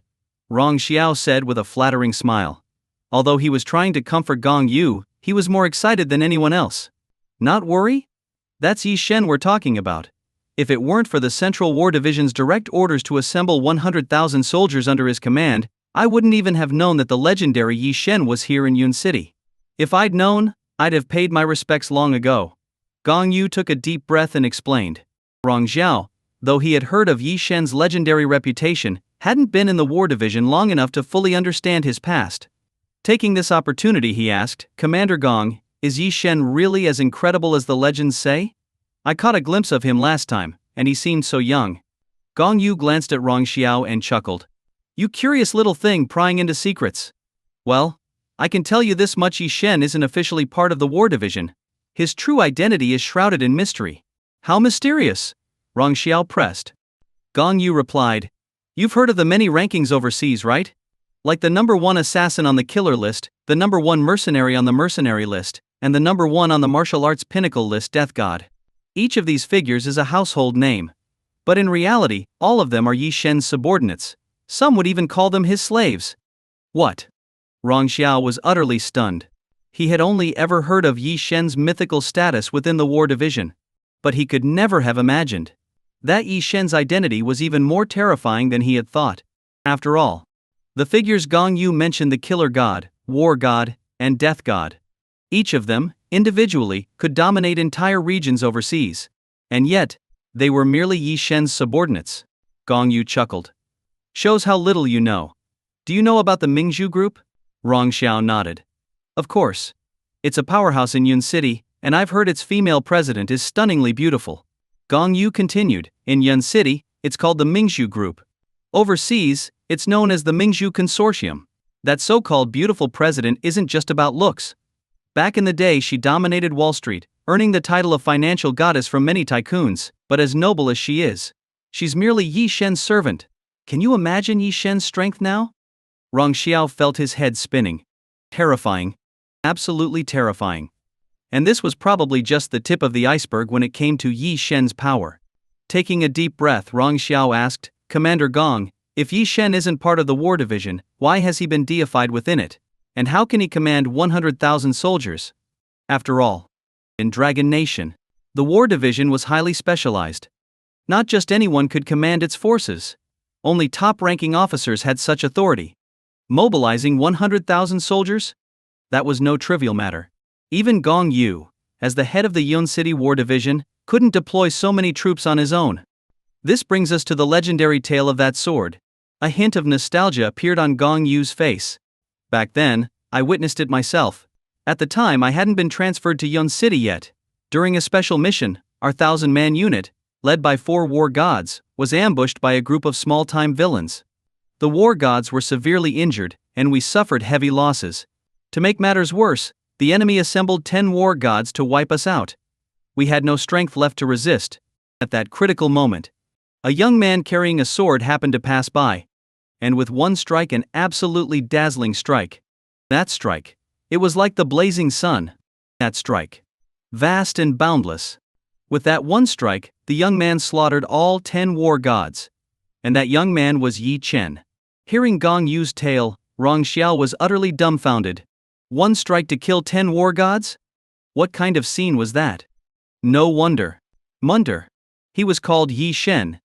No wonder Dragon Nation's war division would put 100,000 soldiers under his command. As the two men marveled, a voice suddenly rang out. Gong Yu, after all these years you've become a commander, yet you're still gossiping about me behind my back. How could it be just one strike? Back then, I accidentally sneezed and scared those trash to death. Lord Yi, you're here. Quickly. Please have a seat. You should have notified me earlier, so I could personally greet you. Gong Yu and Rong Xiao were both startled. Without any prior notice, Yi Chen had simply barged into the battle commander's lounge. If Yi Chen had intended to kill someone, Gong Yu's head, even if he had 10 of them, wouldn't have sufficed to save him. Gong Yu bowed and invited Yi Chen to take the main seat, his face adorned with an ingratiating smile. This left Rong Xiao utterly dumbfounded. It was widely known that Gong Yu wielded near absolute authority in the War Department. Only a few top-level figures could speak to him as equals. Anyone else, upon seeing Gong Yu, would bow respectfully, feeling fortunate even if he exchanged a few words with them. But now, in Yi Chen's presence, Gong Yu was behaving like a mere subordinate. Rong Xiao, visibly tense, quickly stepped forward and said, "Greetings, Lord Yi." Yi Chen glanced at Rong Xiao, his first impression being that he was quite young. Gong Yu promptly introduced him. "This is Rong Xiao, a newly recruited talent of the War Department. Would you mind evaluating him?" Yi Chen scrutinized Rong Xiao for a moment before nodding. "Not bad, but his strength is somewhat lacking. He needs to put in more effort." Hearing this compliment, Rong Xiao felt as if he was ascending to the heavens. After chatting for a while, Yi Chen got to the point. "So, why did you call me here?" His gaze turned to Gong Yu, direct and straightforward. "It's been so long since we last saw each other, Lord Ye. I wanted to pay my respects, but you wouldn't allow it. So I thought I'd invite you over for a meal." Gong Yu chuckled sheepishly, scratching his head in a feigned display of innocence. This odd behavior puzzled Rong Xiao. Gong Yu, typically a commanding and decisive leader, was acting entirely out of character in front of Yi Chen. "A meal?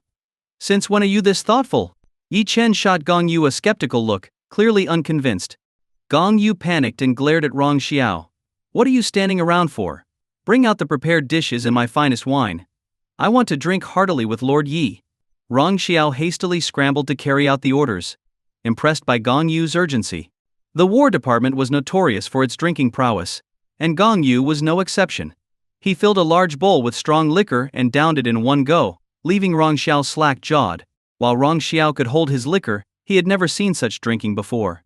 Gong Yu's reputation as a heavy drinker was well earned. Rong Xiao assumed that Yi Chen, being so young, would struggle to keep up. However, after a few rounds, Gong Yu, the so-called god of alcohol, was the one defeated.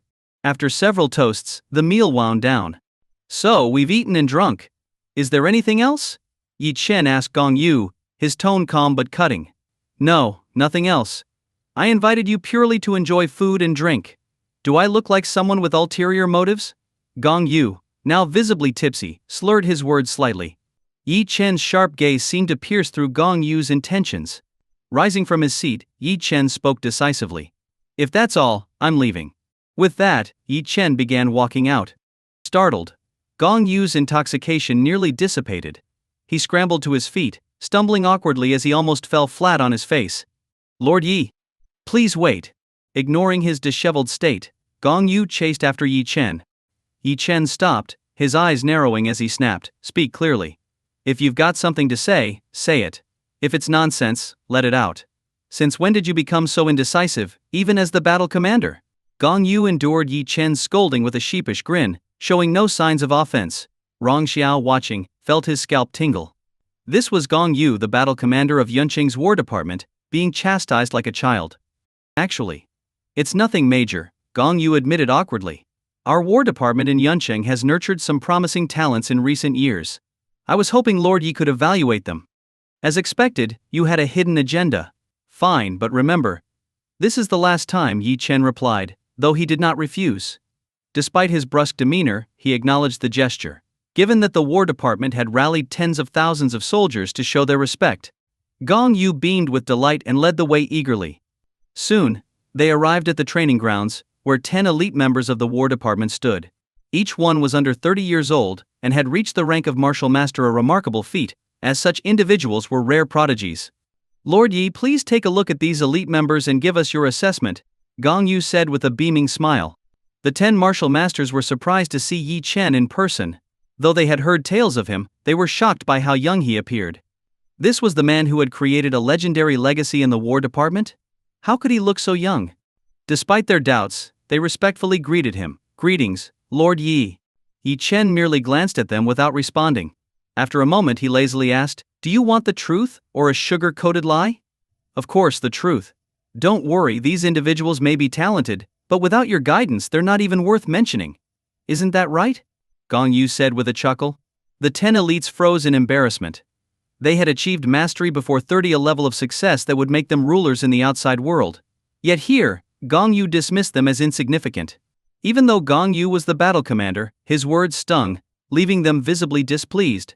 Noticing this, Yi Chen pointed to the individual at the front and asked, what's your name? The martial master stepped forward and replied, reporting to Lord Yi, my name is He Quan. You seem dissatisfied, Yi Chen remarked. He Quan hesitated before responding, to be honest, Lord Yi, I am. We are all under 30 and have achieved the rank of martial master.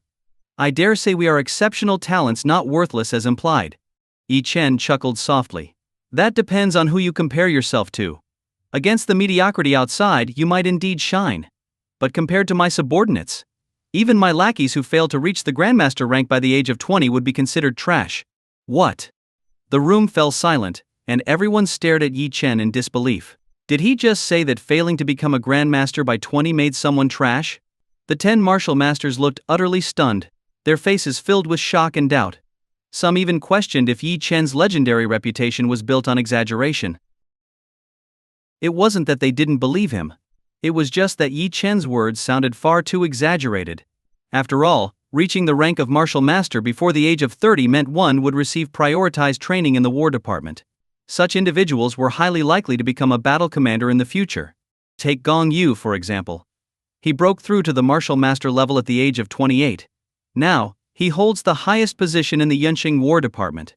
Yet, in Yi Chen's eyes, such accomplishments amounted to nothing. And to claim that even a mere lackey of his could achieve the Grandmaster rank by the age of 20? What a joke. Grandmaster rank. It was an entire realm above Martial Master. For these so-called elites, reaching Grandmaster by the age of 50 would already be a monumental achievement. But a 20-year-old Grandmaster? What kind of concept was that? It was unheard of. He Quan forced an awkward smile and said, Lord Yi, please don't joke with us. The moment he said this, smack, Gong Yu erupted in fury and slapped the back of He Quan's head. How dare you? Do you think you're qualified to question Lord Yi? You've got some nerve. Watch as I beat the nonsense out of you. He Quan staggered backward, deeply aggrieved. What was Gong Yu doing? Sure, Yi Chen was formidable and practically a legend in the War Department, but wasn't this a bit much? Did Gong Yu have to debase himself to this extent? Unable to take the beating, He Quan dodged left and right, but Gong Yu seemed intent on pursuing him. You brat! I'll teach you a lesson. Take this. How dare you? The scene quickly devolved into chaos, with one person chasing and the other fleeing. Yi Chen was speechless. He could see right through Gong Yu's antics. Enough. Yi Chen's voice rang out, laced with exasperation. Don't worry, Lord Yi, Gong Yu said ingratiatingly, bowing repeatedly. I'll make sure to properly discipline this brat for speaking out of turn. Someone as mighty and unparalleled as you must not be questioned by the likes of him. The other 10 martial master elites looked on with growing disdain.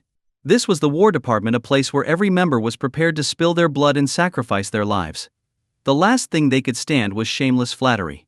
In the past, Gong Yu was a decisive, principled leader who even dared to argue with War Department higher-ups if he believed he was right. But his groveling behavior in front of Yi Chen now sparked a wave of revulsion among the elites. Had Gong Yu not been the battle commander, and had Yi Chen not been present, they might have openly questioned him. The entire spectacle felt like a farce, utterly unbecoming of the War Department. If other branches saw this, Yuncheng's War Department would surely become a laughingstock. Yi Chen ignored Gong Yu's groveling. He knew all too well that Gong Yu always had ulterior motives. The extravagant dinner and even the rare wine were clear signs that this was no ordinary visit. Sighing, Yi Chen pulled out a small white bottle from his pocket and casually tossed it to Gong Yu. "Here, take this. And leave one pill for that kid Rong Xiao, he's not bad. Stop bothering me. Don't call me unless it's urgent. Actually, don't call me even if it is urgent." With that, Yi Chen vanished from sight, leaving the War Department altogether. He had no intention of staying longer. Who knew what else Gong Yu might try to extort from him? These people were nothing but freeloaders. Gong Yu tried to stop him, but there was no way he could catch up. Frustrated, he stood in place, bowing repeatedly in Yi Chen's direction as he departed. "Commander Gong," He Quan said angrily once Yi Chen was gone, "I've always respected you as a stern and principled leader who never stooped to flattery. But today, I've lost all respect for you." Gong Yu abruptly turned around, his previous subservience gone. His face was stern and cold once again, resembling the decisive battle commander everyone knew. "You don't understand. That man is Lord Yi. He has resources you can't even imagine. Behaving like this in front of him is entirely justified," Gong Yu scolded. The other elites, seeing He Quan's defiance, quickly tugged at his sleeve, signaling for him to back down. But He Quan, a young prodigy and a staunch advocate for justice, refused to relent. "I don't care how many resources he has or how high his status is. We can respect him, but that doesn't mean we have to grovel at his feet," He Quan declared boldly, fully prepared for Gong Yu's wrath. In fact, he was ready to be expelled from the elite team. If that was the price for speaking his mind, so be it. Yet to his surprise, Gong Yu didn't get angry. Instead, he simply let out a faint "oh" and turned away. He opened the bottle Yi Chen had given him, poured out several pills, and handed one to each of the elites except for He Quan. Finally, Gong Yu tossed one to Rong Xiao. "Kid, you're in luck." The group stared at the small, black pills in confusion. What were these? "Commander Gong, is a mere bottle of pills worth sacrificing your dignity?"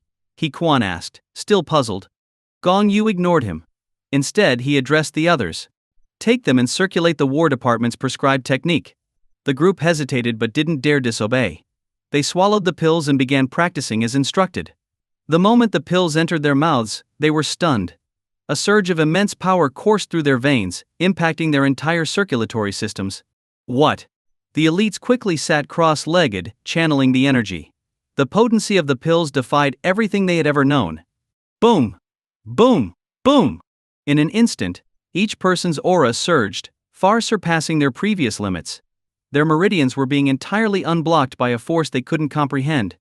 An hour passed. 2 hours. Suddenly, Rong Xiao opened his eyes and let out a roar, standing up with an overwhelming burst of energy. Even He Quan was shocked. Rong Xiao, a recruit chosen more for his academic background than combat ability, hadn't even reached Martial Master rank before. And now, in mere hours, he had broken through. How was this possible? A sinking feeling crept into He Quan's heart. He realized he might have overlooked something extraordinary. Before he could dwell on it further, the 9 Martial Master elites who had taken the pills also stood up. Their auras were terrifying. All 9 had simultaneously broken through to Grandmaster rank. Shock. Endless shock. Rong Xiao was the first to react. His strength had never been particularly high, and he had only started practicing martial arts after joining the War Department. However, his talent was exceptional. In such a short time he had achieved some minor success. But no matter how talented he was, breaking through to the Martial Master realm would have required at least 10 to 20 years of hard training. In fact, he had already resigned himself to focusing on administrative work within the War Department. And yet, with just one pill from Yi Chen, he had broken through to the Martial Master realm. This was insane. Oh my god, how is this possible? I've become a Grandmaster. What kind of pill is this? I just recently broke through to Martial Master, and now I've directly jumped an entire realm to Grandmaster. Incredible. This is absolutely terrifying. So this is Yi Shen. The pills he casually hands out have such terrifying effects. My god. A god. He truly is a god. From this day forward, Yi Shen is the one and only god in my heart. The 9 elite martial artists were in tears. They had spent over 20 years just to break through to martial master, and becoming a grandmaster. At best, it would take another 10 years. If they were lucky, 20 years. For some, it was a goal they might never achieve in their lifetime, as talent was crucial. But now, in just one night, they had all become grandmasters. In this moment, they finally understood why Gong Yu had acted so out of character tonight, so subservient, so deferential to Yi Chen, even groveling and smiling foolishly. It was all for them. While they were worshipping Yi Chen, they also felt immense gratitude toward Gong Yu. Thank you, Commander Gong. We are grateful to Commander Gong for securing this opportunity for us. This debt of gratitude can never be repaid. The 9 elites knelt before Gong Yu, their emotions surging beyond words. Among the group, only He Quan stood dumbfounded. Just 2 hours ago, they had all been at the same level. In fact, He Quan had been one of the strongest among them. But now, all the other elites had become grandmasters, and even the weakest of them, Rong Xiao, had reached martial master. All because of a single bottle of pills Yi Chen casually handed out? He Quan had initially dismissed Yi Chen's earlier claim that anyone under his command who hadn't reached grandmaster by age 20 was a failure as pure exaggeration. But the facts were now in front of him. He had no choice but to believe, and regret began to creep into his heart. Thud. He Quan fell to his knees before Gong Yu, filled with remorse, frustration, and regret for his short-sightedness. It was so clear now. If Yi Shen didn't have heaven-defying abilities, why would Gong Yu humble himself? Although He Quan's doubt stemmed from a sense of justice, he hadn't thought it through. A person capable of instantly elevating martial masters to grandmasters. Someone like Yi Shen was no ordinary figure. Forget bowing and scraping, He Quan would gladly kneel and call Yi Chen father if it meant earning his favor. Commander Gong, I was wrong. I was so wrong. I shouldn't have doubted you, and I certainly shouldn't have doubted Yi Shen. Please grant me a pill. He Quan sobbed, tears streaming down his face as he begged. Weren't you the one saying people should have dignity? Didn't you say you looked down on me for groveling before Yi Shen? Didn't you accuse me of abandoning my pride? And now you're kneeling before me? Gong Yu said lazily, shrugging as if he had anticipated this exact scene. He Quan wanted to slap himself in frustration. I was wrong, Commander Gong. I truly regret it. Please forgive me. He Quan knew that his only option was to beg for forgiveness. In the martial path, one wrong step could lead to a lifetime of regret. His comrades had all become grandmasters. If he remained where he was, he wouldn't just miss out on this opportunity, he might lose his future entirely. In the martial world, every realm represented a massive gap. The strong soared to unimaginable heights, while the weak faded into obscurity. Fortunately, Gong Yu wasn't truly angry. He knew that He Quan's intentions weren't malicious. You meant well, but you didn't think it through. I'm not upset about your insults, I'm angry that you question my character. Why did I do what I did? It was for your benefit. That was Yi Shen. The chance you received tonight was something I shamelessly begged for on your behalf. Do you understand? Gong Yu's gaze swept coldly over He Quan. As the battle commander of Yunqing, Gong Yu needed soldiers who would follow his orders without question, not self-righteous individuals who constantly challenged his decisions. I'll save your pill for you. Go train in the Southwest War Department for a year. If you can learn some humility, I'll give you your chance. With that, Gong Yu waved dismissively and walked away. He Quan nodded. As long as the opportunity was still there, he didn't mind waiting a year. Meanwhile, Rong Xiao was still in a daze. Out of all the elites, he had benefited the most. Although he was in the War Department, his family background was unremarkable, and he had only started practicing martial arts after joining. But now, in an instant, he had become a martial master and joined the ranks of the War Department's elite. Previously, his top-tier academic qualifications had made him an outstanding administrator. Now, as a martial master, his future in the War Department seemed limitless. At this moment, in Rong Xiao's heart, Yi Chen had become his one and only god. Everything he had now, though it was something Yi Chen had done casually, was a gift from Yi Chen. After leaving the War Department, Rong Xiao returned home. His father, Rong Jiming, beckoned him over. Xiao R, come here for a moment. Rong Xiao approached. What is it, Dad? Rong Jiming smiled. Xiao R, you're doing so well now working in the War Department, with a high status and excellent prospects. You're not getting any younger, either. I have an old friend with a daughter who's very beautiful. I was thinking of introducing you to. If things work out, you shouldn't be so picky anymore. Rong Xiao hesitated for a moment. Dad, I'm not interested. Rong Jiming continued, don't worry, she's very pretty, and I've met her myself. She's also impressive, currently the president of the Yuncheng Chamber of Commerce. She'd be a good match for you. Rong Xiao smiled faintly. The Chamber of Commerce? That's not bad. But things are different for me now. Rong Jiming looked puzzled. What's different? Rong Xiao explained, today, I met the greatest benefactor of my life. Dad, I'm no longer just an administrator.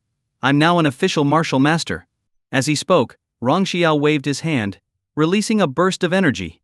Boom! A distant wall shattered into pieces. Rong Jiming was completely stunned. A martial master? My son is a martial master? He was utterly shocked. He knew exactly what being a martial master meant, and it was beyond his imagination. My son's a martial master? Then the Mu family's daughter might not even be worthy of him. But I've already promised my friend, what should I do now? Rong Xiao chuckled. Dad, don't stress. A promise is a promise. I'll go meet her tomorrow. Hidden Dragon Manor.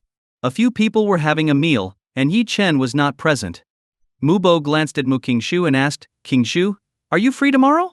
Not sure. I've been quite busy lately. Why do you ask, Dad? Mu Qingshu responded. She had been preoccupied with matters concerning the Rainbow Pharmaceutical Group these past few days. At this point, she had essentially been marginalized primarily because she hadn't immediately appeared at Yi Chen's side when he needed her. Instead, the Mu family had detained her. Otherwise, with her brother-in-law's influence, she would have already taken control of the Rainbow Group by now. What do you mean, not sure? Qingshu, while work is important, you need to balance work and rest. You're not getting any younger. Are you planning to ignore your personal life entirely and never even consider relationships? Mu Wanqing frowned and began lecturing. Sis, you've changed.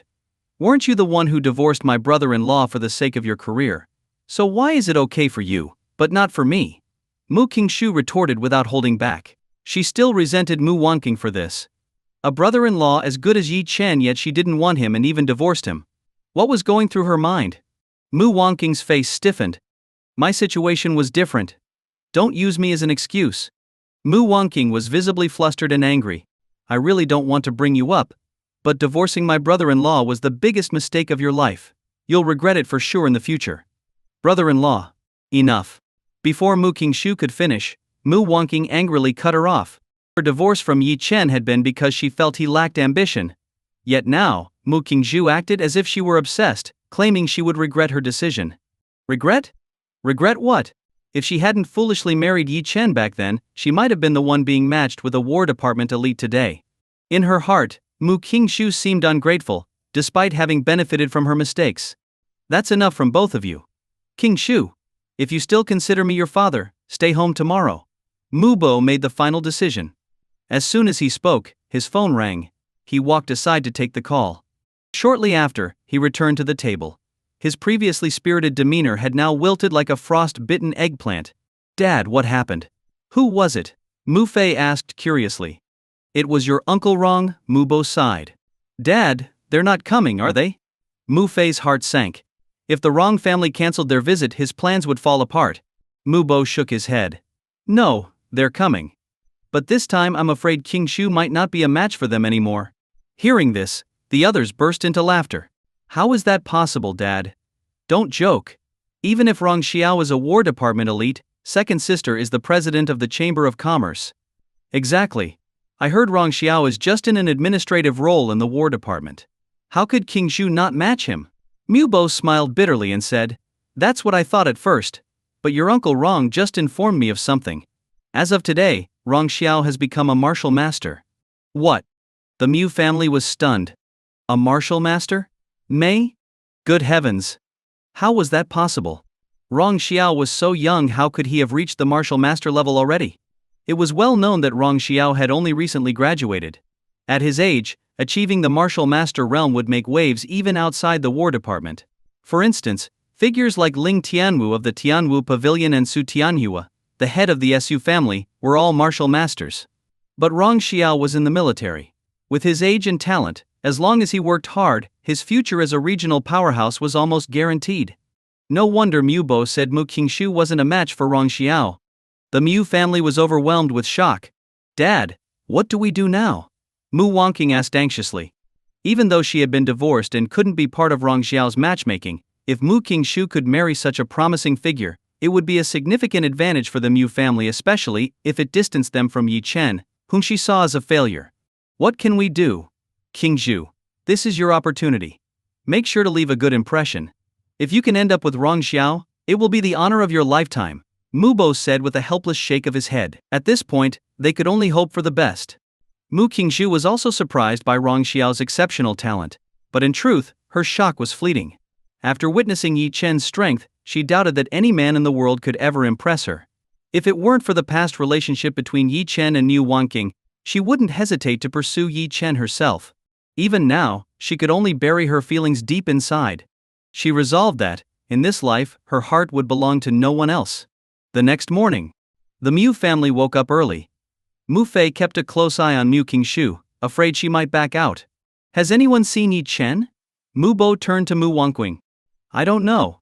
It seems he didn't come back yesterday, Mu Wangqing replied, shaking her head. She had stayed up late and noticed that Yi Chen hadn't returned after going out. Perfect. That saves us the trouble of getting him out of the way. As long as he doesn't show up to cause trouble, we won't bother with him. Now, everyone get ready, your Uncle Rong will be here soon. Mu Bo snorted and went to make preparations. Not long after, Rong Zhaiming and his son arrived at Hidden Dragon Manor. Rong Zhaiming exuded confidence, his face radiating pride. With a son who was both a martial master and a War Department elite, he was now the center of attention wherever he went. Rong Xiao himself looked equally impressive. Dressed in his combat uniform and carrying the aura of a martial master, he exuded an air of authority and nobility. Not only was he tall, but he was also exceptionally handsome. He truly looked like a knight in shining armor. As soon as they met, Mu Bo approached Rong Zhaiming with enthusiasm. Zhaiming, it's been years since we last saw each other. I've always wanted to meet up, but I just couldn't find the time. Ha ha ha, same here. But look at you, raising two such outstanding daughters. I completely understand. Rong Zhaiming replied. Oh, not as outstanding as you. Look at your son, not only is he a War Department elite, but now he's a martial master. Honestly, I'm envious. Mu Bo said with admiration. The two old friends exchanged flattery. Rong Zhaiming felt deeply satisfied. Though they had been close in university, life had kept them apart.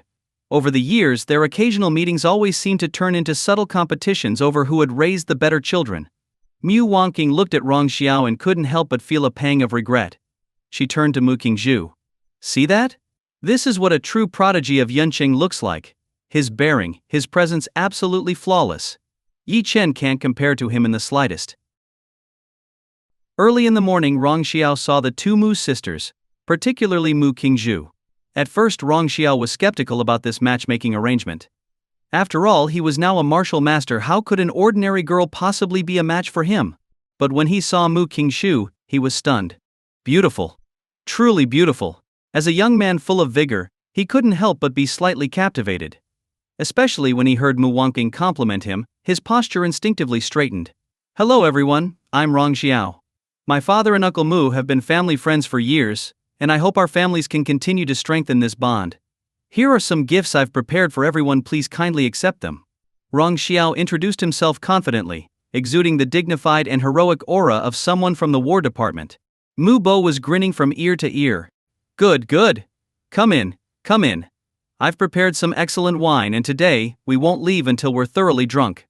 Mu Bo enthusiastically ushered Rong Xiao and his father into the manor.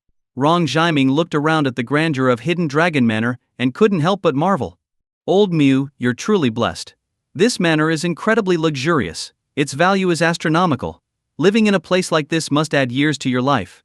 Mu Bo chuckled and pointed at Mu Qingshu. This manor belongs to my second daughter. She may not be as accomplished as your son, but she's not bad. She's currently the president of the Yunqiang Chamber of Commerce.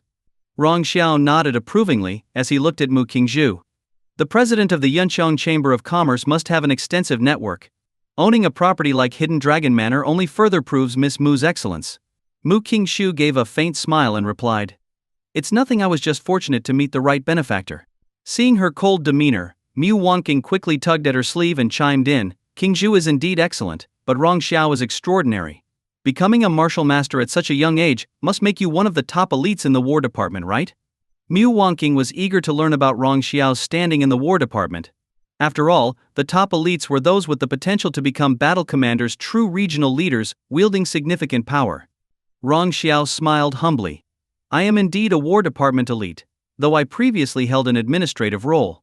As everyone knows, administrative positions are limited to providing support and advice. But things have changed now. To be honest, I now have the potential to compete for the role of battle commander someday. After all, like Miss Qingzhu, I too encountered a true benefactor. Whoa. The room fell silent, the atmosphere thick with astonishment. The War Department's hierarchy was strict. Transitioning from an administrative role to competing for battle commander was no small leap. Rong Xiao's statement made everyone reevaluate him. A benefactor? Who could be so incredible? Mu Wanqing couldn't help but ask, curiosity piqued. He's the only god in my heart, the supreme war god of the War Department. For example, you've all heard about the recent Rainbow Pharmaceutical Group incident, haven't you? Our supreme war god, in his fury, mobilized 100,000 troops to annihilate Lu Qingqiu. My breakthrough to martial master was entirely thanks to him. A casual effort on his part. As Rong Xiao spoke of Yi Chen, his eyes shone with reverence. That powerful? What's his name? Mu Bo asked eagerly. If someone that influential could be befriended, it would be an unparalleled advantage for the Mu family. Moreover, the Mu family had known that the Rainbow Pharmaceutical Group was destroyed for offending the War Department. They had no idea that the supreme war god himself had intervened. It seemed Yi Chen's luck had been extraordinary. Without the War Department's supreme war god stepping in, Yi Chen would have been eliminated long ago. Uncle Mu, his name is not to be mentioned lightly. He's a god, and speaking of him in casual settings is disrespectful. Rong Xiao said with deep conviction, truly viewing Yi Chen as divine. True, someone as formidable as the supreme war god is beyond the reach of ordinary people. Speaking of which, someone clueless once offended Rainbow Pharmaceutical Group. If your War Department hadn't stepped in, he'd be dead by now. It seems you're even his savior. Mu Bo chuckled awkwardly, offering a brief explanation. The two families continued to chat as they ate, their conversation veering away from the main topic. Mu Bo grew increasingly anxious. He worried that Rong Xiao might not take a liking to Mu Qingzhu. After a moment of silence, he finally gritted his teeth and asked with a smile, Rong Xiao, I'm sure your father mentioned it, my younger daughter Qingzhu is of marriageable age. You're about the same age. What do you think? Could there be a match? How do you feel about Qingzhu? Rong Xiao, still a relatively young man fresh out of university, had been captivated by Mu Qingzhu at first sight. Blushing slightly, he replied, Uncle Mu, isn't this a bit too soon? I have a great first impression of Qingzhu, but matters like this should depend on the girl's feelings, don't you think? Why ask her? You're so exceptional, Rong Xiao, it's her fortune to marry someone like you. If you like her, I'd even agree to a wedding tomorrow. Mu Bo said with a hearty laugh. Dad, what are you talking about? Mu Qingzhu interrupted coldly. Rong Xiao is indeed outstanding, but I don't like him. I know someone even better, someone I already have feelings for. I'll never like him. Is that clear? Her blunt words made the atmosphere tense, leaving Rong Xiao visibly stunned. Mu Qingzhu's words struck a blow to his confidence. He was a rising star in the War Department, and a martial master, far surpassing his peers in Yunqing. Even within the War Department, only a handful could match him. Frowning, Rong Xiao suppressed his frustration and said, Miss Mu, I understand if you don't like me. But I am a War Department elite, a martial master. You claim to know someone better, who is it? I'd love to meet someone who can outshine a War Department elite and martial master. The room grew awkwardly silent. Don't be upset, Rong Xiao, Mu Bo quickly interjected. She's just young and doesn't know what she's saying. There's no one better than you. Exactly. In all of Yunqing, it's hard to find anyone as exceptional as Rong Xiao. Qingzhu is naive and doesn't understand. Don't worry, as long as you like her, we'll ensure she marries you.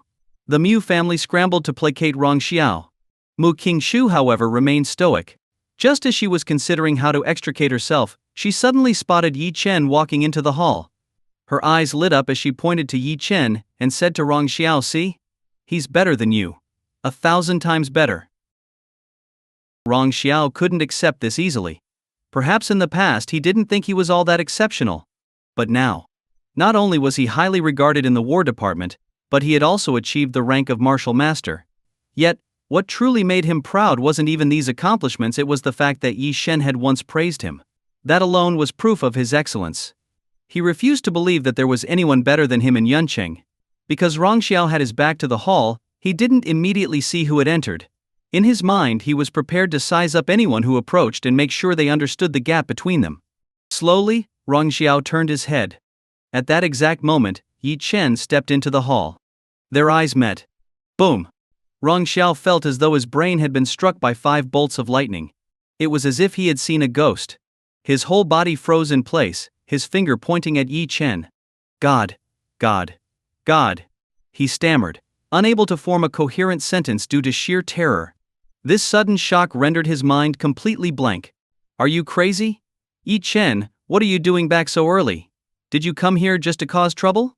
Mubo barked angrily, pointing at Yi Chen.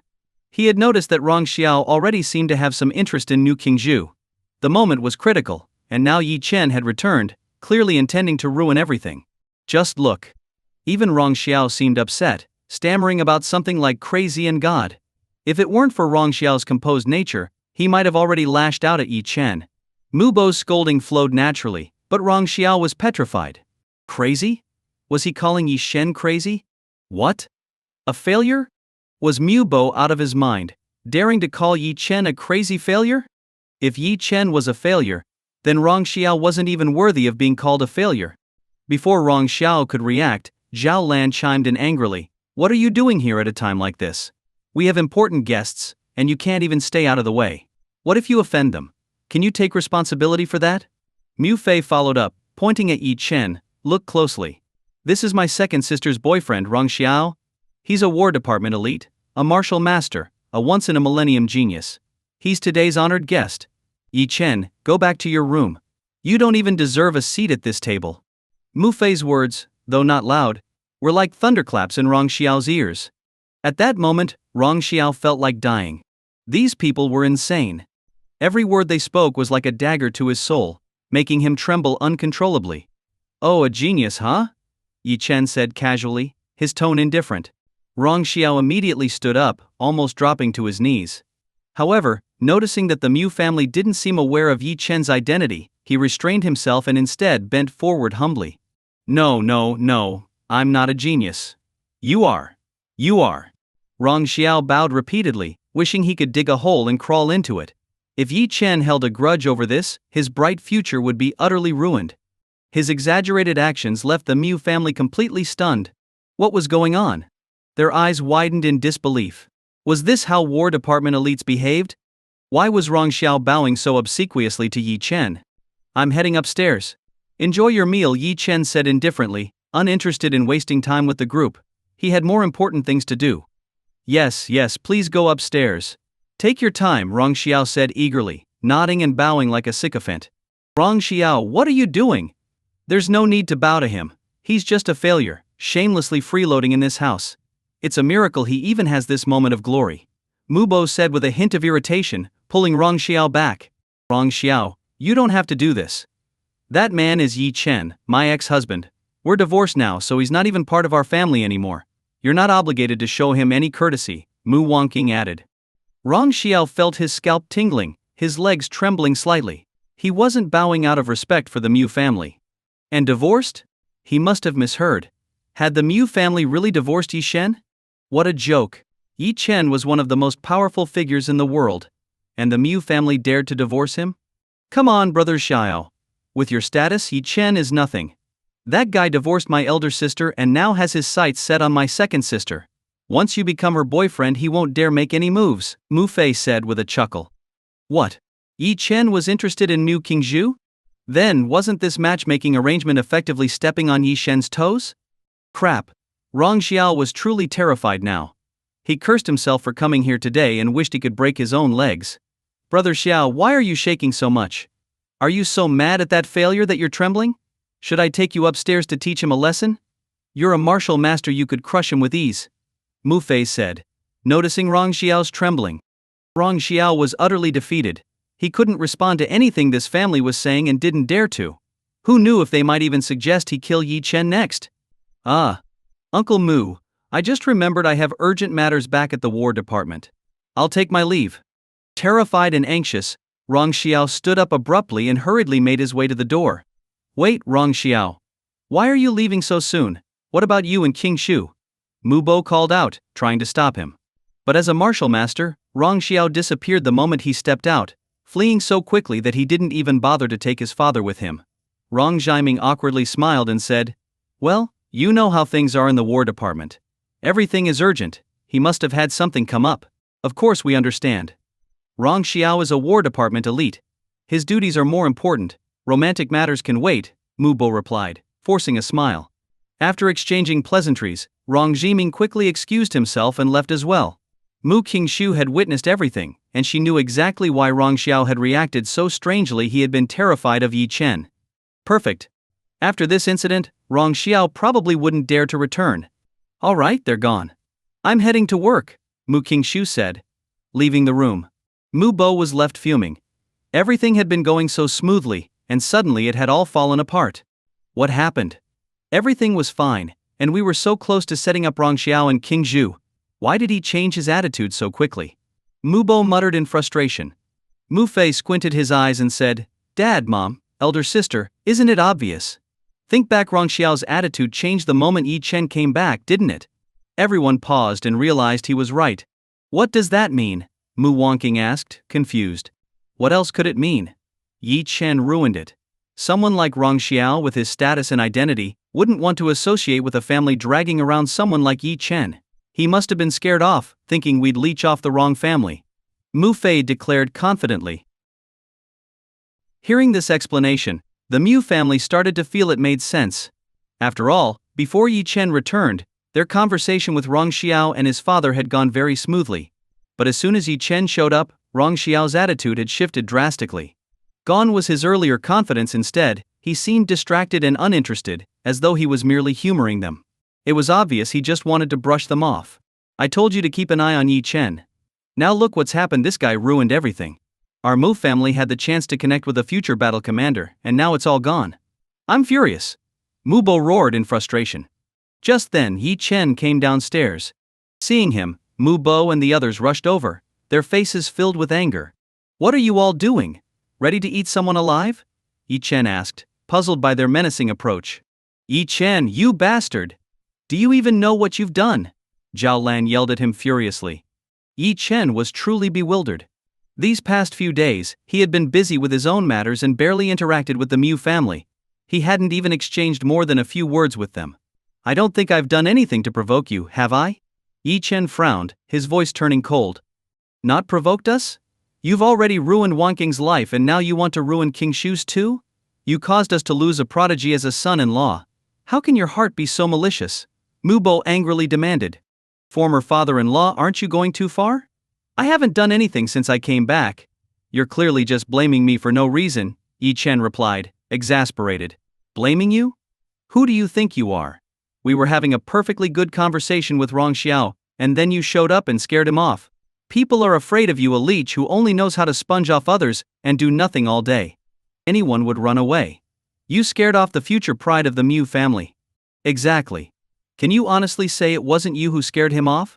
The Mu family launched into a tirade against Yi Chen, one accusation after another. Finally, Yi Chen understood they were talking about Rong Xiao. It wasn't intentional on his part. It was just sheer coincidence. And honestly, it wasn't even a false accusation. Seeing Yi Chen had indeed scared Rong Xiao. If anything, it was surprising he hadn't completely wet himself. Alright, fine. Yes, I scared him off. But you can't blame me for that. He overthought things. With his level of ability, he's not even worth my attention. Next time you talk to him, just tell him not to worry about me. He can do whatever he wants, I won't interfere. If he wants my attention, he'll need to work a lot harder. Yi Chen shrugged, waved his hand dismissively, and left. The Mu family was left staring at each other in disbelief. What? Had they misheard? What was Yi Chen saying? They were accusing him of being so insufferable that he scared Rong Xiao away. Did this guy think they were praising him? Look at him. His arrogance knows no bounds. Rong Xiao, a War Department elite and martial master, needs Yi Chen's attention. I think he's lost his mind. Does he really think just because second sister supports him, he can act like he's above everyone? Wangqing. What do we do about this? Mu Wangqing was speechless. She had always believed that Yi Chen's repeated troubles would eventually lead him to recognize his place. But now, He was completely delusional, thinking he had significant status in Yuncheng. Did he really believe he could look down on even War Department elites? Mu Wangqing's disappointment in Yi Chen deepened. If he continued like this, he would end up living in a fantasy world as a complete failure. Sigh.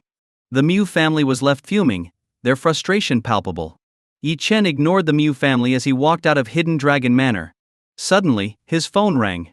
He glanced at the screen. It was Luo Qingqiu. He hadn't been in contact with her recently, so her call now was unexpected. Hello Qingqiu. What's up? Yi Chen answered directly. Young Master Yi, you actually remember me. Luo Qingqiu's voice was filled with surprise and excitement. She was well aware of Yi Chen's recent accomplishments and had been eager to contact him. But every time she thought about the gap between their statuses, she suppressed the urge. This time, however, she couldn't hold back. Foolish girl. Do you think I have memory loss? It hasn't been that long, how could I forget you? Yi Chen teased playfully. Hey young Master Yi, do you have some free time? Luo Qingqiu asked eagerly. Him. As long as it doesn't take too much time, I do. What's the matter? Just say it, Yi Chen replied after a moment's thought. He wasn't inclined to refuse her outright. After all, Luo Qingqiu had helped him out before and had always conducted herself with tact and respect, which left a good impression on him. That's great. I'm planning to attend an auction soon. The Luo family is looking to acquire a rare antique, but since it's quite expensive, my grandfather isn't sure of its value. I was hoping you could come and appraise it for us, Luo Qingqiu said shyly. In truth, the request for Yi Chen's expertise was just an excuse. The Luo family had enough wealth to buy any antique, even one of little value. Without such a pretext, Luo Qingqiu would have felt too embarrassed to ask Yi Chen out directly. This was her little scheme. However, Yi Chen was unaware of her motives and didn't refuse. Alright, that works. Let me know when it starts, and you can come pick me up at Hidden Dragon Manor, Yi Chen agreed. After hanging up, Yi Chen resumed his work until late at night before returning to Hidden Dragon Manor. The next morning, Yi Chen woke up and went downstairs. Mu Bo and Zhao Lan were still glaring at him, clearly still angry. Yi Chen paid them no attention. Instead, he pushed Grandma Mu's wheelchair around the garden, chatting with her about everyday matters. Afterward, he left Hidden Dragon Manor. Right outside, Luo Qingqiu was waiting in a luxury car. When she saw Yi Chen, she quickly got out, opened the passenger door for him, and respectfully invited him to get in. Then, stepping on the gas, she sped away. Mu Bo and Zhao Lan, watching from the window, were even more furious. That brat Yi Chen really is a freeloader? He'll sponge off anyone. Who would have thought even Miss Luo would fall for his tricks? Shameless. He was probably fooling around while still married to Wangqing. He's despicable. Who knows how many women he's ruined? We need to stay vigilant and make sure Qingzhu doesn't repeat Wangqing's mistake. Inside the car, Luo Qingqiu focused on driving, but she couldn't help sneaking glances at Yi Chen out of the corner of her eye. Yi Chen noticed, and, with a calm expression, returned her gaze. Her face immediately turned red, and she stammered, trying to break the awkward silence. Young Master Yi, this auction is said to have many martial arts experts attending, along with some rare treasures. You must be very familiar with these, right? Do you have some knowledge about these things? Why? Is this item particularly valuable? Yi Chen smiled faintly and glanced at Luo Qingqiu as he asked. Yes, Luo Qingqiu nodded. This time I've set my sights on a pendant. Recently, some secrets about this pendant have been circulating in Yuncheng, attracting the attention of many major powers. Our Luo family wants to participate, but compared to true elites, we don't have a thorough understanding of it yet. That's why we invited you, young Master Yi. Yi Chen nodded lightly, his smile broadening. Alright, let's take a look at it when the time comes. If it's drawing so much attention, this pendant must be extraordinary. Seeing Yi Chen take an interest, Luo Qingqiu beamed with joy. If young Master Yi takes a liking to it, just say the word. We'll spare no effort to win it for you. You're very thoughtful. You seem quite confident about securing it, Yi Chen chuckled, his tone neutral. In truth, items that could catch Yi Chen's interest were exceedingly rare. Of course I'm confident. I've done some research. Among the participants in this auction, there are very few who can match the financial power of the Luo family. The only potential competitor we need to be cautious of is Tianyu Group. Luo Qingqiu explained, her tone growing serious at the mention of the group. She seemed a bit troubled, as if Tianyu Group was a challenging adversary. Tianyu Group? Are they that formidable? Yi Chen asked, a hint of curiosity in his voice. Definitely. TNU Group isn't a local corporation, its presence in Yuncheng is just a branch. Yet, even this branch was instrumental in supporting the rise of the Lu family's Rainbow Pharmaceutical Group. Back in the day, Luo Qingqiu explained. She hadn't wanted to bring up Rainbow Pharmaceutical Group. After all, Lu Qingqiu from the group shared her name, which had caused her significant embarrassment. During Yi Chen's conflict with Lu Qingqiu, Luo Qingqiu hadn't even dared to step outside. Fortunately, Yi Chen hadn't held such trivialities against her. Now though, she couldn't help but wonder, since Tianyu Group was connected to Rainbow Pharmaceutical, could there also be some link between Tianyu Group and Su Zixuang's death? Tianyu Group was undeniably powerful. Even a single branch had the capability to stir up chaos in Yuncheng. While the Luo family had a solid foundation, they still lagged behind the city's top 4 families, let alone a giant like Tianyu Group. Don't worry. Let's take it one step at a time. If Tianyu Group dares to act arrogantly, I'll simply destroy them, Yi Chen said nonchalantly, exuding an air of casual confidence. Hearing his words, Luo Qingqiu couldn't help but sigh with admiration. Having Yi Chen as her support felt incredibly reassuring. She thought of Lu Qingqiu from Rainbow Pharmaceutical, and couldn't suppress a wry smile. Same name, different fate. Lu Qingqiu had been crushed by Yi Chen's hand, while Luo Qingqiu could sit comfortably by his side, watching the tides of change. Before long, Luo Qingqiu drove Yi Chen to the auction venue. The auction was being held at an estate nestled in the mountains, far removed from the hustle and bustle of the city. Ordinary people would never gain access to such an event. In fact, just qualifying to attend this auction required a vetted net worth. As they stepped inside, they saw that many people had already arrived. Yi Chen scanned the crowd and noted the presence of numerous martial arts experts, including several at the Grandmaster level. As they moved further in, a voice called out, well, Miss Luo? It's been a while." Turning to look, they saw a young man in his early 20s, dressed in luxurious attire. Beside him stood an elderly man with white hair, who exuded an extraordinary air of authority and arrogance. "Wu Feng, it's you." Luo Qingqiu responded coldly, clearly not pleased by his presence. "So, Miss Luo remembers me. I thought you might have forgotten. Allow me to introduce this gentleman. He is a Grandmaster-level elder of the Wu family, here to assist me at this auction. Miss Luo, if you'd like, you're welcome to join us," Wu Feng said with a smug smile, his pride evident, especially when speaking about the elder beside him. Indeed, having a martial arts grandmaster by his side was enough to make Wu Feng feel superior. "No need. I've already invited an expert to assist me, so I'll decline your offer," Luo Qingqiu replied icily, refusing him outright. Wu Feng frowned and glanced around. When his gaze landed on Yi Chen, he dismissed him immediately and asked skeptically, "Oh? You've invited an expert? Where? I don't see anyone." "Right here. This is Mr. Yi Chen," Luo Qingqiu said, pointing to Yi Chen. Hearing this, Wu Feng was momentarily stunned. Then he burst out laughing. "Ha ha ha. Miss Luo, you're killing me. Even if you couldn't find a grandmaster, you didn't have to bring along some kid as a joke." Wu Feng mocked, his tone dripping with disdain. Luo Qingqiu's face hardened. She had gone to great lengths to invite Yi Chen, only for Wu Feng to insult him. Her anger flared. "Wu Feng, watch your words. Mr. Yi isn't someone you can insult. Don't think that just because you're the young master of Tianyu Group, you can act arrogantly in Yuncheng. Others might fear Tianyu Group, but the Luo family does not." Luo Qingqiu's retort was sharp and resolute. Wu Feng's expression darkened. He had always harbored feelings for Luo Qingqiu and had pursued her unsuccessfully for years. After being sent abroad to study, he had only recently returned, only to find her accompanied by another man. Naturally, he seized the opportunity to ridicule Yi Chen. "I, Wu Feng, have every reason to be arrogant. Kid, you'd better stay away from Qingqiu, or don't blame me for what happens next." Wu Feng snarled, glaring at Yi Chen. "My affairs are none of your concern. Now move," Yi Chen said dismissively, his tone cold as he pulled Luo Qingqiu along and walked past Wu Feng into the auction hall. Wu Feng stood there, seething with rage. Were it not for the fact that many prominent figures were present, he would have attacked Yi Chen on the spot. Staring at Yi Chen's back, particularly the sight of him holding Luo Qingqiu's hand, Wu Feng felt like he was about to explode. "Damn it! This brat is really something. Fine, you've completely pissed me off.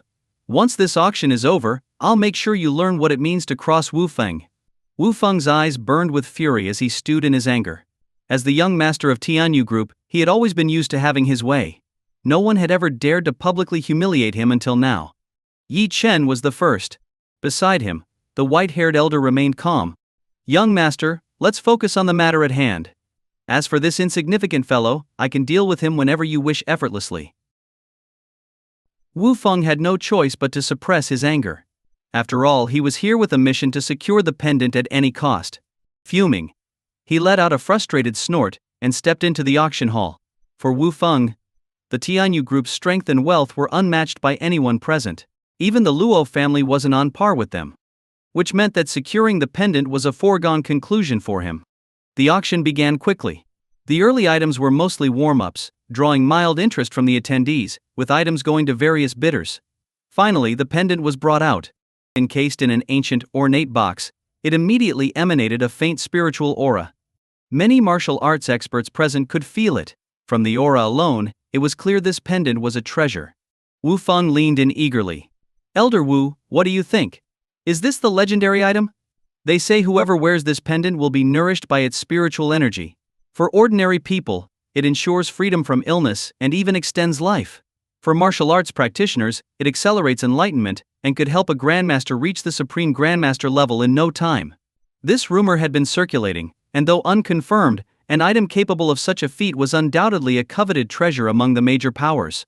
The aura suggests immense spiritual energy, but it's hard to confirm its exact nature. However, its value is undeniable. As for its effectiveness, I cannot guarantee anything, Elder Wu replied. The others nodded in agreement.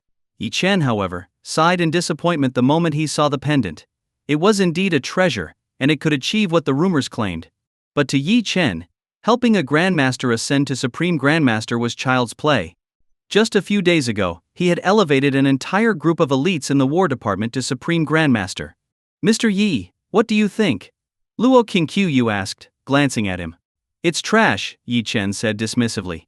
If all it can do is help a grandmaster reach supreme grandmaster, it's not worth the price. I could give you a few pills that would achieve the same effect instantly. This pendant, on the other hand, would take at least 10 years to work, if at all. It's nothing but a surface-level trinket with little real value. His tone was casual, but his words sent shockwaves through the crowd. Everyone froze, stunned as if they had misheard. They turned to stare at Yi Chen. What nonsense was this? Where did this kid come from? Was he out of his mind? Achieving Supreme Grandmaster was no easy feat. It could take decades of effort, if it was even possible at all. But here he was, claiming it could be done instantly. Did he think he was some kind of god? Ha ha ha ha. What ignorance. A clueless brat dares to spout such nonsense? Do you even know what you're talking about? How embarrassing. Wu Feng sneered. If you can't afford it, just admit it. Stop pretending to be someone important. Yi Chen couldn't be bothered to respond to Wu Feng. To him, such narrow-minded individuals weren't worth engaging with. The others also dismissed Yi Chen. To them, this pendant was clearly a treasure. Their perspectives were worlds apart. What was considered a treasure to them was mere garbage to Yi Chen. As discussions about the pendant's value continued, the martial artists present grew increasingly excited. This is definitely a treasure. No matter the cost, it's worth securing. The more you feel its aura, the more you realize its immense spiritual energy. This energy could truly enable someone to ascend to Supreme Grandmaster. Indeed. I feel the same way. This is a once-in-a-lifetime artifact. The martial arts experts couldn't contain their awe. Achieving Supreme Grandmaster was a lifelong dream, and this pendant might be the key. Seeing the fervor, Wu Feng sneered at Yi Chen. Kid, take a look around. So many esteemed grandmasters agree this is a treasure. Yet you dare to call it trash? Where do you get the audacity? Eager to see Yi Chen humiliated, Wu Feng mocked him relentlessly. If I say it's trash, then it's trash. What? You don't agree? Yi Chen replied calmly, his tone cold. Of course I don't.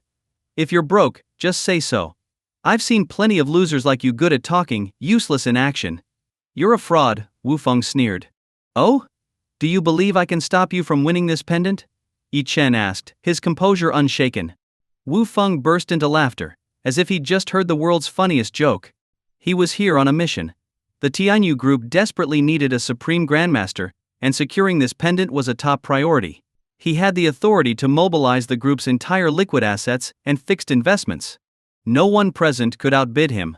You? Stop me? What a joke. Let's see how you embarrass yourself, Wu Feng scoffed, his disdain evident. The auction began. 10 billion. Wu Feng immediately shouted a sky-high bid, intending to intimidate the competition. The attendees, though wealthy, hesitated at such an astronomical opening bid. Bids slowly climbed. 15 billion. 20 billion. 30 billion. 800 billion. Wu Feng shouted triumphantly, pushing the bid to its peak. 800 billion. Who would dare go higher? Silence fell over the room as Wu Feng grinned smugly. This was the power of the Tianyu Group, wealth beyond measure, casually flaunted. Yi Chen, weren't you so confident about stopping me? Well, I've bid 800 billion. What can you possibly say now? From start to finish, have you even placed a single bid? Wu Feng taunted, his laughter echoing. Luo Qingqiu remained calm, fully trusting Yi Chen. He had called the pendant worthless, so she hadn't bid at all. Moreover, the price had long surpassed the Luo family's limits. The crowd turned to look at Yi Chen, convinced he was just a fool spouting nonsense. In their eyes, Wu Feng was the true victor, powerful, wealthy, and dominant. Go ahead, bring down the gavel. No one here can outbid me, Wu Feng declared arrogantly, basking in his victory. The auctioneer seemed to agree and raised his gavel to finalize the sale. But suddenly, a calm voice cut through the room. I didn't bid because you're all too poor. But since you insist, fine, 2 trillion. The pendant is mine. Boom! Everyone turned to see Yi Chen casually raising his paddle. Wu Feng spat out the tea he had just taken a sip of. What? 2 trillion? He couldn't believe his ears. He had already scared off everyone else with a bid of 800 billion. And now, Yi Chen had casually raised the bid to 2 trillion. What kind of joke is this? Everyone turned to look at Yi Chen. Incredible. Who is this guy? Throwing around 2 trillion like it's nothing. That's more than the market value of many major public companies. Could he be the heir to some martial arts family? This is insane. That pendant might not even have the power to help a grandmaster ascend to supreme grandmaster. Is it really worth 2 trillion? Wu Feng shot up from his seat, glaring furiously at Yi Chen. Are you insane? 2 trillion. Have you lost your mind? Wu Feng felt his scalp tingle. No matter how wealthy the Tianyu Group was, its money wasn't infinite. Even bidding 800 billion for the pendant was already a staggering gamble. But Yi Chen's bid had completely shattered Wu Feng's upper limit. Wu Feng was utterly flustered. And what? Only you're allowed to bid? Are you out of money? If you are, just admit it. Being broke isn't your fault, but pretending to be rich, that's your problem. Yi Chen shrugged, his tone dripping with disdain. Wu Feng's face turned beet red. His fury surged, but he had no way to vent it. The Tianyu Group desperately needed a supreme grandmaster. This pendant was non-negotiable. But 2 trillion was far beyond Wu Feng's spending power. The auctioneer prepared to bring the gavel down. Wait. Let me make a call. Wu Feng shouted, signaling for the auction to pause. The auctioneer hesitated and glanced at Yi Chen. I don't mind waiting. Let him try. But I doubt even 10 phone calls could help a pauper like him scrounge up enough money, Yi Chen said, chuckling derisively. Wu Feng gritted his teeth and turned to his phone. He barked hurried instructions, his frustration escalating into an argument with the person on the other end. When he finally hung up, his face was livid. His instructions had been clear: give up. But Wu Feng couldn't accept it. Even if he had to abandon the pendant, he couldn't let Yi Chen win so easily. If Yi Chen had money, Wu Feng would make him pay through the nose for it. Fueled by adrenaline and blind rage, Wu Feng made his next move. Kid, you're challenging me. Today I'll show you what real power looks like. 3 trillion. Wu Feng's voice boomed across the room. Go ahead, kid. Raise your bid. Keep up with me if you can. Let's see who wins this game. Wu Feng sneered, fully intending to withdraw the moment Yi Chen bid again, ensuring Yi Chen would be the one to overpay. But to his astonishment, Yi Chen, who had seemed so determined to win the pendant earlier, suddenly shrugged and spread his hands. Oh, did I not make myself clear? I said the pendant is trash. I don't want it. Spending 3 trillion on garbage? Only someone as brainless as you would do that. Yi Chen's calm tone cut through the air. Hey, ha ha ha. Luo Qingqiu burst out laughing, unable to hold back. Spending 3 trillion on trash? If that's not brainless, what is? Wu Feng froze, standing there like a statue, unable to process what had just happened. Yi Chen had been acting like he wanted the pendant at any cost. Wu Feng had planned to drive the price up and then drop out at the last second, leaving Yi Chen to pay an exorbitant amount. But now, Yi Chen had simply walked away, leaving Wu Feng holding the bag.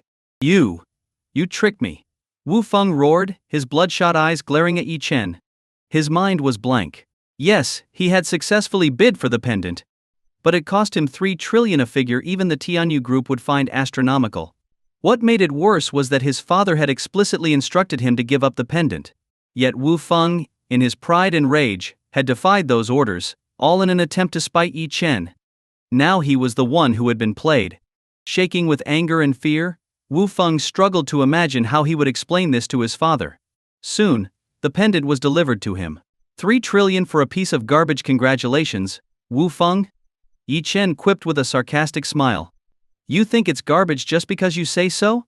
This is a priceless treasure capable of helping a grandmaster ascend to supreme grandmaster. Sure, I spent 3 trillion, but once we have a supreme grandmaster, the returns will far exceed that. Wu Feng retorted, clinging to his pride. Hey, keep dreaming. You have the pendant now, don't you? Let me tell you something, that pendant can't store spiritual energy. When unused, it may seem full of potential, but the moment you try to harness its energy, it will shatter completely. It's all for show and utterly useless, Yi Chen explained with a mocking smile. The crowd gasped. If what Yi Chen said was true, the pendant wasn't worth even 1 million, let alone 3 trillion. That's impossible.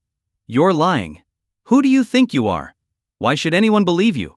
Wu Feng shouted, refusing to accept the possibility. Believe it or not, that's your problem. Isn't there a martial arts grandmaster next to you? Have him try it, and you'll see for yourself, Luo Qingqiu suggested with a smirk. Wu Feng clenched his jaw so hard it felt like his teeth might break.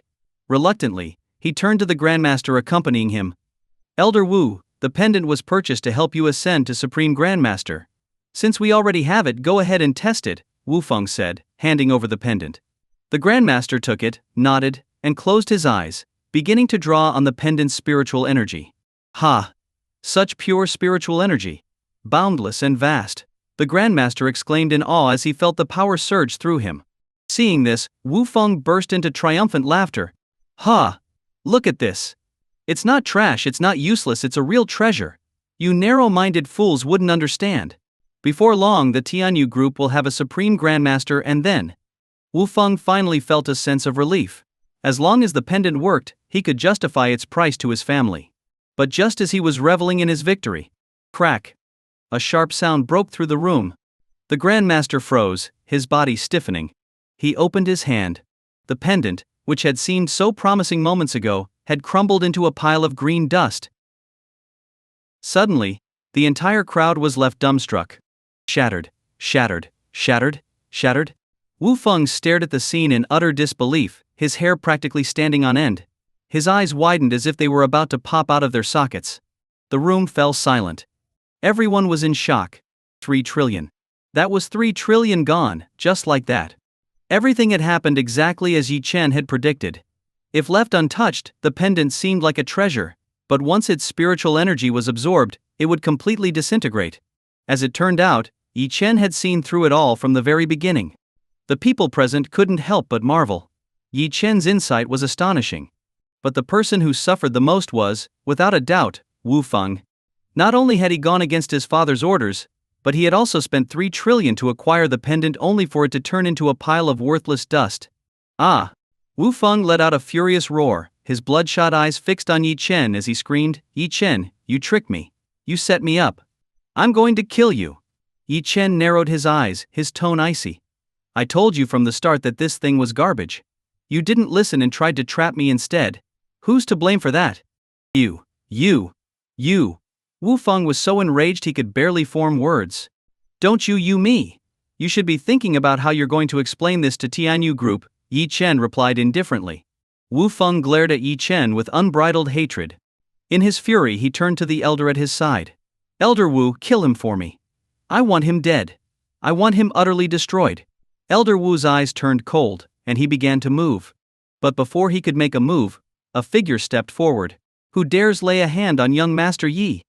Everyone turned toward the source of the voice, and saw none other than Ling Tianwu, the master of Tianwu Pavilion. He walked calmly to Yi Chen, and gave a slight bow. Young Master Yi. The room collectively gasped in shock. What? Ling Tianwu. Ti Xianwu. This was the master of Tianwu Pavilion, a towering figure in Yun City. with influence as vast as the heavens. And yet, he was bowing to Yi Chen, a young man. Who was this Yi Chen? No one answered their unspoken question. Ling Tianwu turned to Wu Feng and Elder Wu, his tone chilling.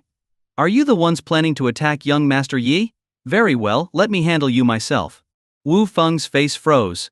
Though Tianyu Group was powerful, it was no match for Tianwu Pavilion, an organization teeming with martial arts experts. Wu Feng had no choice but to back down. It's a misunderstanding, Master Ling. Just a misunderstanding, Wu Feng stammered, lowering his head. A misunderstanding, you say? Good. Because if you had truly offended young Master Yi, not even Tianyu Group could save you. Ling Tianwu snorted, his disdain for Wu Feng evident.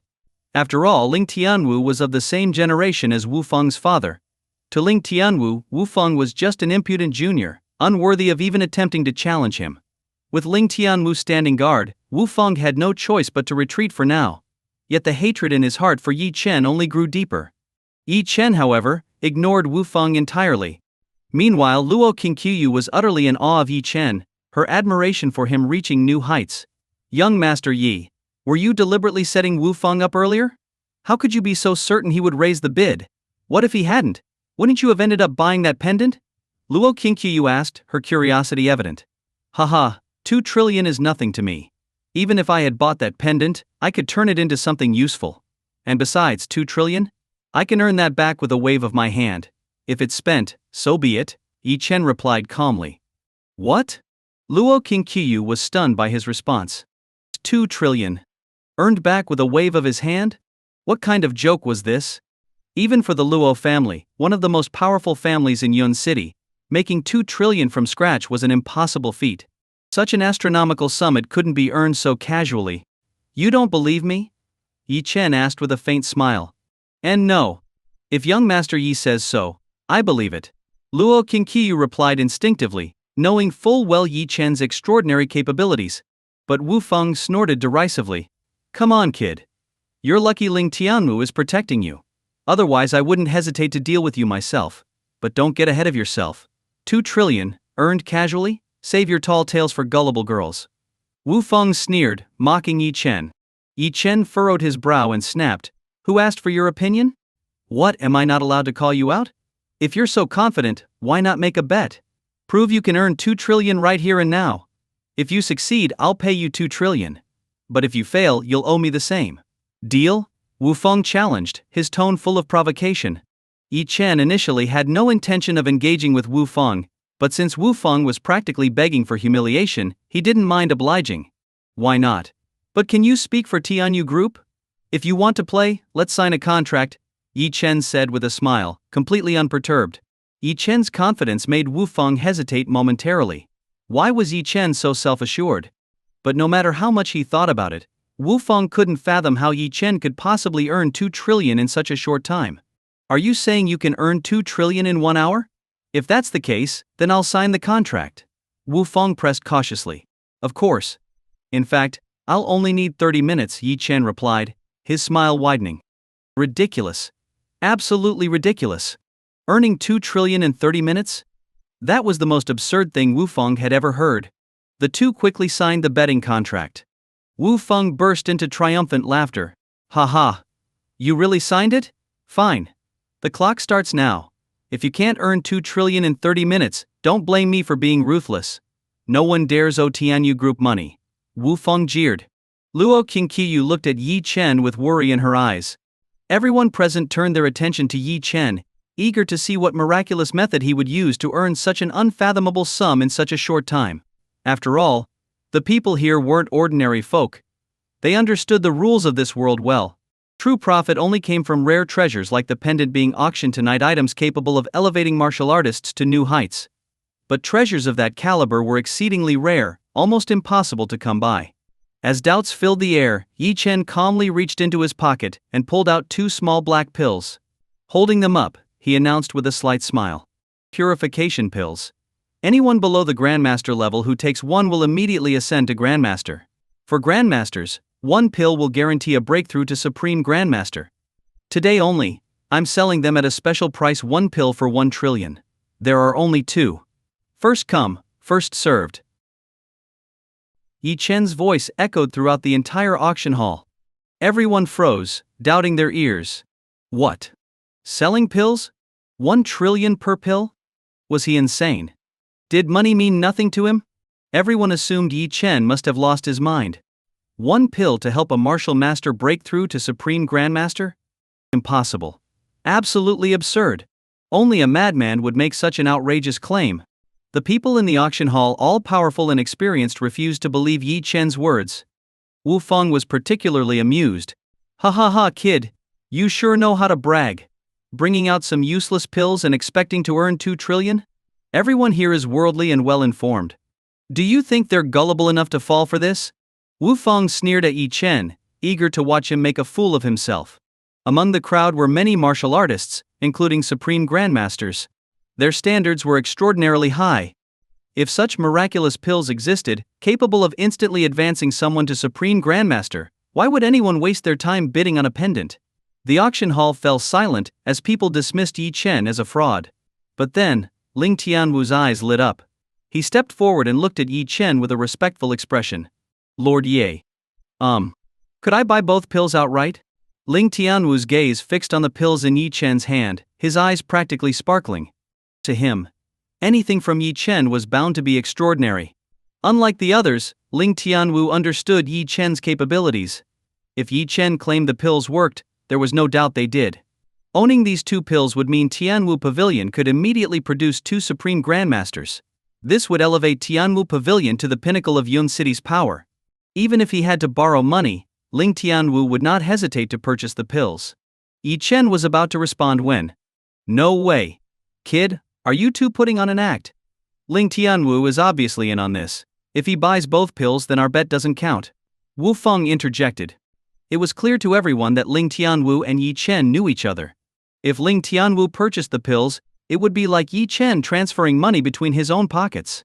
Hearing Wu Feng's accusation, Ling Tianwu was infuriated. Wu Feng? You brat from Tianyu Group. Watch your mouth. Who in Yun City doesn't know my reputation? Do you think someone of Lord Yi's caliber needs to stoop to playing tricks? You have no idea who you're messing with. Ling Tianwu roared, his fury palpable. If Wu Feng's interference cost him the chance to acquire Yi Chen's pills, Ling Tianwu feared he might lose control and kill him on the spot. This opportunity was a once-in-a-lifetime chance. Whoever obtained Yi Chen's pills would have unparalleled luck.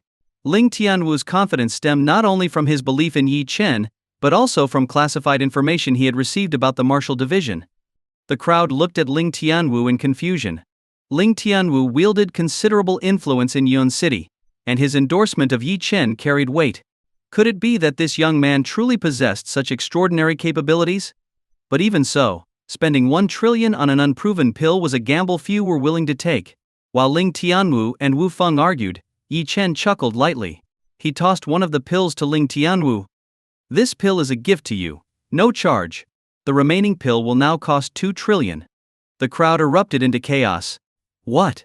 He's raising the price to 2 trillion when no one even bought the first one? This guy's hilarious. Let's see how he embarrasses himself next. Wu Feng smirked, utterly dismissive of Yi Chen. By now Wu Feng was convinced Yi Chen was a joke. However, Ling Tianwu couldn't be happier. Catching the pill Yi Chen had thrown to him, Ling Tianwu wasted no time. He swallowed it immediately. Instantly, a surge of overwhelming energy erupted from within him. The pill's effects coursed through his body, flowing through his meridians. Despite being prepared, Ling Tianwu was stunned by the sheer potency of the pill's energy. He quickly sat down cross-legged to focus. Everyone's attention was fixed on Ling Tianwu. Moments later, his eyes snapped open. His aura had undergone a complete transformation. Boom! An explosive surge of energy radiated from Ling Tianwu. Supreme Grandmaster. He had broken through to Supreme Grandmaster. Ha ha ha.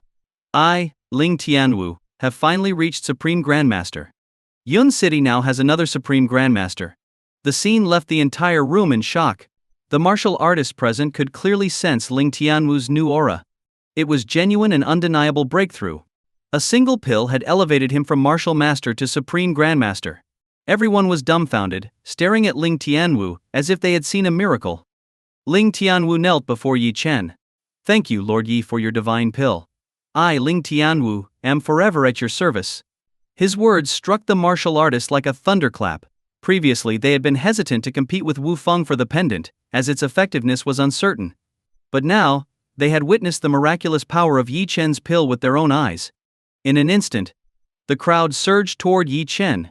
"Young Master Yi, I'll buy it for 2 trillion," shouted a member of the Zhou family. 2.1 trillion. "Please, Lord Yi, grant me the pill. I'll pay 2.5 trillion. 3 trillion. The bids spiraled out of control as everyone scrambled to purchase the remaining pill. Eventually, the pill was sold to a supreme grandmaster for a staggering 3.7 trillion. That amount was equivalent to the market value of a major public company.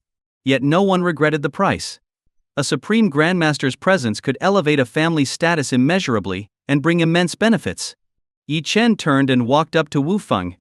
At that moment, Wu Feng's mind was blank. He was utterly dazed. What had started as his attempt to humiliate Yi Chen had ended with him becoming the biggest joke of the night. "Wu Feng, right? From Tianyu Group?" Yi Chen asked coolly. "Prepare the 3 trillion you owe me. I'll send someone to collect it. And remember, don't play any tricks. No one in this world dares to owe me money." With that, Yi Chen turned and left, pulling Luo Qingqiu along with him. The martial artists who hadn't secured the pill sighed heavily, while the rest couldn't help but chuckle at Wu Feng. This guy, truly a genius of self-destruction. Not only had Wu Feng spent 3 trillion on a worthless pendant, but he now owed Yi Chen another 3 trillion. He had single-handedly crippled half of Tianyu Group's wealth. Wu Feng's legs gave out, and he collapsed to the ground. Wu Feng's body trembled uncontrollably. He was consumed by despair. Moments ago, he had been completely swept up in the moment. Now, having regained clarity, he realized just how catastrophic his situation was. In a single day, he had not only spent 3 trillion on a worthless pendant, but had also lost another 3 trillion by wagering against Yi Chen, all because he wanted to see Yi Chen humiliated. 6 trillion. What kind of concept was that? Even if he sold his own life, it wouldn't be worth that much. But even worse, today had been his first time representing Tianyu Group, and now, he had practically bankrupted the entire organization. Wu Feng felt an overwhelming urge to slap himself. 6 trillion. If that money had been used to purchase Yi Chen's pills, Tianyu Group could have had 2 or 3 supreme grandmasters by now. Everything was ruined, completely destroyed by his arrogance and recklessness. What now? What do we do? Elder Wu? Wu Feng swallowed hard. If word of this reached Tianyu Group, even if his father didn't kill him, the board of directors certainly wouldn't spare him. Boundless fear gripped him. Elder Wu, equally frustrated, cast Wu Feng a disdainful look before sighing heavily. "Master Wu, we have no choice but to return to the Wu family estate and inform the family head of this matter. Don't worry, he may yet find a way to avoid paying." Though Elder Wu was livid, he couldn't abandon Wu Feng entirely. The two hurried back to the Wu family estate. Upon learning what had transpired, the Wu family head, Wu Tianyu, was incensed. He slapped Wu Feng across the face with full force and exploded with rage. "You idiot! 6 trillion? Are you insane? Didn't I tell you to back down? How dare you act on your own? Do you have any idea how many people will suffer if Tianyu Group collapses because of this? Fool! Disgrace! Worthless trash!" Wu Tianyu pummeled Wu Feng relentlessly, his fury unchecked. Originally, the pendant had been theirs to claim. But now, not only had they lost it, but they also owed a massive debt. Wu Feng, his face swollen and bruised, cried out, "Father, I was wrong. Please stop hitting me. It's all Yi Chen's fault. He tricked me. He set me up." Wu Tianyu's eyes gleamed with malice. He had built Tianyu Group from the ground up, transforming it from nothing into a colossal powerhouse. A man of such means naturally had extraordinary methods. "How dare anyone try to extort me, Wu Tianyu? They've got guts, I'll give them that. But I'd like to see if they have the courage to come collect that 3 trillion. Wu Tianyu kicked Wu Feng again, his face dark with rage. Just then, a figure entered the room unannounced. It was Zhang Yi, known as the Reaper. Wu Tianyu's eyes narrowed. This was his family's estate. How had someone managed to enter without notice? This man was clearly no ordinary individual. "And who might you be?" Wu Tianyu asked coldly, regaining his composure. "It doesn't matter who I am," Zhang Yi replied calmly, holding out the betting contract. "Your son owes my master 3 trillion. I'm here to collect." "Haha. You actually dared to come. Do you even know who I am? Do you think you can walk out of here with that 3 trillion? Wu Tianyu sneered. Without so much as glancing at the contract, he tore it to shreds. Zhang Yi remained unfazed. So, you're refusing to pay? What debt? The contract's gone. What proof do you have? Coming to the Wu family for money, you must be out of your mind, Wu Tianyu said, his tone mocking. To him, paying 3 trillion was out of the question. Having faced countless adversities in building Tianyu Group, Wu Tianyu was confident in his ability to handle this situation. If the opposing party backed down, all would be well. If not, he was prepared to eliminate them. Very well. I came here to give your family a chance. Since you don't value it, my master will come to collect personally. Zhang Yi turned and left without another word. Wu Tianyu's gaze followed him, cold and calculating. No matter who comes, it won't matter. I'll be right here waiting. Let's see who dares to challenge me. Yi Chen paid no attention to the Wu family's affairs. To him, they were inconsequential. After all, no one in this world could evade their debt to him. Returning to Hidden Dragon Villa, Yi Chen found the Miu family having dinner. Upon seeing him, the Miu family members couldn't help but jeer. Oh, the freeloader's back. Hey, since you're so close with the eldest daughter of the Luo family, why don't you just move in with them instead of mooching off us here? This isn't just freeloading, it's groveling like a lapdog. Always at her beck and call, huh? If nothing else works out, you could always sell yourself, Yi Chen. Their words dripped with venom, but to Yi Chen, they were no more than insignificant insects. Their insults couldn't provoke him in the slightest. Without sparing them a glance, Yi Chen ascended to the second floor. Mu Wanqing, who had remained silent throughout, hesitated before standing and following him upstairs. Yi Chen, wait. Mu Wanqing's face was pale, her expression grim, as though deeply unhappy. Yi Chen stopped and turned. What is it? Where were you today? Were you with Luo Qingqiyu? Don't bother lying. My parents already told me everything. Mu Wanqing said slowly, her tone heavy with accusation. You're right. I was with Luo Qingqiyu all day. But so what? Is there a problem with that? Yi Chen asked, puzzled by her reaction. Mu Wanqing let out a bitter laugh, disappointment flashing in her eyes. And perhaps, even a hint of anger. She herself couldn't understand why she was so upset. Biting her lip, she said, Yi Chen, don't you think you owe me an explanation? An explanation? What explanation do I owe you? And what gives you the right to demand one? Mu Wanqing, don't overestimate your importance. Don't forget we're divorced. Letting you stay here is already a great act of generosity on my part. Don't push it. Yi Chen's voice was cold, his gaze even colder. The divorce had been her decision, and Yi Chen had given her what she wanted. Now, apart from living in the same villa, they had no other connection. Yet here she was, demanding explanations from him. Don't you think that's laughable? Yi Chen asked, his tone dripping with derision. Mu Wanqing's face froze at Yi Chen's harsh rebuttal.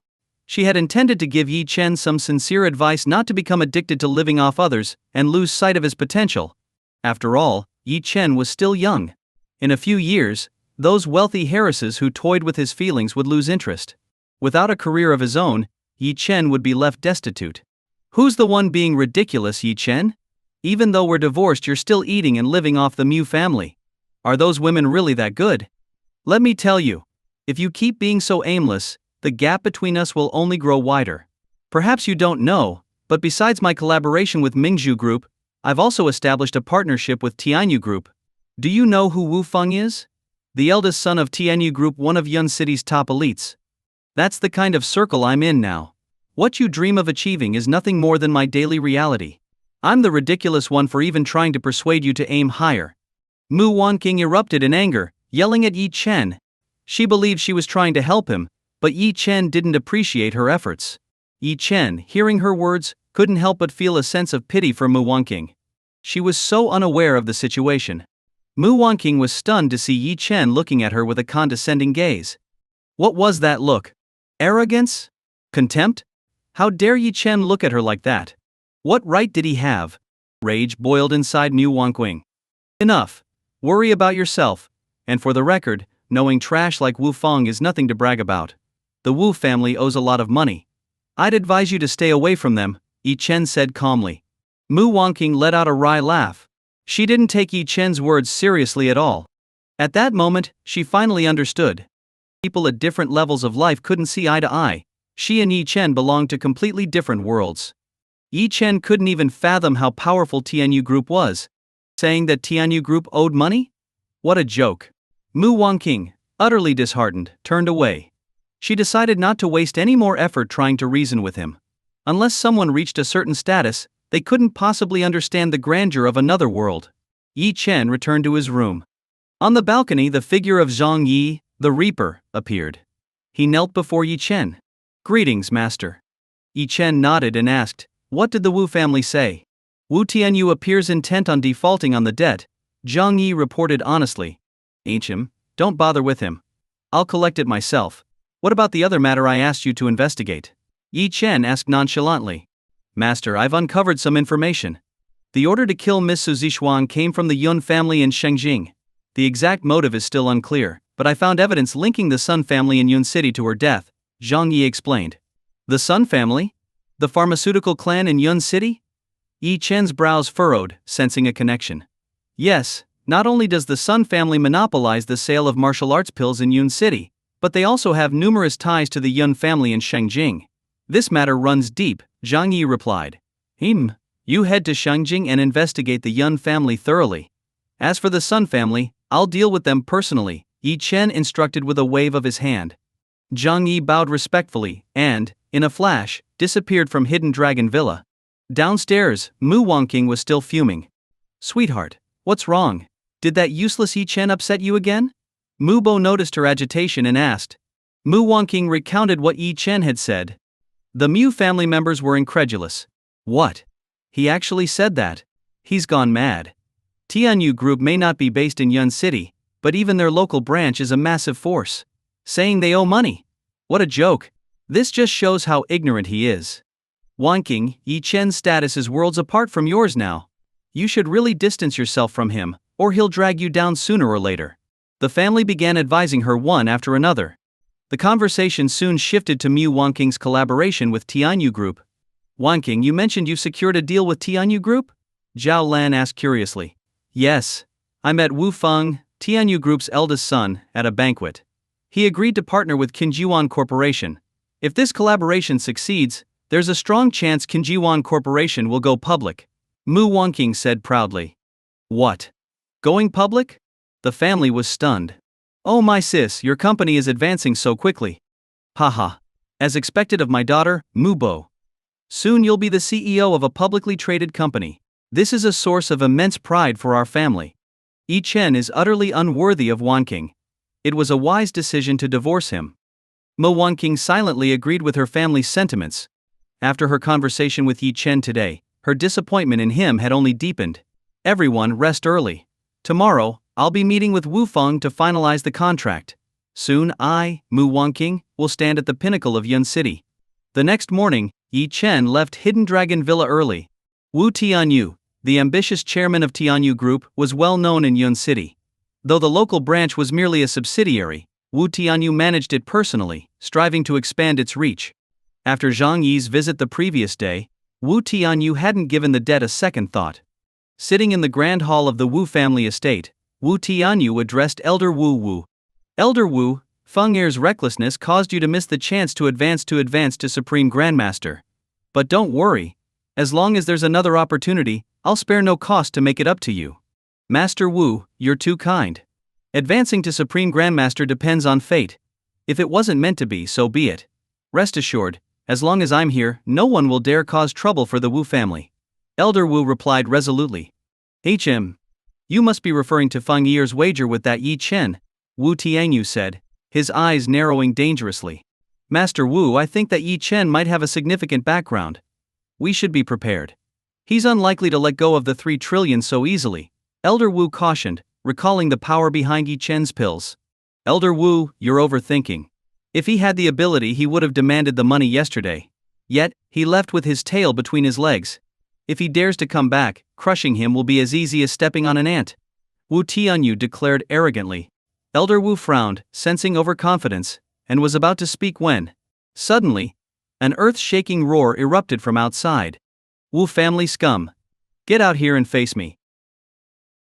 The thunderous roar echoed like a bolt of lightning, with sound waves reverberating across the Wu family estate. In an instant, everyone in the Wu family was stunned.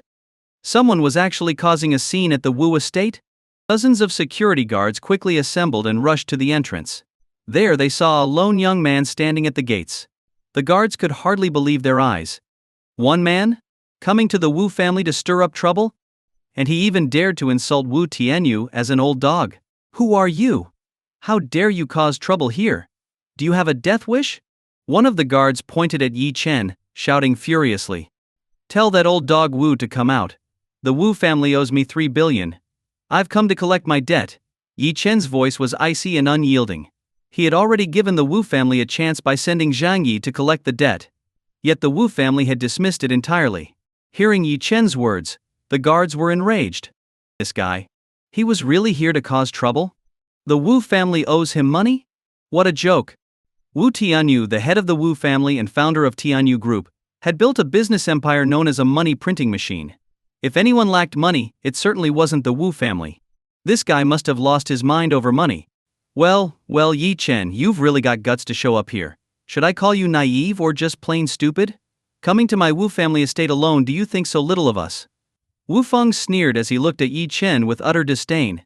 Standing beside Wu Feng were none other than Wu Tianyu, the chairman of Tianyu Group, and Elder Wu, a martial arts grandmaster. Wu Feng, who had been humiliated by Yi Chen at the auction, had been itching to get revenge. He hadn't expected Yi Chen to deliver himself to their doorstep. Bring people? No need. I alone am enough, Yi Chen said calmly. You alone? Yi Chen, do you even know what the Wu family is capable of? Watch closely. The humiliation you caused me in front of everyone, I'll repay it 100-fold today. Everyone get him. Break his legs. Wu Feng shouted in rage. At Wu Feng's command, the guards immediately charged at Yi Chen. Yi Chen's gaze turned cold, and an overwhelming aura burst forth from him. Instead of retreating, he advanced. Bang. Bang. Bang. With each punch, a guard was sent flying. Every single one of them fell to the ground, incapacitated. The Wu family's guards were highly trained and had been hired for exorbitant fees. While they weren't invincible, they were skilled enough to take on multiple opponents at once. Yet, against Yi Chen, they were utterly powerless. Wu Feng was dumbfounded. In the blink of an eye, all the Wu family guards were lying on the ground, groaning in pain. How can you be this strong? Wu Feng's eyes were wide with disbelief, and his legs began to tremble. Do you have any other tricks? Show me everything you've got. I told you before, no one in this world can owe me Yi Chen money. Yi Chen's voice was cold and resolute. Wu Feng avoided Yi Chen's gaze, terrified by his sheer strength. At that moment, Wu Tianyu stepped forward. His expression was calm, but his demeanor was imposing, radiating an air of superiority and disdain. So, you're the one who tricked my son? The one who dared to make him sign a 3 billion wager? Wu Tianyu's voice was sharp and threatening as he questioned Yi Chen. And you must be the old dog Wu? Good. The father is here to clean up the mess the son made, Yi Chen said, meeting Wu Tianyu's gaze. Wu Tianyu didn't even bother to take Yi Chen seriously. He merely cast a cold glance at him. Neil, you should understand the power of the Wu family. I don't care why you're here causing trouble. You won't leave with the money or perhaps even your life. I'll give you one chance. Kneel before me and beg for forgiveness. Otherwise, don't blame me for using my power against you. Wu Tianyu spoke with what he thought was magnanimity. In his eyes, his presence alone was already a favor to Yi Chen. After all, in Yun City, even business magnates dared not act recklessly in front of Wu Tianyu. Old dog Wu, who are you trying to fool? I'll give you one chance, repay the 3 billion, and I'll let this slide, Yi Chen retorted coldly. Take him down. Wu Tianyu's face twisted with rage. He waved his hand, signaling for Yi Chen to be subdued. At his command, Elder Wu stepped forward. Seeing this, Wu Feng's eyes lit up. Yi Chen, you're dead now. Do you know who this is? This is the strongest member of our Wu family, a martial arts grandmaster. With a single move, he can end your life. Ha ha ha ha. You really have a death wish, showing up here knowing our family has a grandmaster. I have to admire your courage. Wu Feng laughed, filled with schadenfreude. In his eyes, a martial arts grandmaster was an invincible force. A grandmaster? In my eyes, that's nothing but trash, Yi Chen said with a disdainful smirk. What? Such arrogance. A grandmaster trash? Everyone was stunned. Elder Wu, as a martial arts grandmaster, commanded immense respect within the Wu family. Even Wu Tianyu treated him with great reverence. But Yi Chen dared to insult him outright? This was a death sentence. As expected, Elder Wu's face darkened with fury. As a grandmaster, he was proud, confident, and unwilling to tolerate such humiliation. Elder Wu strode toward Yi Chen, his face brimming with anger. It was clear he had already decided to kill Yi Chen. Young man, you're arrogant. Unfortunately, you've overestimated yourself. I'm not just an ordinary grandmaster, I'm on the verge of becoming a supreme grandmaster. Today, I'll teach you a lesson: a grandmaster must not be insulted. Elder Wu's voice was firm and commanding. But before he could finish his sentence, annoying, Yi Chen furrowed his brow and swiftly kicked out. Boom! The kick was as fast as lightning, landing squarely on Elder Wu's head. Crash! Before Elder Wu could even react, it felt as though a mountain had slammed into him. Ugh! He spat out a mouthful of black blood as his body flew backward, slamming into the wall. His head hung at an unnatural angle. He didn't even have a chance to resist. The crowd gasped in shock. Wu Tianyu and Wu Feng were especially stunned, their eyes nearly bulging out of their sockets. What the hell just happened? A grandmaster, an actual martial arts grandmaster, defeated with a single kick? Everyone was frozen in place, unable to process what they had just witnessed. Only Yi Chen remained calm, his gaze sweeping over the Wu father and son. A grandmaster must not be insulted? They just haven't met me. Against me, even a supreme grandmaster would kneel. So, tell me, are you still refusing to repay the debt you owe me? The declaration will pay. Will pay immediately. Left both Wu Tianyu and Wu Feng trembling in fear, their faces pale as death. A chilling sensation crept down their spines as the aura of death loomed over them. How could they not be afraid? What kind of joke was this?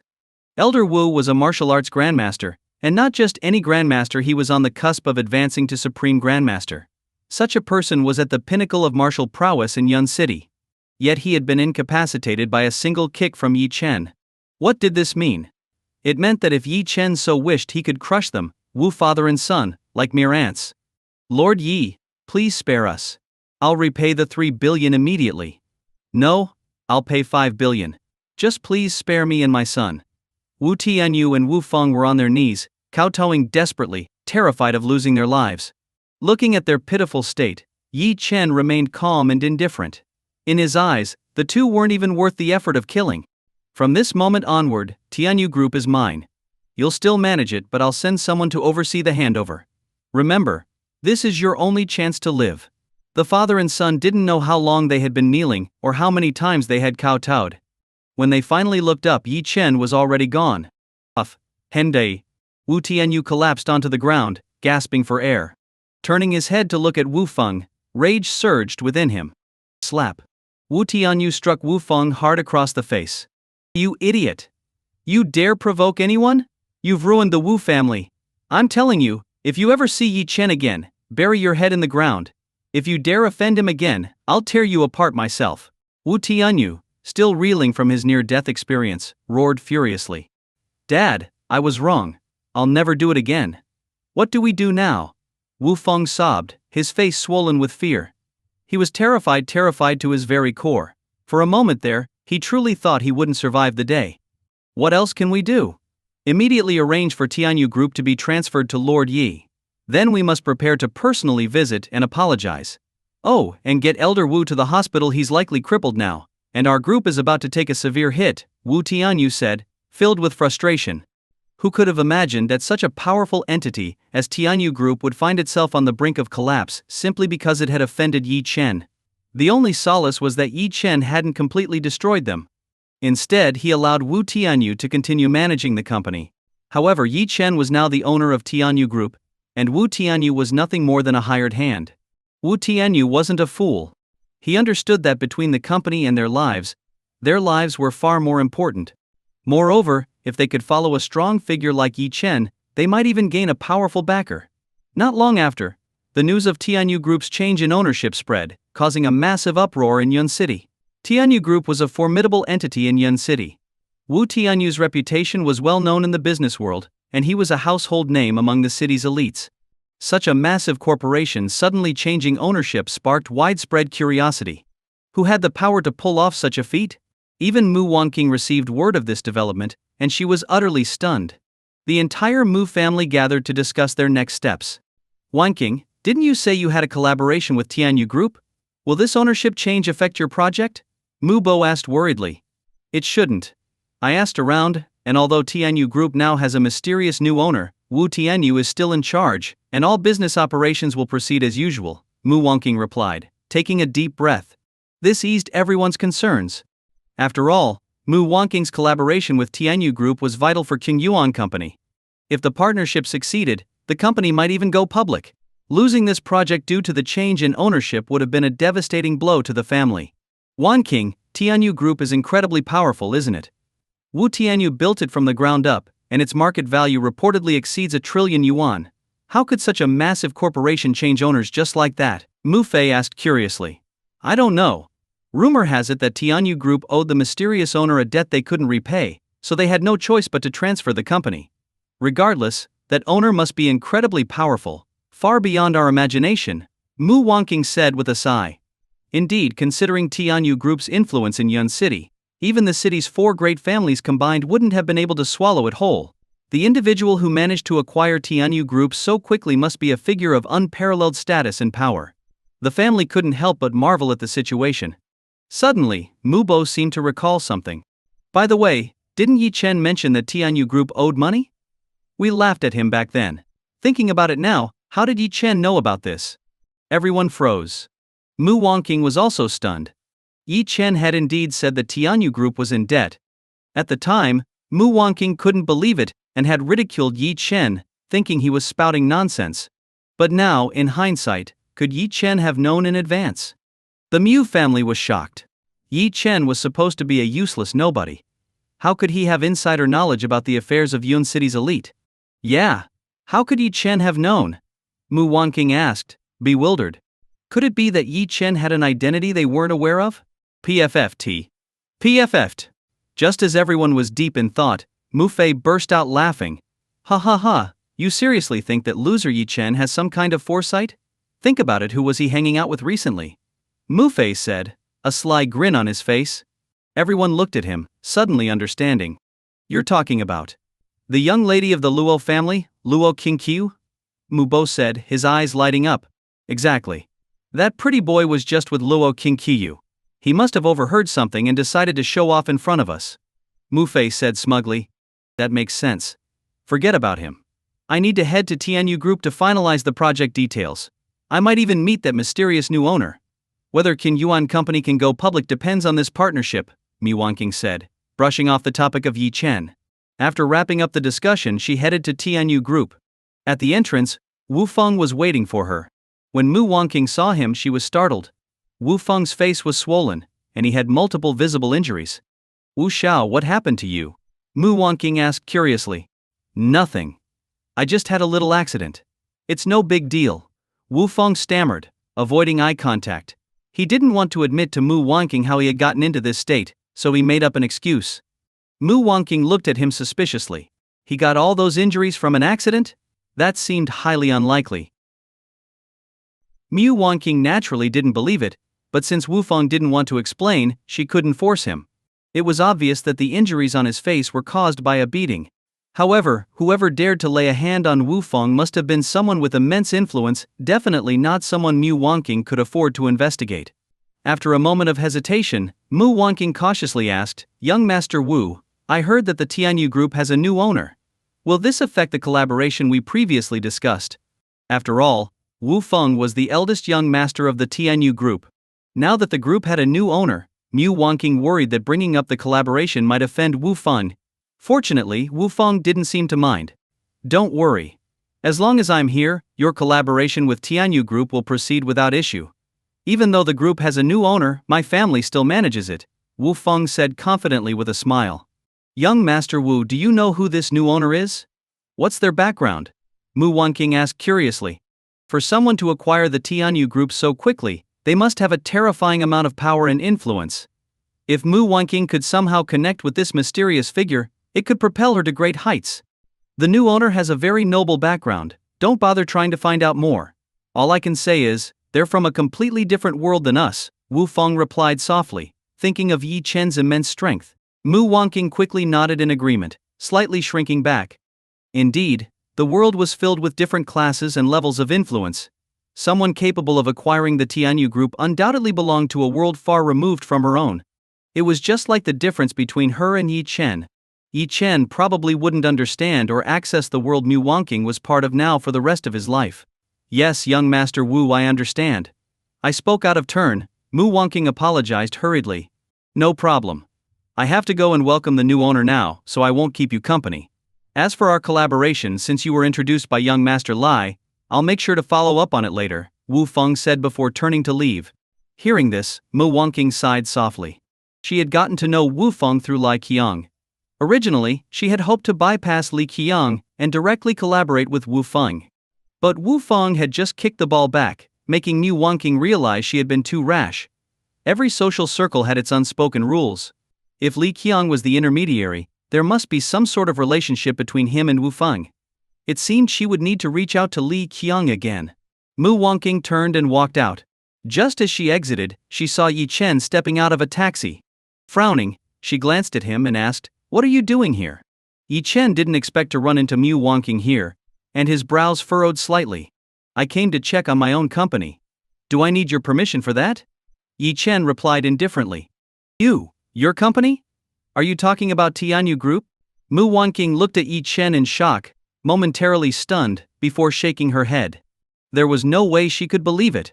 Just as she was about to speak, Li Qiang approached from a distance.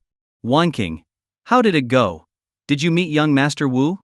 Li Qiang walked over, his tone ingratiating, like a sycophant. "Yes, young Master Lai.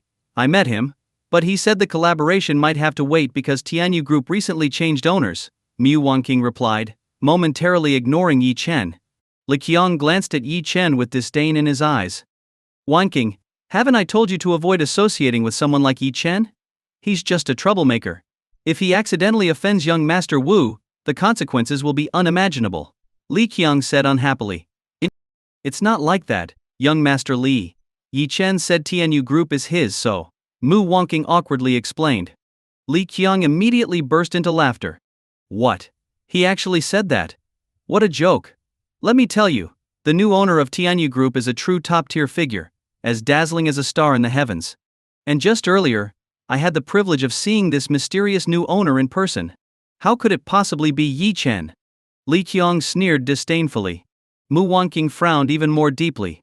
If even Li Qiang said so, then it was impossible for Yi Chen to be the new owner of Tianyu Group. "Yi Chen, when will you face reality? Stop living in a fantasy world. Do you think spouting such lies will make me see you differently?" Mu Wangking said angrily. What a joke.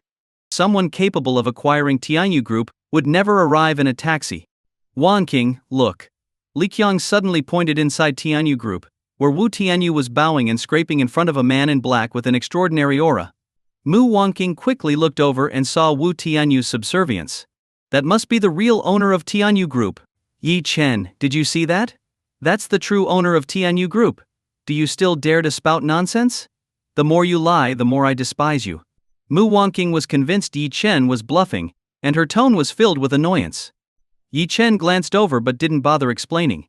To those who refused to believe him, no explanation would suffice. Besides, the man commanding Wu Tianyu's deference was none other than Death God Zhang Yi, one of Yi Chen's servants. "Think whatever you want. That man isn't the new owner, he's just my servant. Step aside. Don't block my way," Yi Chen said as he walked past the two and entered Tianyu Group. "Did you hear that? This guy actually said the man making Wu Tianyu bow and scrape is just his servant. If Wu Tianyu heard that, he'd probably kill this guy on the spot." Mu Wangking was stunned by Yi Chen's audacity and deeply concerned. Why can't he stop lying? Does he think walking into Tianyu Group will make me believe him? If only he were half as capable as young Master Lai, I wouldn't have divorced him. Mu Wangking sighed, unwilling to look at Yi Chen any longer. Forget about him. Look at him, he's inside Tianyu Group, and no one's even paying attention to him. Let's go. I'll help you set up another meeting with young Master Wu. Our Lai family is now in a strategic partnership with Tianyu Group. We can help you a lot," Li Qiang said proudly. Mu Wangking didn't object, and the two got into a car and left. Inside Tianyu Group, Yi Chen stood in the lobby. Suddenly Wu Tianyu caught sight of Yi Chen's figure.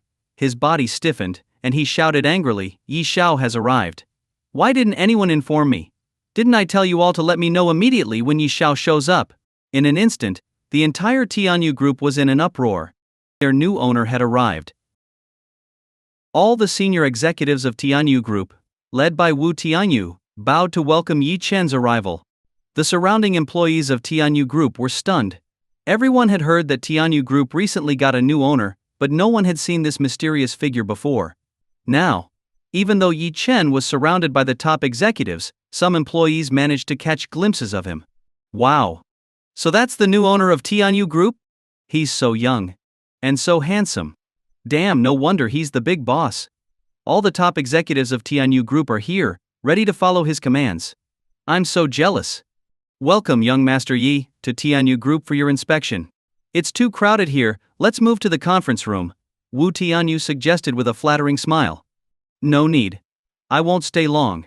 By the way, does Tianyu Group have any collaborations with the Lai family? Yi Chen asked casually. Well, I believe we do. Did the Lai family offend you, young Master Yi? Wu Tianyu asked, his brows furrowing slightly. To him, Yi Chen was an invincible existence. If Tianyu Group could continue following Yi Chen, it would undoubtedly become the most powerful corporation. At Wu Tianyu's level, he deeply understood the importance of having a strong backer. If the Lai family dared to offend Yi Chen, it would be pure suicide. Offend? Not quite. They don't have the qualifications. Inform your team to immediately terminate all collaborations with the Lai family, Yi Chen commanded lightly. Wu Tianyu immediately obeyed.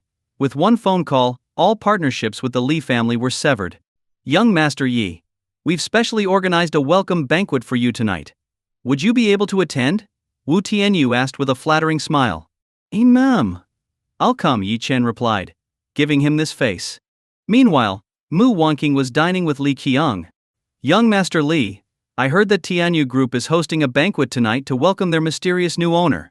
Will you be attending? Mu Wanqing asked, full of curiosity about the new boss of Tianyu Group.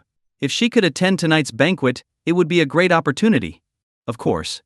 With the Lai family's collaboration with Tianyu Group, they'll definitely invite us, Li Qiang said smugly. Then, young Master Lai, could you take me with you? I'd love to meet this mysterious new owner, Mu Wanqing said expectantly.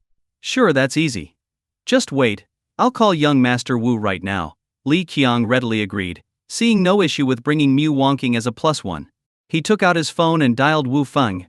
The phone rang several times, but no one answered. Li Qiang frowned slightly and tried again, but the result was the same. Feeling uneasy, Li Qiang reassured himself that Wu Feng was likely busy. With an awkward smile at Mu Wanqing, he prepared to call again. Suddenly, his phone rang. It was his father. Li Qiang answered in confusion. Immediately, an angry roar came through the receiver. Li Qiang, what have you done? Did you cause trouble again and offend someone you shouldn't have? Are you insane? Are you trying to destroy our family? Li Qiang was stunned by the scolding. Dad, what are you talking about? I haven't done anything. What happened? Li Qiang asked, bewildered and alarmed. For his father to react this strongly, something serious must have happened.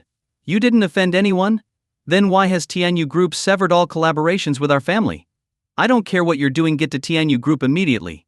Tonight's banquet is our last chance. If we can't gain the new owner's forgiveness, the Lai family is finished. The call ended abruptly. Li Qiang stood there in a daze, his mind reeling. He finally realized that Wu Feng not answering his calls was likely related to the termination of their collaboration.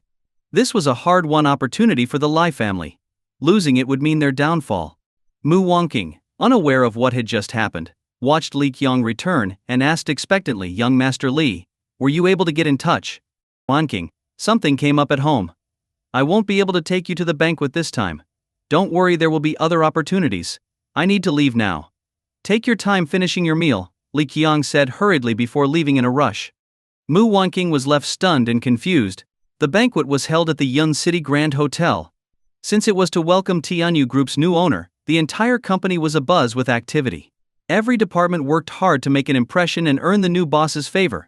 Li Qiang arrived at the hotel, eager to find Wu Feng and figure out why the collaboration with the Lai family had been terminated. As soon as he stepped inside, he ran into Yi Chen. What rotten luck! Annoyance flared in Li Qiang's heart. No matter where he went, this useless Yi Chen seemed to appear. He even suspected that Yi Chen's bad luck had rubbed off on him. Hey, this is Tianyu Group's banquet. What are you doing here? Even Mu Wanking isn't qualified to attend. How did you sneak in? Li Qiang sneered, his tone dripping with contempt. Yi Chen glanced at Li Qiang and smiled faintly. With a single word, Yi Chen could sever all collaborations between Tianyu Group and the Li family. Yet this fool still had the audacity to approach him. Truly clueless. None of your business. Where I go is my concern, not yours. Maybe you should worry about yourself instead, Yi Chen said dismissively. Damn it. How dare you talk to me like that? If it weren't for Mu Wanqing, I'd have dealt with you long ago. Stay away from her, or I'll break your legs. Li Qiang threatened arrogantly. Yi Chen raised an eyebrow, a cold glint flashing in his eyes as a faint smirk appeared on his lips. Break my legs? Are you sure about that? Yi Chen asked, his tone turning icy. Ha, breaking your legs would be merciful. Don't get angry, it's simple. In Yun City, power is everything. You have none, so you're just a toy for others to play with. Mu Wanqing divorced you because you're worthless. But me? Soon enough she'll be worshipping me. Don't worry, I won't marry her, but I'll make sure to enjoy her thoroughly. Li Qiang's face was full of smug arrogance as he mocked Yi Chen. Yi Chen found it amusing. He looked at Li Qiang calmly and spoke in an even tone. Your words will lead to your downfall. Mark my words, you'll kneel before me to atone. Do you believe me? The entire senior management team of Tianyu Group, led by Wu Tianyu, bowed deeply to welcome Yi Chen's arrival. All the employees of Tianyu Group were stunned. Everyone had heard that Tianyu Group recently changed ownership, but no one had yet seen the mysterious new owner in person. Although Yi Chen was surrounded by the top executives of Tianyu Group, some employees managed to catch a glimpse of him from a distance. Wow. So that's the new boss of Tianyu Group. He's so young. And so handsome. Damn, no wonder he's the big boss. All the top executives of Tianyu Group are at his beck and call. Truly enviable. Welcome, young Master Yi, to Tianyu Group. Wu Tianyu stood at the forefront, his face full of flattery as he greeted Yi Chen. There are too many prying eyes here. Let's head to the conference room, Wu Tianyu suggested. No need. I'll only stay briefly, Yi Chen said indifferently. By the way, does Tianyu Group have any collaborations with the Lai family? Wu Tianyu frowned slightly. I believe there is. Did the Lai family offend you, young Master Yi? To Wu Tianyu, Yi Chen was an invincible presence. As long as Tianyu Group could follow someone as powerful as Yi Chen, they could rise to unprecedented heights.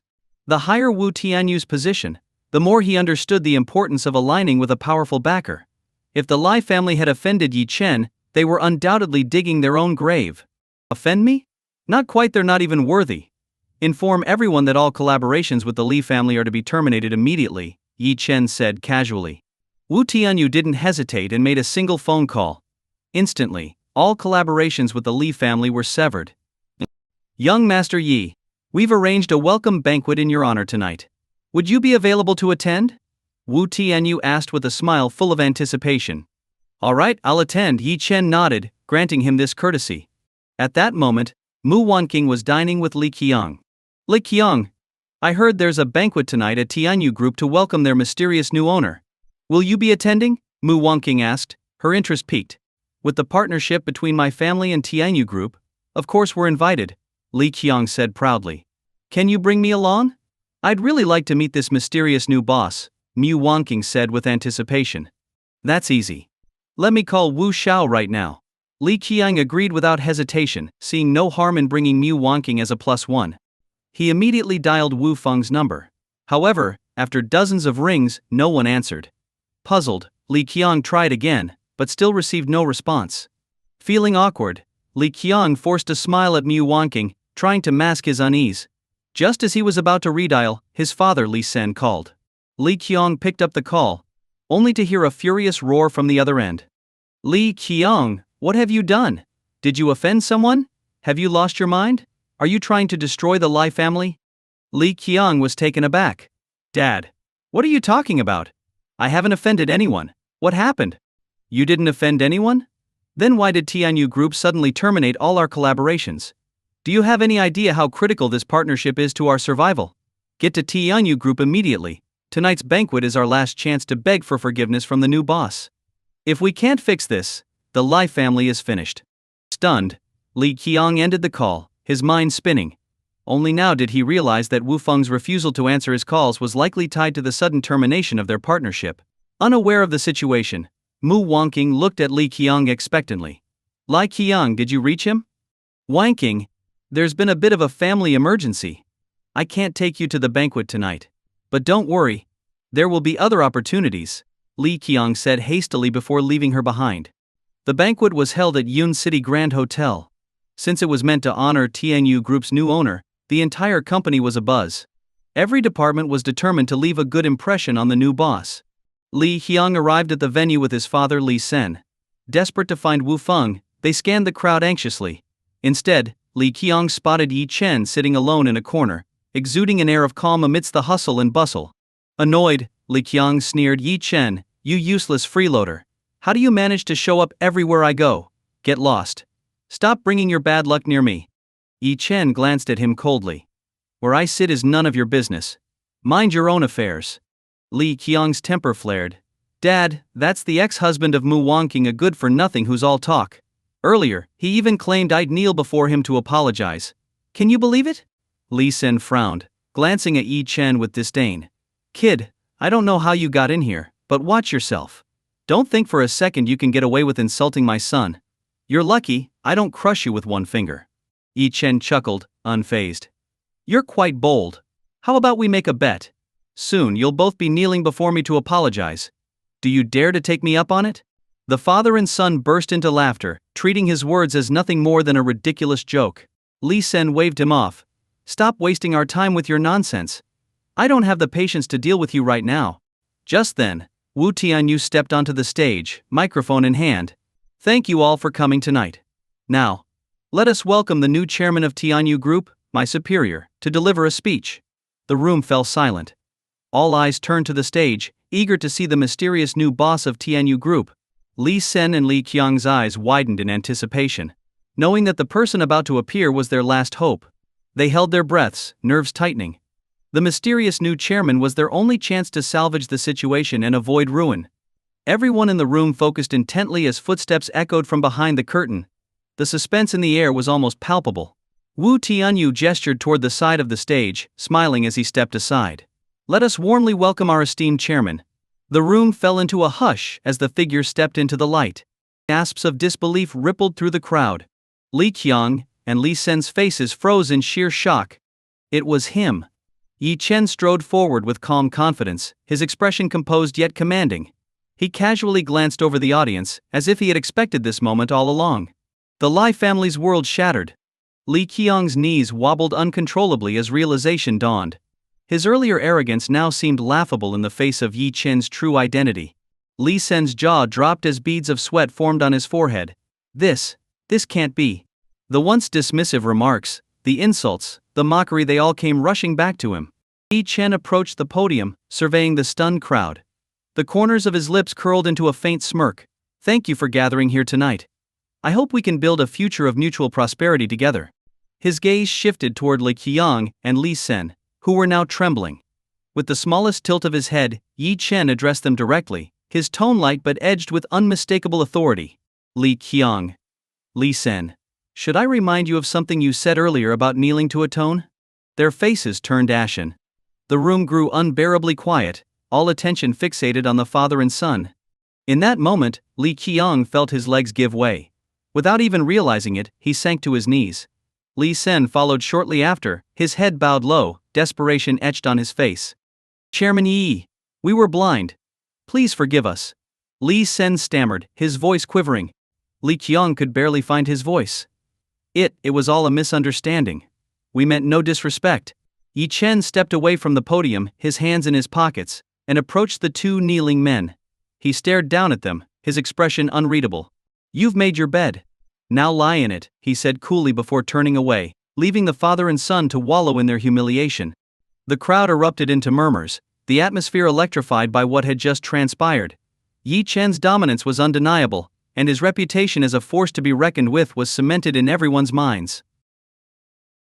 At this moment, Yi Chen slowly stood up from his seat, preparing to walk toward the stage. Coincidentally, his movement blocked the view of the Lai family father and son.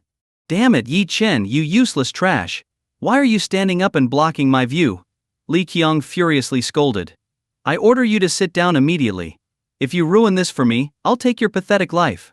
The father and son were beside themselves with urgency, angrily yelling at Yi Chen. However, Yi Chen paid them no attention. What the hell? Do you think you're the new owner of Tianyu Group or something? You're looking to die, aren't you? Li Qiang exploded with anger. He leaped to his feet, ready to grab Yi Chen and force him back into his seat. At the same time, Wu Tianyu, standing on the stage, happened to notice Yi Chen. His face lit up with excitement as he loudly announced, "Yes. The new owner of Tianyu Group is none other than Mr. Yi Chen. Everyone, please welcome him." The announcement landed like a thunderclap. The Li father and son were stunned, rooted in place, their eyes almost popping out of their heads. What? He's the mysterious new owner of Tianyu Group? This is impossible. Li Qiang stood frozen, his entire body stiff as if he had turned to stone. He had known Yi Chen for a long time. Before Yi Chen's divorce from Mu Wangqing, he had been nothing more than a house husband.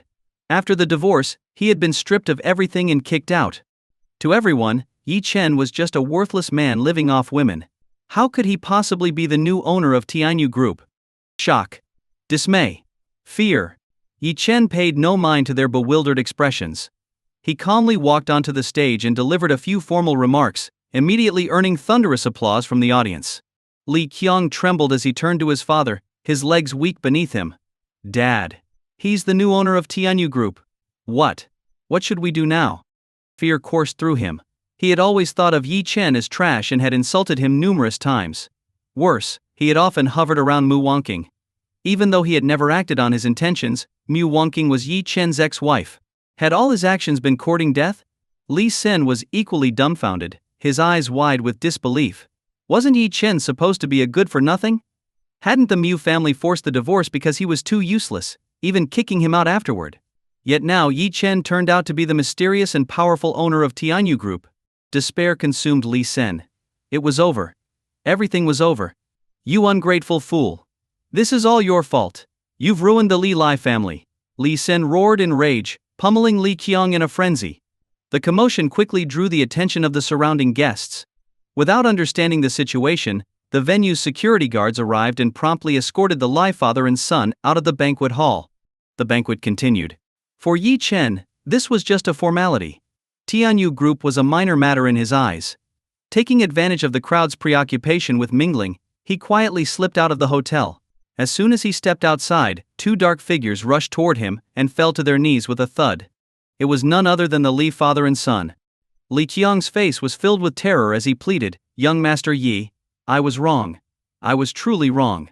Please forgive me." "Oh? Weren't you quite bold earlier? And now you're actually kneeling and bowing your head?" Yi Chen looked down at the sobbing Li Qiang with a cold smirk. Hearing this, Li Qiang began bowing even harder, his forehead slamming against the ground until it was bloodied. "I'm kneeling. I'm bowing. I didn't know your greatness. I was wrong, young Master Yi. I was really wrong." Li Qiang dared not utter a single word in protest. Terror had consumed him entirely. Only now did he fully understand who had ordered the termination of all collaboration between Tianyu Group and the Lai family. It was none other than the man he had foolishly dismissed as worthless Yi Chen, a man with unfathomable power. Yi Chen narrowed his eyes, looking down at the father and son. "Remember, the fact that you're still alive is my mercy. Cross me again, and you'll disappear from this world," he said calmly. The Lai father and son felt a chill run down their spines, their faces turning ashen with fear. Their minds blank, they could only continue kowtowing frantically, as though their lives depended on it. Yi Chen didn't waste another glance at them and walked away. The two men, however, didn't dare rise. Yi Chen's words were clear, they were only alive because of his leniency. "I was wrong. I was wrong. Please forgive me," Li Qiang cried as he continued bowing, his head slamming against the ground with every word. Li Sen raised his head, his face pale and lifeless, only to realize that Yi Chen had already left. Despair engulfed him. Although they were alive, the Lai family would no longer have a place in Yun City.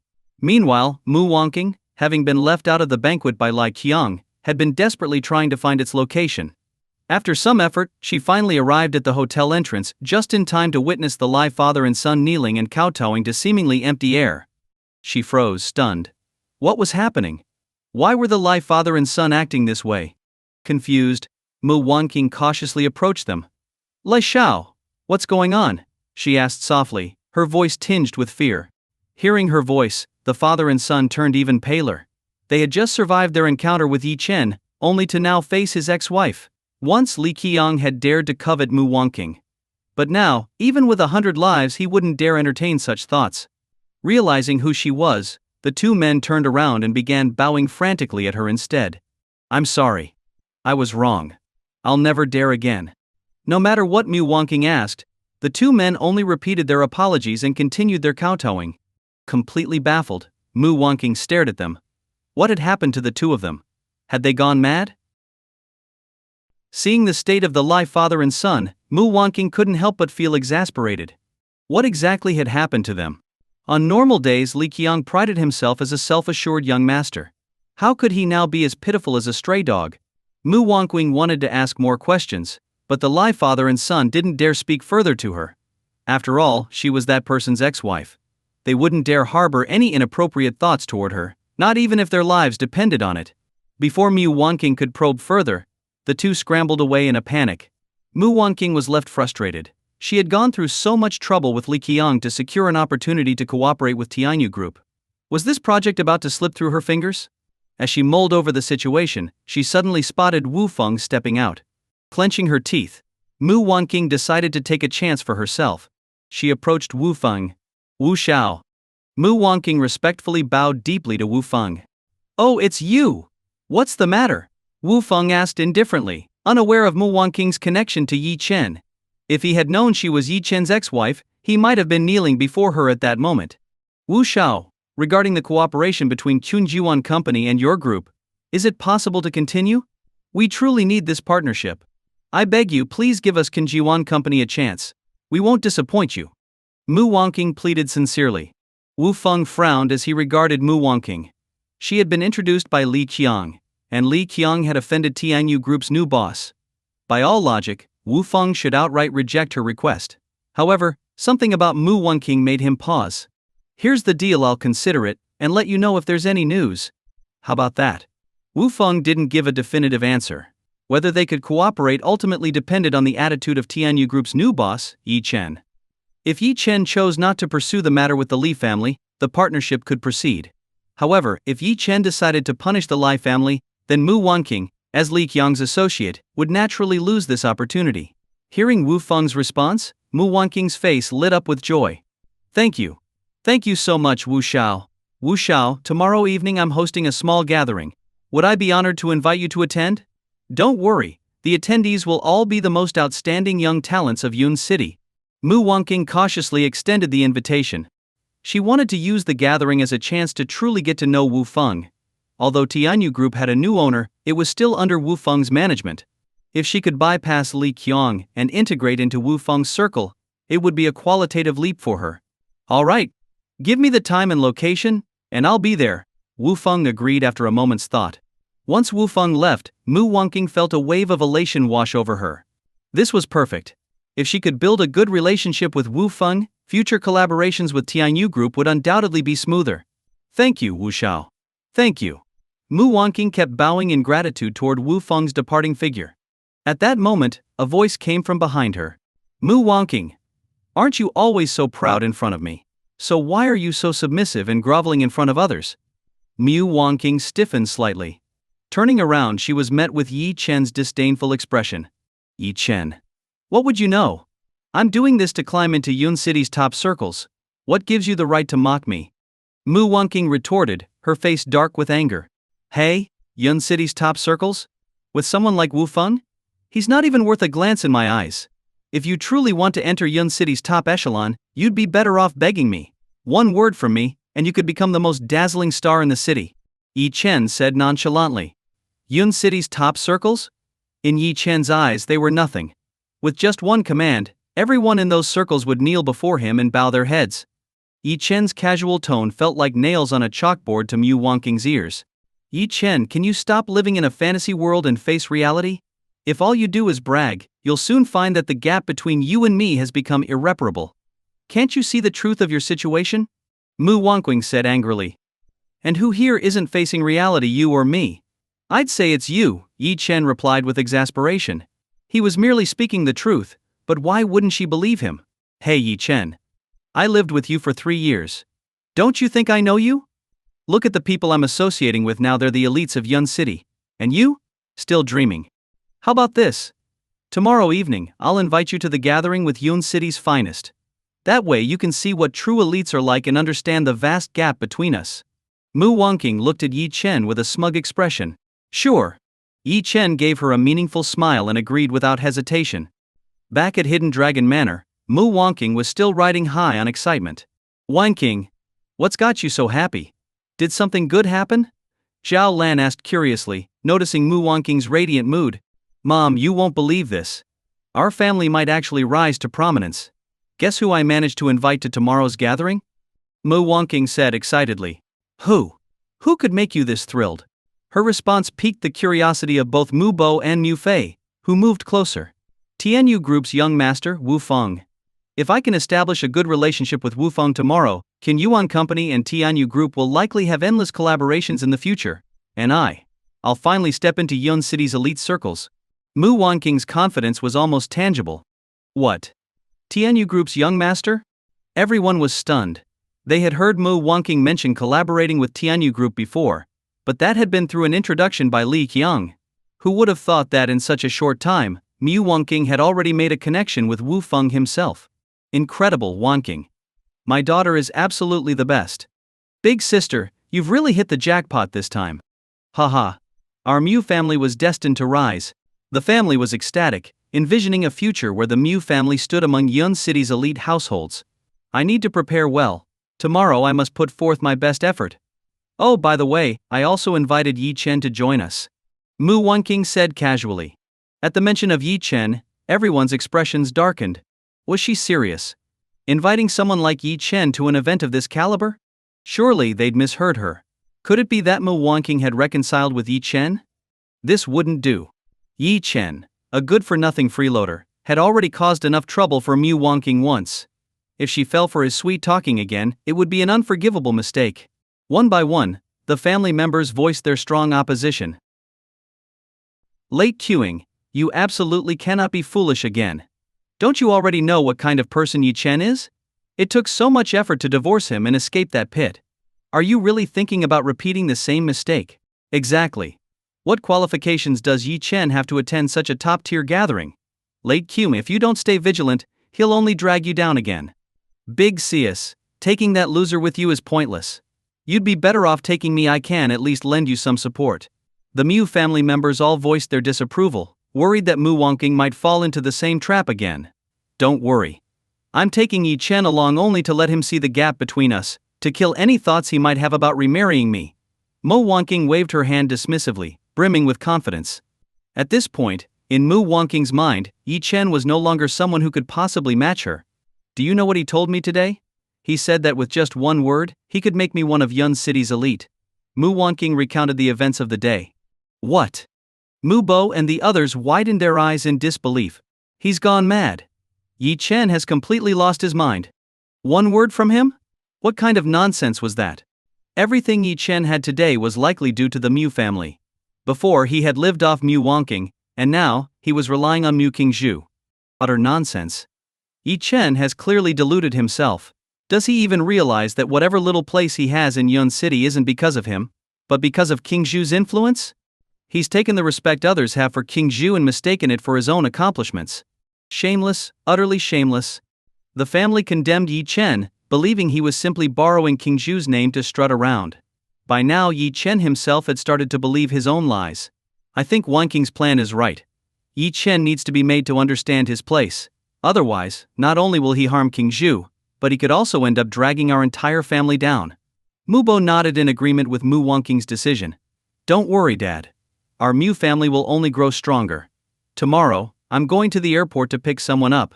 With her around, my path in Yun City will only become smoother, Mu Wangking said with a smile. Another surprise? Who's this person? Mu Bo asked in astonishment. Having the young master of Tianyu Group attend the gathering was already impressive enough, but now there was more?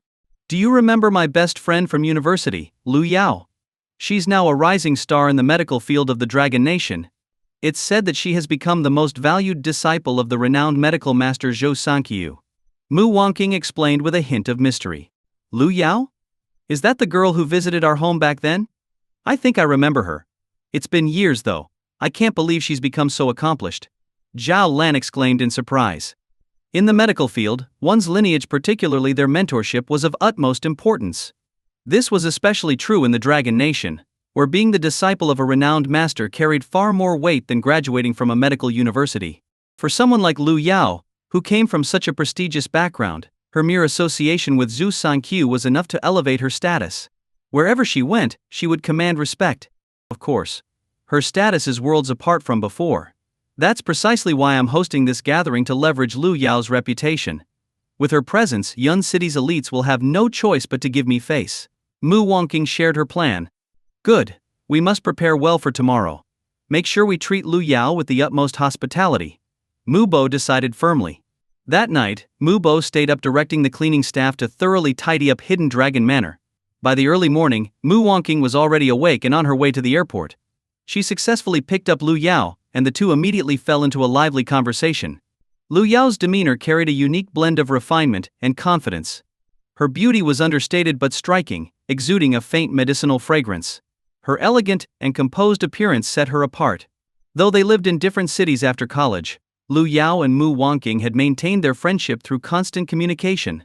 Lu Yao, who was extremely career-driven, believed that women should strive to elevate themselves through their own abilities. Because of this, she had always disapproved of Mu Wangqing's early marriage, even harboring resentment over it. In fact, Lu Yao had played a role in encouraging Mu Wangqing's decision to divorce. When they returned to Hidden Dragon Manor, Lu Yao's eyes lit up as she took in the luxurious surroundings. Wangqing, I didn't expect your home to be this extravagant. Lu Yao exclaimed in amazement. Well, I owe it to my sister, Mu Qingzhu. She's the chairwoman of Yun City's Chamber of Commerce now. Mu Wangqing replied with a modest smile. You see, I told you before, women should focus on their careers. You got married too early. Marriage is a woman's grave. Only by strengthening yourself can you find a man who truly matches you. Lu Yao sighed, shaking her head. You're right. I didn't understand back then, but I do now. My priority is to climb higher, step by step. Marriage and love? They don't matter, Mu Wangqing agreed, taking a deep breath. She felt Lu Yao's words rang true. Only when her own status and influence were significant could she meet a man worthy of her. Take Yi Chen, for example. As Mu Wangqing climbed higher in Yun City's social circles, Yi Chen seemed like someone from an entirely different world. While Mu Wangqing now had access to people like Wu Feng, she knew even he wasn't ideal as a partner. After all, there were always greater heights and more powerful figures. As Lu Yao and Mu Wangqing entered Hidden Dragon Manor, the Mu family greeted them warmly, eager to ingratiate themselves. Lu Yao responded politely but remained somewhat reserved. Just then, Yi Chen came down from upstairs, having just woken up. At the sight of Yi Chen, the Mu family's expressions darkened. Lu Yao frowned as well. Though she had never met Yi Chen in person, she recognized him from the photos Mu Wangqing had sent her. With a haughty look, she glanced at Yi Chen and spoke coldly. So, you're Yi Chen? As expected, you're just as worthless as the rumors say. Lu Yao, as the personal disciple of a renowned medical master, was highly esteemed. Not just in this small city of Haixing, but even in Jiangzhou, she was considered one of the top talents. Yi Chen frowned. He had heard of Lu Yao but had never met her before. Now, upon their first encounter, she carried herself with an air of superiority. This woman truly thought highly of herself. Yi Chen couldn't be bothered to engage with her, turning his head away indifferently. Seeing this, Lu Yao's face darkened instantly. Did she see that right? Yi Chen actually dismissed her. Who did he think he was? She was Lu Yao, a prodigy in the medical field of Jiangzhou, the prized disciple of the legendary medical master Zhu Sanqiu. Forget a small place like Yun City. If Lu Yao spoke, countless talents from Jiangzhou would come flocking to her. And yet, who was Yi Chen? What qualifications did he have to act so arrogantly? Hey, Wangqing, is this the man you once chose? Before meeting him, I thought he must have had something extraordinary to make you fall for him. But now, I see he's nothing more than an ordinary man. Lu Yao scoffed, shaking her head in disappointment and mockery. He's not that bad, Mu Wangqing replied awkwardly. Lu Yao's blunt words embarrassed her, as they indirectly criticized her judgment. Your problem is your poor taste in people. A man can be poor and lack money, but if he has ambition, he can build himself up from nothing. In Jiangzhou, I know many young talents. Despite coming from poor families, they've risen to prominence through their drive and determination. But look at him, he has nothing, no ambition, yet he puts on this haughty demeanor. A man who doesn't understand his place will remain a failure his entire life. Lu Yao's face was full of disdain as she criticized Yi Chen. It was evident she looked down on him from the very depths of her heart. Mu Wangqing listened to Lu Yao's lecture and couldn't help but feel a sense of admiration. Back in university, the two had been close friends, and even campus belles. In some ways, Mu Wangqing had been more outstanding than Lu Yao at the time. But after graduation, Lu Yao had chosen to further her education, while Mu Wangqing had chosen marriage to Yi Chen. If she had chosen a different path back then, perhaps she would now be surrounded by exceptional talents too. You're right. Back then, I must have been out of my mind, Mu Wangqing sighed. It's all right. Realizing the truth now is better than never. Men like him are best left behind, Lu Yao comforted her with a smile. Yi Chen watched the two women, his eyes filled with disdain. How full of themselves did they have to be to spout such nonsense in front of him? They didn't even realize how ridiculous their words sounded to someone like him. Feeling Yi Chen's gaze, Lu Yao frowned. What are you looking at? Yes, we're talking about you. As a man, don't you find it laughable to have sunk to this level? Lu Yao mocked him, her tone dripping with contempt. What's so laughable about it? But you, do you even know me? Standing here spouting nonsense. Frankly, someone of your caliber isn't even worth my notice. A so-called medical prodigy? You're worthless in my eyes, Yi Chen shrugged, speaking plainly. What? Hearing his words, both Mu Wangqing and Lu Yao widened their eyes in shock. Was this guy just spouting nonsense without thinking? Yi Chen, stop talking nonsense. Lu Yao is the disciple of medical master Zhu Sanqiu. Saying such things will get you into trouble. Mu Wangqing glared at Yi Chen, worried he might offend Lu Yao. Lu Yao, however, wasn't angry. Instead, she looked at Yi Chen with even more disdain, as if his words weren't worth her getting upset over. Do you think boasting will earn you respect? Men like you are the most useless.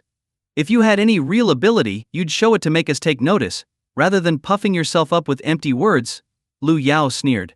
Mu Wangqing admired Lu Yao's composure and poise. In just a few years, Lu Yao's demeanor had transformed remarkably.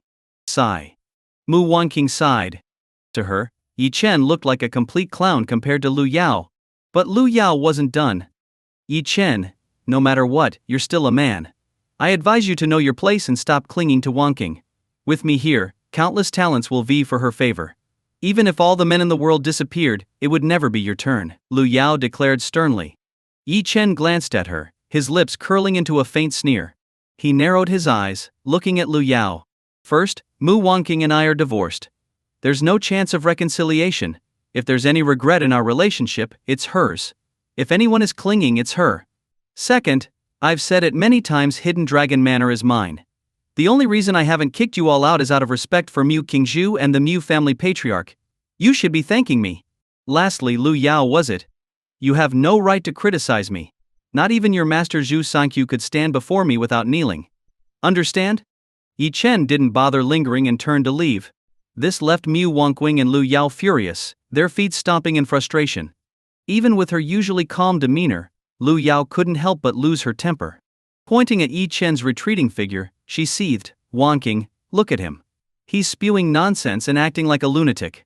A man like him wouldn't even qualify to step into the circles I'm in. Mu Wangqing felt deeply embarrassed, disappointed by Yi Chen's words. If it were just a verbal spar with Lu Yao, she wouldn't have minded.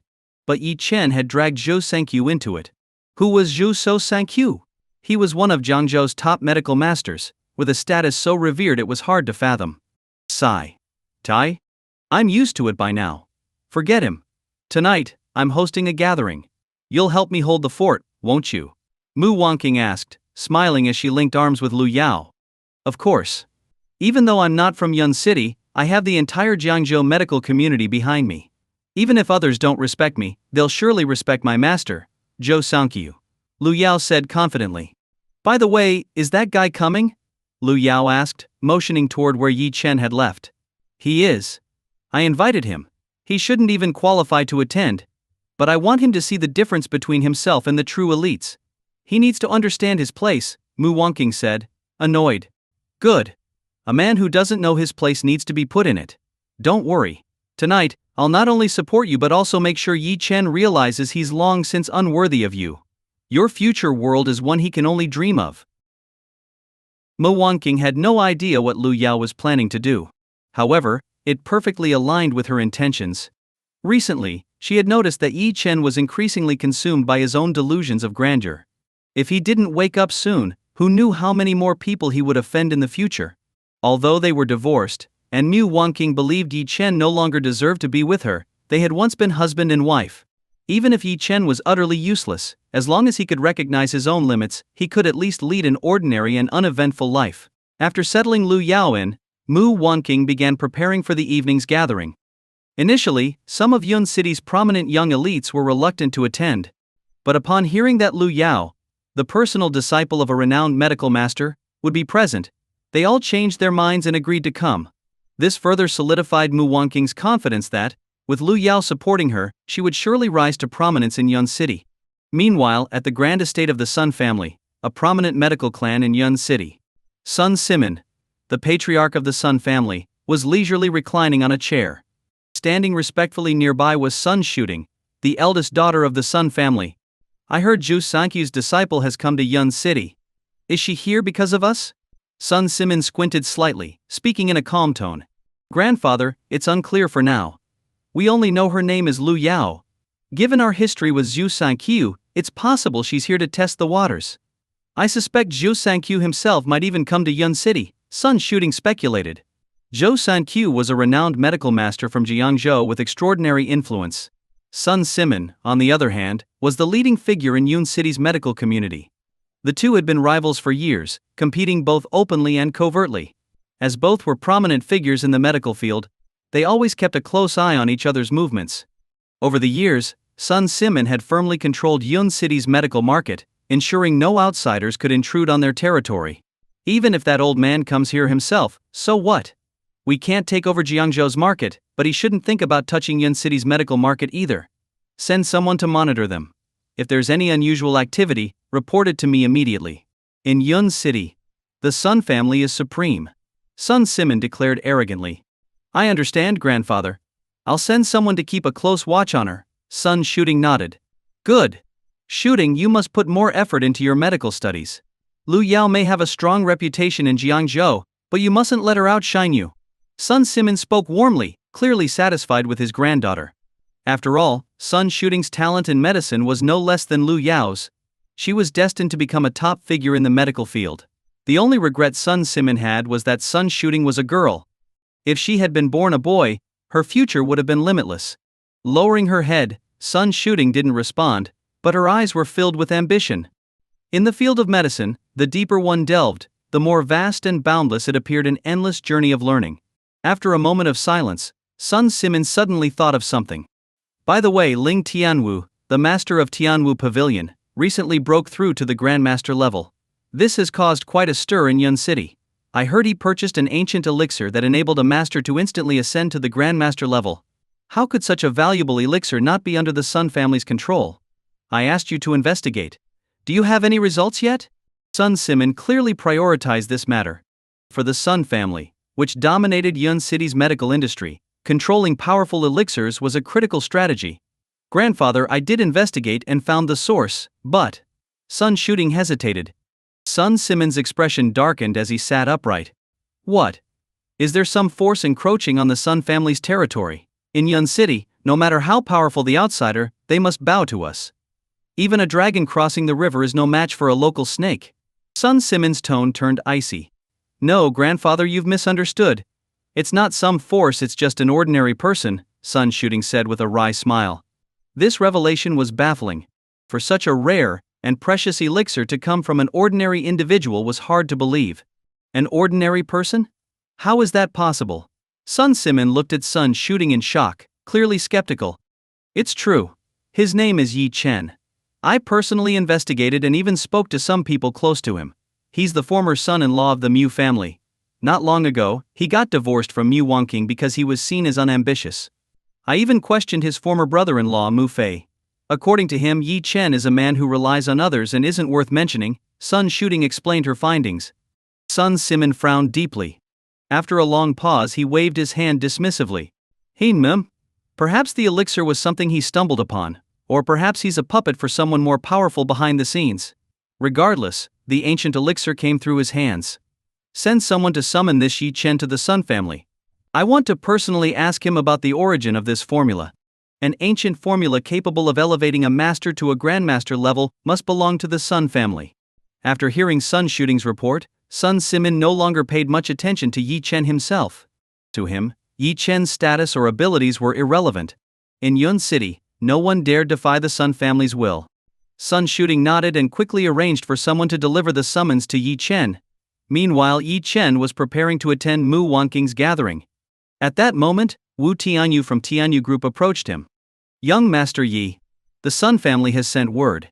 They're demanding you visit their estate to explain the matter of the ancient elixir sold at the recent auction, Wu Tianyu said cautiously. What? Yi Chen was taken aback. The Sun family was summoning him to explain himself? What was the Sun family? Were they even qualified to issue such a demand? Yi Chen didn't even bother to take their message seriously. Plenty of forces had set their sights on his ancient elixirs. But how many of them had the ability to seize anything from him? The Sun family? They didn't even make the list. The Sun family? What rock did they crawl out from? Tell them to get lost as far as possible. Don't embarrass themselves by showing up here. Wu Tianyu heard Yi Chen's words, and involuntarily shrank his neck. Wasn't this the kind of thing only Yi Chen dared to say? Telling the Sun family to get lost as far as possible? Even Wu Tianyu wouldn't dare to do that. After all, the Sun family was the pinnacle of influence in Yun City's medical community, controlling the entire medical industry there. The head of the Sun family, Sun Simin, was even considered a medical titan of Yun City. His status and influence were almost on par with Zhu Sankyu of Jiangzhou. What was even more significant was the rumor that the Sun family was backed by a powerful force from Shengjing. So, despite the Sun family's near monopoly over Yun City's medical market, which made countless people envious, few dared to oppose them. That wasn't the worst of it. The most suffocating aspect of the Sun family's dominance in Yun City was their control over the sales of medical pills.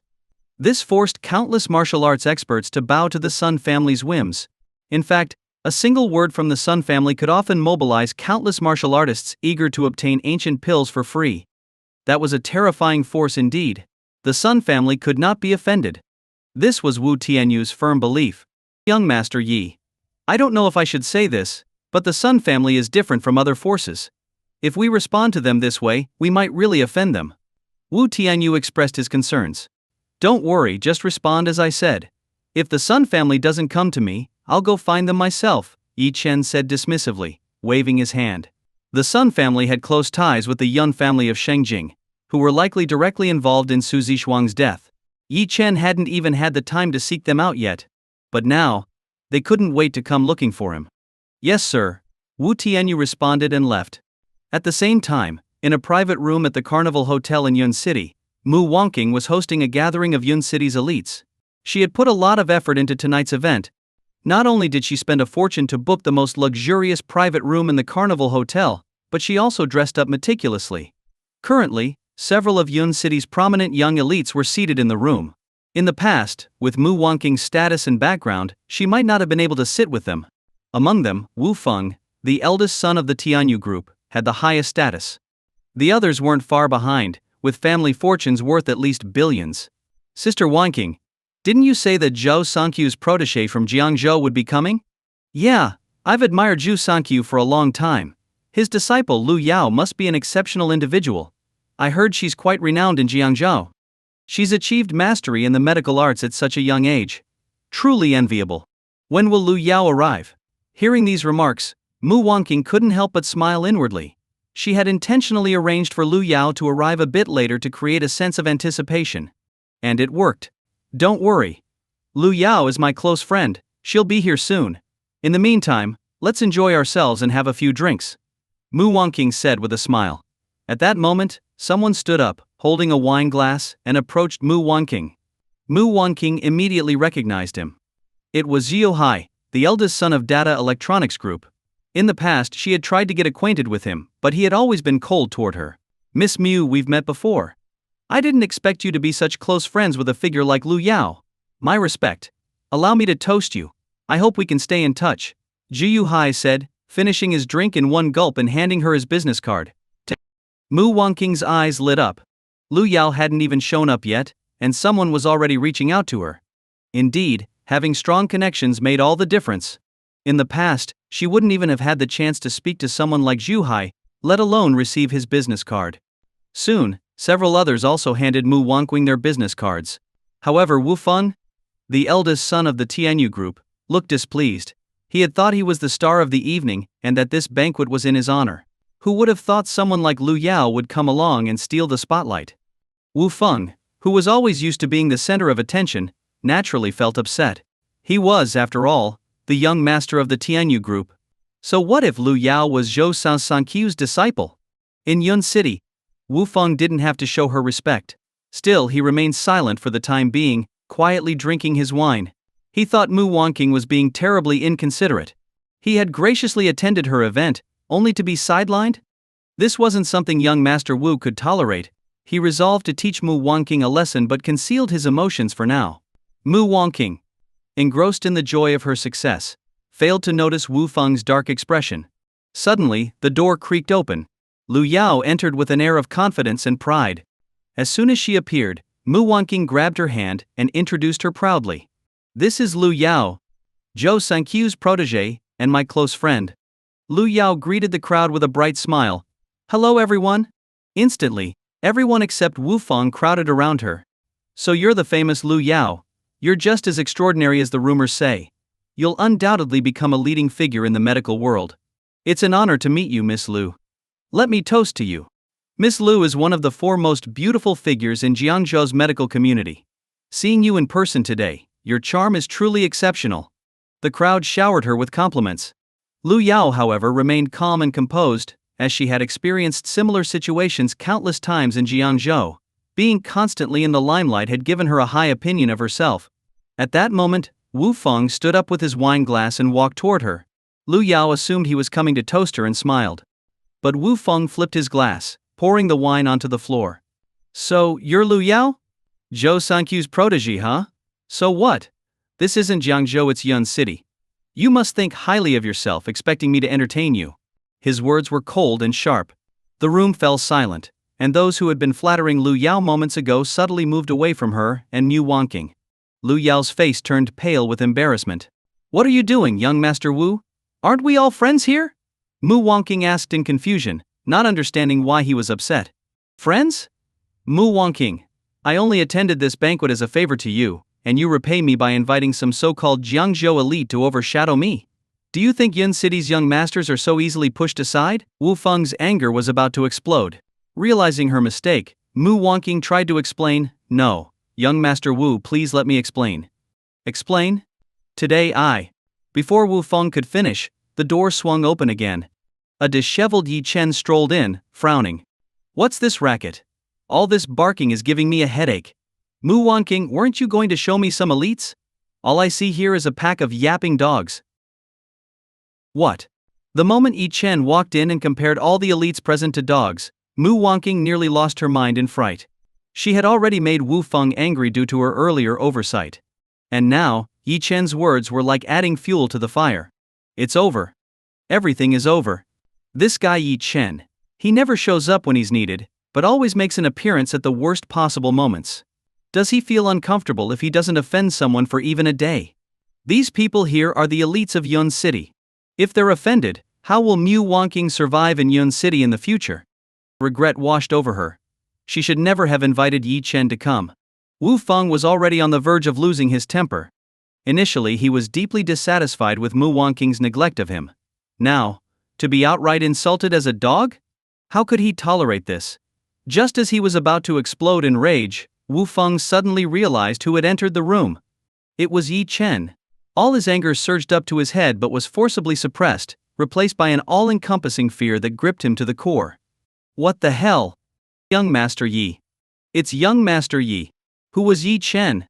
He was a man of absolute power, someone capable of making the entire Wu family submit to his authority. He was also the hidden new owner of Tianyu Group. Forget Wu Feng, even his father, Wu Tianyu, was utterly insignificant in front of Yi Chen. Wu Feng could never have imagined that someone of Yi Chen's terrifying status would attend such a low-level gathering. Yes, low-level. In Mu Wangqing's eyes, this was a high-profile gathering of Yun City's top elites. But compared to Yi Chen's standing, it was a painfully low-class affair. Wu Feng pointed a trembling finger at Yi Chen. You! Fear turned his face beet red, and he couldn't even form a coherent sentence. His brain seemed to have crashed. Seeing Wu Feng's expression, Mu Wanqing panicked even more. She shot Yi Chen a glare and scolded him loudly. Yi Chen, what nonsense are you spouting? Why are you always so reckless with your words? These are Yun City's elites. You can't afford to offend them. Hurry up and apologize to them right now. Mu Wanqing yelled furiously. Apologize to them? Are they even worthy? Yi Chen shrugged indifferently, his tone full of disdain. You, Yi Chen. I'm trying to help you here. To put it bluntly, compared to them, you're nothing but a loser. What makes you think you can act this way? Mu Wanqing was terrified that Yi Chen would offend these young masters. It wouldn't be the first time Yi Chen had courted disaster. If the elites held her responsible for Yi Chen's actions, she would be doomed. Hearing Mu Wanqing's words, Wu Feng was completely dumbfounded. What the hell? Did he hear that right? What was Mu Wanqing doing? She actually called Yi Chen a loser? What kind of joke was this? Just that one sentence was enough to make Wu Feng feel like he was about to collapse. She's gone mad. Mu Wanqing must have gone mad. Who was Yi Chen? Before Wu Feng could fully process what was happening, Mu Wanqing walked up to him. Young Master Wu, I sincerely apologize. Today's neglect was my fault. You are my most distinguished guest, and I never intended any offense. As for Yi Chen, he's just my ex-husband. I apologize on his behalf for his rash behavior. Please forgive us. Mu Wanqing bowed deeply to Wu Feng and the others. Hearing this, Wu Feng's face turned as pale as a sheet. He couldn't make sense of the situation. Yi Chen was Mu Wanqing's ex-husband? Why ex-husband? Did Mu Wanqing not know Yi Chen's identity? If Wu Feng had known earlier that Mu Wanqing had this kind of connection with Yi Chen, he wouldn't have dared to act so arrogantly. What now? Looking at Yi Chen's calm demeanor, Wu Feng swallowed all the words he wanted to say. Yi Chen's status was so high that he didn't even dare to speak casually. The others noticed Wu Feng's lack of reaction and assumed he was still angry. Having recovered from her earlier embarrassment, Lu Yao decided to step forward. Although she had been highly sought after in Jiangzhou, she realized that she was a newcomer to Yun City and should lower her posture. She took a step forward and said, Young Master Wu, I may not be from Yun City, but I came here to make friends. I hope you'll show me some respect. What do you say? Her tone was neither servile nor overbearing. Wu Feng could have ignored her plea, but with Yi Chen in the room he didn't dare harbor any resentment. Finally regaining his composure, Wu Feng forced an awkward smile. No problem. We're all friends here. Please, let's sit down and enjoy ourselves. His words instantly diffused the tense atmosphere. Mu Wanqing breathed a sigh of relief. It seemed that Lu Yao's reputation carried weight. Wu Feng must have been upset only because he felt neglected. Now that Wu Feng was no longer angry, the mood among the guests improved. Wu Feng walked over to Yi Chen. Young Master Yi, please have this seat, he said respectfully, offering Yi Chen the central position. The others appeared relaxed, but Wu Feng was on edge. He sat upright, beads of sweat forming on his forehead, while Yi Chen reclined lazily on the sofa with his legs crossed, as if he didn't care about anyone present. The stark contrast between Wu Feng, the young master of Tianyu Group, and Yi Chen, whom Mu Wanqing had dismissed as a loser, left everyone feeling uneasy. The gathering soon ended. Finding it dull, Yi Chen left without saying a word. Wu Feng quickly followed him out. In the private room, only Mu Wanqing and Lu Yao remained. Both women finally let out a sigh of relief. It's over. Tonight was so nerve-wracking. We almost offended Wu Feng, and Yi Chen only made things worse. Thank goodness for you, Lu Yao. Otherwise I wouldn't have known what to do, Mu Wanqing said, still shaken. In her mind, Wu Feng's eventual calmness was entirely due to Lu Yao. I think you're giving me too much credit. Yun City isn't Jiangzhou after all. I don't believe Wu Feng has truly let this go, Lu Yao replied, shaking her head. I thought it was strange too. Wu Feng seemed uninterested in us but was oddly friendly toward Yi Chen. It doesn't make sense, Mu Wanqing said, puzzled. That's exactly why I think he hasn't forgiven us. We upset him tonight. But with me here, he couldn't outright confront us without appearing petty. Instead, he took another approach, elevating Yi Chen, this so-called loser, to humiliate us. In his eyes we're even less than Yi Chen, Lu Yao explained calmly. Mu Wanqing's eyes widened as realization dawned. Now that she thought about it, it made perfect sense. Given Wu Feng's status, there was no reason for him to treat Yi Chen so respectfully. Initially, he had been ready to explode with anger, even pointing at Yi Chen in rage.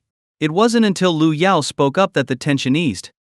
Afterward, Wu Feng's attitude shifted completely, showing great deference to Yi Chen. Initially, Mu Wanqing couldn't understand it. But after hearing Lu Yao's analysis, everything became clear.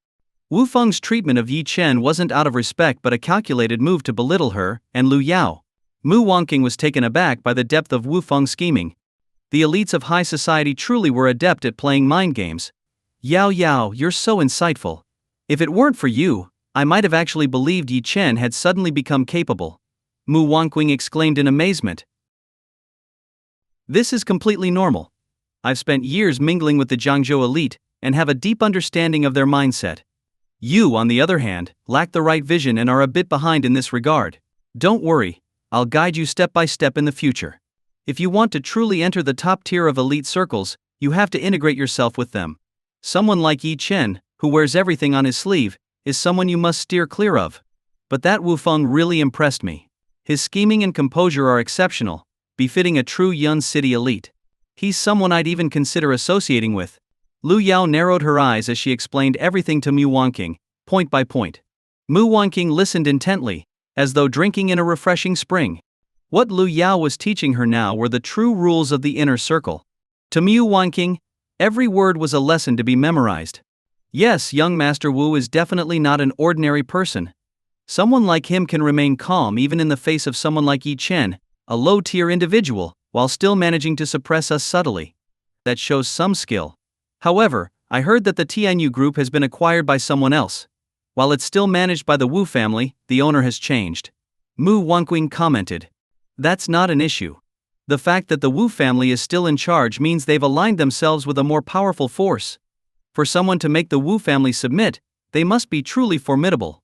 By pledging allegiance, the Wu family is bound to rise even higher, Lu Yao analyzed sharply. The two of them sat in the private room, talking for a long time.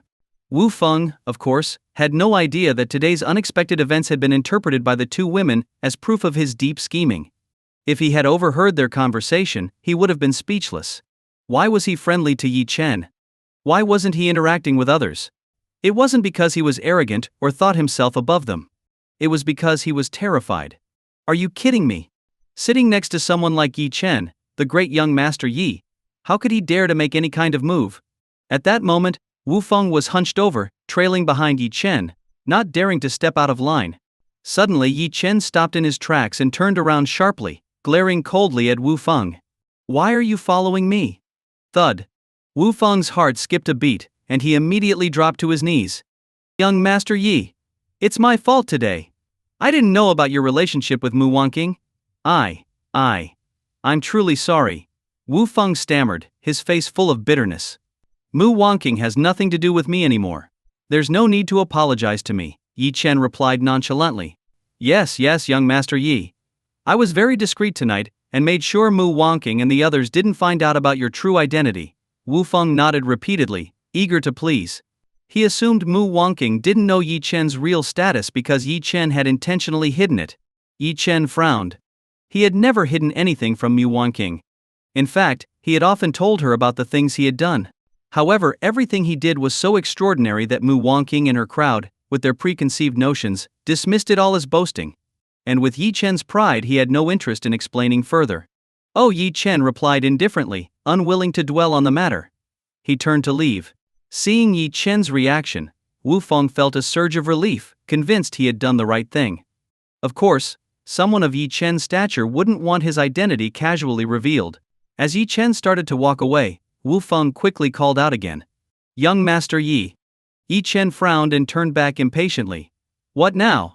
Young Master Yi, because of Miss Mu Wanqing's unique connection to you, her Qingjuan company is planning a collaboration with our Tianyu group. However, after reviewing Qingjuan's qualifications, it doesn't meet the standards. What should I do? Wu Feng asked cautiously. After all, Yi Chen was the true owner of the Tianyu group now, and Wu Feng was essentially working for him. For such tricky matters, he naturally sought Yi Chen's guidance. Yi Chen furrowed his brow slightly. Oh, if their qualifications don't meet the standard, then don't collaborate. I've already said, she and I have no ties anymore. Handle it as you see fit, and don't bother me with such matters in the future, Yi Chen said curtly before walking away. Wu Feng bowed repeatedly, only relaxing once Yi Chen had left. What a suffocating presence. This was the power of young Master Yi. Wu Feng couldn't help but wonder if Mu Wanqing had lost her mind.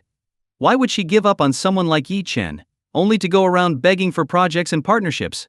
First she sought help from Li Qiang, and now she was chasing Lu Yao. Do these people have any real influence? Even combined, they weren't worth a single word from Yi Chen.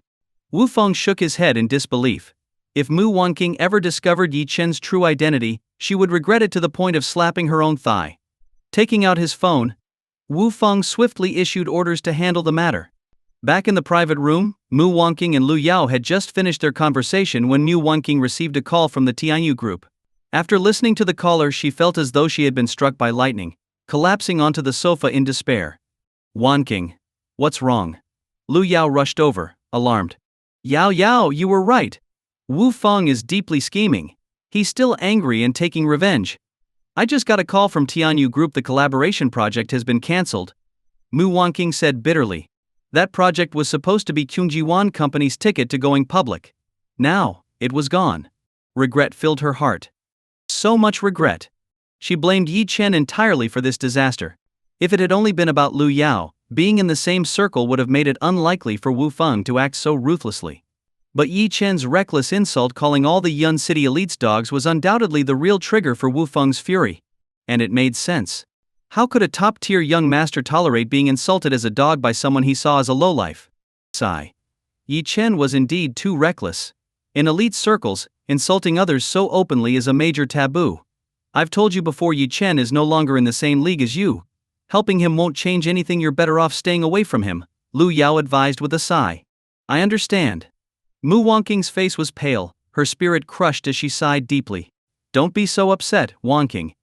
Even though you missed out on the Tianyu Group opportunity, I'll help you regain this chance soon. Lu Yao quickly reassured her. Really? Mu Wanqing's eyes lit up as she looked at Lu Yao. Of course. But it's a secret for now. My master Zhu Sanqiu will soon establish a deep collaboration with Mingzhu Group. I'm here to meet with Mingzhu Group's Lu Miaoyin. If our cooperation succeeds, I'll recommend you to her, Lu Yao said confidently. Mingzhu Group? Mu Wanqing's eyes brightened. She had previously worked with Mingzhu Group, but after their last project ended, their attitude toward her had grown cold, and all follow-up projects were rejected. If Lu Yao could help her rebuild this connection, it would be a dream come true. After all, Mingzhu Group was even more powerful than Tianyu Group. Determination reignited in Mu Wanqing's eyes. Back at the Hidden Dragon Villa, Mu Bo and Zhao Lan eagerly approached. Daughter, how did it go? Seeing Yi Chen heading upstairs, Mu Wanqing's anger flared. How did it go? Yi Chen ruined everything. Can you imagine? I brought him along to broaden his horizons, and the moment he entered the private room, he insulted all of Yun City's elites by calling them dogs. Because of him, we've offended the entire elite circle of Yun City. What? Boom. The Mu family was stunned. All their eyes locked onto Yi Chen, their anger surging. The few people staring at Yi Chen seemed ready to burst into flames, their anger burning in their eyes. Zhao Lan slapped her thighs and began to wail, tears streaming down her face. Oh heavens! What kind of sin did our Mu family commit to be burdened with such a disaster? Mu Bo glared at Yi Chen with fury, his gaze practically searing through him. After all, if the collaboration with Tianyu Group had succeeded, Qinjuan would have gone public within days. The Mu family would have been swimming in wealth. Walking out in public, they would have been regarded as people of high stature. But now, everything had been ruined by Yi Chen. Yi Chen, why would you do this? Even if you won't help our Mu family, how could you harm us? Over the years you've lived off us, eating and drinking without contributing a penny. How could you turn out to be such an ungrateful wolf? Mu Bo yelled, his eyes bloodshot and his voice filled with hysterical rage. Yi Chen looked at them calmly. You're hilarious. I've already divorced Mu Wanqing. Why should I help you? Who's the real ungrateful one here? Without me, would your Mu family have the fortune you enjoy now? Without me, would you even be living in Hidden Dragon Villa? Let me make this clear, canceling your Tianyu Group contract was a matter of a single word from me. Consider it a small lesson. And I advise you don't provoke me further. Otherwise I won't hesitate to make you lose everything. Yi Chen's voice was icy cold, his narrowed eyes piercing through them. To be honest, Yi Chen had long been disappointed in the Mu family. However, his stature was so far above theirs that they were like ants to him, not even worth paying attention to. With that, Yi Chen turned and walked away, leaving the Mu family in a frenzy of anger. Did you hear that? What did he just say? Our Mu family owes everything to him. The audacity. His shamelessness is truly unmatched. Mu Bo raged, unable to contain himself. Did you hear what else he said? He's threatening to make us lose everything. Today he deliberately caused trouble at Wanking's banquet, offending Yun City's elites. This is his revenge against us. Zhao Lan added angrily. Unbeknownst to Yi Chen, the Mu family had twisted his words entirely. When Yi Chen mentioned that he was the new owner of Tianyu Group and could cancel the coveted contract with a mere word, they interpreted it as pettiness, a personal vendetta against them. Mu Wanking, her face flushed with anger, was on the verge of losing her mind. This is infuriating. We can't just let this slide. If Yi Chen continues behaving like this, we'll all be dragged down with him. She took a deep breath, her voice trembling with indignation. Lu Yao stepped in, placing a calming hand on Mu Wanking's shoulder. Wanking, don't get worked up. Arguing with someone like Yi Chen is pointless. My master, Zhou Sankyu, is already on his way to Yun City. He's about to meet Lu Mieyoyan, the president of Mingzhu Group. What you need to do now is focus on seizing this opportunity. As for Yi Chen, you can deal with him whenever you want. Her words managed to pacify Mu Wanking somewhat. You're right. Let's go pick up your master. When the time comes, please put in a good word for me. If I can secure a contract with Mingzhu Group, I'll be forever grateful to you, Yao Yao. Hearing this, Mu Wanking's anger subsided, replaced by a determined expression. She and Lu Yao turned to leave, ready to pick up Zhao Sankyu. Meanwhile, Mu Bo, Zhao Lan, and Mu Fei were still fuming. Mu Fei, in particular, was so angry his face had turned red. As the only son of the Mu family, he had been confident that even if Qinjuan wasn't handed directly to him, he would at least receive a significant share of its profits. Now, everything was gone. All because of Yi Chen. Dad, Mom, are we really going to let Yi Chen off the hook? I can't swallow this anger. Mu Fei shouted, clenching his fists tightly. You're right. We can't let him get away with this. Not only should he stay away from wanking, but we need to kick him out of here entirely. Our Mu family won't support this freeloader anymore. Zhao Lan added, her anger boiling over. With that, the three of them stormed out of the living room, heading straight for Yi Chen. Yi Chen, who was about to leave, frowned as they approached, his gaze calm and indifferent. Seeing Yi Chen's composed demeanor only made Mu Fei angrier. Yi Chen, I want you out of Hidden Dragon Villa right now. Don't think for a second that just because my second sister, Mu Kingsno, is protecting you, you can act as you please. I'm the only son of the Mu family, and I have the right to throw out an ingrate like you. If you don't leave, don't blame me for being rude. Mu Fei jabbed his finger at Yi Chen, yelling furiously. To him, Yi Chen was nothing more than a useless freeloader. He thought that with a bit of intimidation or perhaps some force he could easily kick Yi Chen out. You want me to leave? Yi Chen's voice was cold as he looked at Mu Fei. His patience with the Mu family had already reached its limit. Previously he had tolerated their behavior out of respect for the Mu family's grandfather, who had sacrificed his life for Su Zishuang, and for the grandmother who had always been kind to him. But now, even Mu Fei dared to push his luck. That's right. Leave or I'll beat you up. Mu Fei raised his fist, about to deliver another threat. But before he could finish his sentence, smack! A sharp sound echoed as a red handprint appeared on Mu Fei's face. He was utterly stunned, unable to process what had just happened. You useless piece of trash. How dare you hit me? Mu Fei stammered, his disbelief palpable. He never imagined that someone he considered a freeloader would dare to strike him. Zhao Lan and Mu Bo, seeing their son get hit, were instantly incensed. You bastard! Yi Chen, how dare you hit my son? Yi Chen, have you lost your mind? Do you realize what you've done? You've caused a huge problem now. You've gone too far this time. Zhao Lan and Mu Bo roared, pointing at Yi Chen in fury. Yi Chen looked at them coldly and sneered. Gone too far? People like you dare to call yourselves the heavens? Why did I hit him? Because he deserved it. Without waiting for a response, Yi Chen raised his hand again. Smack! Smack! Smack! A series of slaps landed on Mu Fei's face, swelling it up like a pig's head. You bastard! How dare you hit my son? I'll fight you! Mu Bo and Zhao Lan rushed forward, ready to confront Yi Chen. Yi Chen turned abruptly, his eyes flashing with a terrifying aura. The intensity of his gaze froze them in their tracks, their bodies trembling uncontrollably. The fear in their hearts was overwhelming. How could this man, who they thought was useless, have such a terrifying presence? Seeing them cower, Yi Chen grabbed Mu Fei like a ragdoll and flung him out of the villa's gates. Mu Fei, from now on, you're banned from Hidden Dragon Villa. If you dare set foot here again, I'll beat you every time I see you. Rebellion. This is outright rebellion. I don't believe it. You, a worthless trash, think you can drive me out? Mu Fei shouted hysterically at Yi Chen, glaring at him with rage. As he spoke, he strode toward the entrance of Hidden Dragon Villa. However, the moment his foot crossed the threshold, Yi Chen's eyes turned icy cold. Without hesitation, Yi Chen grabbed Mu Fei and tossed him out like a piece of garbage. This happened multiple times. By the end, Mu Fei was utterly humiliated, close to tears. A grown man, reduced to sobbing uncontrollably, his wails echoing through the air. Seeing this, Zhao Lan and Mu Bo were beyond furious. To be oppressed and humiliated by someone they considered worthless, this was a fate worse than death for them. Yi Chen, however, had no interest in wasting any more time with them. He turned to the guards standing nearby and pointed at Mu Fei, his voice calm but commanding. You, make sure he doesn't step into this villa again. The guards shivered slightly before responding in unison. Understood, young Master Yi. With his instructions given, Yi Chen walked away. The moment Yi Chen left, Zhao Lan hurriedly waved Mu Fei over. Son, come back inside. Mu Fei, still fuming, stormed toward the villa. But just as he took a few steps, the guards blocked his path.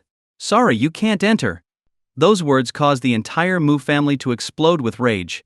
Not only had they been humiliated by Yi Chen, but now even these mere watchdogs dared to stop them. It was outright defiance, flipping the social order on its head.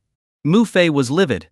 Pointing a trembling finger at one of the guards, he began cursing. You damn watchdogs. Who do you think feeds you? Do you even know whose property this is? How dare you block me? Do you believe I won't have you fired on the spot? The guards remained unfazed. Apologies. But you cannot enter, one replied indifferently, without even sparing Mu Fei a glance. To them, there was only one person whose orders mattered: Yi Chen. Zhao Lan, enraged by this blatant disregard for her family, shoved the guards in frustration. What is wrong with the world today? First Yi Chen, that piece of trash, rebels against us. Now even you watchdogs are stepping on us. Move aside. This villa belongs to the Mu family. How dare you servants act like you're the masters? The guards stood firm. Sorry, he cannot enter. No matter how much the Mu family raged, the guards repeated the same words, unwavering in their resolve. This infuriated the Mu family even further. Call her. Call King Snow right now. This has gone too far. If they don't listen to us now, what's next? Are we just going to let Yi Chen take over the Mu family? Mu Bo growled in frustration as he pulled out his phone to call Mu King Snow. Unfortunately, Mu King Snow was currently fully occupied with integrating the 7-colored pharmaceutical group. She hadn't even returned home in days, let alone answered her phone. Damn it. She's not picking up. Mu Fei screamed in frustration, nearly losing his mind. The idea of being expelled from Hidden Dragon Villa was unbearable to him. This villa was registered under Mu King Snow's name, which meant it belonged to the Mu family. Yet Yi Chen had taken advantage of her absence to act as though he owned it. And the guards, those damn guards, chose to obey Yi Chen over them. Just you wait, Yi Chen. And you guards too. I'll make sure you all pay for this. Seething with anger, Mu Fei took out his phone and called Mu Wangqing. He cried dramatically, exaggerating the events as he described how Yi Chen had bullied their family, hit him, and thrown him out of the villa. What he wanted was simple: to see Yi Chen taught a harsh lesson and driven out of Hidden Dragon Villa, reduced to begging on the streets. After ending the call, Mu Fei turned to Zhao Lan and Mu Bo. Don't worry, Mom and Dad. Big Sister has already promised me that Yi Chen will be severely punished. Just wait and see, this won't end here. At that moment, Mu Wangqing frowned as she listened to Mu Fei's tearful complaints over the phone. She and Lu Yao were on their way to pick up Zhou Sanqiu.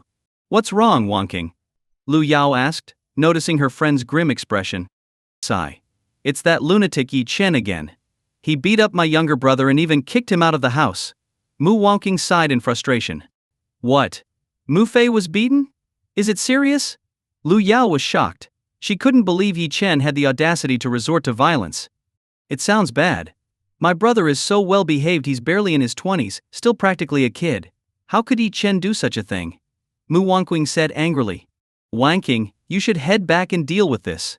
This isn't a trivial matter, Lu Yao advised. But we're supposed to pick up your master and then head to Mingzhu Group. Mu Wanqing hesitated. Don't worry, I've got it covered.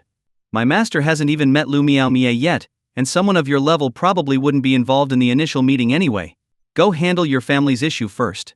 I'll call you when it's time for introductions. Lu Yao reassured her with a smile. Hearing this, Mu Wanqing reluctantly agreed. After bidding Lu Yao farewell, she rushed back to Hidden Dragon Villa, feeling a growing headache. Yi Chen's behavior had been growing increasingly outlandish lately, constantly causing trouble. It was exasperating. Perhaps this was the difference between their social circles and statuses. Mu Wanqing had spent years climbing the ladder of Yun City's upper-class society, while Yi Chen remained stagnant, stuck in his narrow worldview. The recent conflicts between them were inevitable. They simply no longer saw the world through the same lens. Not long after Mu Wanqing left, Zhou Sanqiu, the renowned medical expert of Jiangzhou, arrived at the airport with his assistant. Zhou Sanqiu, a man in his 50s or 60s, exuded an air of quiet arrogance that kept others at a respectful distance. Master. Lu Yao hurried forward, greeting him with reverence. To Lu Yao, Zhou Sanqiu was someone she held in awe. As a medical titan of Jiangzhou, he commanded respect from countless elites, bowing to no one despite their wealth or power. Since becoming his disciple, she had never seen him compromise with anyone of influence. This made Lu Yao incredibly proud. Take me to Mingzhu Group, Zhou Sanqiu said calmly, nodding slightly. Lu Yao, having prepared everything in advance, led her master to the car and drove straight to Mingzhu Group. Upon entering Mingzhu Group, they were greeted by Lu Miaoyan's secretary, who was already waiting for them. Mr. Zhou, our president is expecting you upstairs. Please come with me. The others will wait here. The secretary's tone was polite but firm. Stay here and don't cause any trouble, Zhou Sanqiu instructed his entourage before following the secretary. Lu Yao pouted slightly, realizing that whatever discussions were about to take place were beyond her level of access. She could only wait downstairs. Bored, she began to admire the grandeur of Mingzhu Group's headquarters. The opulence was breathtaking. As she looked around, a familiar figure suddenly caught her eye, making her gasp in surprise. Without thinking, she blurted out, Yi Chen. What's a piece of trash like you doing here? Lu Yao was on the verge of losing her mind. How could she run into Yi Chen everywhere? And this was the Mingzhu Group. What on earth was Yi Chen doing here? Could he have been secretly following her? She had heard the Mu family talk about him. Yi Chen was known for living off women. First, it was Mu Wanqing. After their divorce, he latched onto Mu Qing's. Rumor had it he was even involved with some heiress of the Luo family. And now, was he targeting her? I'll go wherever I want. What does it have to do with you? Yi Chen said casually, his tone indifferent as he glanced at her. Hhe. Yi Chen, don't think I don't see through your intentions. Let me tell you, all your little tricks make you look like nothing more than a clown in my eyes. Lu Yao said angrily. She was the personal disciple of Jiangzhou's most renowned medical expert, destined to become a leader in Jiangzhou's medical field. Even now, countless prodigies from Jiangzhou were vying for her attention, though she found none of them worthy. Lu Yao believed that someone with her status and abilities deserved a partner who was a true hero, commanding great power and respect. She had no interest in those so-called elites. And yet, here was Yi Chen trying to pursue her. It made her feel utterly uncomfortable. Yi Chen couldn't help but chuckle at her delusions. Oh? Then why don't you tell me what exactly are my intentions? He asked mockingly. Isn't it obvious? You're used to living off women. Don't think that just because you have a decent face you can flirt your way around. I'm not some naive girl like Mu Qing's, nor am I like that Luo King Qiu. Even if you shamelessly follow me, I won't give you a second glance. Let me make this clear, even if every man in the world were to die, I still wouldn't choose you. Lu Yao puffed out her chest, staring down at Yi Chen with an air of superiority. Hearing her words, Yi Chen was speechless. This woman was unbelievably self-absorbed. Did she really think she was some kind of princess? And now, she thought Yi Chen was stalking her? Where did her overconfidence even come from? Haha. You? A rookie in the medical field? I really don't know where you get your confidence from. Move aside and stop blocking my way. Honestly, you should probably get your head checked at a hospital, Yi Chen retorted sarcastically, clearly annoyed. Without sparing her another glance, he strode past her and into the elevator. Lu Yao was so infuriated by his words that she was left trembling. A rookie? He called me a rookie in the medical field? That's absurd. She was a rising star among Zhang Zhangzhou's younger generation of medical practitioners. Staring at Yi Chen's back as he walked away, Lu Yao snorted angrily. He's triggered. He's definitely triggered. Does he think I'm like those ordinary, shallow women? Following me around and then trying to play hard to get to grab my attention. Yi Chen, you've underestimated me. Someone like you? You'll never be good enough for me, not in this lifetime. Ignoring Lu Yao's rants, Yi Chen arrived on the 10th floor. Inside the conference room, Zhou Sanqiu, who had always carried himself with great pride in front of Lu Yao, was now standing humbly before Lu Miaoyan. The usually arrogant Zhou Sanqiu appeared unusually subdued. President Lu, may I ask why you've summoned me here today? Zhou Sanqiu asked cautiously. He hadn't originally planned to come to Yun City. After all, the medical communities of Jiangzhou and Yun City had always been at odds. But unexpectedly, he received an order from Lu Miaoyan, president of Mingzhu Group, requesting his presence. There was no way Zhou Sanqiu could refuse. What a joke. Lu Miaoyan was revered globally as a financial goddess.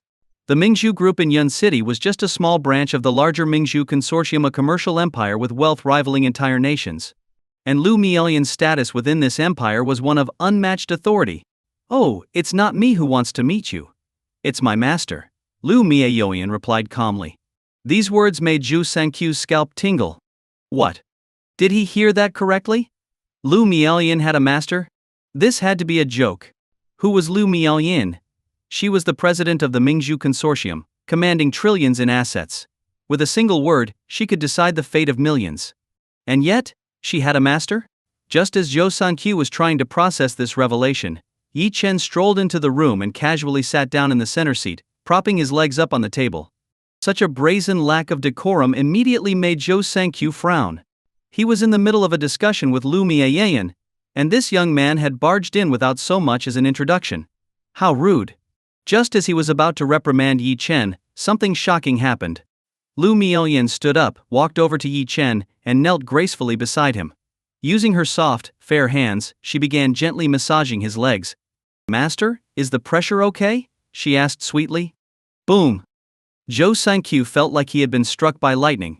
Could it be? This young man was Lu Miaoyan's master? Lu Miaoyan, who stood at the pinnacle of global wealth, was serving this young man with such tenderness. The very thought was terrifying. Zhou Sanqiu could scarcely believe his eyes. This was Lu Miaoyan, the financial goddess of Wall Street, reduced to massaging the legs of a man who looked barely out of his 20s. Just who was this Yi Chen? He was beyond terrifying, he was unfathomable. Him. Yi Chen responded nonchalantly, then glanced up at Zhou Sanqiu. You must be Zhou Sanqiu, right? Hearing Yi Chen's voice, Zhou Sanqiu froze, his nerves fraying. For a moment he was so tense he didn't know how to respond. Mr. Zhu, this is my master, the true owner of the Mingzhu Consortium. You may address him as young Master. Lu Miaoyan said calmly, breaking the tension. Zhou Sanqiu's awkwardness melted into deep reverence. Young master. I am Zhou Sanqiu. It is an honor to meet you, he said, bowing deeply. He felt as though he should kneel, but his legs were stiff with fear. Good.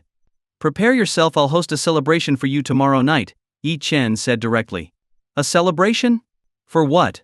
Zhou Sanqiu asked, utterly bewildered. They hadn't even discussed anything yet. What was there to celebrate? To celebrate you becoming Yun City's new medical titan. Yun City only needs one medical titan, and that's you, Zhou Sanqiu, Yi Chen declared confidently. What? Zhou Sanqiu was stunned. Yun City's medical titan? This had to be a joke. He had the skills to take on such a title, sure, but that position was already held by Sun Simon of the Sun family. And the Sun family had the powerful Yun family from Shengjing backing them. Young master, please don't joke about this.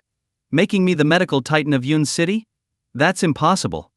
Even if I agreed, the Sun family would never allow it. Zhou Sanqiu said with a wry smile. The Sun family? What are they compared to my master? If my master says you're unworthy, then you are unworthy. If he says you're worthy, even a fool like you can become the nation's leading medical titan.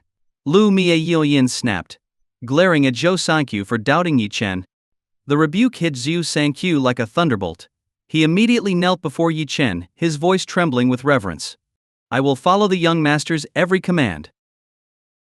Yi Chen waved his hand casually, signaling Zhou Sanqiu to leave. For Yi Chen, what mattered was Zhou Sanqiu's capabilities. As a leading medical expert in Jiangzhou, Zhou Sanqiu's skills in cultivating spiritual herbs and medicines made him a valuable asset. After all, dealing with the Sun family was simple. Yi Chen could elevate anyone to replace Sun Simin. When Zhou Sanqiu returned to the main hall downstairs, his emotions were still running high. For years, despite his credentials and abilities, which far surpassed those of Yun City's Sun Simin, he had been suppressed by the Sun family. Not because of their own merit, but because the Sun family had the backing of the Shengjing Yun family. But now, things were different. Although Zhou Sanqiu still didn't fully understand Yi Chen's true identity, one thing was clear: anyone who could command someone like Lu Miaoyan, the president of Mingzhu Group, must possess unfathomable influence. Master. How did it go? Lu Yao asked nervously when she saw Zhou Sanqiu return. Prepare yourself. Tonight Mingzhu Group will host a banquet to publicly support me as the medical titan of Yun City, Zhou Sanqiu said, his eyes gleaming with excitement. Lu Yao was stunned. What? Zhou Sanqiu was already the leading medical authority in Jiangzhou. If he were to claim the same title in Yun City, his status would skyrocket. Becoming a city's medical titan often meant gaining a monopoly over that city's medical industry.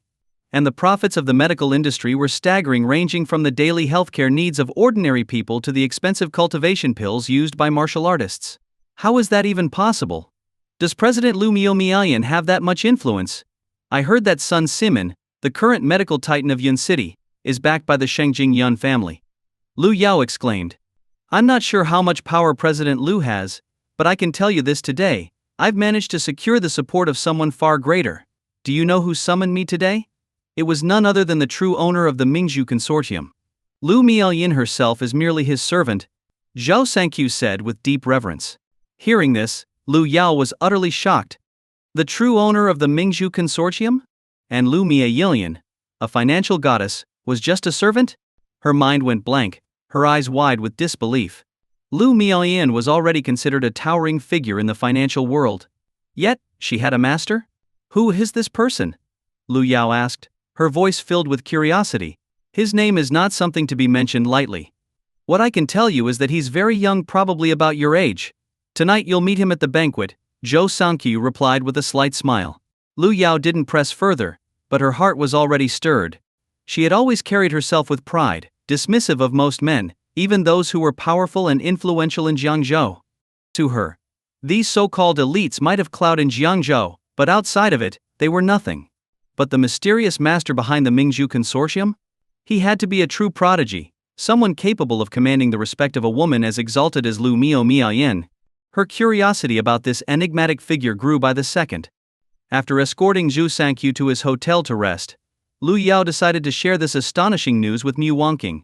She headed to the Miu family home, where she found Mu Wanqing and her family standing angrily at the entrance of Hidden Dragon Villa. Everyone's faces were flushed with frustration. Seeing Lu Yao arrive, Mu Wanqing quickly composed herself, masking her anger. Yao, you're here. Did you pick up your master? Mu Wanqing asked. Yes, I did. By the way, what's going on here? Lu Yao asked curiously. It's all because of Yi Chen. He won't let my brother into Hidden Dragon Villa, and the guards are acting like idiots, treating his words like they're royal decrees. No matter how much I plead, they won't listen, Mu Wanqing said angrily. Alright, let's not worry about that for now. I have some incredible news to share with you, Lu Yao said excitedly. Mu Wanqing's frustration gave way to curiosity. Grabbing Lu Yao's hand, she said, let's go inside and talk. With that, Mu Wanqing led Lu Yao into the villa, followed by Zhao Lan and Mu Bo, who were also intrigued. Mu Fei tried to sneak in behind them, but the guard stopped him in his tracks. His face fell. Big sister, Mom, Dad, what about me? Where am I supposed to stay tonight? Mu Fei cried out in frustration. Go back to the old house for now. When Yi Chen gets back, I'll make sure he pays for this. Mu Wanqing called back without turning around. Inside the villa's grand hall, the group gathered eagerly. Wanqing, did you know that Lu Miaoyan isn't actually the true power behind Mingzhu Group? There's a mysterious figure behind her, someone incredibly powerful, Lu Yao began, recounting everything she had learned from her master. The Miu family gasped collectively, their faces filled with shock. What? Lu Yu Miayan was merely a servant? The mysterious figure behind her must be unimaginably powerful. Are you saying your master is about to replace Sun Simon as Yun City's medical titan? Mu Wangking asked, her eyes wide with disbelief. Exactly. Tonight's banquet will make it official. And I've heard that the mysterious figure behind Mingzhu Group will also make an appearance.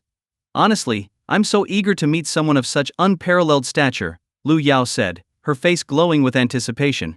Mu Wangking was equally ecstatic. With her connection to Lu Yao, and by extension to Zhou Sangqiu, her company, Kenye Yuan Group, would undoubtedly benefit from the impending monopoly over Yun City's medical market. Yao, the more you tell me, the more intrigued I am. Who is this mysterious master of Mingzhu Group? Do you think we could attend the banquet tonight? Mu Wangking asked hopefully. Yes, Yao, take your uncle and aunt with you. We've never met someone so influential before, it would be an honor. Mu Bo and Zhao Lan chimed in, pleading. Lu Yao didn't hesitate. After all, as Zhou Sangqiu's personal disciple, she had enough clout to bring a few extra guests to the banquet. Don't worry, leave it to me. Bringing a few guests to the banquet shouldn't be a problem, Lu Yao said confidently. The Mu family lit up with joy, their excitement palpable. But their happiness was short-lived. A cold voice suddenly interrupted them. I wouldn't make any promises just yet. None of you are qualified to attend tonight's banquet. Everyone turned sharply toward the source of the voice, their expressions instantly darkening. Yi Chen. Manga. He had the audacity to return. Earlier, Mu Wangking couldn't find Yi Chen and assumed he was hiding somewhere. But now, not only had he returned, he had the audacity to claim that they weren't qualified to attend the banquet. A banquet of this level? How could Yi Chen dare to make such baseless remarks? Yi Chen. What nonsense are you talking about? If we're not qualified, are you? With Yao taking us, we can go wherever we want. And you, a worthless piece of trash, what right do you have to flaunt yourself in front of us? Zhao Lan and Mu Bo, already filled with pent-up anger, erupted all at once. Lu Yao, on the other hand, looked at Yi Chen with utter disdain. This evening's banquet was being held specifically for her master, Zhou Sangqiu. In other words, it was her territory. As his personal disciple, bringing a few people along was effortless. How dare Yi Chen try to speak on this matter? Yi Chen, your vision is far too narrow. You're clearly worlds away from us and can't begin to understand our abilities. Let me tell you something.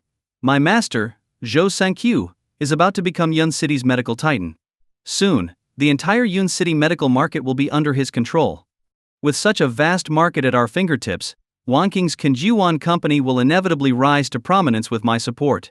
Tonight's banquet is all about paving the way for my master. Do you think I'm incapable of bringing a few people along? Not just Wangking, but Uncle Mu, Aunt Zhao, and even Fei are coming. I dare you to tell me otherwise. Lu Yao proclaimed arrogantly, brimming with confidence. Yi Chen shrugged indifferently, his tone casual. Believe what you want. I've already warned you, don't blame me if you end up wasting your time. Hearing this, everyone was left speechless. Still clinging to their pride, they dismissed Yi Chen's words. How could a mere nobody like him know better than Zhou Sangqiu's own disciple?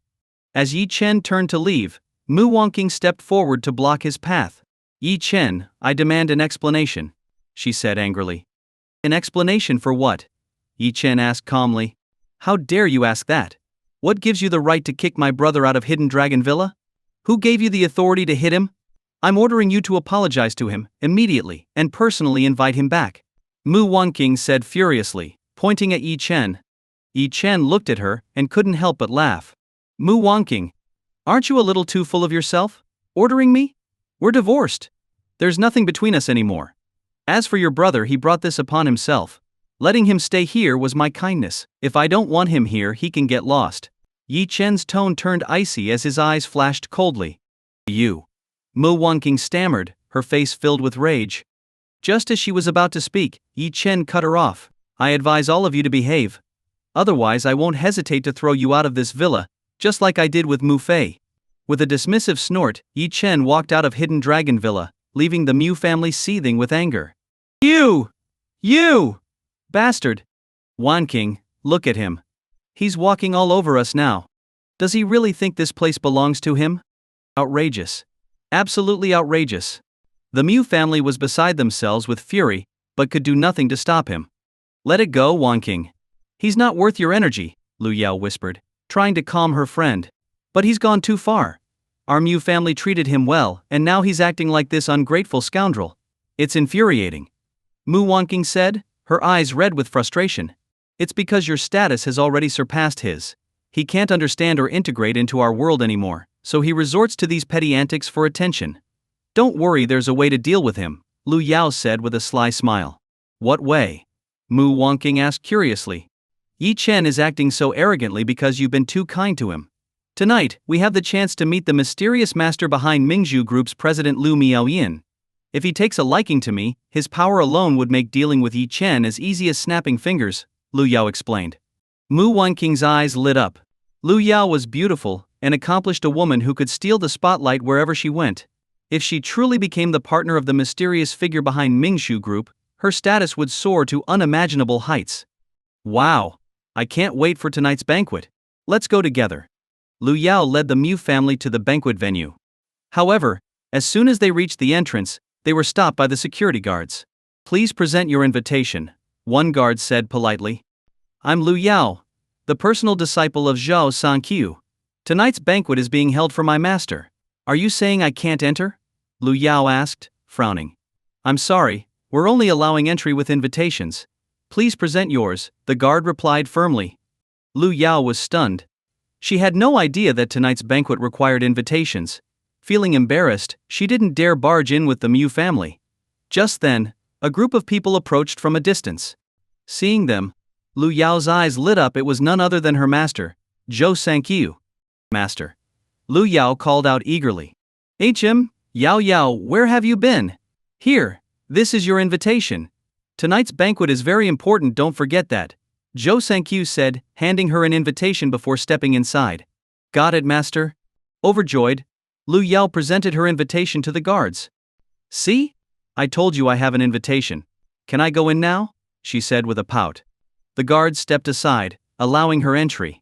But as Lu Yao tried to lead the Mu family in, the guards stopped them.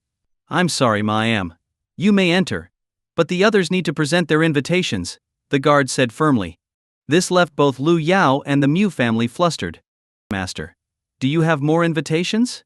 I want to bring some friends to the banquet, Lu Yao called out anxiously to Zhou Sanqiu. Ridiculous. Tonight's banquet invitations are all personalized. The attendees are all of the highest stature. How can you bring just anyone in? Yao Yao, stop being willful. Zhou Sanqiu scolded her sharply. Lu Yao looked as if she were about to cry. Her earlier confidence was shattered. At that moment, Yi Chen's warning replayed in her mind, they won't be allowed in. And he was right. Wanking, I'm sorry. It seems you won't be able to attend tonight's banquet after all, Lu Yao said apologetically. The Mu family, who had been brimming with excitement, now looked dejected. The embarrassment of being turned away at the entrance was compounded by the curious stares of onlookers. Mu Wanking, who had always considered herself highly esteemed in Yun City, now felt utterly insignificant in the face of true power. Lu Yao felt utterly humiliated. After all, just moments ago, she had confidently declared that she could easily bring Mu Wanking and her family into the banquet. But now, her bold claims had backfired spectacularly. Yao Yao, it's fine. We won't go in. You go ahead, Mu Wanking said with an awkward smile, trying to ease the situation. Lu Yao nodded in embarrassment before following her master, Zhou Sanqiu, into the banquet hall, leaving the Mu family standing awkwardly outside. Inside the banquet hall, Lu Yao couldn't help but feel nervous. Master, this banquet seems so extravagant, Lu Yao said, glancing around. Though she had attended many gatherings in Jiangzhou, they were usually events where she, as one of the elite, held a central position. Everyone there was within a similar social circle. But this time, things were different. Every single attendee exuded an aura of unparalleled status and influence. Indeed, in a setting like this, you must always be mindful of your image. Don't bring disgrace upon me, Zhao Sanqiu said, his tone stern. Do you see that man over there? That's Luo Mingcheng, head of the Luo family. Next to him is Xing Zhengxiang, the emperor of Yun City's underground world. And that burly man? That's Ling Tianwu, the master of Tianwu Pavilion. Rumor has it he's already reached the level of grandmaster. Hearing Zhou Sanqiu's introductions, Lu Yao couldn't help but gasp in awe. No wonder Mu Wanking and her family weren't allowed in. Everyone here was a figure of extraordinary influence in Yun City. If it weren't for her master, Zhou Sanqiu, Lu Yao herself wouldn't have qualified to attend. At that moment, a radiant woman stepped out gracefully, her presence immediately drawing the room's attention. Lu Yao froze in place upon seeing her. This woman radiated an aura of imperial elegance. Despite Lu Yao's confidence in her own beauty and poise, she felt utterly overshadowed. That must be Lu Miaoyan, the president of Mingzhu Group, right? She's stunning and carries herself with such extraordinary grace. Lu Yao murmured, feeling a twinge of inadequacy.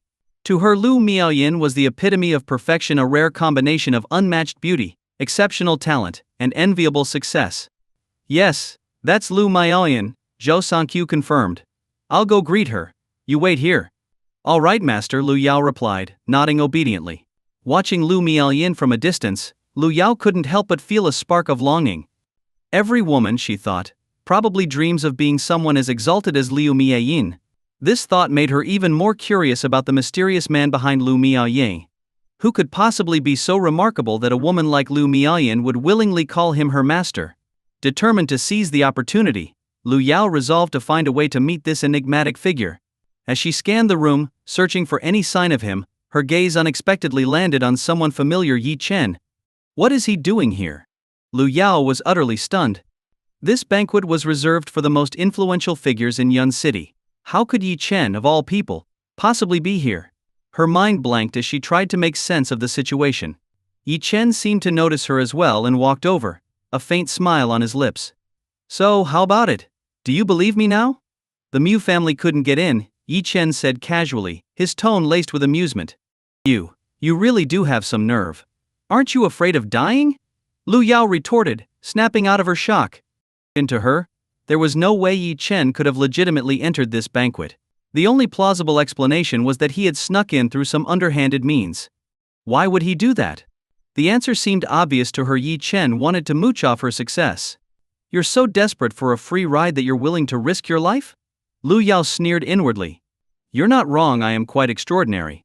Surprised it took you this long to figure that out, Yi Chen replied with a calm smile. Hearing his response, Lu Yao's disdain deepened. This guy actually thinks I'm complimenting him? Deciding she had no time to waste on him, Lu Yao said coldly, Yi Chen, I don't know how you managed to sneak in here, but let me warn you, every person in this banquet is someone you can't afford to offend. Leave now, or I'll expose you.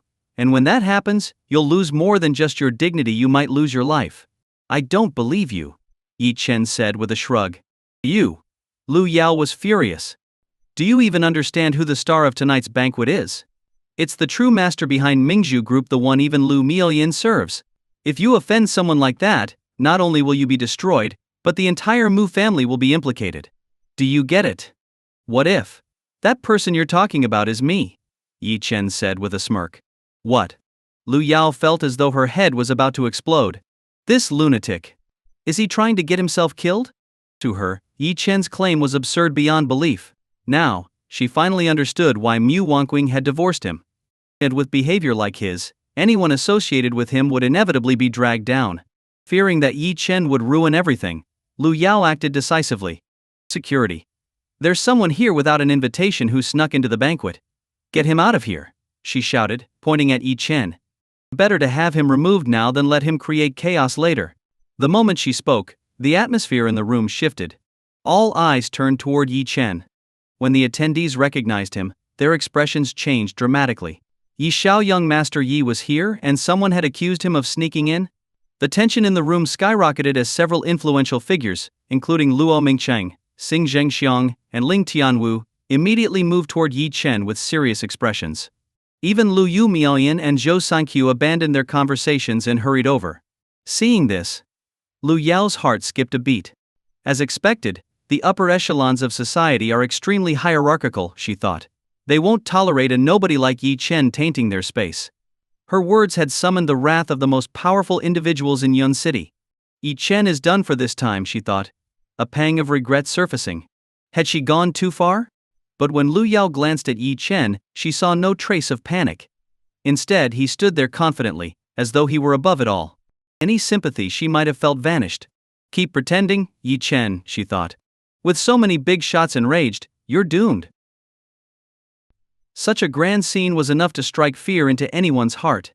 After all, the combined influence of these individuals was so immense that even the slightest move from them could send all of Yun City into upheaval. Yi Chen, I advise you to kneel down immediately and apologize. Admit that you sneaked into this banquet. If you offend these elites, you'll bring calamity upon yourself enough to shake Yun City to its core. Everyone must pay for their ignorance. Don't blame me for being ruthless. I'm doing this to help you realize your place in the world, Lu Yao said coldly, her gaze icy as it landed on Yi Chen. In her mind, Yi Chen had no way out of this. Offending half of Yun City's elite was an act of sheer folly. Even the thought of it made her scalp tingle with dread. What's going on here? A furious shout interrupted her thoughts as Zhou Sankyu stormed up to her. His anger was palpable, his voice hoarse from shouting. Lu Yao jumped at the sudden outburst. Her master, Zhou Sankyu, had always been composed and gentle, a man of few words who rarely showed anger. She never imagined he could become so enraged, his fury almost tangible. This only strengthened her belief that Yi Chen's act of sneaking into the banquet had caused an enormous scandal. Master. He sneaked into the banquet. I just wanted to punish him a little. Lu Yao stammered, her voice trembling. Nonsense. Zhou Sankyu roared, his face livid. Sneak into the banquet? Did she have any idea who Yi Chen was? This man was the true owner of the Mingzhu Financial Group, a figure of immense power and influence, so much so that even Luyu Miaoyan, the financial goddess herself, addressed him as master. Would someone like him need to sneak into a banquet? If Yi Chen wished, the banquet wouldn't even take place without his word. The surrounding crowd looked equally grim, their expressions heavy with unease. Master, he's just a friend of my best friend. I didn't mean to escalate things. I thought you were angry at him, so I wanted to. Lu Yao tried to explain, but her voice faltered under Zhou Sankyu's piercing glare. Before she could finish, the atmosphere shifted. Luo Mingcheng and Xing Zhengshong had already reached Yi Chen, and then thud. Both men dropped to their knees before him. Young Master Yi, why didn't you inform us of your arrival? We would have prepared a proper welcome. Greetings, young Master Yi. What? Lu Yao froze. The words she was about to utter caught in her throat. She couldn't believe her eyes. What was happening? Luo Mingcheng, the wealthiest man in Yun City, and Xing Zhengxiang, the emperor of the city's underworld, were kneeling before Yi Chen and addressing him as young Master Yi? Her mind went blank. Before she could process this, another figure approached Ling Tianwu. He's the towering master of Tianwu Pavilion, a figure of immense martial prowess, also knelt before Yi Chen. Grandmaster Ling Tianwu of Yun City's Tianwu Pavilion greets the master. Thank you for your grace, which allowed me to ascend to Grandmaster status. From this day forward, I pledge my allegiance to you, Master. Lu Yao's jaw dropped, her eyes widening in shock. A Grandmaster? In Yun City, someone of Ling Tianwu's stature held more power and influence than her own master, Zhou Sankyu, a medical sage. A Grandmaster was a legendary figure capable of founding their own martial sect. They were revered by thousands, if not millions. And yet, Ling Tianwu was kneeling before Yi Chen. What in the world was going on? Her thoughts spiraled further as Lu Miaoyan entered the scene, her graceful presence exuding an aura of divinity. The financial goddess, who had always been an untouchable figure, now approached Yi Chen with reverence. And then, she knelt. Miaoyan greets the master. Lu Yao felt her entire world shatter. Her body trembled, her heart raced, and she stared at the scene as if she had just seen a ghost. Lu Miaoyan addressed Yi Chen as master. This. It all made sense now. The true genius, the peerless figure she had dreamed of meeting, wasn't someone hidden behind layers of mystery. It was Yi Chen all along. Yi Chen was the true master behind the Mingzhu Financial Group. Memories flooded her mind. From the beginning she had been biased, influenced by Mu Wanqing's complaints about Yi Chen's supposed incompetence. She had assumed he was a worthless nobody. Even when Yi Chen did unexpected things, she dismissed them as flukes or sheer luck. Now, it all clicked. Why did Yi Chen always come out unscathed no matter how much trouble he stirred? Why did those who opposed him always vanish without a trace? It wasn't luck. It was power, absolute, unparalleled power. Lu Yao scanned the room, her gaze landing on the powerful figures she had once revered: the wealthiest tycoon, the underground emperor, a martial grandmaster, and her own master, all kneeling before Yi Chen. The realization hit her like a tidal wave. It was all a delusion: her self-assumed superiority, her condescending attitude toward Yi Chen. She had thought herself a noble swan, untouchable even by the most prominent elites, let alone someone like Yi Chen. But now, she saw the truth. Yi Chen wasn't just a man of power. He was a force of nature, a blazing sun she could only dream of reaching. As Yi Chen surveyed the room, his gaze briefly swept over Lu Yao. His expression was calm, indifferent, as if she were nothing more than a passing thought. "Since everyone is here, let's begin," Yi Chen said, his voice regal and commanding. He stepped forward, his presence akin to that of an emperor ascending his throne. Behind him, every influential figure regardless of wealth, strength, or prestige followed with bowed heads. Lu Yao felt her knees give way, and she collapsed onto the ground. Her heart sank, her spirit crushed. She finally understood the disparity between them. In front of Yi Chen she was no different from an ant. The banquet continued as planned. The announcement of Zhou Sanqiu as the new medical sage of Yun City immediately sent shockwaves through the gathering. Once this news spread, it would undoubtedly cause a sensation throughout Yun City and completely reshape the city's medical landscape. The first to bear the brunt of this shift would be the Sun family. As the current dominant force in Yun City's medical scene, supported by the powerful Shengjing Yun family, the Sun family had long held unshakable authority. Zhou Sanqiu, while excited by his new title, was well aware that this marked the beginning of a direct confrontation with the Sun family. For years he had coveted control over Yun City's medical market, but had been unable to overcome the Sun family, who were deeply entrenched. Now, with Yi Chen backing him, Zhou Sanqiu could freely pursue his ambitions to dominate the market. The banquet soon came to an end, and everyone dispersed to their respective duties. Zhou Sanqiu left in high spirits, but Lu Yao remained unsettled throughout the evening. Her mind was a whirlwind of thoughts. Every time she recalled how she had treated Yi Chen in the past, her face burned with shame. At this moment, all her pride and self-importance felt like nothing more than a cruel joke. In front of Yi Chen she was nothing but a speck of dust. His status was so exalted that she could only look up to him in awe. Yet she had foolishly dismissed him as a worthless freeloader. "Miss Lu Yao," a voice called out. Lu Yao looked up, startled, and saw Lu Yu Miaoyan approaching her. The sight of this woman, so poised and regal, made Lu Yao instinctively swallow nervously. "President Lu, do you need something?" she asked hesitantly. "My master wishes to see you." "Please follow me," Lu Miaoyan said, with a faint smile. Lu Yao's heart skipped a beat. Watching Lu Miaoyan, this goddess-like figure who exuded unmatched grace, referred to Yi Chen as master once again deepened Lu Yao's realization of his incomprehensible status. She could sense that Lu Miaoyan's reverence didn't stem from fear. It was genuine loyalty, emanating from the depths of her soul. Taking a deep breath, Lu Yao followed Lu Miaoyan into a private reception room. As she entered, her gaze fell upon Yi Chen seated on an ornate throne. His mere glance sent a shiver down her spine, freezing her in place. After a moment, she seemed to muster her resolve. Biting her lip, she stepped forward quickly and dropped to her knees with a loud thud. "Young Master Yi, I was wrong. I failed to recognize your greatness. I deeply apologize for my arrogance and recklessness in the past. Please forgive me." Lu Yao understood that with Yi Chen's influence, he could destroy her with a single word. Even her esteemed master had to grovel before him. What chance did she have? "Do you truly believe I hold a grudge against you?" Yi Chen asked calmly. His question made Lu Yao tremble. Could it be that he didn't harbor resentment toward her? For a fleeting moment, she wondered if Yi Chen's indifference toward her was due to some hidden affection. But just as this thought surfaced, Yi Chen's voice cut through her fantasy. "I told you before, your reputation in Zhangzhou's medical circles means nothing to me. Even your master is no more than an ant in my eyes. No matter how much you flaunt yourself in front of me, you are unworthy of my attention. All your pride and arrogance are as laughable as a clown's performance in my presence. When I am content, Yun City prospers. When I am angered, the city burns, and its people perish."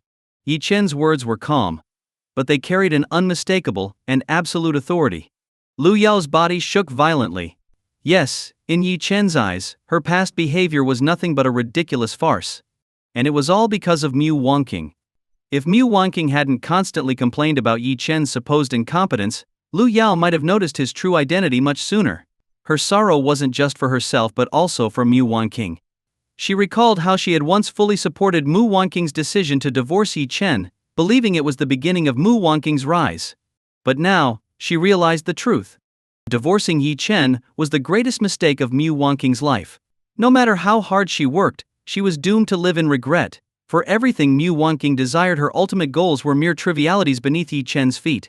After gathering her courage, Lu Yao asked, "Young Master Yi, with your unparalleled status, why did you hide it from Mu Wanqing? Why didn't you prove yourself to her and her family?" She couldn't understand this point. If the Mu family had known Yi Chen's true identity, would they still have forced the divorce? Would Mu Wanqing have needed to grovel before powerful elites for mere business contracts? If Yi Chen had revealed his identity, surely the Mu family would have worshipped him. "I've never hidden anything. In fact, I personally told them about the things I've accomplished, including destroying the 7-colored pharmaceutical group. They simply didn't believe me," Yi Chen replied indifferently. "And besides, why should I need to prove myself to anyone? Everyone makes their own choices. Years ago I helped the Mu family rise from crushing debt to a fortune worth billions, and in return I received a divorce agreement. That was Mu Wanqing's choice, and she must bear the consequences." Lu Yao let out a deep sigh. Indeed, Yi Chen's status was far too lofty. If the Mu family didn't believe in him, why should he humiliate himself to prove them wrong? Yi Chen didn't need to prove anything. His very existence was the pinnacle of Yun City. Lu Yao wanted to say more, but Yi Chen waved his hand dismissively. "You may leave now. I'm tired." Like a sovereign ruler, Yi Chen gestured for her to retreat. Lu Yao knelt respectfully, bowed her head to the ground, and silently exited the room. Outside, she found herself struggling to calm her racing heart. Tonight, she had come to fully understand the sheer magnitude of Yi Chen's power. Anyone fortunate enough to catch his favor would undoubtedly soar to the highest echelons of society. No. Lu Yao's mind reeled. Mu Wanqing still didn't know about Yi Chen's true identity. The Mu family's disdainful attitude toward Yi Chen was akin to courting disaster. If they learned the truth, they would undoubtedly be consumed by lifelong regret. She had to act quickly to inform Mu Wanqing of Yi Chen's identity.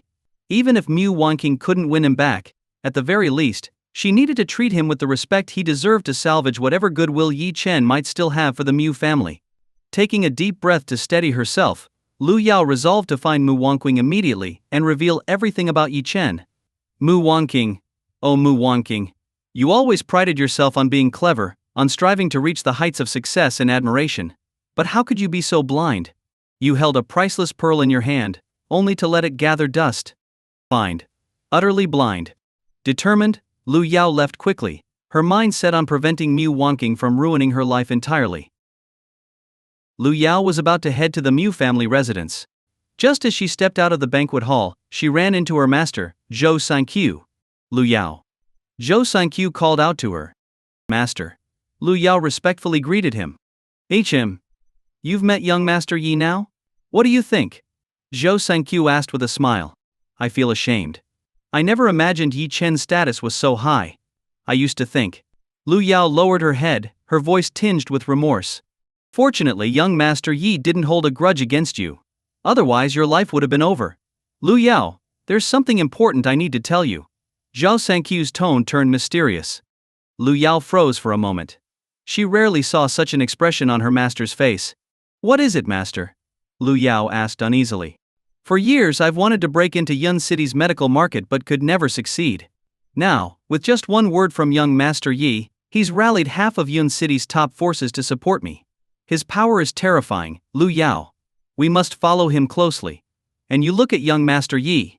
He's young, capable, and extraordinary. If you could become his woman." Zhao Sanqiu's eyes gleamed with anticipation. The higher his status rose, the more Zhou Sanqiu understood that to truly become a top medical sage in the country, he needed a powerful backer. And Yi Chen was undoubtedly the best candidate. If Lu Yao could get close to Yi Chen, Zhou Sanqiu was certain that he would benefit greatly from this connection. Lu Yao's eyes widened. "Master. This. I can't. Young Master Yi is my best friend's ex-husband. How could I?" Lu Yao's face turned beet red. "Be Yi Chen's woman? Could she?" "Silly girl," Zhou Sanqiu said earnestly. "They're divorced now, which means it's over. Someone like young Master Yi, your best friend, didn't cherish him. That only shows her narrow vision. Do you think you're inferior to her?" His words struck a nerve deep within Lu Yao. That's right. She had never thought she was inferior to Mu Wanqing. In fact, she always believed herself to be better. If Mu Wanqing didn't appreciate Yi Chen, why couldn't she? As this thought took root, a bold idea began to fill Lu Yao's mind. If she could become Yi Chen's woman, the entire world would revolve around her. Master, you're right, but young Master Yi is so outstanding. Compared to him, I'm nothing but dust. Could I even be worthy of him? Lu Yao lowered her head, her voice filled with self-doubt. Of course you're not worthy of him, Zhou Sankyu said bluntly. But even if you can't be his woman, being someone like President Liu's trusted confidante would still bring you endless benefits. His words left Lu Yao in turmoil. After Zhou Sankyu left, she stood there, lost in thought. As a woman, who wouldn't want a dependable partner? Yi Chen was the epitome of her ideal man. Yet his status was so lofty that in front of him, any woman could only feel as insignificant as an ant. While pondering, Lu Yao arrived at Hidden Dragon Manor. Before she could enter, a figure darted out. It was Mu Fei. Ever since being thrown out of Hidden Dragon Manor by Yi Chen, Mu Fei had been unable to return and spent his days outside the manor, desperately trying to rally others to take action against Yi Chen. Seeing Lu Yao, Mu Fei rushed over excitedly. Sister Lu Yao, have you thought of a way? We have to punish that trash Yi Chen. I must get back into Hidden Dragon Manor. I'll show him who's really in charge. Mu Fei shouted furiously. Looking at Mu Fei's rage-filled expression, Lu Yao sighed.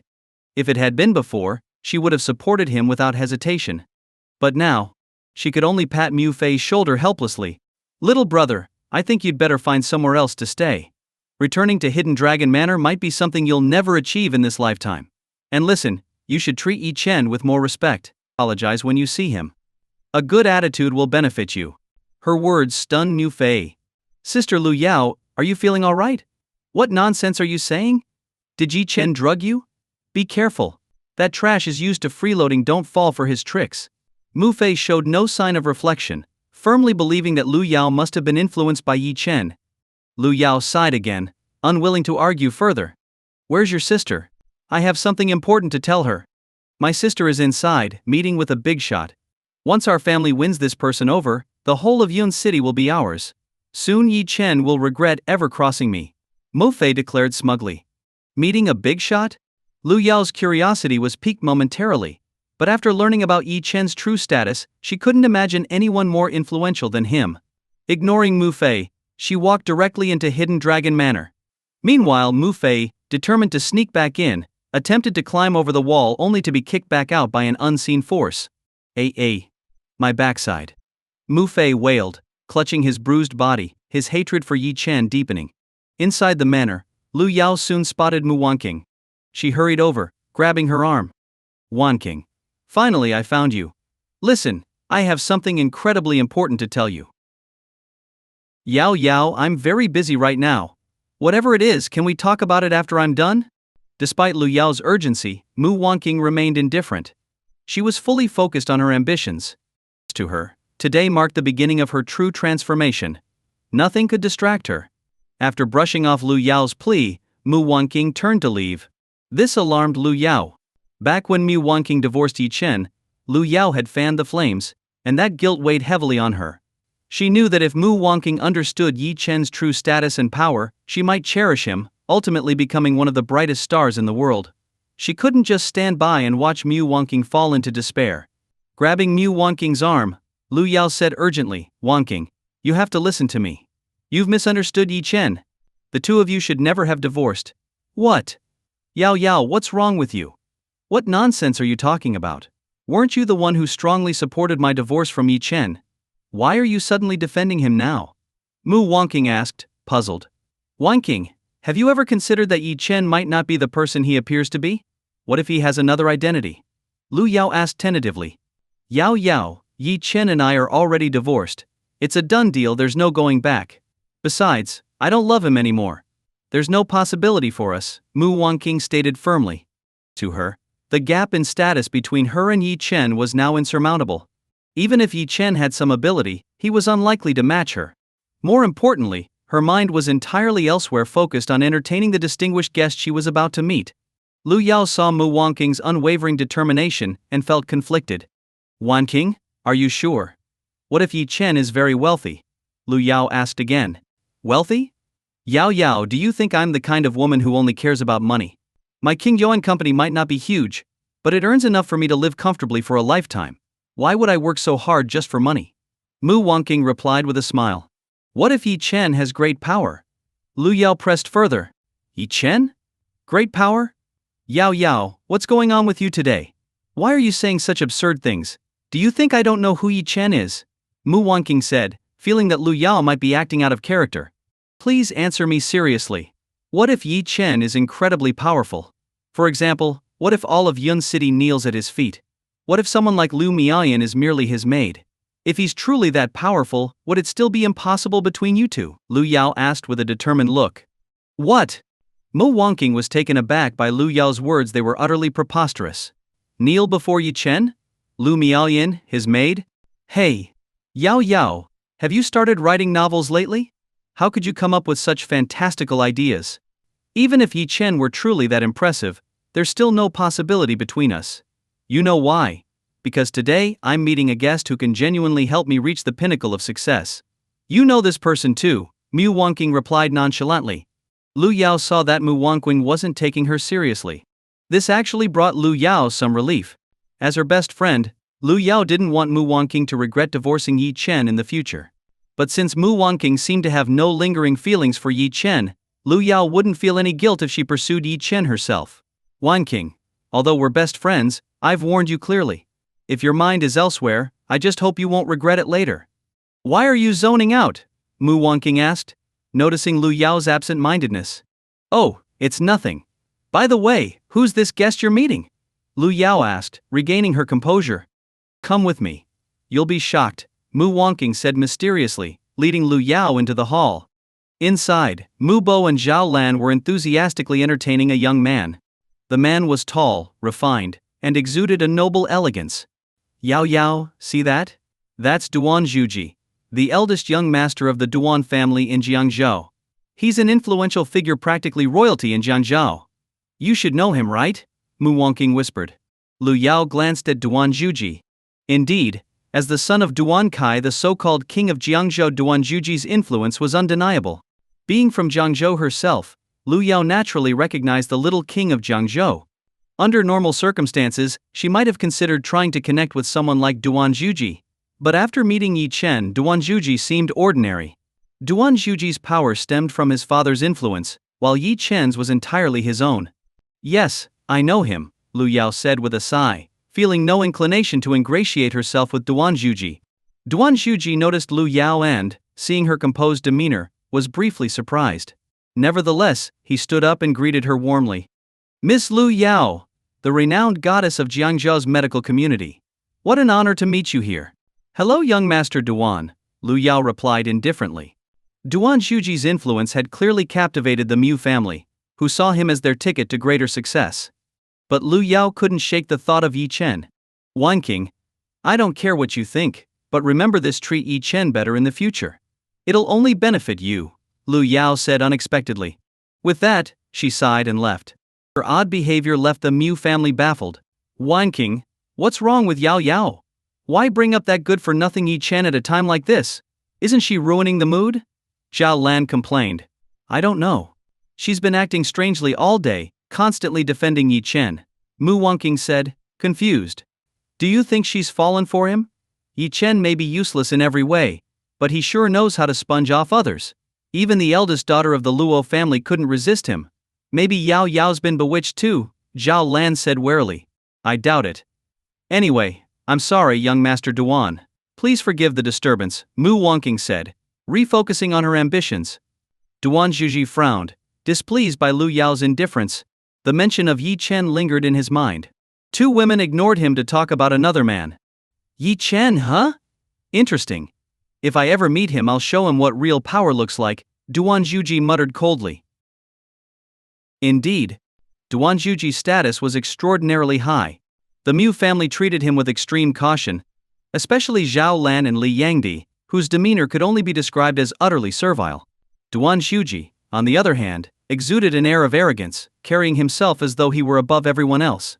The Mu family couldn't quite understand why someone as powerful as Duan Zhuji, the son of the so-called king of Jiangzhou, would suddenly take an interest in them. Normally, one might approach such a situation with skepticism. But for the Mu family, Duan Zhuji's family held dominion over Jiangzhou, a power as vast as the stars in the sky. In comparison, the Mu family's small influence in Yun City was insignificant. Wanqing, I just arrived in Yun City. And I've chosen your Mu family, Duan Zhuji said, smiling faintly. From today onward, consider my Duan family your backing. If you're smart enough, your future will be limitless. Mu Wanqing's heart raced, but her cautious instincts surfaced. Young Master Duan, may I ask what makes my Mu family worthy of your attention? You must understand, there are many families in Yun City stronger than ours. Why choose us? Though she wanted to seize this opportunity, Duan Zhuji's sudden interest left her feeling uneasy. You're overthinking it. My Duan family doesn't need to deliberate when supporting a family. The reason I chose the Mu family is because we've met before, Duan Zhuji said with a faint smile. We've met? Mu Wanqing was puzzled, searching her memory but failing to recall such an encounter. Of course we have, Duan Zhuji continued. I still remember the time you came to our school as an exchange student, how radiant and confident you were on stage. I wanted to get to know you back then, but I was preparing to go abroad and missed the chance. Hearing this, Mu Wanqing froze. She looked at Duan Zhuji in disbelief, then pointed at him.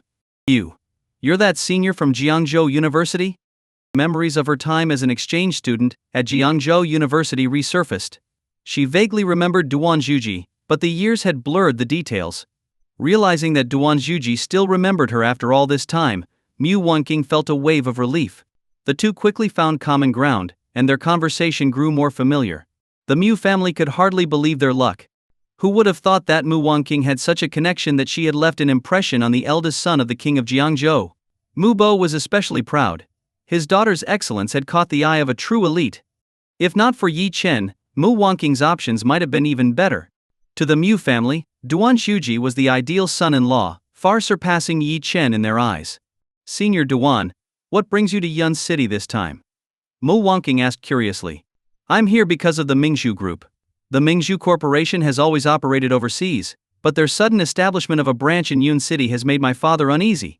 So, my purpose here is to support a force capable of standing against the Mingzhu Group. Wanqing, with your talents and my family's backing, you can rise to the pinnacle of Yun City and even stand toe-to-toe with Lu Miaoyin. Duan Zhuji's flattery struck a chord with Mu Wanqing, and her heart skipped a beat. Standing on equal footing with Lu Miaoyin? For Mu Wanqing, that was a dream beyond her wildest imagination. Lu Miaoyin, the head of the Mingzhu Group, was not only an influential businesswoman but also Mu Wanqing's idol. Can I really do that? Mu Wanqing asked, her voice trembling with excitement. Even if you don't believe in yourself, believe in the power of the Duan family. I'll introduce you to Yun City's real elites soon, and you'll see becoming a top figure in Yun City is just a matter of my word. From today onward, I, Duan Zhuji, will be your greatest support. With that, Duan Zhuji took his leave, leaving the Mu family in a state of euphoric disbelief. Outside the Hidden Dragon Manor, a shadow approached Duan Zhuji. Young master, are you truly planning to support the Mu family? Their strength is negligible. HMP. The Mu family's capabilities are irrelevant. I'm after Mu Wanqing. Moreover, I need to maintain a low profile in Yun City. Having the Mu family act as cannon fodder will serve my plans well. Duan Zhuji's voice was calm, but his intentions were clear. To him, Mu Wanqing was nothing more than a fleeting obsession from his youth. While he still admired her beauty, her divorce made her unworthy of becoming his equal. That said, keeping her as a plaything wouldn't hurt. Where to now, young master? The shadow asked. To the Sun family. Sun Simmons' recent performance has been disappointing. Despite our backing, he's losing his grip on Yun City's medical market. If the Yun family finds out, the consequences will be dire. It's time to shake things up in Yun City. With a cold gleam in his eyes, Duan Zhuji strode away. Back at the Hidden Dragon Manor, the atmosphere was electrified with newfound confidence. Wanqing, am I dreaming? Did young Master Duan truly say that our family will have the support of the king of Jiangzhou? Mu Bo asked, his voice trembling with excitement. Yes, with young Master Duan's promise, our family will undoubtedly rise to the top in Yun City, Zhao Lan said, tears of joy streaming down her face. Mu Wanqing took a deep breath. For years she had struggled to climb higher, only to find the path riddled with obstacles. Now, in one fell swoop, Duan Zhuji had opened the door to endless possibilities. Father, mother, this is it, the turning point in my destiny. Soon Yun City will be mine to command. Her voice brimmed with ambition, and the Mu family basked in their newfound hope. At that moment, Yi Chen returned to the Hidden Dragon Manor. He glanced coldly at Mu Fei, who was sulking outside, then headed straight to his room. But Zhao Lan spotted him first. With newfound confidence, she straightened her back, pointed at Yi Chen, and barked, "Yi Chen, get over here now." At this moment, Zhao Lan was overflowing with confidence. Normally she would only throw a few sarcastic remarks at Yi Chen, but things were different now. The Mu family had the backing of the king of Jiangzhou. Do you understand what that means? The king of Jiangzhou. A ruler of Jiangzhou, a figure of unparalleled power and influence. Forget someone as insignificant as Yi Chen soon. The entire Yun city would be in the Mu family's hands. With the Duan family supporting Mu Wanqing, her status could rival even the likes of Lu Miaoyan, Luo Mingqing, or the Grandmaster Ling Tianwu. As Mu Wanqing's mother, Zhao Lan's own position would naturally rise to unparalleled heights. Over the past few days, Yi Chen had been cold and indifferent toward them, even going as far as kicking her son Mu Fei out of the Hidden Dragon Manor. Zhao Lan had been seething with rage ever since. Now, she finally had a chance to let it all out. Standing tall, Zhao Lan and Mu Bo both glared at Yi Chen with disdain, looking at him as if he were nothing more than an insect. Yi Chen frowned at their behavior. He turned to Zhao Lan, his patience thin, and began heading upstairs. Seeing this, Zhao Lan was enraged. She stormed up to block Yi Chen's path. "Are you deaf? Didn't you hear me calling you?" Zhao Lan shouted furiously. "What do you want?" Yi Chen asked flatly.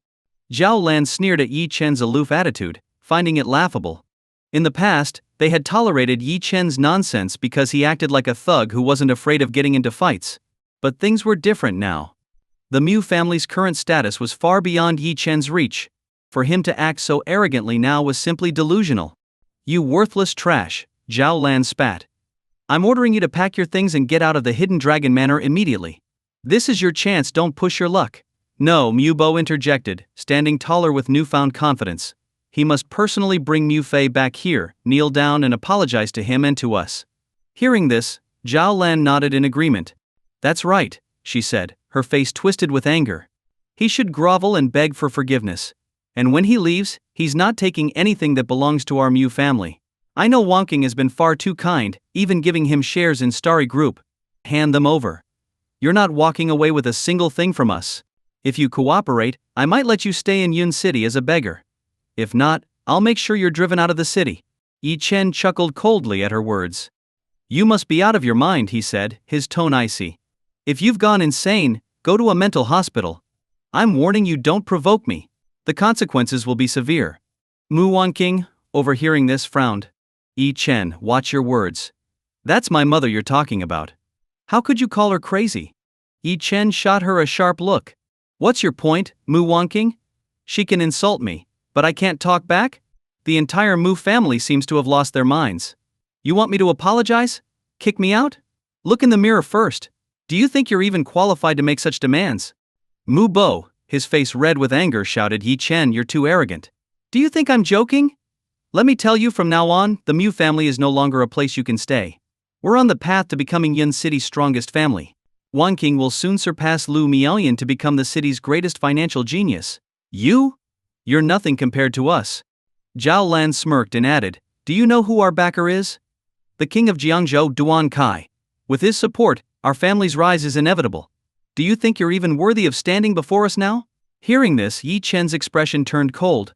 Now he understood why Zhao Lan was acting so brazenly. They'd latched onto a powerful benefactor. But the king of Jiangzhou? To Yi Chen, that name was meaningless. While others might quake in fear at such a figure, Yi Chen dismissed him as insignificant. If Duan Kai dared to provoke him, Yi Chen wouldn't hesitate to crush him like a bug. Seeing Yi Chen remain silent, Zhao Lan thought her words had intimidated him. She burst into laughter. "Ha! Are you scared now? That's right, it's the king of Jiangzhou. With just one word he could destroy you completely. Someone like you, a useless freeloader, doesn't deserve to bask in the Mu family's glory. You think shamelessness makes you invincible? From now on, even if you crawl at Wanqing's feet, she won't spare you a glance." Meanwhile, Wanqing will ascend to the highest social circles in Yun City. Even Mu Wanqing felt Zhao Lan's words were excessive, but she didn't stop her. In her mind, Yi Chen needed to understand the vast difference in their statuses. "Yi Chen," Mu Wanqing said, her tone seemingly fair, "we were married once, and I don't want things to get ugly. How about this, bring my brother back here, and you won't have to kneel. Just apologize to him sincerely. and we'll consider this matter settled. What do you say? She thought she was offering Yi Chen an easy way out. But Yi Chen's gaze turned cold. The arrogance and self-righteousness of the Mu family had finally crossed the line. Seeing Yi Chen remain silent, Zhao Lan lost her patience. Wang King, why are you even giving him a chance? He clearly doesn't deserve it. Hand me young Master Duan's phone number. One call, and I'll have thousands of men come and deal with him. This trash only bullies the weak. Wait until Duan Shao arrives, he'll drop to his knees in no time. Zhao Lan's ranting grew louder, her finger almost jabbing into Yi Chen's face. But before anyone could react, a crisp slap echoed through the room. Zhao Lan, who had been shouting moments earlier, spun through the air and crashed heavily to the ground. Her face bore a bright red handprint, and she spat out blood mixed with broken teeth.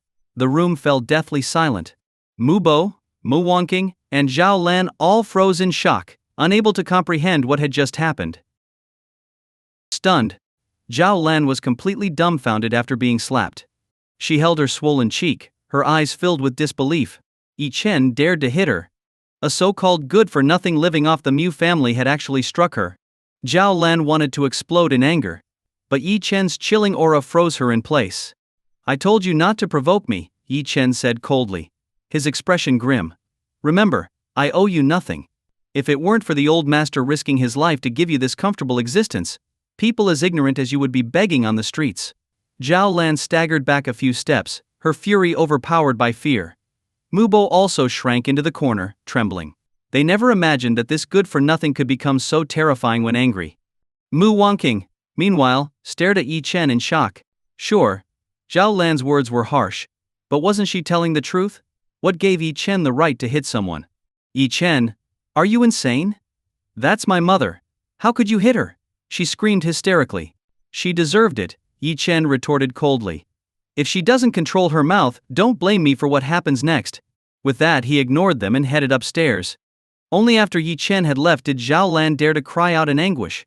This is outrageous. Completely outrageous. I'm practically halfway in the grave, and now I'm being beaten. They call Yi Chen trash, but you're all even worse trash. I get hit, and no one dares to stand up for me. Zhao Lan wailed, her voice hoarse from crying. Dear, get up. Don't sit on the floor like that, Mu Bo stammered, trying to help her up. But Zhao Lan shoved his hand away furiously. Get lost.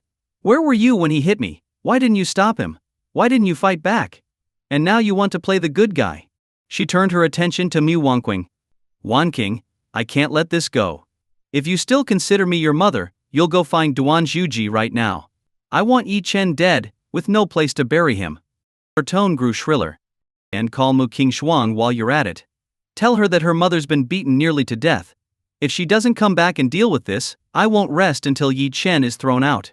With that, Zhao Lan stormed out of the Hidden Dragon Manor. At the entrance, she ran into Mu Fei. He had been repeatedly trying to sneak into the manor but was always thrown out by the guards, leaving him battered and bruised. Seeing Zhao Lan's swollen face, Mu Fei was stunned. Mom, what happened to you? He asked, wide-eyed. It was that good-for-nothing Yi Chen. But what about you? Why hasn't your swelling gone down yet? Zhao Lan replied angrily. It's all Yi Chen's fault. My face hurts, and my whole body aches, Mu Fei whimpered before bursting into tears. Mother and son exchanged a glance, then collapsed into each other's arms, crying loudly. Mom, we can't let Yi Chen get away with this. He's gone too far. Mu Fei sobbed bitterly.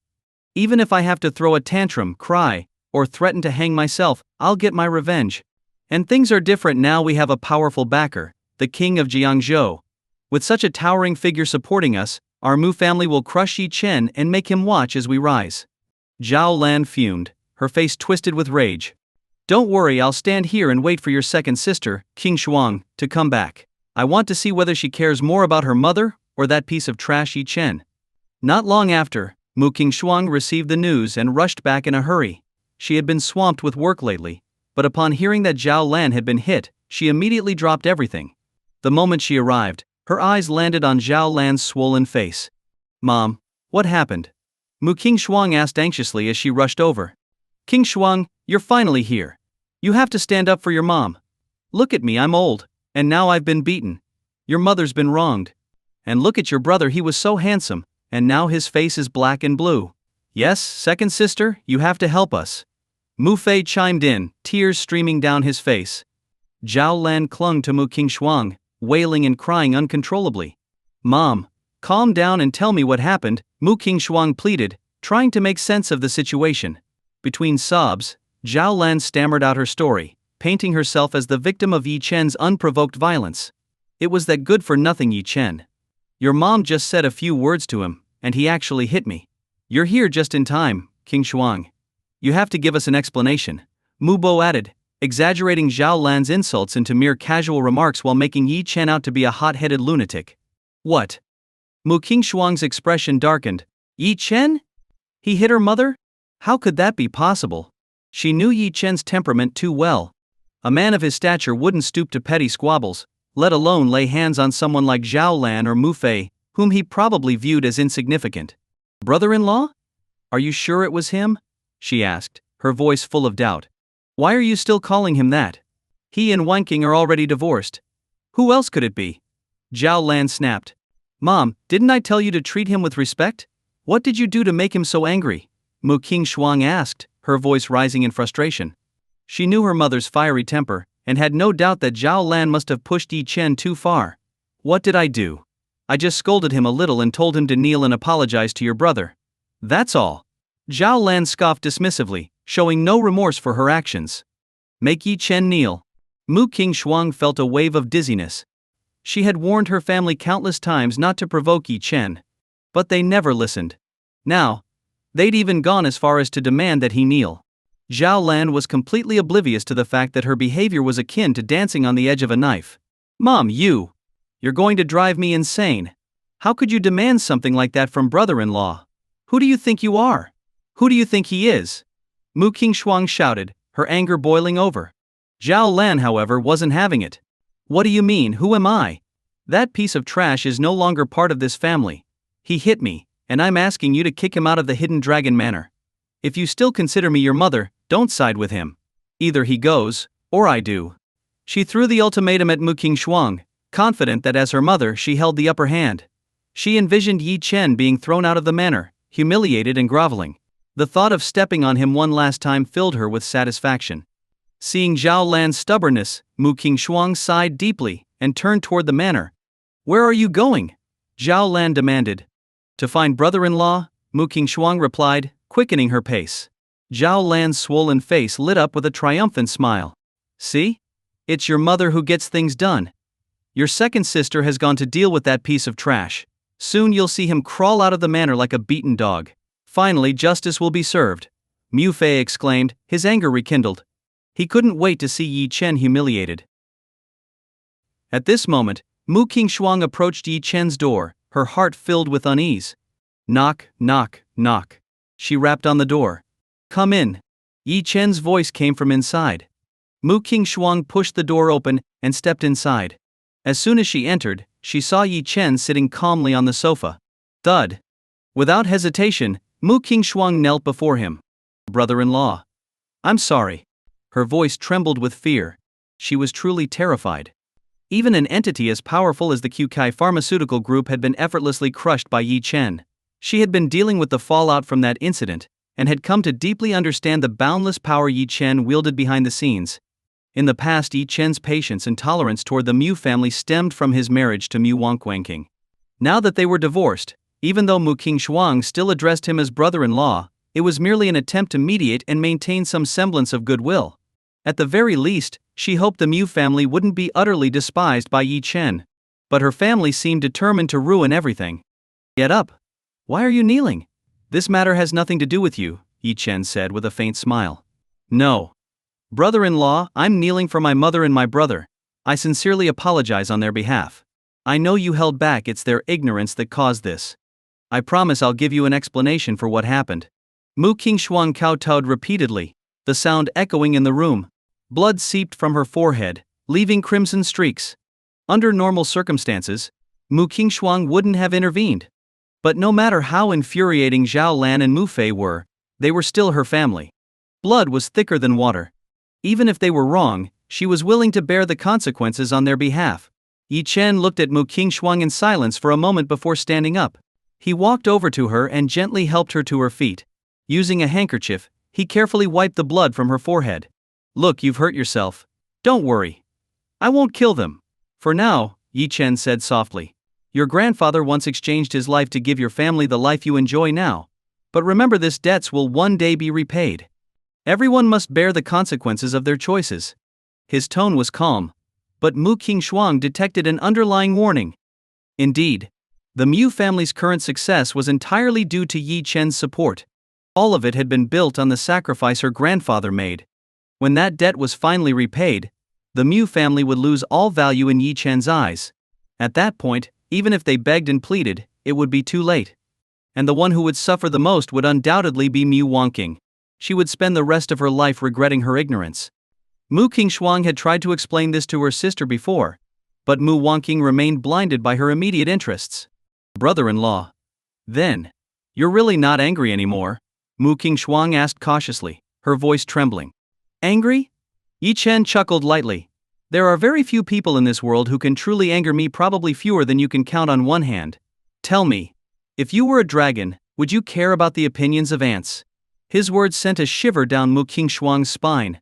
Yes, she finally understood. It was like being at the top of a skyscraper.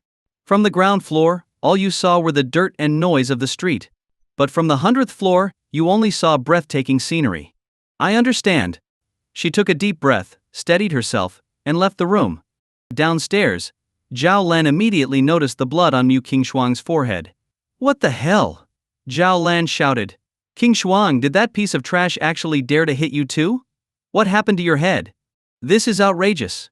Mu Bo, what are you waiting for? Let's go upstairs and kill Yi Chen. Zhao Lan screamed in fury.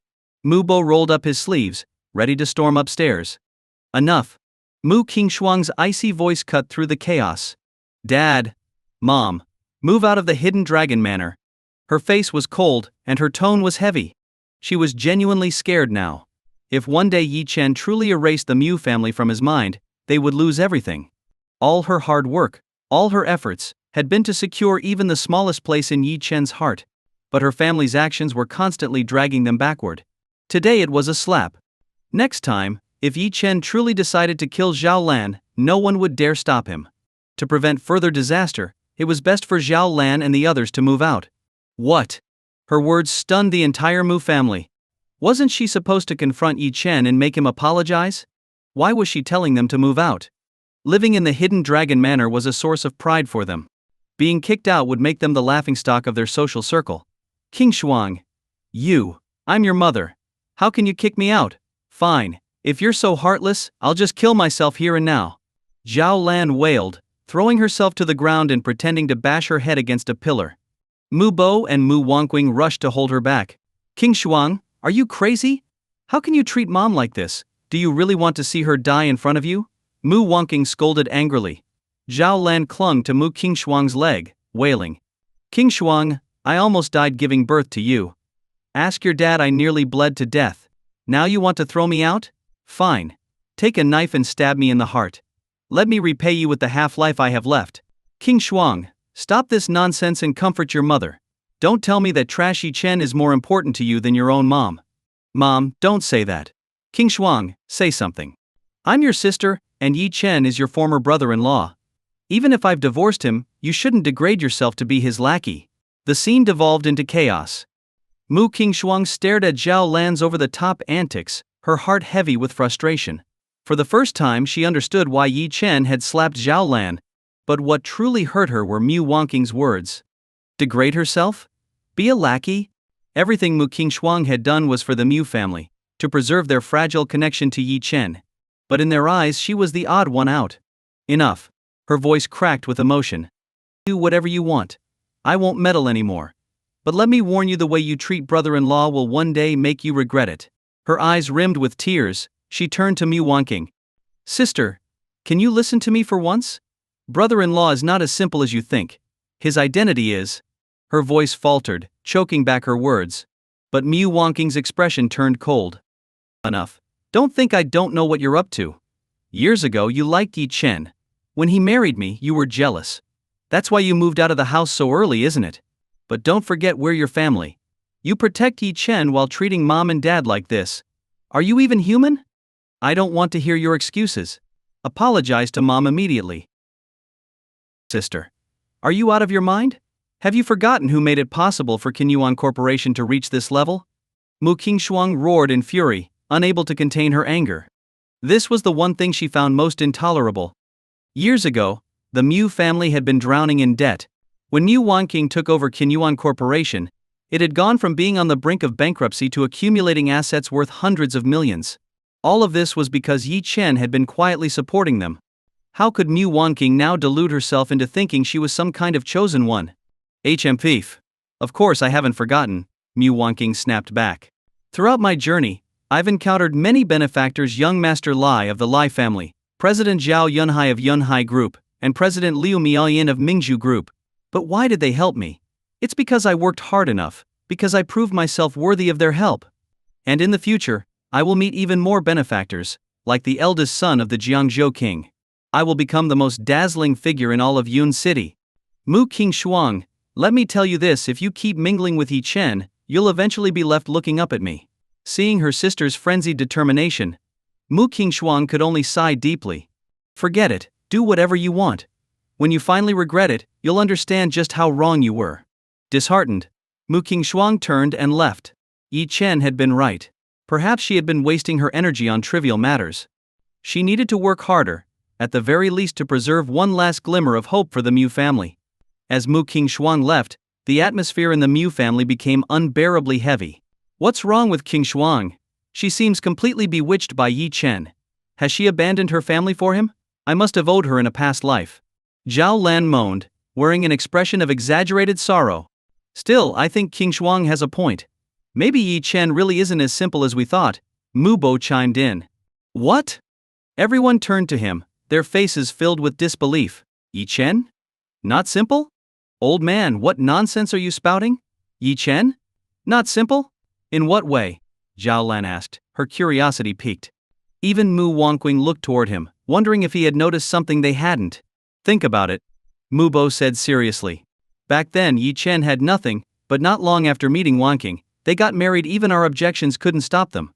Later Yi Chen frequently interacted with the eldest daughter of the Luo family. And now Qingshuang is willing to go to such lengths for him, almost kicking us out of the house. Doesn't that show that Yi Chen truly isn't ordinary? For a man to excel at freeloading to this extent, well, that's certainly extraordinary. Zhao Lan and Mu Wanqing rolled their eyes in unison. Yi Chen's freeloading skills were something they were well aware of. They didn't need Mu Bo to analyze it for them. I still think Qingshuang has serious issues. By the way, Dad, is there any news from Rongxiao, the match you introduced to her? Mu Wanqing asked. She suspected that Qingshuang's behavior stemmed from unresolved feelings. After all, Yi Chen was her former brother-in-law, and Qingshuang was his ex-sister-in-law. Such a complicated relationship might be causing her inner turmoil. The solution, Mu Wanqing thought, was marriage. Once Qingshuang had a husband, her attention would naturally shift away from Yi Chen. Sigh. I've asked a few times, Mu Bo replied, but your uncle Rong has been evasive. Rong Xiao is not only an elite martial master but also highly valued in the military. Since Qingshuang hasn't reached out to him, I'm afraid it'll be difficult for her to match him in the future. In his mind, a marriage between Mu Qingshuang and Rong Xiao would have been perfect. What he didn't know was that after learning Qingshuang was Yi Chen's ex-sister-in-law, Rong Xiao dared not harbor any inappropriate thoughts. It wasn't that Qingshuang wasn't good enough for him, on the contrary, he felt unworthy of her. Dad, keep trying. Otherwise I'm afraid Qingshuang will end up being ruined by Yi Chen, Mu Wanqing urged. Her eyes narrowed as she gazed into the distance. She was climbing steadily toward the peak of Yun City's social hierarchy, thanks to the support of Jiangzhou King's eldest son, Duanzhuji. In the future, even Mu Qingshuang would have to look up to her. Regret? What a joke! While the Mu family was in chaos, elsewhere, the head of the Sun family, Sun Simin, was seated in his grand hall, his face contorted with rage. Outrageous. Unbelievable! Sun Simin roared. How dare Zhou Sanqiu, with the backing of the Mingzhu Group, directly announce himself as the new authority in Yun City's medical field? This is blatant disrespect to my Sun family. He had just learned that the Mingzhu Group had hosted a banquet where they declared Zhou Sanqiu as the new medical authority of Yun City. Sun Simin was livid. Grandfather, Sun Shooting said coldly, the Mingzhu Group's president, Lu Miaoyin, is no ordinary woman. With her support, Zhou Sankyu clearly intends to challenge us head-on. HMPsh. A powerful dragon cannot suppress a local snake. I'll see what Zhou Sankyu is capable of. As for Lu Miayan, she's just a woman. Does she think I'll let her do as she pleases? Sun Simmons sneered, his tone filled with disdain. After venting his anger, Sun Simmons' expression shifted as he remembered something. By the way, that boy Yi Chen, why hasn't he come to see us yet? If he truly possesses ancient alchemical formulas, then once we obtain them, no one will be able to compete with the Sun family. Grandfather, I've already sent people to summon him, Sun Shooting replied angrily. But that arrogant boy told our people to get lost, claiming that if we provoke him, he'll destroy the Sun family. Hearing this, Sun Simmons' rage boiled over. Has our Sun family fallen so far that even a brat dares to threaten us? First Zhou Sankyu, and now this. Unforgivable. So what should we do now? Sun Shooting asked. Our priority is dealing with the Mingzhu group and Zhou Sankyu. As for that boy, since he refuses to come willingly, send your second uncle to deal with him. I want those alchemical formulas. Whether he lives or dies is irrelevant. Sun Shooting was momentarily stunned by this declaration. Having her second uncle step in was essentially a death sentence for Yi Chen. But she didn't care. Anyone who dared to insult the Sun family deserved to die. At that moment, the family steward hurried in. Master Sun, the eldest son of Jiangzhou King, Duan Zhuji, is here to pay a visit. Hearing this, Sun Simmons' anger subsided, replaced by a satisfied smile. He glanced at Sun Shooting. See? Our pillar of support has arrived. With the Jiangzhou King backing us, what can the Mingzhu group possibly do? Come. Let's go welcome young Master Duan. Sun Simmons and Sun Shooting hurried to the entrance to greet their guest. Young Master Duan. The two bowed respectfully toward Duan Zhuji. Master Sun, Miss Sun, it's been a long time. A faint smile appeared on Duan Zhuji's face. Haha. I'm honored that you still remember this old man, young Master Duan. Please come in, let's talk inside. Shooting, prepare our finest tea to serve young Master Duan. Sun Simmons laughed warmly. Haha. Then I must be in for a treat. I've heard that Master Sun's personally cultivated immortal spirit tea is not only sweet in taste but also has the effect of refreshing the senses and clearing the mind. Duan Zhuji stepped into the hall with a confident stride. Soon, the tea was served. Duan Zhuji took a sip and praised, indeed, Master Sun's masterpiece lives up to its reputation. This immortal spirit tea is a treasure that any martial arts master would dream of. Master Sun truly deserves his title as Yun City's medical authority. His tone was light, but his words carried a deeper meaning. Sun Simmons smiled awkwardly, feeling a bit embarrassed. He was fully aware that Duan Zhuji's words were a subtle jab. Although Sun Simmons held the title of Yun City's medical authority, the sudden rise of Zhou Sankyu, backed by the Mingzhu group, had placed him in a highly disadvantageous position. Young Master Duan, you must be joking. I never expected the Mingzhu group to suddenly support Zhou Sankyu, but rest assured, please convey to Jiangzhou King that Zhou Sankyu won't last long in Yun City. Sun Simmons' eyes narrowed as he firmly assured his guest. Haha, you're overthinking it, Master Sun. I naturally have full confidence in you. Before I came to Yun City, my father told me that the entirety of Jiangzhou, including Yun City, belongs to the Duan family. Even the Mingzhu group has only two options before us: submit or vanish from Dragon Nation entirely. Duan Zhuji's words were calm, yet filled with overwhelming dominance, as if he didn't consider the Mingzhu group a threat at all. Hearing this, Sun Simmons' eyes lit up. Young Master Duan, is Jiangzhou King planning to take action against the Mingzhu group? Sun Simmons asked eagerly. Exactly. I came to Yun City specifically for the Mingzhu group. If Liu Miayin is wise and submits, then all is well. If not, the Duan family will support another power to replace her. Duan Zhuji spoke candidly. Wonderful. With Jiangzhou King involved, the Mingzhu group's days are numbered. I can finally deal with Zhou Sankyu without hesitation. Not only will I drive him out of Yun City, but I'll also seize Jiangzhou's entire medical market and present it to Jiangzhou King as an offering. Sun Simmons laughed heartily, his excitement evident. Oh? Master Sun, you sound very confident, Duan Zhuji remarked curiously. After all, taking control of Jiangzhou's medical market would require extraordinary means. Sun Simmons didn't hold back and explained, of course I'm confident. This time, I might obtain an ancient alchemical formula. Once the elixir is produced, it can allow a martial master to instantly ascend to the grandmaster level. What? Duan Zhuji shot to his feet, disbelief written all over his face. An elixir capable of elevating a martial master to the grandmaster realm? If this formula were real, it wouldn't just dominate Yun City's medical market, it could revolutionize the entire medical industry of Dragon Nation. Is this true? Duan Shuji asked, his voice trembling slightly.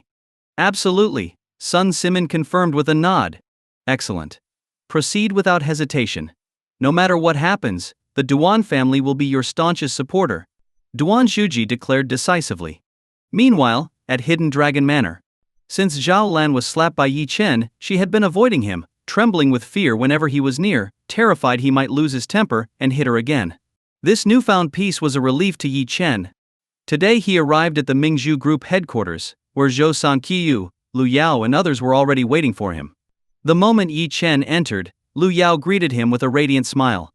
Young Master Yi Yi, you're here. Her eyes sparkled with admiration, a stark contrast to her previous disdainful attitude toward him. Yi Chen gave a slight nod. Take a seat, he said, motioning for everyone to sit down. Lu Miaoyan began the meeting, Master. We've officially announced Mingzhu Group's support for Master Zhou as Yun City's medical authority.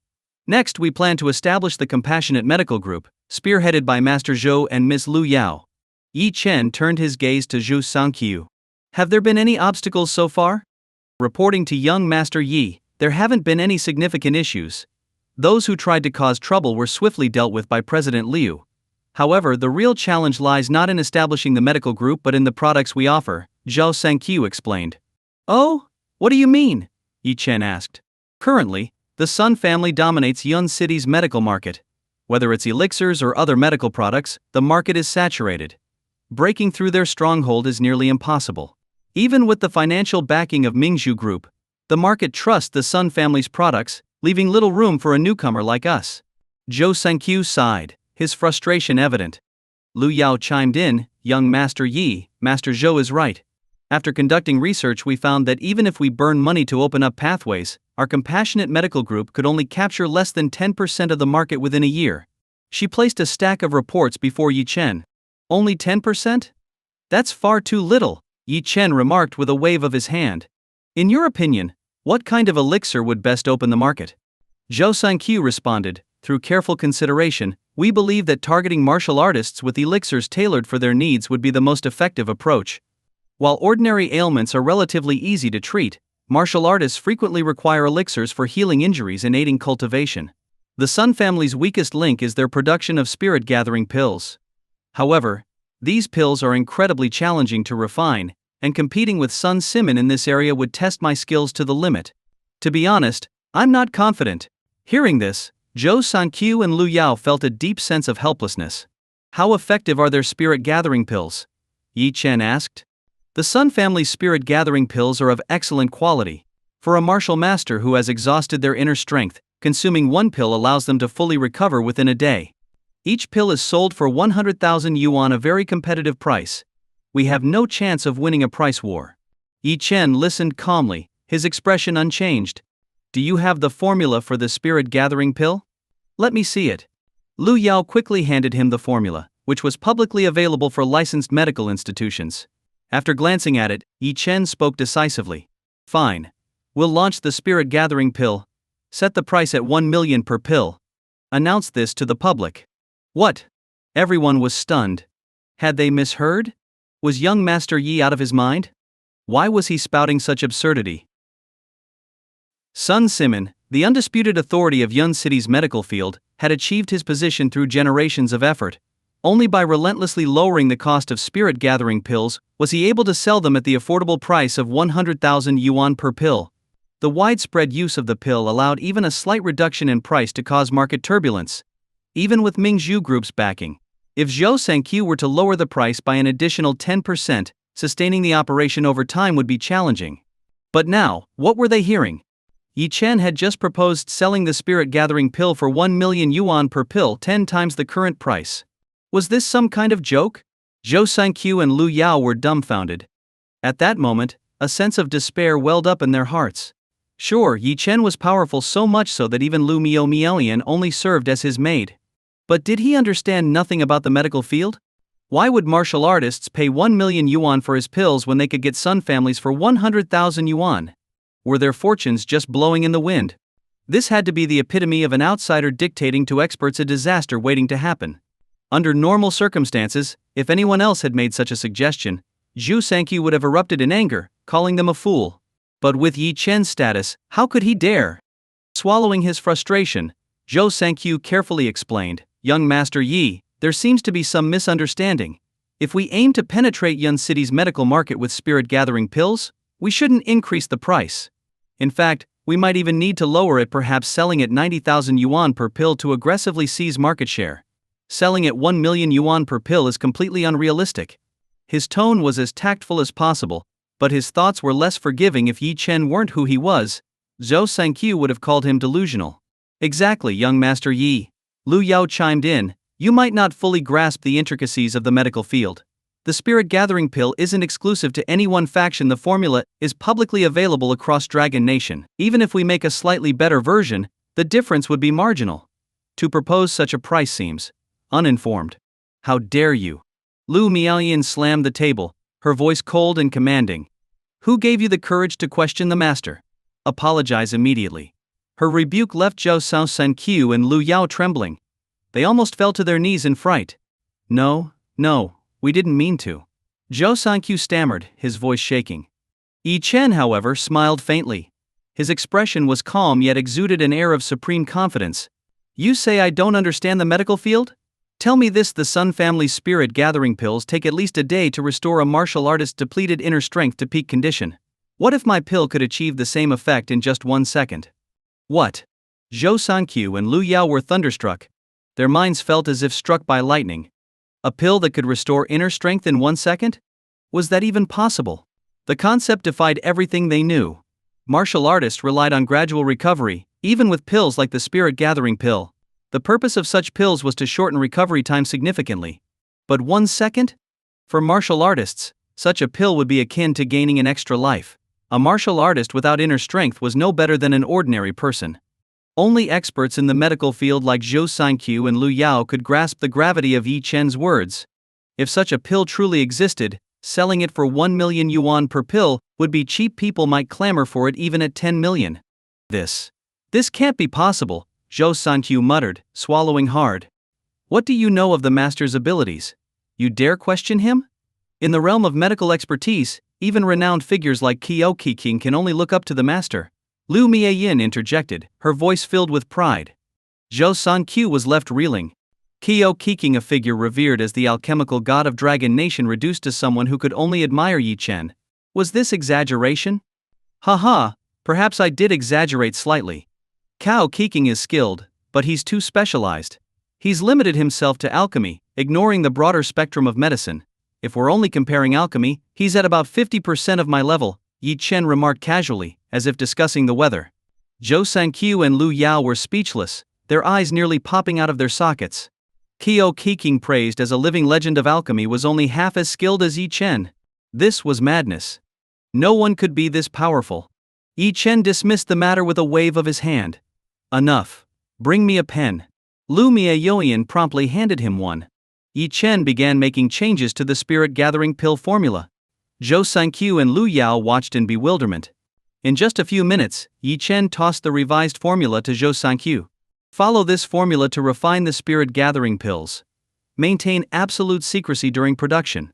Once released, these pills will create a tidal wave across the market. Compassionate Medical Group will become a household name. This is your opportunity. Whether you solidify your position as Yun City's medical authority depends entirely on you. Oh, and the price: don't sell for less than 1 million per pill." With that, Yi Chen turned to leave. Lu Miaoyan instinctively moved to escort him, but Yi Chen stopped her. "No need to see me out." Zhou Sankyu stared at the formula in his hands, his thoughts a whirlwind of disbelief.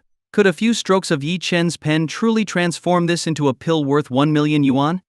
"Master, what did he change?" Lu Yao pressed eagerly. Zhou Sankyu spread the formula on the table and scrutinized it. As he read, his expression grew more and more intense, his heart pounding wildly. Lu Yao, unable to discern the intricacies, asked again, "Master, what is it? What's so special about the changes?" By the time Zhou Sankyu finished, his entire body was trembling with excitement. Suddenly, without warning, he turned toward the door, knelt, and bowed deeply in Yi Chen's direction as if worshipping a deity. Lu Yao was utterly dumbfounded. What could be on that formula to provoke such reverence? Even when faced with ancient alchemical texts, Zhou Sengqiu had never reacted like this. Master. What is it? How is the formula? Lu Yao's voice quivered with anticipation. She felt as though she was on the cusp of witnessing a miracle. At this moment, an extremely excited Zhou Sengqiu finally regained his composure. He slowly stood up and returned to the alchemy recipe on the table. This recipe. It is nothing short of a divine masterpiece. If we refine the gathering spirit pill according to young Master Yi's modifications, its effectiveness will increase by nearly 100-fold. And yet, the cost will only double compared to the original recipe. Once this pill hits the market, it will completely revolutionize the medical field of the Dragon Kingdom. This is divine. Only a god could possess such transcendent talent. And to think, I once doubted whether young Master Yi understood the medical arts. With such brilliance, even the likes of Qiao Keqing would be left in the dust. Zhou Sengqiu spoke with overwhelming excitement. Good heavens! Lu Yao felt as though her entire world was spinning. As a rising talent in the field of medicine, she immediately grasped the implications of Zhou Sengqiu's words. This recipe wasn't just a disruption to Yun City's medical market, it was a seismic event for the entire medical world of the Dragon Kingdom. Lu Yao was left dazed. After her prior experiences, she had thought she understood young Master Yi's influence and capabilities. But now, she realized that Yi Chen's greatness was beyond her comprehension. This realization ignited an unparalleled yearning in her heart. She had to find a way. No matter what it took. She must stay by Yi Chen's side. Lu Yao resolved this firmly in her mind. Her thoughts drifted to her close friend Mu Wangqing. At this moment she understood even more deeply how foolish they had been in the past to consider Yi Chen a failure. If even she now felt deep regret and a sense of inferiority, how much worse would it be for Mu Wangqing? Wangqing, oh Wangqing. Do you realize you've made the most foolish decision of your life? Is divorcing Yi Chen. You've personally destroyed the entire world that could have belonged to you. Don't blame me. I asked you once, and you told me clearly that you would never reconcile with Yi Chen. Let me be selfish for once. Because Yi Chen is the peak I've been chasing my entire life. Lu Yao's heart was in utter turmoil. She didn't know if what she was about to do was right or wrong. But one thing she understood clearly. In the future, Mu Wangqing would pay a devastating price for her ignorance. Meanwhile, Lu Yu Miaoyan looked at the overly excited Zhu Sengqiu with an expression of quiet amusement. This is what they called a miracle? To her, this was nothing more than a casual display of her Master Yi Chen's abilities. How could mere sparrows comprehend the lofty ambitions of a swan? After briefly discussing the plans for the Love and Care Medical Organization with Zhou Sengqiu, Lu Yu Miaoyan also departed. Unbeknownst to Yi Chen, at the exact moment he left the Pearl Group, a major figure arrived at Qinjiuan Group. It was none other than Sun Arai from the Sun family of Yun City. A man with immense influence and power in Yun City. The Sun family had long been a pillar of Yun City's medical community. Almost all the Sun family's descendants had remarkable talent in the medical arts. But Sun Arai had always been an outlier. From a young age, he showed no interest in medicine and instead pursued martial arts. Leveraging his martial arts mastery and the support of the Sun family, he had become a dominant figure in Yun City's underworld. It was often said in Yun City that while Xiang Xingsheng reigned as the underground emperor, Sun Arai was the only one who could overthrow him. This alone spoke volumes about Sun Arai's power and influence. At Qinjiuan Group, Mu Wangqing was reviewing contracts when her office door was abruptly kicked open, startling her.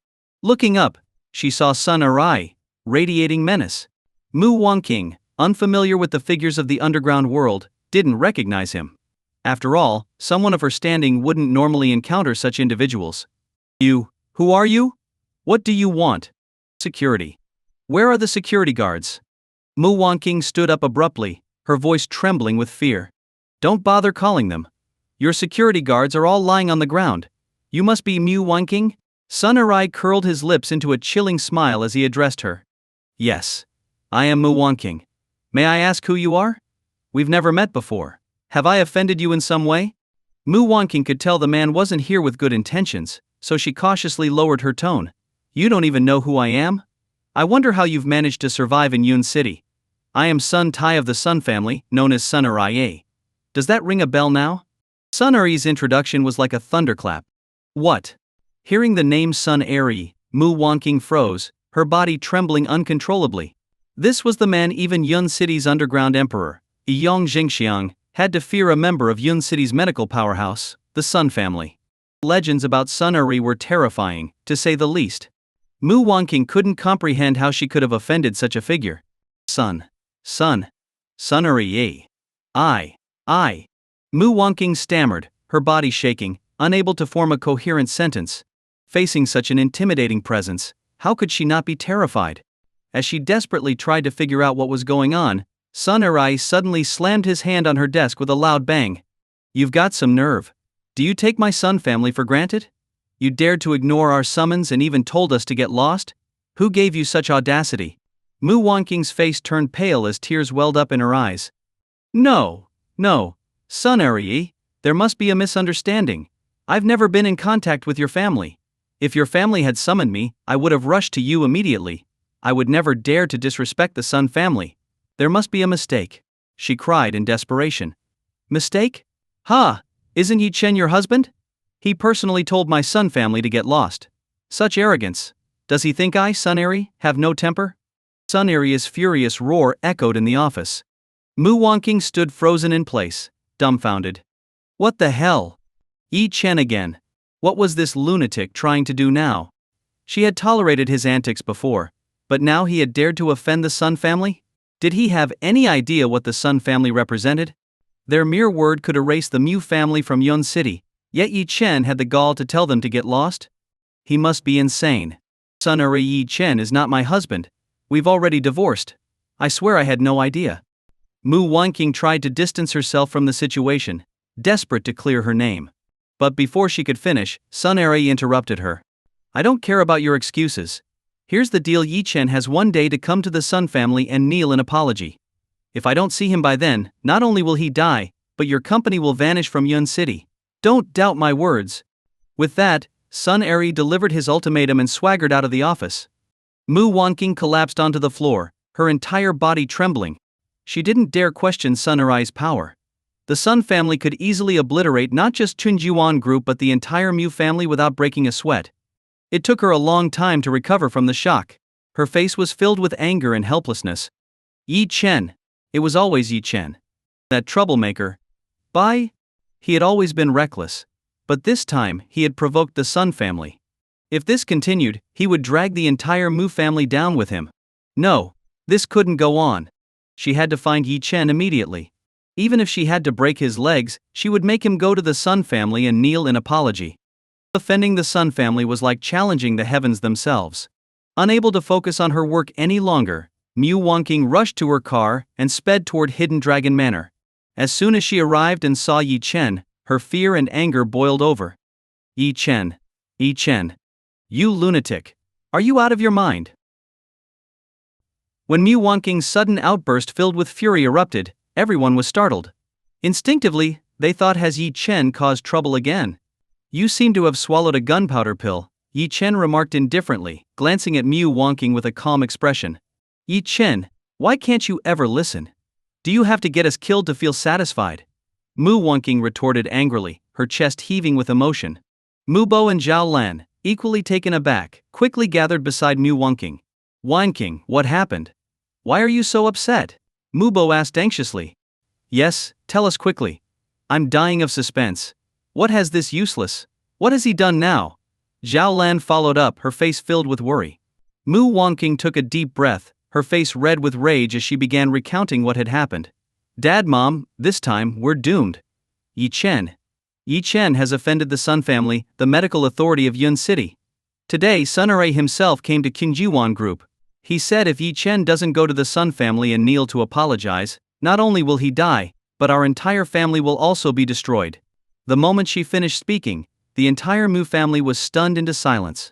Fear. Overwhelming fear filled the room. What? The Sun family? The revered medical authority of Yun City? Is Yi Chen suicidal? Everyone in Yun City knew that the Sun family controlled the city's entire medical market. They were not only wealthy but also carried immense influence in the martial arts community. After all, every martial artist in the city relied on the Sun family for medicinal pills. If the Sun family issued a decree, countless martial artists would rush to carry it out. This was a family that stood at the very top of Yun City's hierarchy. In the past, Even the Seven Colors pharmaceutical group, despite its power, could only survive by bowing to the Sun family. Now, Yi Chen had managed to provoke even them. What else was he incapable of? Yi Chen raised his eyebrows slightly, finally understanding why Mu Wanqing was so enraged. The Sun family. Ah, so that's what this was about. He vaguely recalled the Sun family's prior behavior, but he hadn't taken it seriously. He had refrained from taking action against them, because he had been waiting for updates from Zhang Yi, the Grim Reaper, regarding the Sun family's connection to the Yung clan in Shengjing. Who would have thought that, before he could deal with them, the Sun family would hastily seek their doom? At this moment, the Mu family could no longer contain their terror. To them, the Sun family was like a mountain crushing them, an insurmountable force. Just the name alone was enough to make it hard to breathe. Yi Chen. Does our family owe you something? If you want to die, go ahead, but why must you drag us down with you? Do you know how hard Wanqing worked to grow Kyungjiwan Group to this size? Why must you ruin everything we built? Mu Bo shouted, his anger flaring as he glared at Yi Chen. Yi Chen's expression remained serene. The Sun family is my business. I'll deal with it. It has nothing to do with you, and you don't have the capability to handle it either, Yi Chen replied calmly. To Yi Chen, the Sun family was utterly insignificant. Kneel and apologize? The Sun family wasn't qualified to make such demands. However, their repeated provocations were becoming an annoyance. It seemed the time had come to eliminate them altogether. Yi Chen thought nothing of the situation, but the Mu family was utterly panicked, their nerves on edge. How will you handle it? With what? Do you even understand what the Sun family represents in Yun City? Mu Wanqing asked, incredulous. To her, Yi Chen had completely lost his mind. Did he think luck alone would save him from this disaster? Not to mention the Sun family as a whole, even if only Sun Eri acted, Yi Chen would be torn apart. I don't know what the Sun family's status is, but to me they're nothing more than flies.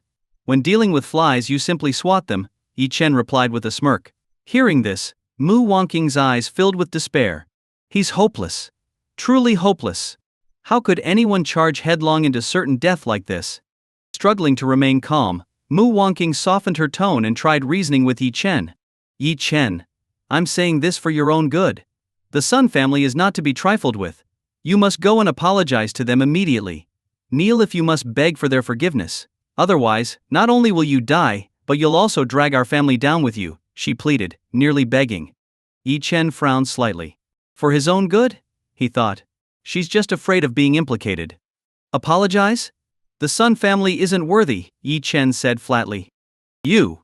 Yi Chen, you're incorrigible. You've lost your mind. Whether you want to or not, you're going to apologize today.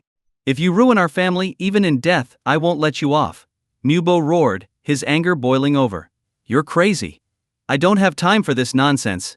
I'm leaving, Yi Chen said, brushing past them without another word. The remaining family members were left seething with frustration. Mu Wanqing collapsed onto the sofa, tears streaming down her face. She was genuinely terrified. If the Sun family decided to act against the Mu family, they would have no means of resistance. In that moment, all her grievances surged forth. Why? What did I do to deserve this? Mu Wanqing cried, her voice trembling.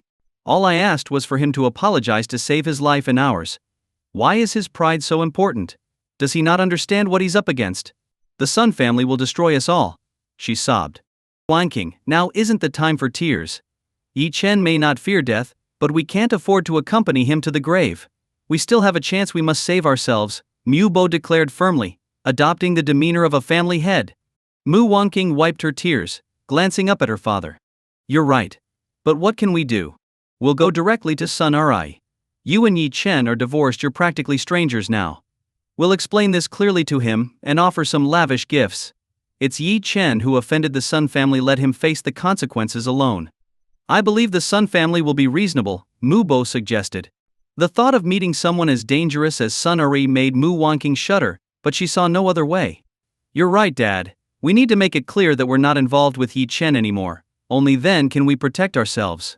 Yi Chen, I've given you enough chances. If you refuse to cherish them, don't blame me for being heartless, Mu Wanqing resolved. Good. I'll purchase some gifts. Let's move quickly, there's no time to waste. The Mu family sprang into action, and Mu Wanqing leveraged her connections to arrange a meeting with Sun Eri. Sun Eri was at his villa when the Mu family arrived. They had spent tens of thousands of yuan on gifts and prepared a cash offering of 2 million yuan, neatly packed in a suitcase. With everything in place, the family boarded a car and headed towards Sun Airay's residence. Soon enough, the Mu family arrived at Sun Airay's villa. Outside the villa, several intimidating guards with menacing expressions were stationed. As the Mu family approached, they were immediately stopped. "Hold it. Who are you, and what are you doing here?" One of the guards barked aggressively, his tone leaving no room for argument. The three family members trembled with fear. We're here to see Sun Airay. We've already called ahead. I'm Mubo, from the Mu family. We're here to request an audience with Sun Airay, Mubo stammered, his voice shaking. The Mu family? What's in those bags? The guard asked, narrowing his eyes. These are gifts for Sun Airay. Look, all of them are high-end items, Mubo replied with a forced smile, hastily pulling out one of the gifts and slipping it into the guard's hands. The guard weighed the gift briefly, a faint smirk tugging at the corner of his mouth. Fine. Go in, he said dismissively, waving them through. Thank you. Mubo bowed repeatedly. Even though the man was merely a gate guard, he represented Sun Airay, and Mubo dared not show any disrespect. After entering the villa, they were soon brought before Sun Airay. Mu Wangqing. You actually have the nerve to come here. Is Yi Chen dead set on making an enemy of the Sun family? Sun Airay's cold gaze pierced through them, his voice dripping with disdain. Sun Airay, we're here to explain everything. These are gifts for you, please. Accept them with our gratitude, Mu Wangqing said, placing the bag on the table and ensuring the neatly stacked cash was visible. Sun Airay glanced at the gifts before signaling his men to take them away. Seeing this, the Mu family finally breathed a sigh of relief. Speak. Why are you here? Sun Airay asked indifferently. Mubo, bowing low, shuffled forward with a fawning expression. Normally, Mubo carried himself with an air of superiority, but in front of Sun Airay, he was as meek as a servant, groveling without shame. Sun Airay, we're here to explain that our family has absolutely no connection with Yi Chen. My daughter has already divorced him. Whatever offense he's caused the Sun family is his alone, and has nothing to do with us. Please, Sun Airay, spare the Mu family, Mubo pleaded with a sycophantic smile. Smack. Sun Airay slammed the table in fury. Nonsense. He roared. Mubo flinched violently, dropping to his knees in terror. Please, Sun Airay, calm your anger. Mubo cried out nearly in tears. Calm down? Do you take me for a fool? You claim you have no connection to Yi Chen, yet why are you living together with him? Sun Airay demanded icily. Sun Airay, I swear. Yi Chen is nothing but a freeloader. We've tried to kick him out but he refuses to leave. We're at odds with him ourselves, he even knocked out my wife's teeth last time. Mubo stammered desperately. Yes, Sun Airay, look, my missing teeth were knocked out by Yi Chen. We were hoping you could help us get justice. Please don't let him off, Zhao Lan chimed in, sobbing as she spoke. Sun Airay, I beg you. This matter has nothing to do with the Mu family. The debt lies with Yi Chen alone. Please don't implicate us. The Mu family has always respected the Sun family. If you need anything, we are willing to do anything, climb mountains, cross fire, it doesn't matter. Just spare us. Mubo groveled. Sun Airay cast a cold glance at the trio. Enough with the wailing. In Yun City, no one dares disrespect the Sun family. Yi Chen is the first. As for whether you'll be implicated, I can't guarantee anything. Anyone who offends the Sun family is doomed, and those connected to them will also face retribution, he said ominously. But we really have no connection with Yi Chen. Mubo cried out, his face pale with despair. Get out. Sun Airay barked. Immediately, several guards stepped forward, their imposing presence silencing any further protests. Mu Wangqing wanted to say more but was too frightened by the guards' menacing gazes to utter another word. The family was unceremoniously thrown out of the villa, leaving them utterly bewildered. They had offered gifts and begged for mercy, yet they were still kicked out. Who could they turn to now? Dad, Mom, what do you think Sun Airay meant by this? He accepted our gifts, does that mean he won't act against us? Mu Wangqing asked, trying to steady her nerves. We don't know. Sun Airay is a figure beyond our understanding. But since he accepted the gifts, he might consider it. We should still prepare for the worst, Mubo replied with a sigh. The experience left him even more apprehensive. This is all Yi Chen's fault. That useless trash won't stop until he destroys our family. I hope the Sun family kills him for good. Zhao Lan fumed, her voice trembling with anger. Defeated, the three of them headed back to Hidden Dragon Manor, Meanwhile, at Hidden Dragon Manor, Mu Fei loitered outside, boredom evident on his face. Despite being thrown out of the manor, Mu Fei had been showing up every morning, hoping for a chance to sneak back in. Even if he couldn't get inside, he preferred to sulk and cry outside rather than leave. While Mu Fei was pondering how to re-enter, a group of figures suddenly appeared in front of him. Startled, Mu Fei instinctively crouched, his body still aching from previous beatings. Who are you?" he stammered. "Where is Yi Chen? Tell him to get out here now," one of the figures commanded coldly. Hearing the hostility in their voices, Mu Fei asked cautiously, "Are you here to cause trouble for Yi Chen?" "Trouble? If he doesn't come out immediately, we'll kill him. We're martial masters from the Sun family. Now, call him out," the man snapped. Mu Fei's eyes lit up with glee. Finally, someone's here to deal with Yi Chen. This is fantastic. Brothers, Yi Chen is inside the manor. But be careful, he's arrogant, Mu Fei said, bowing obsequiously. The group ignored him and marched toward the manor. The guards stepped forward to block their path. "Halt. Who are you? This is no place for troublemakers," one guard shouted sternly. But the Sun family's martial master didn't bother with pleasantries. With a single hand he grabbed the guard by the throat, leaving him gasping for air. "Yi Chen, come out now. How dare you ignore the Sun family's summons? If you don't appear, don't blame me for slaughtering everyone here," the martial master bellowed, his aura suffocating the surrounding air. The guards braced themselves, while Mu Fei was so exhilarated that his hairs stood on end. "Yi Chen, you're finished now. The Sun family has sent people strong enough to crush you effortlessly. There's no way you'll survive this time." At that moment, Yi Chen's calm voice echoed from the entrance. With a cold gaze, he surveyed the intruders. They had come to die, it seemed. "Fine. If you want me at the Sun family, let's go," Yi Chen said indifferently, stepping forward and rescuing the choking guard from the martial master's grip. The Sun family martial master narrowed his eyes, a sense of unease creeping into his heart. "Lead the way," Yi Chen ordered. After a moment's hesitation, the martial master gestured for Yi Chen to follow. Together they boarded a car and drove toward the Sun family's estate. As soon as Yi Chen was taken away, Mu Wangqing and the rest of the Mu family returned to Hidden Dragon Manor. The moment Mu Fei saw them, he sprinted over excitedly. "This is amazing. Absolutely fantastic news, Dad, Mom. We're saved," Mu Fei shouted in exhilaration. "What's going on? Why are you so happy?" Zhao Lan asked curiously. "Mom, that piece of trash Yi Chen crossed the Sun family. Just now, 5 martial masters from the Sun family came and took him away. He's doomed this time," Mu Fei exclaimed, recounting what he had just witnessed. Instantly, Mu Wangqing's face fell, as did the expressions of the others. The Sun family moved this quickly? Mu Wangqing muttered in shock, her heart sinking further.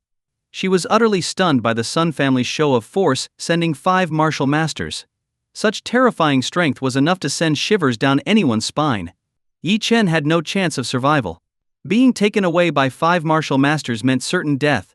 The Sun family wouldn't spare him. But the pressing concern wasn't Yi Chen's fate, it was how to ensure that the Mu family wasn't dragged down with him. "Dad, Mom, even though we spoke with Sun Eri, I don't think we can rely on him. Yi Chen might really be in danger this time. We need to prepare ourselves as soon as possible," Mu Wangqing said, her eyes narrowing with worry. She knew Yi Chen's temperament. Even if he were taken by the Sun family, he might cause a scene and anger them even further. If that happened, the Sun family wouldn't stop at killing Yi Chen, they would also target anyone connected to him. "You're right. If Yi Chen dies, so be it. But our family has come so far, we can't let him drag us down. What should we do now?" Mu Bo asked, his voice filled with anxiety. "How about this, I'll call Yao Yao Yao. The Sun family is rooted in the medical world, and Yao Yao's teacher, Zhou Sanqiu, is also a figure in the medical field.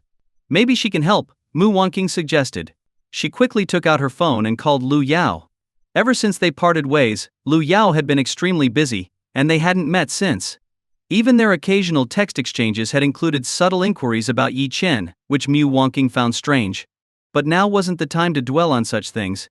The call connected quickly. "Hello, Wangqing? What's going on?" Lu Yao's voice came through. "Yao Yao, I need to ask you something important. Does your teacher Zhou Sanqiu know Sun Simon of the Sun family? Are they on good terms?" Mu Wangqing asked anxiously. "They know each other, but they're enemies. Their relationship is terrible." "Why are you asking about this all of a sudden?" Lu Yao replied, confused. Hearing this, Mu Wanqing's heart sank further. If Zhao Sanqiu and Sun Simin were adversaries, there was no way they could mediate the situation. Sigh. Yi Chen recently offended the Sun family, the medical authority of Yun City. He's been taken away by them, and I'm worried they'll drag our family into this mess. I have no idea what to do anymore, Mu Wanqing said helplessly. There was silence on the other end of the line. Lu Yao was momentarily dumbfounded. The Sun family must have a death wish. They dared to provoke Yi Chen? Were they insane? Wanqing, don't worry. Let Yi Chen handle it. With him there, I won't be of much help. Relax, it's not a big deal. I've got to run. But let's grab dinner soon. Lu Yao said casually, clearly unfazed by the situation. The Sun family offending Yi Chen? The outcome was inevitable. They would be obliterated by Yi Chen with little effort. Only those who truly understood Yi Chen's power could grasp how foolish the Sun family's actions were. Wait, Yao, hello? Hello? Lu Yao's attempt to reassure Mu Wanqing was entirely misunderstood. Her intent was to convey that Yi Chen could easily handle the Sun family. Instead, Mu Wanqing interpreted it as indifference. She hung up the phone in frustration. Wanqing, what did Yao Yao say? Zhao Lan asked. What else could she say? She basically said to leave it to Yi Chen, which means letting him march to his death. She made it clear she won't intervene as long as Yi Chen's involved. Mu Wanqing sighed. See? That Yi Chen. He must have offended so many people that even Yao Yao won't help him. No skills, no manners. If he doesn't die, who will? Mu Bo fumed, his anger boiling over. What now? He's going to ruin us. Zhao Lan said in frustration. What else can we do? If we can't avoid this, then after Yi Chen's dead, we'll just move the whole family to Jiangzhou. The Sun family is far too powerful for us to contend with. In Jiangzhou we can start over. As long as that piece of trash Yi Chen dies, everything will settle down, Mu Wanqing said, her voice heavy with resignation. The Mu family sat in despair, their concern not for Yi Chen's fate but for the potential loss of everything they had built. As they wallowed in their hopelessness, a luxury car pulled up in front of them. Out stepped a man, Jiangzhou King's eldest son, Duan Zhuji. You all seem troubled. What's going on? Need my help? Duan Zhuji asked, a faint smile playing on his lips. Seeing Duan Zhuji, the Mu family froze in shock. Mu Bo smacked his forehead in realization. Damn. They'd been fools. Running around, groveling and begging for help, they had completely forgotten their most powerful ally. Duan Zhuji had said just days ago that the Duan family would be their backing. With the Duan family behind them, who would dare touch the Mu family? Duan Xiao. My goodness, Duan Xiao, you're here. Hurry, hurry. Duan Xiao, come in. Let me open the door for you. The Mu family treated Duan Zhuji as though he were a deity descending to save them. Especially Mu Bo and Mu Fei, who fawned over him like loyal dogs, eager to please. Meanwhile, the Sun family's martial masters escorted Yi Chen to their estate.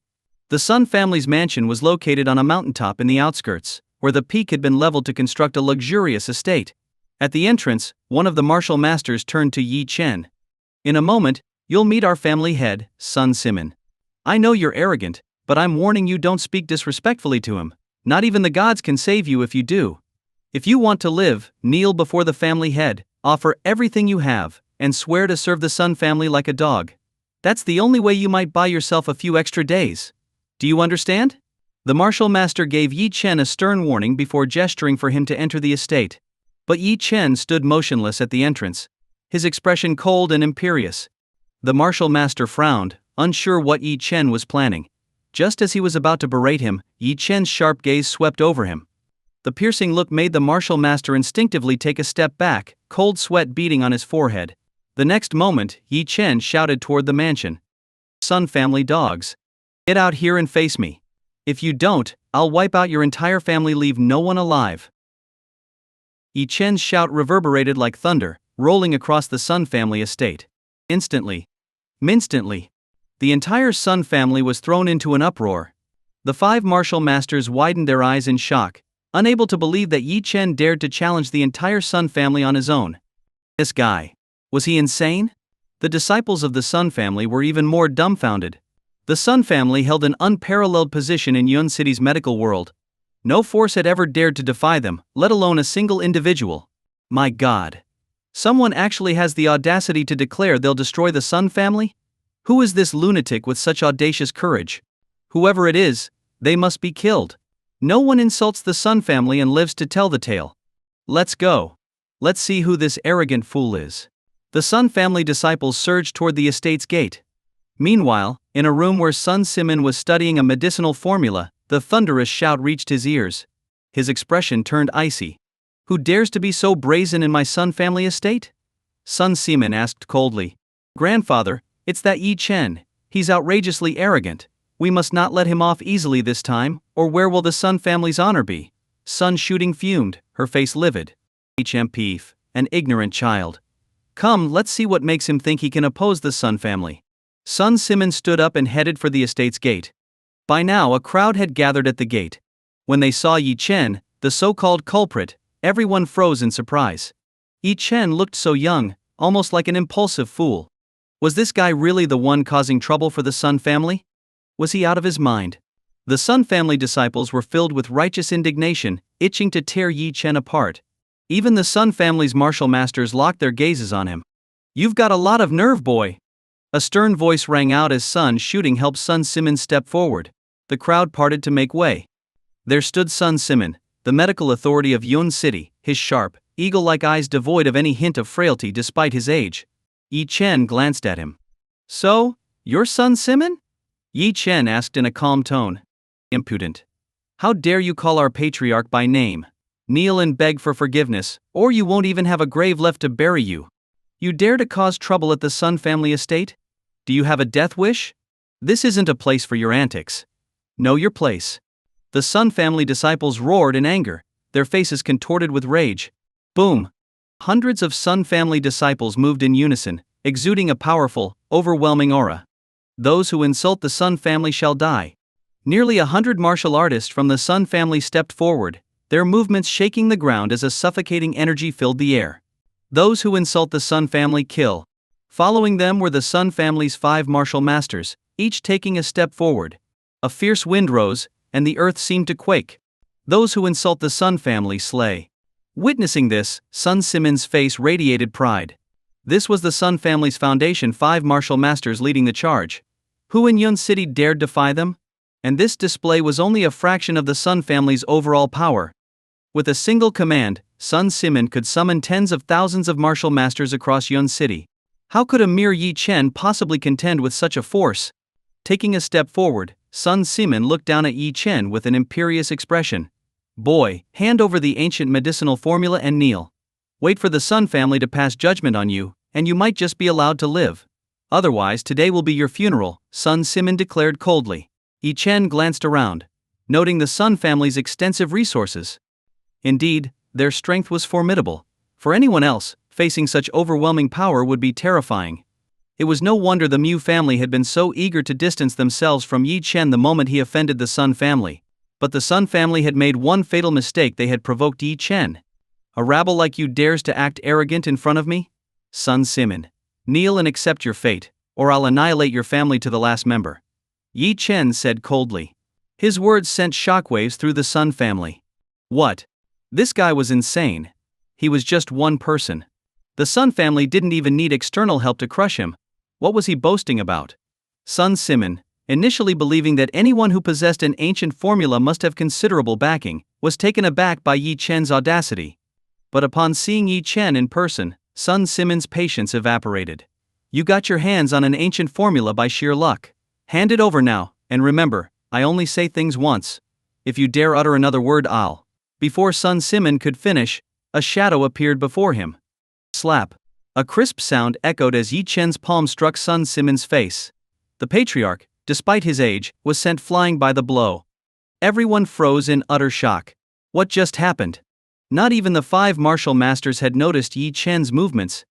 He was fast, lightning fast. The idea that Yi Chen dared lay a hand on the head of the Sun family stunned everyone, including Sun Simin, who was left reeling. In Yun City, the Sun family held an unparalleled status. Even the Pearl Group wouldn't dare openly confront them. No one in Yun City had ever dared provoke the Sun family like this. Sun Shooting, seeing her grandfather struck, erupted in fury. Yi Chen. Are you insane? Hitting my grandfather? Not only you but everyone connected to you in Yun City will face the Sun family's wrath, she screamed, her voice trembling with rage. Sun Simin, clutching his face, was utterly livid. In his decades in Yun City, he couldn't remember the last time someone had dared lay a hand on him. Without hesitation, Sun Simin waved his hand. Kill him, flay him alive and grind his bones to dust. At his command, the 5 martial masters charged at Yi Chen. The sky seemed to darken as they moved, their combined might like a force of nature. For ordinary people, martial masters were akin to gods. Even a grandmaster would hesitate to face 5 of them simultaneously.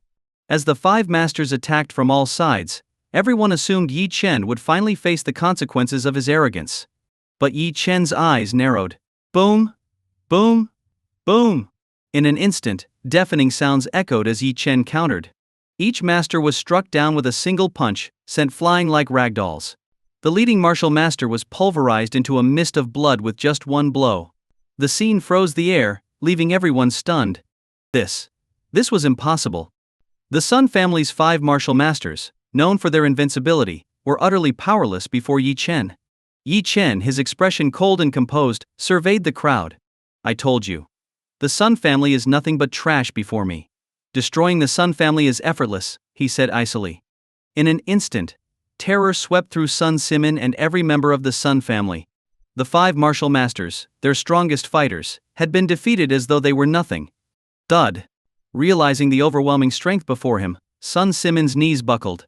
He fell to his knees before Yi Chen, trembling in fear. The terror was palpable. Too terrifying. How could this be possible? Those 5 martial masters were the Sun family's ultimate trump card. And yet, Tianchen, they had been so effortlessly defeated by Yi Chen? What did this mean? Had they provoked the wrong person? Had they kicked an iron plate? The entire Sun family was dumbstruck. All the momentum they had gathered just moments ago evaporated in an instant. It was absurd. If even 5 martial masters couldn't stand against Yi Chen, sending more people would simply mean sending cannon fodder to their deaths.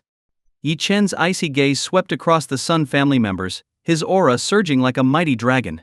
With every step he took, the disciples of the Sun family couldn't withstand the oppressive force of his presence. Thud. Thud. One by one, they collapsed to their knees. Utterly subdued. Sun Shooting stared at Yi Chen in shock, and when her gaze met his, her fear peaked. She couldn't help but prostrate herself on the ground. Yi Chen walked up to Sun Simin.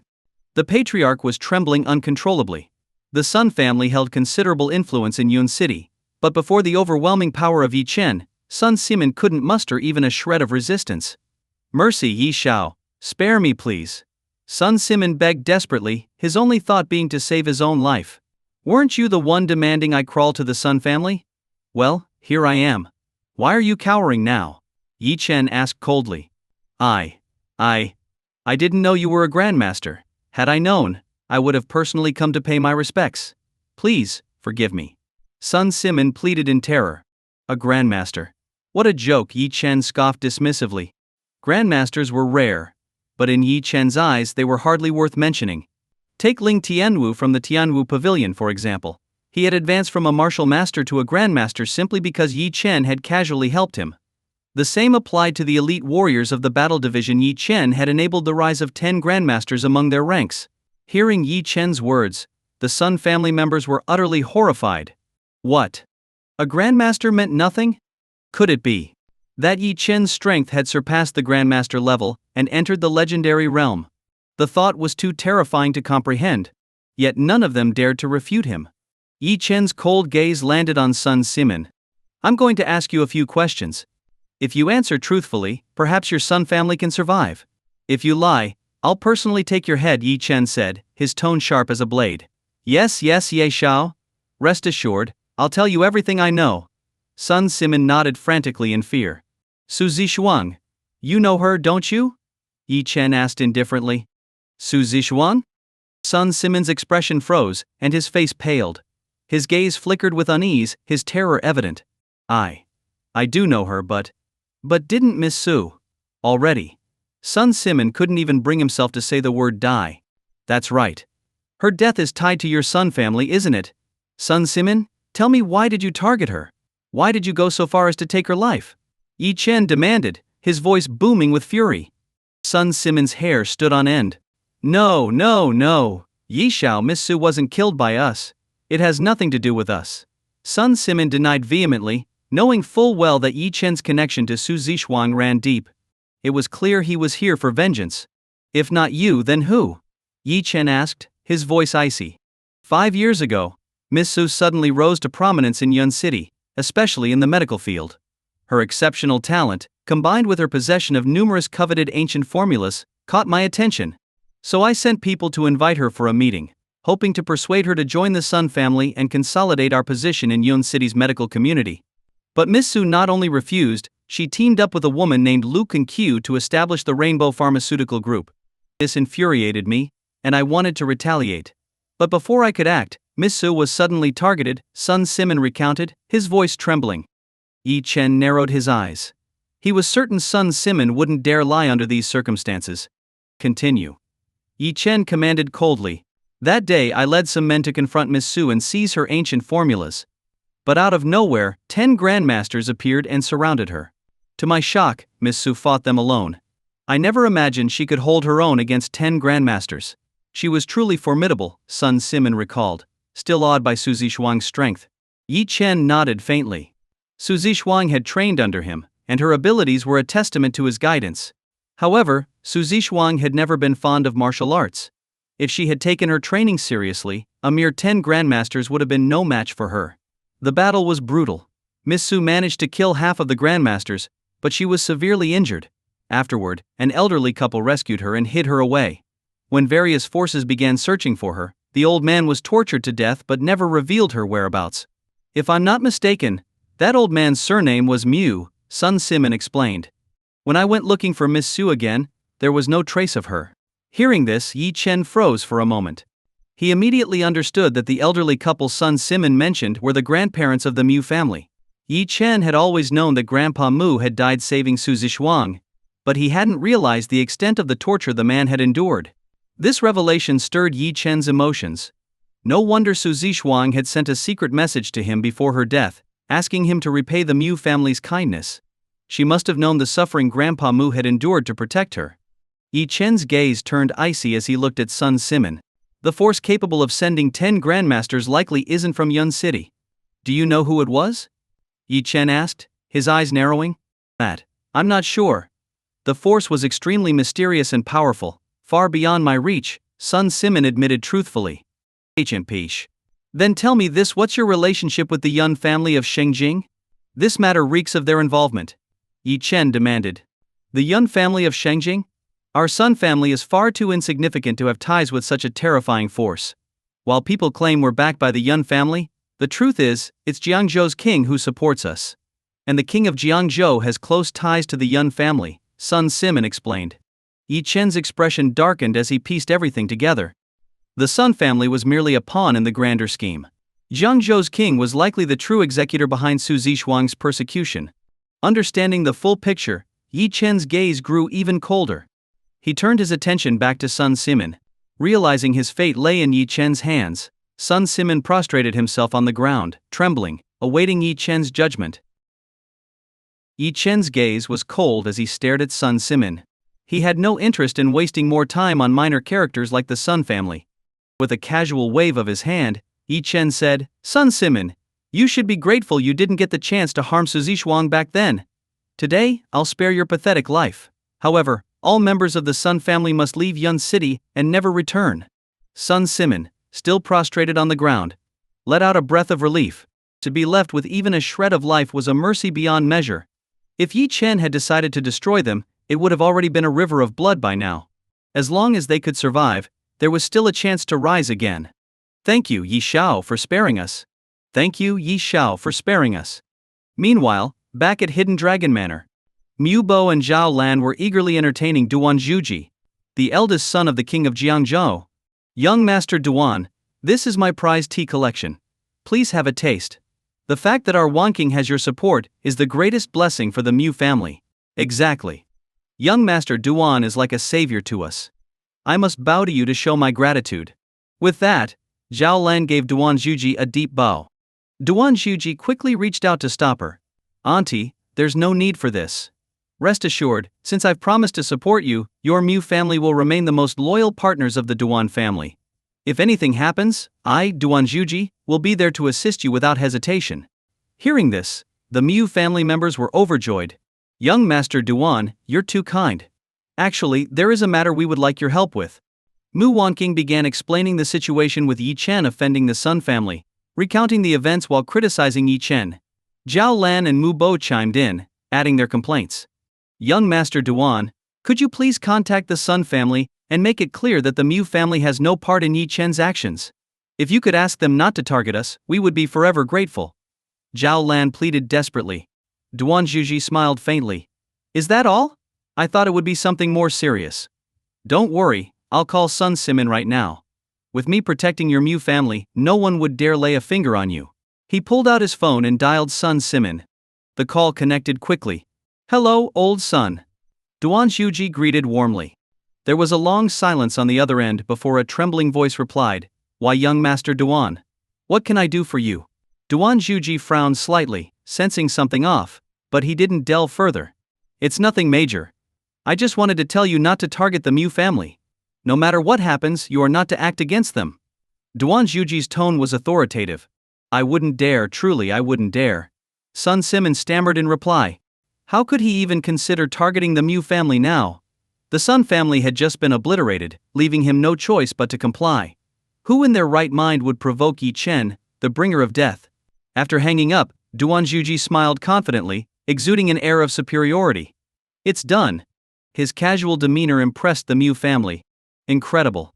As expected of young Master Duan, one phone call, one sentence, and even the Sun family's patriarch bows in submission. Young Master Duan truly lives up to being the son of the king of Jiangzhou. Such dominance is unmatched. Thank you, young Master Duan. We can't express our gratitude enough. The Mu family marveled at Duanjuji's influence, which even forced Sun Simin into submission. The reputation of the king of Jiangzhou was no exaggeration. But then Zhao Lan furrowed her brows. Wait. If young Master Duan told the Sun family not to act, wouldn't that indirectly save Yi Chen? Would the Sun family refrain from targeting him because of young Master Duan? Her words left the others momentarily stunned. There was indeed such a possibility, something they hadn't considered earlier. Perhaps, Duanjuji admitted indifferently. After all, my words to the Sun family are tantamount to a royal decree. He paid little attention to someone as insignificant as Yi Chen, considering him beneath notice. This is so infuriating. Yi Chen, that useless wretch, keeps dragging the Mu family into trouble. If it weren't for us, he'd be dead 1,000 times over. Zhao Lan vented her frustration. Mu Wanqing remained silent, her thoughts unclear. But in her heart, she agreed. Every time Yi Chen seemed to stir up trouble, nearly dragging the Mu family down with him. And yet, he showed no sign of realizing his faults. Rest assured, young Master Duan. If it turns out you saved Yi Chen, I'll personally ensure he thanks you on his knees. Mu Wanqing declared firmly. This time she resolved to put Yi Chen in his place. He couldn't be allowed to continue acting recklessly. At that moment, Yi Chen returned to Hidden Dragon Manor. Mu Fei, loitering outside, was the first to spot him. Yi Chen. How are you still alive? Mu Fei exclaimed in shock. Surprised? Yi Chen responded calmly, narrowing his eyes. You offended the Sun family? How are you not dead? This is impossible. Mu Fei stammered, his disbelief evident. The Sun family? Worthless. Now get lost before I decide to deal with you too, Yi Chen snapped coldly. Terrified, Mu Fei backed away, afraid of being beaten again. He felt utterly deflated. He had been so sure this time would be Yi Chen's end. And yet Yi Chen was still alive. It was infuriating. Absolutely infuriating. With Yi Chen alive, how could Mu Fei ever reclaim his place in Hidden Dragon Manor? As Mu Fei fumed silently, Yi Chen walked past him into the manor. Inside the hall, the Mu family noticed Yi Chen's return. Shock flashed across their faces. Yi Chen was alive after all. Mu Wanqing immediately stood up and motioned for Yi Chen to come over. Yi Chen, come here. Yi Chen approached slowly. What is it? He asked, his tone as icy as ever. Do you know why you're still alive? Let me tell you, it's not because of your strength or luck. It's because of young Master Duan. This man here, the eldest son of the king of Jiangzhou, Duanjuji, saved you. Now kneel and thank him for sparing your life. Before she could finish, Yi Chen frowned. The son of the king of Jiangzhou? Earlier, Sun Simin had mentioned that the king of Jiangzhou might have been involved in Su Zixuang's death. Could it really be this man? Without hesitation, Yi Chen stepped forward. "Are you Duan Kai's son?" Yi Chen asked coldly. The Mu family, seeing this, felt a brief sense of satisfaction, thinking Yi Chen was finally showing gratitude. Duan Shuji looked down at Yi Chen smugly. Though he didn't care for Yi Chen's thanks, seeing him humbled was mildly amusing. "Yes, I am Duan Shuji, son of the king of Jiangzhou. You don't need to thank me. Saving you was merely an afterthought. A few bows will suffice." Before he could finish, Yi Chen's eyes turned icy. Smack. Without hesitation, Yi Chen struck Duan Shuji across the face with a resounding slap. The hall fell deathly silent. Duan Shuji never expected this. Yi Chen slapped him without even a word of argument. He was completely stunned. A surge of fury rose in his heart. You dare hit me? I'll have you killed." Duan Shuji lunged at Yi Chen. Yi Chen's eyes narrowed. Bang. Without dodging, Yi Chen watched as Duan Shuji charged toward him. He simply raised his leg and delivered a swift kick. Duan Shuji was sent flying backward, landing heavily on the ground. He couldn't believe how strong Yi Chen was. A wave of fear washed over him. A wise man knows when to retreat. Duan Shuji scrambled to his feet, his face full of anger, as he saw Yi Chen walking toward him. Without a moment's hesitation, he turned and bolted. "Yi Chen, you're good. I'll remember this. Today you've offended the son of Jiangzhou's king, and this will be your lifelong nightmare. I'll make sure there's no place in this world for you to rest in peace." After spitting out his venomous words, Duan Shuji didn't dare linger and fled Hidden Dragon Manor as if his life depended on it. As long as he escaped this place, he had 1,000 ways to deal with Yi Chen. When he reached the entrance, he bumped into Mu Fei. "Mu Fei, get the car ready and take me out of here immediately. If you do, I'll reward you with a luxury car." Duan Shuji spoke in fear. "Really, young Master Duan? Quick, get in the car. I'll take you away right now." Mu Fei opened the car door without hesitation and let Duan Shuji in. Stepping on the gas, the car sped off. "Young Master Duan, what happened to you? You look like you've been hurt," Mu Fei asked curiously. "HMP, it's that Yi Chen. He dared to hit me. This grudge is set in stone, and I'll make sure he pays for it," Duan Shuji said furiously. Mu Fei, hearing this, was so shocked that he almost drove the car into a tree. "What? Yi Chen dared to hit young Master Duan? Is he out of his mind?" Meanwhile, back in Hidden Dragon Manor, the Mu family was still in shock. Everything had happened so fast that they hadn't even processed it. After a while, a chill ran down Mu Wanking's spine, making her scalp tingle. Mu Bo's eyes widened as he pointed at Yi Chen. He hit young Master Duan? He's insane. This guy has lost his mind. That was young Master Duan, the son of Jiangzhou's king. And he hit him. We're doomed. Completely doomed. Everything is over." Zhao Lan and Mu Bo were utterly hysterical. They had painstakingly built a connection with Duan Shuji, and now Yi Chen had ruined it with a single slap. What a joke! To hit the son of Jiangzhou's king? Even if they had 10 heads, it wouldn't be enough to atone for this. If Jiangzhou's king became enraged, it wouldn't just be Yun City, the entirety of Jiangzhou could be reduced to ashes. Mu Wanking trembled all over as she stared at Yi Chen in disbelief. At that moment, the Mu family felt like their minds had gone blank. They couldn't imagine the kind of retaliation Yi Chen would face for hitting young Master Duan, or the implications this would have for their family. Their eyes fixated on Yi Chen, filled with shock and disbelief. "Yi Chen, are you crazy? Why did you hit young Master Duan? Don't you know he's the son of Jiangzhou's king? By hitting him, you've offended the entire Jiangzhou. Can you bear the consequences?" Mu Wanking roared furiously at Yi Chen. "Exactly, Yi Chen. It's one thing for you to act recklessly on normal days, but young Master Duan just saved you. And yet, you repay him with this? You're completely out of your mind." Zhao Len also scolded Yi Chen angrily. "Save me? What is he to me? Do I, Yi Chen, need his help?" Yi Chen said dismissively. "Hey Yi Chen, have you never thought about why you were able to walk away unscathed after offending the Sun family? It's because young Master Duan made a call to the Sun family's patriarch on your behalf. Otherwise, do you think you survived on luck?" Mu Wanking yelled in disbelief. In an instant, helplessness, grievance, and anger surged in her heart. She had worked so hard to get close to Jiangzhou's elite circle, befriending Duan Shuji and making the Jiangzhou king's family a cornerstone for the Mu family. And Yi Chen, under the Mu family's protection, had benefited from it all. He should have been grateful to the Mu family and young Master Duan. But what had he done? Not only was he ungrateful, but he also went on to offend their biggest benefactor. If Duan Shuji decided to retaliate, the Mu family would lose everything. She, Mu Wanqing, would lose her chance to rise above. And all of this was because of Yi Chen's recklessness. Luck? Mu Wanqing, you're not a child anymore. How can you still be so naive? I survived because of my strength. The Sun family is nothing to me. What can they do? Don't overestimate the Sun family. Even their patriarch was nothing more than a groveling coward in front of me. As for Duan Shuji, he should count his blessings that I didn't kill him. And don't even mention him. One day, I'll take Jiangzhou King Duan Kai's head. Yi Chen declared with an air of confidence. Hearing this, the Mu family was utterly dumbfounded. What? They couldn't believe their ears.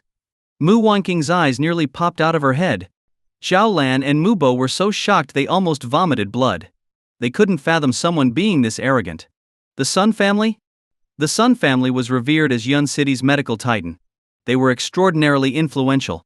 And Yi Chen claimed their patriarch knelt before him. Even in Mu Wanqing's wildest dreams, she wouldn't dare imagine such a scenario. Fine. Let's say Yi Chen was telling the truth, and the Sun family wasn't that formidable. But then what? Yi Chen had just said he would take the head of Jiangzhou's king? Saying such a thing out loud. Who would believe it? Who could believe it? Mine? Jiangzhou's king. The very title symbolized dominance over an entire city. If Jiangzhou's king gave a single command, tens of thousands would obey. His status was legendary, rumored to include an undefeated grandmaster among his ranks. To take the head of Jiangzhou's king was to oppose all of Jiangzhou. What gave Yi Chen the confidence to say such things? His few fighting skills? In the face of real power, anyone would be reduced to dust. Wanqing, listen to him. Just listen to him. What nonsense is he spouting? Mu Bo pointed at Yi Chen in rage. Hopeless. Completely hopeless. Zhao Lan trembled with anger.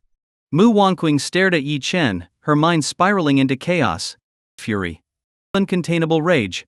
She was terrified that because of Yi Chen, Duan Shuji would not only stop supporting the Mu family but actively seek revenge. Yi Chen. Mu Wanqing roared.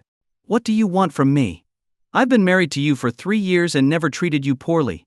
Why are you doing this to me? Do you want me dead to be happy? Do you think I don't deserve to stand at the top of Yun City? That every chance I get to rise, you must destroy? You're no help to me at all, but this was my hard-earned opportunity. Mu Wanqing shouted with tears streaming down her face. Mu Wanqing, I owe you nothing. Stop yelling at me. Duan Shuji may seem like an opportunity to you, but to me, he's just trash. Unlike you, I don't grovel before trash and call it a chance. Yi Chen replied indifferently. Yes, I'm groveling. I'm shameless. I'll do whatever it takes. Yi Chen, I'm just a woman trying to climb up step by step through my own efforts. What's wrong with that? I have the Mu family behind me. I can't afford to fall. Who has ever helped me? If I don't rely on myself, should I rely on you, Yi Chen? Are you even capable? Everything I've done was going smoothly until you came along. Now, even Mu Kingsno has surpassed me. Haven't you done enough to ruin me already? Mu Wanqing screamed, unleashing all her pent-up grievances. Yi Chen looked at her coldly. Ignorance is a woman's greatest tragedy. Mu Wanqing clearly didn't realize the truth about her own position. Her smooth path was because of Yi Chen. Now, if Mu Kingsno was doing better than her, was it because Mu Kingsno was more capable? Not at all. Not at all. It was all because of Yi Chen. I've ruined you. Ha! Without me, Yi Chen, your entire Mu family would be begging in the streets. Yi Chen said coldly before turning and heading upstairs, leaving behind the dumbfounded Mu family. Their eyes burned with fury. Yi Chen. Even now, he felt no remorse. Rage. Furious rage. Unending fury. Bang! Mu Bo slammed his hand on the table. Listen to what he said. Without him, our Mu family would be begging for food. Who's the real beggar here? We've supported him for so many years. Who's the one sponging off us, huh? Mu Bo roared hysterically in anger. Ungrateful. Truly heartless. Zhao Lan said, equally enraged. After venting her emotions, Mu Wanqing collapsed to the floor, as if her soul had been drained from her body. For so many years, she had worked tirelessly. She had turned Qun Yuan Company from a debt-ridden enterprise into a billion-yuan asset. She had never mistreated Yi Chen. So why did Yi Chen treat her like this? Was it all because of the divorce? Could he not bear to see her doing well? Why? She had gone from smooth sailing to struggling at every step, even being surpassed by her younger sister, Mu Kingsno, who once could only look up to her. At this time, she was so close to seizing the opportunity. As long as she could secure a connection with the Duan family, led by the Jiangzhou king, she could become a rising star in Yun City's elite circle. But now, Yi Chen had stepped in to ruin it again. Wanking, are you all right? Zhao Lan asked worriedly, helping Mu Wanking to her feet. Mom, I'm fine, Mu Wanking sighed and said. Wanking, what should we do now? Zhao Lan asked. Mom, I've made up my mind. I've been too lenient with Yi Chen. Even when he caused trouble, I always thought of sparing him. But now, he's become arrogant, using our Mu family's name to throw his weight around, acting as if he fears nothing. If we continue to indulge him, it will only lead to disaster. Mu Wanking took a deep breath and spoke resolutely. Wanking, you're absolutely right. This time, no matter what, we won't help Yi Chen. Whatever revenge Duanji plans to take, let Yi Chen face it himself. Let's see how he survives this. Mu Bo said angrily. Meanwhile, Duan Shuji, disheveled and humiliated, returned to his residence. His heart burned with anger. As the son of the Jiangzhou king, he had always lived a life of privilege in Jiangzhou. Anyone who saw him had to bow and scrape, let alone hit him. People didn't even dare to insult him. After all, behind him was the entire Duan family, a top-tier clan in Jiangzhou, with his father, Duan Kai, revered as the Jiangzhou king. But now, he had been beaten. How could he possibly swallow this humiliation? Elder Fu. Duan Shuji's gaze sharpened, and his tone turned icy. In an instant, the air seemed to ripple with an imperceptible wave. Out of nowhere, a figure gradually appeared. It was an old man, holding a cane, exuding an aura of calm and natural authority. He looked frail. His hair was gray, and his back slightly hunched. But his eyes, they were as deep as a starry sky, carrying an undeniable air of extraordinariness. Xiao Ji, you're injured, Elder Fu said in a calm voice after glancing at Duan Zhuji. Elder Fu, you must help me with this. I've never been so humiliated in my entire life. I want you to kill that Yi Chen. No, don't kill him. Break his limbs and bring him to me. I'll carve his flesh off piece by piece, Duan Shuji said venomously. Xiao Ji, don't forget the purpose of your trip to Yun City. The Jiangzhou king warned you not to cause unnecessary trouble, Elder Fu replied evenly. Elder Fu, it's not that I want to cause trouble. I was attacked. How can I endure this? If you won't help me, I'll find someone else, Duan Zhuji said petulantly. Elder Fu remained silent for a moment. After a long pause, he finally said, I can help you capture him. However, it must wait until after we deal with the Pearl Group. Tomorrow, I'll accompany you to meet Lu Miaoyin. With that, Elder Fu's figure flickered and disappeared. Duan Shuji, hearing Elder Fu's agreement, instantly felt a surge of relief. This grudge. He wouldn't just settle it, he'd repay it tenfold, 100-fold. Although the delay frustrated him slightly, the thought of Yi Chen kneeling before him, wailing in pain, filled him with excitement. As for the possibility of Yi Chen escaping, Duan Shuji wasn't worried in the slightest. He had complete faith in Elder Fu's abilities. Others might not know, but he did. Though Elder Fu appeared aged and frail, he was a bona fide Grandmaster-level powerhouse. Once a Grandmaster targeted someone, even if Yi Chen grew wings, escape would be impossible. Time flew, and night fell. The atmosphere in Hidden Dragon Manor remained heavy. Mu Wanking had been restless all day because of the incident, repeatedly calling Duan Zhuji, but her calls went unanswered. This only deepened her unease. How is it, Wanking? Did young Master Duan answer? Zhao Lan asked. No, Mom. At this point he must be furious. By not answering my calls he might already hold a grudge against our Mu family. What should we do? Mu Wanking sighed.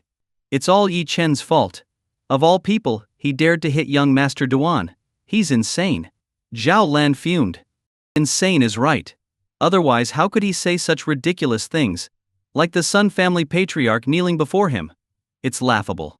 He even said he'd take the Jiangzhou king's head. He acts tough in front of us, but outside these doors, would he dare utter a word? Mu Bo and Zhao Lan vented their frustrations with mocking remarks.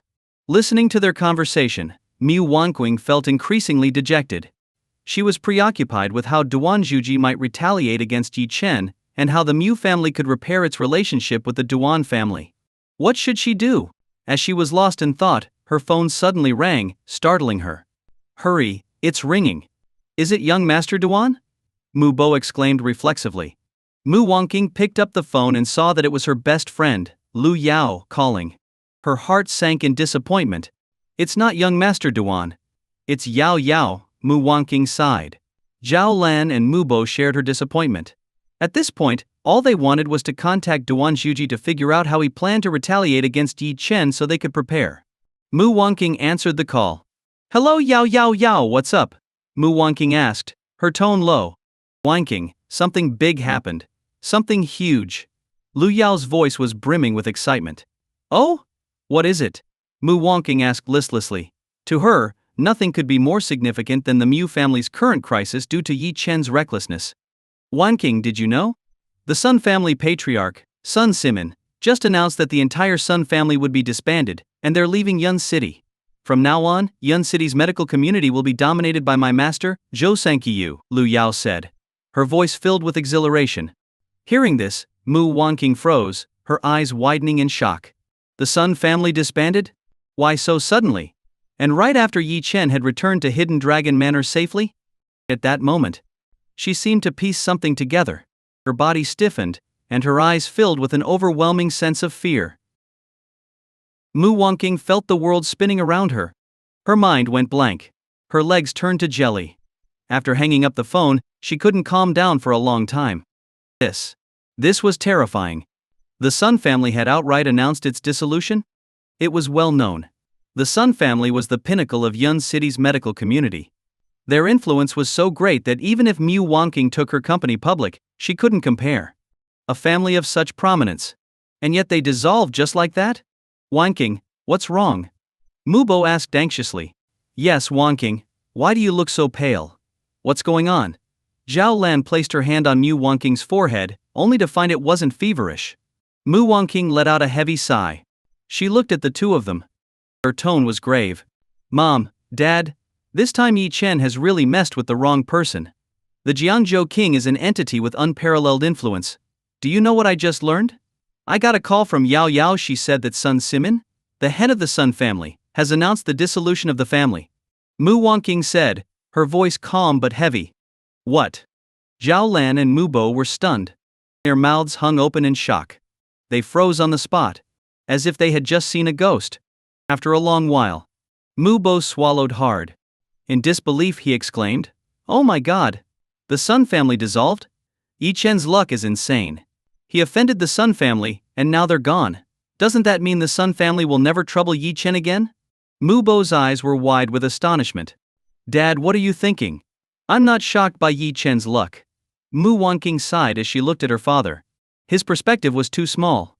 Faced with such a monumental event, all he could think about was Yi Chen's luck. I think your dad is right. Isn't Yi Chen lucky? To think he could escape disaster like this, I'm really impressed. Zhao Lan said with a bitter smile. Mom, Dad, your perspectives are too narrow. This whole situation reveals a much bigger issue, a matter that concerns our Mu family. Mu Wanqing said, her eyes narrowing. What issue? Mu Bo and Zhao Lan asked in unison. Think about it, no matter how much trouble Yi Chen causes, it's only within the Mu family. From the perspective of all Yun City, what does he amount to? But why did the Sun family dissolve? What happened before they dissolved? That's the key issue. Mu Wanqing said coldly. Zhao Lan's eyes shifted. Then, as if realizing something, she looked at Mu Wanqing in shock. Wanqing, I know. It's young Master Duan. Before the Sun family dissolved, he was the only one who made a call at that time. He wanted to protect our Mu family. Zhao Lan's clever mind quickly connected the dots. That's right, Mom. You're as sharp as ever. Mu Wanqing nodded. Think about it, because of Yi Chen, our Mu family had already become enemies of the Sun family. Second Master Sun clearly told us that he would not only deal with Yi Chen, but also our Mu family. It was young Master Duan's single phone call that made the Sun family realize our connection with the Duan family. That's why the Sun family spared Yi Chen and immediately dissolved. They were afraid of the power behind the Jiangzhou King's Duan family. This shows just how vast and unstoppable the influence of the Duan family truly is. Mu Wanqing analyzed earnestly. Hearing her reasoning, Zhao Lan and Mu Bo's eyes nearly popped out of their heads. Yes, that must be the truth. The power of the Duan family, which young Master Duan represented, was terrifying. It had made the Sun family, a pinnacle of Yun City's medical community, disband with just one phone call. Terrifying. Unmatched. Unyielding. Wanking. If that's the case, then we might have lost a chance to rise. If the Duan family can casually dissolve the Sun family, they could just as easily push our Mu family to the peak of Yun City. Zhao Lan said excitedly, her urgency evident. Yes, that's exactly why this matters. We need to figure out how to restore young Master Duan's goodwill toward us. Mu Wanqing said firmly. The group fell into silence. Losing the Duan family as a backer would be an unimaginable loss for the Mu family.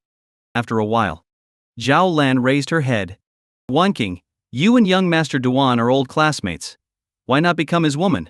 If you become his woman, our Mu family's relationship with the Duan family would be even closer. Zhao Lan suggested. Hearing this, Mu Wanqing resolutely shook her head. Mom, don't bring this up again. While I, Mu Wanqing, want to rise, I would never sell my body for benefits. Besides, a family of the Duan family stature would never let Duan Zhuji marry a divorced woman. I, Mu Wanqing, am not that lowly. Mu Wanqing said angrily. Oh dear, look at my mouth. I shouldn't have said that. Zhao Lan lightly slapped herself and quickly apologized. Our Wanqing has already experienced one failed marriage. If she's to remarry, it should be to someone truly extraordinary who admires her talents. For that, Wanqing must first reach a high enough status to meet such a person. Mu Bo nodded in agreement. Then what should we do?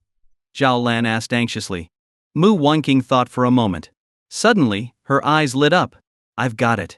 Zhao Lan and Mu Bo quickly asked, what's the plan? My birthday is in a couple of days. I'll invite young Master Duan and some of Yun City's elites. In front of everyone, I'll have Yi Chen personally apologize to young Master Duan. Mu Wanqing said, her eyes gleaming with determination. Good plan. This way young Master Duan will see our sincerity. But, will Yi Chen agree to go? Mu Bo asked, frowning. He'll have to. His perspective is too small to understand what the Jiangzhou King's Duan family represents. Just one phone call made the Sun family disband. By doing this, we're giving Yi Chen a way out. If he wants to survive, he'll have no choice but to apologize to young Master Duan. Zhao Lan said quickly. After discussing it, they all agreed it was a good idea. Mu Wanqing wasted no time and began preparing for the birthday banquet, planning to invite Yun City's most prominent figures. Yi Chen, of course, had no idea about the Mu family's plans. At this moment, he was at the Pearl Group. Lu Mielian was briefing Yi Chen on some matters. Just then, Yi Chen received a call. It was an unfamiliar number. Yi Chen answered. Hello? Hello, Mr. Yi. This is the Rolls-Royce dealership. The car you ordered has arrived, and all the paperwork has been completed. We offer delivery service. Where should we deliver the car? Yi Chen suddenly remembered. It had taken quite a while for the Rolls-Royce to arrive. He hadn't thought much of it.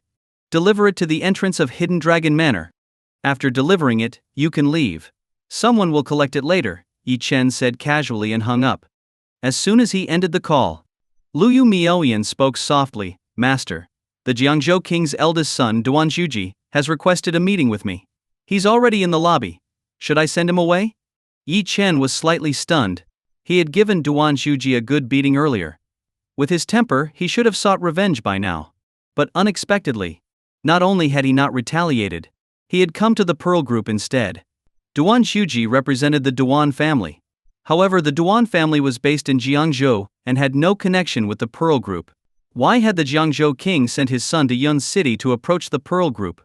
What was their purpose? Go meet him. Let's see what he's up to. Conference room. Lu Mielian was meeting with Duan Zhuji. Meanwhile, Yi Chen was sitting in his office.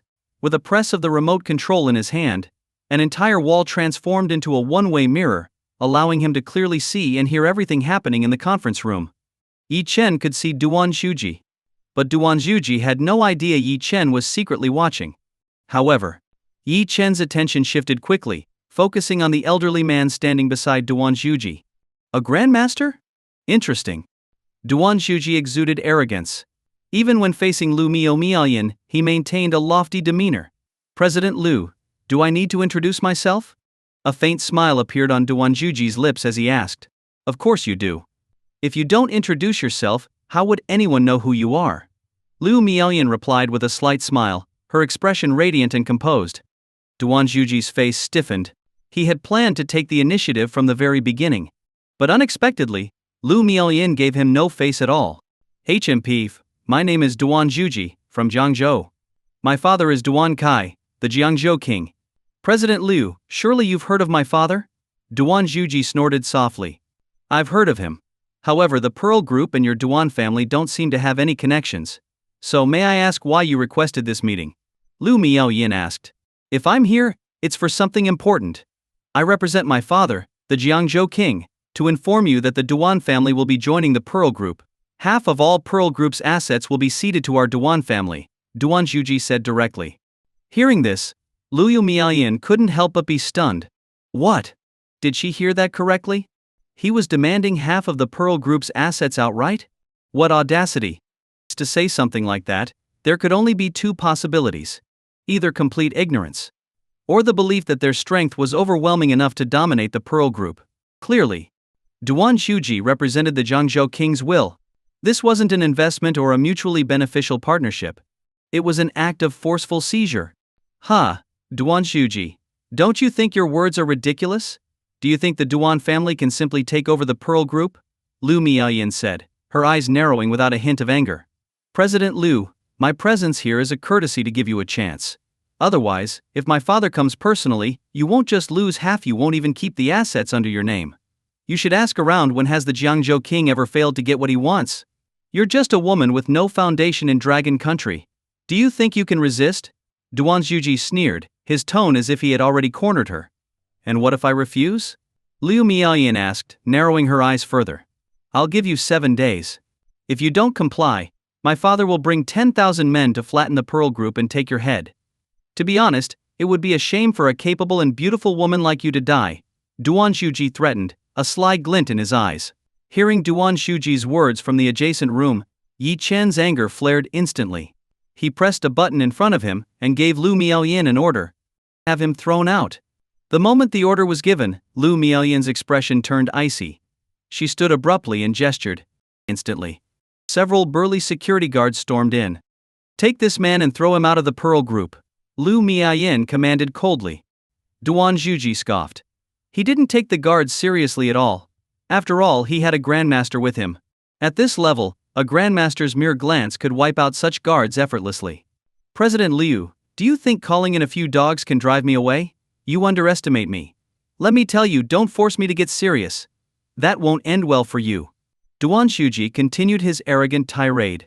What are you waiting for? Throw him out. Lu Miaoyan interrupted sharply, losing all patience. The security guards immediately approached Duanjuji. At that moment, Duanjuji remained composed. He was confident that before the guards could even touch him, Elder Fu would act. Elder Fu didn't consider the guards a threat. In his eyes, Lu Miaoyan, despite her reputation as the goddess of overseas finance, had no understanding of the power wielded by aristocratic families in Dragon Country. They were the Jiangzhou king's Duan family. Did she think a few guards could deal with them? Laughable. He was a grandmaster. Even thousands of bodyguards were nothing to him. However, just as Elder Fu was about to act, suddenly, a vast and overwhelming aura bore down on him like a tidal wave. There was a master present. Elder Fu's eyes narrowed sharply. His body felt as though it had been plunged into an icy abyss, completely immobilized. He tried to speak to warn Duanjuji, but he found that no matter how wide he opened his mouth, no sound would come out. Meanwhile, Duanjuji continued his boastful act. I told you these guards are no threat to me. Lu Miaoyan. Wait, what's going on? Elder Fu, why aren't you helping me? Hey! Before Duanjuji could finish his sentence, the guards slammed him onto the table, restrained him like a pig being slaughtered, and carried him out. Put me down. Elder Fu, what's wrong with you? Help me! Duanjuji screamed in terror.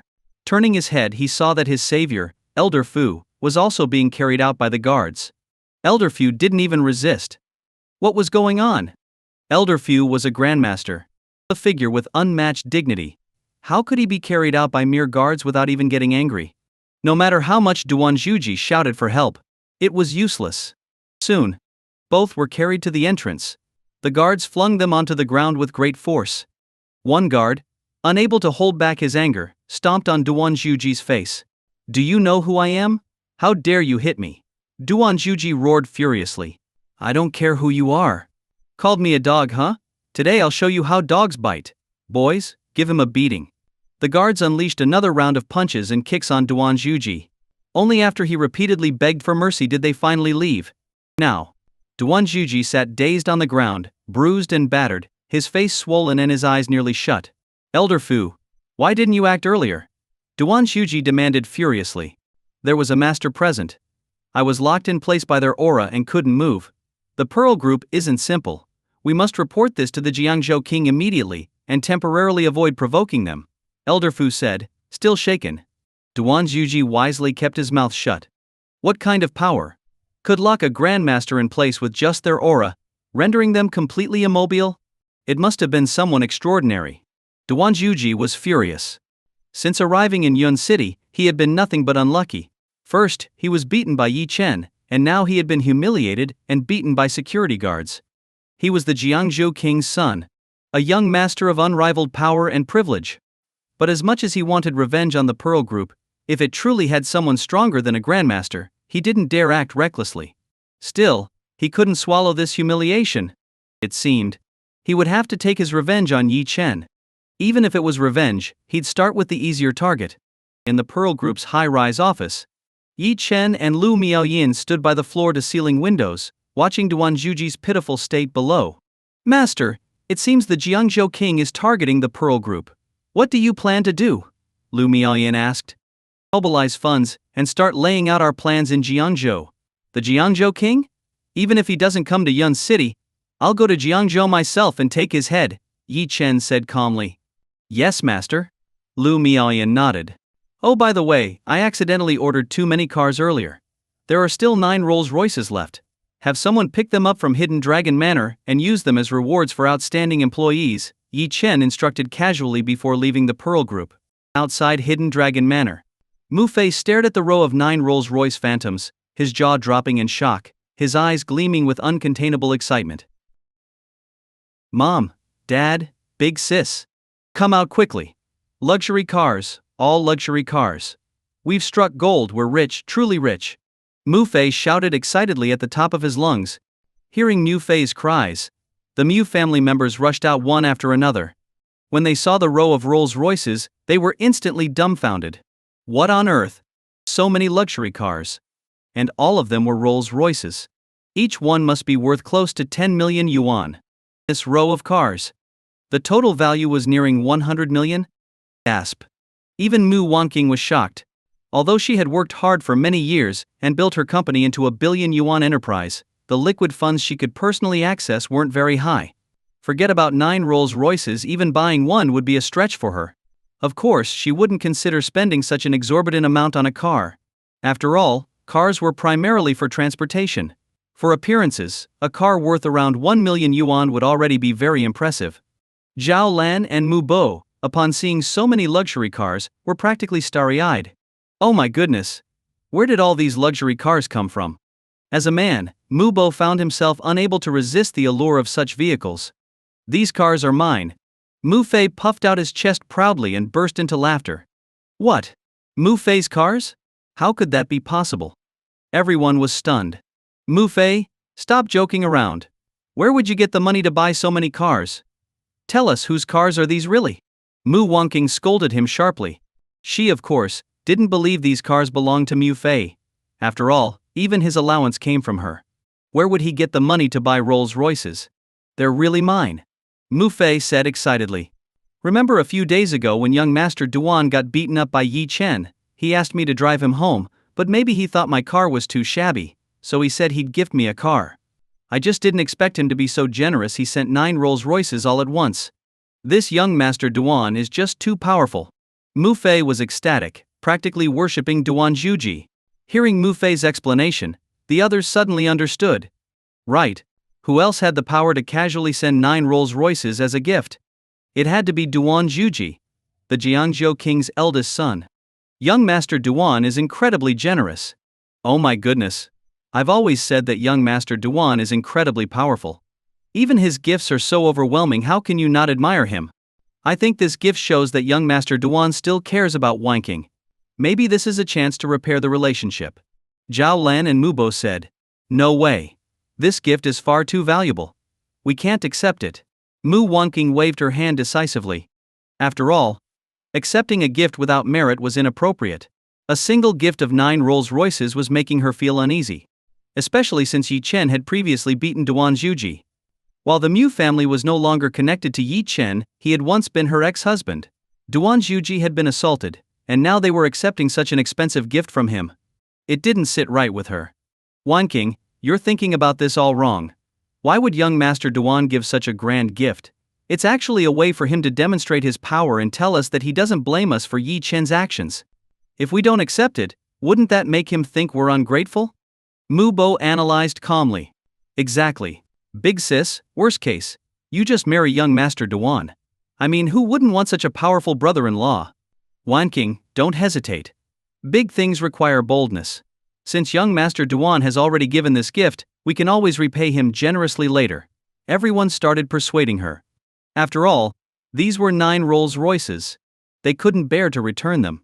Mu Wanking still felt hesitant, but, hearing everyone's persuasion, said no more. She could only sigh inwardly. Now their debt to Duan Zhuji had grown even heavier. She didn't even know how they could repay it. At this moment, Mu Bo glanced at Mu Fei. Mu Fei, you can't drive all 9 cars yourself. Let's do this one for your big sister, one for your second sister, one for your mom and me, and you keep one. For the remaining 3, we'll contact some dealers later. Selling them might bring in tens of millions. Mu Bo began making plans for the cars. By the way, we absolutely cannot let Yi Chen find out about this. Knowing how thick-skinned he is, he might shamelessly try to drive one. We need to hide the keys. These cars were gifted to the Mu family by young Master Duan. There's no way we're letting Yi Chen take advantage of them, not even the extras. Zhao Lan quickly warned everyone. Everyone agreed without hesitation. After all, Yi Chen had just beaten young Master Duan recently. How could he shamelessly drive the cars gifted by him? While they were discussing this, Yi Chen returned to Hidden Dragon Manor. At a glance, he saw the 9 Rolls Royces. Naturally, he also noticed the Mu family gathered around the cars. Expressionless, he walked over to the first Rolls Royce. Without hesitation, he opened the door and prepared to get in.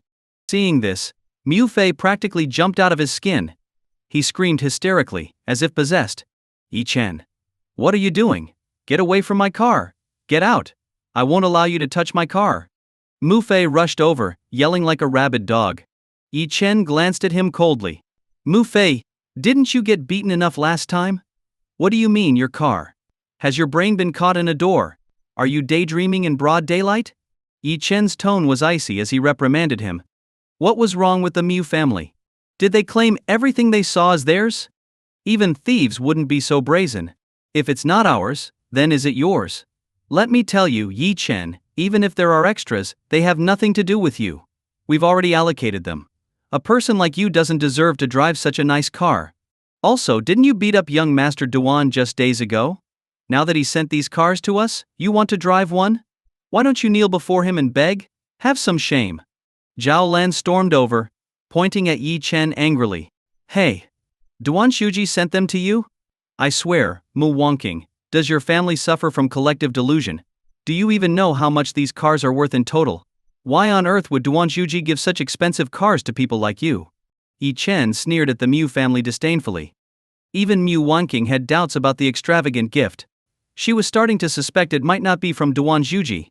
But even if it wasn't, the cars couldn't possibly belong to Yi Chen. What are you implying, Yi Chen?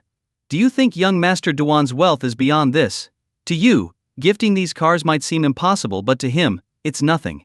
You're just jealous. Mu Wanking retorted, though her tone lacked conviction. Jealous? Ha ha ha, Mu Wanking, you people are unbelievable. These cars. I bought them myself, yet you claim they're from Duan Zhuji. Your shamelessness is laughable. Yi Chen burst out laughing. The Mu family's behavior was beyond ridiculous. You bought them? What status or qualifications do you have to buy so many luxury cars? Prove it, Yi Chen.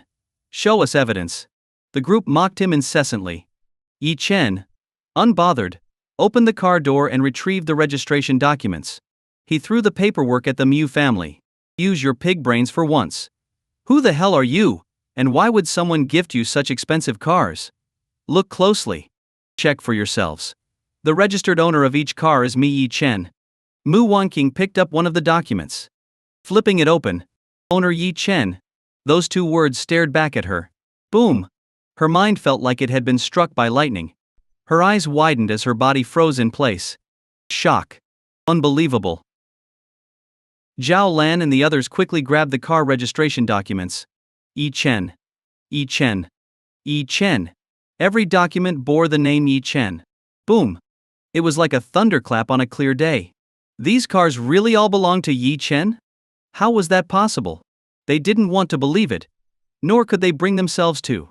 But the documents couldn't lie. Mu Wanqing's face flushed red. Just moments ago, she had genuinely thought the cars were a gift from Duan Zhuji. Now, her face felt like it had been slapped repeatedly. Of course.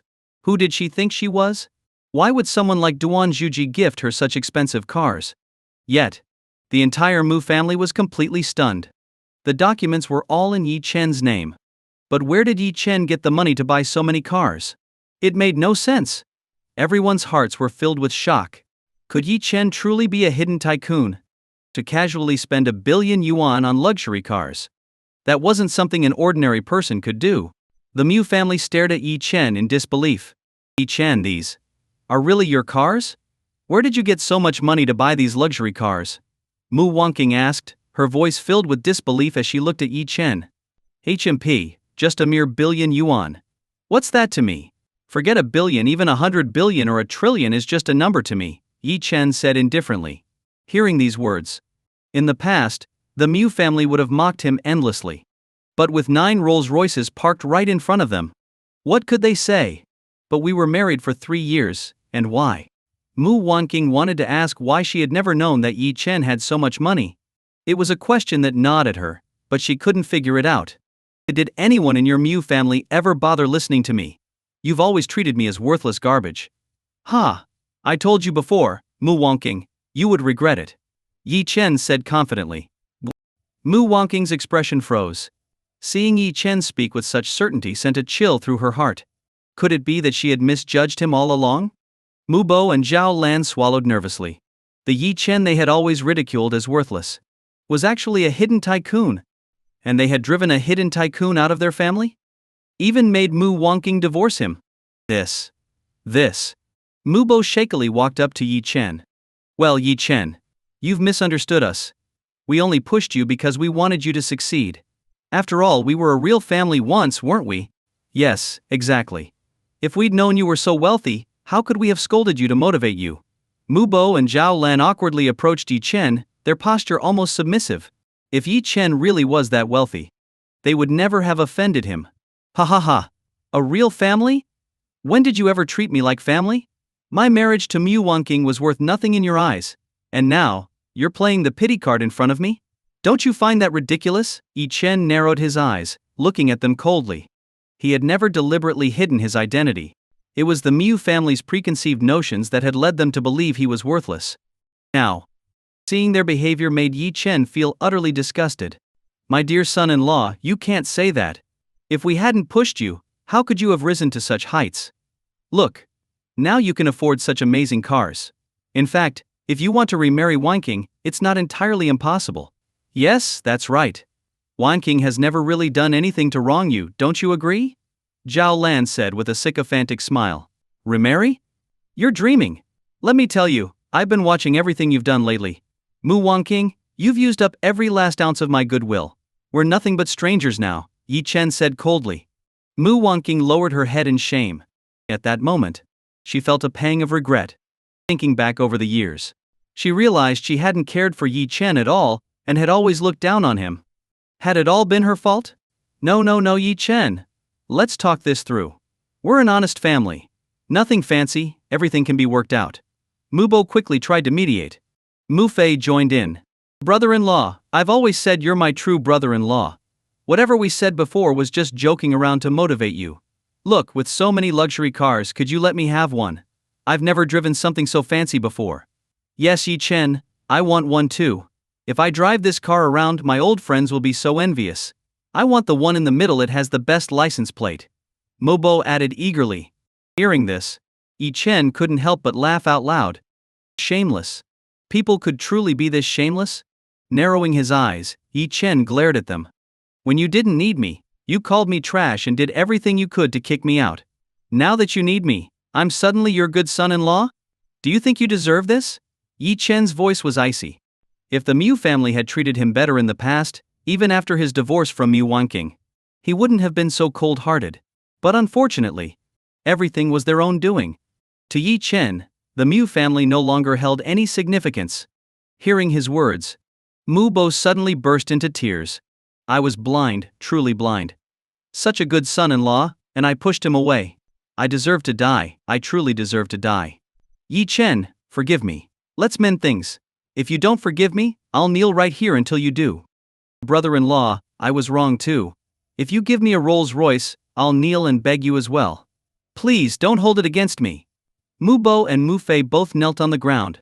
Seeing this, Mu Wanqing couldn't bear it. Dad, how can you kneel to Yi Chen? Yi Chen, enough is enough. My dad is old. If he kneels to you, you can't possibly accept that. Mu Wanqing said angrily. I never told him to kneel. If he wants to kneel, he can kneel as long as he likes. Yi Chen scoffed, casting a disdainful glance at Mu Wanqing before turning to walk back into Hidden Dragon Manor. No, I'll keep kneeling. If Yi Chen doesn't forgive me, I won't get up. Mu Bo gritted his teeth, determined. He had thought that his age would earn him some leniency, and that Yi Chen wouldn't make him kneel for long. Then, maybe he'd even get a few Rolls Royces as compensation. But Yi Chen completely ignored him. So he ended up kneeling for nearly 2 hours. It wasn't until Mu Bo physically couldn't take it anymore that he finally stumbled back into the manor, his legs trembling. At this point, apart from Mu Fei, who was still outside, the other three were all irritated and restless. Yi Chen suddenly becoming so wealthy was something they had never anticipated. Wanqing, what's going on with Yi Chen? How did he suddenly become so rich? You were married to him for 3 years and never knew. Mu Bo sighed deeply and asked, Dad, I really don't know. But to buy 9 Rolls Royces at once. That's not just rich, it's extraordinary, Mu Wanqing said with a sigh. Regret. How did I not realize Yi Chen was so wealthy? I just want to kick myself now. Mu Bo lamented. At that moment, Yi Chen received a phone call and quickly headed outside the manor. A minibus slowly pulled up. Yi Chen knew these were people from the Pearl Group coming to collect the cars. After all, Yi Chen couldn't drive so many cars himself. So, he had instructed Liu Mielian to send someone to retrieve the cars as rewards for outstanding employees. Soon, a middle-aged man stepped out of the bus. He appeared to be a manager from the Pearl Group. However, he didn't recognize Yi Chen. You're here to pick up the cars? Yi Chen asked casually. The man glanced at Yi Chen, momentarily stunned. He had only been told to come and collect the cars for the company. But the address led him to Hidden Dragon Manor. Seeing Yi Chen greeting him, the man was a bit shocked. Wow, are car salespeople at 4S dealerships so wealthy now? Living in such a luxurious manner? He murmured in disbelief. Yi Chen paused slightly at the remark. It seemed that the manager from the Pearl Group mistook him for an employee from the dealership. Yi Chen chuckled faintly but didn't bother explaining. He noticed a hint of teasing in the other man's eyes but paid it no mind. After all, at Yi Chen's level, he no longer cared about proving himself to anyone. If he had to validate himself to every random person, he'd be exhausted. The cars were soon handed over, and the Pearl Group employees began driving them away, one by one. Thanks for your hard work, brother. Here's a tip. We at the Pearl Group don't let anyone working for us go unrewarded. The manager from the Pearl Group pulled out several hundred yuan bills and stuffed them into Yi Chen's hand, without waiting for a response. Then, he got into his car and drove off. Yi Chen glanced at the bills in his hand and couldn't help but laugh. If the top figures of Yun City found out, they'd probably break into a cold sweat. Tipping Yi Chen? Who would dare to do such a thing? Shrugging indifferently, Yi Chen slid the bills into his pocket. All of this was seen by Mu Fei, who was standing not far away. As he watched the luxury cars being driven away, his entire mind went blank. Especially after witnessing the scene with the tip, His thoughts turned into a chaotic mess. Yi Chen was supposed to be rich, wasn't he? Weren't all the car registrations under his name? What was going on? The cars were gone. And Yi Chen had even accepted a tip. A rage. Uncontrollable rage. Mu Fei quickly pulled out his phone and called Mu Wanqing.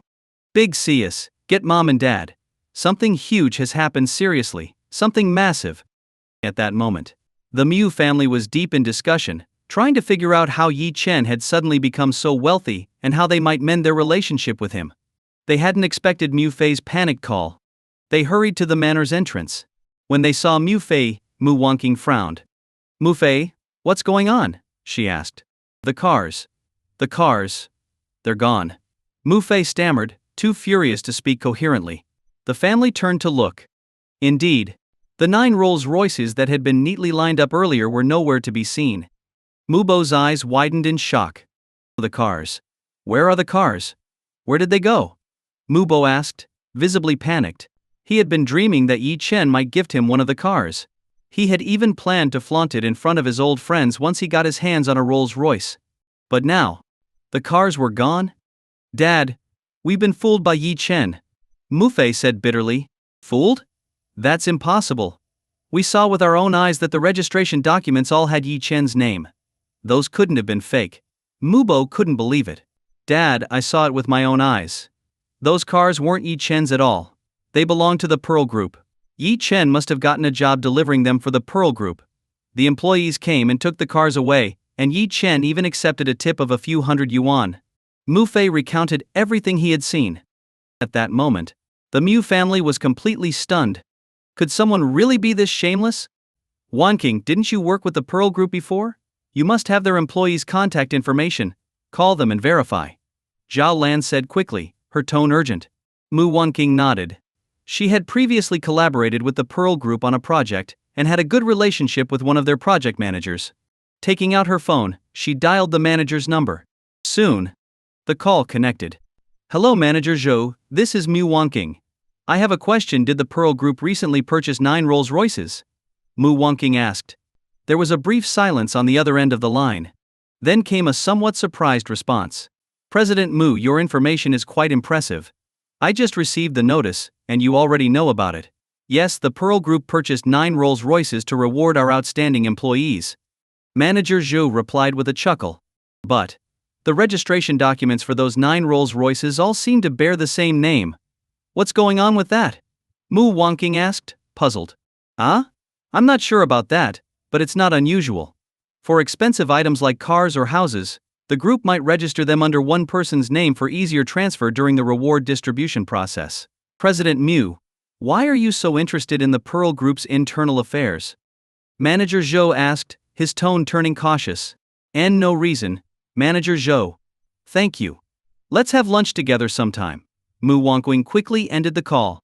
At this point, she was certain.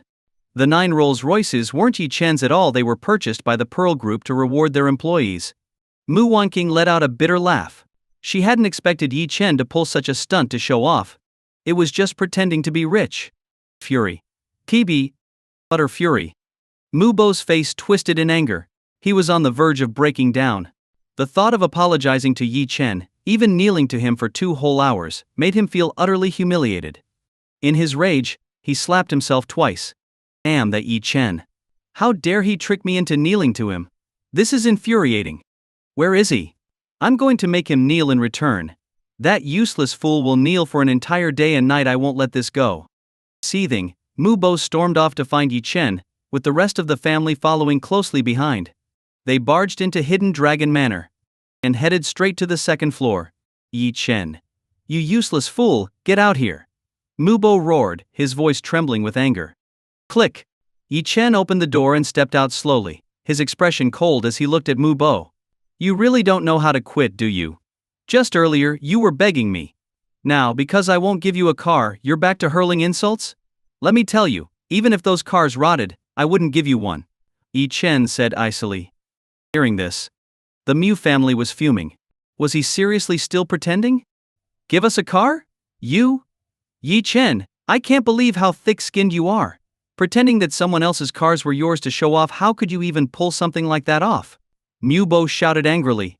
Yi Chen frowned slightly. What was going on? Hadn't he already shown them the registration documents? How could they still not understand the cars were his? The Mu family's shamelessness truly astounded him.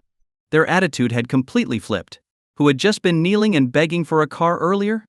I don't know what nonsense you're spouting, and I don't have time to argue with you. Don't push your luck, or don't blame me for being rude. Yi Chen stepped forward aggressively. The Mu family flinched. Especially Mu Bo, who froze at the thought of Yi Chen's previous displays of force. He didn't dare speak further, fearing a slap. But Mu Wangqing wasn't intimidated. She stepped forward and looked Yi Chen in the eyes, her gaze cold. Yi Chen, I know why you're doing this. Isn't it all to show me how capable you've become? You've fabricated such a clumsy lie just to get back together with me. Fine. I'll give you a chance. I'll set one condition: if you can meet it, I'll lower myself and give you the chance to reconcile. Her tone was filled with disappointment, as if she was venting her frustration. What? Reconcile? Yi Chen looked at Mu Wangqing, speechless. She was giving herself too much credit. How had she convinced herself that he wanted to get back together? Lower herself? What status did she think she held in front of him? Yi Chen, I can overlook your lying and boasting as long as you immediately apologize to Duan Zhuji, resolve the misunderstanding between us, and make him our family's backer again. If you do, I'll give you another chance to pursue me. Mu Wangqing spoke as if she were making a great sacrifice, tears glistening in her eyes, her expression as pitiful as could be. Hearing Mu Wangqing's words, Zhao Lan and Mu Bo immediately protested. No way. I won't allow it, Wangqing. You finally divorced him, how can you give him another chance? He doesn't deserve it at all. Exactly, Wangqing, don't be foolish. If you give him an inch, he'll cling to our family forever. Both shook their heads adamantly, expressing their strong opposition. Before Yi Chen could respond, they had already started arguing amongst themselves. Mu Wangqing, you think far too highly of yourself. Reconcile? You're not even worth it. Your whole family is nothing but a bunch of parasites. And as for that Duan Zhuji, he'd better stay out of my sight. Otherwise I'll kill him. Yi Chen glanced at Mu Wangqing coldly, then turned and slammed the door shut. Mu Wangqing's face turned bright red with anger. Parasites? Then what was Yi Chen? Absolutely absurd. Wangqing, did you hear that? Yi Chen is completely hopeless. All for a bit of so-called pride, he's puffing himself up like a fool. And kill young Master Duan? Does he even have that kind of ability? Zhao Lan huffed angrily. Mu Wangqing took a deep breath. She didn't argue further but simply stared at the closed door, a faint sense of sorrow rising in her heart. Yi Chen had been stirring up trouble for as long as she could remember. She had covered for him many times, even using her status and connections to save his life on several occasions. In Mu Wangqing's eyes, Yi Chen didn't understand how the truly powerful elites operated. Take his fight with Duan Zhuji as an example. Why had nothing happened to him yet? Because someone like Duan Zhuji wouldn't stoop to personally dealing with someone of Yi Chen's level. But that didn't mean Duan Zhuji wouldn't retaliate. And when he did, Yi Chen might not even have the chance to regret his actions. At that moment, Mu Wangqing's phone rang. Looking at the screen, her eyes widened in surprise. It's young Master Duan, she exclaimed. Hurry, answer it. We've finally gotten in touch. Mu Bo urged.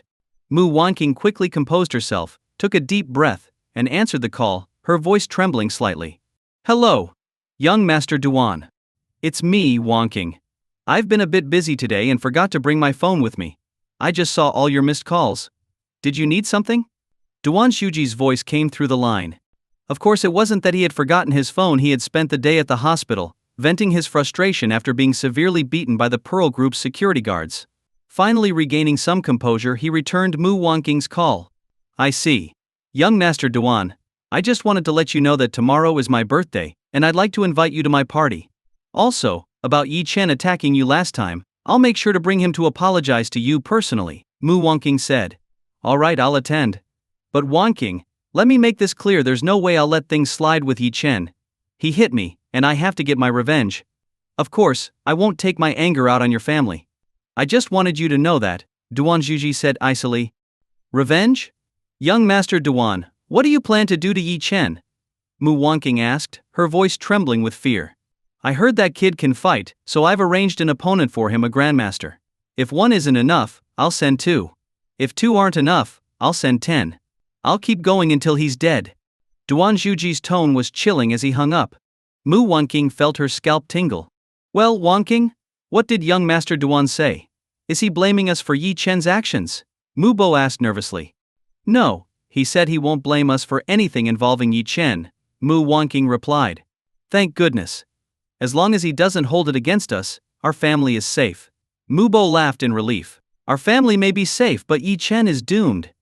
Young Master Duan made it clear he's planning to exact revenge on Yi Chen and has even hired a grandmaster. Mu Wanqing sighed. What? A grandmaster? Gasp. A grandmaster was a top-tier figure in the martial arts world. One grandmaster alone could dominate an entire city. Even other martial arts masters would kneel in submission before such a presence. Typically, only the most powerful factions could afford to enlist a grandmaster's help. After all, when a grandmaster acted, the results were nothing short of catastrophic. But now, to deal with a mere Yi Chen, Duan Zhuji was calling upon a grandmaster? Sure, Yi Chen might have some combat skills, but against a grandmaster? A single finger would be enough to crush him. Well, it's his own fault. Yi Chen brought this upon himself. It has nothing to do with us. Besides, this is beyond anything we could intervene in. I never imagined the Duan family's influence was so immense they can summon grandmasters at will. Wanqing, this time, you mustn't foolishly try to help Yi Chen, Zhao Lan said firmly. Mu Wanqing let out a bitter laugh. Duan Zhuji clearly wanted Yi Chen dead. How could she possibly help him? At that moment. Yi Chen was in his room when his phone rang. The call was from Zhu Sanqiyu. Hello? Yi Chen answered calmly. Young Master Yi, the Sun family has officially disbanded. All members have left Yun City, and Miss Lu has ordered me to take over all their assets, Zhou Sanqiu reported. Hey Shim. And what's the situation? Yi Chen asked indifferently. You were right, young Master Yi. The Sun family's estate was indeed built atop a spiritual vein. Although it's a small vein, it's sufficient for cultivating high-quality spiritual herbs, Zhou Sanqiu said excitedly. Yi Chen's eyes lit up. The Sun family had been doomed from the start. The only reason he had spared Sun Simon was because, during his visit to their estate, he had sensed the presence of a spiritual vein underground. And it turned out he was correct. No wonder the Sun family had risen to prominence as Yun City's leading medical experts. Their estate's rich spiritual energy greatly improved the success rate of cultivating high-quality medicinal herbs. Good. Wait for me there, I'm coming over immediately, Yi Chen said, hanging up. He prepared to head to the Sun family estate. As he descended the stairs, he noticed the Mu family sitting on the sofa, their expressions grim. Mu Wanqing made a move to stand, but Zhao Lan quickly grabbed her arm to stop her. Still, she couldn't hold her back. Yi Chen. Tomorrow is my birthday. Will you come to the party? Mu Wanqing asked coldly. Oh? Is this an invitation? Yi Chen replied with a faint smile. No. I'm just letting you know. Tomorrow at the party, Duan Zhuji plans to retaliate against you. He might even try to kill you. You'd better hide or leave Yun City, if you want to stay alive, Mu Wanqing said, taking a deep breath. Retaliate against me? He really is as persistent as a fly. Fine, tomorrow's birthday party it is. And do me a favor, tell Duan Zhuji that Yun City has lovely scenery. He should start picking out a good burial plot for himself, Yi Chen said coldly, leaving the house and heading toward the Sun family estate. Hearing Yi Chen's words, Mu Wanqing's eyes widened in disbelief. In her mind, she had already given Yi Chen enough chances. Yet, he showed no gratitude at all.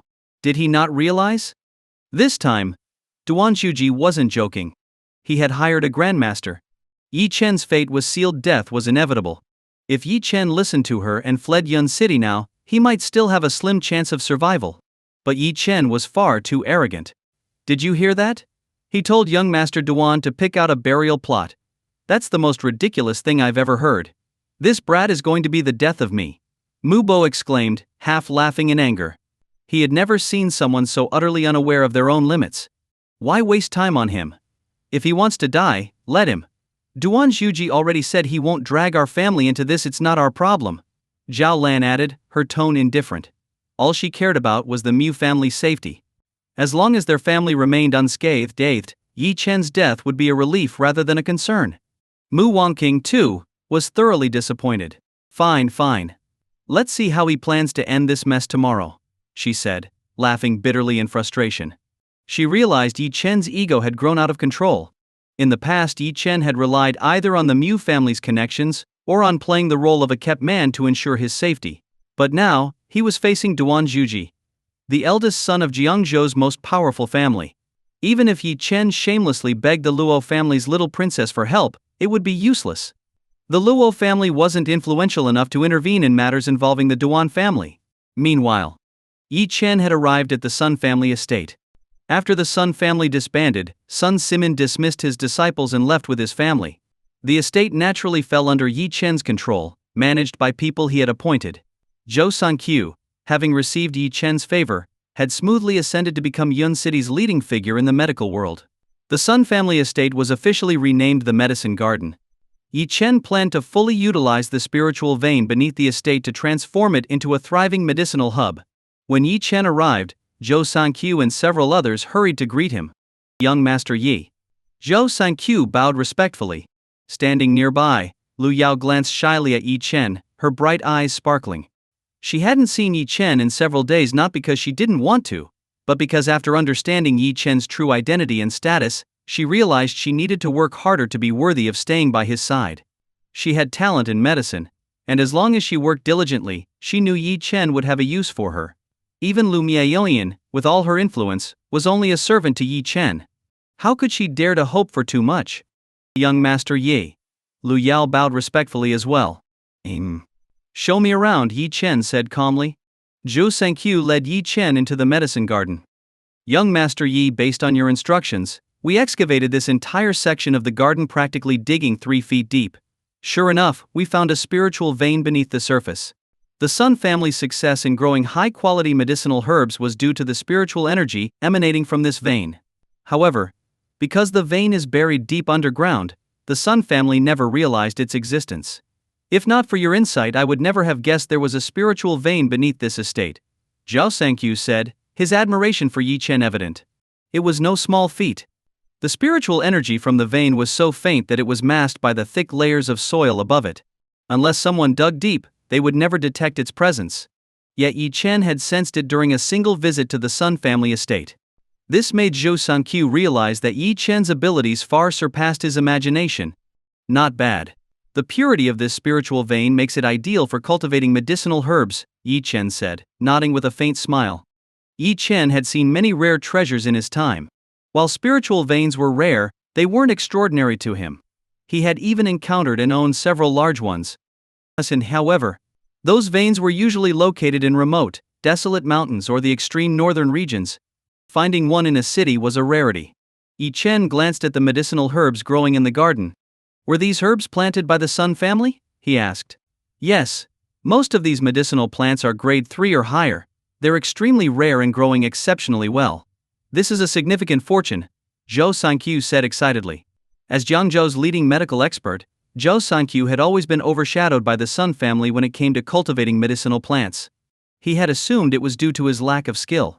Now he understood that the Sun family's success was largely thanks to the spiritual vein. The extensive plot of grade 3 medicinal herbs was an invaluable treasure. To Zhou Sanqiu, this was a goldmine. Yi Chen, however, scoffed. To him, Zhou Sanqiu's skills in cultivating medicinal plants were mediocre at best. Using a spiritual vein to grow grade 3 herbs was a waste of potential. With a wave of his hand, Yi Chen issued a command. Zhou Sanqiu, uproot all the herbs around the spiritual vein. Every single one. What? Zhou Sanqiu thought he must have misheard.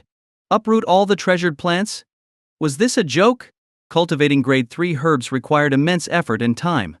For Zhou Sanqiu, reaching this level would take at least a year of meticulous care. And now, Yi Chen wanted them all uprooted? But, young Master Yi, these herbs haven't even matured yet. Some are grade 4 and grade 5. If we uproot them now, they'll wither immediately. This would be a huge loss. Zhou Sanqiu protested, his face pale. Yes, young Master Yi, Lu Yao added nervously. Medicinal herbs are delicate. Any disturbance could cause them to wither. Please reconsider. Yi Chen's expression darkened as he shot Zhou Sanqiu a cold glance. He had elevated Zhou Sanqiu not because of the man's skills but because he needed someone obedient to manage things for him. Loyalty was more important than ability. Realizing his overstep, Zhou Sanqiu quickly bit his lip. Since young Master Yi has commanded it, these herbs will be uprooted. Zhou Sangqiu said, gritting his teeth. He personally began pulling the plants from the ground. As each herb was uprooted, it withered instantly. Zhou Sangqiu's heart bled at the sight. Internally, he sighed. Yi Chen might have unparalleled strength and influence, but he clearly had no understanding of the value of medicinal herbs. Uprooting so many grade 3 plants was a decision Zhou Sangqiu was certain Yi Chen would regret. Lu Yao, too, felt heartbroken. She hesitated before pointing to a plant. Young Master Yi, this is a grade 4 herb. Should we uproot it as well? She asked nervously. A grade 4 herb was incredibly rare in Yun City, perhaps even priceless. Its value easily exceeded hundreds of millions and was often unavailable even for purchase. Yi Chen frowned. Why keep this trash? Uproot it all, leave nothing behind, he said coldly. What? Trash? Zhou Sangqiu and Lu Yao's eyes nearly popped out of their sockets. Was this a joke? Yi Chen just called grade 3 medicinal herbs trash. Zhou Sangqiu, though reluctant, could somewhat understand. After all, with the spiritual vein's nourishment and sufficient time, he could cultivate grade 3 herbs. But to call grade 4 medicinal herbs trash? It was unheard of. Grade 4 medicinal herbs were exceedingly rare. Whether in Yun City or Jiangzhou, the moment a grade 4 herb appeared, it would spark a frenzy among martial arts experts. Moreover, the methods used by Sun Simin to cultivate these herbs were quite impressive. The few grade 4 herbs here were of exceptionally high quality. To say these herbs were unmatched in Yun City was no exaggeration. Dig them up, Zhou Sangqiu said through gritted teeth, forcing himself to comply. But Lu Yao couldn't bear it. These were grade 4 herbs. Lu Yao abruptly stood up.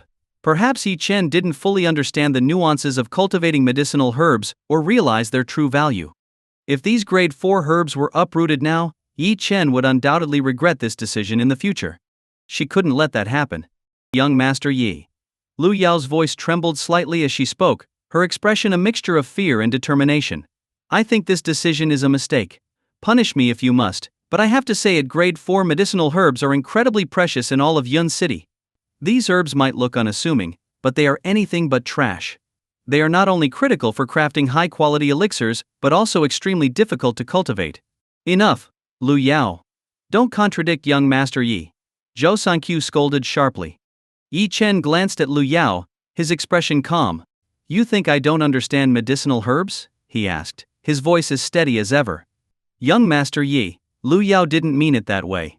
She just. Zhou Sangqiu started to explain, but Lu Yao took a step forward. Young Master Yi, she said, her tone resolute, any true expert in cultivating medicinal herbs would never uproot grade 4 herbs. These are top-tier treasures. Top-tier treasures? Yi Chen chuckled coldly. Unperturbed by Lu Yao's defiance, he responded indifferently. Today, I'll show you what truly top-tier medicinal herbs look like. With a wave of his hand, a shadow emerged from the darkness. It was Zhang Yi, the Reaper.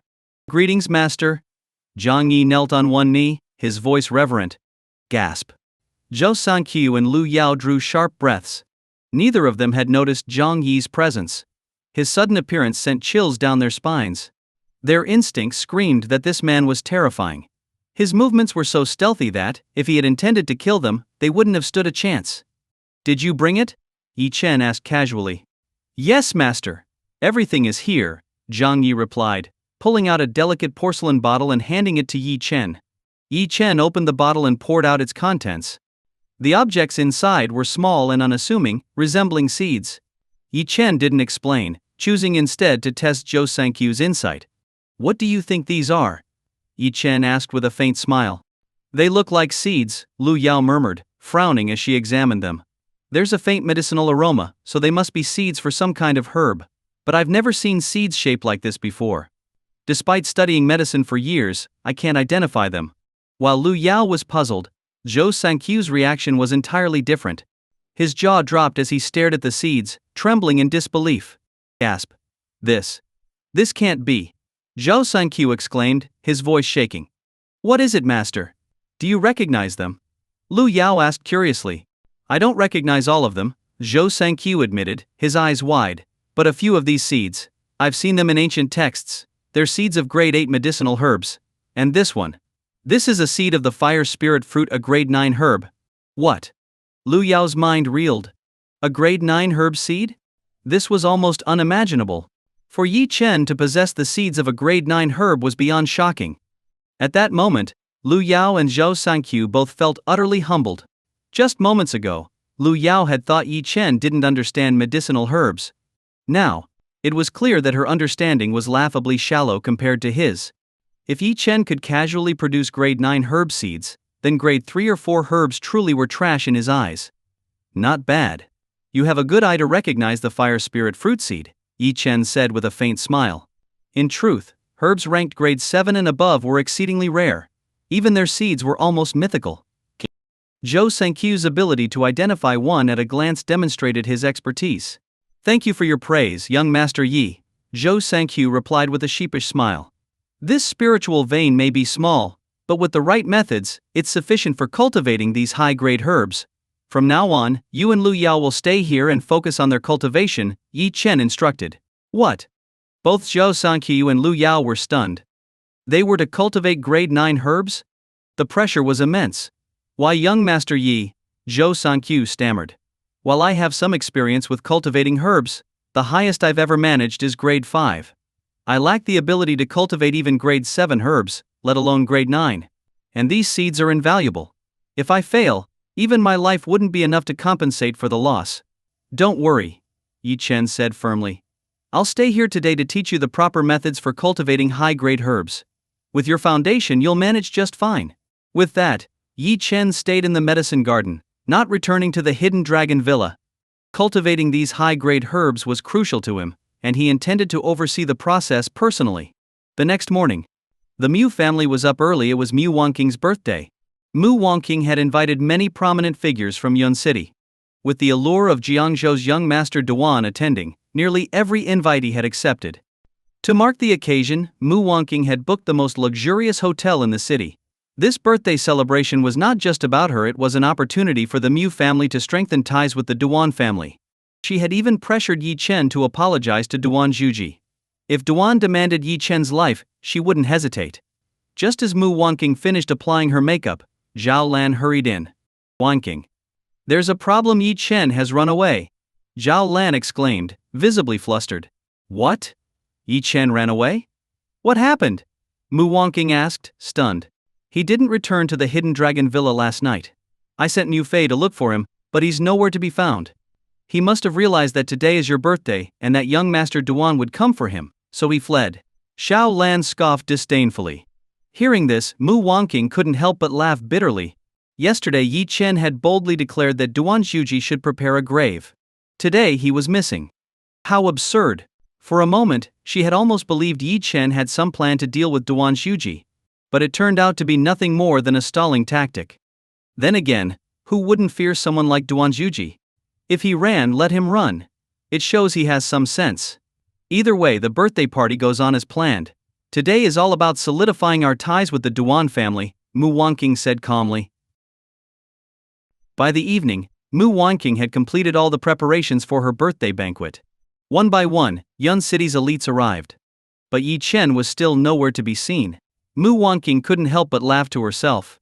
Earlier, no matter how much she tried to reason with Yi Chen, he had stubbornly stood his ground, boasting that Duan Zhuji should prepare his own grave. He claimed that no matter who he faced, he could crush them with ease. And now, Yi Chen wasn't stupid. He knew when to run. Of course, Mu Wangqing was unaware that Yi Chen had no intention of running at all. Her birthday banquet, and even Duan Zhuji himself, were of little consequence to him. At this moment, Yi Chen was still in the medicine garden. For an entire day and night, he had worked tirelessly, planting grade 8 and grade 9 spiritual herb seeds, while explaining the intricacies of their cultivation to Zhou Sanqiu and Lu Yao. The more they listened, the more their worldviews were utterly shattered. Especially Zhou Sanqiu. As a medical expert and a master of herbal cultivation, Zhou Sanqiu had always considered himself second to none in Jiangzhou or Yun City, except perhaps Sun Simon.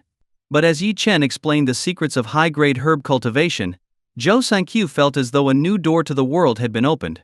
By the end, his admiration for Yi Chen was so profound that he could only bow in reverence. All right. All the seeds have been planted. From now on you need only nurture them carefully according to my instructions. Remember, starting today, no one but the two of you is allowed into the medicine garden without my explicit permission, Yi Chen said calmly. Yes, young Master Yi. But Should we hire guards? If someone forcibly intrudes, we might not be able to stop them, Zhou Sankyu asked worriedly. The medicine garden had become an invaluable asset. If it were damaged, no punishment would be sufficient to atone for it. Don't worry. I've already made arrangements, Yi Chen replied. As he spoke, a group of people entered the garden. Leading them was a man radiating a commanding presence, his mere aura enough to inspire awe and submission. The man approached Yi Chen and bowed deeply. Ling Tianwu greets young Master Yi. Per your command, I have brought nearly 100 disciples from the Tianwu pavilion. Please instruct us. Ling Tianwu's voice was filled with respect. Good, Yi Chen said, glancing at him. Ling Tianwu, you'll accompany me somewhere later. Starting tomorrow, you and your disciples will guard the medicine garden. Remember, without my orders, anyone who steps foot here is to be killed without mercy. Yes. Ling Tianwu replied without hesitation, his tone resolute. Zhou Sankyu and Lu Yao were stunned. Ling Tianwu? The master of Tianwu Pavilion? The legendary grandmaster-level powerhouse? Gasp. They had never imagined that the person Yi Chen mentioned would be Ling Tianwu himself. This was no ordinary individual but a grandmaster, a figure who could dominate entire regions with their power. Yet here he was, guarding a garden on Yi Chen's behalf. For most grandmasters, this would be an unbearable humiliation. But Ling Tianwu didn't seem the least bit reluctant. If anything, his eyes gleamed with anticipation. What they didn't know was that, in Ling Tianwu's eyes, Yi Chen was akin to a god. Guarding a garden for Yi Chen? That was an honor. In fact, if Yi Chen wanted him to be his guard dog, Ling Tianwu would gladly comply. Years ago, Ling Tianwu had been a master-level martial artist, leading the Tianwu Pavilion with modest influence in Yun City. But everything changed when Yi Chen gave him a single pill, elevating him to grandmaster status. Since then, the Tianwu Pavilion had risen to prominence, becoming one of Yun City's most formidable forces. Ling Tianwu had always wanted to serve Yi Chen, but Yi Chen had never asked. Now, receiving this task, Ling Tianwu accepted it eagerly. For him, Yun City was far too small. Following Yi Chen meant endless possibilities. All right, stay here for now. I have something to take care of. Ling Tianwu, come with me, Yi Chen instructed. Where are we going, young Master Yi? Ling Tianwu asked with a smile. It seems that after breaking through to Grandmaster level, you haven't faced any real challenges. Your progress has stagnated, Yi Chen said, glancing at him. Ling Tianwu scratched his head sheepishly. Well, there aren't many opponents in Yun City who can make me fight seriously. Is that so? Tonight you might just find one, Yi Chen said with a faint smile. Oh? Where are we going? Ling Tianwu asked. To kill someone, Yi Chen replied coldly. At the same time, Mu Wangqing's birthday banquet had begun. The moment Duan Zhuji arrived, the room erupted in murmurs of awe. The Duan family of Jiangzhou was legendary. As one of the most outstanding members of his generation and the heir to the Duan family, Duan Zhuji was seen as a future king of Jiangzhou. His presence alone was enough to make Yun City's elites flock to him. Mu Wangqing couldn't hide her satisfaction. This birthday banquet was everything she had hoped for. Not only had the future king of Jiangzhou graced her event, but Yun City's brightest talents had also gathered. For Mu Wangqing, who once couldn't even dream of entering such a circle, this was a triumph. All of it was thanks to the Duan family's support. The only thing that dampened her mood was the absence of her sister Mu Qingzhou and her close friend Lu Yao. But she quickly brushed those thoughts aside. Tonight, she would focus on forging connections and securing her family's future. As Duan Zhuji approached her, he asked casually, Wangqing, where's that waste Yi Chen? Why haven't I seen him? Mu Wangqing tensed. Duan, I invited him, but I think he realized you'd be coming for him, so he ran away. Ran away? Duan Zhuji sneered. Like a rat fleeing the streets? Does he really think he can escape from me? Just as Mu Wangqing was about to respond, the door to the private room suddenly opened. Everyone turned to see Yi Chen leaning casually against the doorframe, his voice calm and indifferent. Run? Do you think someone like you, Duan Zhuji, is worth me running from? Tell me, have you chosen your grave yet? His words sent shockwaves through the room. Everyone froze, their scalps tingling with fear. Mu Wangqing's eyes widened in disbelief. Yi Chen, he actually dared to show up. Mu Wangqing was completely stunned when she saw Yi Chen. Hadn't he run away? Why was he back now? And daring to provoke Duan Zhuji in public? Did he have a death wish? Duan Zhuji was already simmering with anger, and now Yi Chen had given him the perfect excuse to unleash it. Sure enough, in the next moment, Duan Zhuji's fury erupted. You brat, how dare you show your face here? Duan Zhuji's eyes were filled with rage, his expression as cold as ice. Seeing this, Mu Wanquan quickly stepped to Yi Chen's side, leaning close to his ear to whisper. Yi Chen, don't say I didn't warn you. I'll tell you one last time, apologize to young Master Duan immediately. Be sincere about it. This is your last chance. Do you understand? Her voice was tense with urgency. Last chance? Yi Chen chuckled dismissively, giving her a glance filled with disdain. Mu Wanqing had clearly lost her senses. In her desperation to curry favor with the Duan family, she was willing to go to any lengths even to force him to apologize. How laughable. Duan Zhuji sneered, his arms folded across his chest. In his eyes, Yi Chen was nothing more than a piece of trash he could crush at will. But before killing Yi Chen, Duan wanted to humiliate him thoroughly. Kneel and apologize, brat. No one, not even in Jiangzhou, dares to lay a hand on me, Duan Zhuji. You're the first. I'll make sure you learn the price of crossing me, he said with narrowed eyes and a chilling tone. What? The crowd around them was stunned. This kid had actually hit young Master Duan? The son of the king of Jiangzhou? Yi Chen instantly became the center of everyone's scorn. Brat, hurry up and apologize to young Master Duan. You're courting death. Do you even know who he is? If you want to live, just become Duan's dog already. The crowd jeered and ridiculed him. Mu Wanqing tugged at Yi Chen's arm again, her voice desperate. Yi Chen, this is your last chance. Trust me, as long as you apologize to young Master Duan, I can guarantee he'll spare your life. Please, just listen to me. Yi Chen narrowed his eyes and began walking slowly toward Duan Zhuji. Everyone assumed he was finally afraid and was going to kneel. But to their shock, Yi Chen stopped right in front of Duan Zhuji and spoke. You want me to apologize? Yi Chen's tone was calm, almost indifferent. An apology is just the start, Duan Zhuji replied with a sinister smile. Do you know what will happen to you? At my command, a grandmaster will appear and take your head. The gap between us is too great. You don't stand a chance. The crowd gasped in shock. A grandmaster? Everyone shuddered. Only young Master Duan could command a grandmaster so casually. The crowd looked at Yi Chen with pity, convinced he wouldn't survive the night. Mu Wanqing was furious now. Yi Chen, why don't you ever listen to reason? Fine, do whatever you want. When you're dead, I'll burn some paper money for you each year at this time. She snapped, her frustration boiling over. Duan Zhuji, meanwhile, grew impatient. His gaze bore into Yi Chen as he sneered. Your pathetic pride is worthless in front of me. Kneel and apologize now, or do you want to test the wrath of a grandmaster? Just as everyone thought Yi Chen would finally give in, his eyes suddenly glinted coldly. In a flash, Yi Chen moved. His speed was incredible, and before anyone could react, he was right in front of Duan Zhuji. You fool! You didn't learn your lesson after the last beating, and now you dare provoke me again? Tonight, I'll send you straight to hell, Yi Chen said, his hand gripping Duan Zhuji's throat. The entire room froze in shock. Master Fu, help me! Duan Zhuji screamed in terror. Outside the hotel, Master Fu shot to his feet. He was just about to storm into the banquet hall and save Duan Zhuji when a figure suddenly appeared, blocking his path. Master Fu's face darkened. Another grandmaster? His eyes narrowed as he recognized the newcomer.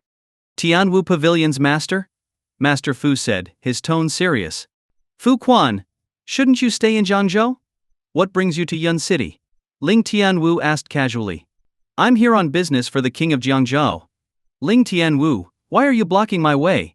No particular reason. Young Master Yi thinks I've grown complacent and wants me to use you as practice, Ling Tianwu replied with a smile. Master Fu's expression turned cold, and an oppressive aura emanated from him. Ling Tianwu, I don't have time to play games with you. Move, or you'll regret it, Master Fu growled. Ling Tianwu, however, had no intention of letting him through. Young Master Yi has ordered that both you and that Duan brat will die tonight, Ling Tianwu said, stepping forward. What? Master Fu's heart sank. Young Master Yi? He had dismissed Yi Chen as insignificant, a mere nuisance. But now, hearing Ling Tianwu's words, unease crept into his heart. Ling Tianwu, Duan Zhuji is the son of the king of Jiangzhou. If something happens to him, the king will be furious. Do you really want to make an enemy of the Duan family? Shut your mouth, Fu Quan. Young Master Yi has spoken. You're both as good as dead. What king of Jiangzhou? Remember, this is Yun City, not Zhengzhou. Even if Duan Qi himself comes, he won't save you. Ling Tianwu roared, launching an attack at Master Fu. Back in the banquet hall, Yi Chen lifted Duan Zhuji off the ground by his throat, holding him aloft with a single hand. Let me go, you bastard. Are you trying to get yourself killed? Duan Zhuji choked out, his face turning red from lack of air. Fear gripped him. He had thought Master Fu would intervene by now and subdue Yi Chen. But Master Fu was nowhere to be seen, leaving Duan defenseless. You want me to let you go? Sure, Yi Chen said with a cold smile, tossing Duan Zhuji to the ground like a ragdoll. Where's your grandmaster? Why hasn't he come to save you? I told you no one can save you. Are you ready to die yet?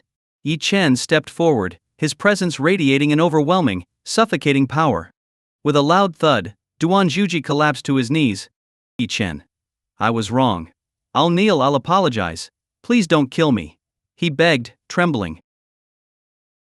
Everyone who witnessed this scene immediately gasped. What the hell? Just moments ago, Duan Zhuji was acting all high and mighty, claiming to have the protection of a grandmaster, and giving off the impression that he could easily crush Yi Chen with a mere gesture. But now, before anything had even happened, he caved? He got down on his knees before Yi Chen? Master Duan, are you out of your mind? Why are you kneeling to Yi Chen? With your prestigious status, how is he even worthy of this? Exactly, Master Duan. You're the young master of the Duan family. How could you kneel before anyone? Yi Chen, have you lost it? How dare you threaten Master Duan and force him to kneel? Do you have a death wish? The elite youths of Yun City were utterly shocked. To them, the Duan family of Zhangzhou was a dynasty with unparalleled power and influence. Hearing their remarks, Duan Zhuji felt his head throb with frustration. Did he want to kneel? Of course not. What he feared most was Yi Chen making a move not necessarily killing him, but even a beating would be unbearable. He had to concede, buying time for Elder Fu to arrive. Once Elder Fu was here, Yi Chen would be as good as dead. No, Yi Chen, don't listen to them. I'm sincerely apologizing. Please don't act rashly. Let's talk this through. If you hold back, I promise you unimaginable rewards. Duan Zhuji kept his head bowed, a flash of malice flickering in his eyes. Interesting. Playing the adaptable survivor, are we? Duan Zhuji, you're the son of the Jiangzhou king, and you're willing to abandon your dignity just to stay alive? Yi Chen sneered. Dignity? What's that worth? Duan Zhuji's expression stiffened, but he forced himself to reply, feigning composure. To him, dignity was nothing. With power and influence at his disposal, he would rather live than die. A wise man doesn't fight a losing battle. As long as Elder Fu arrived, all the humiliation today could be repaid in full. Yi Chen narrowed his eyes, staring at Duan Zhuji. He saw through Duan Zhuji's intentions clearly. Once his Grandmaster Protector arrived, Duan Zhuji would undoubtedly show his true colors again. Duan Zhuji, do you really think I'll let you go? A cold smile curled on Yi Chen's lips. Your little act won't work on me. Duan Zhuji's face darkened. His greatest fear was Yi Chen striking preemptively before Elder Fu could get there.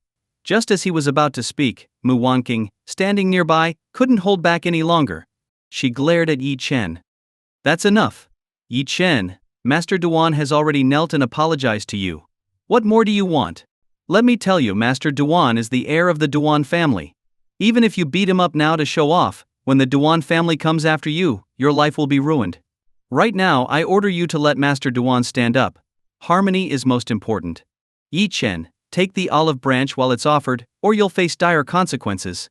If Master Duan tells his father, the Jiangzhou king, about this incident, it will spell doom for all of Yun City. Mu Wanqing was anxious. The more she mingled with high society, the clearer it became to her. Someone of Duan Zhuji's caliber would never take humiliation lying down. If Yi Chen pushed too far, he wouldn't just face Duan Zhuji's wrath but the entire Duan family. Not even the most powerful families in Yun City could stand against the Duan family. She believed she was saving Yi Chen. Yi Chen glanced at Mu Wanqing indifferently. You're not wrong. Yi Chen walked slowly toward Duan Zhuji and helped him to his feet. Seeing this, Mu Wanqing finally exhaled in relief. Yi Chen had come to his senses. One day, Yi Chen would thank her for her painstaking efforts. This is how it should be. Yi Chen, now that Master Duan has apologized, you should also apologize to him. Let's end this peacefully. As Mu Wanqing attempted to mediate further, Her words were abruptly cut off. The moment Yi Chen helped Duan Zhuji up, his eyes suddenly turned cold. Without warning, he struck Duan Zhuji's head with his palm. Boom! Duan Zhuji's head exploded into a mist of blood. Yi Chen casually shook his hand, looking utterly indifferent. In an instant, the entire private room fell into deathly silence. Everyone stared in disbelief. Mu Wanqing's mind went blank, overtaken by terror and dread. Her body trembled uncontrollably. What had they just witnessed? Yi Chen had killed Duan Zhuji so effortlessly, like it was nothing? That was Duan Zhuji, the son of Jiangzhou King Duan Kai. It was over. Maya? Completely over. Yi Chen had caused irreparable disaster. Mu Wanqing's face turned deathly pale, drained of all color. Her terror was impossible to hide. Pointing at Duan Zhuji's lifeless body, she stammered, Yi Chen. What have you done? That was the young master of the Duan family, and you killed him. Duan family's young master? To me, he's nothing but an insignificant pest. Jumping around all the time killing him was no big deal, Yi Chen said nonchalantly. What? Hearing this, Mu Wanqing nearly lost her mind. Had she misheard? No big deal? Did Yi Chen think he was invincible? Despair filled Mu Wanqing's heart. Just moments ago, she had tried to help Yi Chen reconcile with Duan Zhuji. She thought an apology would smooth things over. But now, everything was ruined. By killing Duan Zhuji, Yi Chen had created an irreconcilable feud with the Duan family. The hatred of a father for his son's death was unending. Once Jiangzhou King learned of Duan Zhuji's death, his fury would be boundless. Not only Yi Chen, but anyone associated with him would be buried alongside Duan Zhuji. Realizing this, Mu Wanqing felt a chilling numbness spread across her scalp. No big deal, you say it so easily, Yi Chen. I always thought you were reckless, but at least you had some sense. Now I see you've completely lost your mind. Killing Duan Zhuji, do you think you can withstand the wrath of the Jiangzhou King? Mu Wanqing's fury erupted. Meanwhile, the other elites of Yun City, realizing the gravity of the situation, scrambled to flee. Miss Mu, you and your family killed Master Duan. This has nothing to do with us. Let's pretend we weren't here today. Exactly. I've got to go. Miss Mu, don't drag us into this, or we'll have no choice but to retaliate. Hurry. Killing Duan Zhuji will infuriate the Duan family. Yi Chen is finished, and so is the Mu family. Everyone left in a panic. Mu Wanqing felt utterly defeated. This was her birthday banquet. With such a disaster, the Mu family couldn't possibly stay uninvolved. Yi Chen, you've finally destroyed me and ruined the Mu family. Are you happy now? Yi Chen, I hate you. Mu Wanqing roared in fury. Yi Chen glanced at her. This has nothing to do with the Mu family. Duan Zhuji was nothing. And if his father, Jiangzhou King Duan Kai, dares to come to Yun City, I wouldn't mind sending him down to reunite with his son. Yi Chen spoke calmly before turning and leaving. Mu Wanqing collapsed helplessly to the floor. Listen to him. Even after all this, Yi Chen was still spouting such outrageous nonsense. What kind of delusion was this? Not only had he killed Duan Zhuji, but now he claimed he would kill Jiangzhou King as well? Her eyes were filled with despair. She knew Duan Zhuji's death would soon reach Jiangzhou King's ears. The Mu family didn't have much time left. She had to act quickly. Mu Wanqing struggled to her feet and rushed toward Hidden Dragon Manor. Meanwhile, Yi Chen exited the hotel. Standing outside, he crossed his arms behind his back.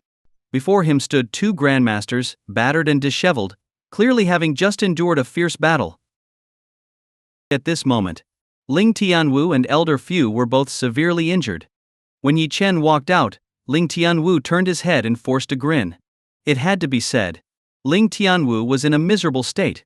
His clothes were in tatters, his body covered in wounds, and one of his arms was broken. Young Master Yi. This old guy really isn't easy to deal with. Ling Tianwu gave a bitter smile. Although he was also a grandmaster, he had only recently stepped into the grandmaster realm. This was his first time fighting another grandmaster of the same level. Elder Fu, however, was different. He had been in the grandmaster realm for quite some time. That Ling Tianwu could hold his own until now was already quite impressive. Hearing Ling Tianwu's words, Yi Chen hadn't yet responded when Elder Fu seemed to realize something. He stared at Yi Chen in shock. Kid, where's young Master Duan? Elder Fu asked gravely. Oh, that guy? I killed him, Yi Chen replied casually. What? Elder Fu stared at Yi Chen in disbelief. He hadn't expected Yi Chen to actually dare kill Duan Zhuji. For a moment, Elder Fu felt his hair stand on end. Duan Zhuji wasn't significant to him personally. But Duan Zhuji's father, Duan Kai the Jiangzhou king, was absolutely not someone to be trifled with. Even as a grandmaster, Elder Fu could only serve under Duan Kai. You actually dared to kill young Master Duan? Are you trying to make an enemy of the entire Duan family? Elder Fu roared in shock and anger. The Duan family? They're not worthy, Yi Chen replied indifferently. Hey, not worthy? Pa? Arrogant. Terrogant. Too arrogant. Too arrogant. Elder Fu's expression turned icy. For young Master Duan to be killed under his protection was a grave failure on his part. If he didn't kill Yi Chen today, he would never be able to give Jiangzhou king an explanation. Instantly, Elder Fu's rage caused his aura to surge wildly. He had entered a frenzied state. Ling Tianwu, Yi Chen, you've truly angered me. Today you both will die alongside young Master Duan. Fueled by rage, Elder Fu's aura climbed even higher. Ling Tianwu was stunned. He had already felt the gap between himself and Elder Fu earlier. Now, with Elder Fu's aura growing even stronger, Ling Tianwu knew he stood no chance. Young Master Yi, be careful. This old bastard is incredibly strong. I'm no match for him. You should leave while I hold him off, Ling Tianwu urged. Leave? None of you are leaving today. Kid, I'm taking your dog life. Elder Fu roared in fury. In a flash, his figure turned ghostly, rushing toward Yi Chen. Seeing this, Ling Tianwu was filled with panic and didn't hesitate to move to intercept Elder Fu. However, in his enraged state, Elder Fu's strength was overwhelming. As soon as Ling Tianwu got close, he was forced back by Elder Fu's powerful aura. By the time he tried to stop him again, Elder Fu was already in front of Yi Chen. It's with just one palm strike, he could end Yi Chen's life. Young Master Yi, watch out. Ling Tianwu shouted. HMP, under my full force attack, no one can survive. Kid, consider yourself lucky to die at my hands, it's an honor for you. Elder Fu sneered at Yi Chen. He was so close to Yi Chen now. Yi Chen seemed frozen in fear, motionless. Such a useless coward. And yet Ling Tianwu was willing to act like a dog for him? Ridiculous. Just as Elder Fu was about to kill Yi Chen to avenge Duan Zhuji, Yi Chen finally spoke leisurely. Kill me! With your abilities, you're not qualified. Yi Chen's tone was calm. Ha, not qualified. What a joke. I'll. Elder Fu roared, but before he could finish, Yi Chen suddenly moved. Effortlessly, Yi Chen raised his palm. Slap. At the exact moment Elder Fu's fist was about to strike Yi Chen, a resounding slap echoed. Boom! A terrifying wave of energy exploded. A sound like air being torn apart reverberated. And in the next moment, the once imposing Elder Fu was sent flying by Yi Chen's slap. Like a cannonball, he slammed heavily into the wall. This scene left the previously tense Ling Tianwu wide-eyed. What the hell? What just happened? Elder Fu was a grandmaster, unrivaled in power. At full strength, he could easily defeat two martial artists like Ling Tianwu, who had only recently entered the grandmaster realm. But now, such a powerful grandmaster had been slapped away by Yi Chen? How was that possible? Elder Fu was equally stunned. Moments ago, he had felt an unstoppable force coming at him. Yi Chen's slap seemed slow, but it left him completely unable to dodge. Elder Fu stared at Yi Chen in fear. At this moment, then, even if he were a fool, he realized this Yi Chen before him was someone who had surpassed the Grandmaster realm and reached the legendary realm of power. But Yi Chen was so young, barely in his early 20s. How could he be so terrifying? You've reached that legendary realm? Elder Fu stammered, his disbelief palpable. HMP, my realm is beyond your comprehension, Yi Chen replied dismissively. Hearing this, Elder Fu gasped. Although Yi Chen hadn't answered directly, being able to slap him away with such ease was enough to terrify anyone. Elder Fu's eyes flickered with terror. He knew. Tonight, his fate was sealed. Yi Chen coldly glanced at Elder Fu. In a flash, Yi Chen appeared before him. With a single strike to Elder Fu's head. I'm crippling your cultivation today, but sparing your life. Take Duan Zhuji's corpse back to Jiangzhou. Tell Duan Kai to come find me in Yun City personally. If I don't see him in a week, I'll destroy the entire Duan family myself. Yi Chen's voice was chilling. Elder Fu was paralyzed with fear, collapsing to the ground. Although his cultivation had been destroyed, he was thankful to still be alive. He didn't dare defy Yi Chen. But he knew. Bringing Duan Zhuji's corpse back to the Duan family would unleash Jiangzhou King's fury. Elder Fu squinted his eyes. Yi Chen. Mei Chen. You may be strong. Strong enough to possibly reach the legendary realm. But you underestimate the Duan family. If you had killed me today, you might have lived a few days longer. But now that I'm returning, when Jiangzhou King descends upon Yun City, it will be your end. Yi Chen ignored Elder Fu. Without his cultivation, Elder Fu was no better than an ordinary man. Yi Chen walked away slowly. At this moment, Ling Tianwu was utterly in awe of Yi Chen. Previously, Yi Chen had used a single pill to help him step into the Grandmaster realm.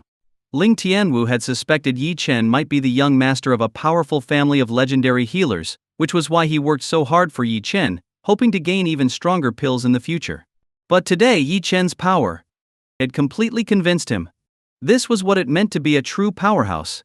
At the same time, Mu Wanqing had returned to Hidden Dragon Manor. At this moment, her heart was ashen, her face full of despair. No matter how much trouble Yi Chen caused in the past, while she was scared, she never felt hopeless and could always find a way to protect herself. But now, Yi Chen killing Duan Zhuji meant an irreconcilable feud with the Duan family. The Mu family would inevitably be sacrificed. Against the terrifying might of a super powerful family like the Duan family, she was powerless. As soon as she stepped inside, Zhao Lan and Mu Bo approached her. They smiled as they asked, "Wanking, how was the birthday banquet? Did that brat Yi Chen apologize to young Master Duan? With the Duan family as our backers, it seems the Mu family is finally about to rise." The two were full of anticipation. But Mu Wanqing could only let out a bitter laugh. She sighed. "Mom. Dad. Where do you think we should be buried after we're dead?" Mu Wanqing said with a pained expression. "Silly girl, what nonsense are you talking about? We're perfectly fine. Why mention death?" "Wait, Wanqing. Did something go wrong at the banquet? Where's young Master Duan? Why didn't he escort you home?" The two sensed something was off. Could it be the Duan family hadn't forgiven the Mu family after all? That was impossible. Seeing their anxious faces, Mu Wanqing finally spoke slowly. "Young Master Duan? He's dead. Yi Chen killed him." Her words were like a deep sea bomb. Instantly, they were left completely stunned. Duan. Duan. Young Master Duan is dead? Zhao Lan and Mu Bo's eyes widened in shock. They could never have imagined it. Yi Chen actually dared to kill young Master Duan. What kind of joke was this? How could Yi Chen possibly have the audacity to do that? Mu Bo swallowed hard. Has Yi Chen gone mad? Killing young Master Duan is tantamount to declaring an unending vendetta with the Duan family. This isn't just Yi Chen's problem anymore. Anyone even remotely connected to Yi Chen will likely get dragged into this disaster. Mu Bo's eyes were filled with disbelief. At that moment, the members of the Mu family were completely falling apart. What should we do now? Zhao Lan trembled with fear. The Duan family of Jiangzhou, someone of their social standing, wasn't even qualified to interact with them. If they ever met anyone from the Duan family, they would immediately bow and scrape, doing anything to curry favor. And now, they had somehow become their enemies. All of this was Yi Chen's doing. What do we do? There's nothing we can do. This is the hatred of a father for his son's death. Jiangzhou King will stop at nothing for revenge. He would even destroy everything to get it. Mu Wanqing sighed. If Yi Chen had offended one of the prominent families in Yun City, with her connections, Mu Wanqing might have been able to salvage the situation. But this was the Duan family of Jiangzhou. What could Mu Wanqing possibly use to oppose Jiangzhou King? Damn it. I knew this day would come. That useless Yi Chen, he won't stop until he drags the entire Mu family down with him. Zhao Lan wailed, collapsing to the floor in tears. Enough. Stop crying. Wanqing, we have to take this seriously. Here's the plan. I'll arrange for you and Xiaofei to leave the country immediately. When Jiangzhou King comes, as long as you two aren't here, they'll only go after Yi Chen. Mu Bo's face turned cold as he spoke. It's useless. With the Duan family's reach, no matter where you go, you can't escape. Mu Wanqing replied bitterly. It was true. The power of the Duan family was so terrifyingly vast that fleeing abroad wouldn't guarantee safety. If Jiangzhou King wanted someone dead, there was essentially no chance of survival, while the Mu family was engulfed in fear and despair. Yi Chen walked in calmly. The moment they saw Yi Chen return, all the terror, helplessness, and panic they had suppressed burst forth at once. The three of them rushed over to Yi Chen, surrounding him. Yi Chen, what on earth are you thinking? How could you dare to kill young Master Duan? Do you have a death wish? You think you're so powerful? Sure, there are people capable of killing Duan Zhuji, but do you see anyone else daring to try? The Duan family reigns over Jiangzhou like kings. Are you insane to provoke such a terrifying opponent? Are you trying to get the Mu family killed? Do you need us to die with you before you'll be satisfied? Zhao Lan and Mu Bo bombarded Yi Chen with furious shouts. Yi Chen frowned. His gaze turned cold. Ignoring them, he prepared to head upstairs. Mu Wanqing, however, stared at him with despair. Yi Chen, I never expected you to be such a thoughtless person. I even considered giving you a chance to remarry me, but look at you. You don't know how to cherish anything. You killed Duan Zhuji just to vent your anger, but have you thought about how many people you're putting in danger when Jiangzhou King seeks revenge?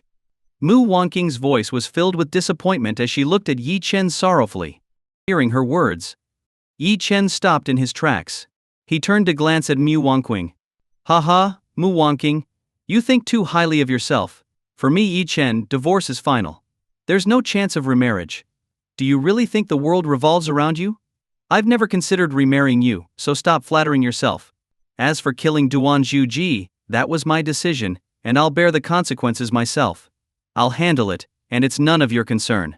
Yi Chen's tone was icy. Hearing his words, the Mu family members were utterly shocked. Mu Wanqing, in particular, exploded with rage. She roared furiously. You'll bear it? With what? You'll handle it? How? Is your idea of taking responsibility dragging us down with you to pay for your crimes? What did we do to deserve this? Why should we suffer for the mess you created? Mu Wanqing questioned angrily. Exactly. Who do you think you are? Jiangzhou King could crush you with a mere flick of his finger, do you understand? Zhao Lan sneered at Yi Chen, her face full of disdain. In their eyes, Yi Chen going up against Jiangzhou King was like an ant trying to topple a tree. HMP, Jiangzhou King may seem unbeatable to you, but to me, he's nothing more than trash. I suggest you focus on doing what you can and saying less. Otherwise, you'll regret it later. Yi Chen scoffed, looking coldly at the Mu family. To be honest, among the Mu family, aside from Grandma and Mu Qingshuang, Yi Chen had no feelings for the rest of them. If it hadn't been for the old patriarch of the Mu family trading his life to give them their current stability, perhaps, back when the Mu family was drowning in debt, the family would have fallen apart. But unfortunately, the Mu family didn't understand this. The goodwill the old patriarch had bought with his life was slowly being squandered by their ignorant actions. As Yi Chen walked upstairs, the three members of the Mu family were practically exploding with anger. Even at a time like this, Yi Chen still acted so arrogant. And now he was lecturing them? Truly shameless. I can't believe Yi Chen. I've never seen someone so ignorant. Jiangzhou King's revenge is imminent, yet he's still putting on airs. What kind of face does he have to act like this? And now he says we'll regret it. The only thing I regret is ever letting Wanqing marry this useless fool. This is infuriating. The Mu family members cursed him in rage but were ultimately powerless. All they could do was sigh in frustration. Meanwhile, in Jiangzhou, Conti, outside the Duan family estate, the crippled elder Fu carried Duan Zhuji's corpse, hobbling toward the entrance of the Duan family manor. At that moment, Elder Fu's entire body was in tatters, his hair disheveled. He looked like a beggar. Even the guards at the estate thought he was a beggar. One of the guards frowned. He scolded Elder Fu angrily. Where did this beggar come from? Do you even know where you are? This is the estate of Jiangzhou King. If you want to beg, do it elsewhere, or you'll lose your life. The guard waved impatiently, about to drive Elder Fu away. As he approached, Elder Fu lifted his head. The guard froze in shock. Could it be Elder Fu? Oh my God. Wasn't this Elder Fu, the Duan family's grandmaster? The lofty and unparalleled figure of legend. How had he ended up in such a state? The guard could hardly believe it. And then he noticed the headless corpse in Elder Fu's arms. From the clothing he could barely make out its identity. This was young Master Duan? What? Young Master Duan was dead? And his head was gone? The guard's heart jolted violently. The heavens! It collapsed. Young Master Duan was Jiangzhou King's most doted-on son. Throughout Jiangzhou, he was the center of attention, like the moon surrounded by stars. No family, no matter how powerful, would dare offend young Master Duan. Even uttering a single insult against him would result in Jiangzhou King Duan Kai's retaliation. As such, in his daily life, Duan Zhuji essentially ruled over Jiangzhou, wielding unparalleled influence. But now, young Master Duan was dead. This was an unimaginably terrifying event. Once Jiangzhou King Duan Kai learned of it, he would undoubtedly be enraged beyond measure. Elder Fu, what happened to you? And young Master Duan? How did he end up like this? A guard asked fearfully. Quick! Informed Jiangzhou King. Elder Fu was too weak to explain further. Hearing this, the guard, trembling with fear, ran into the manor. Stumbling and panicked, his face was pale with terror. Soon, Jiangzhou King Duan Kai and his family hurried out, seeing the disheveled Elder Fu and Duan Zhuji's headless corpse, whose head had been blown to a mist of blood. Jiangzhou King Duan Kai froze in shock. He could never have imagined that someone would dare kill his son. At that moment, Duan Zhuji's mother collapsed in devastation. Ah, my son, how could you leave me? Damn it! Who killed my child? Xiaoji, how can I live without you? Her heart-wrenching cries filled the air as she nearly fainted. Jiangzhou King Duan Kai rushed to support her, but the grief-stricken woman grabbed Duan Kai and roared in madness. Get away from me! Aren't you Jiangzhou King? Don't you have unparalleled power? How could you fail to protect your own son? I want you to find whoever killed my son immediately. Destroy their entire family, dig up their ancestors for 18 generations, skin them alive, and drain their blood. Duan Kai, you must avenge our son. After venting her fury, the woman fainted. Tears welled in Jiangzhou King Duan Kai's eyes.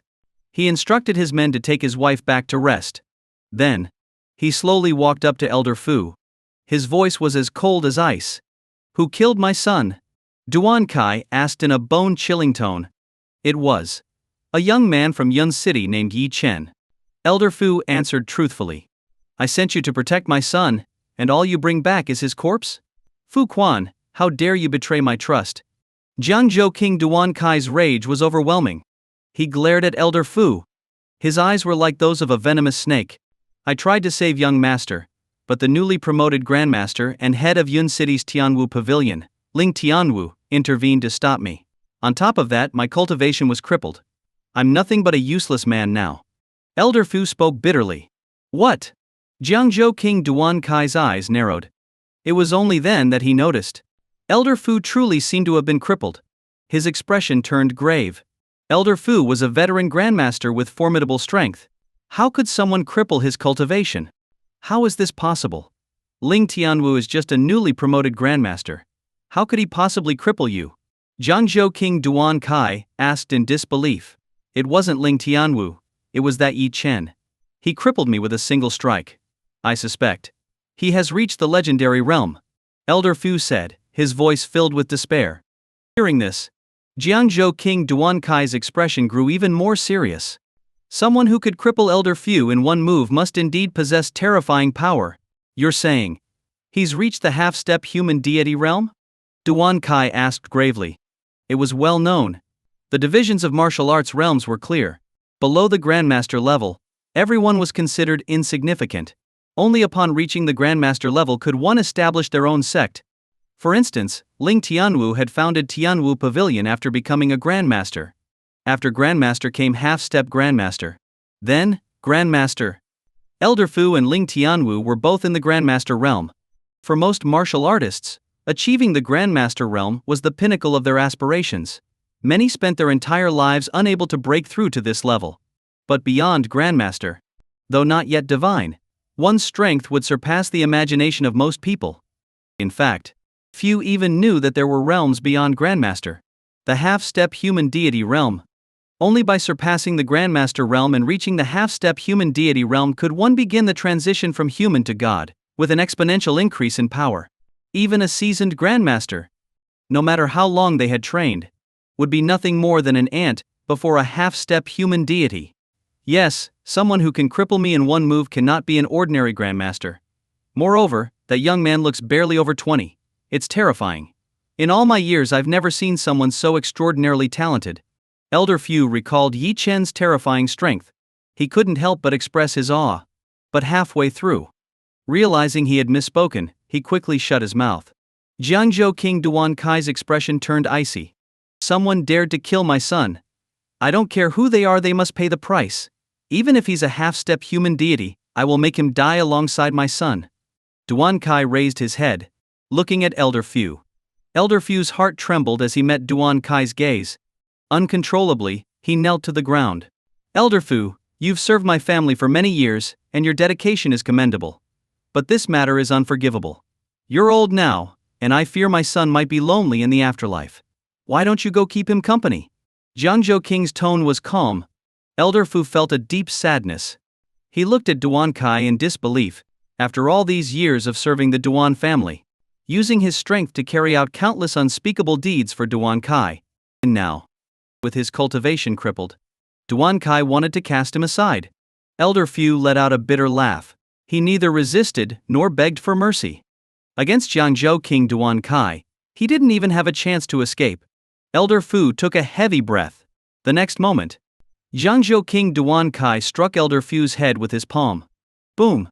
Elder Fu's head exploded into a mist of blood. Jiangzhou King waved his hand dismissively. His tone was indifferent. The way my son died, you will die the same. That way you can keep him company in the afterlife. Duan Kai's voice was icy, filled with boundless killing intent. He narrowed his eyes, looking in the direction of Yun City. Yi Chen, Ling Tianwu, I will remember your names. You dared to kill my son. Even if I have to annihilate all of Yun City, I will tear you limb from limb. Half-step human deity realm? Ha! You underestimate the power of the Duan family. Just wait. Prepare to die alongside my son. Duan Kai's tone was frigid, his voice brimming with searing rage. No one around dared to breathe too loudly. They were overwhelmed by the domineering and terrifying aura emanating from Jiangzhou King. Duan Kai turned around. His gaze swept over the Duan family members in front of him. Announce Zhao Ji's death to the public. Tell them that I, Duan Kai, invite all the elites of Jiangzhou to attend my son's funeral. Summon the Duan family force's 10,000 death warriors. I will bathe Yun City in blood. For too long the Duan family has been too low profile, and the world has forgotten how we rose to power. This time I will use the blood of Yi Chen, Ling Tianwu, and 1 million people of Yun City to honor my son. The news spread quickly. All of Jiangzhou was in shock. What? Jiangzhou King Duan Kai's son is dead? Unbelievable. Who could possibly have the audacity to do such a thing? Who would dare touch someone from the Duan family? This was bound to shake the heavens. Sure enough, in less than 2 days, at the Duan family's estate, numerous powerful factions had already gathered. The entire Jiangzhou region was closely monitoring the Duan family's movements. Even various factions from Yun City had sent representatives to Jiangzhou. At this moment, Jiangzhou King Duan Kai sat solemnly in the manor. His imposing aura was overwhelming. In Jiangzhou, Duan Kai was king. Luxury cars formed a long convoy, driving toward the manor. Some sharp-eyed onlookers recognized the owners of the vehicles. In an instant, they were left utterly shocked. My God! Look, isn't that Chu Zongyun, the leader of Tianmen? He actually came in person. The Duan family's influence is terrifying. It's not just Tianmen, look. The leaders of Demen are also here. The prodigies of Longmen have all gathered. Unbelievable.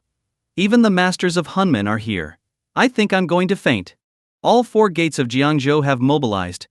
Whoever provoked Jiangzhou King is doomed. There won't even be a burial place left for them. Everyone was stricken with fear. It was common knowledge. Outside of the Duan family, Jiangzhou was effectively controlled by the 4 gates Tian, Di, Long and Hun. Each represented an unparalleled and dominant force in Jiangzhou. Tianmen Gate of Heaven. Tianmen was legendary for cultivating countless martial artists. Within Tianmen, grandmasters were as common as grass, and great grandmasters were not rare either. It was rumored that Tianmen even had beings who surpassed the great grandmaster level human deities. Tianmen alone represented Jiangzhou's strongest martial power. In Jiangzhou, no matter who offended Tianmen, death was certain. Diamond Gate of Earth. Damen was said to specialize in training assassins and managing intelligence networks. Their top assassins were renowned even on international hitman rankings. Moreover, Damen's intelligence network was incredibly formidable. It extended not just throughout Jiangzhou but across the entire Dragon Nation. Many powerful figures who crossed Damen never even knew how they died. Their assassins were omnipresent. If Damen marked someone for death, survival was impossible. Longmen Gate of Dragons. Longmen commanded Jiangzhou's most terrifying military force. Although its members weren't as individually powerful as Tianmen's, Longmen operated differently. It emphasized collective strength, boasting a loyal army of nearly 100,000 death warriors. When Longmen mobilized, their army covered the skies and overwhelmed all opposition. Even Jiangzhou's military department deferred to Longmen's authority. A force of 100,000 death warriors. Even a human deity would hesitate to face them. After all, no matter how powerful a human deity was, they'd be exhausted after killing thousands, let alone tens of thousands. Hunman Gate of Souls. Hunman was the most mysterious and unpredictable faction, gathering all of Jiangzhou's experts in unconventional techniques. Its members were skilled in poison, assassination, and other unorthodox methods. This made Hunman the most elusive and hardest to guard against. Everyone was left stunned. No wonder Duan Kai could claim the title of Jiangzhou King. He had the four gates under his control. With such forces at his command, who would dare oppose the Duan family? Whoever killed Duan Zhuji would pay a devastating price. At this moment, the entire Jiangzhou was in an uproar. Simultaneously, everyone ordered their family members to return home immediately. It was as if a dark cloud had descended over Jiangzhou, engulfing the entire region. Thunderous, ominous skies loomed overhead. It was as though a massacre of unprecedented proportions was imminent. This is it, Yun City's doom is sealed. The four gates of Jiangzhou. I can't recall a time when they all mobilized at once. Duan Kai truly lives up to his title as Jiangzhou King, able to command the four gates. This is terrifying. Absolutely terrifying. Who had the audacity to provoke the terrifying Duan family? Apparently it's the head of Yun City's Tianwu Pavilion, Ling Tianwu, and some unknown figure called Yi Chen. I've heard of Ling Tianwu. He recently became a great grandmaster and seems to have grown arrogant. In Yun City, a great grandmaster might be a big deal. But in Jiangzhou, especially in Tianmen, what is a great grandmaster worth? The news of the four gates mobilizing spread like wildfire across Jiangzhou, leaving everyone in disbelief. Everyone knew. Duan Zhuji's death had enraged Jiangzhou King Duan Kai. This wasn't just about revenge. It was about making a statement. Yun City was in grave danger. The massive commotion in Jiangzhou naturally reached the ears of Yun City's factions. Yun City's Luo family. In the Luo family's main hall, Luo Mingcheng sat at the head of the table. A cane rested in his hand. Luo Mingyuan and Luo Qingqiyu, father and daughter, were also present. Luo Mingyuan glanced at Luo Mingcheng. Dad, this isn't a joke. Reports confirm that Jiangzhou King Duan Kai has mobilized the four gates, targeting Yun City. This situation is unprecedented in scale. Yi Chen and Ling Tianwu are the primary targets. We need to prepare immediately, Luo Mingyuan said anxiously. The Duan family's power was overwhelming. Even the Luo family was insignificant in this battle and risked being collateral damage. Prepare for what? Luo Mingcheng asked calmly. This is Yi Chen and Ling Tianwu's issue. It has nothing to do with the Luo family. What we need to do is sever our ties with Yi Chen and Ling Tianwu. This will ensure we avoid being implicated. Luo Mingyuan suggested. Grandpa, Dad, absolutely not. Moments of crisis often bring opportunity. Our Luo family has always aligned with young Master Yi. Over time, this has earned us a place in his heart. If we side with the Duan family now, all our efforts will be wasted. Luo Qingqiyu firmly opposed. Better to waste our efforts than see the Luo family wiped out. Yi Chen's audacity knows no bounds. He killed the Duan family's heir. No matter how strong Yi Chen is, do you think he can be stronger than Jiangzhou King? Luo Mingyuan said angrily. To him. Yi Chen did possess some skill. He had investigated Yi Chen before. but he found nothing. Not even a shred of background information. It was as if Yi Chen had appeared out of thin air in Yun City. I believe young Master Yi is not a reckless man. If he dared to kill Duan Zhuji, he must have a plan. Luo Qingqiu said firmly. The two were at an impasse, turning their gaze to Luo Mingcheng. Luo Mingcheng calmly glanced at Luo Mingyuan. Mingyuan, you've been in business for so many years, yet your vision is still inferior to your daughter's. This matter is not up for debate. Regardless of what happens, our Luo family will stand with young Master Yi. That is non-negotiable. Luo Mingcheng's eyes gleamed with a hint of anticipation. Luo Mingyuan was puzzled. But he received no explanation. He couldn't understand why his father and daughter trusted Yi Chen so much. From what he could see, Jiangzhou King had mobilized the four gates. An invincible force. And Yi Chen? He seemed to go about his days without care. Not only did he fail to rally allies, but he appeared utterly unconcerned. Meanwhile, the leaders of Yun City's major factions gathered, discussing strategies. The meeting was led by Su Tianhua, head of the Su family. And their debate was even more heated than the Luo families. In the hall, several influential figures from Yun City were seated around a table. Each one of them represented a significant power in the city. Present were Su Tianhua, the head of the Su family Chen Feng, the head of the Chen family Xing Jingxiang, the underground emperor of Yun City and head of the Xing family Wu Tianyu from Tianyu Group, and even Sun Simon of the Sun family, who was supposed to have left Yun City. Patriarch Su, what's the reason for calling us all here? Xing Jingxiang asked. Su Tianhua scanned the group. By now I'm sure you've all heard the news. Yi Chen killed Duan Kai's son, and now Jiangzhou King Duan Kai has summoned the four gates of Jiangzhou, with the intent to destroy Yun City, Su Tianhua said calmly. This was reckless. Jiangzhou King Duan Kai is far too powerful. I've heard that Jiangzhou's Tianmen alone has countless experts. This spells disaster for Yun City, Chen Feng agreed with a nod. Patriarch Chen is correct. I've called you here to discuss how we should position ourselves when Jiangzhou King Duan Kai arrives in Yun City, Su Tianhua said, taking a deep breath as he posed the question. What is there to consider? Obviously we align with Jiangzhou King. Yi Chen may be strong, but how can he compare to Duan Kai? I know Yi Chen is skilled, likely a great grandmaster, but to Jiangzhou's Tianmen, a great grandmaster is nothing, Sun Simon said outright. Originally, under threat from Yi Chen, Sun Simon had left Yun City with his entire family for Jiangzhou. He thought he would live out his days in exile. But to his surprise, Yi Chen killed the heir of the Duan family. This enraged Jiangzhou King Duan Kai. For Sun Simon, it presented a chance for revenge. He had secretly returned to Yun City.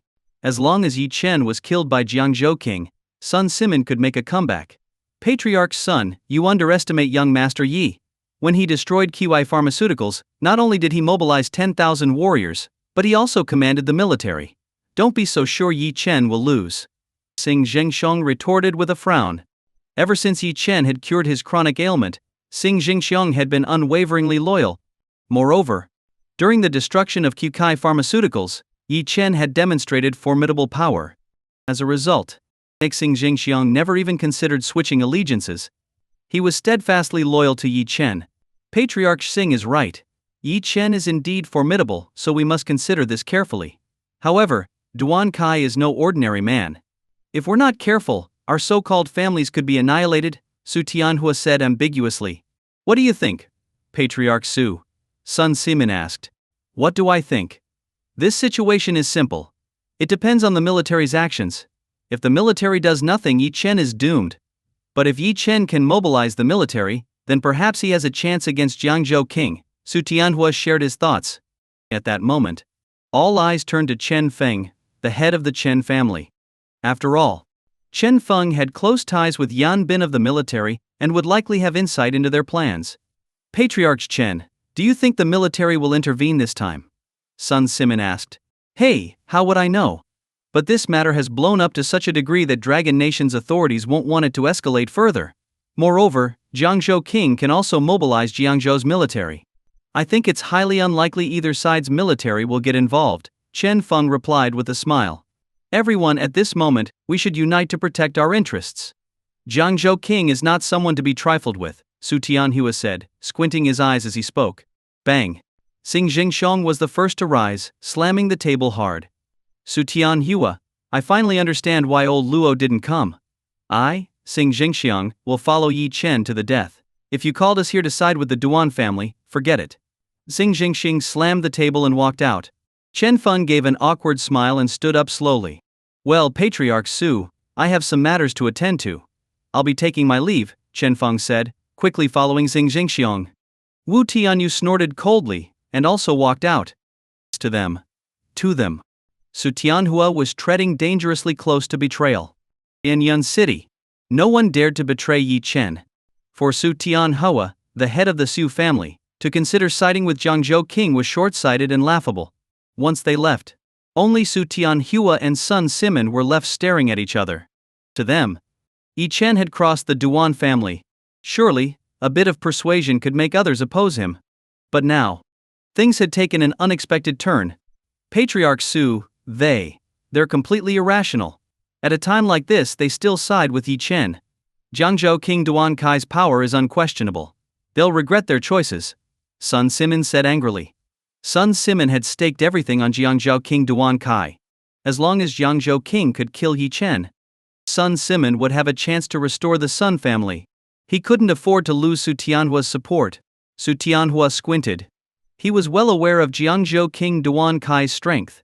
With just the 4 gates of Jiangzhou, he could overwhelm Yun City, or even shake the entire Dragon Nation. What did Yi Chen have to fight Duan Kai? Su Tianhua had witnessed Yi Chen's strength before. When Yi Chen destroyed Kikai Pharmaceuticals, his display of power had shocked Su Tianhua. But compared to Duan Kai, the gap was too vast. Su Tianhua faced a critical decision. He prided himself on his superior judgment. Patriarch's son, don't worry. As long as Yun City's military doesn't act, Yi Chen is doomed. No matter how strong his connections are, Dragon Nation won't allow Jiangzhou's and Yun City's militaries to clash. Yi Chen has no path to victory, Su Tianhua concluded. In his view, Yi Chen's greatest reliance was Yun City's military. If the military didn't act, what did Yi Chen have to fight Jiangzhou King? Even if Yi Chen summoned 10,000 martial artists, how could they compare to Jiangzhou's Longmen or Tianmen? Not to mention Daimen and Hunmen waiting in the wings. No matter how he thought about it, Yi Chen was destined to lose. Hearing Su Tianhua's words, Sun Simin finally felt a sense of relief. That's right, Patriarch Su. You're absolutely correct. Yi Chen is doomed. Don't worry, once Yi Chen is dead, the Sun family will provide all the elixirs your Su family needs, Sun Simin said confidently. Meanwhile, the Mu family had also received the news. Mu Wanqing was stunned. A wave of terror washed over her. At the Mu family home, Mu Wanqing stared blankly at the sky. Mom, Dad, this time, we're truly finished. Hearing her words, Mu Bo's heart sank. Wanqing, what's happened now? For the past few days, Mu Bo had lived in constant fear. Every moment, he dreaded the Duan family's retaliation. Mu Wanqing opened her mouth to respond. But before she could, Yi Chen descended the stairs. Mu Wanqing instantly lost control. She leapt to her feet, rushing toward Yi Chen. She screamed at him hysterically. Yi Chen, didn't you say you'd take responsibility for the Duan family? Didn't you say you'd handle it? How have you taken responsibility? How have you handled it? Now the Duan family has summoned Jiangzhou's 4 gates and 100,000 death warriors to slaughter Yun City. This is all your fault. We're all going to die because of you. Are you satisfied now? Is this what you wanted? Slaughter Yun City? Yi Chen looked at Mu Wanqing as if she were a fool. Jiangzhou King Duan Kai indeed had some capabilities, but he wasn't powerful enough to warrant talk of slaughtering Yun City, was he? Mu Wanqing's worldview was pathetically narrow. Mu Wanqing, I already told you, I'll handle this. You don't need to meddle, Yi Chen said with a frown, feeling that the Mu family was simply meddling in matters that didn't concern them. They had no real abilities of their own, yet they loved to criticize him. A mere Jiangzhou king, and they were already crying and wailing as if the sky was falling. Yi Chen could only feel helpless in the face of their behavior. But seeing Yi Chen's nonchalant attitude only made the Mu family angrier. It was clearly Yi Chen's actions that had put them at risk of annihilation by Jiangzhou King, yet he still acted so arrogantly. Yi Chen, do you even know who you've offended? Have you ever heard of the 4 gates of Jiangzhou?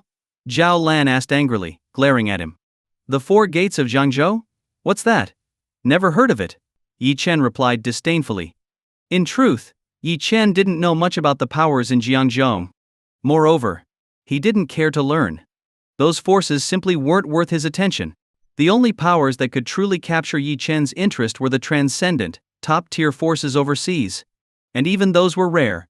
Some of those powers might even operate on the level of nation-states. Yi Chen's response was casual. But to the Mu family, the fact that Yi Chen hadn't even heard of the four gates of Jiangzhou only showed how ignorant he was. No wonder Yi Chen wasn't afraid. After all, who in this world feared anything more than the ignorant? Since Yi Chen didn't understand the four gates of Jiangzhou, he naturally couldn't comprehend the strength of Jiangzhou King Duan Kai. Which explained why Yi Chen dared to kill Duan Zhuji and still act as if it were no big deal. You see? He doesn't even know about the four gates of Jiangzhou. He's completely ignorant. He has no idea who he's offended. Zhao Lan shouted furiously, pointing at Yi Chen with a face full of rage. Mu Wanqing looked at Yi Chen. Her disappointment in him had reached its peak. However, Mei, she managed to suppress her inner anger. She understood. Mei, that cutting all ties with Yi Chen was the only way to save the Mu family. Mu Wanqing took a deep breath and looked at Yi Chen. Yi Chen, can we have a calm and rational conversation? She asked. Yi Chen glanced at Mu Wanqing. He had long since lost any feelings for the Mu family, even sympathy. To him, Mu Wanqing and her family were nothing but ungrateful wolves. Seeing her serious expression, Yi Chen nodded. Fine. What do you want to talk about? He asked. Yi Chen, from the time we got married to the time we divorced, neither my family nor I have ever wronged you, have we? Mu Wanqing asked coldly. If you put it that way, I can agree, Yi Chen replied indifferently. Good. Since you agree, and since we're already divorced, isn't it inappropriate for us to still live together? If you find a new girlfriend, are you planning to have her live in the Mu family home too? Let's part ways amicably. Our divorce means we no longer have any relationship. There's no point in clinging to the past. I won't remarry you, no matter what. Dragging this out is bad for everyone. Don't you agree?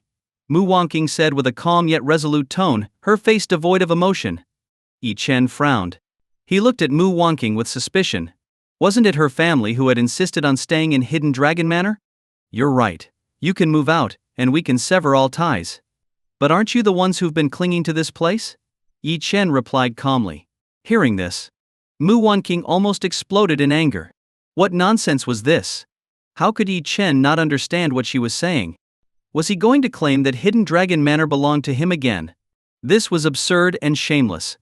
Yi Chen, is there any point in arguing over this? Let me remind you, it's not the Mu family who owes you, it's you who owe the Mu family. Do you understand? Mu Wanqing said. Yi Chen had no intention of engaging further, but upon hearing her words, he froze. Indeed, while he didn't owe the Mu family, Su Zixuang did owe the Mu family patriarch her life. I understand. But let's be clear, I owe the favor to the Mu family patriarch, and no one else, Yi Chen said. As soon as he said this, the Mu family's eyes lit up. It doesn't matter who you owe. The point is, you owe the Mu family. Yi Chen, I always thought you were a man, even if you were somewhat incapable.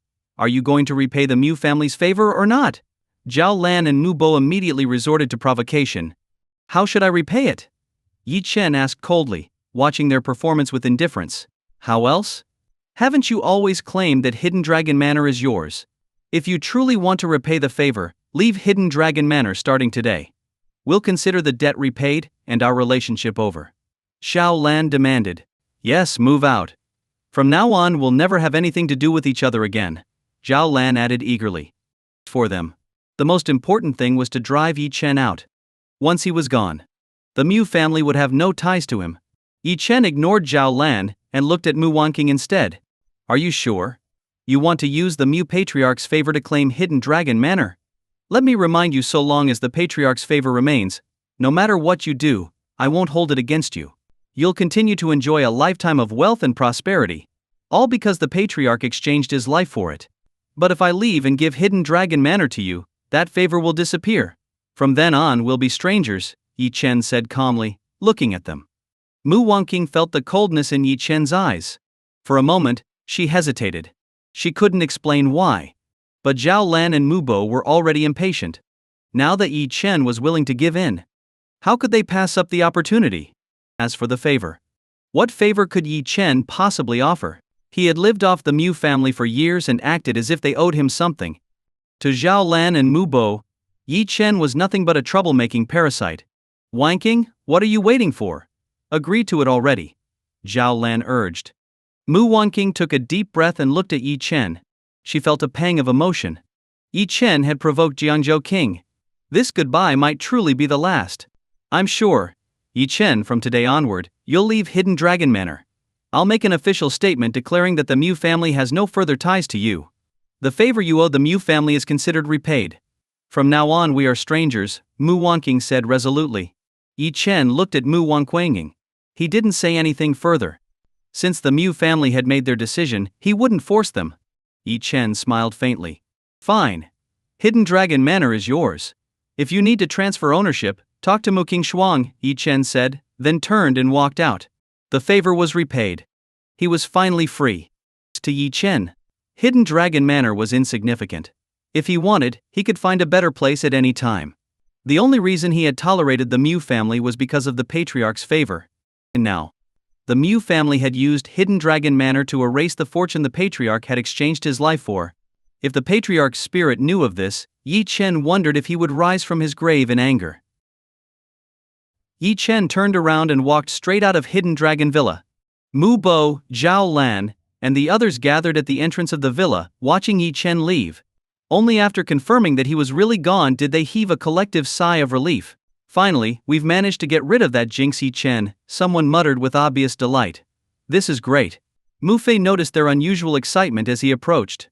Dad, Mom, what's going on? Why are you all so happy? Where's that good-for-nothing Yi Chen gone? It's fantastic news, Xia Faya, Zhao Lan said with a beaming smile. We've finally chased that useless Yi Chen out of our house. Really? Does this mean he'll never live here again? Mu Fei felt a wave of joy wash over him. Not only will he no longer live here, Zhao Lan said, laughing, but we've also severed all ties with him. From now on, Yi Chen has nothing to do with the Mu family. Zhao Lan seemed to believe that with Yi Chen out of the picture, the Mu family would rise to new heights. Ha ha ha, I've been waiting for this day. Does this mean I can finally come back home without dealing with his nonsense? When I return, the first thing I'll do is fire those damn guards who've been driving me crazy. Mu Fei exclaimed, tears of relief in his eyes. For a long time he had been holding back his frustration. Every day felt suffocating, as if there were a weight pressing on his chest.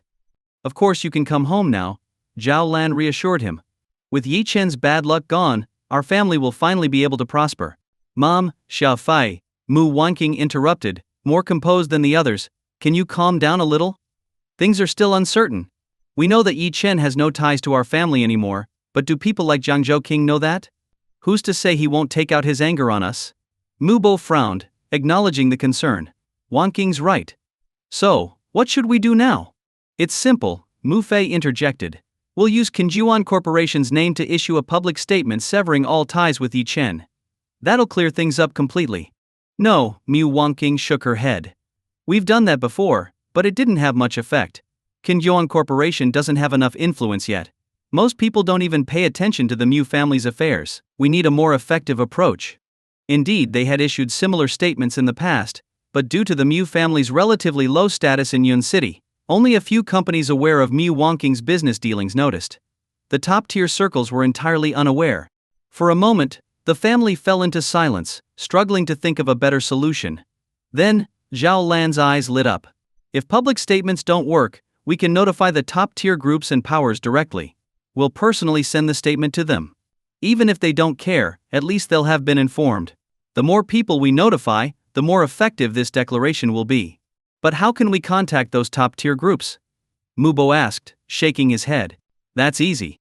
Don't forget that Wanqing is the president of the Yun City Chamber of Commerce. She has most of their contact information. And a while back I happened to come across a communications directory. I secretly kept it. It includes contact details for the Luo family, the Xing family, and the Esu family. Zhao Lan said with a proud smile. Hearing this, the family grew excited. It was undoubtedly a good plan. Without delay, the Mu family began compiling the contact information of Yun City's top powers and sent out the statements the same day. Meanwhile, Mu Wanqing picked up her phone and called Yi Chen. The line connected quickly. What is it? Yi Chen's voice was cold and devoid of emotion. Nothing much. I just wanted to inform you that I'll have someone pack up your belongings from Hidden Dragon Villa. Give me an address, and I'll have them sent to you. Also, I've sent a statement to all the major powers in Yun City declaring that we've severed all ties with you. From now on you'd better be careful, because no one will show you any respect for the Mu family's sake anymore, Mu Wanking said. A mocking smile appeared on Yi Chen's face. Mu Wanking. You're really in a hurry to cut ties, aren't you? Oh, I see, Yi Chen replied indifferently. Yi Chen, don't blame me for this. Without the Mu family's protection, your life will undoubtedly become miserable. But I'll offer you a piece of advice if you want to live. You'd better swallow your pride and go to Jiangzhou to beg the king for forgiveness. Maybe he'll spare your life, Mu Wanking said earnestly. My affairs are none of your concern, Yi Chen said coldly. Chimpish. Do you think I want to bother with you? I'm just being kind. When Jiangzhou king comes after you, don't come crying to the Mu family for help. We don't have the ability to save you from everything. Mu Wanking snapped. Yi Chen chuckled at her words. Mu Wanking really thought too highly of herself. Did she think the Mu family held any real weight in Yun City? Mu Wanking, remember your words. Who will be begging whom in the future is yet to be determined. Don't be surprised if one day your Mu family kneels before me, pleading for my help, Yi Chen said flatly. Hey. Keep dreaming. Take care of yourself. Mu Wanking angrily hung up. At the same time, all the top powers in Yun City received a statement from Qingyuan Corporation. Initially, most of them didn't pay it much attention. Many didn't even know what Qingyuan Corporation was. However, upon reading the contents, they were shocked. At the Luo family estate, Luo Mingqiang sat in the main hall, holding the statement. He was dumbfounded. Luo Qingqiyu, standing nearby, swallowed nervously, finding the news hard to believe. Grandfather, did I read this wrong? The statement says the Mu family is severing ties with Yi Chen and has driven him out of Hidden Dragon Villa. Are they insane? Luo Qingqiyu exclaimed.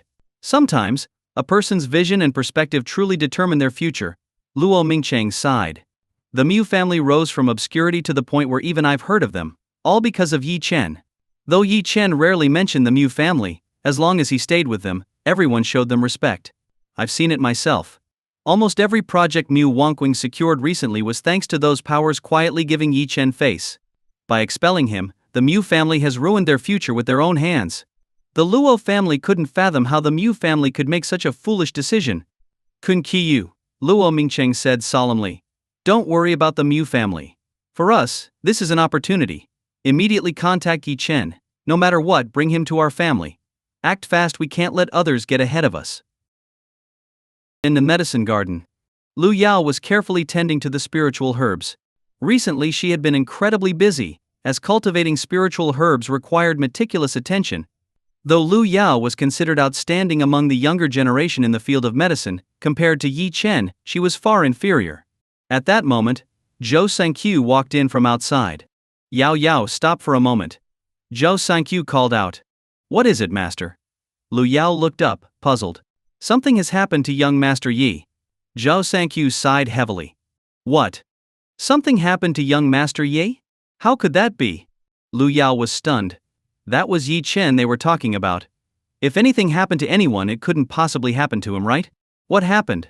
How could something happen to young Master Yi? Lu Yao asked nervously. Zhou Sanqiu chuckled bitterly and explained how Yi Chen had been forced out of Hidden Dragon Villa by the Mu family, followed by the Mu family issuing a public statement to all Yun City's forces severing ties with him. Hearing this, Lu Yao was dumbfounded. Mu Wanking, what on earth is she thinking? She's gone mad. Has Mu Wanking lost her mind? How could she drive young Master Yi away and even issue a severance statement? She's destroying the Mu family's future. No, I must go to Mu Wanking right away. I can't let her do something so foolish. Lu Yao said anxiously, preparing to leave. But Zhou Sanqiu stopped her. Do you think the Mu family will listen to you? Zhou Sanqiu asked sternly. Wanking is my best friend, master. I can't just stand by and watch her make such a terrible mistake.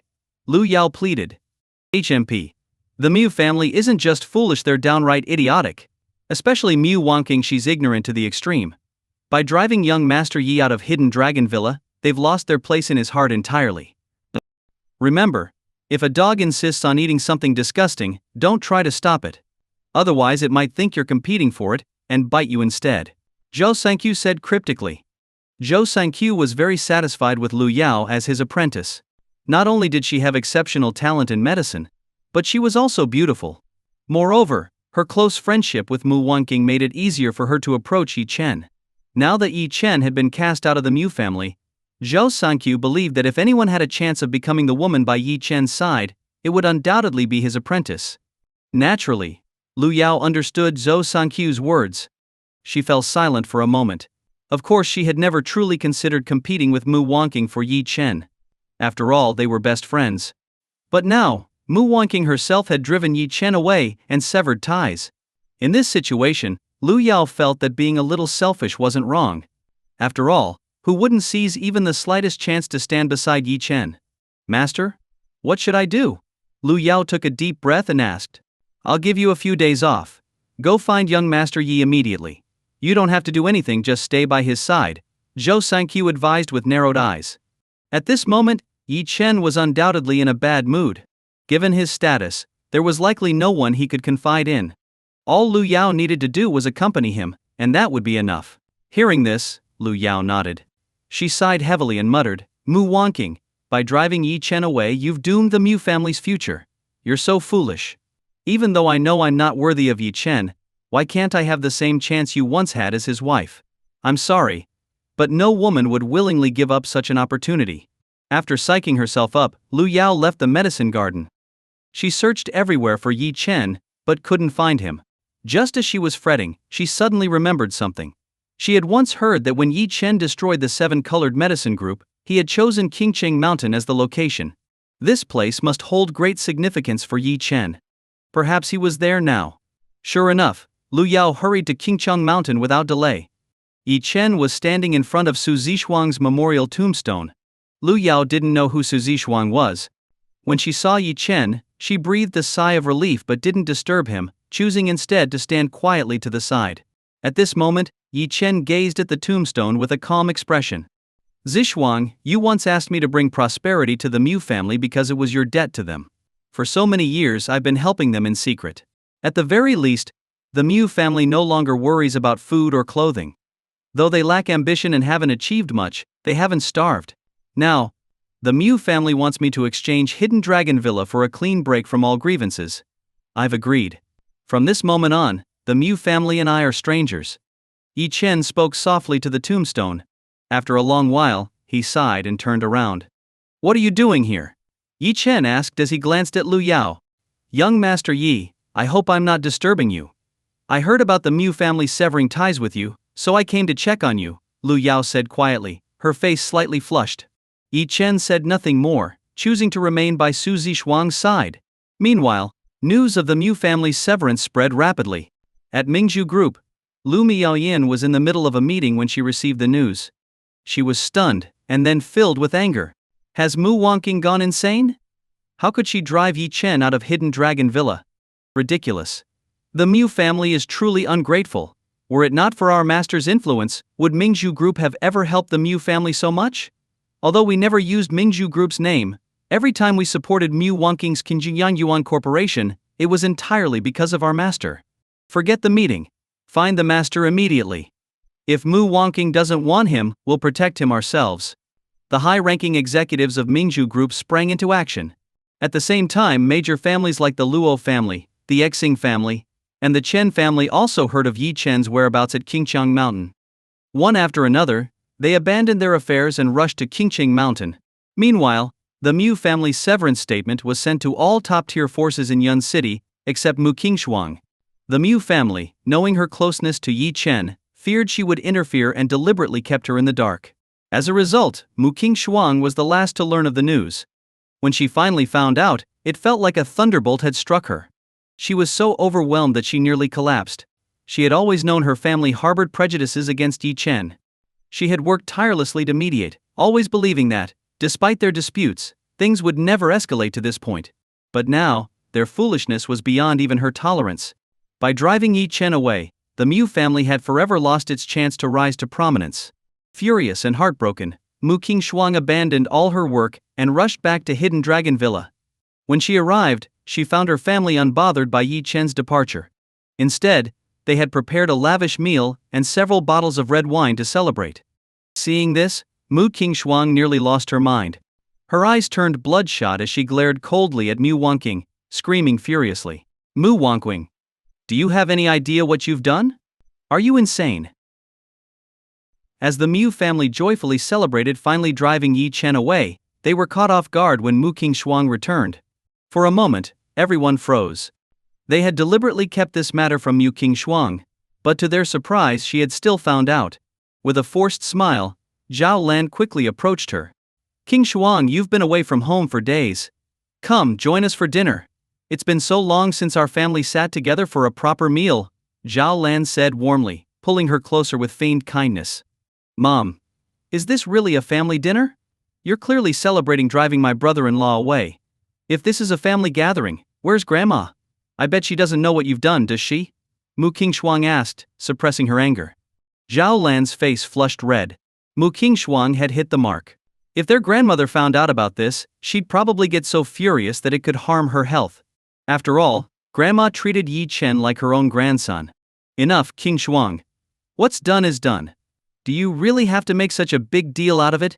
Can't we even have a meal as a family without you starting trouble? Mu Bo said, putting on the stern face of a father. No, Dad, Mom, listen to me. Yi Chen isn't as simple as you think, Mu Qingshuang said, on the verge of tears. What do you mean, not simple? Qingshuang, you're still young and easily swayed by sweet talk. You've been deceived by Yi Chen's empty promises. If you think he's not simple, tell us what's so extraordinary about him. Who's his father? Who's his mother? Which family does he belong to? Where does his family rank in Yun City? Mu Bo and Zhao Lan bombarded her with questions. Their words rendered Mu Qingshuang speechless. She really didn't know who Yi Chen's parents were. Even at the time of the marriage, Yi Chen had never mentioned them. Everyone had simply assumed he was an orphan and didn't bother to ask further. Seeing her hesitation, Zhao Lan and Mu Bo sighed heavily, convinced that Qingshuang was too young and naive, easily deceived by someone as manipulative as Yi Chen. You see? You don't even know what makes him so great. My foolish daughter, you've truly lost your mind. Zhao Lan scolded, exasperated. No, Mom, my brother-in-law. Mu Qingshuang was flustered. The issue wasn't which family Yi Chen came from, it was that he himself was extraordinary. Just as she was about to speak, Mu Wangqing stood up, her face cold as she glared at Mu Qingshuang. That's enough, Qingshuang. Time and again, you side with outsiders over your family. None of us have held it against you, but let's concede for a moment that Yi Chen is indeed remarkable. Do you even understand who he's offended? We're talking about the Jiangzhou king and the Duan family. The Duan family has already rallied the 4 gates of Jiangzhou, 10,000 death soldiers, and countless martial experts. Even if Yi Chen is strong, so what? Forget about him, what about top-tier forces like Mingzhu Group or the Luo family? Do they even stand a chance against the Jiangzhou king? Mu Wangqing's tone was icy. In her view, cutting ties with Yi Chen was a brilliant and strategic move. To her, Mu Qingshuang had been completely brainwashed by Yi Chen. After all, the top forces in Yun City couldn't rival Duan Kai, the Jiangzhou king. How could Yi Chen alone possibly surpass all of Yun City's powers? Such simple reasoning seemed beyond Mu Qingshuang's grasp. Honestly, Mu Wangqing couldn't understand how Qingshuang, despite her recent meteoric rise in business, could still be so naive. Qingshuang was left speechless by Mu Wangqing's retort. Truthfully, Mu Wangqing knew Yi Chen was extraordinary and believed he must have had his reasons for killing Duan Zhuji. But when Mu Wangqing mentioned Mingzhu Group, Qingshuang found herself at a loss for words to explain Yi Chen's identity. Even if she tried to convince them, all she would get in return was their ridicule. Fine, Mu Wangqing. I won't argue with you. You'll regret this one day. Mu Qingshuang shouted angrily, pointing at her sister before storming out. Aren't you staying for dinner? Mu Wangqing called after her. No, I'm going to find my brother-in-law. You people are infuriating, Qingshuang shouted back. Hearing this, the Mu family was enraged. Even now, she still called Yi Chen her brother-in-law and intended to seek him out. Ungrateful child. She's going to be the death of me. Mu Bo fumed. Dad, don't be angry. Second sister may be doing well in Yun City, even surpassing big sister, but she's still so naive. I bet the family assets will end up being swindled away by Yi Chen. Mu Fei pouted, clearly displeased. Exactly. Now that you mention it, I'm worried too. But what can we do when Qingshuang is so headstrong? Mubo sighed. What's the big deal? Second sister may be stubborn, but she's still part of the Mu family. I think we should arrange for her assets and projects to be handed over to big sister for management, Mu Fei suggested. This proposal instantly brightened everyone's eyes. If King Shuang handed over her assets and projects to Mu Wangking, it would still remain within the Mu family. Moreover, with Mu Wangking in charge, there would be no risk of Yi Chen taking advantage. Little Fei makes a good point. We need to plan this carefully, Zhao Lan said, nodding in agreement. At that moment, Mu Wangking's phone rang. When she answered, a calm voice came from the other end. Hello, is this President Mu of Qingyuan Corporation? Yes, this is Mu Wangking. May I ask who's speaking? She asked, puzzled. I'm Su Tianhua of the Su family in Yun City. I've heard much about your abilities and have long wanted to collaborate with you. When would it be convenient for you to visit the Su family for a discussion?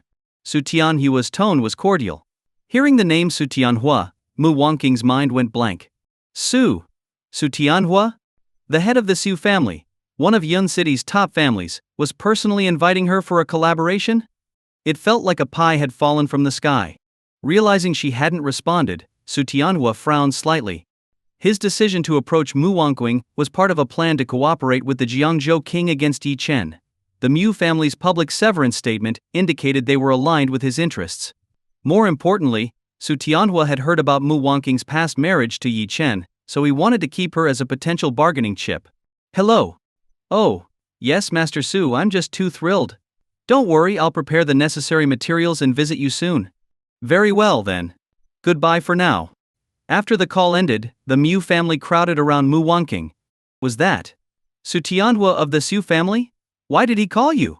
Mubo asked, astonished. The head of the Su family personally reached out to collaborate with Qingyuan Corporation.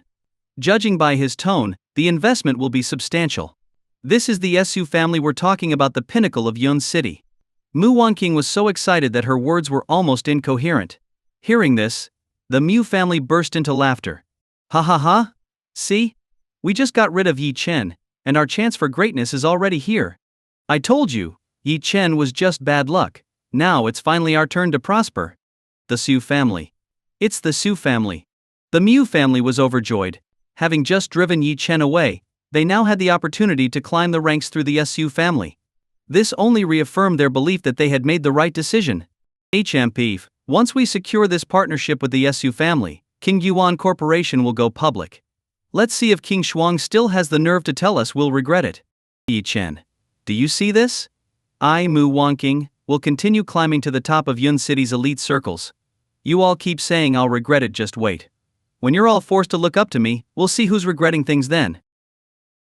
The Mu family was immersed in endless joy.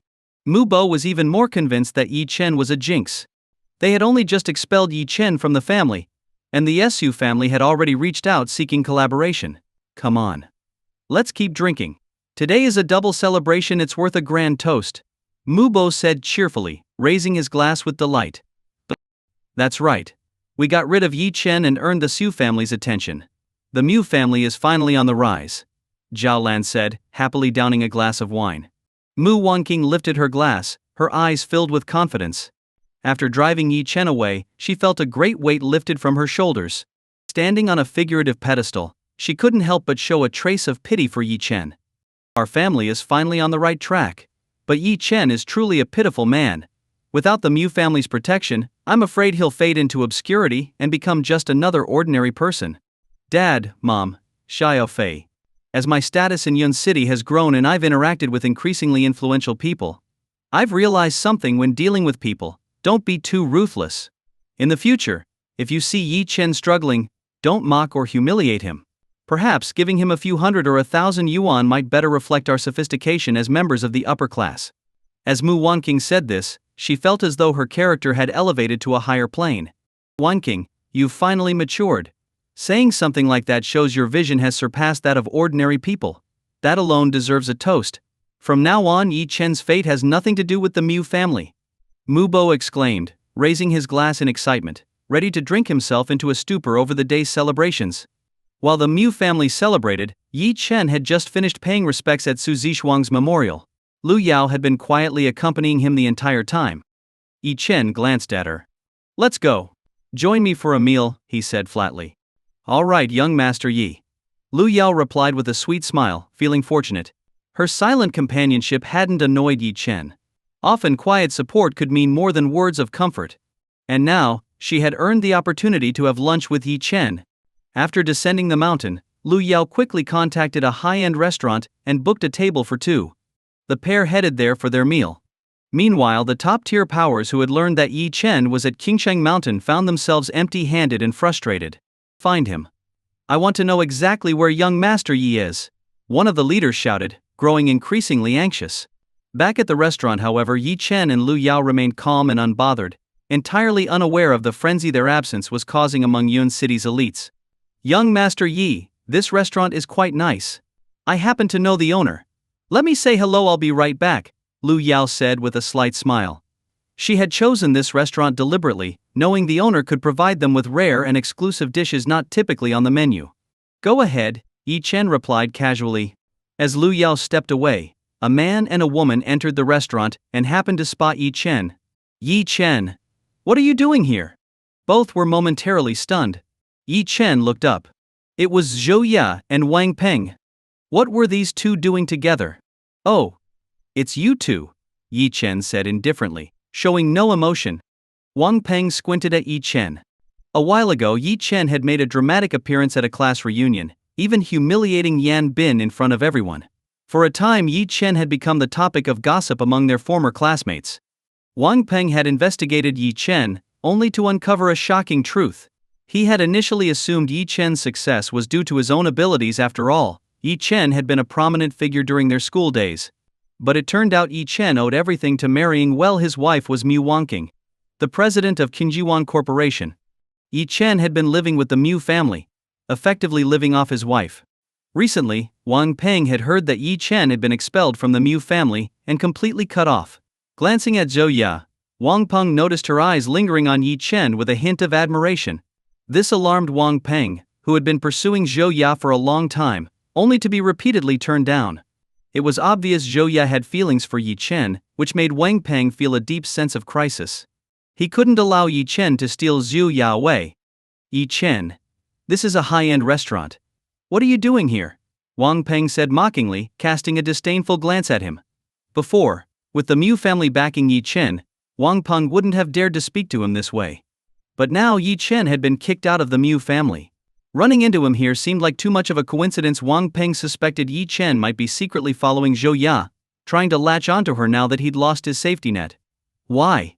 Am I not allowed to eat here? Do you own this restaurant? Yi Chen replied calmly. Hey, of course I don't own it. But eating here costs money. Do you even have any? Yi Chen, life must be pretty tough for you right now. Sure, you were impressive once, but now, what do you have left to brag about? Wang Peng sneered. Wang Peng, stop it. We're all classmates, why are you talking nonsense? Zhou Ya frowned. She had witnessed Yi Chen's fearsome side before, especially when he dealt with Yan Bin. She worried Wang Peng's taunts might provoke Yi Chen, leading to an unpleasant scene. Zhou Ya, you're too naive. Classmates? Does that even matter? When Yi Chen was riding high, did he ever do anything for us? You think he's capable? Let me tell you the truth, his so-called power came from his wife, Mu Wangqing, and her family. He relied on the Mu family's influence to throw his weight around. But you don't know he's divorced from Mu Wangqing now, and has been thrown out of the Mu family. He's nothing but a despised loser. Without the Mu family he's nothing. Wang Peng said loudly, pointing at Yi Chen with a face full of disdain. Hearing this, Zhou Ya turned to Yi Chen in disbelief. She had always had a soft spot for him, especially after he had boldly dealt with Yan Bin. She often found herself thinking about him. But whenever she messaged Yi Chen, he never replied, leaving her feeling frustrated. Now, looking at him, Zhou Ya felt conflicted. She was of marriageable age, and had been keeping Wang Peng as a backup while secretly longing for Yi Chen. If Yi Chen had truly fallen from grace, perhaps she would have to settle for Wang Peng. After all, love couldn't pay the bills. She wanted stability in her life, and Yi Chen no longer seemed capable of providing it. Yi Chen. Is what Wang Peng said true? Have you really been kicked out of the Mu family? Zhou Ya asked hesitantly. Yes, Yi Chen replied flatly. See, Zhou Ya? Now he's just a worthless loser. Do you know why he's here? He's probably trying to bump into you by chance and deceive you into becoming his new meal ticket. Wang Peng said, sneering. Zhou Ya fell silent. She still felt some affection for Yi Chen.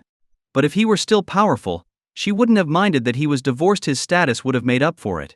Now, without the Mu family's support, Yi Chen had become an ordinary man. That no longer fit her criteria for a husband. Feeling deeply conflicted, Zhou Ya finally looked at Yi Chen and said slowly, Yi Chen, I don't think we're a good match. Maybe. Wang Peng is the one who truly suits me. I'm sorry. Hi guys, your opinion means a lot to me. I'm working on improving the stories to make them more interesting for you. Please leave a comment and let me know what you liked about this story. Your feedback helps me get better and create content that you'll enjoy. Your feedback is very important to me. Thank you for your support and attention. If you enjoyed this story, I can't wait to share its continuation with you.